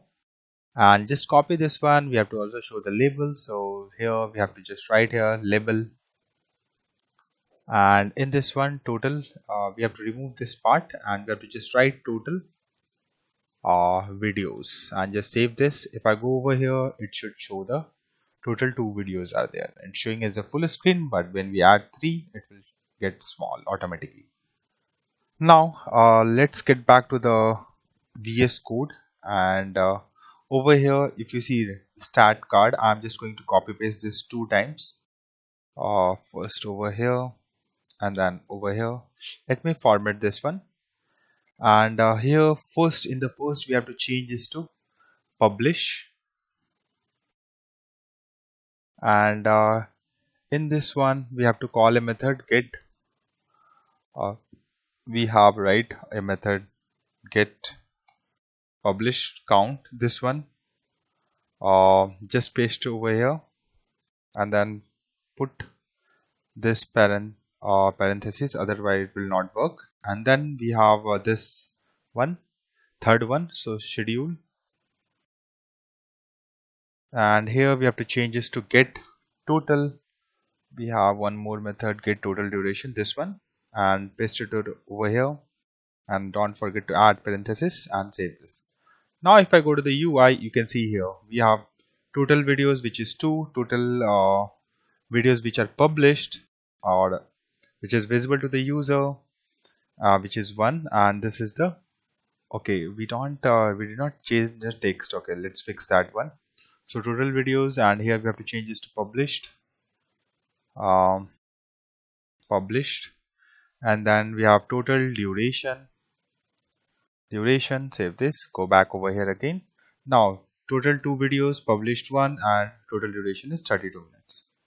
I think here in the minutes we have a space, we should give it to, no, that will also looks good. Fine, let's go to the video.html again, and over here we have to close this div. Outside of this particular div we have to write the logic, so we have to just before last div closed, we have to write the logic. So create one more div class and video create. So this is to show the actual cards to which we have. So star ng if, and then we have this loading not loaded, and in that case, and paged videos dot length is greater than 0, and then close this, and then we have div class video card, and it should be a loop, so ng for loop, and let v of paged videos, and let's close this. Let me scroll a little bit, and then inside this one div class, and then we have card thumbnail nail, and on click basically we have to call a method which is to play the video. So here we have to write play, and then we have to just pass the v, which is video, and then we have to show the image, right? So inside this particular div we are going to show the image, we are going to show the play icon as well as duration as well as the status of it. So all those things, logics, we have to write it over here. So img, and here we have to write src, and in this one we have a method get poster, right? So this is get poster, so just copy paste over here and paste it over here, and in this one we are just going to pass the value, and then alt v dot title, and then class thumbnail dash eimg, and then close this. And then we have to show the play icon, so div dot class, and thumbnail image, instead of image overlay we have to write, and in this one we have to show mat icon, and the class play icon, and in this one play underscore circle, and outside of this particular div, which is thumbnail overlay, we have to create one more div class, and status batch, and then we have a class dot publish, and in this one basically v dot published this one, and class dot draft, we have to just reverse that, so v dot publish this one, and press enter, and like v dot publish and question mark, and then we have to show published message, so published, or we have to show as a draft, so draft, save this. Now we have to show other information. Before that, let's see what we are able to see. Okay, it looked like it's not able to call the backend API properly. Here you don't need to worry about this because I was doing some cleanup activity, so I've deleted the image or videos from the backend folder, so that's why it's throwing this error. So what we will do is we are going to delete the all these two cards, and we will upload multiple videos, and then we validate it. Okay, so don't need to worry about it for now. Let's get back to the code, what we have writing it, and here we have completed the card thumbnail parts, right? This one, card thumbnail part, right? And we are able to see the draft and all those things, right? And just before this, right, I think one more div was there which I missed. So here div class, and duration batch, and star ng if, and v dot duration, and in this one we have to just call that format duration, format duration, and v dot duration, and yeah, this should able to call it. If I go over here, you are able to see the time, right? It is 20-second video, it is 32 minutes and 10 seconds, so it's working as expected. We are just not able to show because the content does not exist. Fine, we have added this card details, and outside of this one we have to create one more div which is card content we have to show.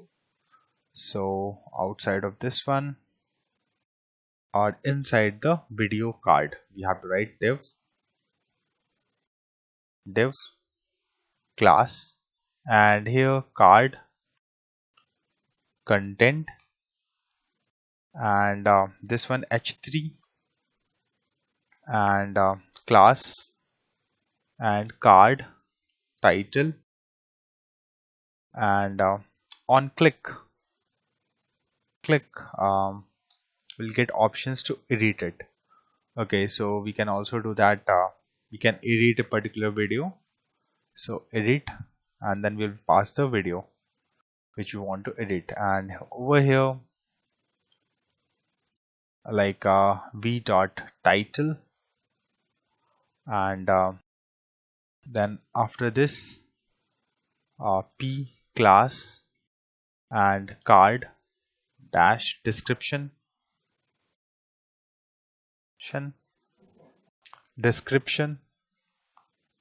and then we have to write like v dot description, and with no description, and let's format this one, format document, save this.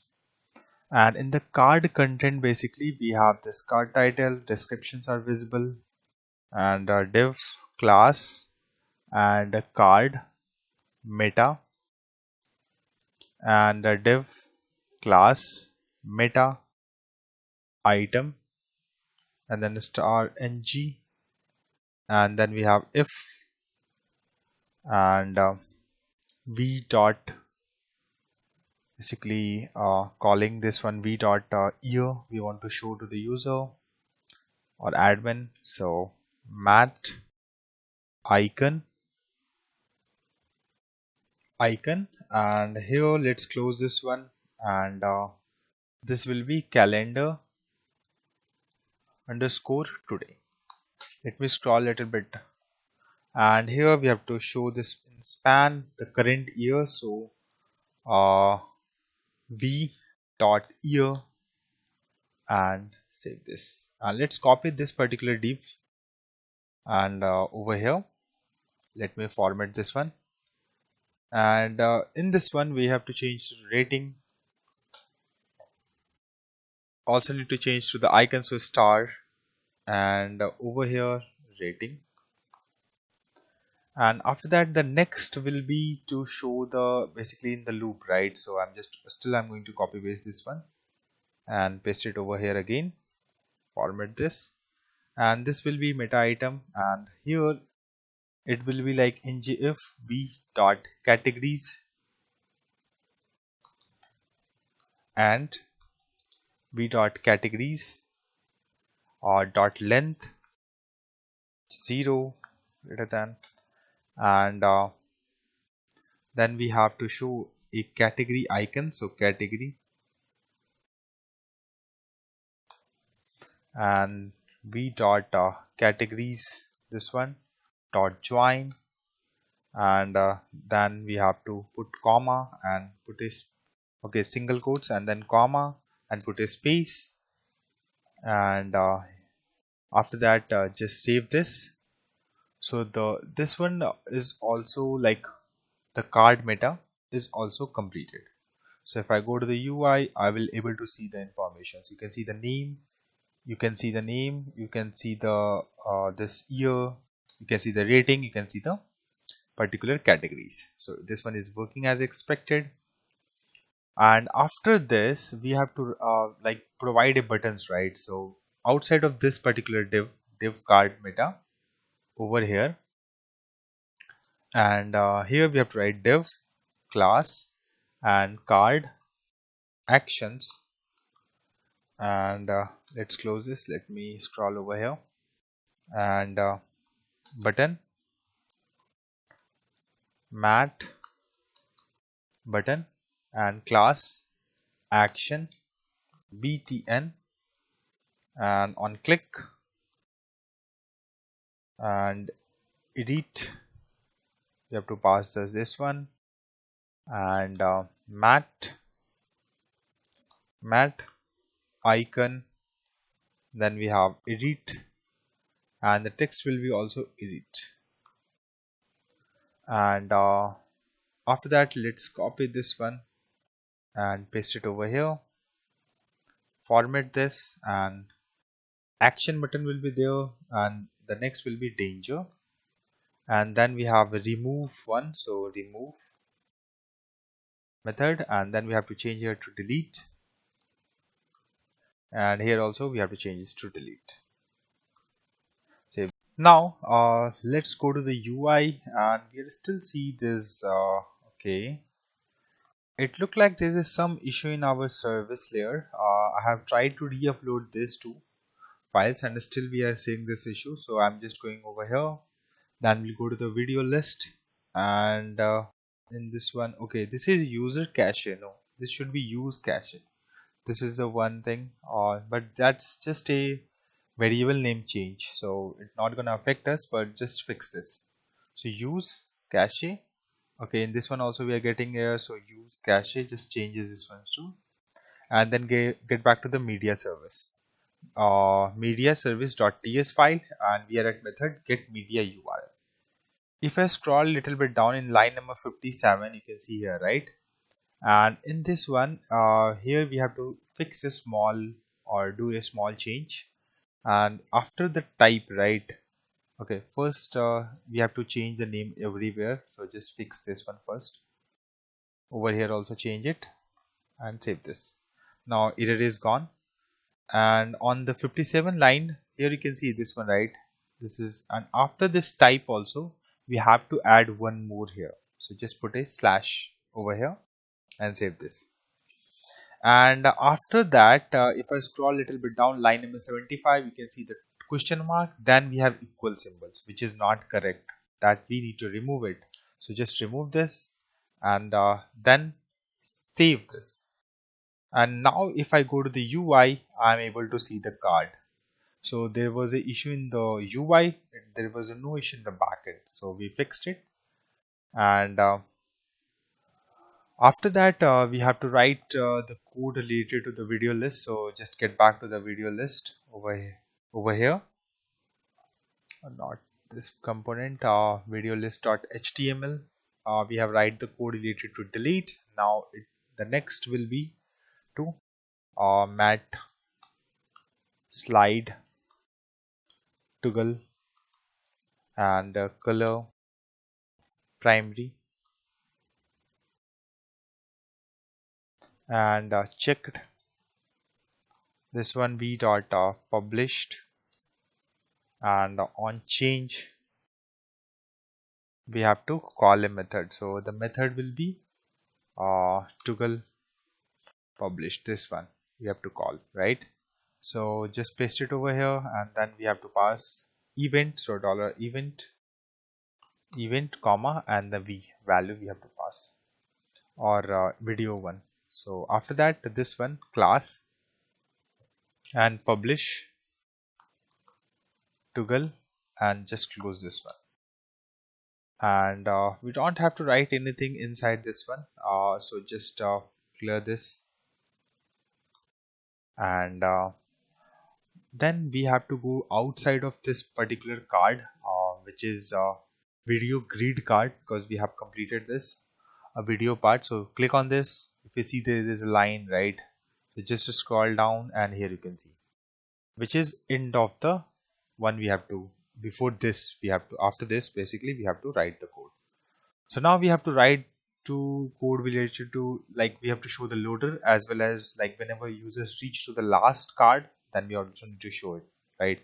So div class load more container, and in this one div class and loading more, and then we have a star ng if, and here we have to write loading more, and then we have mat spinner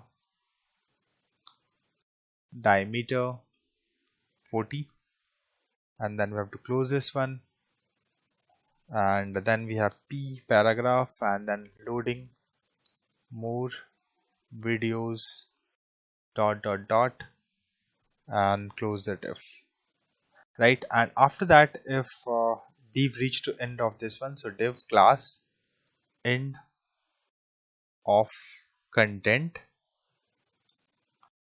and then star ng if and loading more, this one, and not hash more videos, and paged videos dot length is greater than 0. All this condition satisfied, in that case we reach to end of the page. So then we have to check underscore circle, and then we have to show a message that you have reached the end, no more videos to load, and this div is completed. If I go to the UI, if I scroll, you can see this one is visible, and you can see the symbol, and here this is a check circle. I think it's okay, circle, we have to correct this circle, and this was a normal tick, now it should be the circle. Now it looks good. And get back over here. Now if you want pagination, we'll discuss like how we will show multiple records we have to add, or we can just reduce the page size so that we can validate that pagination is working as expected or not. We'll do it. Let's add few more things over here. Let's add here div class and empty state and star ng if and not loading and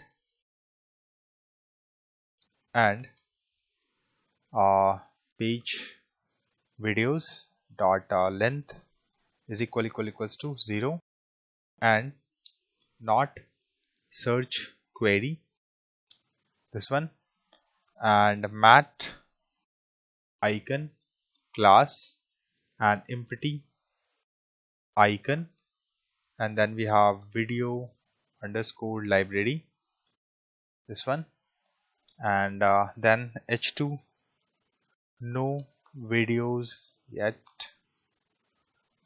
start, then we have to write here start building your video library by uploading your first video. So this is the message we will show to the user. Then we will show a button related to the user to that can open that upload page. So raised button and color primary, and on click we have to just open create new method that will open a dialog. So here then we have mat icon add underscore circle, and then we have upload video. Save this, and after this one more div we want to create, which is like whenever let's user search it, right, and nothing to show, in that case this will be visible to the user, and like no empty, no result found, and those type of empty messages. So div class empty state, and then star ng if and not loading and page videos dot length is equals to 0, and search query are there, search query, and then we have to close this, and mat icon and class empty icon, and then search off. underscore off, and then we have to show h2 no result found, no result found, and then we have a paragraph to no videos match. Then we have to show the in double quotes the search query. So search query, this one, and then we have options to clear the text, which so raised and dash button and color primary, and on click we have to clear search, and then matte icon clear search. Now save this. Now get back to the UI. Now you can see right here I'm just writing something random. You can see I'm getting the no result found, no video match with this particular text. If I clear the text, you can see I'm able to see the data. Now let me click on edit. Now it's time to validate the edit, right? So as we already completed the testing related to upload a new video, but we did not complete it for edit, so I'm just editing this video. So I'm just going to select some random video. Let's select this one, and then I also want to change the image, so let's delete this one and go to the image section and just select this one and changes to 1, changes to 1, changes to 2024, changes to G, and make drama to the action and make it as unpublished. So every values, most of us, we have changed it. So we have saved this. You can see here we are getting temp1, temp2, and then we have test1 and 2024Z. Everything is changed as per expected. And then let's delete some records. So this is related over here, and let's also delete this one. So now you can see no video yet. So this is like whenever there's no videos are available, so by default, so it will show this one. And let's upload any videos. So let's upload at least 2 videos over here. Let me quickly do that. So here I have added 3 different videos over here. You can see this is 32 minutes video, this is 14 seconds, this is 12 seconds. So I'm just going to click on it. It will not gonna play right as of now, but we'll test it out later. And let's validate others. Edit, we already check it. Delete, it also working as expected. Let's try to delete once again, and you can see it has been deleted, and you can see the total published. And if I click on it, it will be disabled. It should call a method, right? If I refresh this, it should call a method, and it looked like it not working as expected. It should throw some errors. So let's go to the console here first. No errors. Okay, let's check out the HTML code. Okay, so I got the issue. So we have to scroll up, and we have this match slide toggle, right?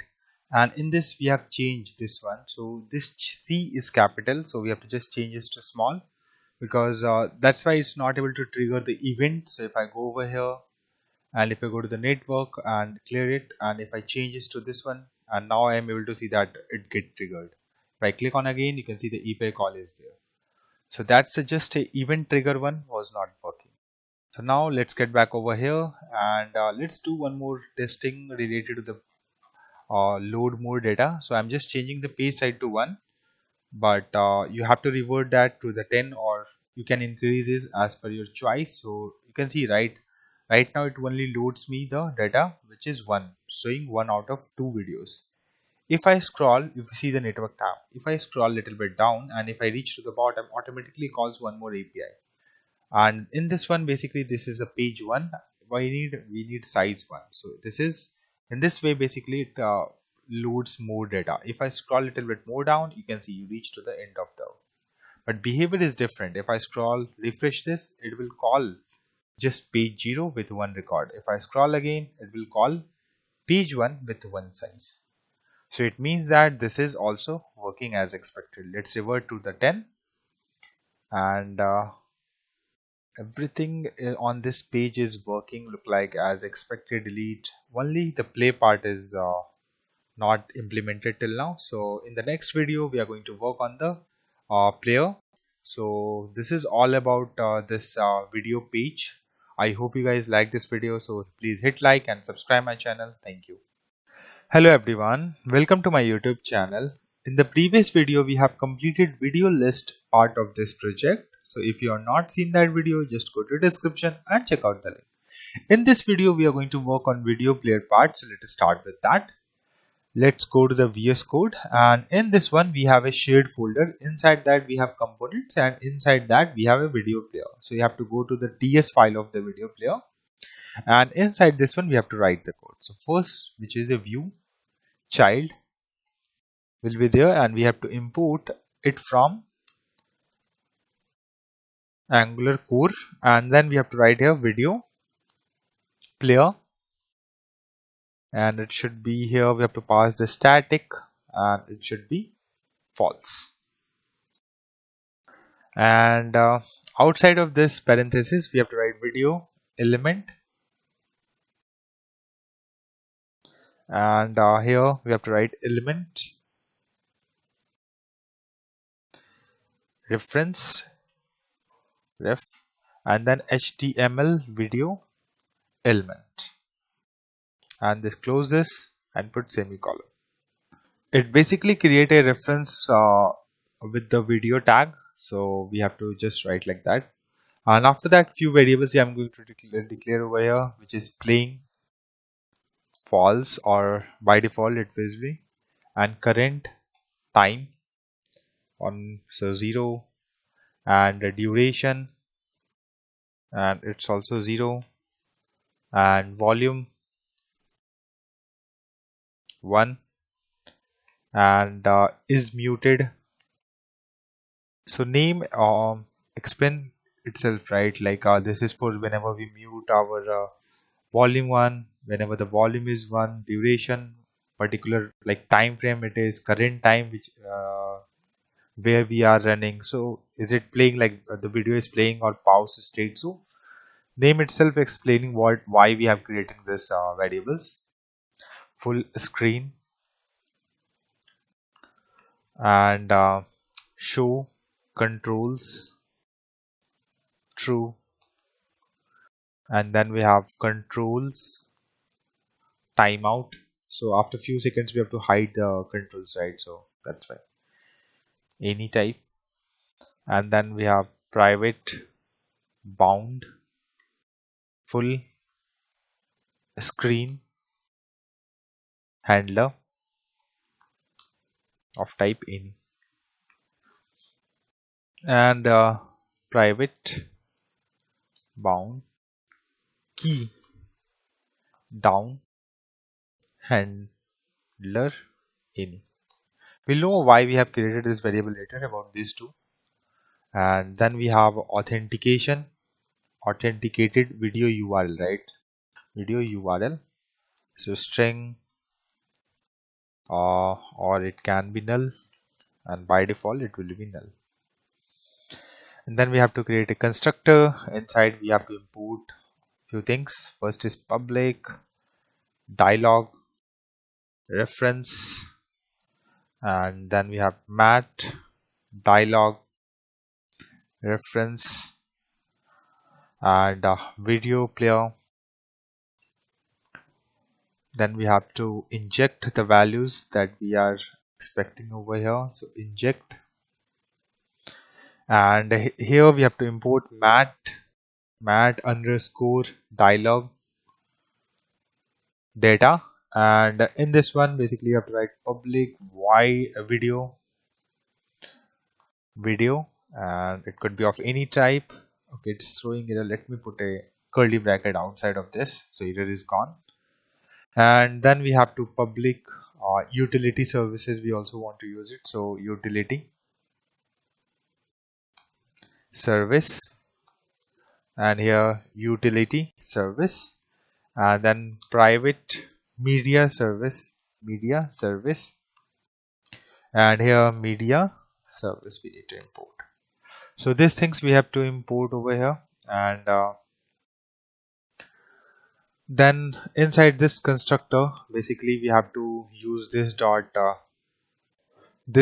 bound full screen handler, and then this dot like on full. Okay, so we have to create a method, so let's do that. And this method will be a part of event handler, so I will just create a section like what is event handler and all. So this is a part of event handler, right? So in this one I'm creating a method, so which is on full screen change, and in this one this dot is full screen, and not, and then document we don't have to import anything, then full screen element, this need to be import over here. Then on this particular place we have to like right here that this dot on full screen, this one we have to call, and then we have to bind it so that it should clean activity should work properly. This then that this dot bound key handler, and for this one also I think we have to call a method, create a method. So whenever click on the particular button, right, so this method will be called, and in this one like whenever the arrow button is there to increase and decrease the volume, whenever I put a space, then we have to pause the video, play the video. So for that logic all these events we have to write it, so that's why event handler I have put it over here. And here we have to create a method, so let's write here on key down method, and here we have event and keyboard events we are expecting in this one. And in this one if anything else, if event dot target, and we also want like if putting inside the any input field we are putting the values, so in that case we can ignore it, so that's why we are just writing this code. So input element or event dot target instance of HTML text area element, but we don't have this, but still we can add it, not a problem. And inside this one after if condition, okay, let me decrease the size of this one, and inside this one we are going to write switch case statement. So switch, and on event dot key dot to lowercase, not to lowercase this one, and whatever the value we get it, right, so we are converting to the lowercase. And after that here on the base of case we are going to call the methods. So case first, this is the first case, and put a space over here, and then single quotes, and between inside the single quotes we have to put press a space. So whenever someone's click on the space bar, after that the event, this particular event will be triggered. So you have to make sure you have to put a space between these two, otherwise it will not gonna trigger place and pause buttons. Okay, after that the next case will be uh, k, and then event dot prevent default one, and then we also need to create one more method which is, okay, we have to play and pause the video, right? So I think this just we'll put as a pointer. So here this is a fourth part which is related to this, and the next part will be fifth part, that will be related to video player playback controls. Okay, and in this one I'm going to create a method which is toggle play method,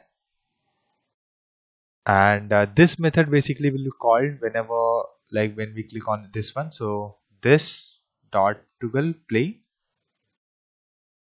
and then we have to break.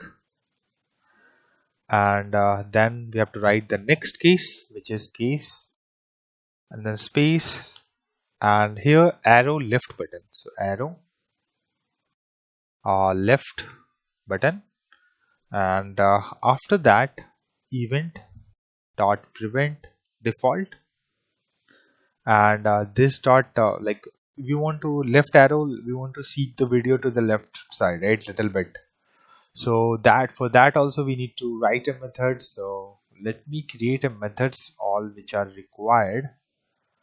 Okay, and for all each buttons basically there's a different controls are there, right? So that logic we have to add it over here. So for this one we need a method which is, so that will be seek backward, and also the forward will be there. So let me also add a seek forward. Okay, press enter.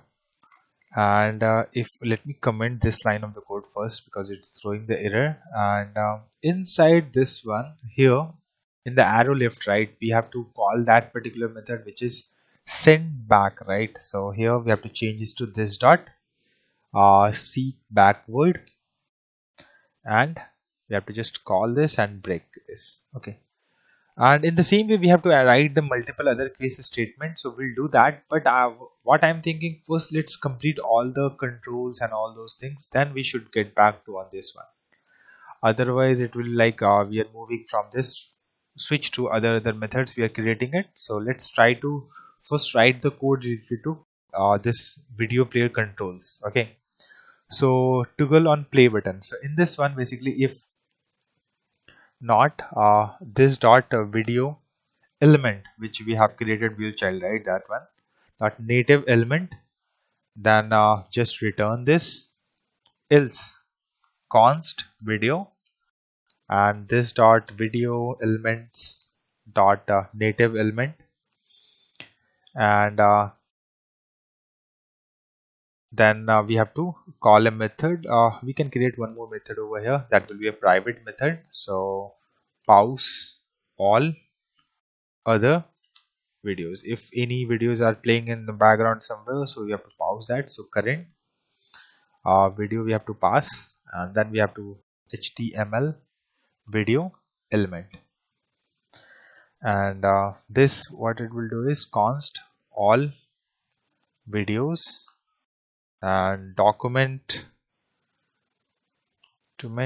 dot query select all, and then we have video, and all videos dot for each, not focus, it should be for each condition, for each this one.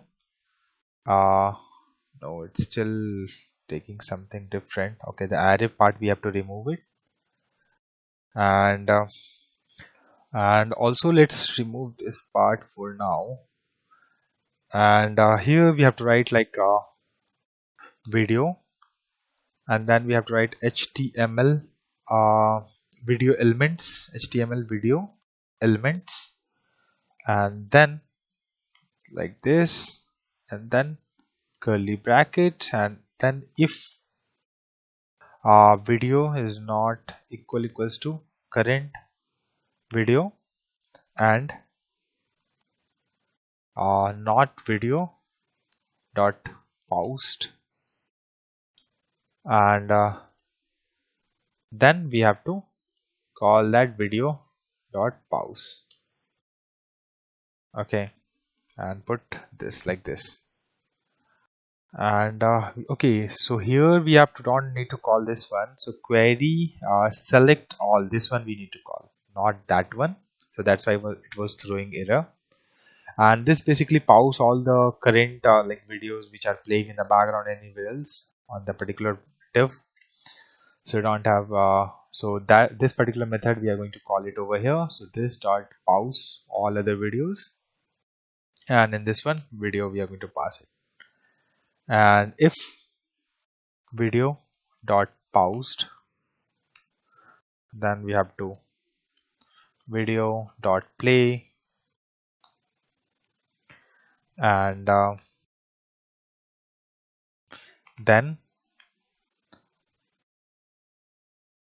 then we have to this dot is playing is set to true, or else condition there could be chance of getting error, right? So we also need to catch that error. So dot catch and error, and inside this one we are going to just put the console dot error and play. Okay, play error, and then we have to just pass that error over here, and this dot is playing is set to false, and then put the semicolon, and outside of this if condition we have to just write else video dot pause, and this dot is playing is false. Okay, so this is the toggle play button. So whenever we click on it, it will change it pause to play, play to pause. So that it will do. And then we have to the next seek forward and backward, we have to write the logic. So the first line will be the same. So this is the video element navigator, this part, right? So we can just copy paste this one over here, and inside this one also we can copy paste, and it will just validate this we have or not. And then we have to write const video equals to this dot video element dot native element, and then video dot current time,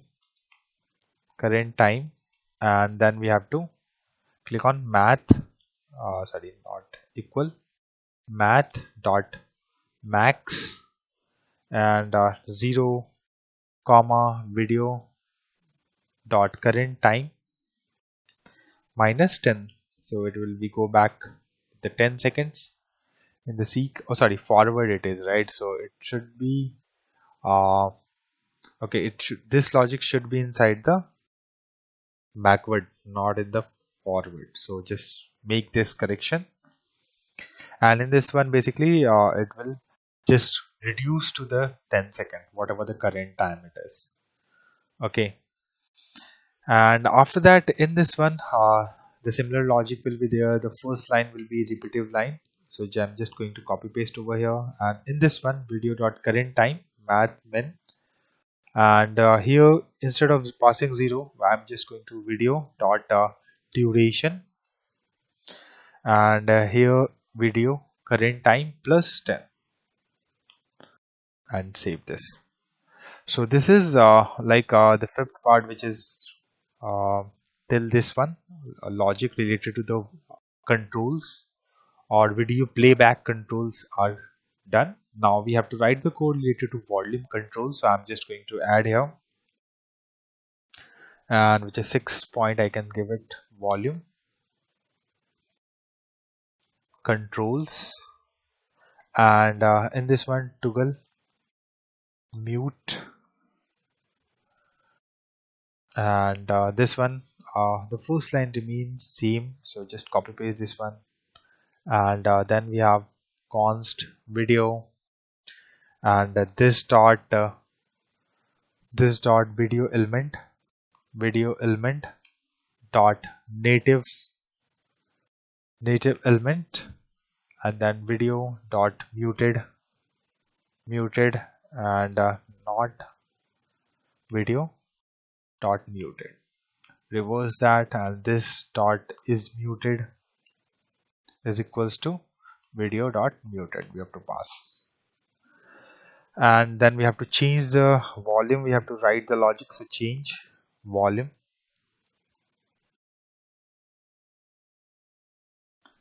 and event dot event. We don't have to import anything for this event, and the first line remains same.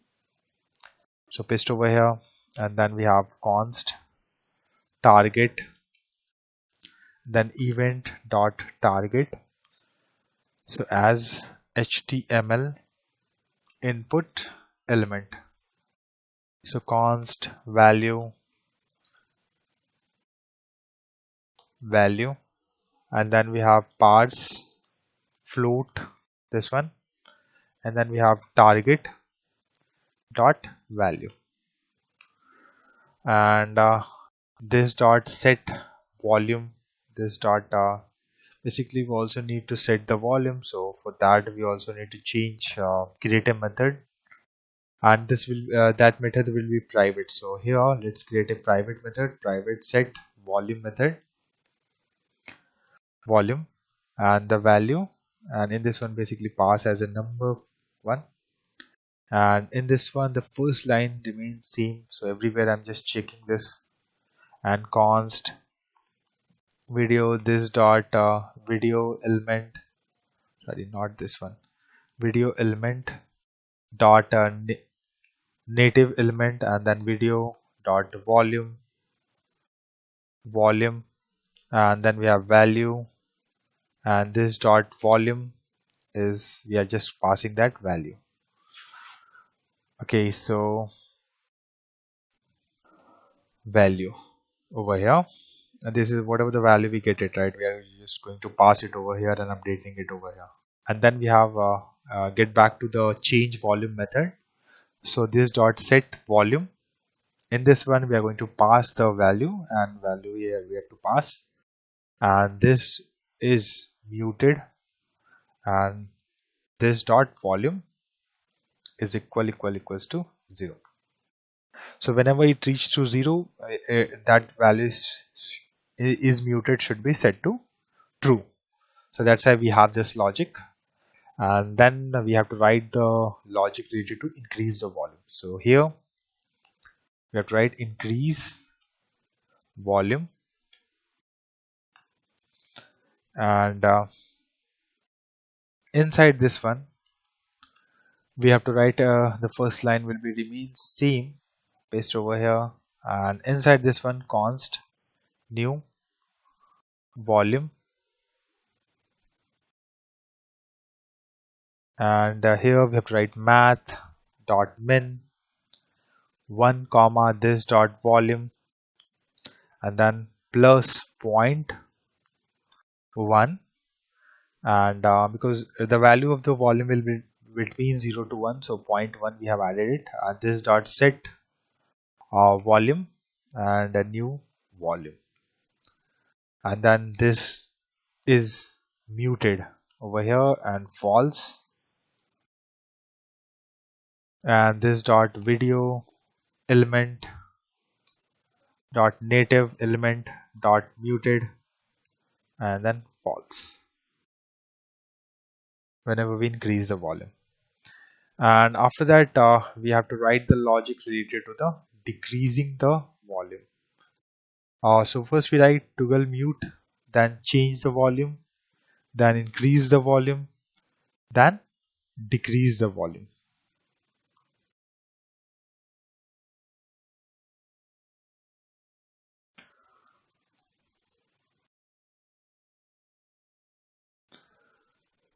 And inside this one the first line remains same over here also, and then const new volume, then math dot max, and here we have to write 0 comma this dot volume, then minus 0.1, and this dot set volume, then new volume we have to set, and this dot is muted, and new volume is equals to 0.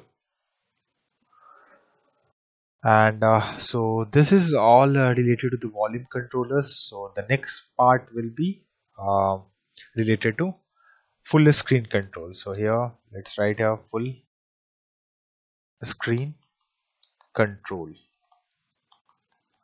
make it as 6, we already have 7 here, just write like that, and inside this one toggle full screen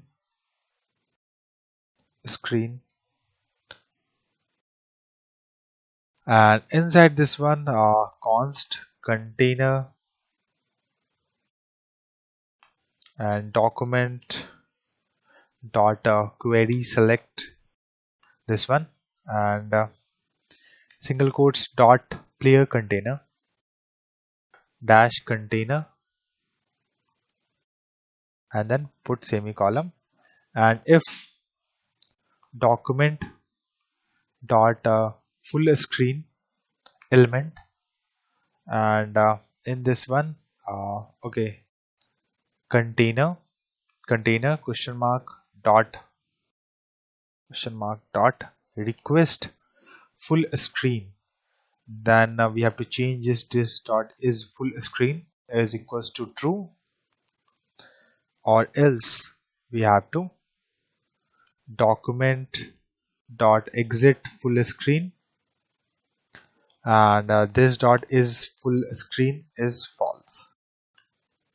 So in this way we are going to change from full screen to small and small to full screen, right?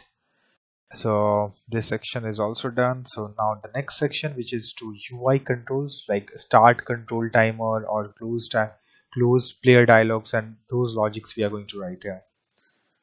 UI controls start controls time, and if this start control timeout this one, then clear timeout this one, and this dot control timeout, we have to call this method.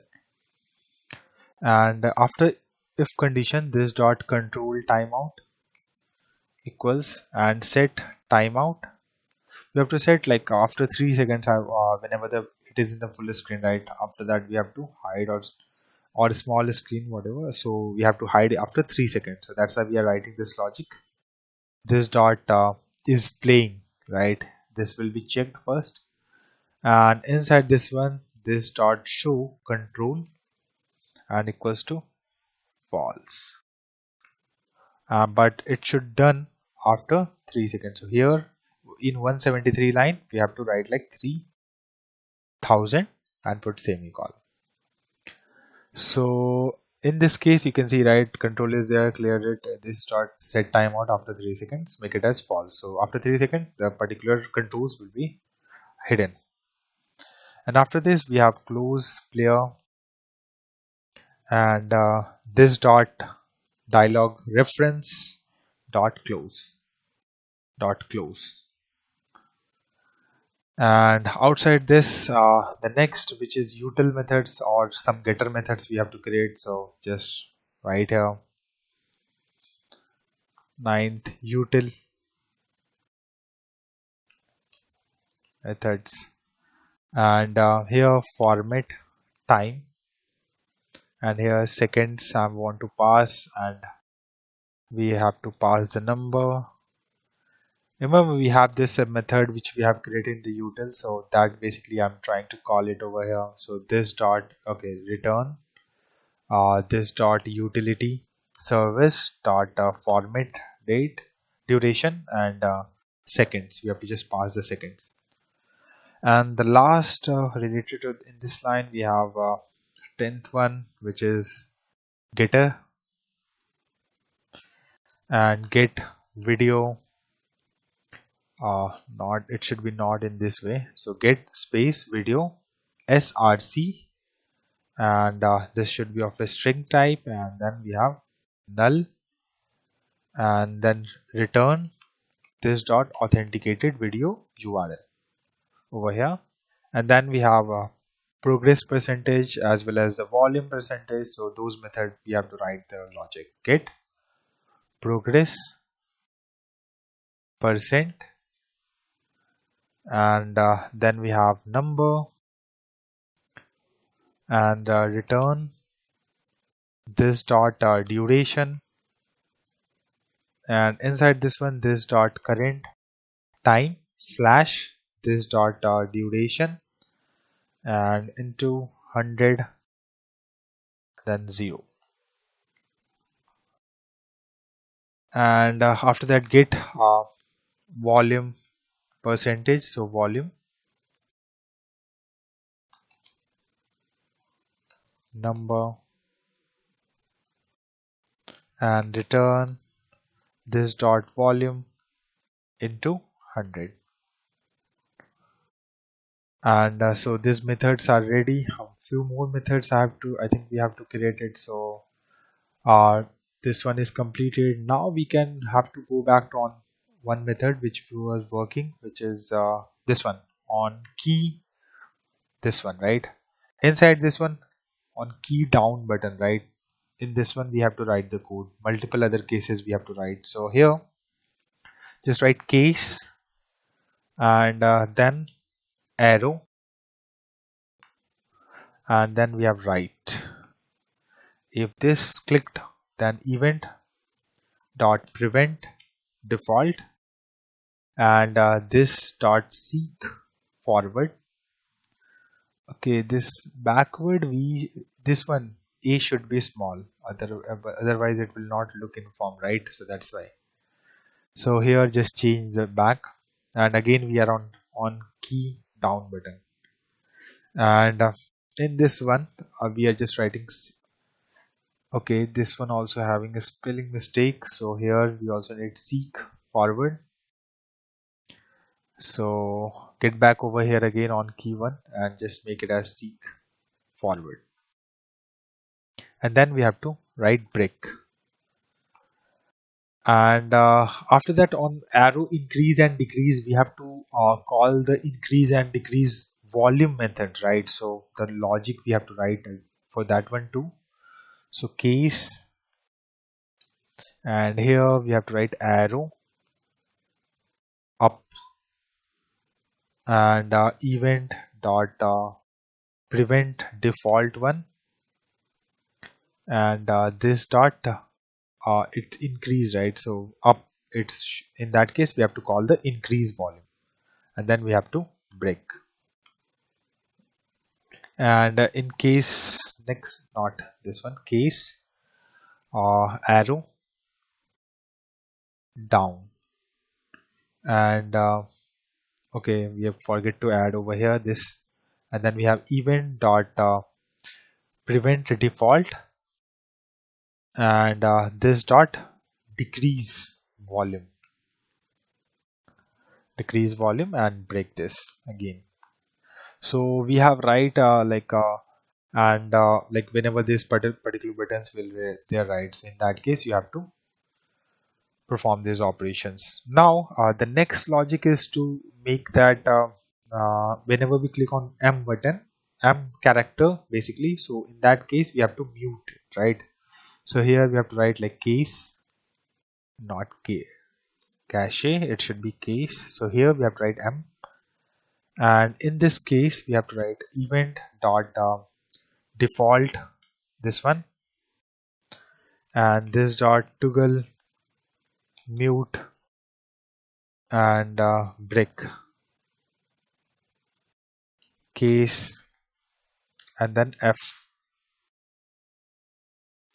and in this one event dot prevent default, and this dot toggle, and then we have to break. So whenever we someone's click on F, so we have to go to the full screen. So if I go to the logic of this one, okay, it's showing some kind of error, is not callable. Oh, sorry. Here we have to write prevent one, right? So I just write the wrong one. Okay, correct it. And here we have this F condition, and then on the skip, right? Whenever we click on the user's skip button, which is in the keyboard, right? In that case, we have to allow users to get exit from the player, or whenever the small player is there, then they close the particular player. So that logic we have to write here. So case, and then escape, and if document is full document, sorry, document full screen element, this one, and then event event dot prevent default and document dot exit full screen. This method we have to call, or else condition, just close the this dot close the player, and outside of this we have to just write the break statement. And after that we have write the logic related to the event handler, which is on key down, right? And then we have method which is on full screen. We have to call this method. So few more methods will be there inside this particular event one. So let's write the code related to it.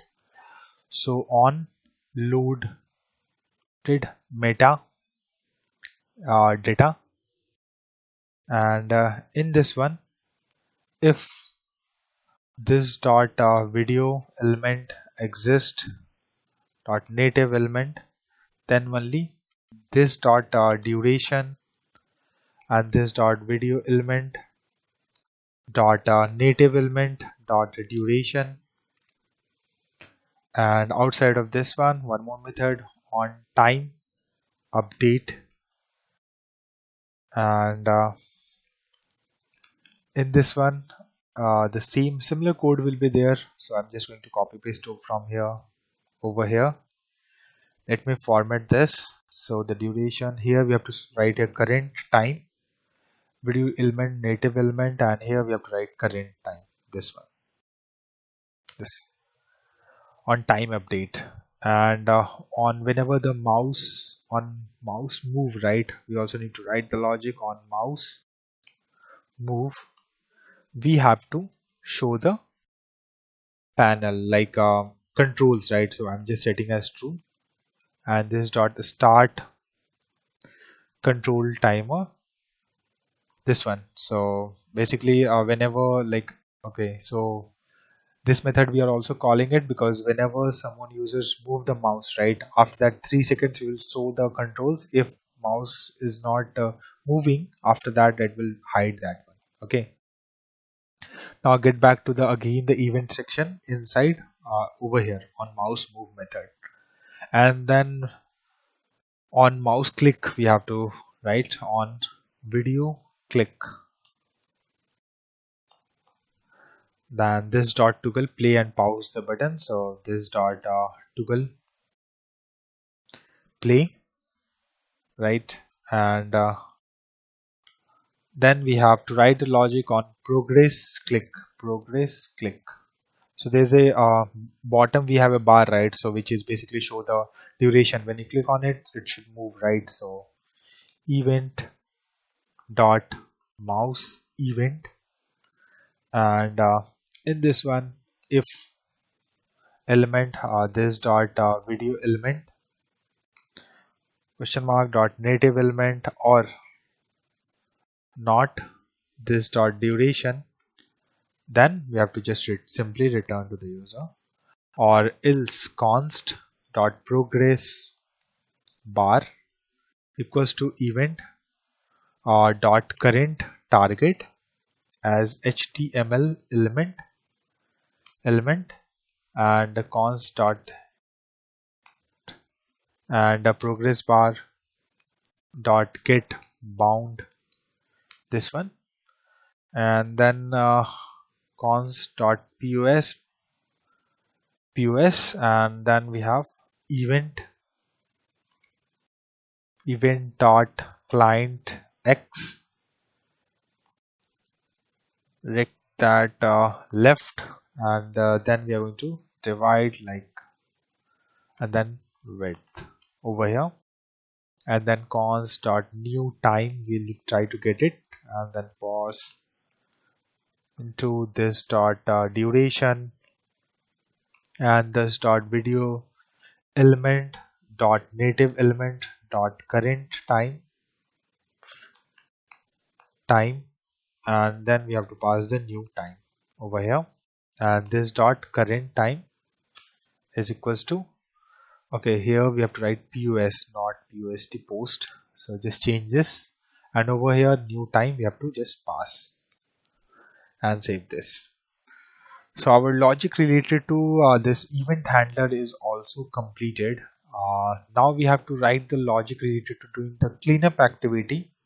So just inside the after the constructor, let's add a section which is to initialize as well as like to do the cleanup activity. Okay,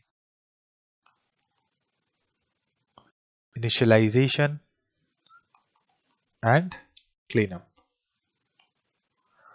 And inside over here, like private load authenticated data, so authenticated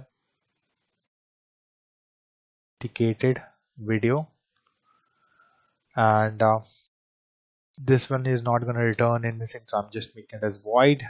This dot authenticated video URL, this one.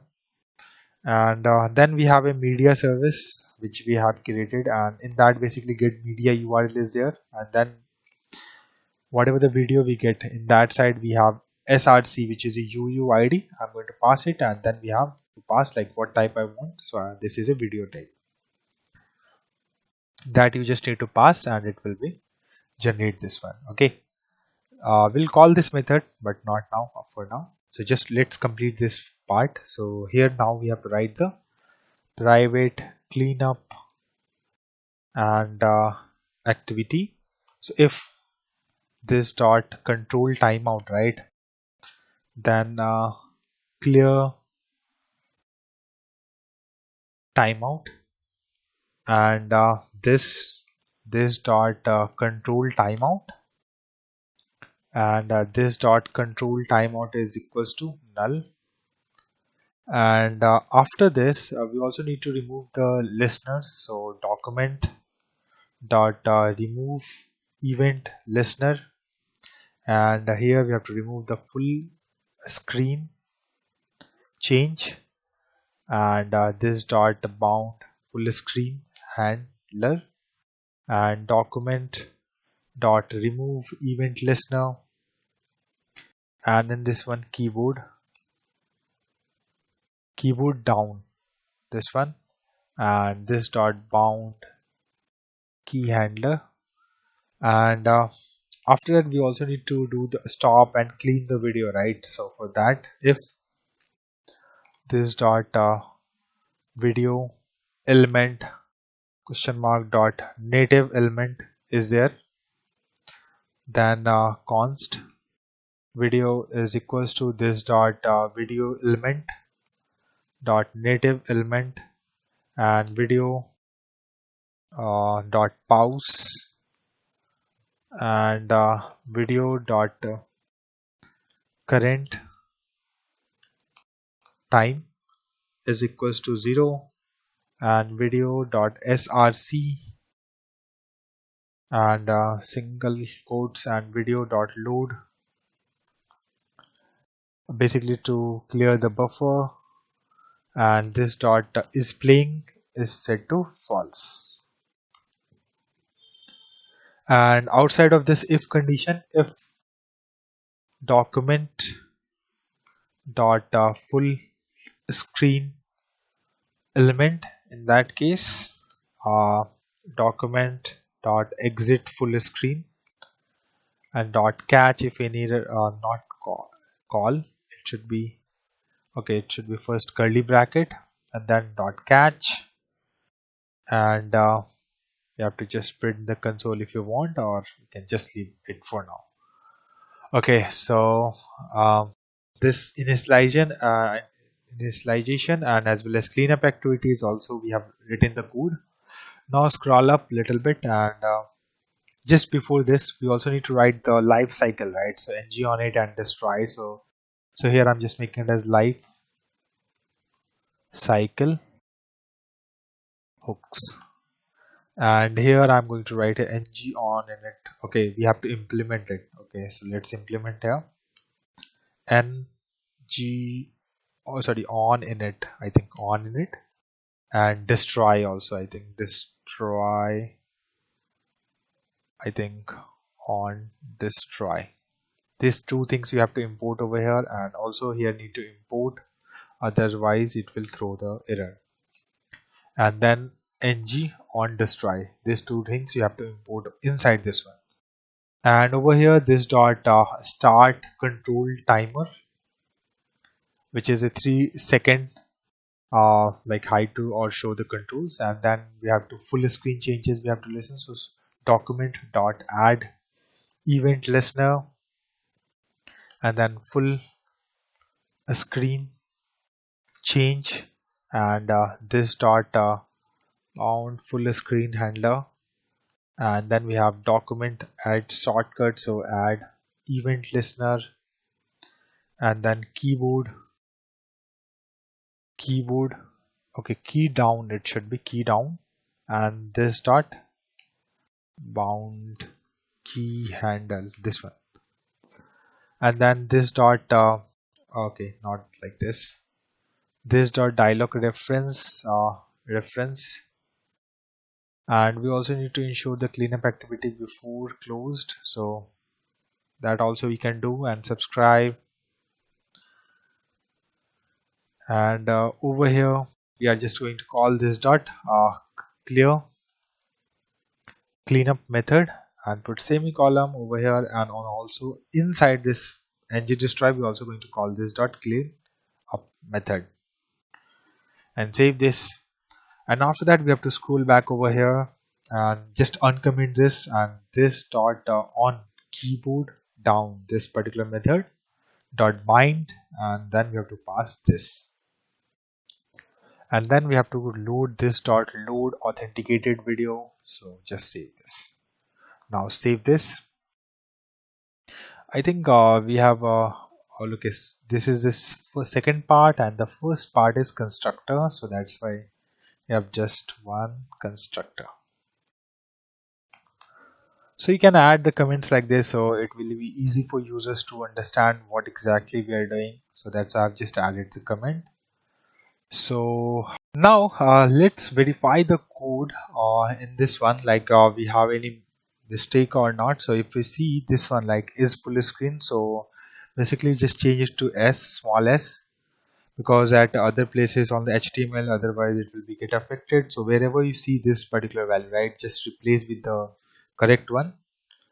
And here we have to just change this to small one. And this is shortcut is also there, but you can for now just copy paste for now. Save this, and it is gone. And after that changes, the next basically we have to go inside the volume one. I think there is a few things we have to change in that one.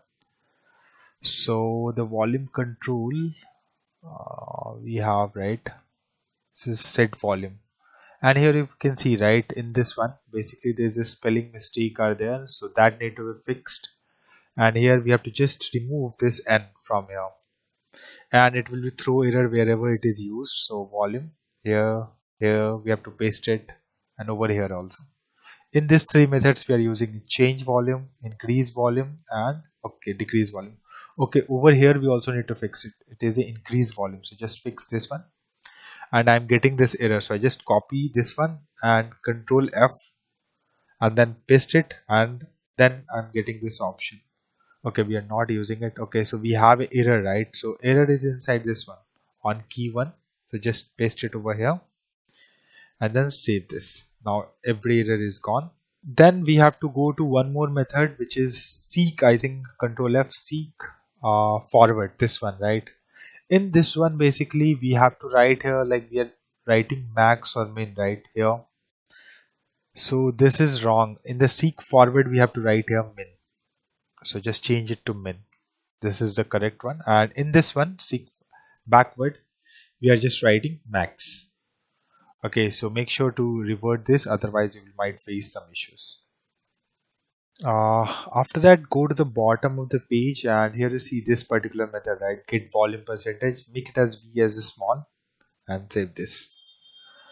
And I think all the issues related to this is fixed, which is video player ts file. Now let's copy paste the CSS part of this one. So I'm just going to copy and paste to the CSS file. So in the description I've already provided you this, so just go and check over there. And now we have to write the code related to the HTML. So here div class player, container, and mouse, move, and then on mouse move we have to call a method. And let's close this, and inside we want to put a button, so button mat icon button, and then we have class close btn, and then we have to click,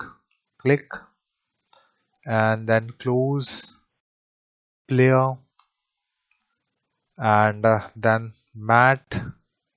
Here we have to write a mat icon, so mat icon, and then close icon will be there. And then we have to inside this player div, right, we have to create a player video. So here video tag, and then hash video player, and then src, and video src, and the load metadata, so loaded metadata, so loaded meta data. And then we have on, we have a method, right? So if I search over here, control F, on load metadata, so this one we need to call. So paste over here and call this method, and then time update, and then we also have this method is also exists, so on time update, so just paste this method over here. And on click, so click we have to call on video click method, so on video click method. I think this to play toggle the play button, so just paste it over here. And then on play we have to pass is playing equals to true, and then we have pause, then is playing is equals to false,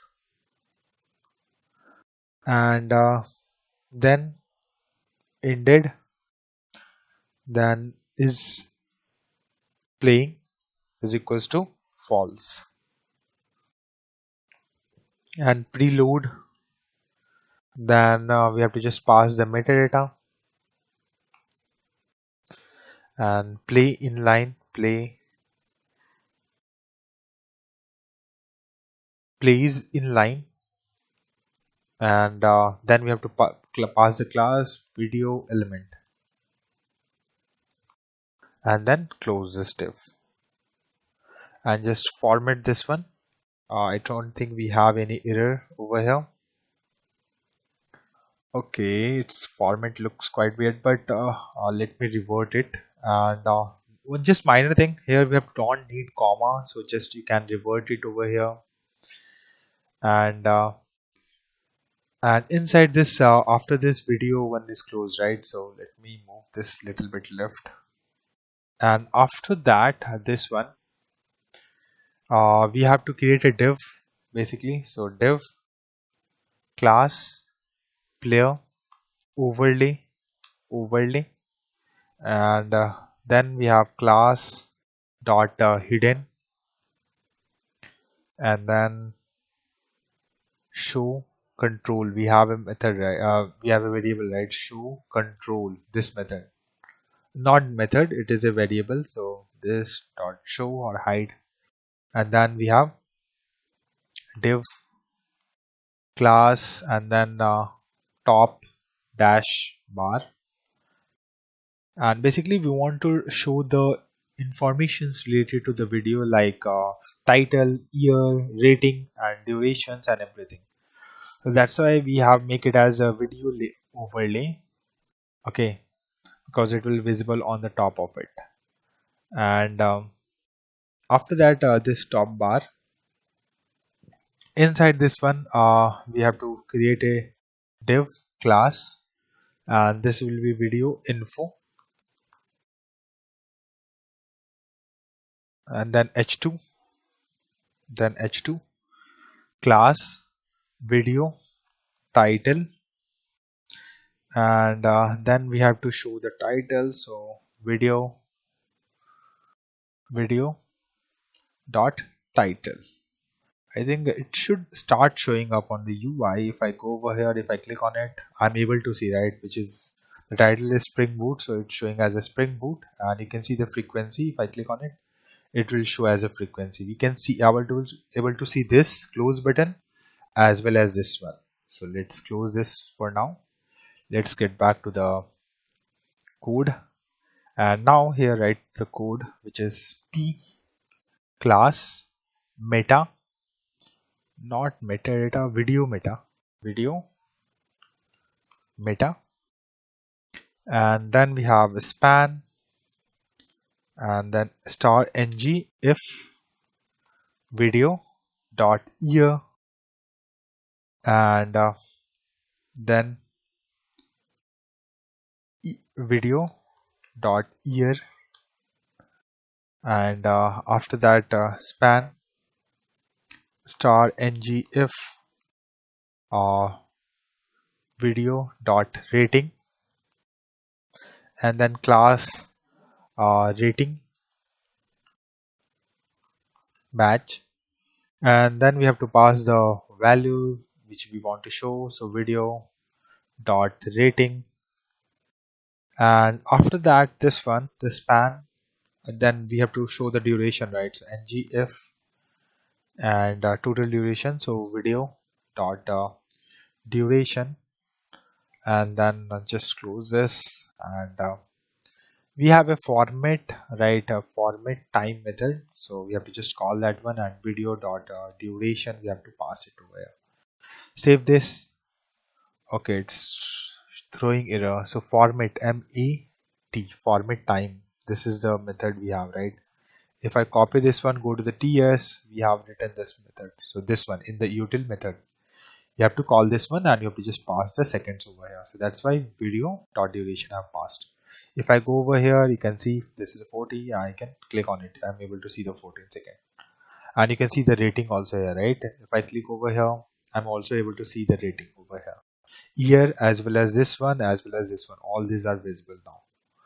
Get back to the code again, and this is the related to the top bar over here, and outside is top bar, right, over here. Then you have to create one more div, which is to show the center play button. So div class and center dash play play, and star ng if not playing is playing, and on click it should call the toggle method. So toggle play method, and the mat icon will be mat icon and then play underscore circle. Save this. If I go over here again, if I click on it, you can see I'm able to see this particular button. If I click on it, it should start playing it. It don't have any music, so you will not able to hear it anything. If I go over here, if I click on it, Hello everyone. you are able to see the music, right? And so it's working as expected. If you are not able to hear the video music or sound, so don't need to worry about it, because I'm able to hear it, and mic is not able to pick that volume, so uh, so don't worry about it for now. Okay, and in your system it will work fine, because I'm able to hear in my system right now.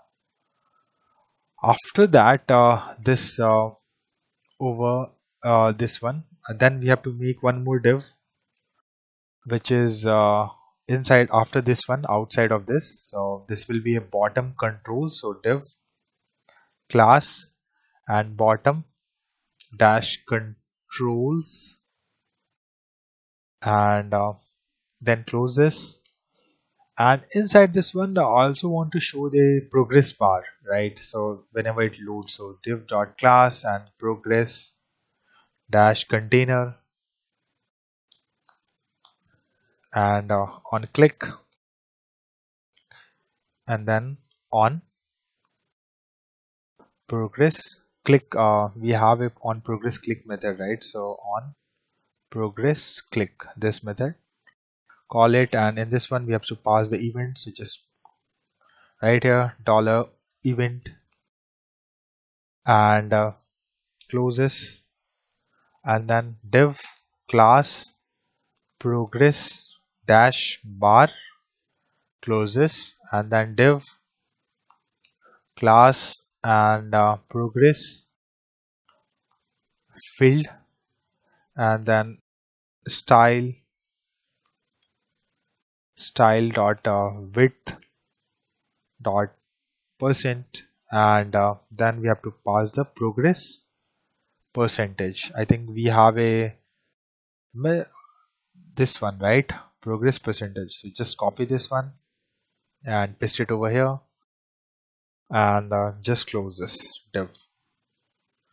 And we don't have to write anything inside this one, so it will take care of it. So this is the progress container basically, and inside this will be bottom controls. After this progress control, we have to create one more div, which is to actually show the control button. So div class controls and raw, and inside this one div class controls left, and then we have to play and pause button, and then seek uh, backward and forward. All those buttons will be added now. So in this one here we have to write button mat icon button, and on click we have to toggle, right? So toggle play, and then we have to call the class control btn. Then we have to change the icon, so mat icon, and it should change on the basis of variable like is playing. So is playing. If it is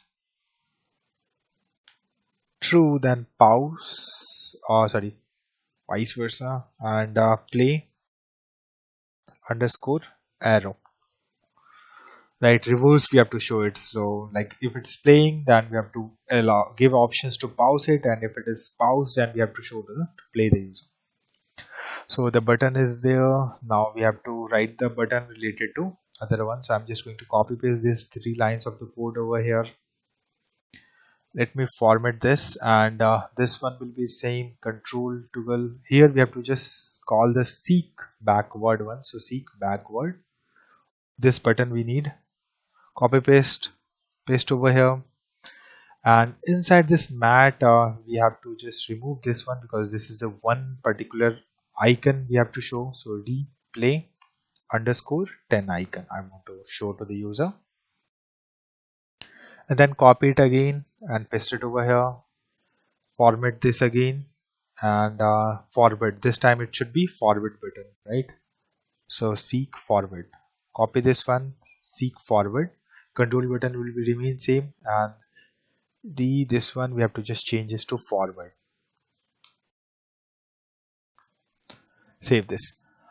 After that we have to create the volume, right? We can drag and increase and decrease the volume, so which that is a input type range is there, right? So that logic we have to write. So outside of this particular button and inside this particular control raw, right? Here we have to write the logic which is not outside of this particular div, in after this button close, right? Just after that, then we have to create a div class and volume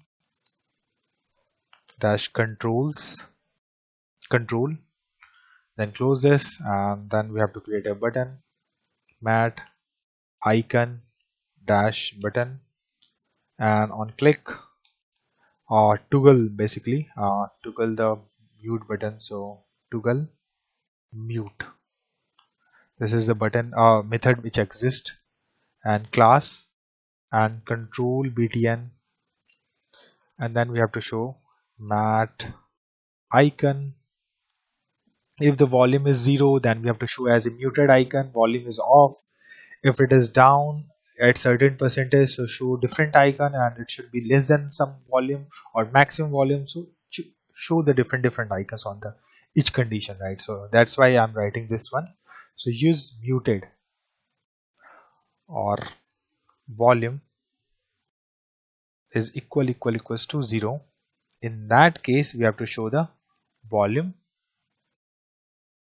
underscore off, or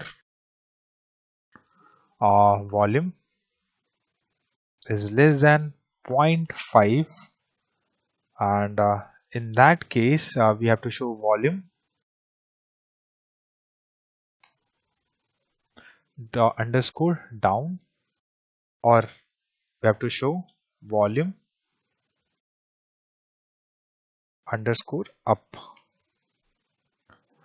So this is the icons. Basically we have to change it and show it. So let me format this again. Okay. Let me decrease the size of this one. So basically is muted. After that the volume, then it will check 0. Otherwise it will show like this. Or after that we'll check volume is less than 0.5. Then down one we have to show volume down, and otherwise it will show the volume up. So this is complete line related to this particular button. And after that we also need to provide an input. So here we have to write input and type.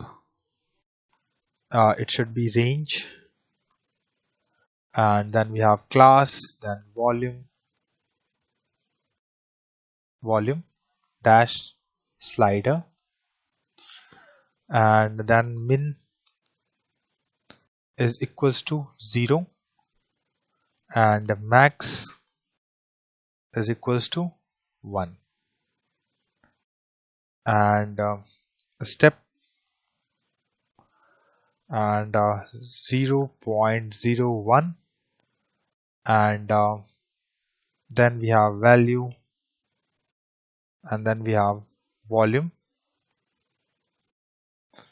Then we have to pass the style dot dash volume dash percentage, then equals double quotes, and then we have volume percent. I think we have this variable, but just write it percent plus single quotes, then single quotes, and in between we have percent over here.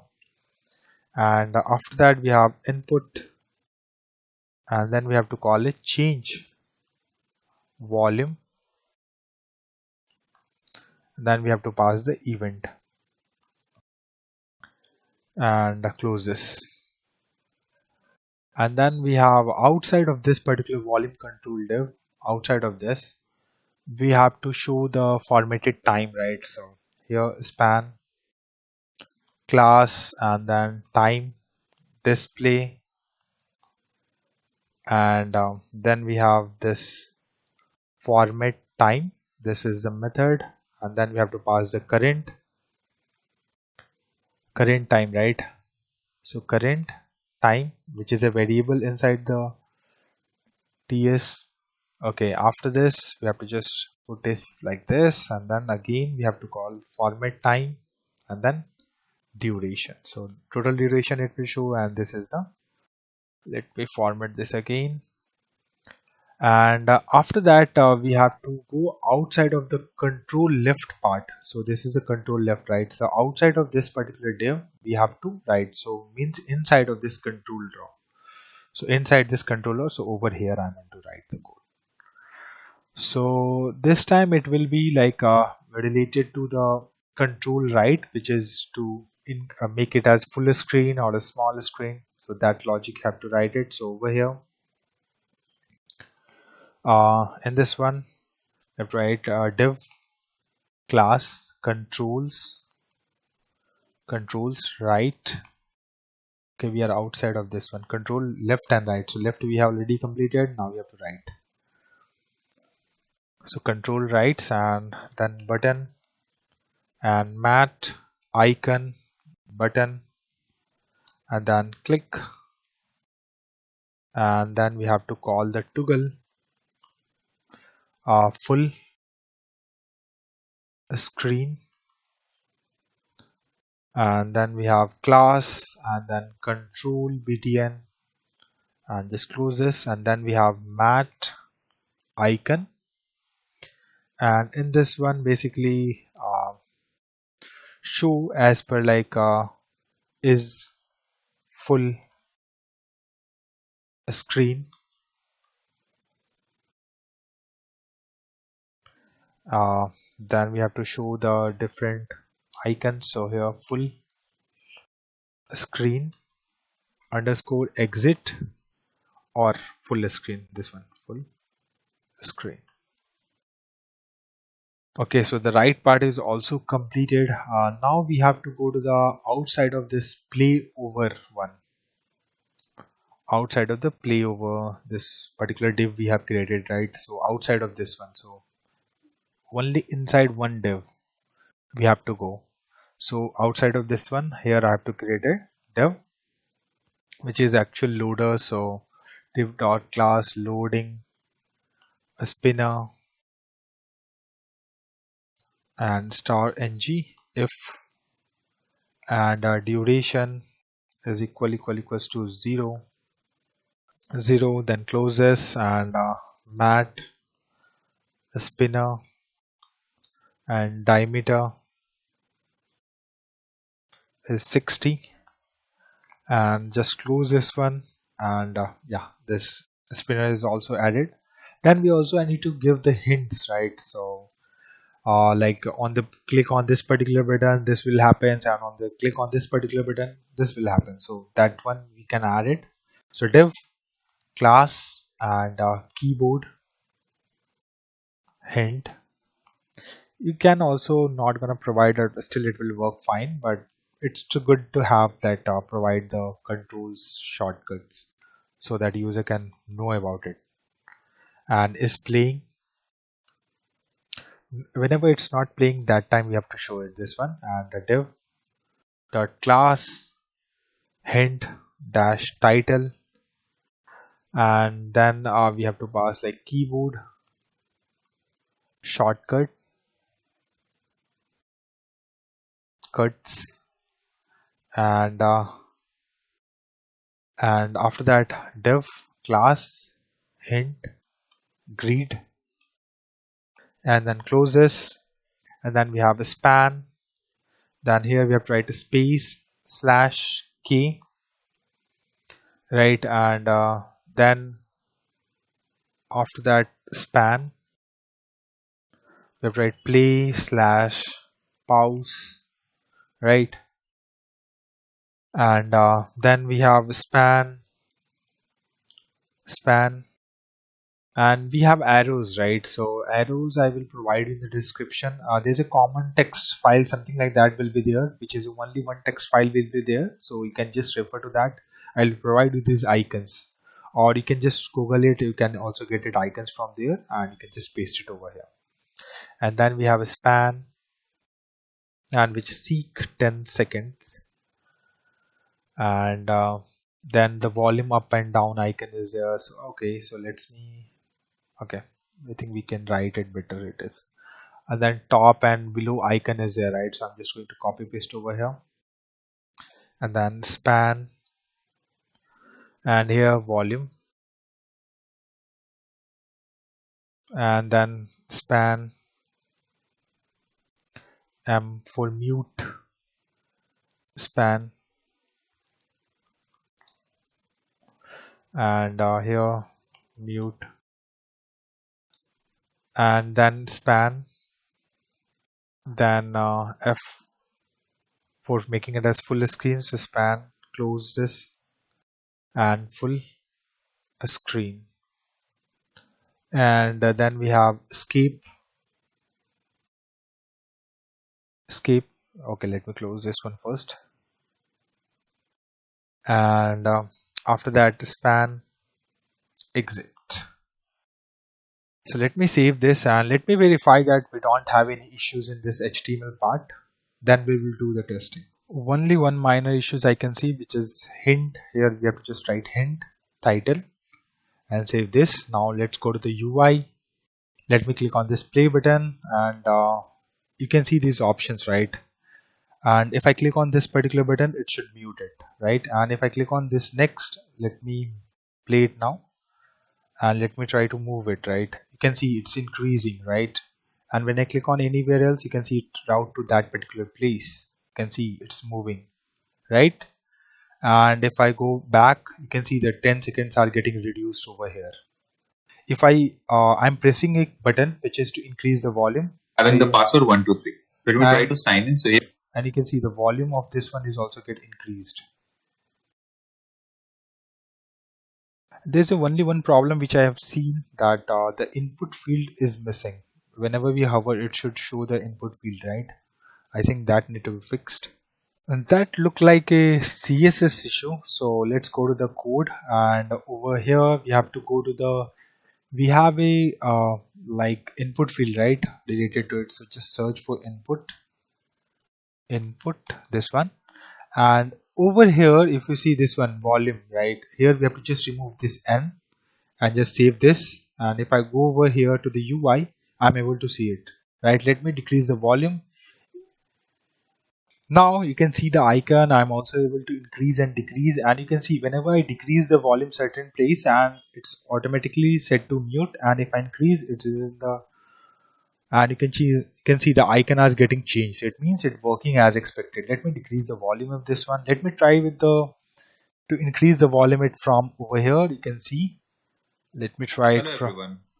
and you can see if I press the bottom below one, so arrow down, so in that case it get muted. If I increase it, Project has been developed using and the Angular volume as is getting frontend, and for the backend we have used Spring. volume getting increased, so it means that is working as expected. If I click on this one, you are able to see. If I press escape, I'm able to get out from there. If I press once again, it will exit it and go to the video list page. Let's try that. You can see. And then we have other control space. We already tried. If I press Hello. space, you can see you can hear it, the noise, right? Or video, right? Like it's started playing. And the same way, the seek, volume, increase, decrease, mute, full screen, everything is working as expected, right? And so this is all about like the video player part. I hope you guys like this video, so please hit like and subscribe my channel. Thank you. Hello everyone, welcome to my YouTube channel. In the previous video, we have completed video player part of this project. If you are not seen that video, just go to description and check out the link. In this video, we are going to work on user part. So this particular one. So let's start with that. Let's get back to the VS Code. And over here, first we are going to generate a service. So right click on this folder and open integrated terminal. And then just write ng generate service user service and press enter. So it will generate a service that will be used on the user list or manage users page.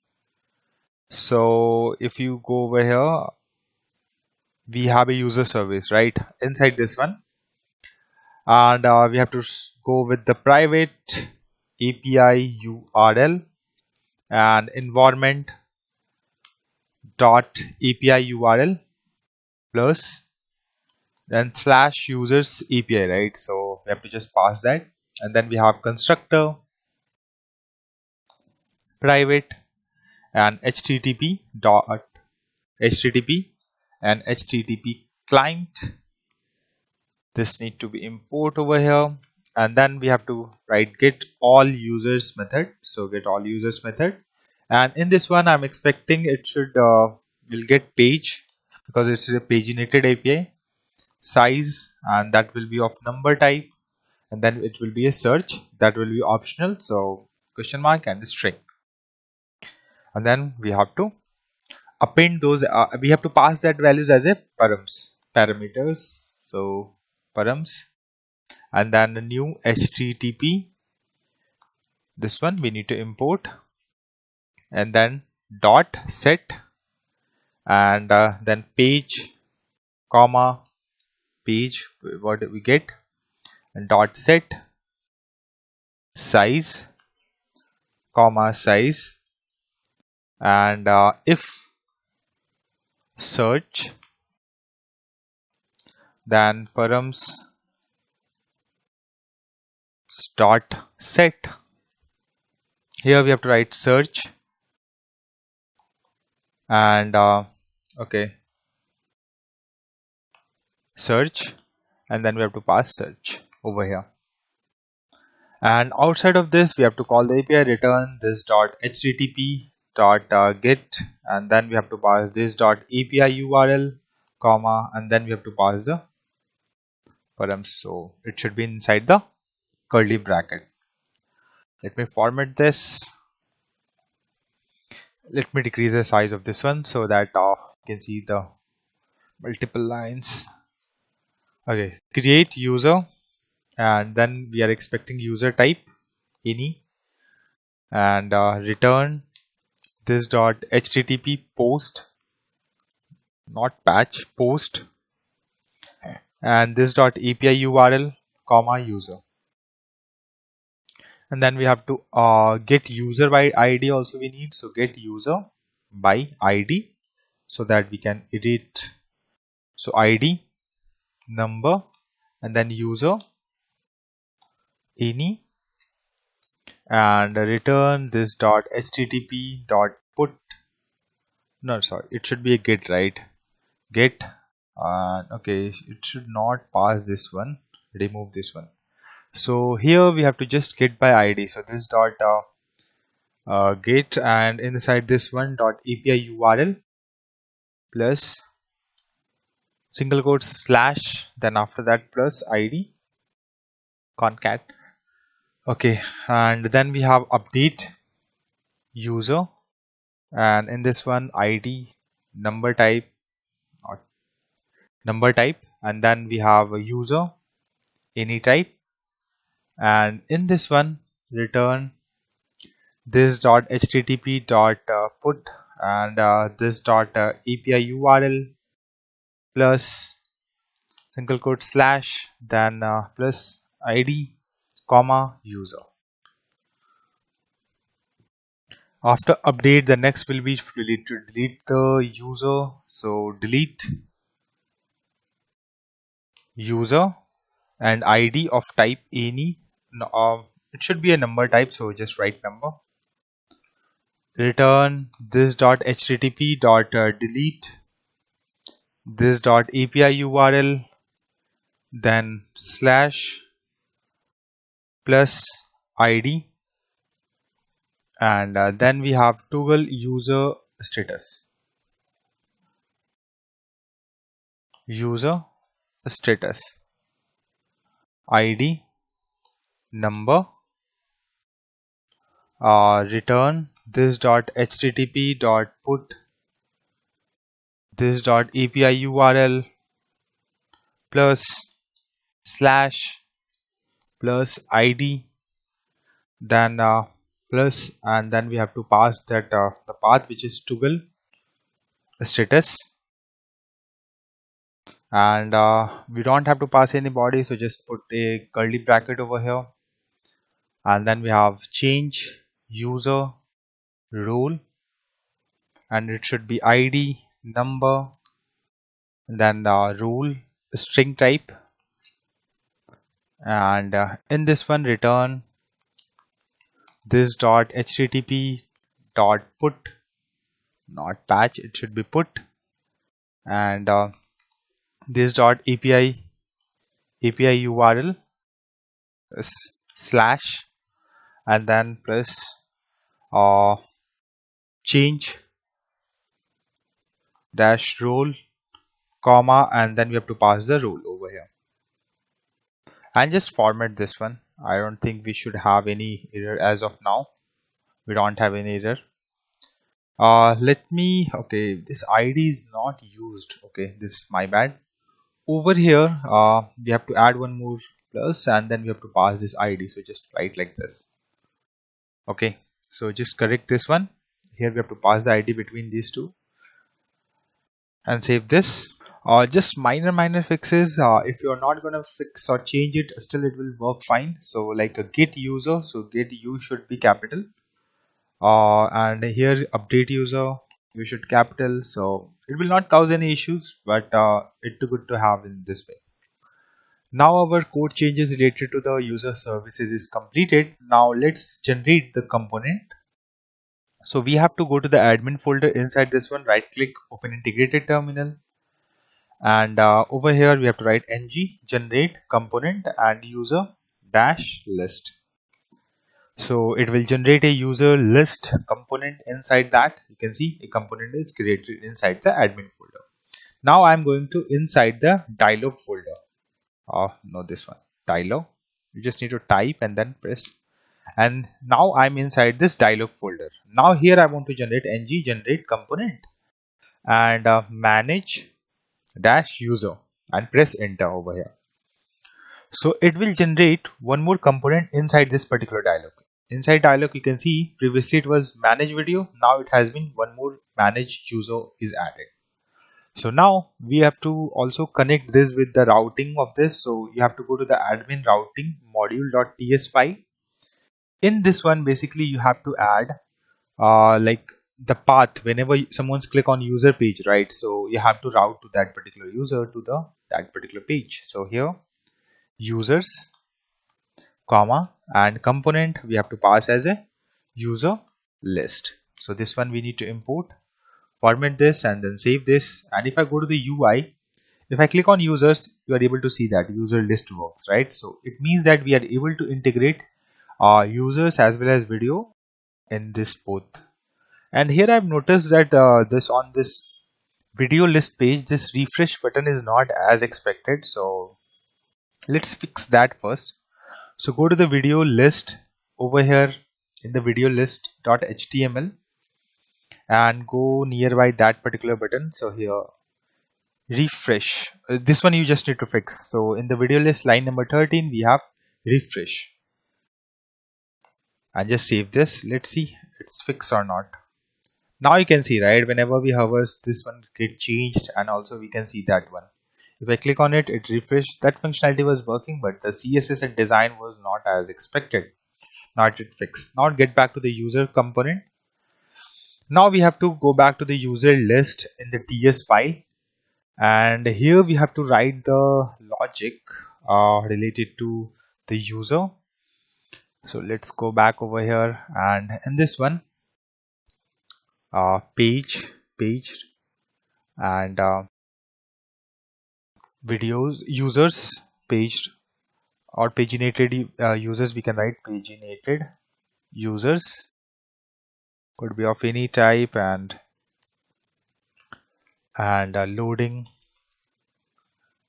loading is true, and then loading more is true, mode false, and error false, and current user email address is of type string, or it could be null, and by default it will be null.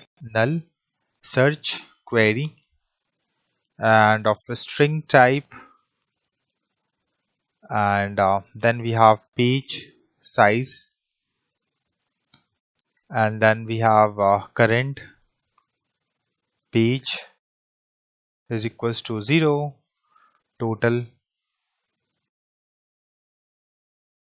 page equals to 0, and total users is equals to 0, and hash has more users equals to true. So after that we have to write related to constructor. So constructor and then private user service and then private auth service, we need to import auth service, and private dialog service and dialog service we need to import. And inside the dialog services, I think we also need to add one more method inside it. So let's add that first. So let's go to the dialog service inside this one, and we are inside the dialog service, which are inside the shared folder and inside service folder. Let us scroll a bit over here, and then we have to write open manage user dialog. And here mode will be two types, which will be create, or it could be edit type.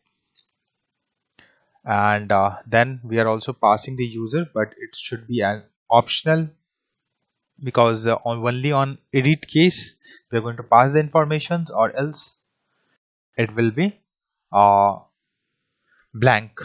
And then we have to import this manage user, and then close this and over here, and then return this dot dialog dot open and manage user comma curly brackets, three dots, and dialog dialog config we have to pass, and inside then we have a manage user, and then we have to pass the data and mode, and then we have to pass the user.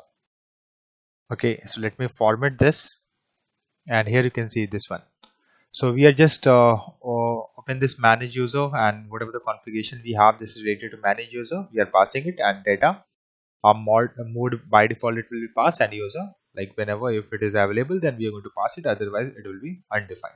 Okay, so in that way it will work. Now get back to the user list over here again, and inside this one we have to now import few other things like notification services, and so notification, and here notification service, and then private error handler service this one. And then we also need to implement ng on it, so implements on in it over here, on in it, and over here we need to import ng on in it. And in this one const dot current user I want to fetch, so current user, and we in the auth services we have that get current user method, so we are going to call that, and from there we are going to get the email address like current email and current user question mark dot email, or if not then we are going to just pass the rule. And then we have to write the logics to load the user, so I'm just going to create a method over here, so load users, and this particular method I want to call it over here inside ng on it, so whenever the page load, right, so this method will be called. So after that we have to write a logic related to, like, whenever someone scroll, right, so that time it should call the API. So if I go to the video list, and inside video list.ts file we have that logic, so I will just going to copy paste that logic, so this part I'm talking about. So just copy paste this one and go back to the over here and paste it over here. It will throw error because we did not import over here. So first this one, then we have to import it from the Angular core, and has more over here, so here we have to change has more users, and then we have to create this particular method because for now it does not exist, so it should be, the naming should be a little different. It should be load more users, and then we have to just call this load more users and save this. Now whenever we scroll to the bottom of the page, and in that case the API will be called, which is load more users. Okay, now we have to write the logic related to this, so load users, so this dot loading is equals to true, and this dot error false, and this dot current page we have to set as 0, and this dot paginated users we are just setting to reset to blank, and then we have to const and search the values we want to fetch it from the search query dot trim, or we are going to pass the undefined. And then we have to call the API, so this dot current not current, it should be user service dot get all users, and this dot current page comma this dot page size, and then we have to pass the search, and then we have to subscribe that, and then next and response of any type, and inside this one, this dot paginated users, and this one response dot content, and this dot total users will be response dot total elements, response dot total elements, and this dot total pages, response dot total pages, and this dot current page is equals to response dot number, and this dot hash mode. Look, I want to check, okay, we can scroll to or not. So for that, this one, this dot total pages minus 1. So this is the logic we have, and here we forget to add equal symbol over here, and this dot loading is set to false because we got the response. And after this, next we have to put a comma over here, and then error. If any error occur, we have to show that error. So inside this, this dot error is equals to true, or this dot loading is false, and this dot error handler service, inside that we have to pass that error with the message failed to load users, and put semicolon over here also if you want. So we have write the logic how we are going to call the API whenever users loads. So if I save this and if I go to the UI and open the network tab, not source, sorry, inspect mode and network, and if I network and refresh it over here, it should call current users over here. You can see response, right? We are able to fetch the users response over here. So total element we have 9, and total pages is 1, and numbers of size, and also you can see, right, and here you can see the users details. So it's working as expected. We are able to call the backend API. Now we have to write the logic related to load the user.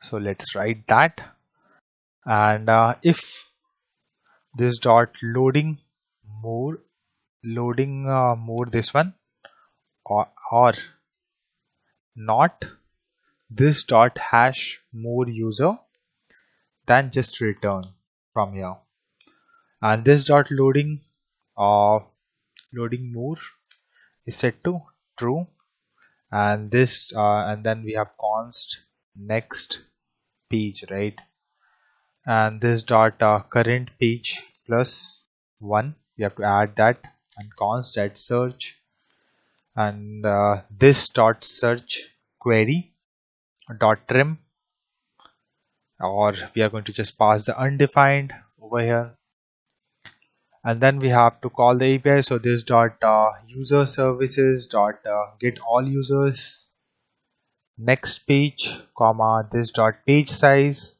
comma search value dot subscribe, and then we have next, and over here response of any type,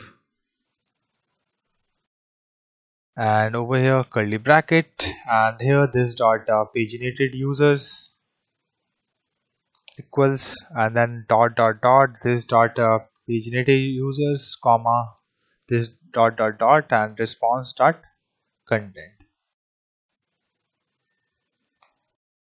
So whenever we get that, so whatever the value already there is in paginated user, and whatever the response we get add, so we'll just append on it.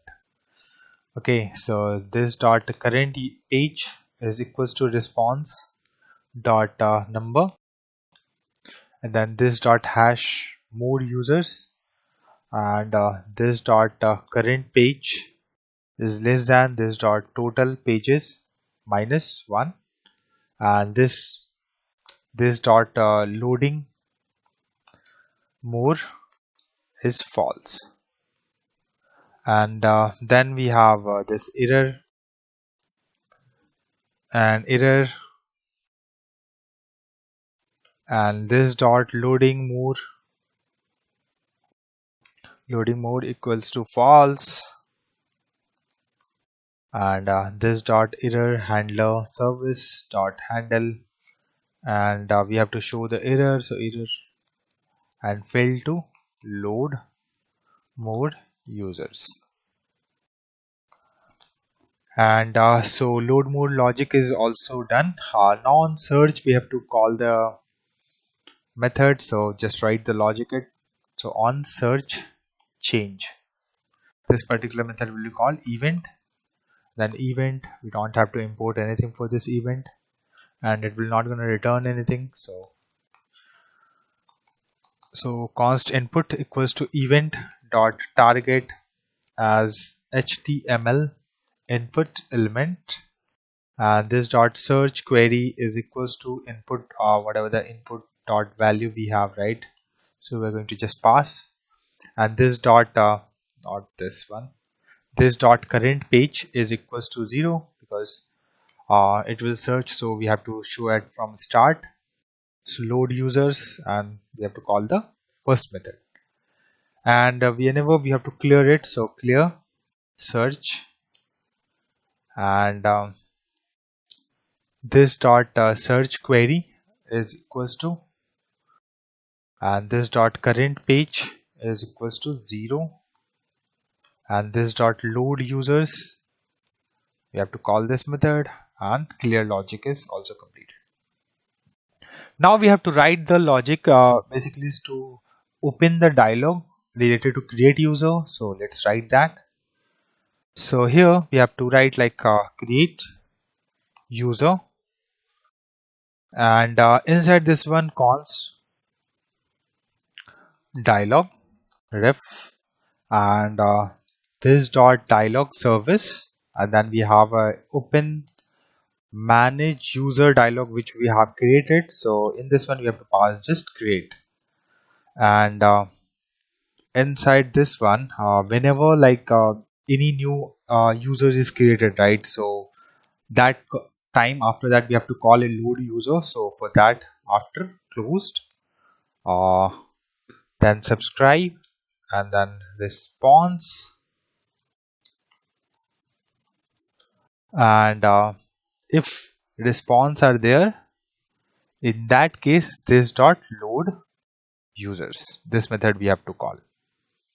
And then we have edit user, so user will get inside this one, and the inside we can just copy paste this one code inside this particular method over here, just format this, and we have to change it over here. So first here we have to change this to edit, and here we have to pass the user whom I want to edit, and other line will be remain same. So these informations, other things like this reference and call, all those things will be the same. And then we have a next method which is current user method. So user of type any, and it will return a boolean which is either true or false. So return user dot email, and this dot current email. So if match, it will return true, else false. So it is basically you to show the batch we are showing it, right? It's your account and you, so that's why we are using this. There we are going to use this method, okay? And then we have a toggle user status. So like whenever we click on this particular button, right, we should change the user active, deactive. So any, and void, and inside this one, this dot user service dot toggle user, and here we have tried user dot id dot subscribe, and inside this one next, and response of any, and curly bracket, and this dot notification dot success, and whatever the response message will get, right, we are going to show it to the user, and this dot load users, and then we have error, and this dot error handler dot handle, error, and then we have to pass failed to update user status, and just save this. And after that we have to write the logic related to delete user. So let's write it over here. So delete user, and here user of any type, and we also need to show the confirmation, right? So this dot dialog services we have, right, and there's an open confirmation is there, so we have to use this one. And first, like, delete user, then question mark, comma, and in this one over here, the if you see, right, the symbol is little bit different. Instead of single quotes, see, right, so you have to use this one.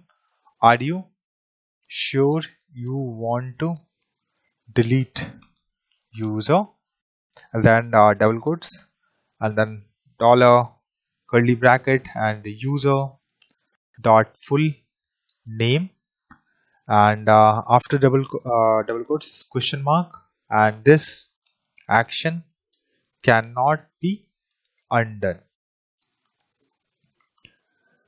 Okay, and then comma, and then we have single, then delete, then cancel, comma, danger, I want to use danger one, and after that this parenthesis we have to write subscribe, and the response. And if we have a response, right, in that case we have to do something like we have to call the API. If not, we don't have to call the API. So here we have to write this dot user services, then dot delete user, user dot id, and dot subscribe, and inside this one write next, and then response of type any,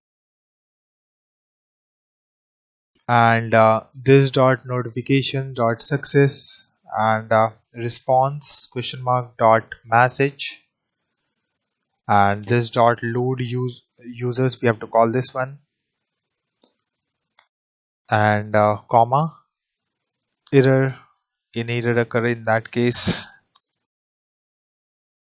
and here this dot notification services dot handle notification, not notification, error handler we have to handle, error handler dot handle, and then we have to pass the error, and over here fill to delete user. This is message we are going to show to the user whenever it fails to load that, and save this. And delete user part is also completed related to TS file. After delete user, the next method will be is to change user role. So if role is user, then we can change to admin, and if it is admin, then change to the user. So vice versa we can do it, right? So for that we have to write this logic. So user of type any, and we have to get the role, so new role, and then user dot role is equals to admin, three times, okay, not 4 times, and question mark, then user, or then admin,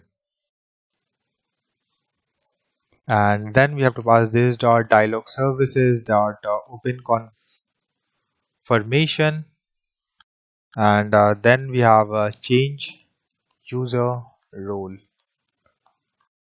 question mark, and then we have to pass, are you sure you want to change, then over here just put a dollar, and then over here user dot full name, here we have to pass, and then rule to handle, rules to change to the, okay, here we have to add dollar, then curly bracket, and new rule we have to pass. So it will ask for this message and then question mark before completing the line. And then we have change role. Okay, let me remove this one. Okay, here you can see first, let me format this one. Are you sure you want to change whatever the role is there? Sorry, name is there, role to this particular role, whatever the role we will get it over here. And then we have to cancel, and then we have warning. Okay, so in this one, I have noticed one small issue. If I go to this particular method, right? So this is it should be info. It should be not be something else. Warning, danger, and info. This is the correct one. Okay, so get back over here again. So just change over there, and after that warning, we have to subscribe to this. Okay, so if we get the response, then we have to call the API. So response, and if response exists, in that case this dot user services dot change user role, and here we have to pass user dot id comma new role and dot subscribe, and over here next next, and response of type any, and this dot notification dot success, then response question mark dot message, and this dot load users, and after this next we have to change add the error logic, so error, and over here we have to write like this dot error handler, not this one, error handler service dot handle error, and then we have to pass the field to change user role, and this is the error we want to show to the user. Put semicolon over here also we can add it. Still, if you're not gonna add this semicolons, right, it will not gonna throw an error, so but it's good to have. And after this this method is closed, right, change user rule. The next method will be to get rule batch class, and as per rule, right, different basically we are showing to the user. So rule is string, and it also return a string type, and rule, sorry, not rule, return role, and here we have to pass like if it is admin, then we have to pass a different one, so role admin, and otherwise it will be user role user. And get status batch also we need to design, so get a status batch class, and it should be active, so boolean, and then we are going to return the string only, then return active question mark, and then it should be status dash status batch active, or we have to pass status inactive, and then we have to format the date, so format date, and date string type, it will be string, and it will also going to return the string, and return new date, and it should be date string we have to pass, and then we have to pass do local date string, and then we have to pass like en dash us and comma, then we have to pass year, and it should be numeric, and month, it should be short, and then day, it should be numeric, like this. Let me show you the complete line. Let me format this. So our TS part of related to this user list is completed. Now it's time to copy paste the CSS part. So let's copy that and let's go to the user list, paste it over here and save this. Now we have to go to the HTML part of this one. So now we are going to write the logic in this particular one. So let's remove this code and let's write the code related to this. So div class and user management container and then div class header section, and the next one will be title. So div class or title wrapper,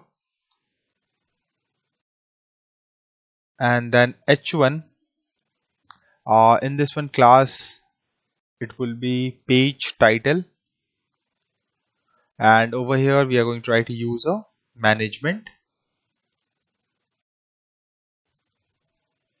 and then we have text we want to show like it's manage all users, so for it should be page subtitle,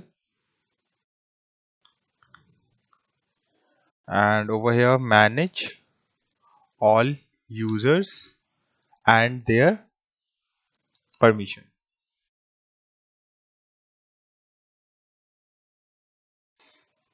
And after that this div title wrapper will be closed, and outside of this one here we have to create a div class and header action button, so header dash actions, and the closes, and then button mat raised button and color ascent, and then on click of the button we have to call the method like create user. This method we have created it, so we have to call this one, and then we have to pass the class or CSS apply we have to, so create btn and then close this, and after that mat icon and person underscore add, and after that we have to write add new user, and outside of this particular button we have to create one more button basically used to refresh the page, so mat icon button, and on click of it we have to call this load users method, and we have to disable whenever the page is loading, so I'm just making it as a loading, and class refresh btn and mat tool tip will be refresh. Tooltip is basically whenever you hover on that particular button, right? So that time you want to show something text. So for that purpose, tooltip is added. And my icon refresh over here. So this div header section is created. So we have to write the code outside of this. So this is getting closed over here. So after that, we have to create a one more div, which is to search or header section of it. After that header, this search option should be there, so search section, and in this one div class search wrapper, and then we have mat icon class, and then search icon search, and after that we have to inside this one we have to put an input field, so input and type text, then class will be of search input, search dash input, after that placeholder we want to show, so placeholder, so search by name or email, then dot dot dot, and then we have to also two-way binding we have to do, so that we can whatever the changes over there in this particular field should be also update to the TS file. So ng dot model, and then we have to just write here search query, and whenever the inputs entered by user, so in this case you have to just call this one, and on search change, and dollar event, and then we have to close this. And after that we have to add a button basically, to like it will be only visible whenever the input field having some values, and then only it's going to be shown to the user. So after inside this particular div, right, we have to add that particular button after this input field. So button ng if, and then we have search query, this one, and mat icon button, and then class clear btn, and then on click, here we have to call the clear search, and this method will be called, and inside this one mat icon, over here we have to write close, and then we have to close this one. So this particular button will be there visible only whenever we have search value, otherwise it will not going to be shown to the user. And outside of this particular search wrapper div, we have to show like total values and all those. So outside of this one, here we have to create div class and search dash info, and in this one we are going to create a span and a star ng if condition satisfied, like not loading, then we are going to showing that paginated users dot length, and off, then we have one more variable, right, total users, and here we have to pass users. Save this. I don't see any error as of now, and so this search section is also completed.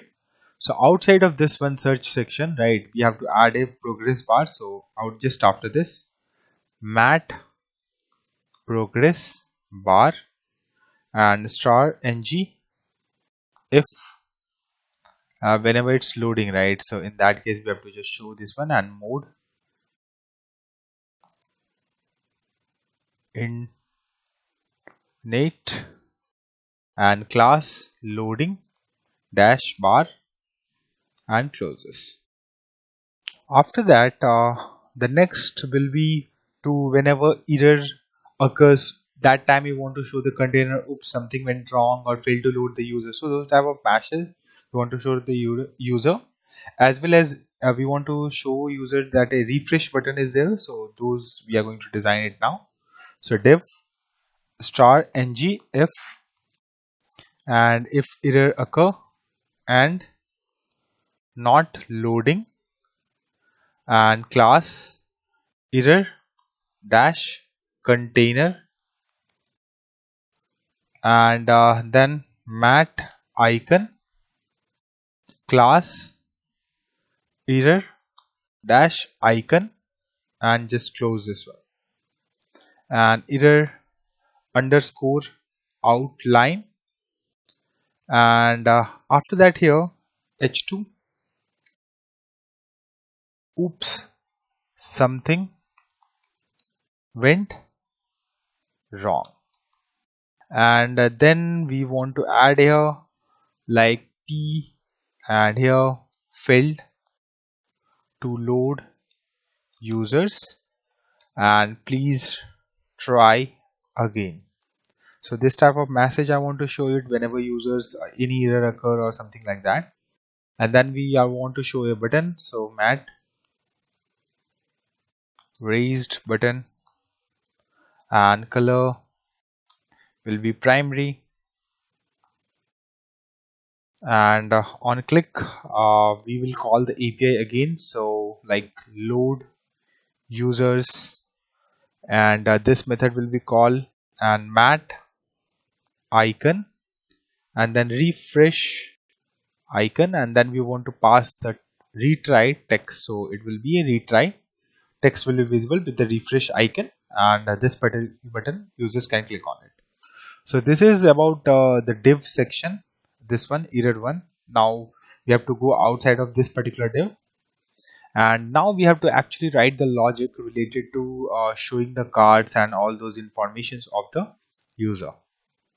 So div star ng if, and over here not loading, and not there's no error, and paginated users dot length is greater than 0, and then class users grid. And whenever you there's a page is not loading as well as no errors or pagination size, like whenever the values is more than 0, then only this div will be visible to the user. Then we have to create div, then ng for a loop basically, and let user of paginated users, and then class user card, and then we have to pass the class dot current dash user. So basically is to validate that okay, this user is actually the same user, right, which is a user like whatever the account I'm logged in, right?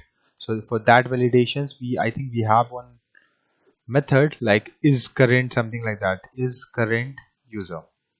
So with logging an account is same as this one, so for that basically this one, and here we have to pass the user. So yeah, inside this one, here next div class and user card header, and div class user avatar, this one, and it should be a mat icon, and it should be just a person, and outside of this particular user, this one over here we have to create one more div, so div class and user info, and h3 class user, and this time we also need to write a name, username, and then user dot full name, and then span star ng if, and this method basically we are going to call it, and again we are going to pass the user. If it returns true, then class dot u batch we are going to show to the user, and it should be u. And after h3, outside of this h3, here we have to write p class and user dash email, and close this, and here we have to show the user email, so user dot email,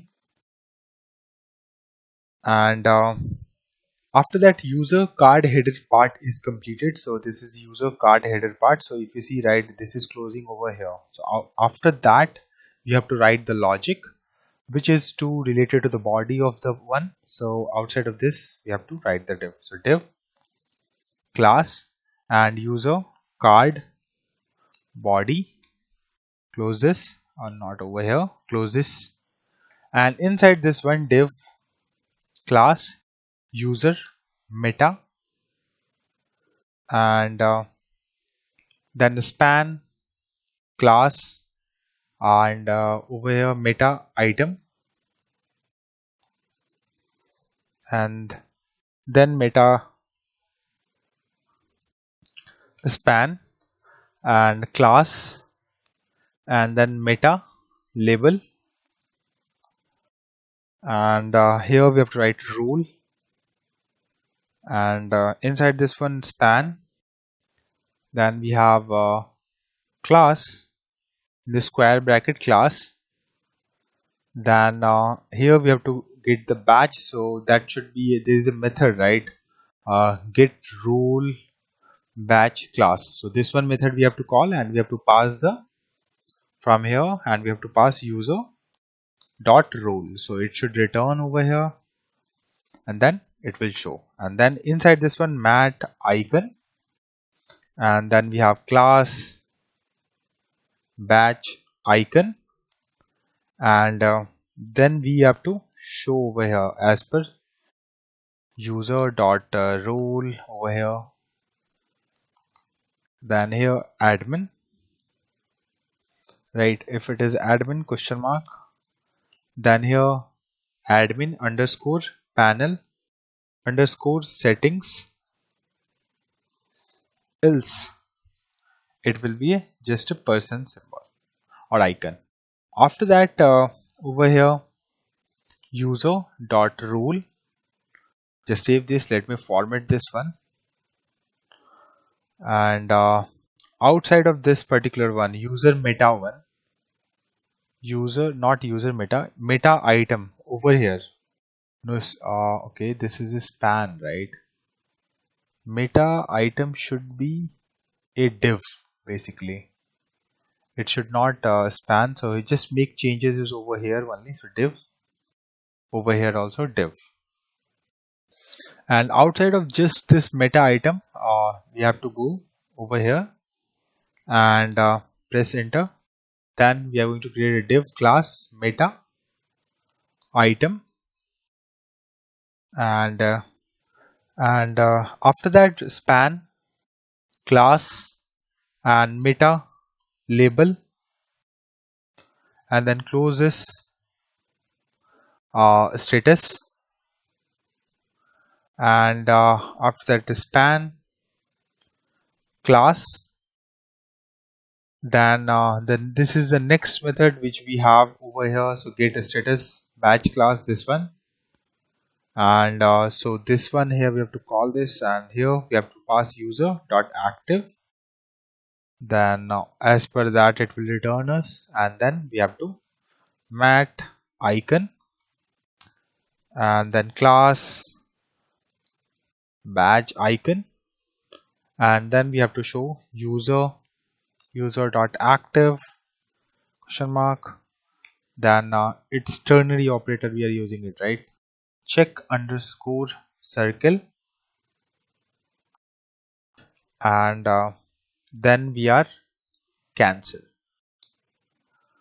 and then we have to close this one curly brackets, and after that here we have to also show the user dot active, whatever the status is. So here is like this, active or inactive,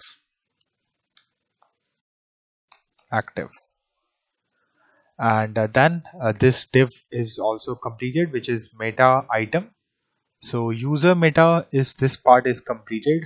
So outside of this we have to write the logic which is related to the user details, and after that user body will be also completed. So let's see what UI looks like now. Let's refresh this, and it's showing only rule, and it should also show the status of this one. Let's get back. Okay, so if you see, right, this particular file we did not save this, so that's why the refresh changes was not showing over here. So you have to just save this particular file whenever you go over here, so that it automatically deduct the changes and refresh this page. So there's no issues at all. And here you can see the role which is user, it look like normal user, and status whenever it is active it shows as this, like this. If a user is admin, it look like this batch, and you can see the icon is also different. And if I scroll a little bit down, I'm also able to see that, okay, I'm logged in with as this user with this credential, so that's why it's showing as a U. So it means that the part till this point everything is as expected. Now get back to the VS Code. over here this particular user, not this one. It should be, yeah, sorry, inside this one user meta. After that the div close, right? Over here we have to create a div. So div class and user dash details and div class detail dash item, and then close this and mat icon and class detail dash icon, and then batch, and after that over here I want to show the ID, so ID user dot ID, and outside of this detail item, so detail item, the next div we have to create, so div class detail item, and inside this one mat dash icon and class detail dash icon, and in this one calendar underscore today, and then we have to write the when account is created, so span joined, and then we have this format date, and in this we have to pass user dot created at, so after that this will show the user details. So this is then we have closing this method, so user card body. So after this particular one we have to create a new method. So you see, right, there's a dark line is there whenever we click on it. So let's say I click on this, okay, not over here. So over here if I click on it, so where it's going to be closed, we can see it clearly, like this line get darker or change the colors, right? So here we have to create a div and class which will use for user card actions, and in this one button mat button, and then we have click and edit user,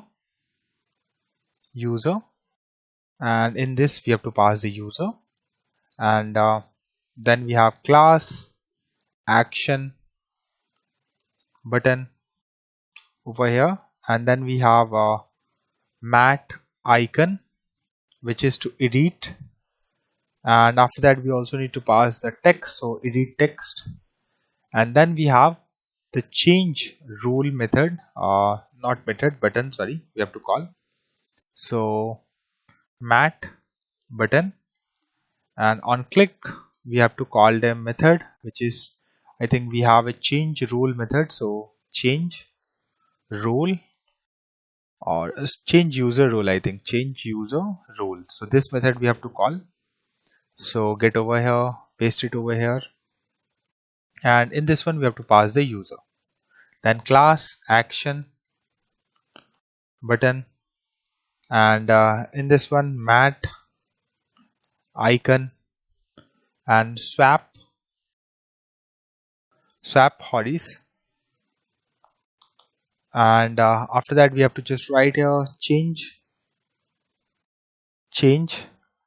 rule, and so after these two buttons the next button which will be used to toggle the user status, and which is from activate to deactivate and all, so button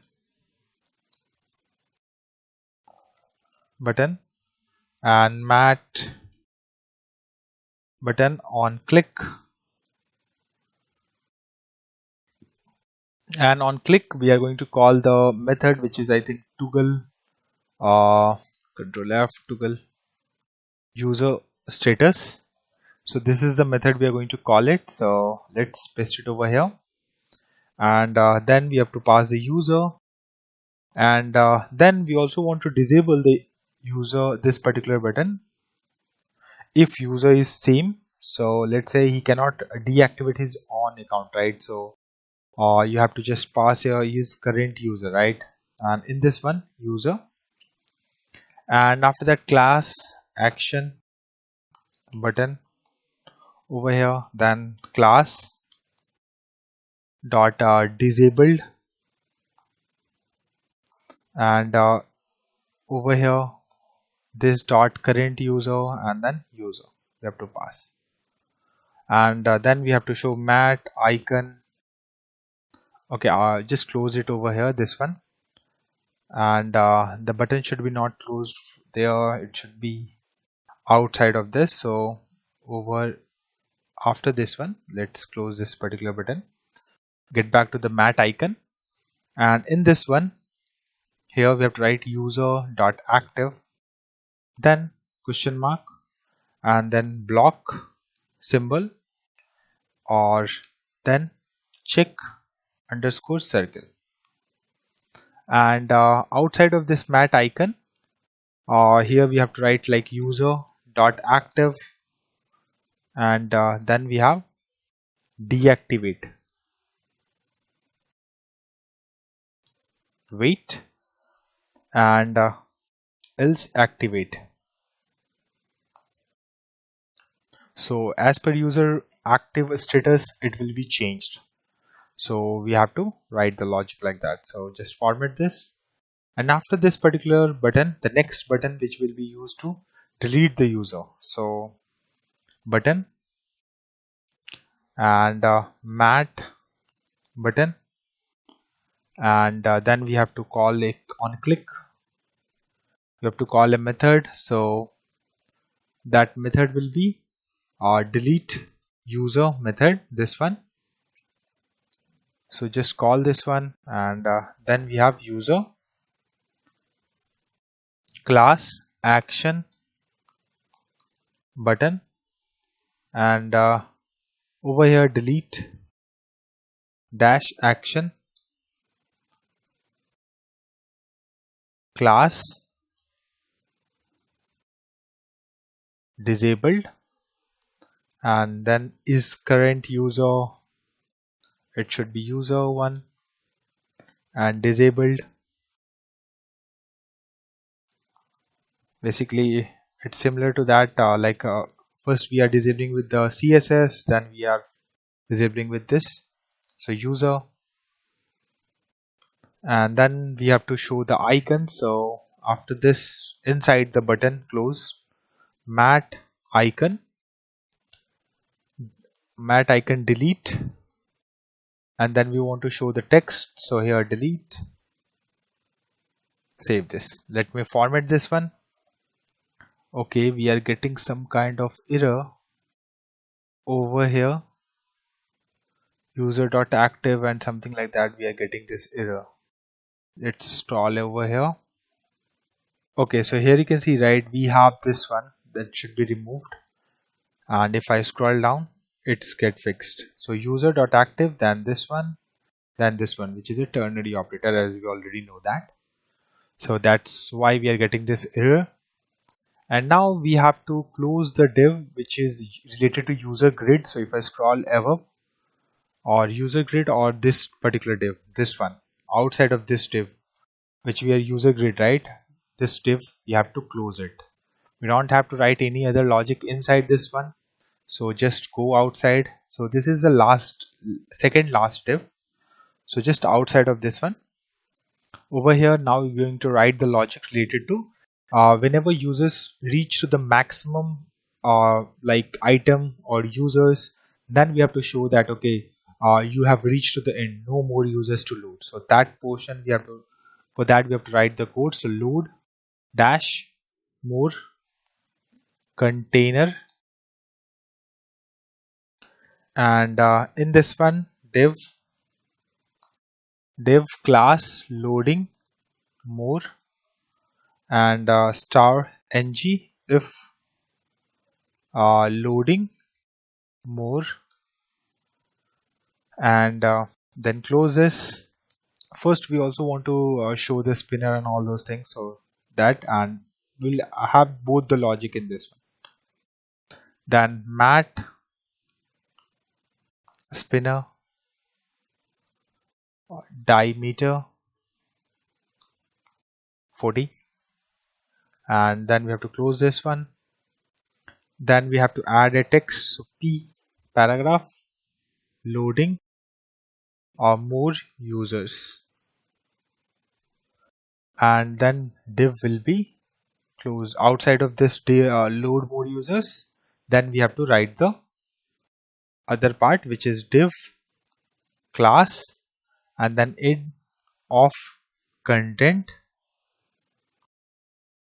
So star ng if not loading more and not hash more users, and paginated users dot length is greater than 0, and then mat icon and then check circle, and then we have to put a paragraph.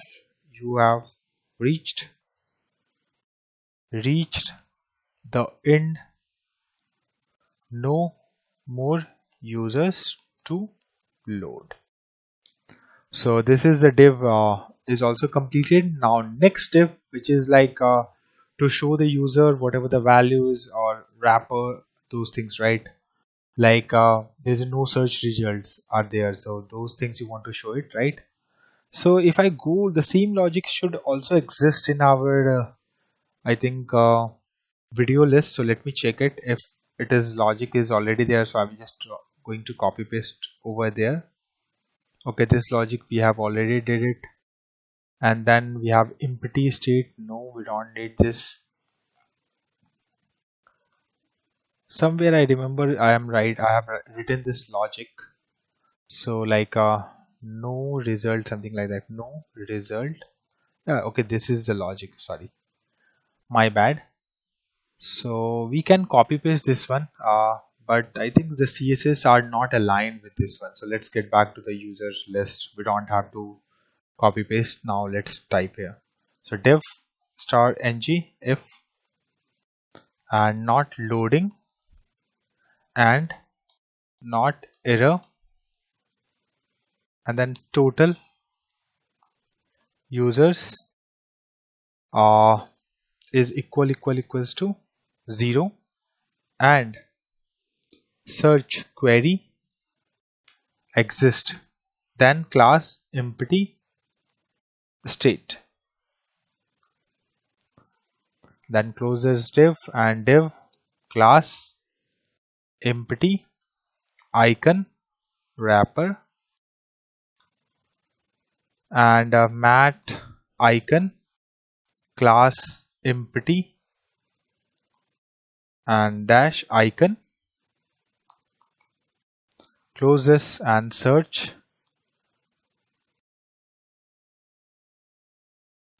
and not this one, search underscore off, and this first div is closed, and outside of this one h2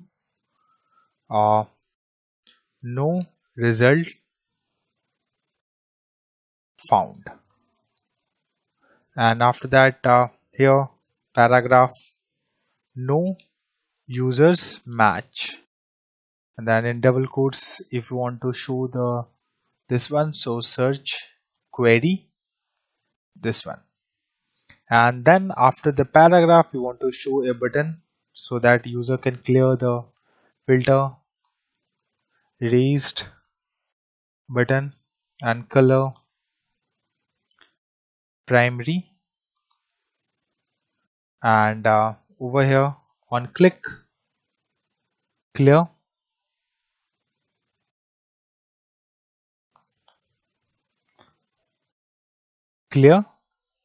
search, and then we have mat icon and clear, and over here we have to write clear search and save this.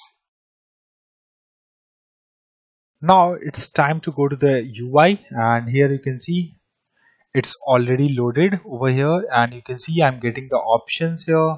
I'm getting options to refresh this, I'm getting options to add new, but it's not we did not write the code related to this, but you can see the dialog has opened now. After that, you can see the ID, you can see the join date, and you can see the edit option. If I click it, you can see the manage user works. Then if you want to change a role, I clicked on, you can see the configuration is open. Are you sure you want to QRT temp role to admin? Click on change role and it's updated. Now it's showing as an admin, right? This is the expected one. And I want to deactivate this account. So I just click on deactivate and you can see user status updated successfully and it's inactive now. And if you want to delete this account, so let me click on delete and you can see the account has been deleted. And let's do one thing. Let me show you the scrolling or infinite scrolling. To validate that, let's reduce the size of this page to 3. Let's save this. Let me open the inspect mode and over here go to the network tab, and 1 is already loaded. I scroll to the bottom, you can see the one API call is there. It loaded 6 record, then the last record, and then you are getting this message, you have reached to the end, no more users to be loaded. So it means that the infinite scrolling is also working as expected. Now we have to go to the VS Code and we have to write the logic related to the manage user. So go back to this one, go back to the manage user TS file. Now here we have to write user form, and then we have to create form group and creating false. Okay, so it's form group. We have to import user group over here. Okay, so here just put this symbol over here. It is not initialized, so that's why it's throwing error. Put it over here, error is gone. And after that, here we have to create more variables, which is a hide password, which is by default it's going to set to true, and then is edit mode, then boolean, by default it will be okay, here we have to set like this, and by default it will be false. And then constructor, then we have to import like private form builder. So FB we can also write, usually we are writing in that way, so form builder, and then private user service, and here user service, and private notification, and notification service we need to import. And then okay, let me put curly bracket over here, so error should gone. And after that, private error handler service and error handler service, this one, and then public dialog reference and mat dialog reference, and manage user, this one, and then we have inject and mat, no, it should be parenthesis, and mat underscore dialog data, this one we need to import. And then we have public data and any type,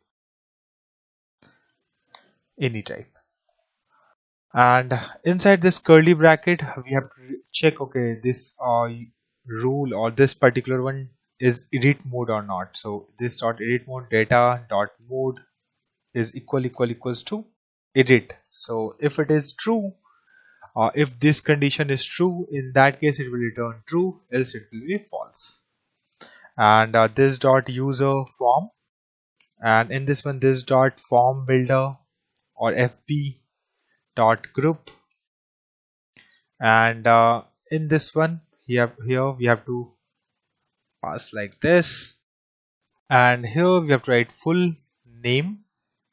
And then here, like whenever we get the data from there, right, so we are going to check, okay, user is there and dot, and full name exists, so we are going to just pass it over here, or if not, then we are going to put it blank. And then we are going to also validate, so validators dot required, and then we have email and data dot user dot email, and this one we have to, in the same way, we have to just pass like this, then comma, and then we have validators dot required comma validators dot email, and then the next, which is password, and it should be like this by default, comma this dot basically is edit mode. Basically, on the basis of if this is a edit mode, then I don't want to show the user validations. If it is a non-edit mode, I want to validate, okay, there should be a password, right? So that's why we are doing like this. So this, then question. If it is true, then we are not going to validate this. Otherwise, we want to validate this. So validators dot required and validators dot min length, and it should be of type 6. And then we have rule data dot user dot role, and okay, let me, oh yeah, user. By default it will be always user, and validators dot required over here, and save this. Okay, so role is date this one, and if not, then by default it will set as user, and this is inside the constructor. This part is completed. Now we have to write the logic to on cancel or close, right? We have to call this method. So on cancel, this dot dialog reference dot close, and on save, this dot creating, or this dot loading, you can also say that, but both are same because this is basically used for the loading one, which is at other pages we are doing it, right? So same way it will behave like loading one. Okay, this dot user form dot value, we fetch, then we are going to create a data field, and in this one email will be there, format data dot email and dot trim dot to lower case, sorry, lower case, and password for data dot password, and then we have a full name and a form data dot full name, then role dot role, and after that we have to const dot op dollar, and then this dot is edit mode. Okay, then question mark, this dot user service, this one we have to call, and then update user we have to call this one, and in this one first we have to pass the id. So this dot data dot user dot id, and then we have to pass the data what we have, which we have created over here. And this, okay, let me explain you this one. So this data which is injected from user list, which is sent to the manage user, that we are getting it, and from there we have user object, from there we have id, and this data is basically this one, the payload which we have just created it. So both are different.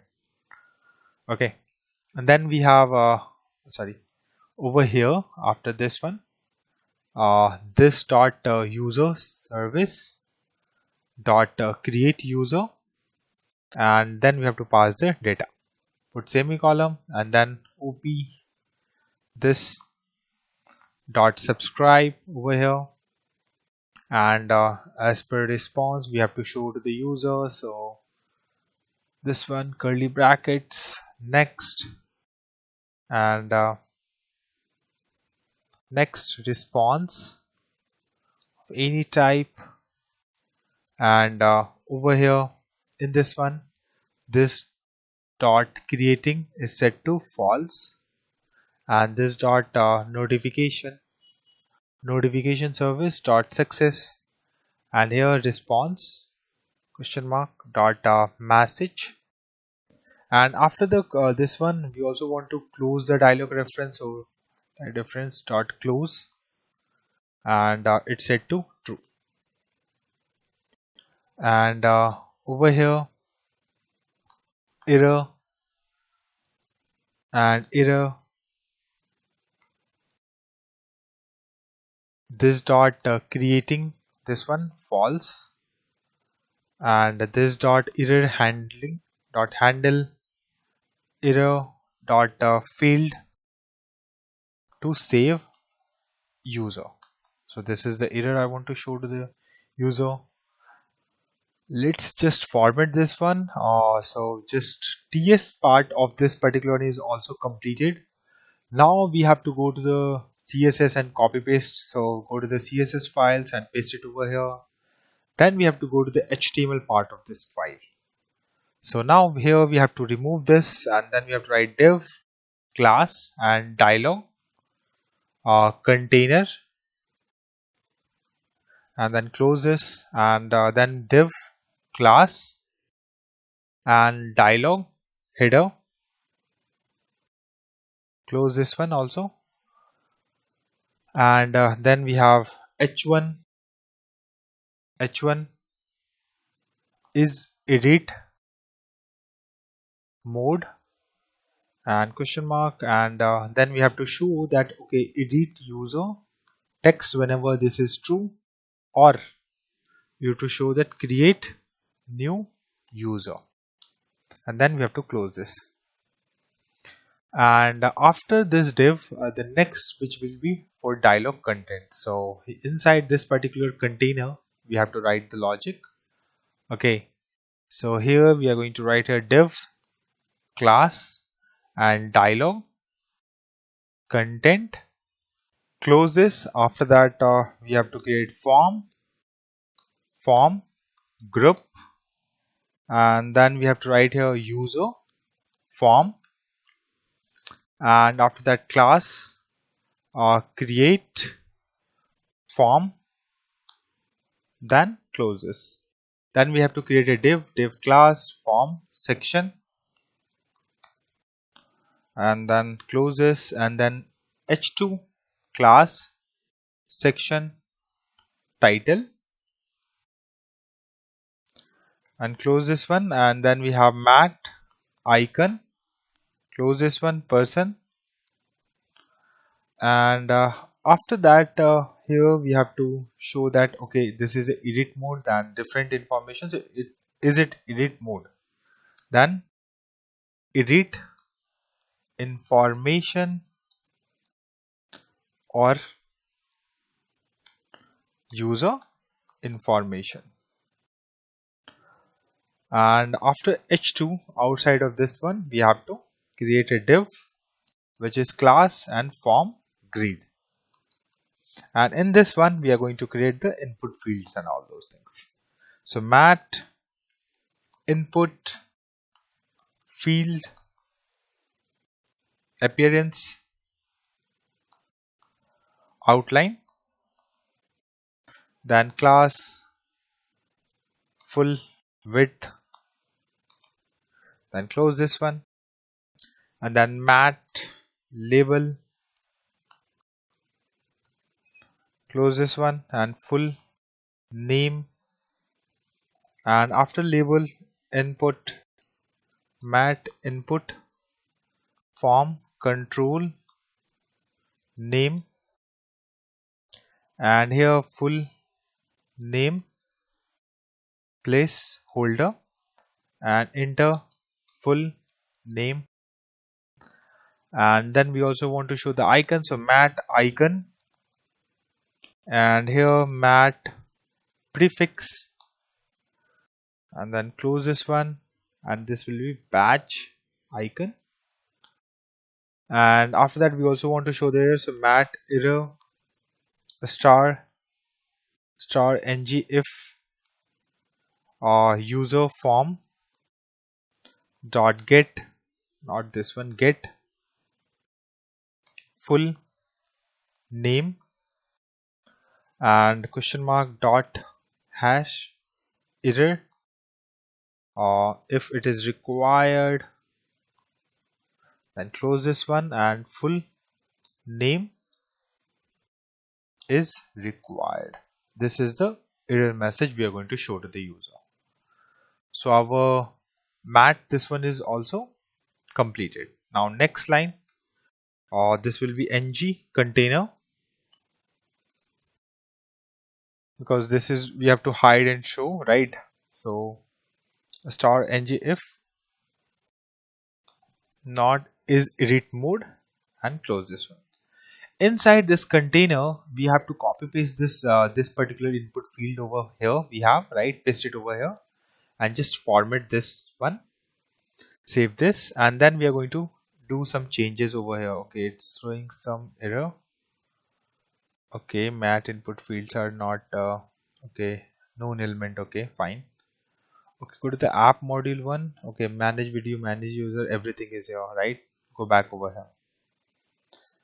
We'll validate this error. Okay, so that's a small mistake here. Basically, instead of mat form field, I have just written here mat input field, right? So you have to revert that. So form field. So here also form field form, and here also form. Just fix, save this, and you will see the error is gone now. Now we have to fix this one. So inside this one, the mat appearance outline, then we have to change this text to email. So change here email, and after that input mat input form control name, and it should be email type, and also here we have to write type is should be email, and placeholder we have to change this to email, and also this one email here we have to change, and here also email, and required, and this one also need to be changed to email is required field is required. Then copy this line of the code, paste it over here, format this again, and here we have to change this one to email, and here we have to just change the message that okay, please enter a valid email, and remove this required text from here and save this. And then this particular condition or email field is also ready. If I go over UI and if I click on it, you can see here these two fields we have, right? It visible as expected, and you can see the error message is also working as expected. Now get back to the VS Code, and the next field which is used for show the like to show the container, or which is for the input field for the password. So mat form, in directly also we can do that. So let me add this container over here also, and just close this, sorry, my bad, format this one, and then inside this one we can write mat form field and appearance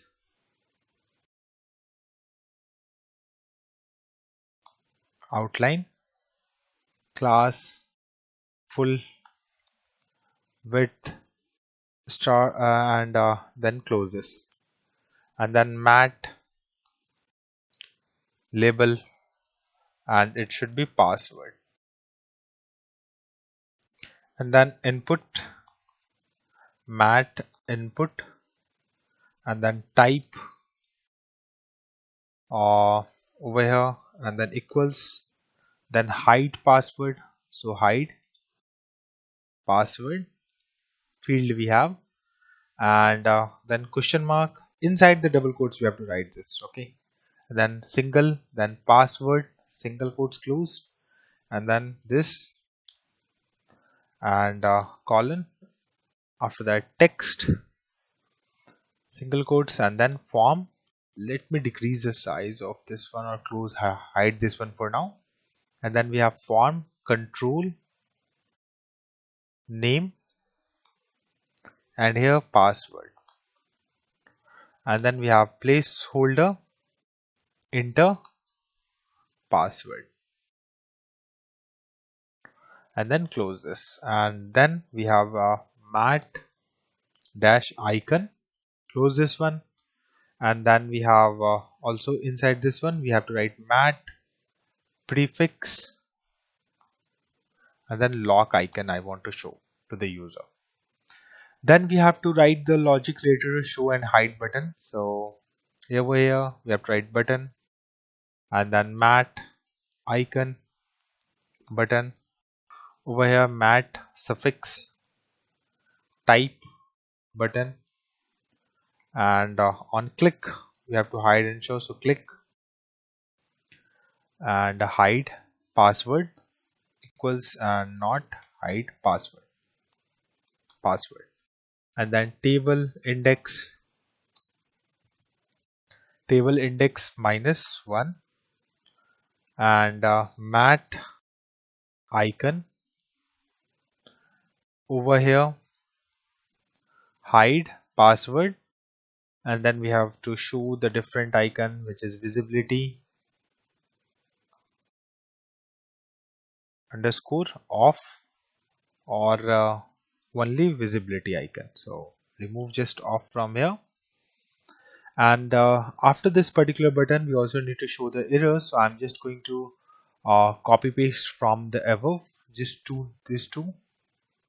Okay, copy over here from here. After this button, paste it over here. Let me format this, and here we have to change this one is to password field, password, and required will be remain same. And here we have to change this one as password is required, and here we have to change this. Here we have to write password, and here we have to write min length. And in this one we have to change the error message also. It's like password must be at least 6 character.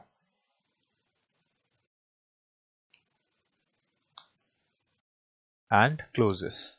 So outside of this ng container we have this. Let's see it works fine or not. So here you can see if I write test, I can see here once it goes I can see hide and show. I can able to see this.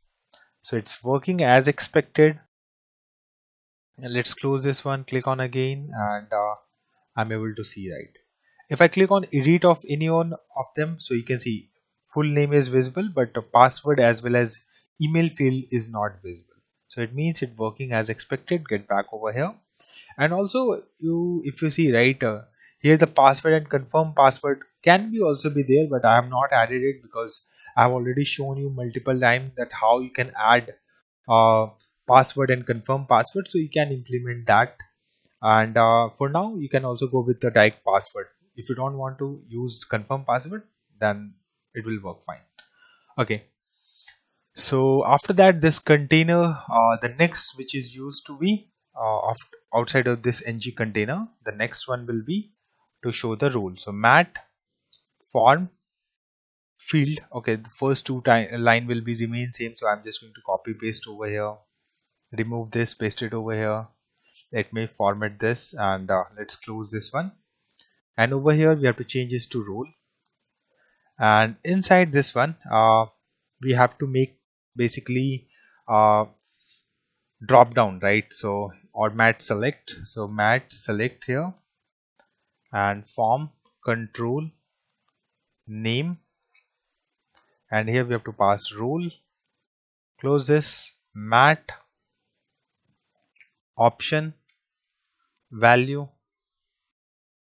user, and over here user,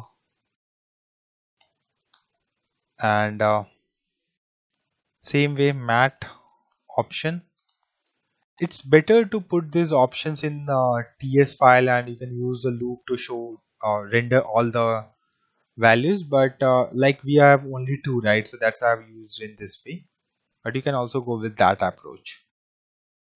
And admin, so mat select part is also completed, and here outside of this one, mat icon, mat prefix, and close this, and here we have to write admin underscore panel settings, this one. And I don't have to add the validations because by default user will be selected, so we don't have to worry about the form, that it will be always gonna have some data. So after this form, right, we have one more div, so that div will be closed dialog content. So after that we have to write the logic which is related to the button we have to provide to the user. So div a class dialog footer, and then close this one, button and mat button, and then on click we have to call a method which is on cancel method, and then class footer cancel, and close this one and cancel over here. And after this cancel button, the next field will be mat button mat raised button color primary, and then on click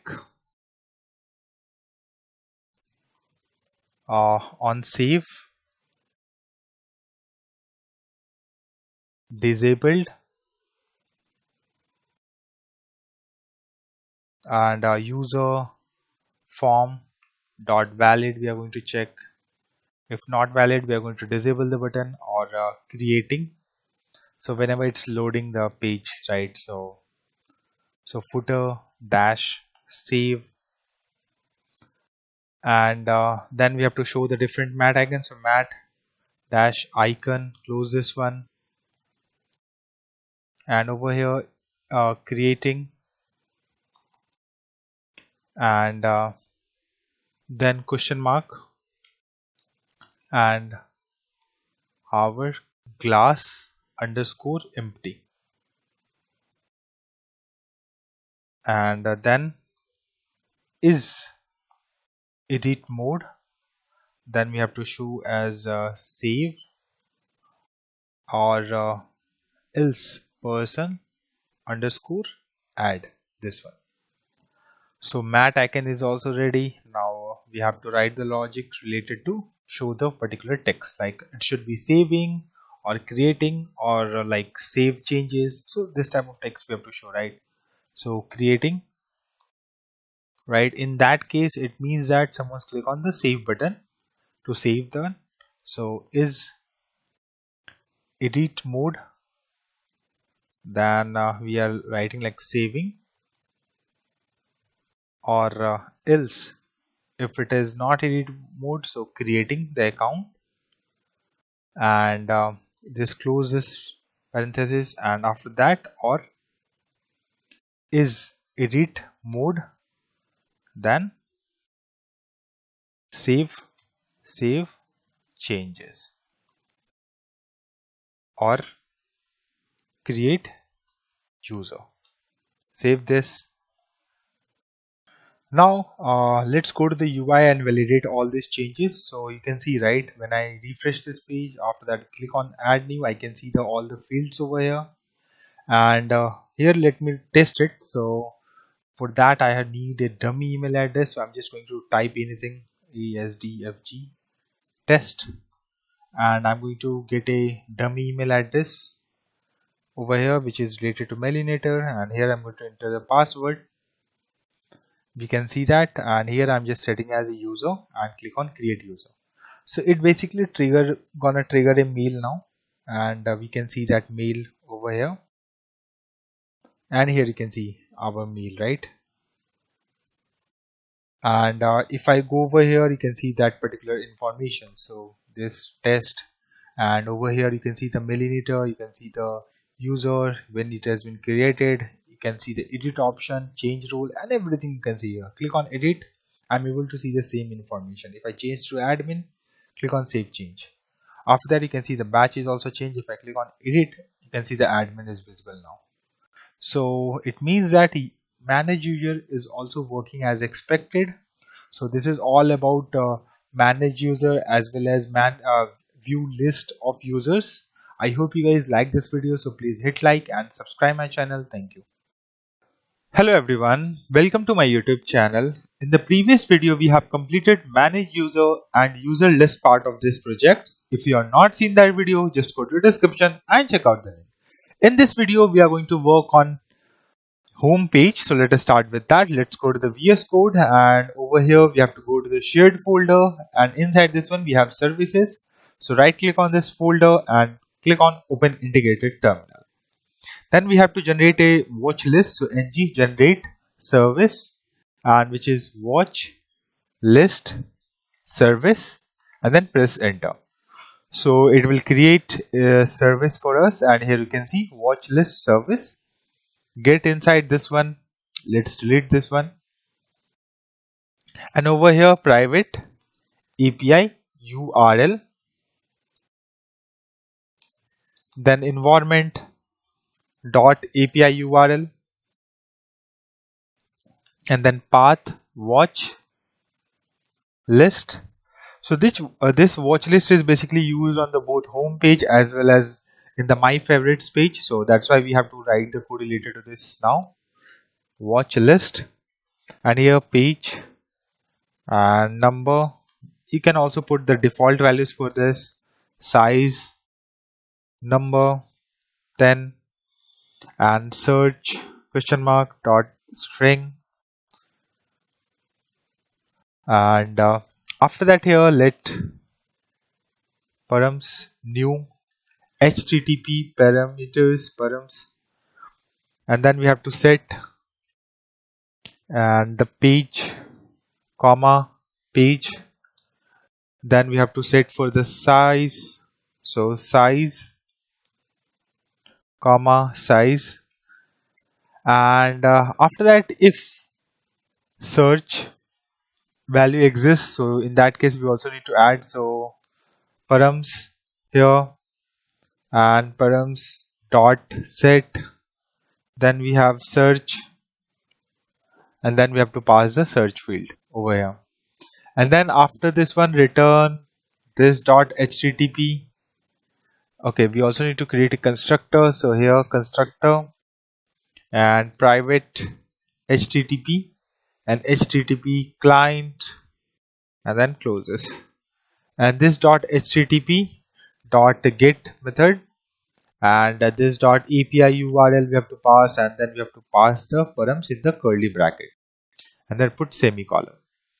After this one, the API is to add to watch list, so watch list here, and then we have to pass the video ID number. It could be number or it could be a string type, and then return this dot http dot post API, and this dot API URL, and then plus slash, and then we have to pass the video ID, and then comma, and then we have to pass the body. So I'm just passing the blank body, we are not going to pass anything else.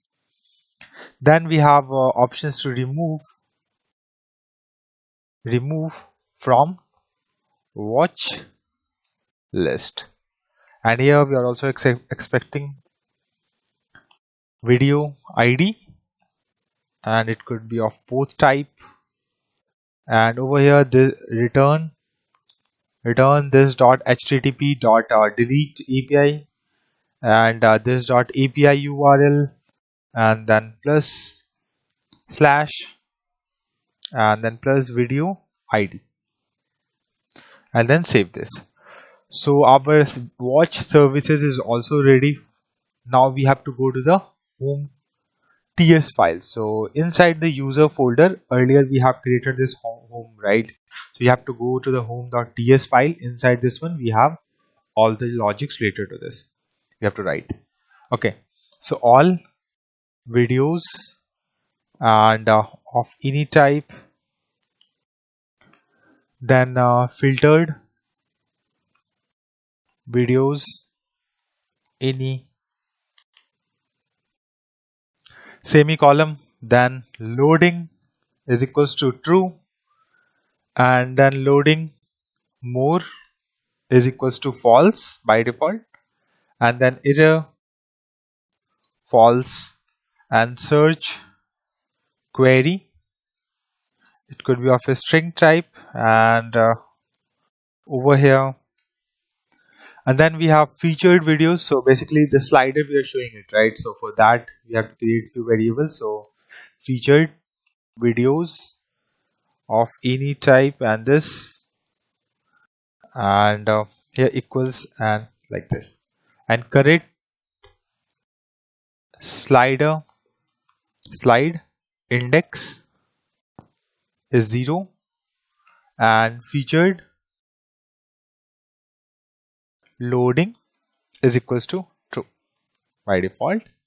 And then we have to write the logic which is used in the infinite scrolling. So current page is equals to 0, and then page size is equals to 10, and total elements is equals to 0, and total pages is equals to 0, and hash more videos is also true.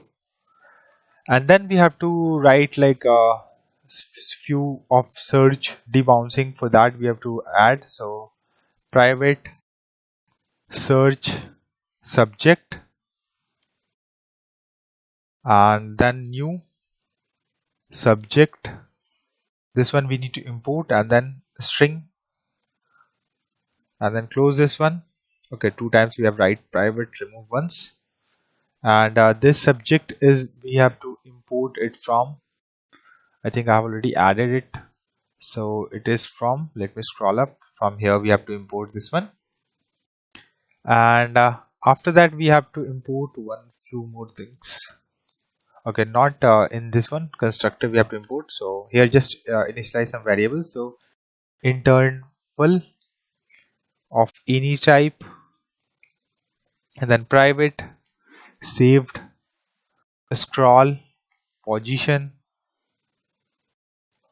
of type number is equals to 0, and then constructor, then private video service, and here video service we need to import. Let me close this curly bracket so that error should gone.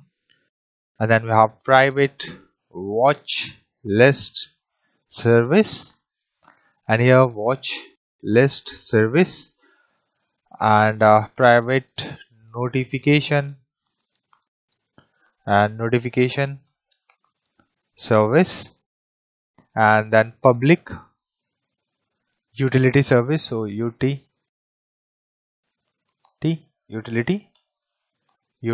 service. Here also we can write the utility service over here, u should be small, and public media service, and media service we need to import, and then private dialog service and dialog service we need to import. And then we have to implement on init, so here just add implements on init, this one, and after that here we also need to add ng on init. And in this one we have to create few methods. So first method that we have to call, which is to load featured video, so load featured videos, and this is the method we have to call. And then we have load videos we have to call, so let me add that method also. So load videos, and then we also need to initialize search debounce. So here also we are going to create a method, so let me create that method just after over here. Lies search debounce, or and it's not going to return anything, so just make it as void. Okay, void over here. And inside this one we are going to call this all methods. So this dot loading feature videos, and this dot load videos, and then this dot initialize debounce, and then we have to write the ng destroy. So ng, okay, here we also need to import, so let's put a comma over here and then write destroy. And on destroy, this one we have to add, and over here then we'll get options, so ng destroy. And then this dot search subject dot complete, and then we also need to call a stop slider method. So whenever we destroy, right, so a stop slider method, and here we have to call that method. So this dot stop slider method, and close this.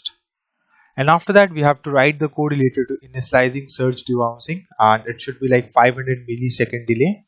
So let's say user entered characters, right, so there will be a delay on it. So let's say user write character A, after that it will wait for 5 seconds, then only it will call the API. So it's like that, so that if multiple text you write, right, characters, in that case it will not gonna call the API for each characters. So for that we have this, so this dot search subject dot pipe, and inside this one debounce time is 500 comma, and distinct until changed, this is one. And outside of this one, here we have to click subscribe, and then parenthesis arrow, and then we have to write, okay, so then here we have to call a method which is perform search method. And so this one we have to create one method here which will be a private type method, so just write a private perform search, and so whenever it's going to be typed by the user, after that we are going to call that method, and then we are going to pass over here, we have to add also that method. So this dot perform search over here, and save this.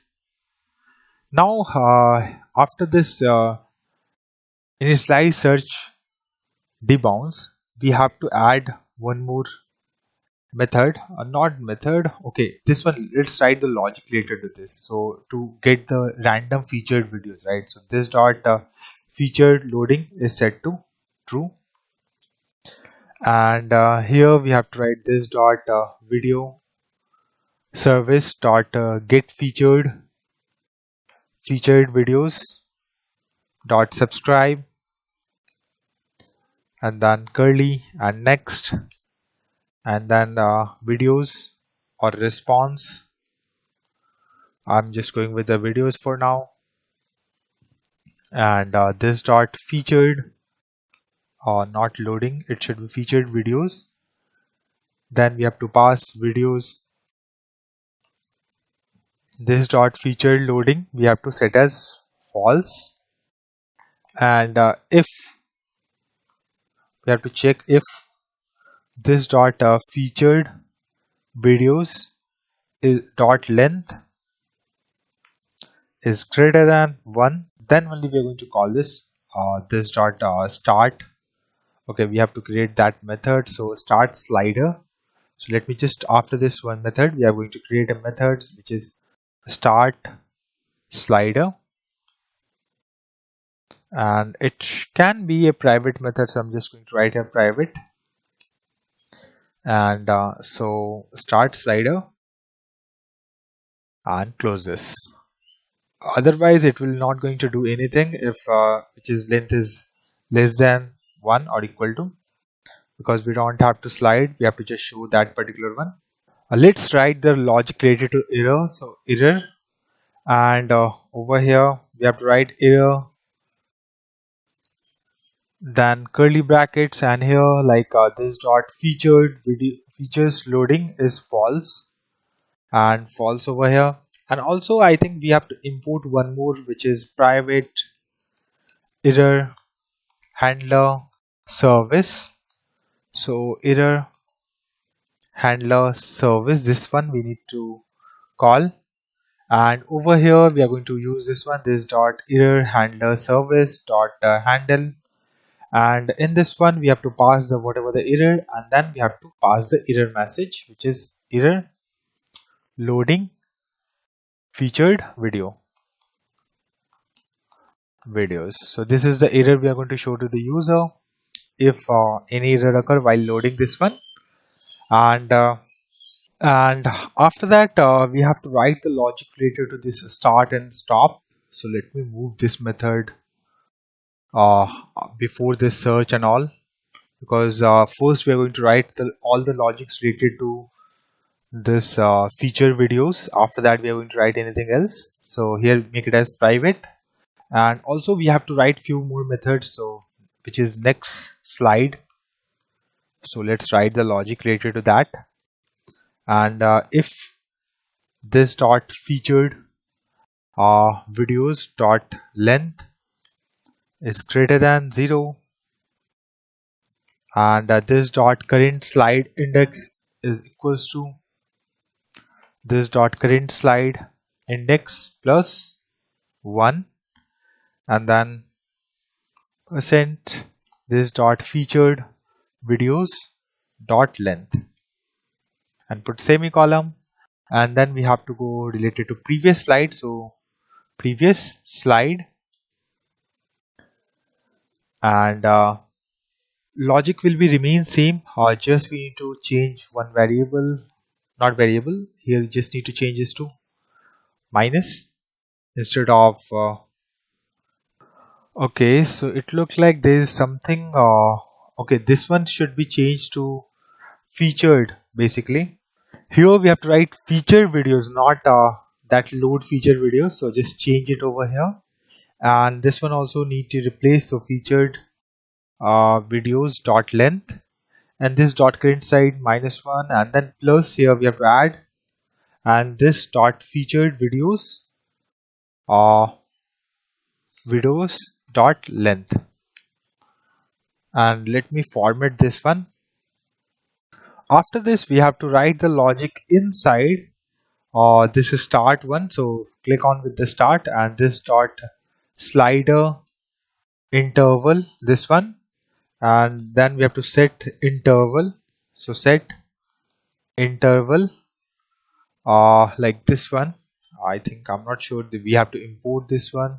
No, we don't need to import anything, so get back over here, and then parenthesis 2 times, and outside of 1 we have to write like arrow, and then we have over here this dot next slide, and put semicolon, and after this curly bracket, right, and before the parenthesis put comma and put 500,000.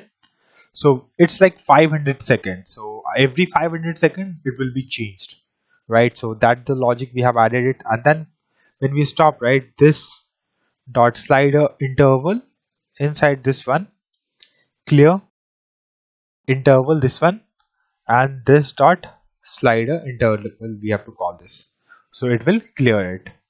And then we have to write the logics to go to the slide, so click on it. Okay, we don't have that method, so let's create that method over here.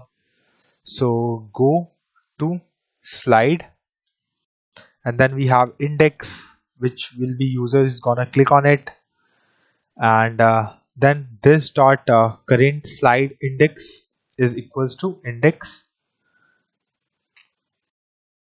over here, and this dot stop slider, and if this dot featured featured videos dot length is 1 greater than 1, then this dot start slider again, and those sliding logic is also completed, and then we have to write get current videos, right? So current features video, so for that we have to add a method get current feature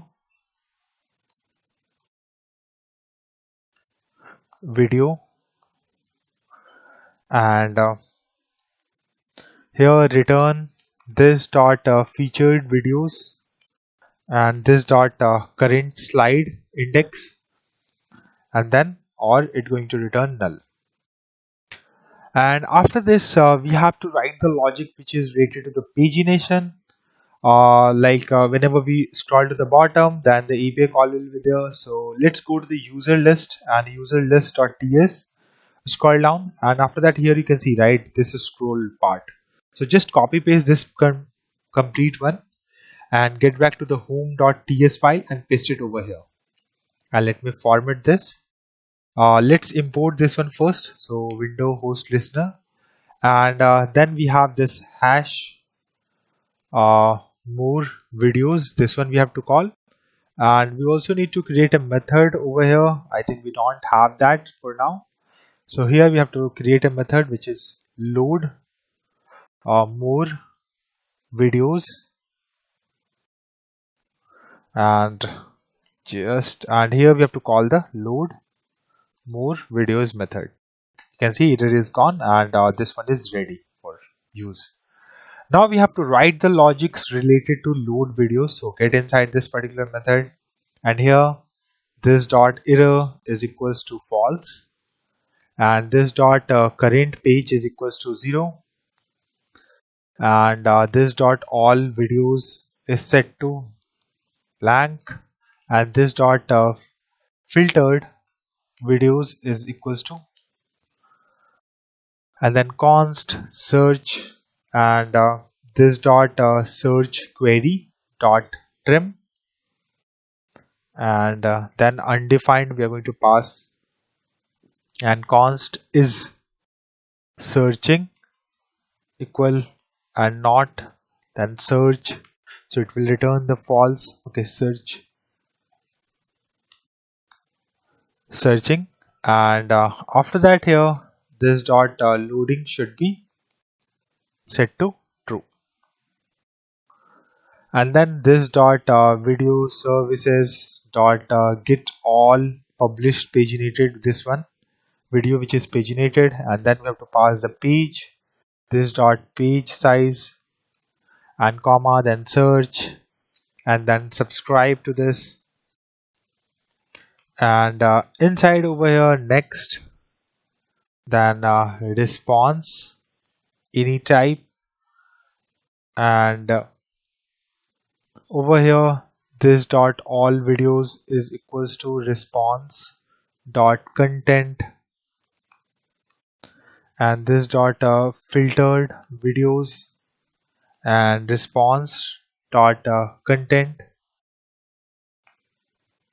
After that this dot current page is equals to response dot number, and this dot total elements, and then response dot total elements, and then this dot total pages, and this response dot total pages over here, and after that this dot hash more videos, and this dot current page is less than this dot total pages minus 1, and after that here if we also need to make sure, like whenever we search, right, after that it should scroll to the top, so that's why we are writing this code. So this dot if search this dot save scroll position is 0 greater than 0, then set timeout, and we have to scroll to the top of the page, and over here after that like this, and then close curly bracket and then window, dot scroll to, and then parenthesis curly bracket, and then we have top, and this dot save scroll position, we have to scroll, and behavior will be auto.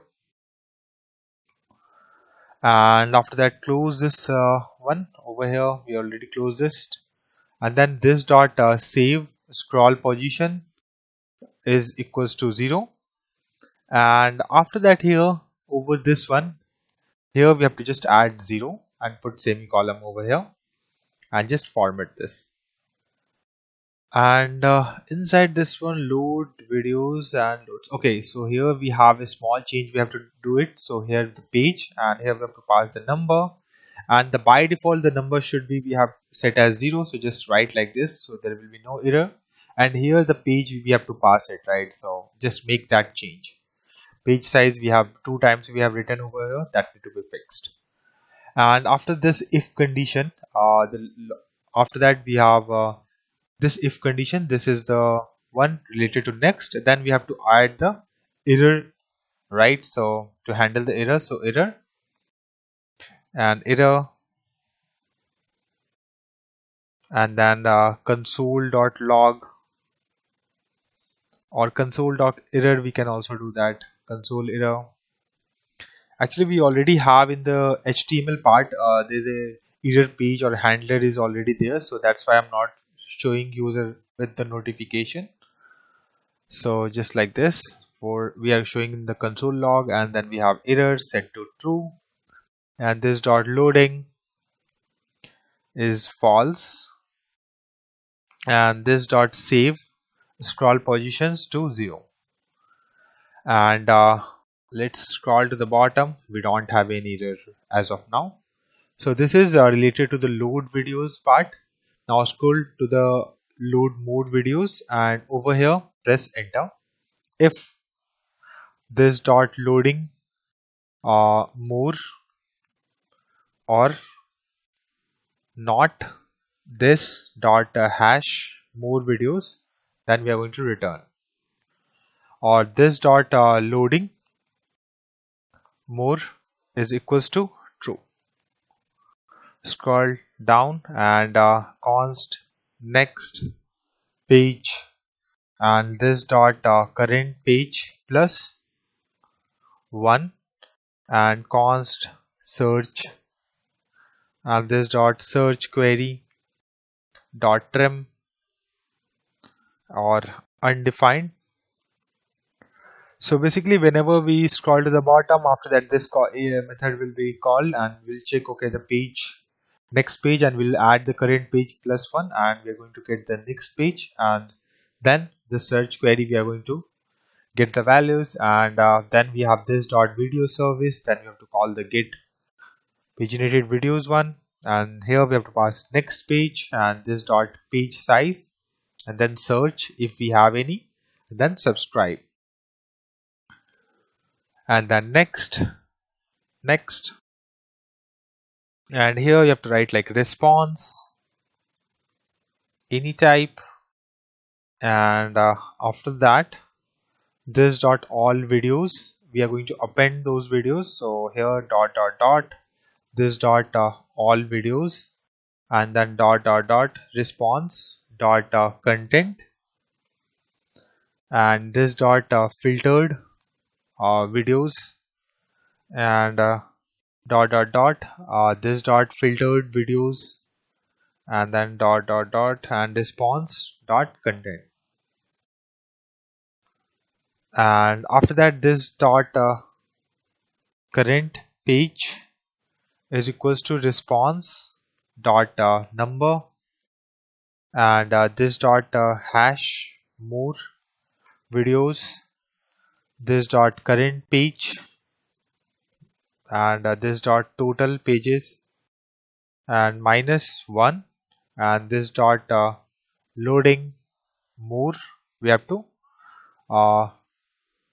loading more, this one we have to set as false, and then we have to show the error.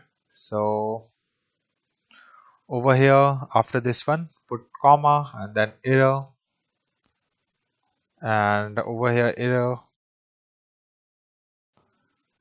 and then this dot notification service dot error failed to load more videos, and this dot loading more is set to false, and then just put semicolon over here, and our load videos part is also completed.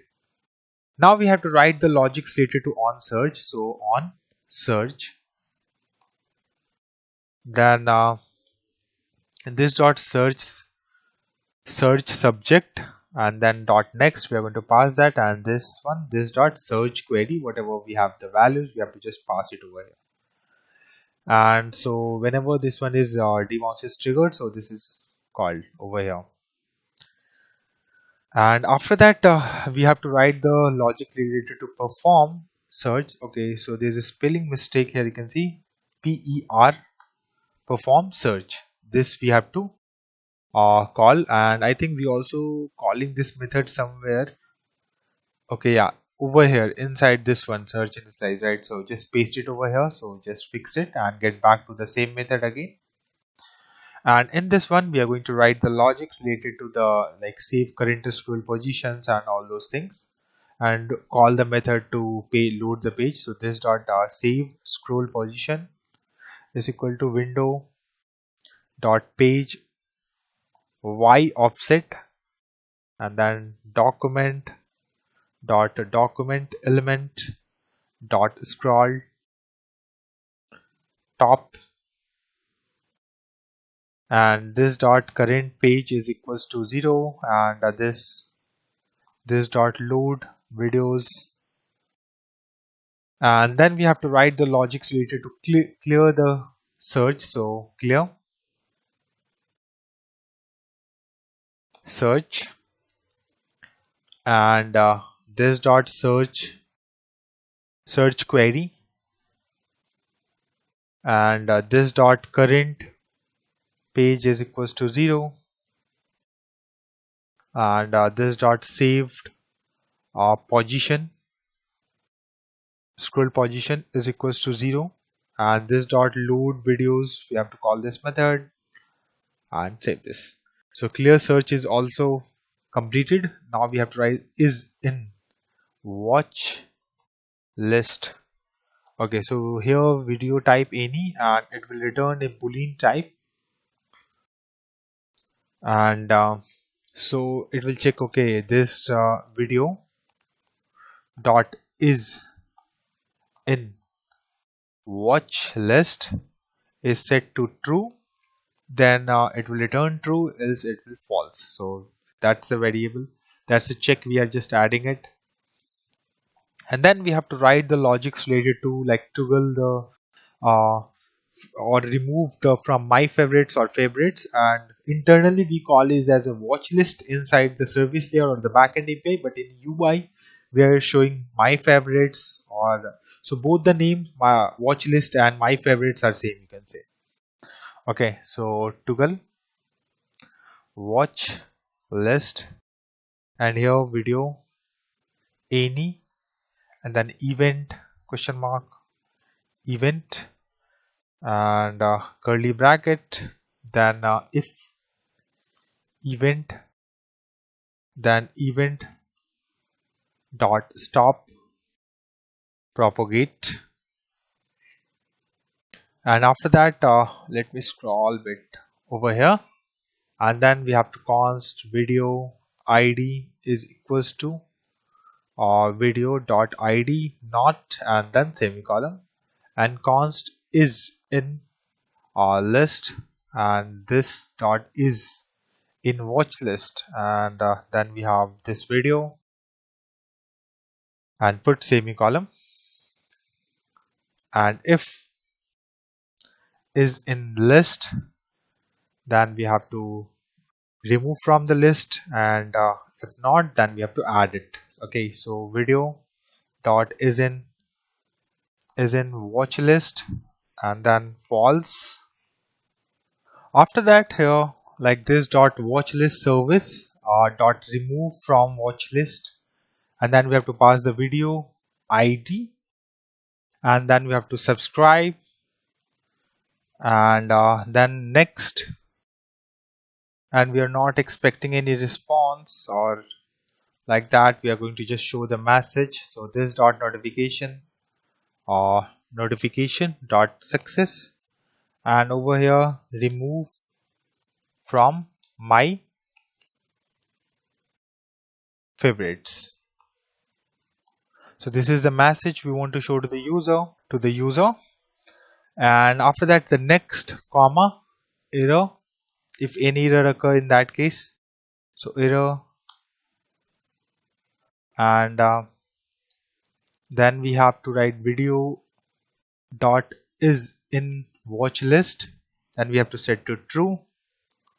And this dot notification error handler, we have to call that one, and dot handle, and then we have to pass the error, and then we have to add a message that failed to remove from my favorite hits, and please try again. So this is the message we want to show to the user, and let's put semicolon over here. And after this if condition, the next one, else condition, we have to add else, and video dot is in watch list and is set to true, and then this dot watch list. Okay, the logic related to this will be the same like this one, so I'm just going to copy paste it from here and paste it over here. Let me format this one and let me change as per this one here. First we need to call the add to watch list, and this is set to true, and then we have to show the message added to my favorites, and then error, and here we have to fail to add to my list, and also here we have to set to false, and then save this. And after that, few more methods we have to create it over here, which is get poster, so poster URL, and video any type, and then we have return this dot media service dot get media URL, and here video comma image comma, and then we have to pass that use cache, right? That's it, set to true. And after this we are going to pass the blank one, which is not something, and after that the next method, which is play video, so play video, and then video dot any, and this dot dialog services dot open video player we have, right? So we have to call that method, so open the video player, so copy like this, and then the last method, which is format duration, and then we have to pass the seconds, and could be number or undefined, and it should return a string type, and over here it will return this dot util service dot formatted unit, and this will be the seconds we have to pass over here. So now let's verify the code is correct or not. So basically one smaller thing we have missed inside this load videos. So let's say whenever loading is set to true, after that once we got the API call, then we have to also set to the false, right? So this you have to just fix it. So loading, this dot loading is set to false. So this change you have to do it only, and our TS file code changes is completed. Let's see the CSS. Okay, CSS already we have added it earlier. Now we have to write the logic related to HTML, but before that let's test it, like we are able to call the API or not. So you can see we are at admin. Now if we want to switch to the user, we can switch to the user. Open the inspect mode, open the network tab, refresh this. It should call at least two APIs. One is related to this featured one, and one is related to pagination. You can see we got the 5 records, and we can see the we get the content information. It means that the API call is working as expected. Now get back to the VS Code and go to the HTML part of this one. And now we have to write the logic related to HTML. After app header, here we have to add section, class, banner, slider. So we are implementing the slider. So it will be get the 5 videos from backend, and then we have to show the posters and all those things. So for that we are writing the code. So nj if not featured loading, then we have to show this, and featured videos dot length is greater than 0, then only it will show this one. Then close this. Then div class slider container, then close this. Then div class and slides, and then close this one. And then we have to create a div class and then slide, and this is the slide we have to, and in this one we have to add for loop to show all.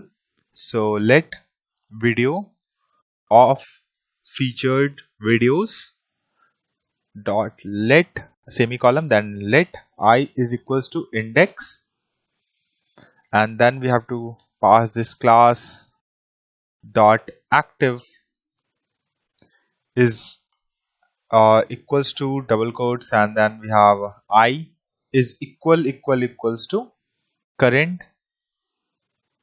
slide index, and then close this. Then we have to show the image banner. Let me decrease the size of this one because we don't have to write anywhere else. We have to write the code. And image class banner bg, then source, and here we have to get poster URL, and then we have to pass the video, and alt if we have to show alt video, not inside this one, it should be alt, then equals, then here we have to write video dot title, then close this. And after image, we have to create a div class banner overlay, and overlay, and close this. And after this div, we don't have to write anything inside the particular div. They have to create a next div class banner content, and then close this one. Then h2, inside this h2 class we have to write banner title, and inside this h2 we have to write video dot title. And after that, here we have to write p class banner description, so banner description, and then close this one, and video dot description or watch now, and close this one.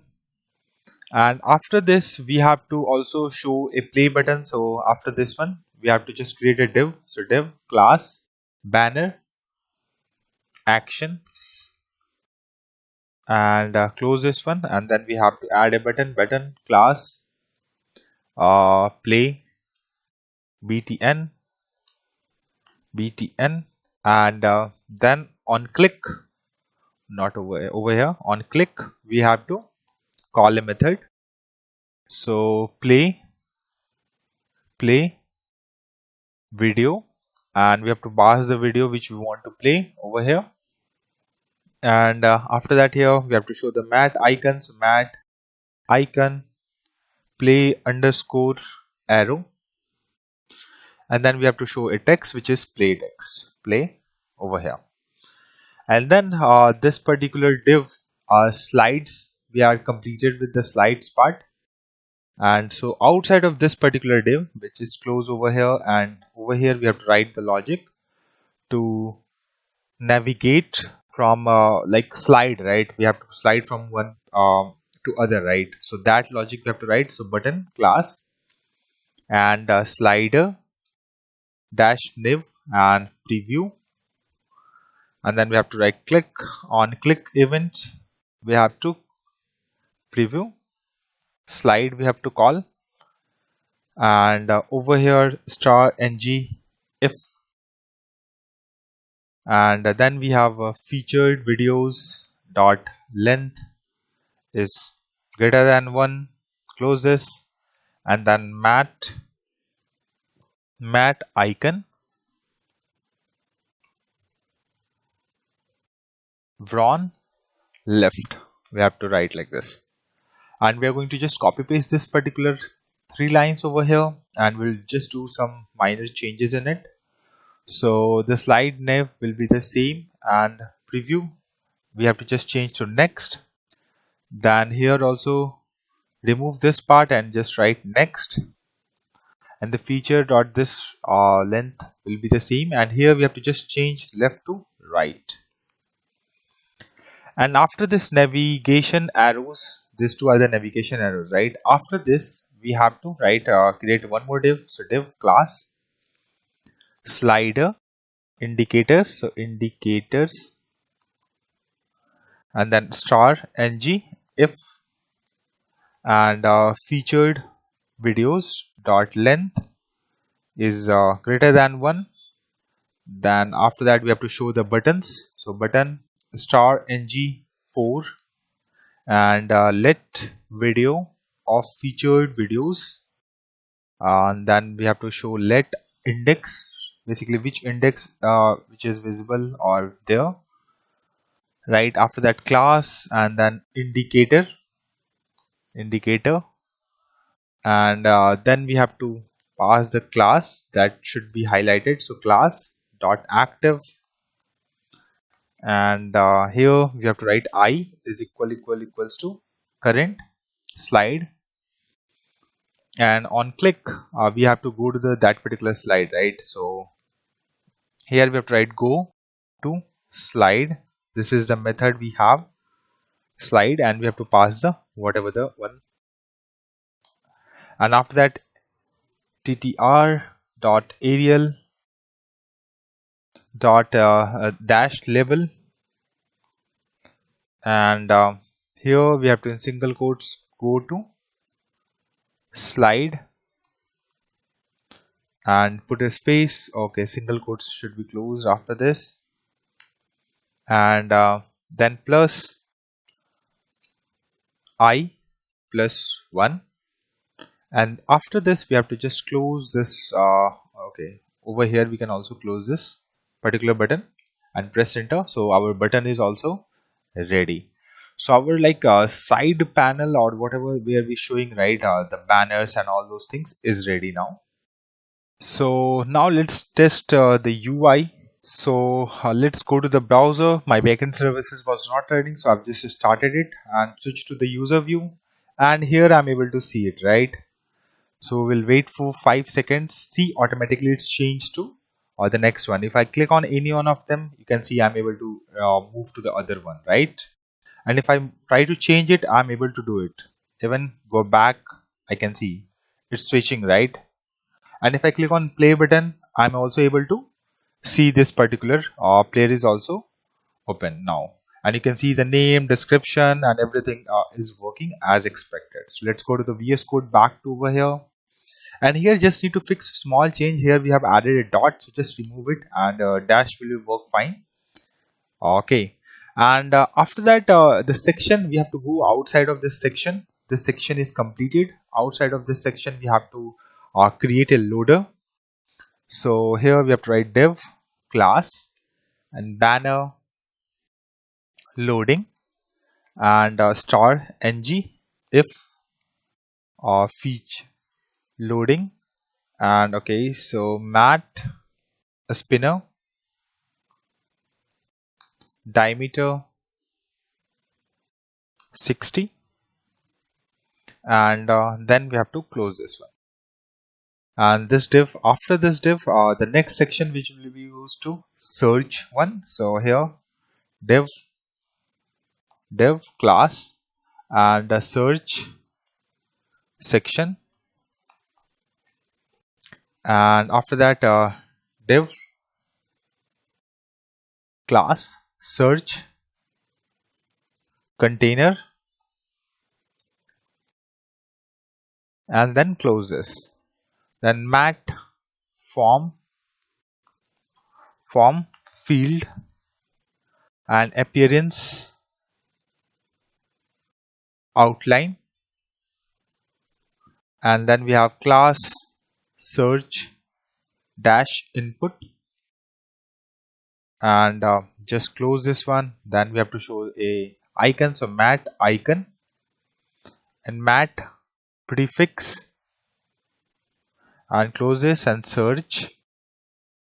And after that we have to create the input field, so input mat input, and then we have placeholder, so search videos,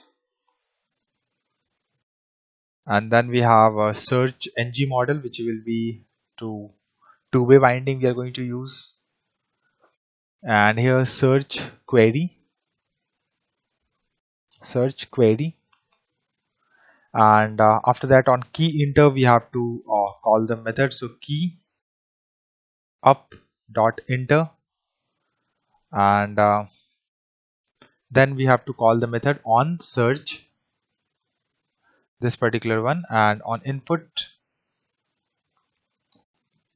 then also we are going to call a method which is on search one, we have to call, and then close this one input field. After that we also need to add a input button, not input button, basically to clear the input button, so mat icon button mat suffix and star ng if and search query, this one, and then we have to click and clear search method we have to call, and then close this one, and inside this one we have to add mat icon close and close over here. And after that the search section is also completed, so this is the search section we have, this completes over here. So outside of this we have to add a progress bar, so mat dash progress bar and star ng if loading and mode indeterminate, and then class loading bar, and then close this one. After that we have to show the, like, whenever we see the error, right, so error states you want to show over here, so here like dev star ng if error and not loading, and then class error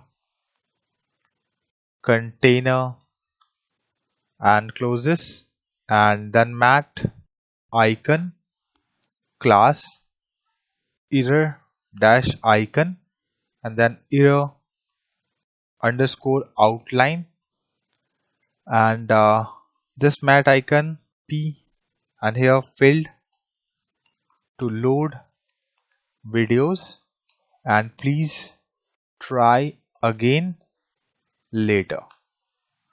And after this one we have to show a button, so button mat raised button color primary, and on click we have to call a method which is load videos, and mat icon refresh, and then we have to show the retry button, so retry over here. And the loading section is also like whenever errors occur. So we are going to show this one container. So after that, we have to actually write the code now related to video content, which is the cards basically. And so here create like div class, and here content section and star ng if and not loading and not error. Then we are going to get inside this one, and inside this one we are going to create a section class video dash section and star ng if filtered, or not this one filtered, we have videos, or that one we have to call filter videos dot length is greater than 0. In that case we will show this. And then we have h3 class section title, and close this one, and then we have to okay, let me close this one also, search query, and then we have to change like search results or all videos. So if user search it, right, after that we have to show the search result text, and if all the videos are loaded, then we have to show all the videos. And after that, div class and video dash grid, then close this one, and div class video card, and then we have to use ng for loop and let video of filtered videos, and then close this one. Inside video card we have to create a div class, and in this one card thumbnail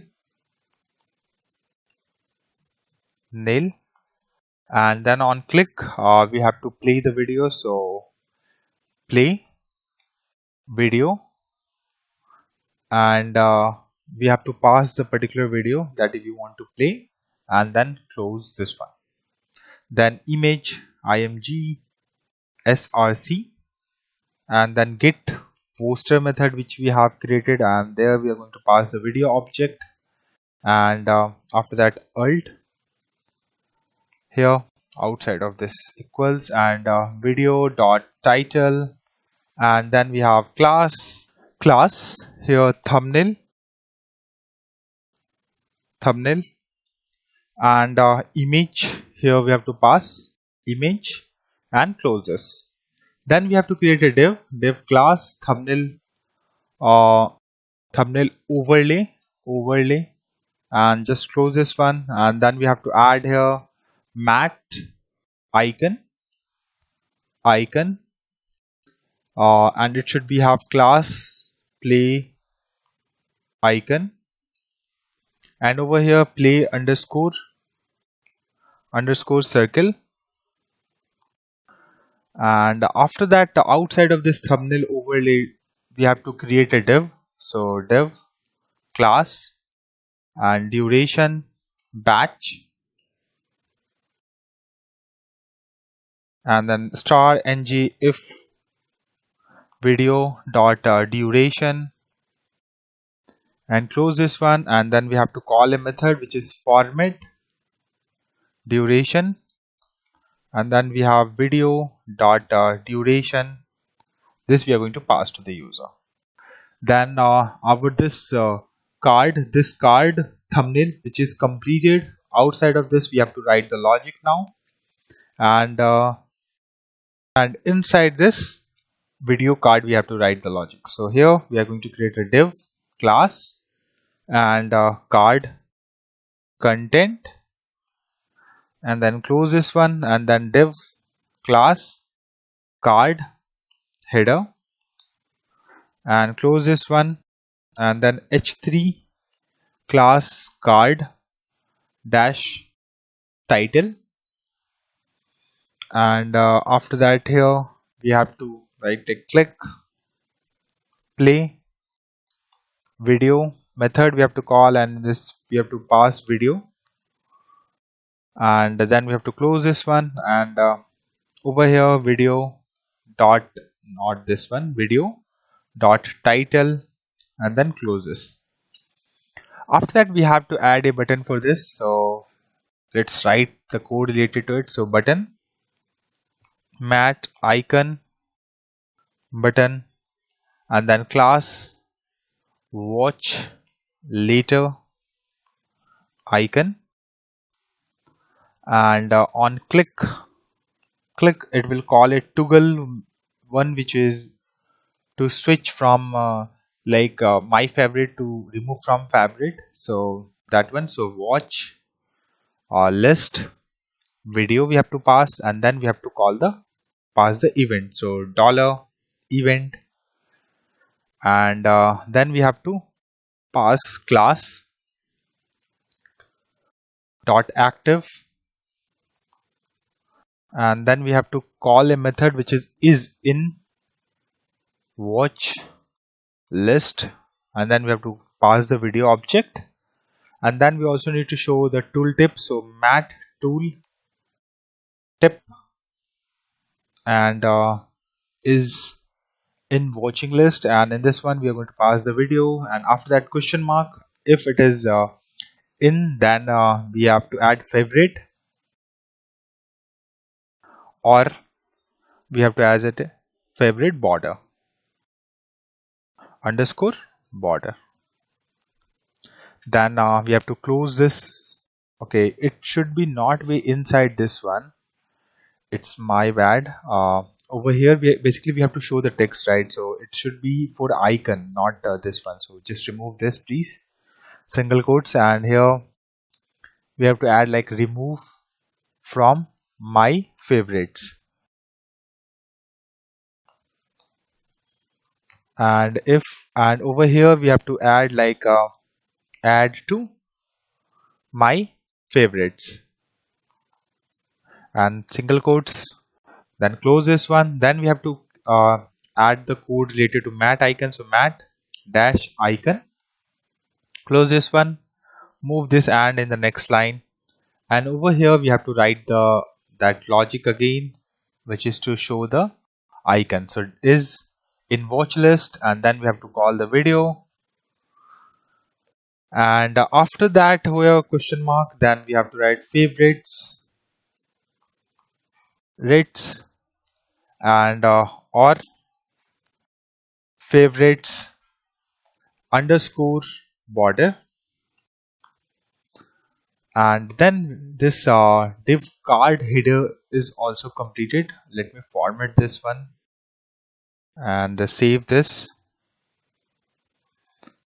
and okay, there is some kind of, okay, here we have added 0, here just changes to O video, and then see we have still error. Okay, video duration, so over here if you see, right, we have just missing, so here just add video duration, save this, and now we don't have any error.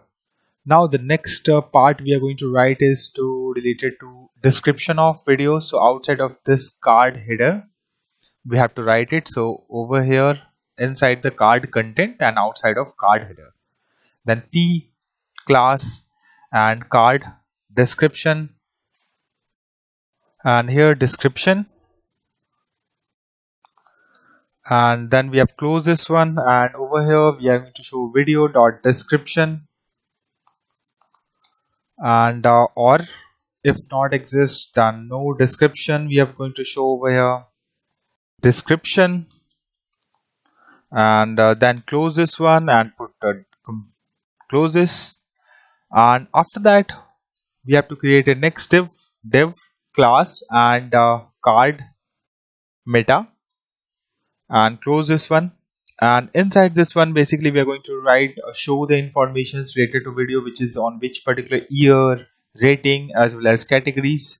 So let's add over here the code, and div class and meta item, and star ng if video dot ear exist, and then we have to show mat icon and calendar underscore today, and then we have to use span, and here we have to just print video dot ear and just close this one. And after that we have to just copy paste this particular div and paste inside the card meta one, paste it over here. Let me format this meta item, and here we have to write video dot rating, and here we have to change the icon to star, so star, and then we have to write here rating, and then we have to copy paste again the same method which is over here, and again format this format document and meta item, and here we have video dot category grease, and video dot categories it should be length should be greater than 0, and here we have to show the category icon, so category icon, and over here we have to show the categories, and also we have to join, and we have to show the comma separated, so comma and single quotes and comma, and then put a space over here, and like this. Let's format this one and save this. So our card metadata part is also completed, and I think outside of this one, let me scroll a little bit. So outside of this video grid, right, we have this video grid. Outside of this one we have to write the logic, so and it should be inside the section but outside of this one. So here we have to write div class and load more container, and then div class loading more, and star ng if loading more, and then close this one, and after that mat spinner, and then we have diameter 40, and then close this one, and after that here we have to put a paragraph that loading more videos dot dot dot, and this div is created, and inside the div we also need to show like div class end of content,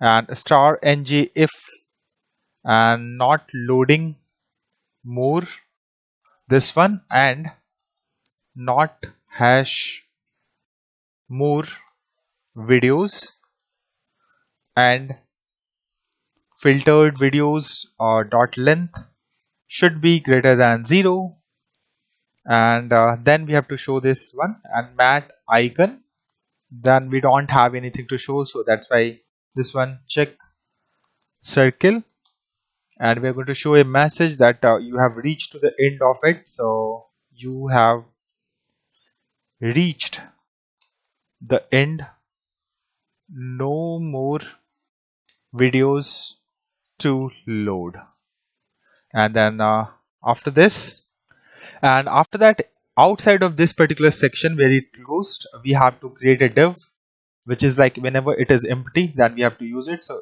ngif and filtered videos dot length is equals to 0, and after that it should be in double quotes, and let me, and here not search query, and then we have to class then empty state,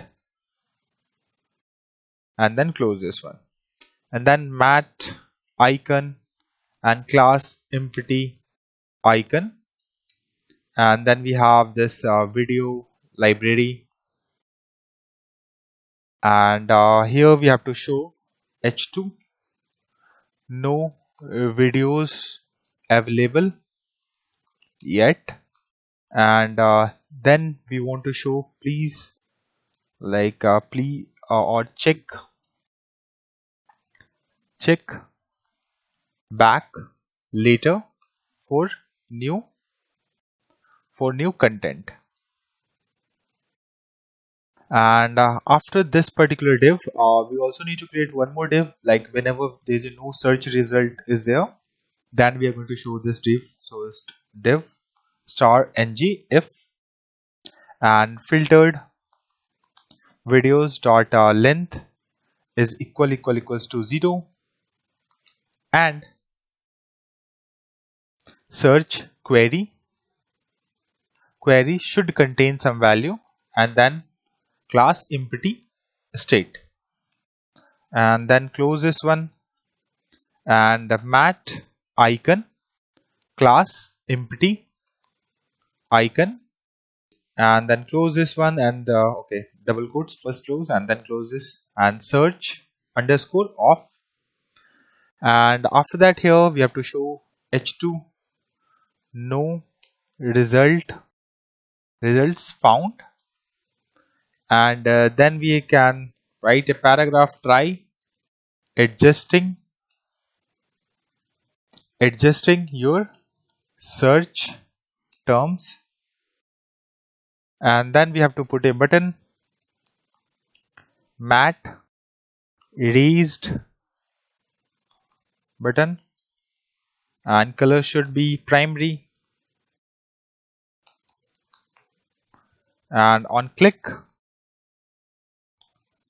clear search, we have to call this method so that user can clear all the filters which is applied and he can see that. So clear, and then we have text which is clear search, so clear search, and this is like related to empty state. So we have done with this HTML code. So let's verify the code once. So while checking, I have noticed that one icon that need to be fixed.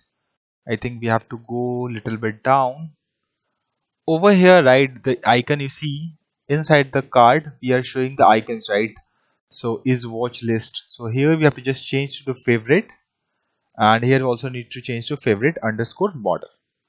It will work, but it might be show some different icons. So I just want to align with the whatever the quick overview video, so that's why I have changed it. Let's go to the UI, let's test it out.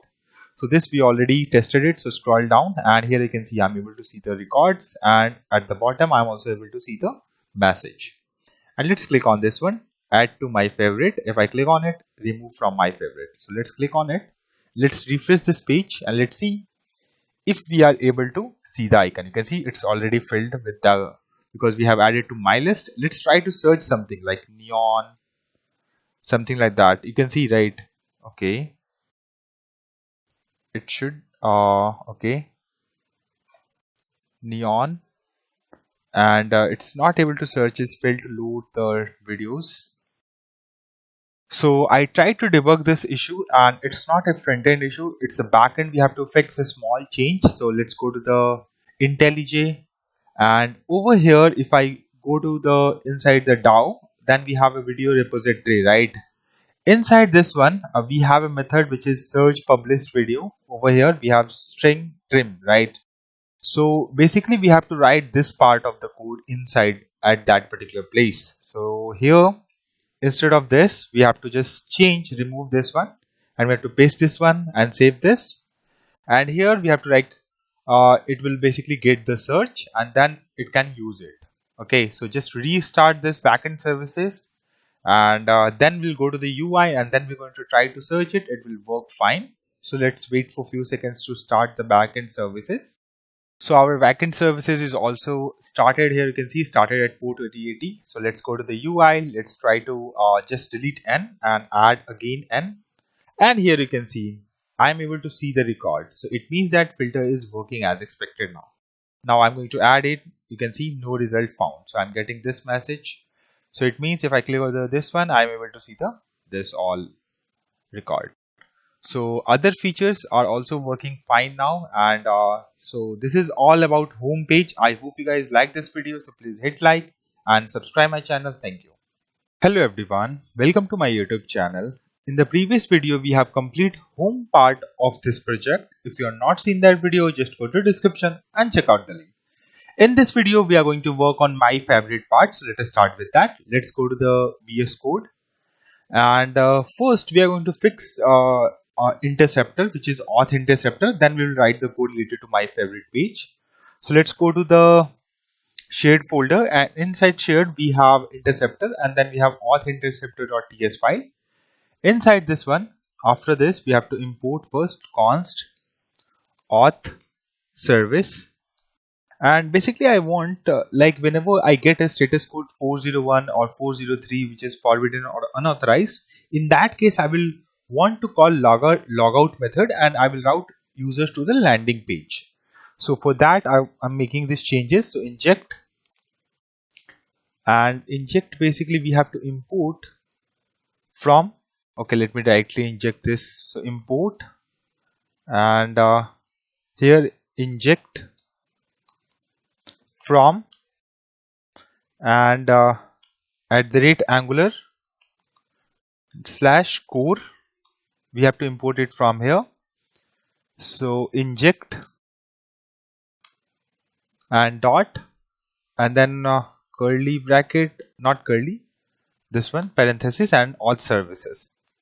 And after that, over here, just before this if token, let request, and then request this one, we have to just pass it over here, and then request dot clone over here. Instead of passing to the over this one, just replace this with the request, and then inside this if condition, right, we have to remove, okay, let's remove this one first, and then over here we don't have to write the code inside if condition, so just write here else, and here we are going to just print the console log. If token not exist, then we are just going to send the request without auth. So this is just the message we want to show to the user.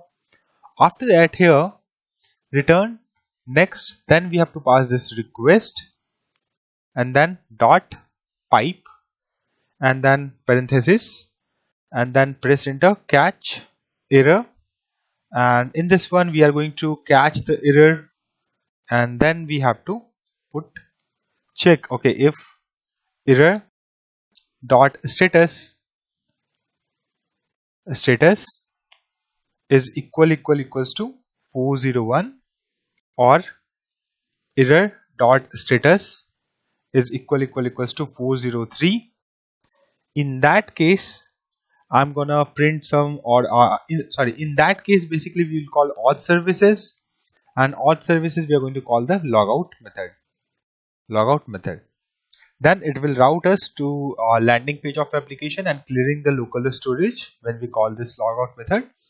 And inside if outside of if condition, return, then we are going to throw the error if anything goes wrong, then like this, and then error, and put semicolon, and just save this. So in auth interceptor changes is completed. Now we have to go to the user folder. Inside this one, right click, open integrated terminal, and then you will notice the path here. You see it is inside the home folder, but I don't want that, so I will just move back to a folder. So I am right now in the user folder, and here I want to generate the component. So ng generate component my favorites,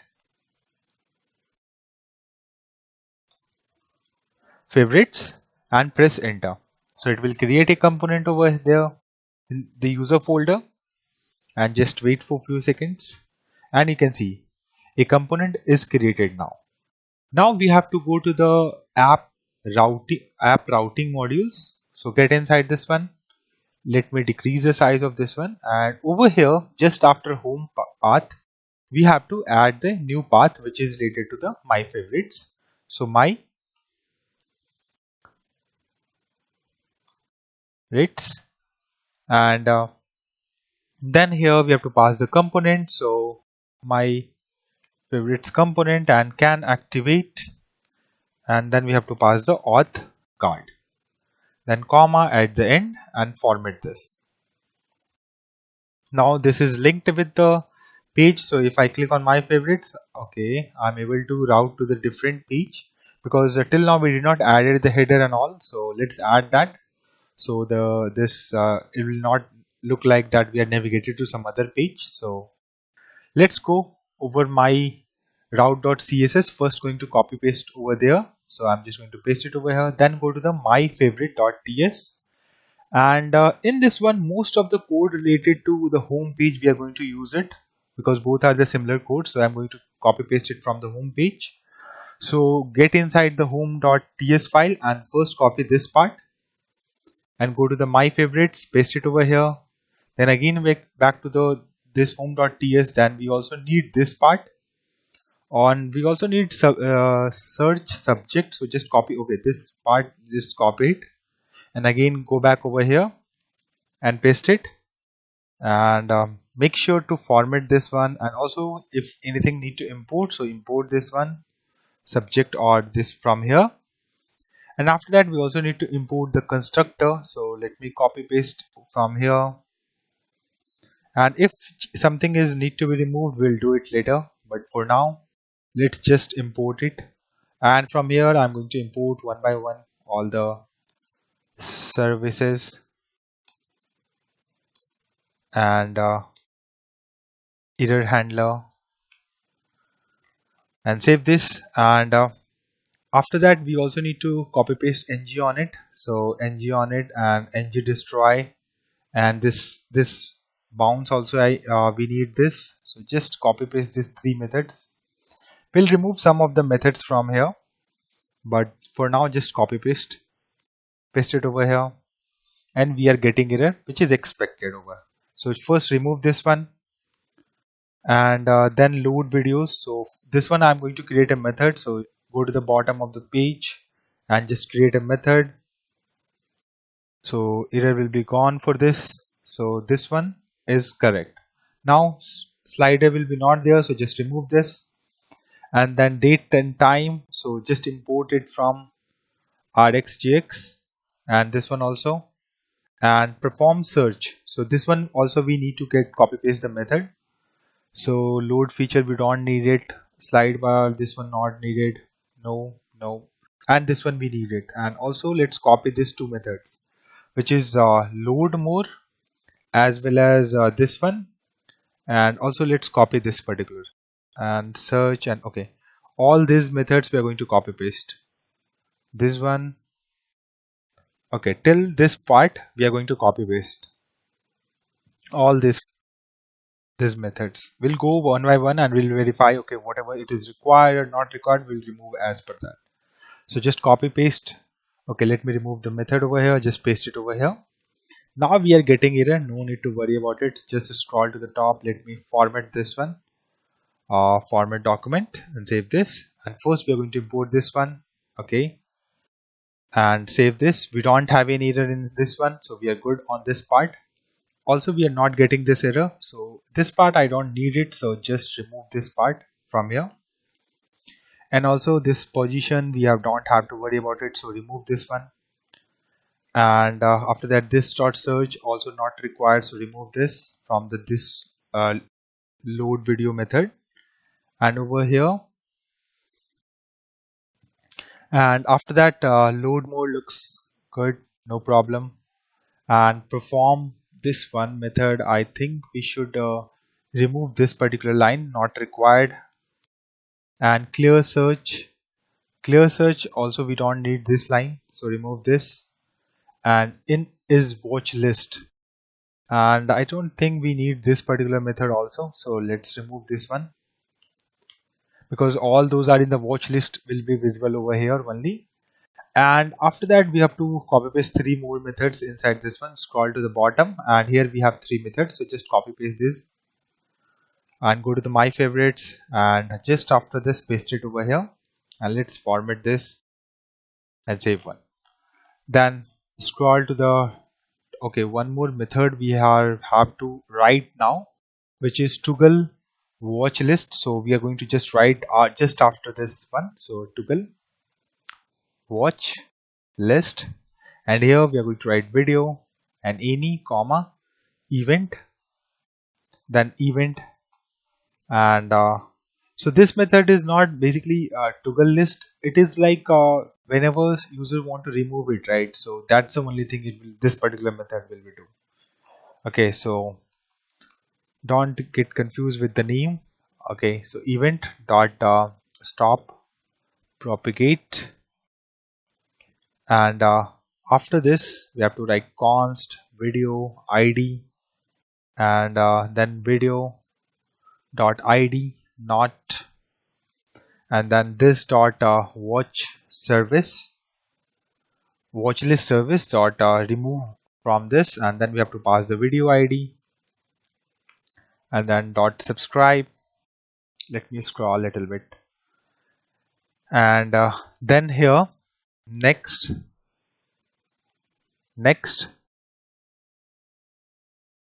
and then we have to like this dot all videos, and whenever we get, okay, that has been removed from the backend, so from the UI also want to remove it, so this without calling the API I want to remove it, so this dot all videos dot filter, and then v of any type which is video, and we are going to just check v dot id not equals to v video id, and then, and the same way we are going to just copy paste this one,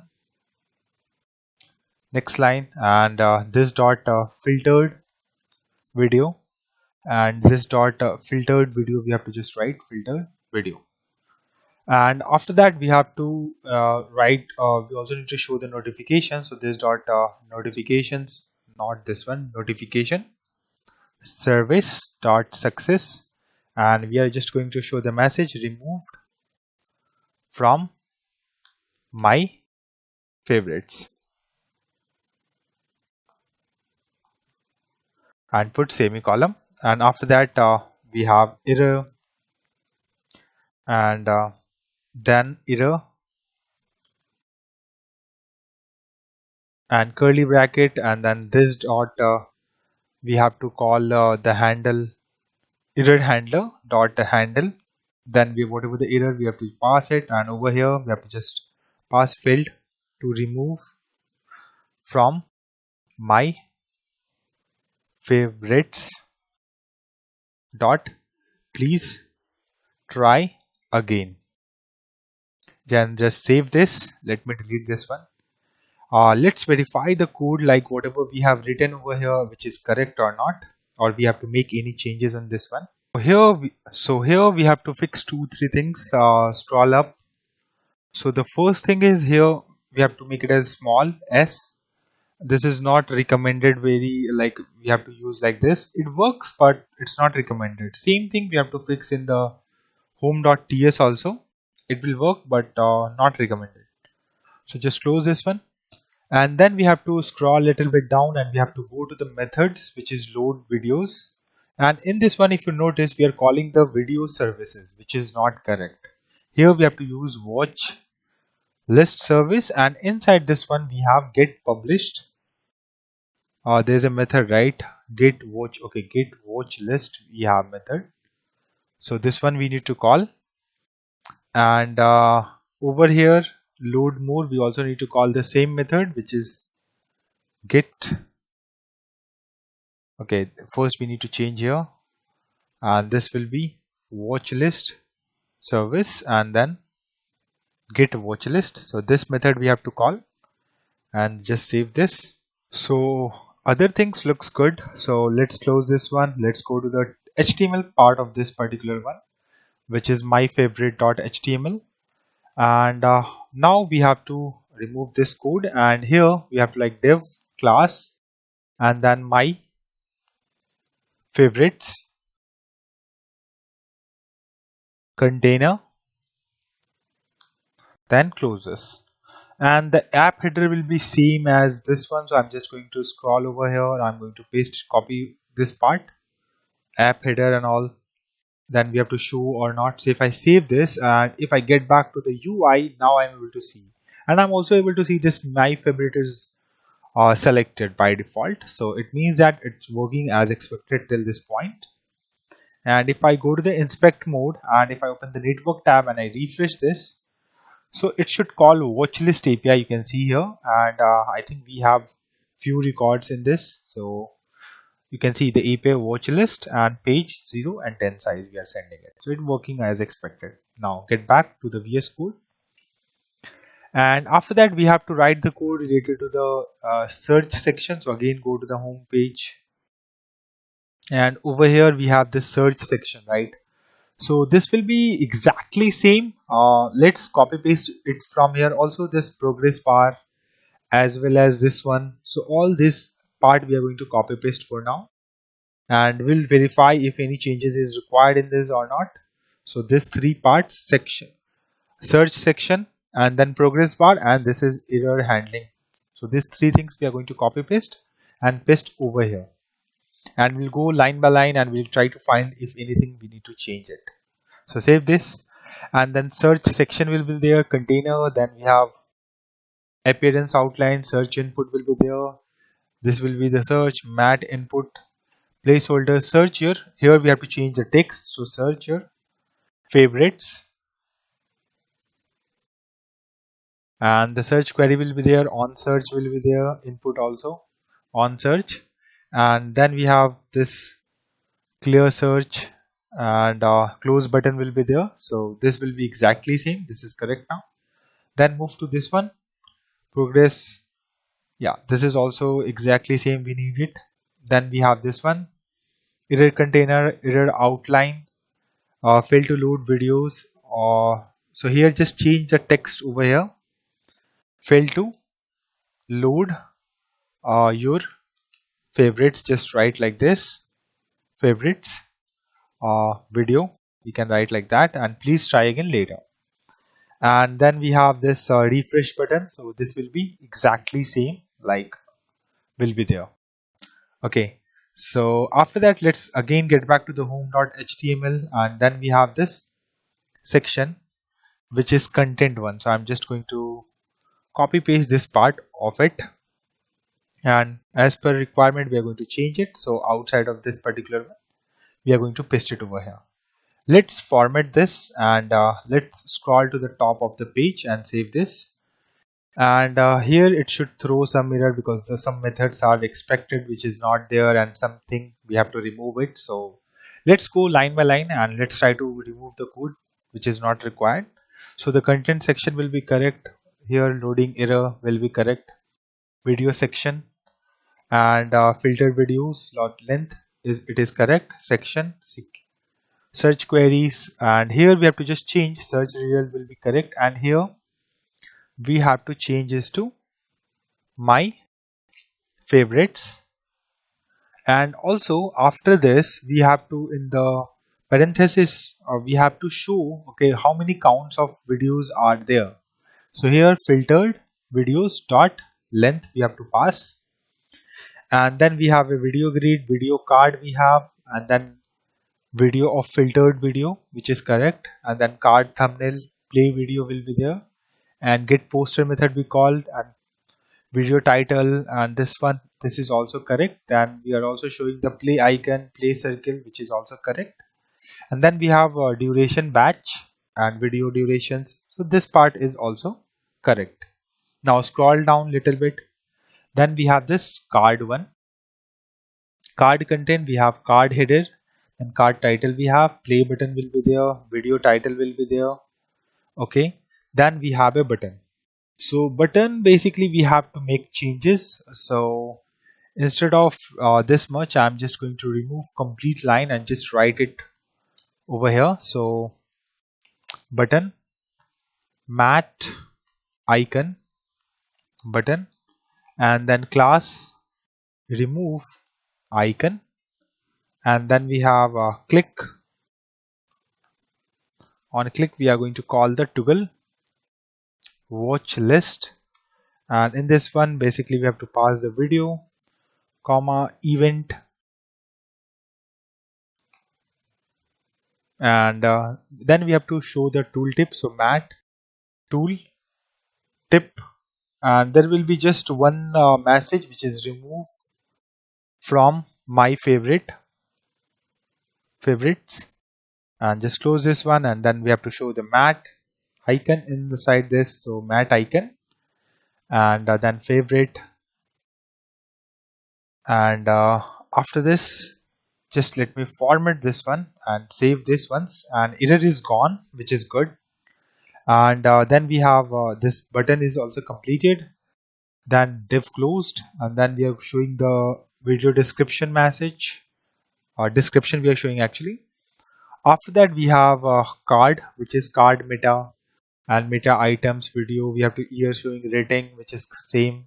Categories we are comma separated we are showing, which is correct, and this div will be closed. After that infinite scroll loading indicator and all. So over here loading more container, this one loading more videos, you are reached to the end. So this will be exactly same as the home page, so I'm just going to leave as it is. And after that here we have this one we don't need it, it will be some changes in this one we have to do. So for now just comment this part. Let's check this one. So div length is equals to, then search. Okay, this is also we need to change little bit. Okay, so here also I'm going to add a condition, all videos dot length is greater than 0, and search query and empty state, and then mat icon, empty icon, search off, no result found, try adjusting your search term, then button mat, and then clear this one. So this is correct. Now inside this one we have to just check and show some different one, and also want to users to route to the home page so that they can browse and add some to this favorite one, right? So here we are going to create a div, we don't need it, so let me remove this one. Just so div and star ng if, and then all videos dot length, then equals to 0, and class empty state, and then close this one, and mat icon, then class empty icon, and then we have favorite underscore border, and after that this one we have h2 your favorites list is empty. This is the message we want to show to the user if users added to this page and don't have anything to show. Add videos you want to watch later by clicking the heart icon, and after that we are going to put a button, mat raised button, and color, then primary, and the router link, and it should be /home, and close this one, mat icon, close home, and then we are going to write here browse videos. Save this, and so now it's time to validate the UI. So let's get back to the UI, and here you can see I'm able to see all this one which are in the favorites. So let me remove this. You can see remove from my favorites. Let me remove all. So you can see after that I'm getting this one. You have your favorite is list is empty, add videos you want to add it, and if I click on this one I will route to the home page. If I add this one I'm able to see in this particular page. Go to the home again, I want to add one more. If I go back to the my favorites I'm able to see. If I search for something, right, I'm able to see the only record, and here the message is changed as well as I can see only one. If I clear this, I'm able to see the two, and I can see this one, and bottom we are able to see. And let's verify the pagination also. So here I'm going to change this to page size to 1. Let's see how it will behave. Now go back over here. Let me open the network tab, and let's scroll a little bit. You can see one more API call was there. So by default it's called this one. If I scroll down, you can see there's a API call and it fetched this information. So it means pagination is also working as expected. Now we have to search something which does not exist. So you can see your favorite list is empty. Okay, this is not the expected one. So let's get back to the VS Code, and minor fix I think we have to do. So go over here, and inside this one, right, we have all videos dot length, and then we have to not search query. So search query is not there, then only we are going to show this one. Otherwise this one we have to show it, right? So over here, okay, nothing is visible, which is wrong. So this one we have to show it to the user whenever, if like it is empty, right? So here I don't think we should need to check this one, because it will be the never be the condition when it will be correct. So let's remove this one. I think let's get back over here again, and here you can see it working fine. So we have added this condition later, so just remove that condition from this particular div. So now after that we are able to see no search result found, and clear this one. We are able to clear it. If I scroll, I'm able to call one more API. Just go over here and revert that to the 10 size, or you can also increase a little bit more if you want. Make it as 100, 50, 10, but ideal it should be 10 will be bit good for me. So I think we are everything is working as expected in this particular my favorite page too, and we have completed this particular project, and I have gone through each and every step of this project. I hope you guys like this video. Please hit like and subscribe my channel.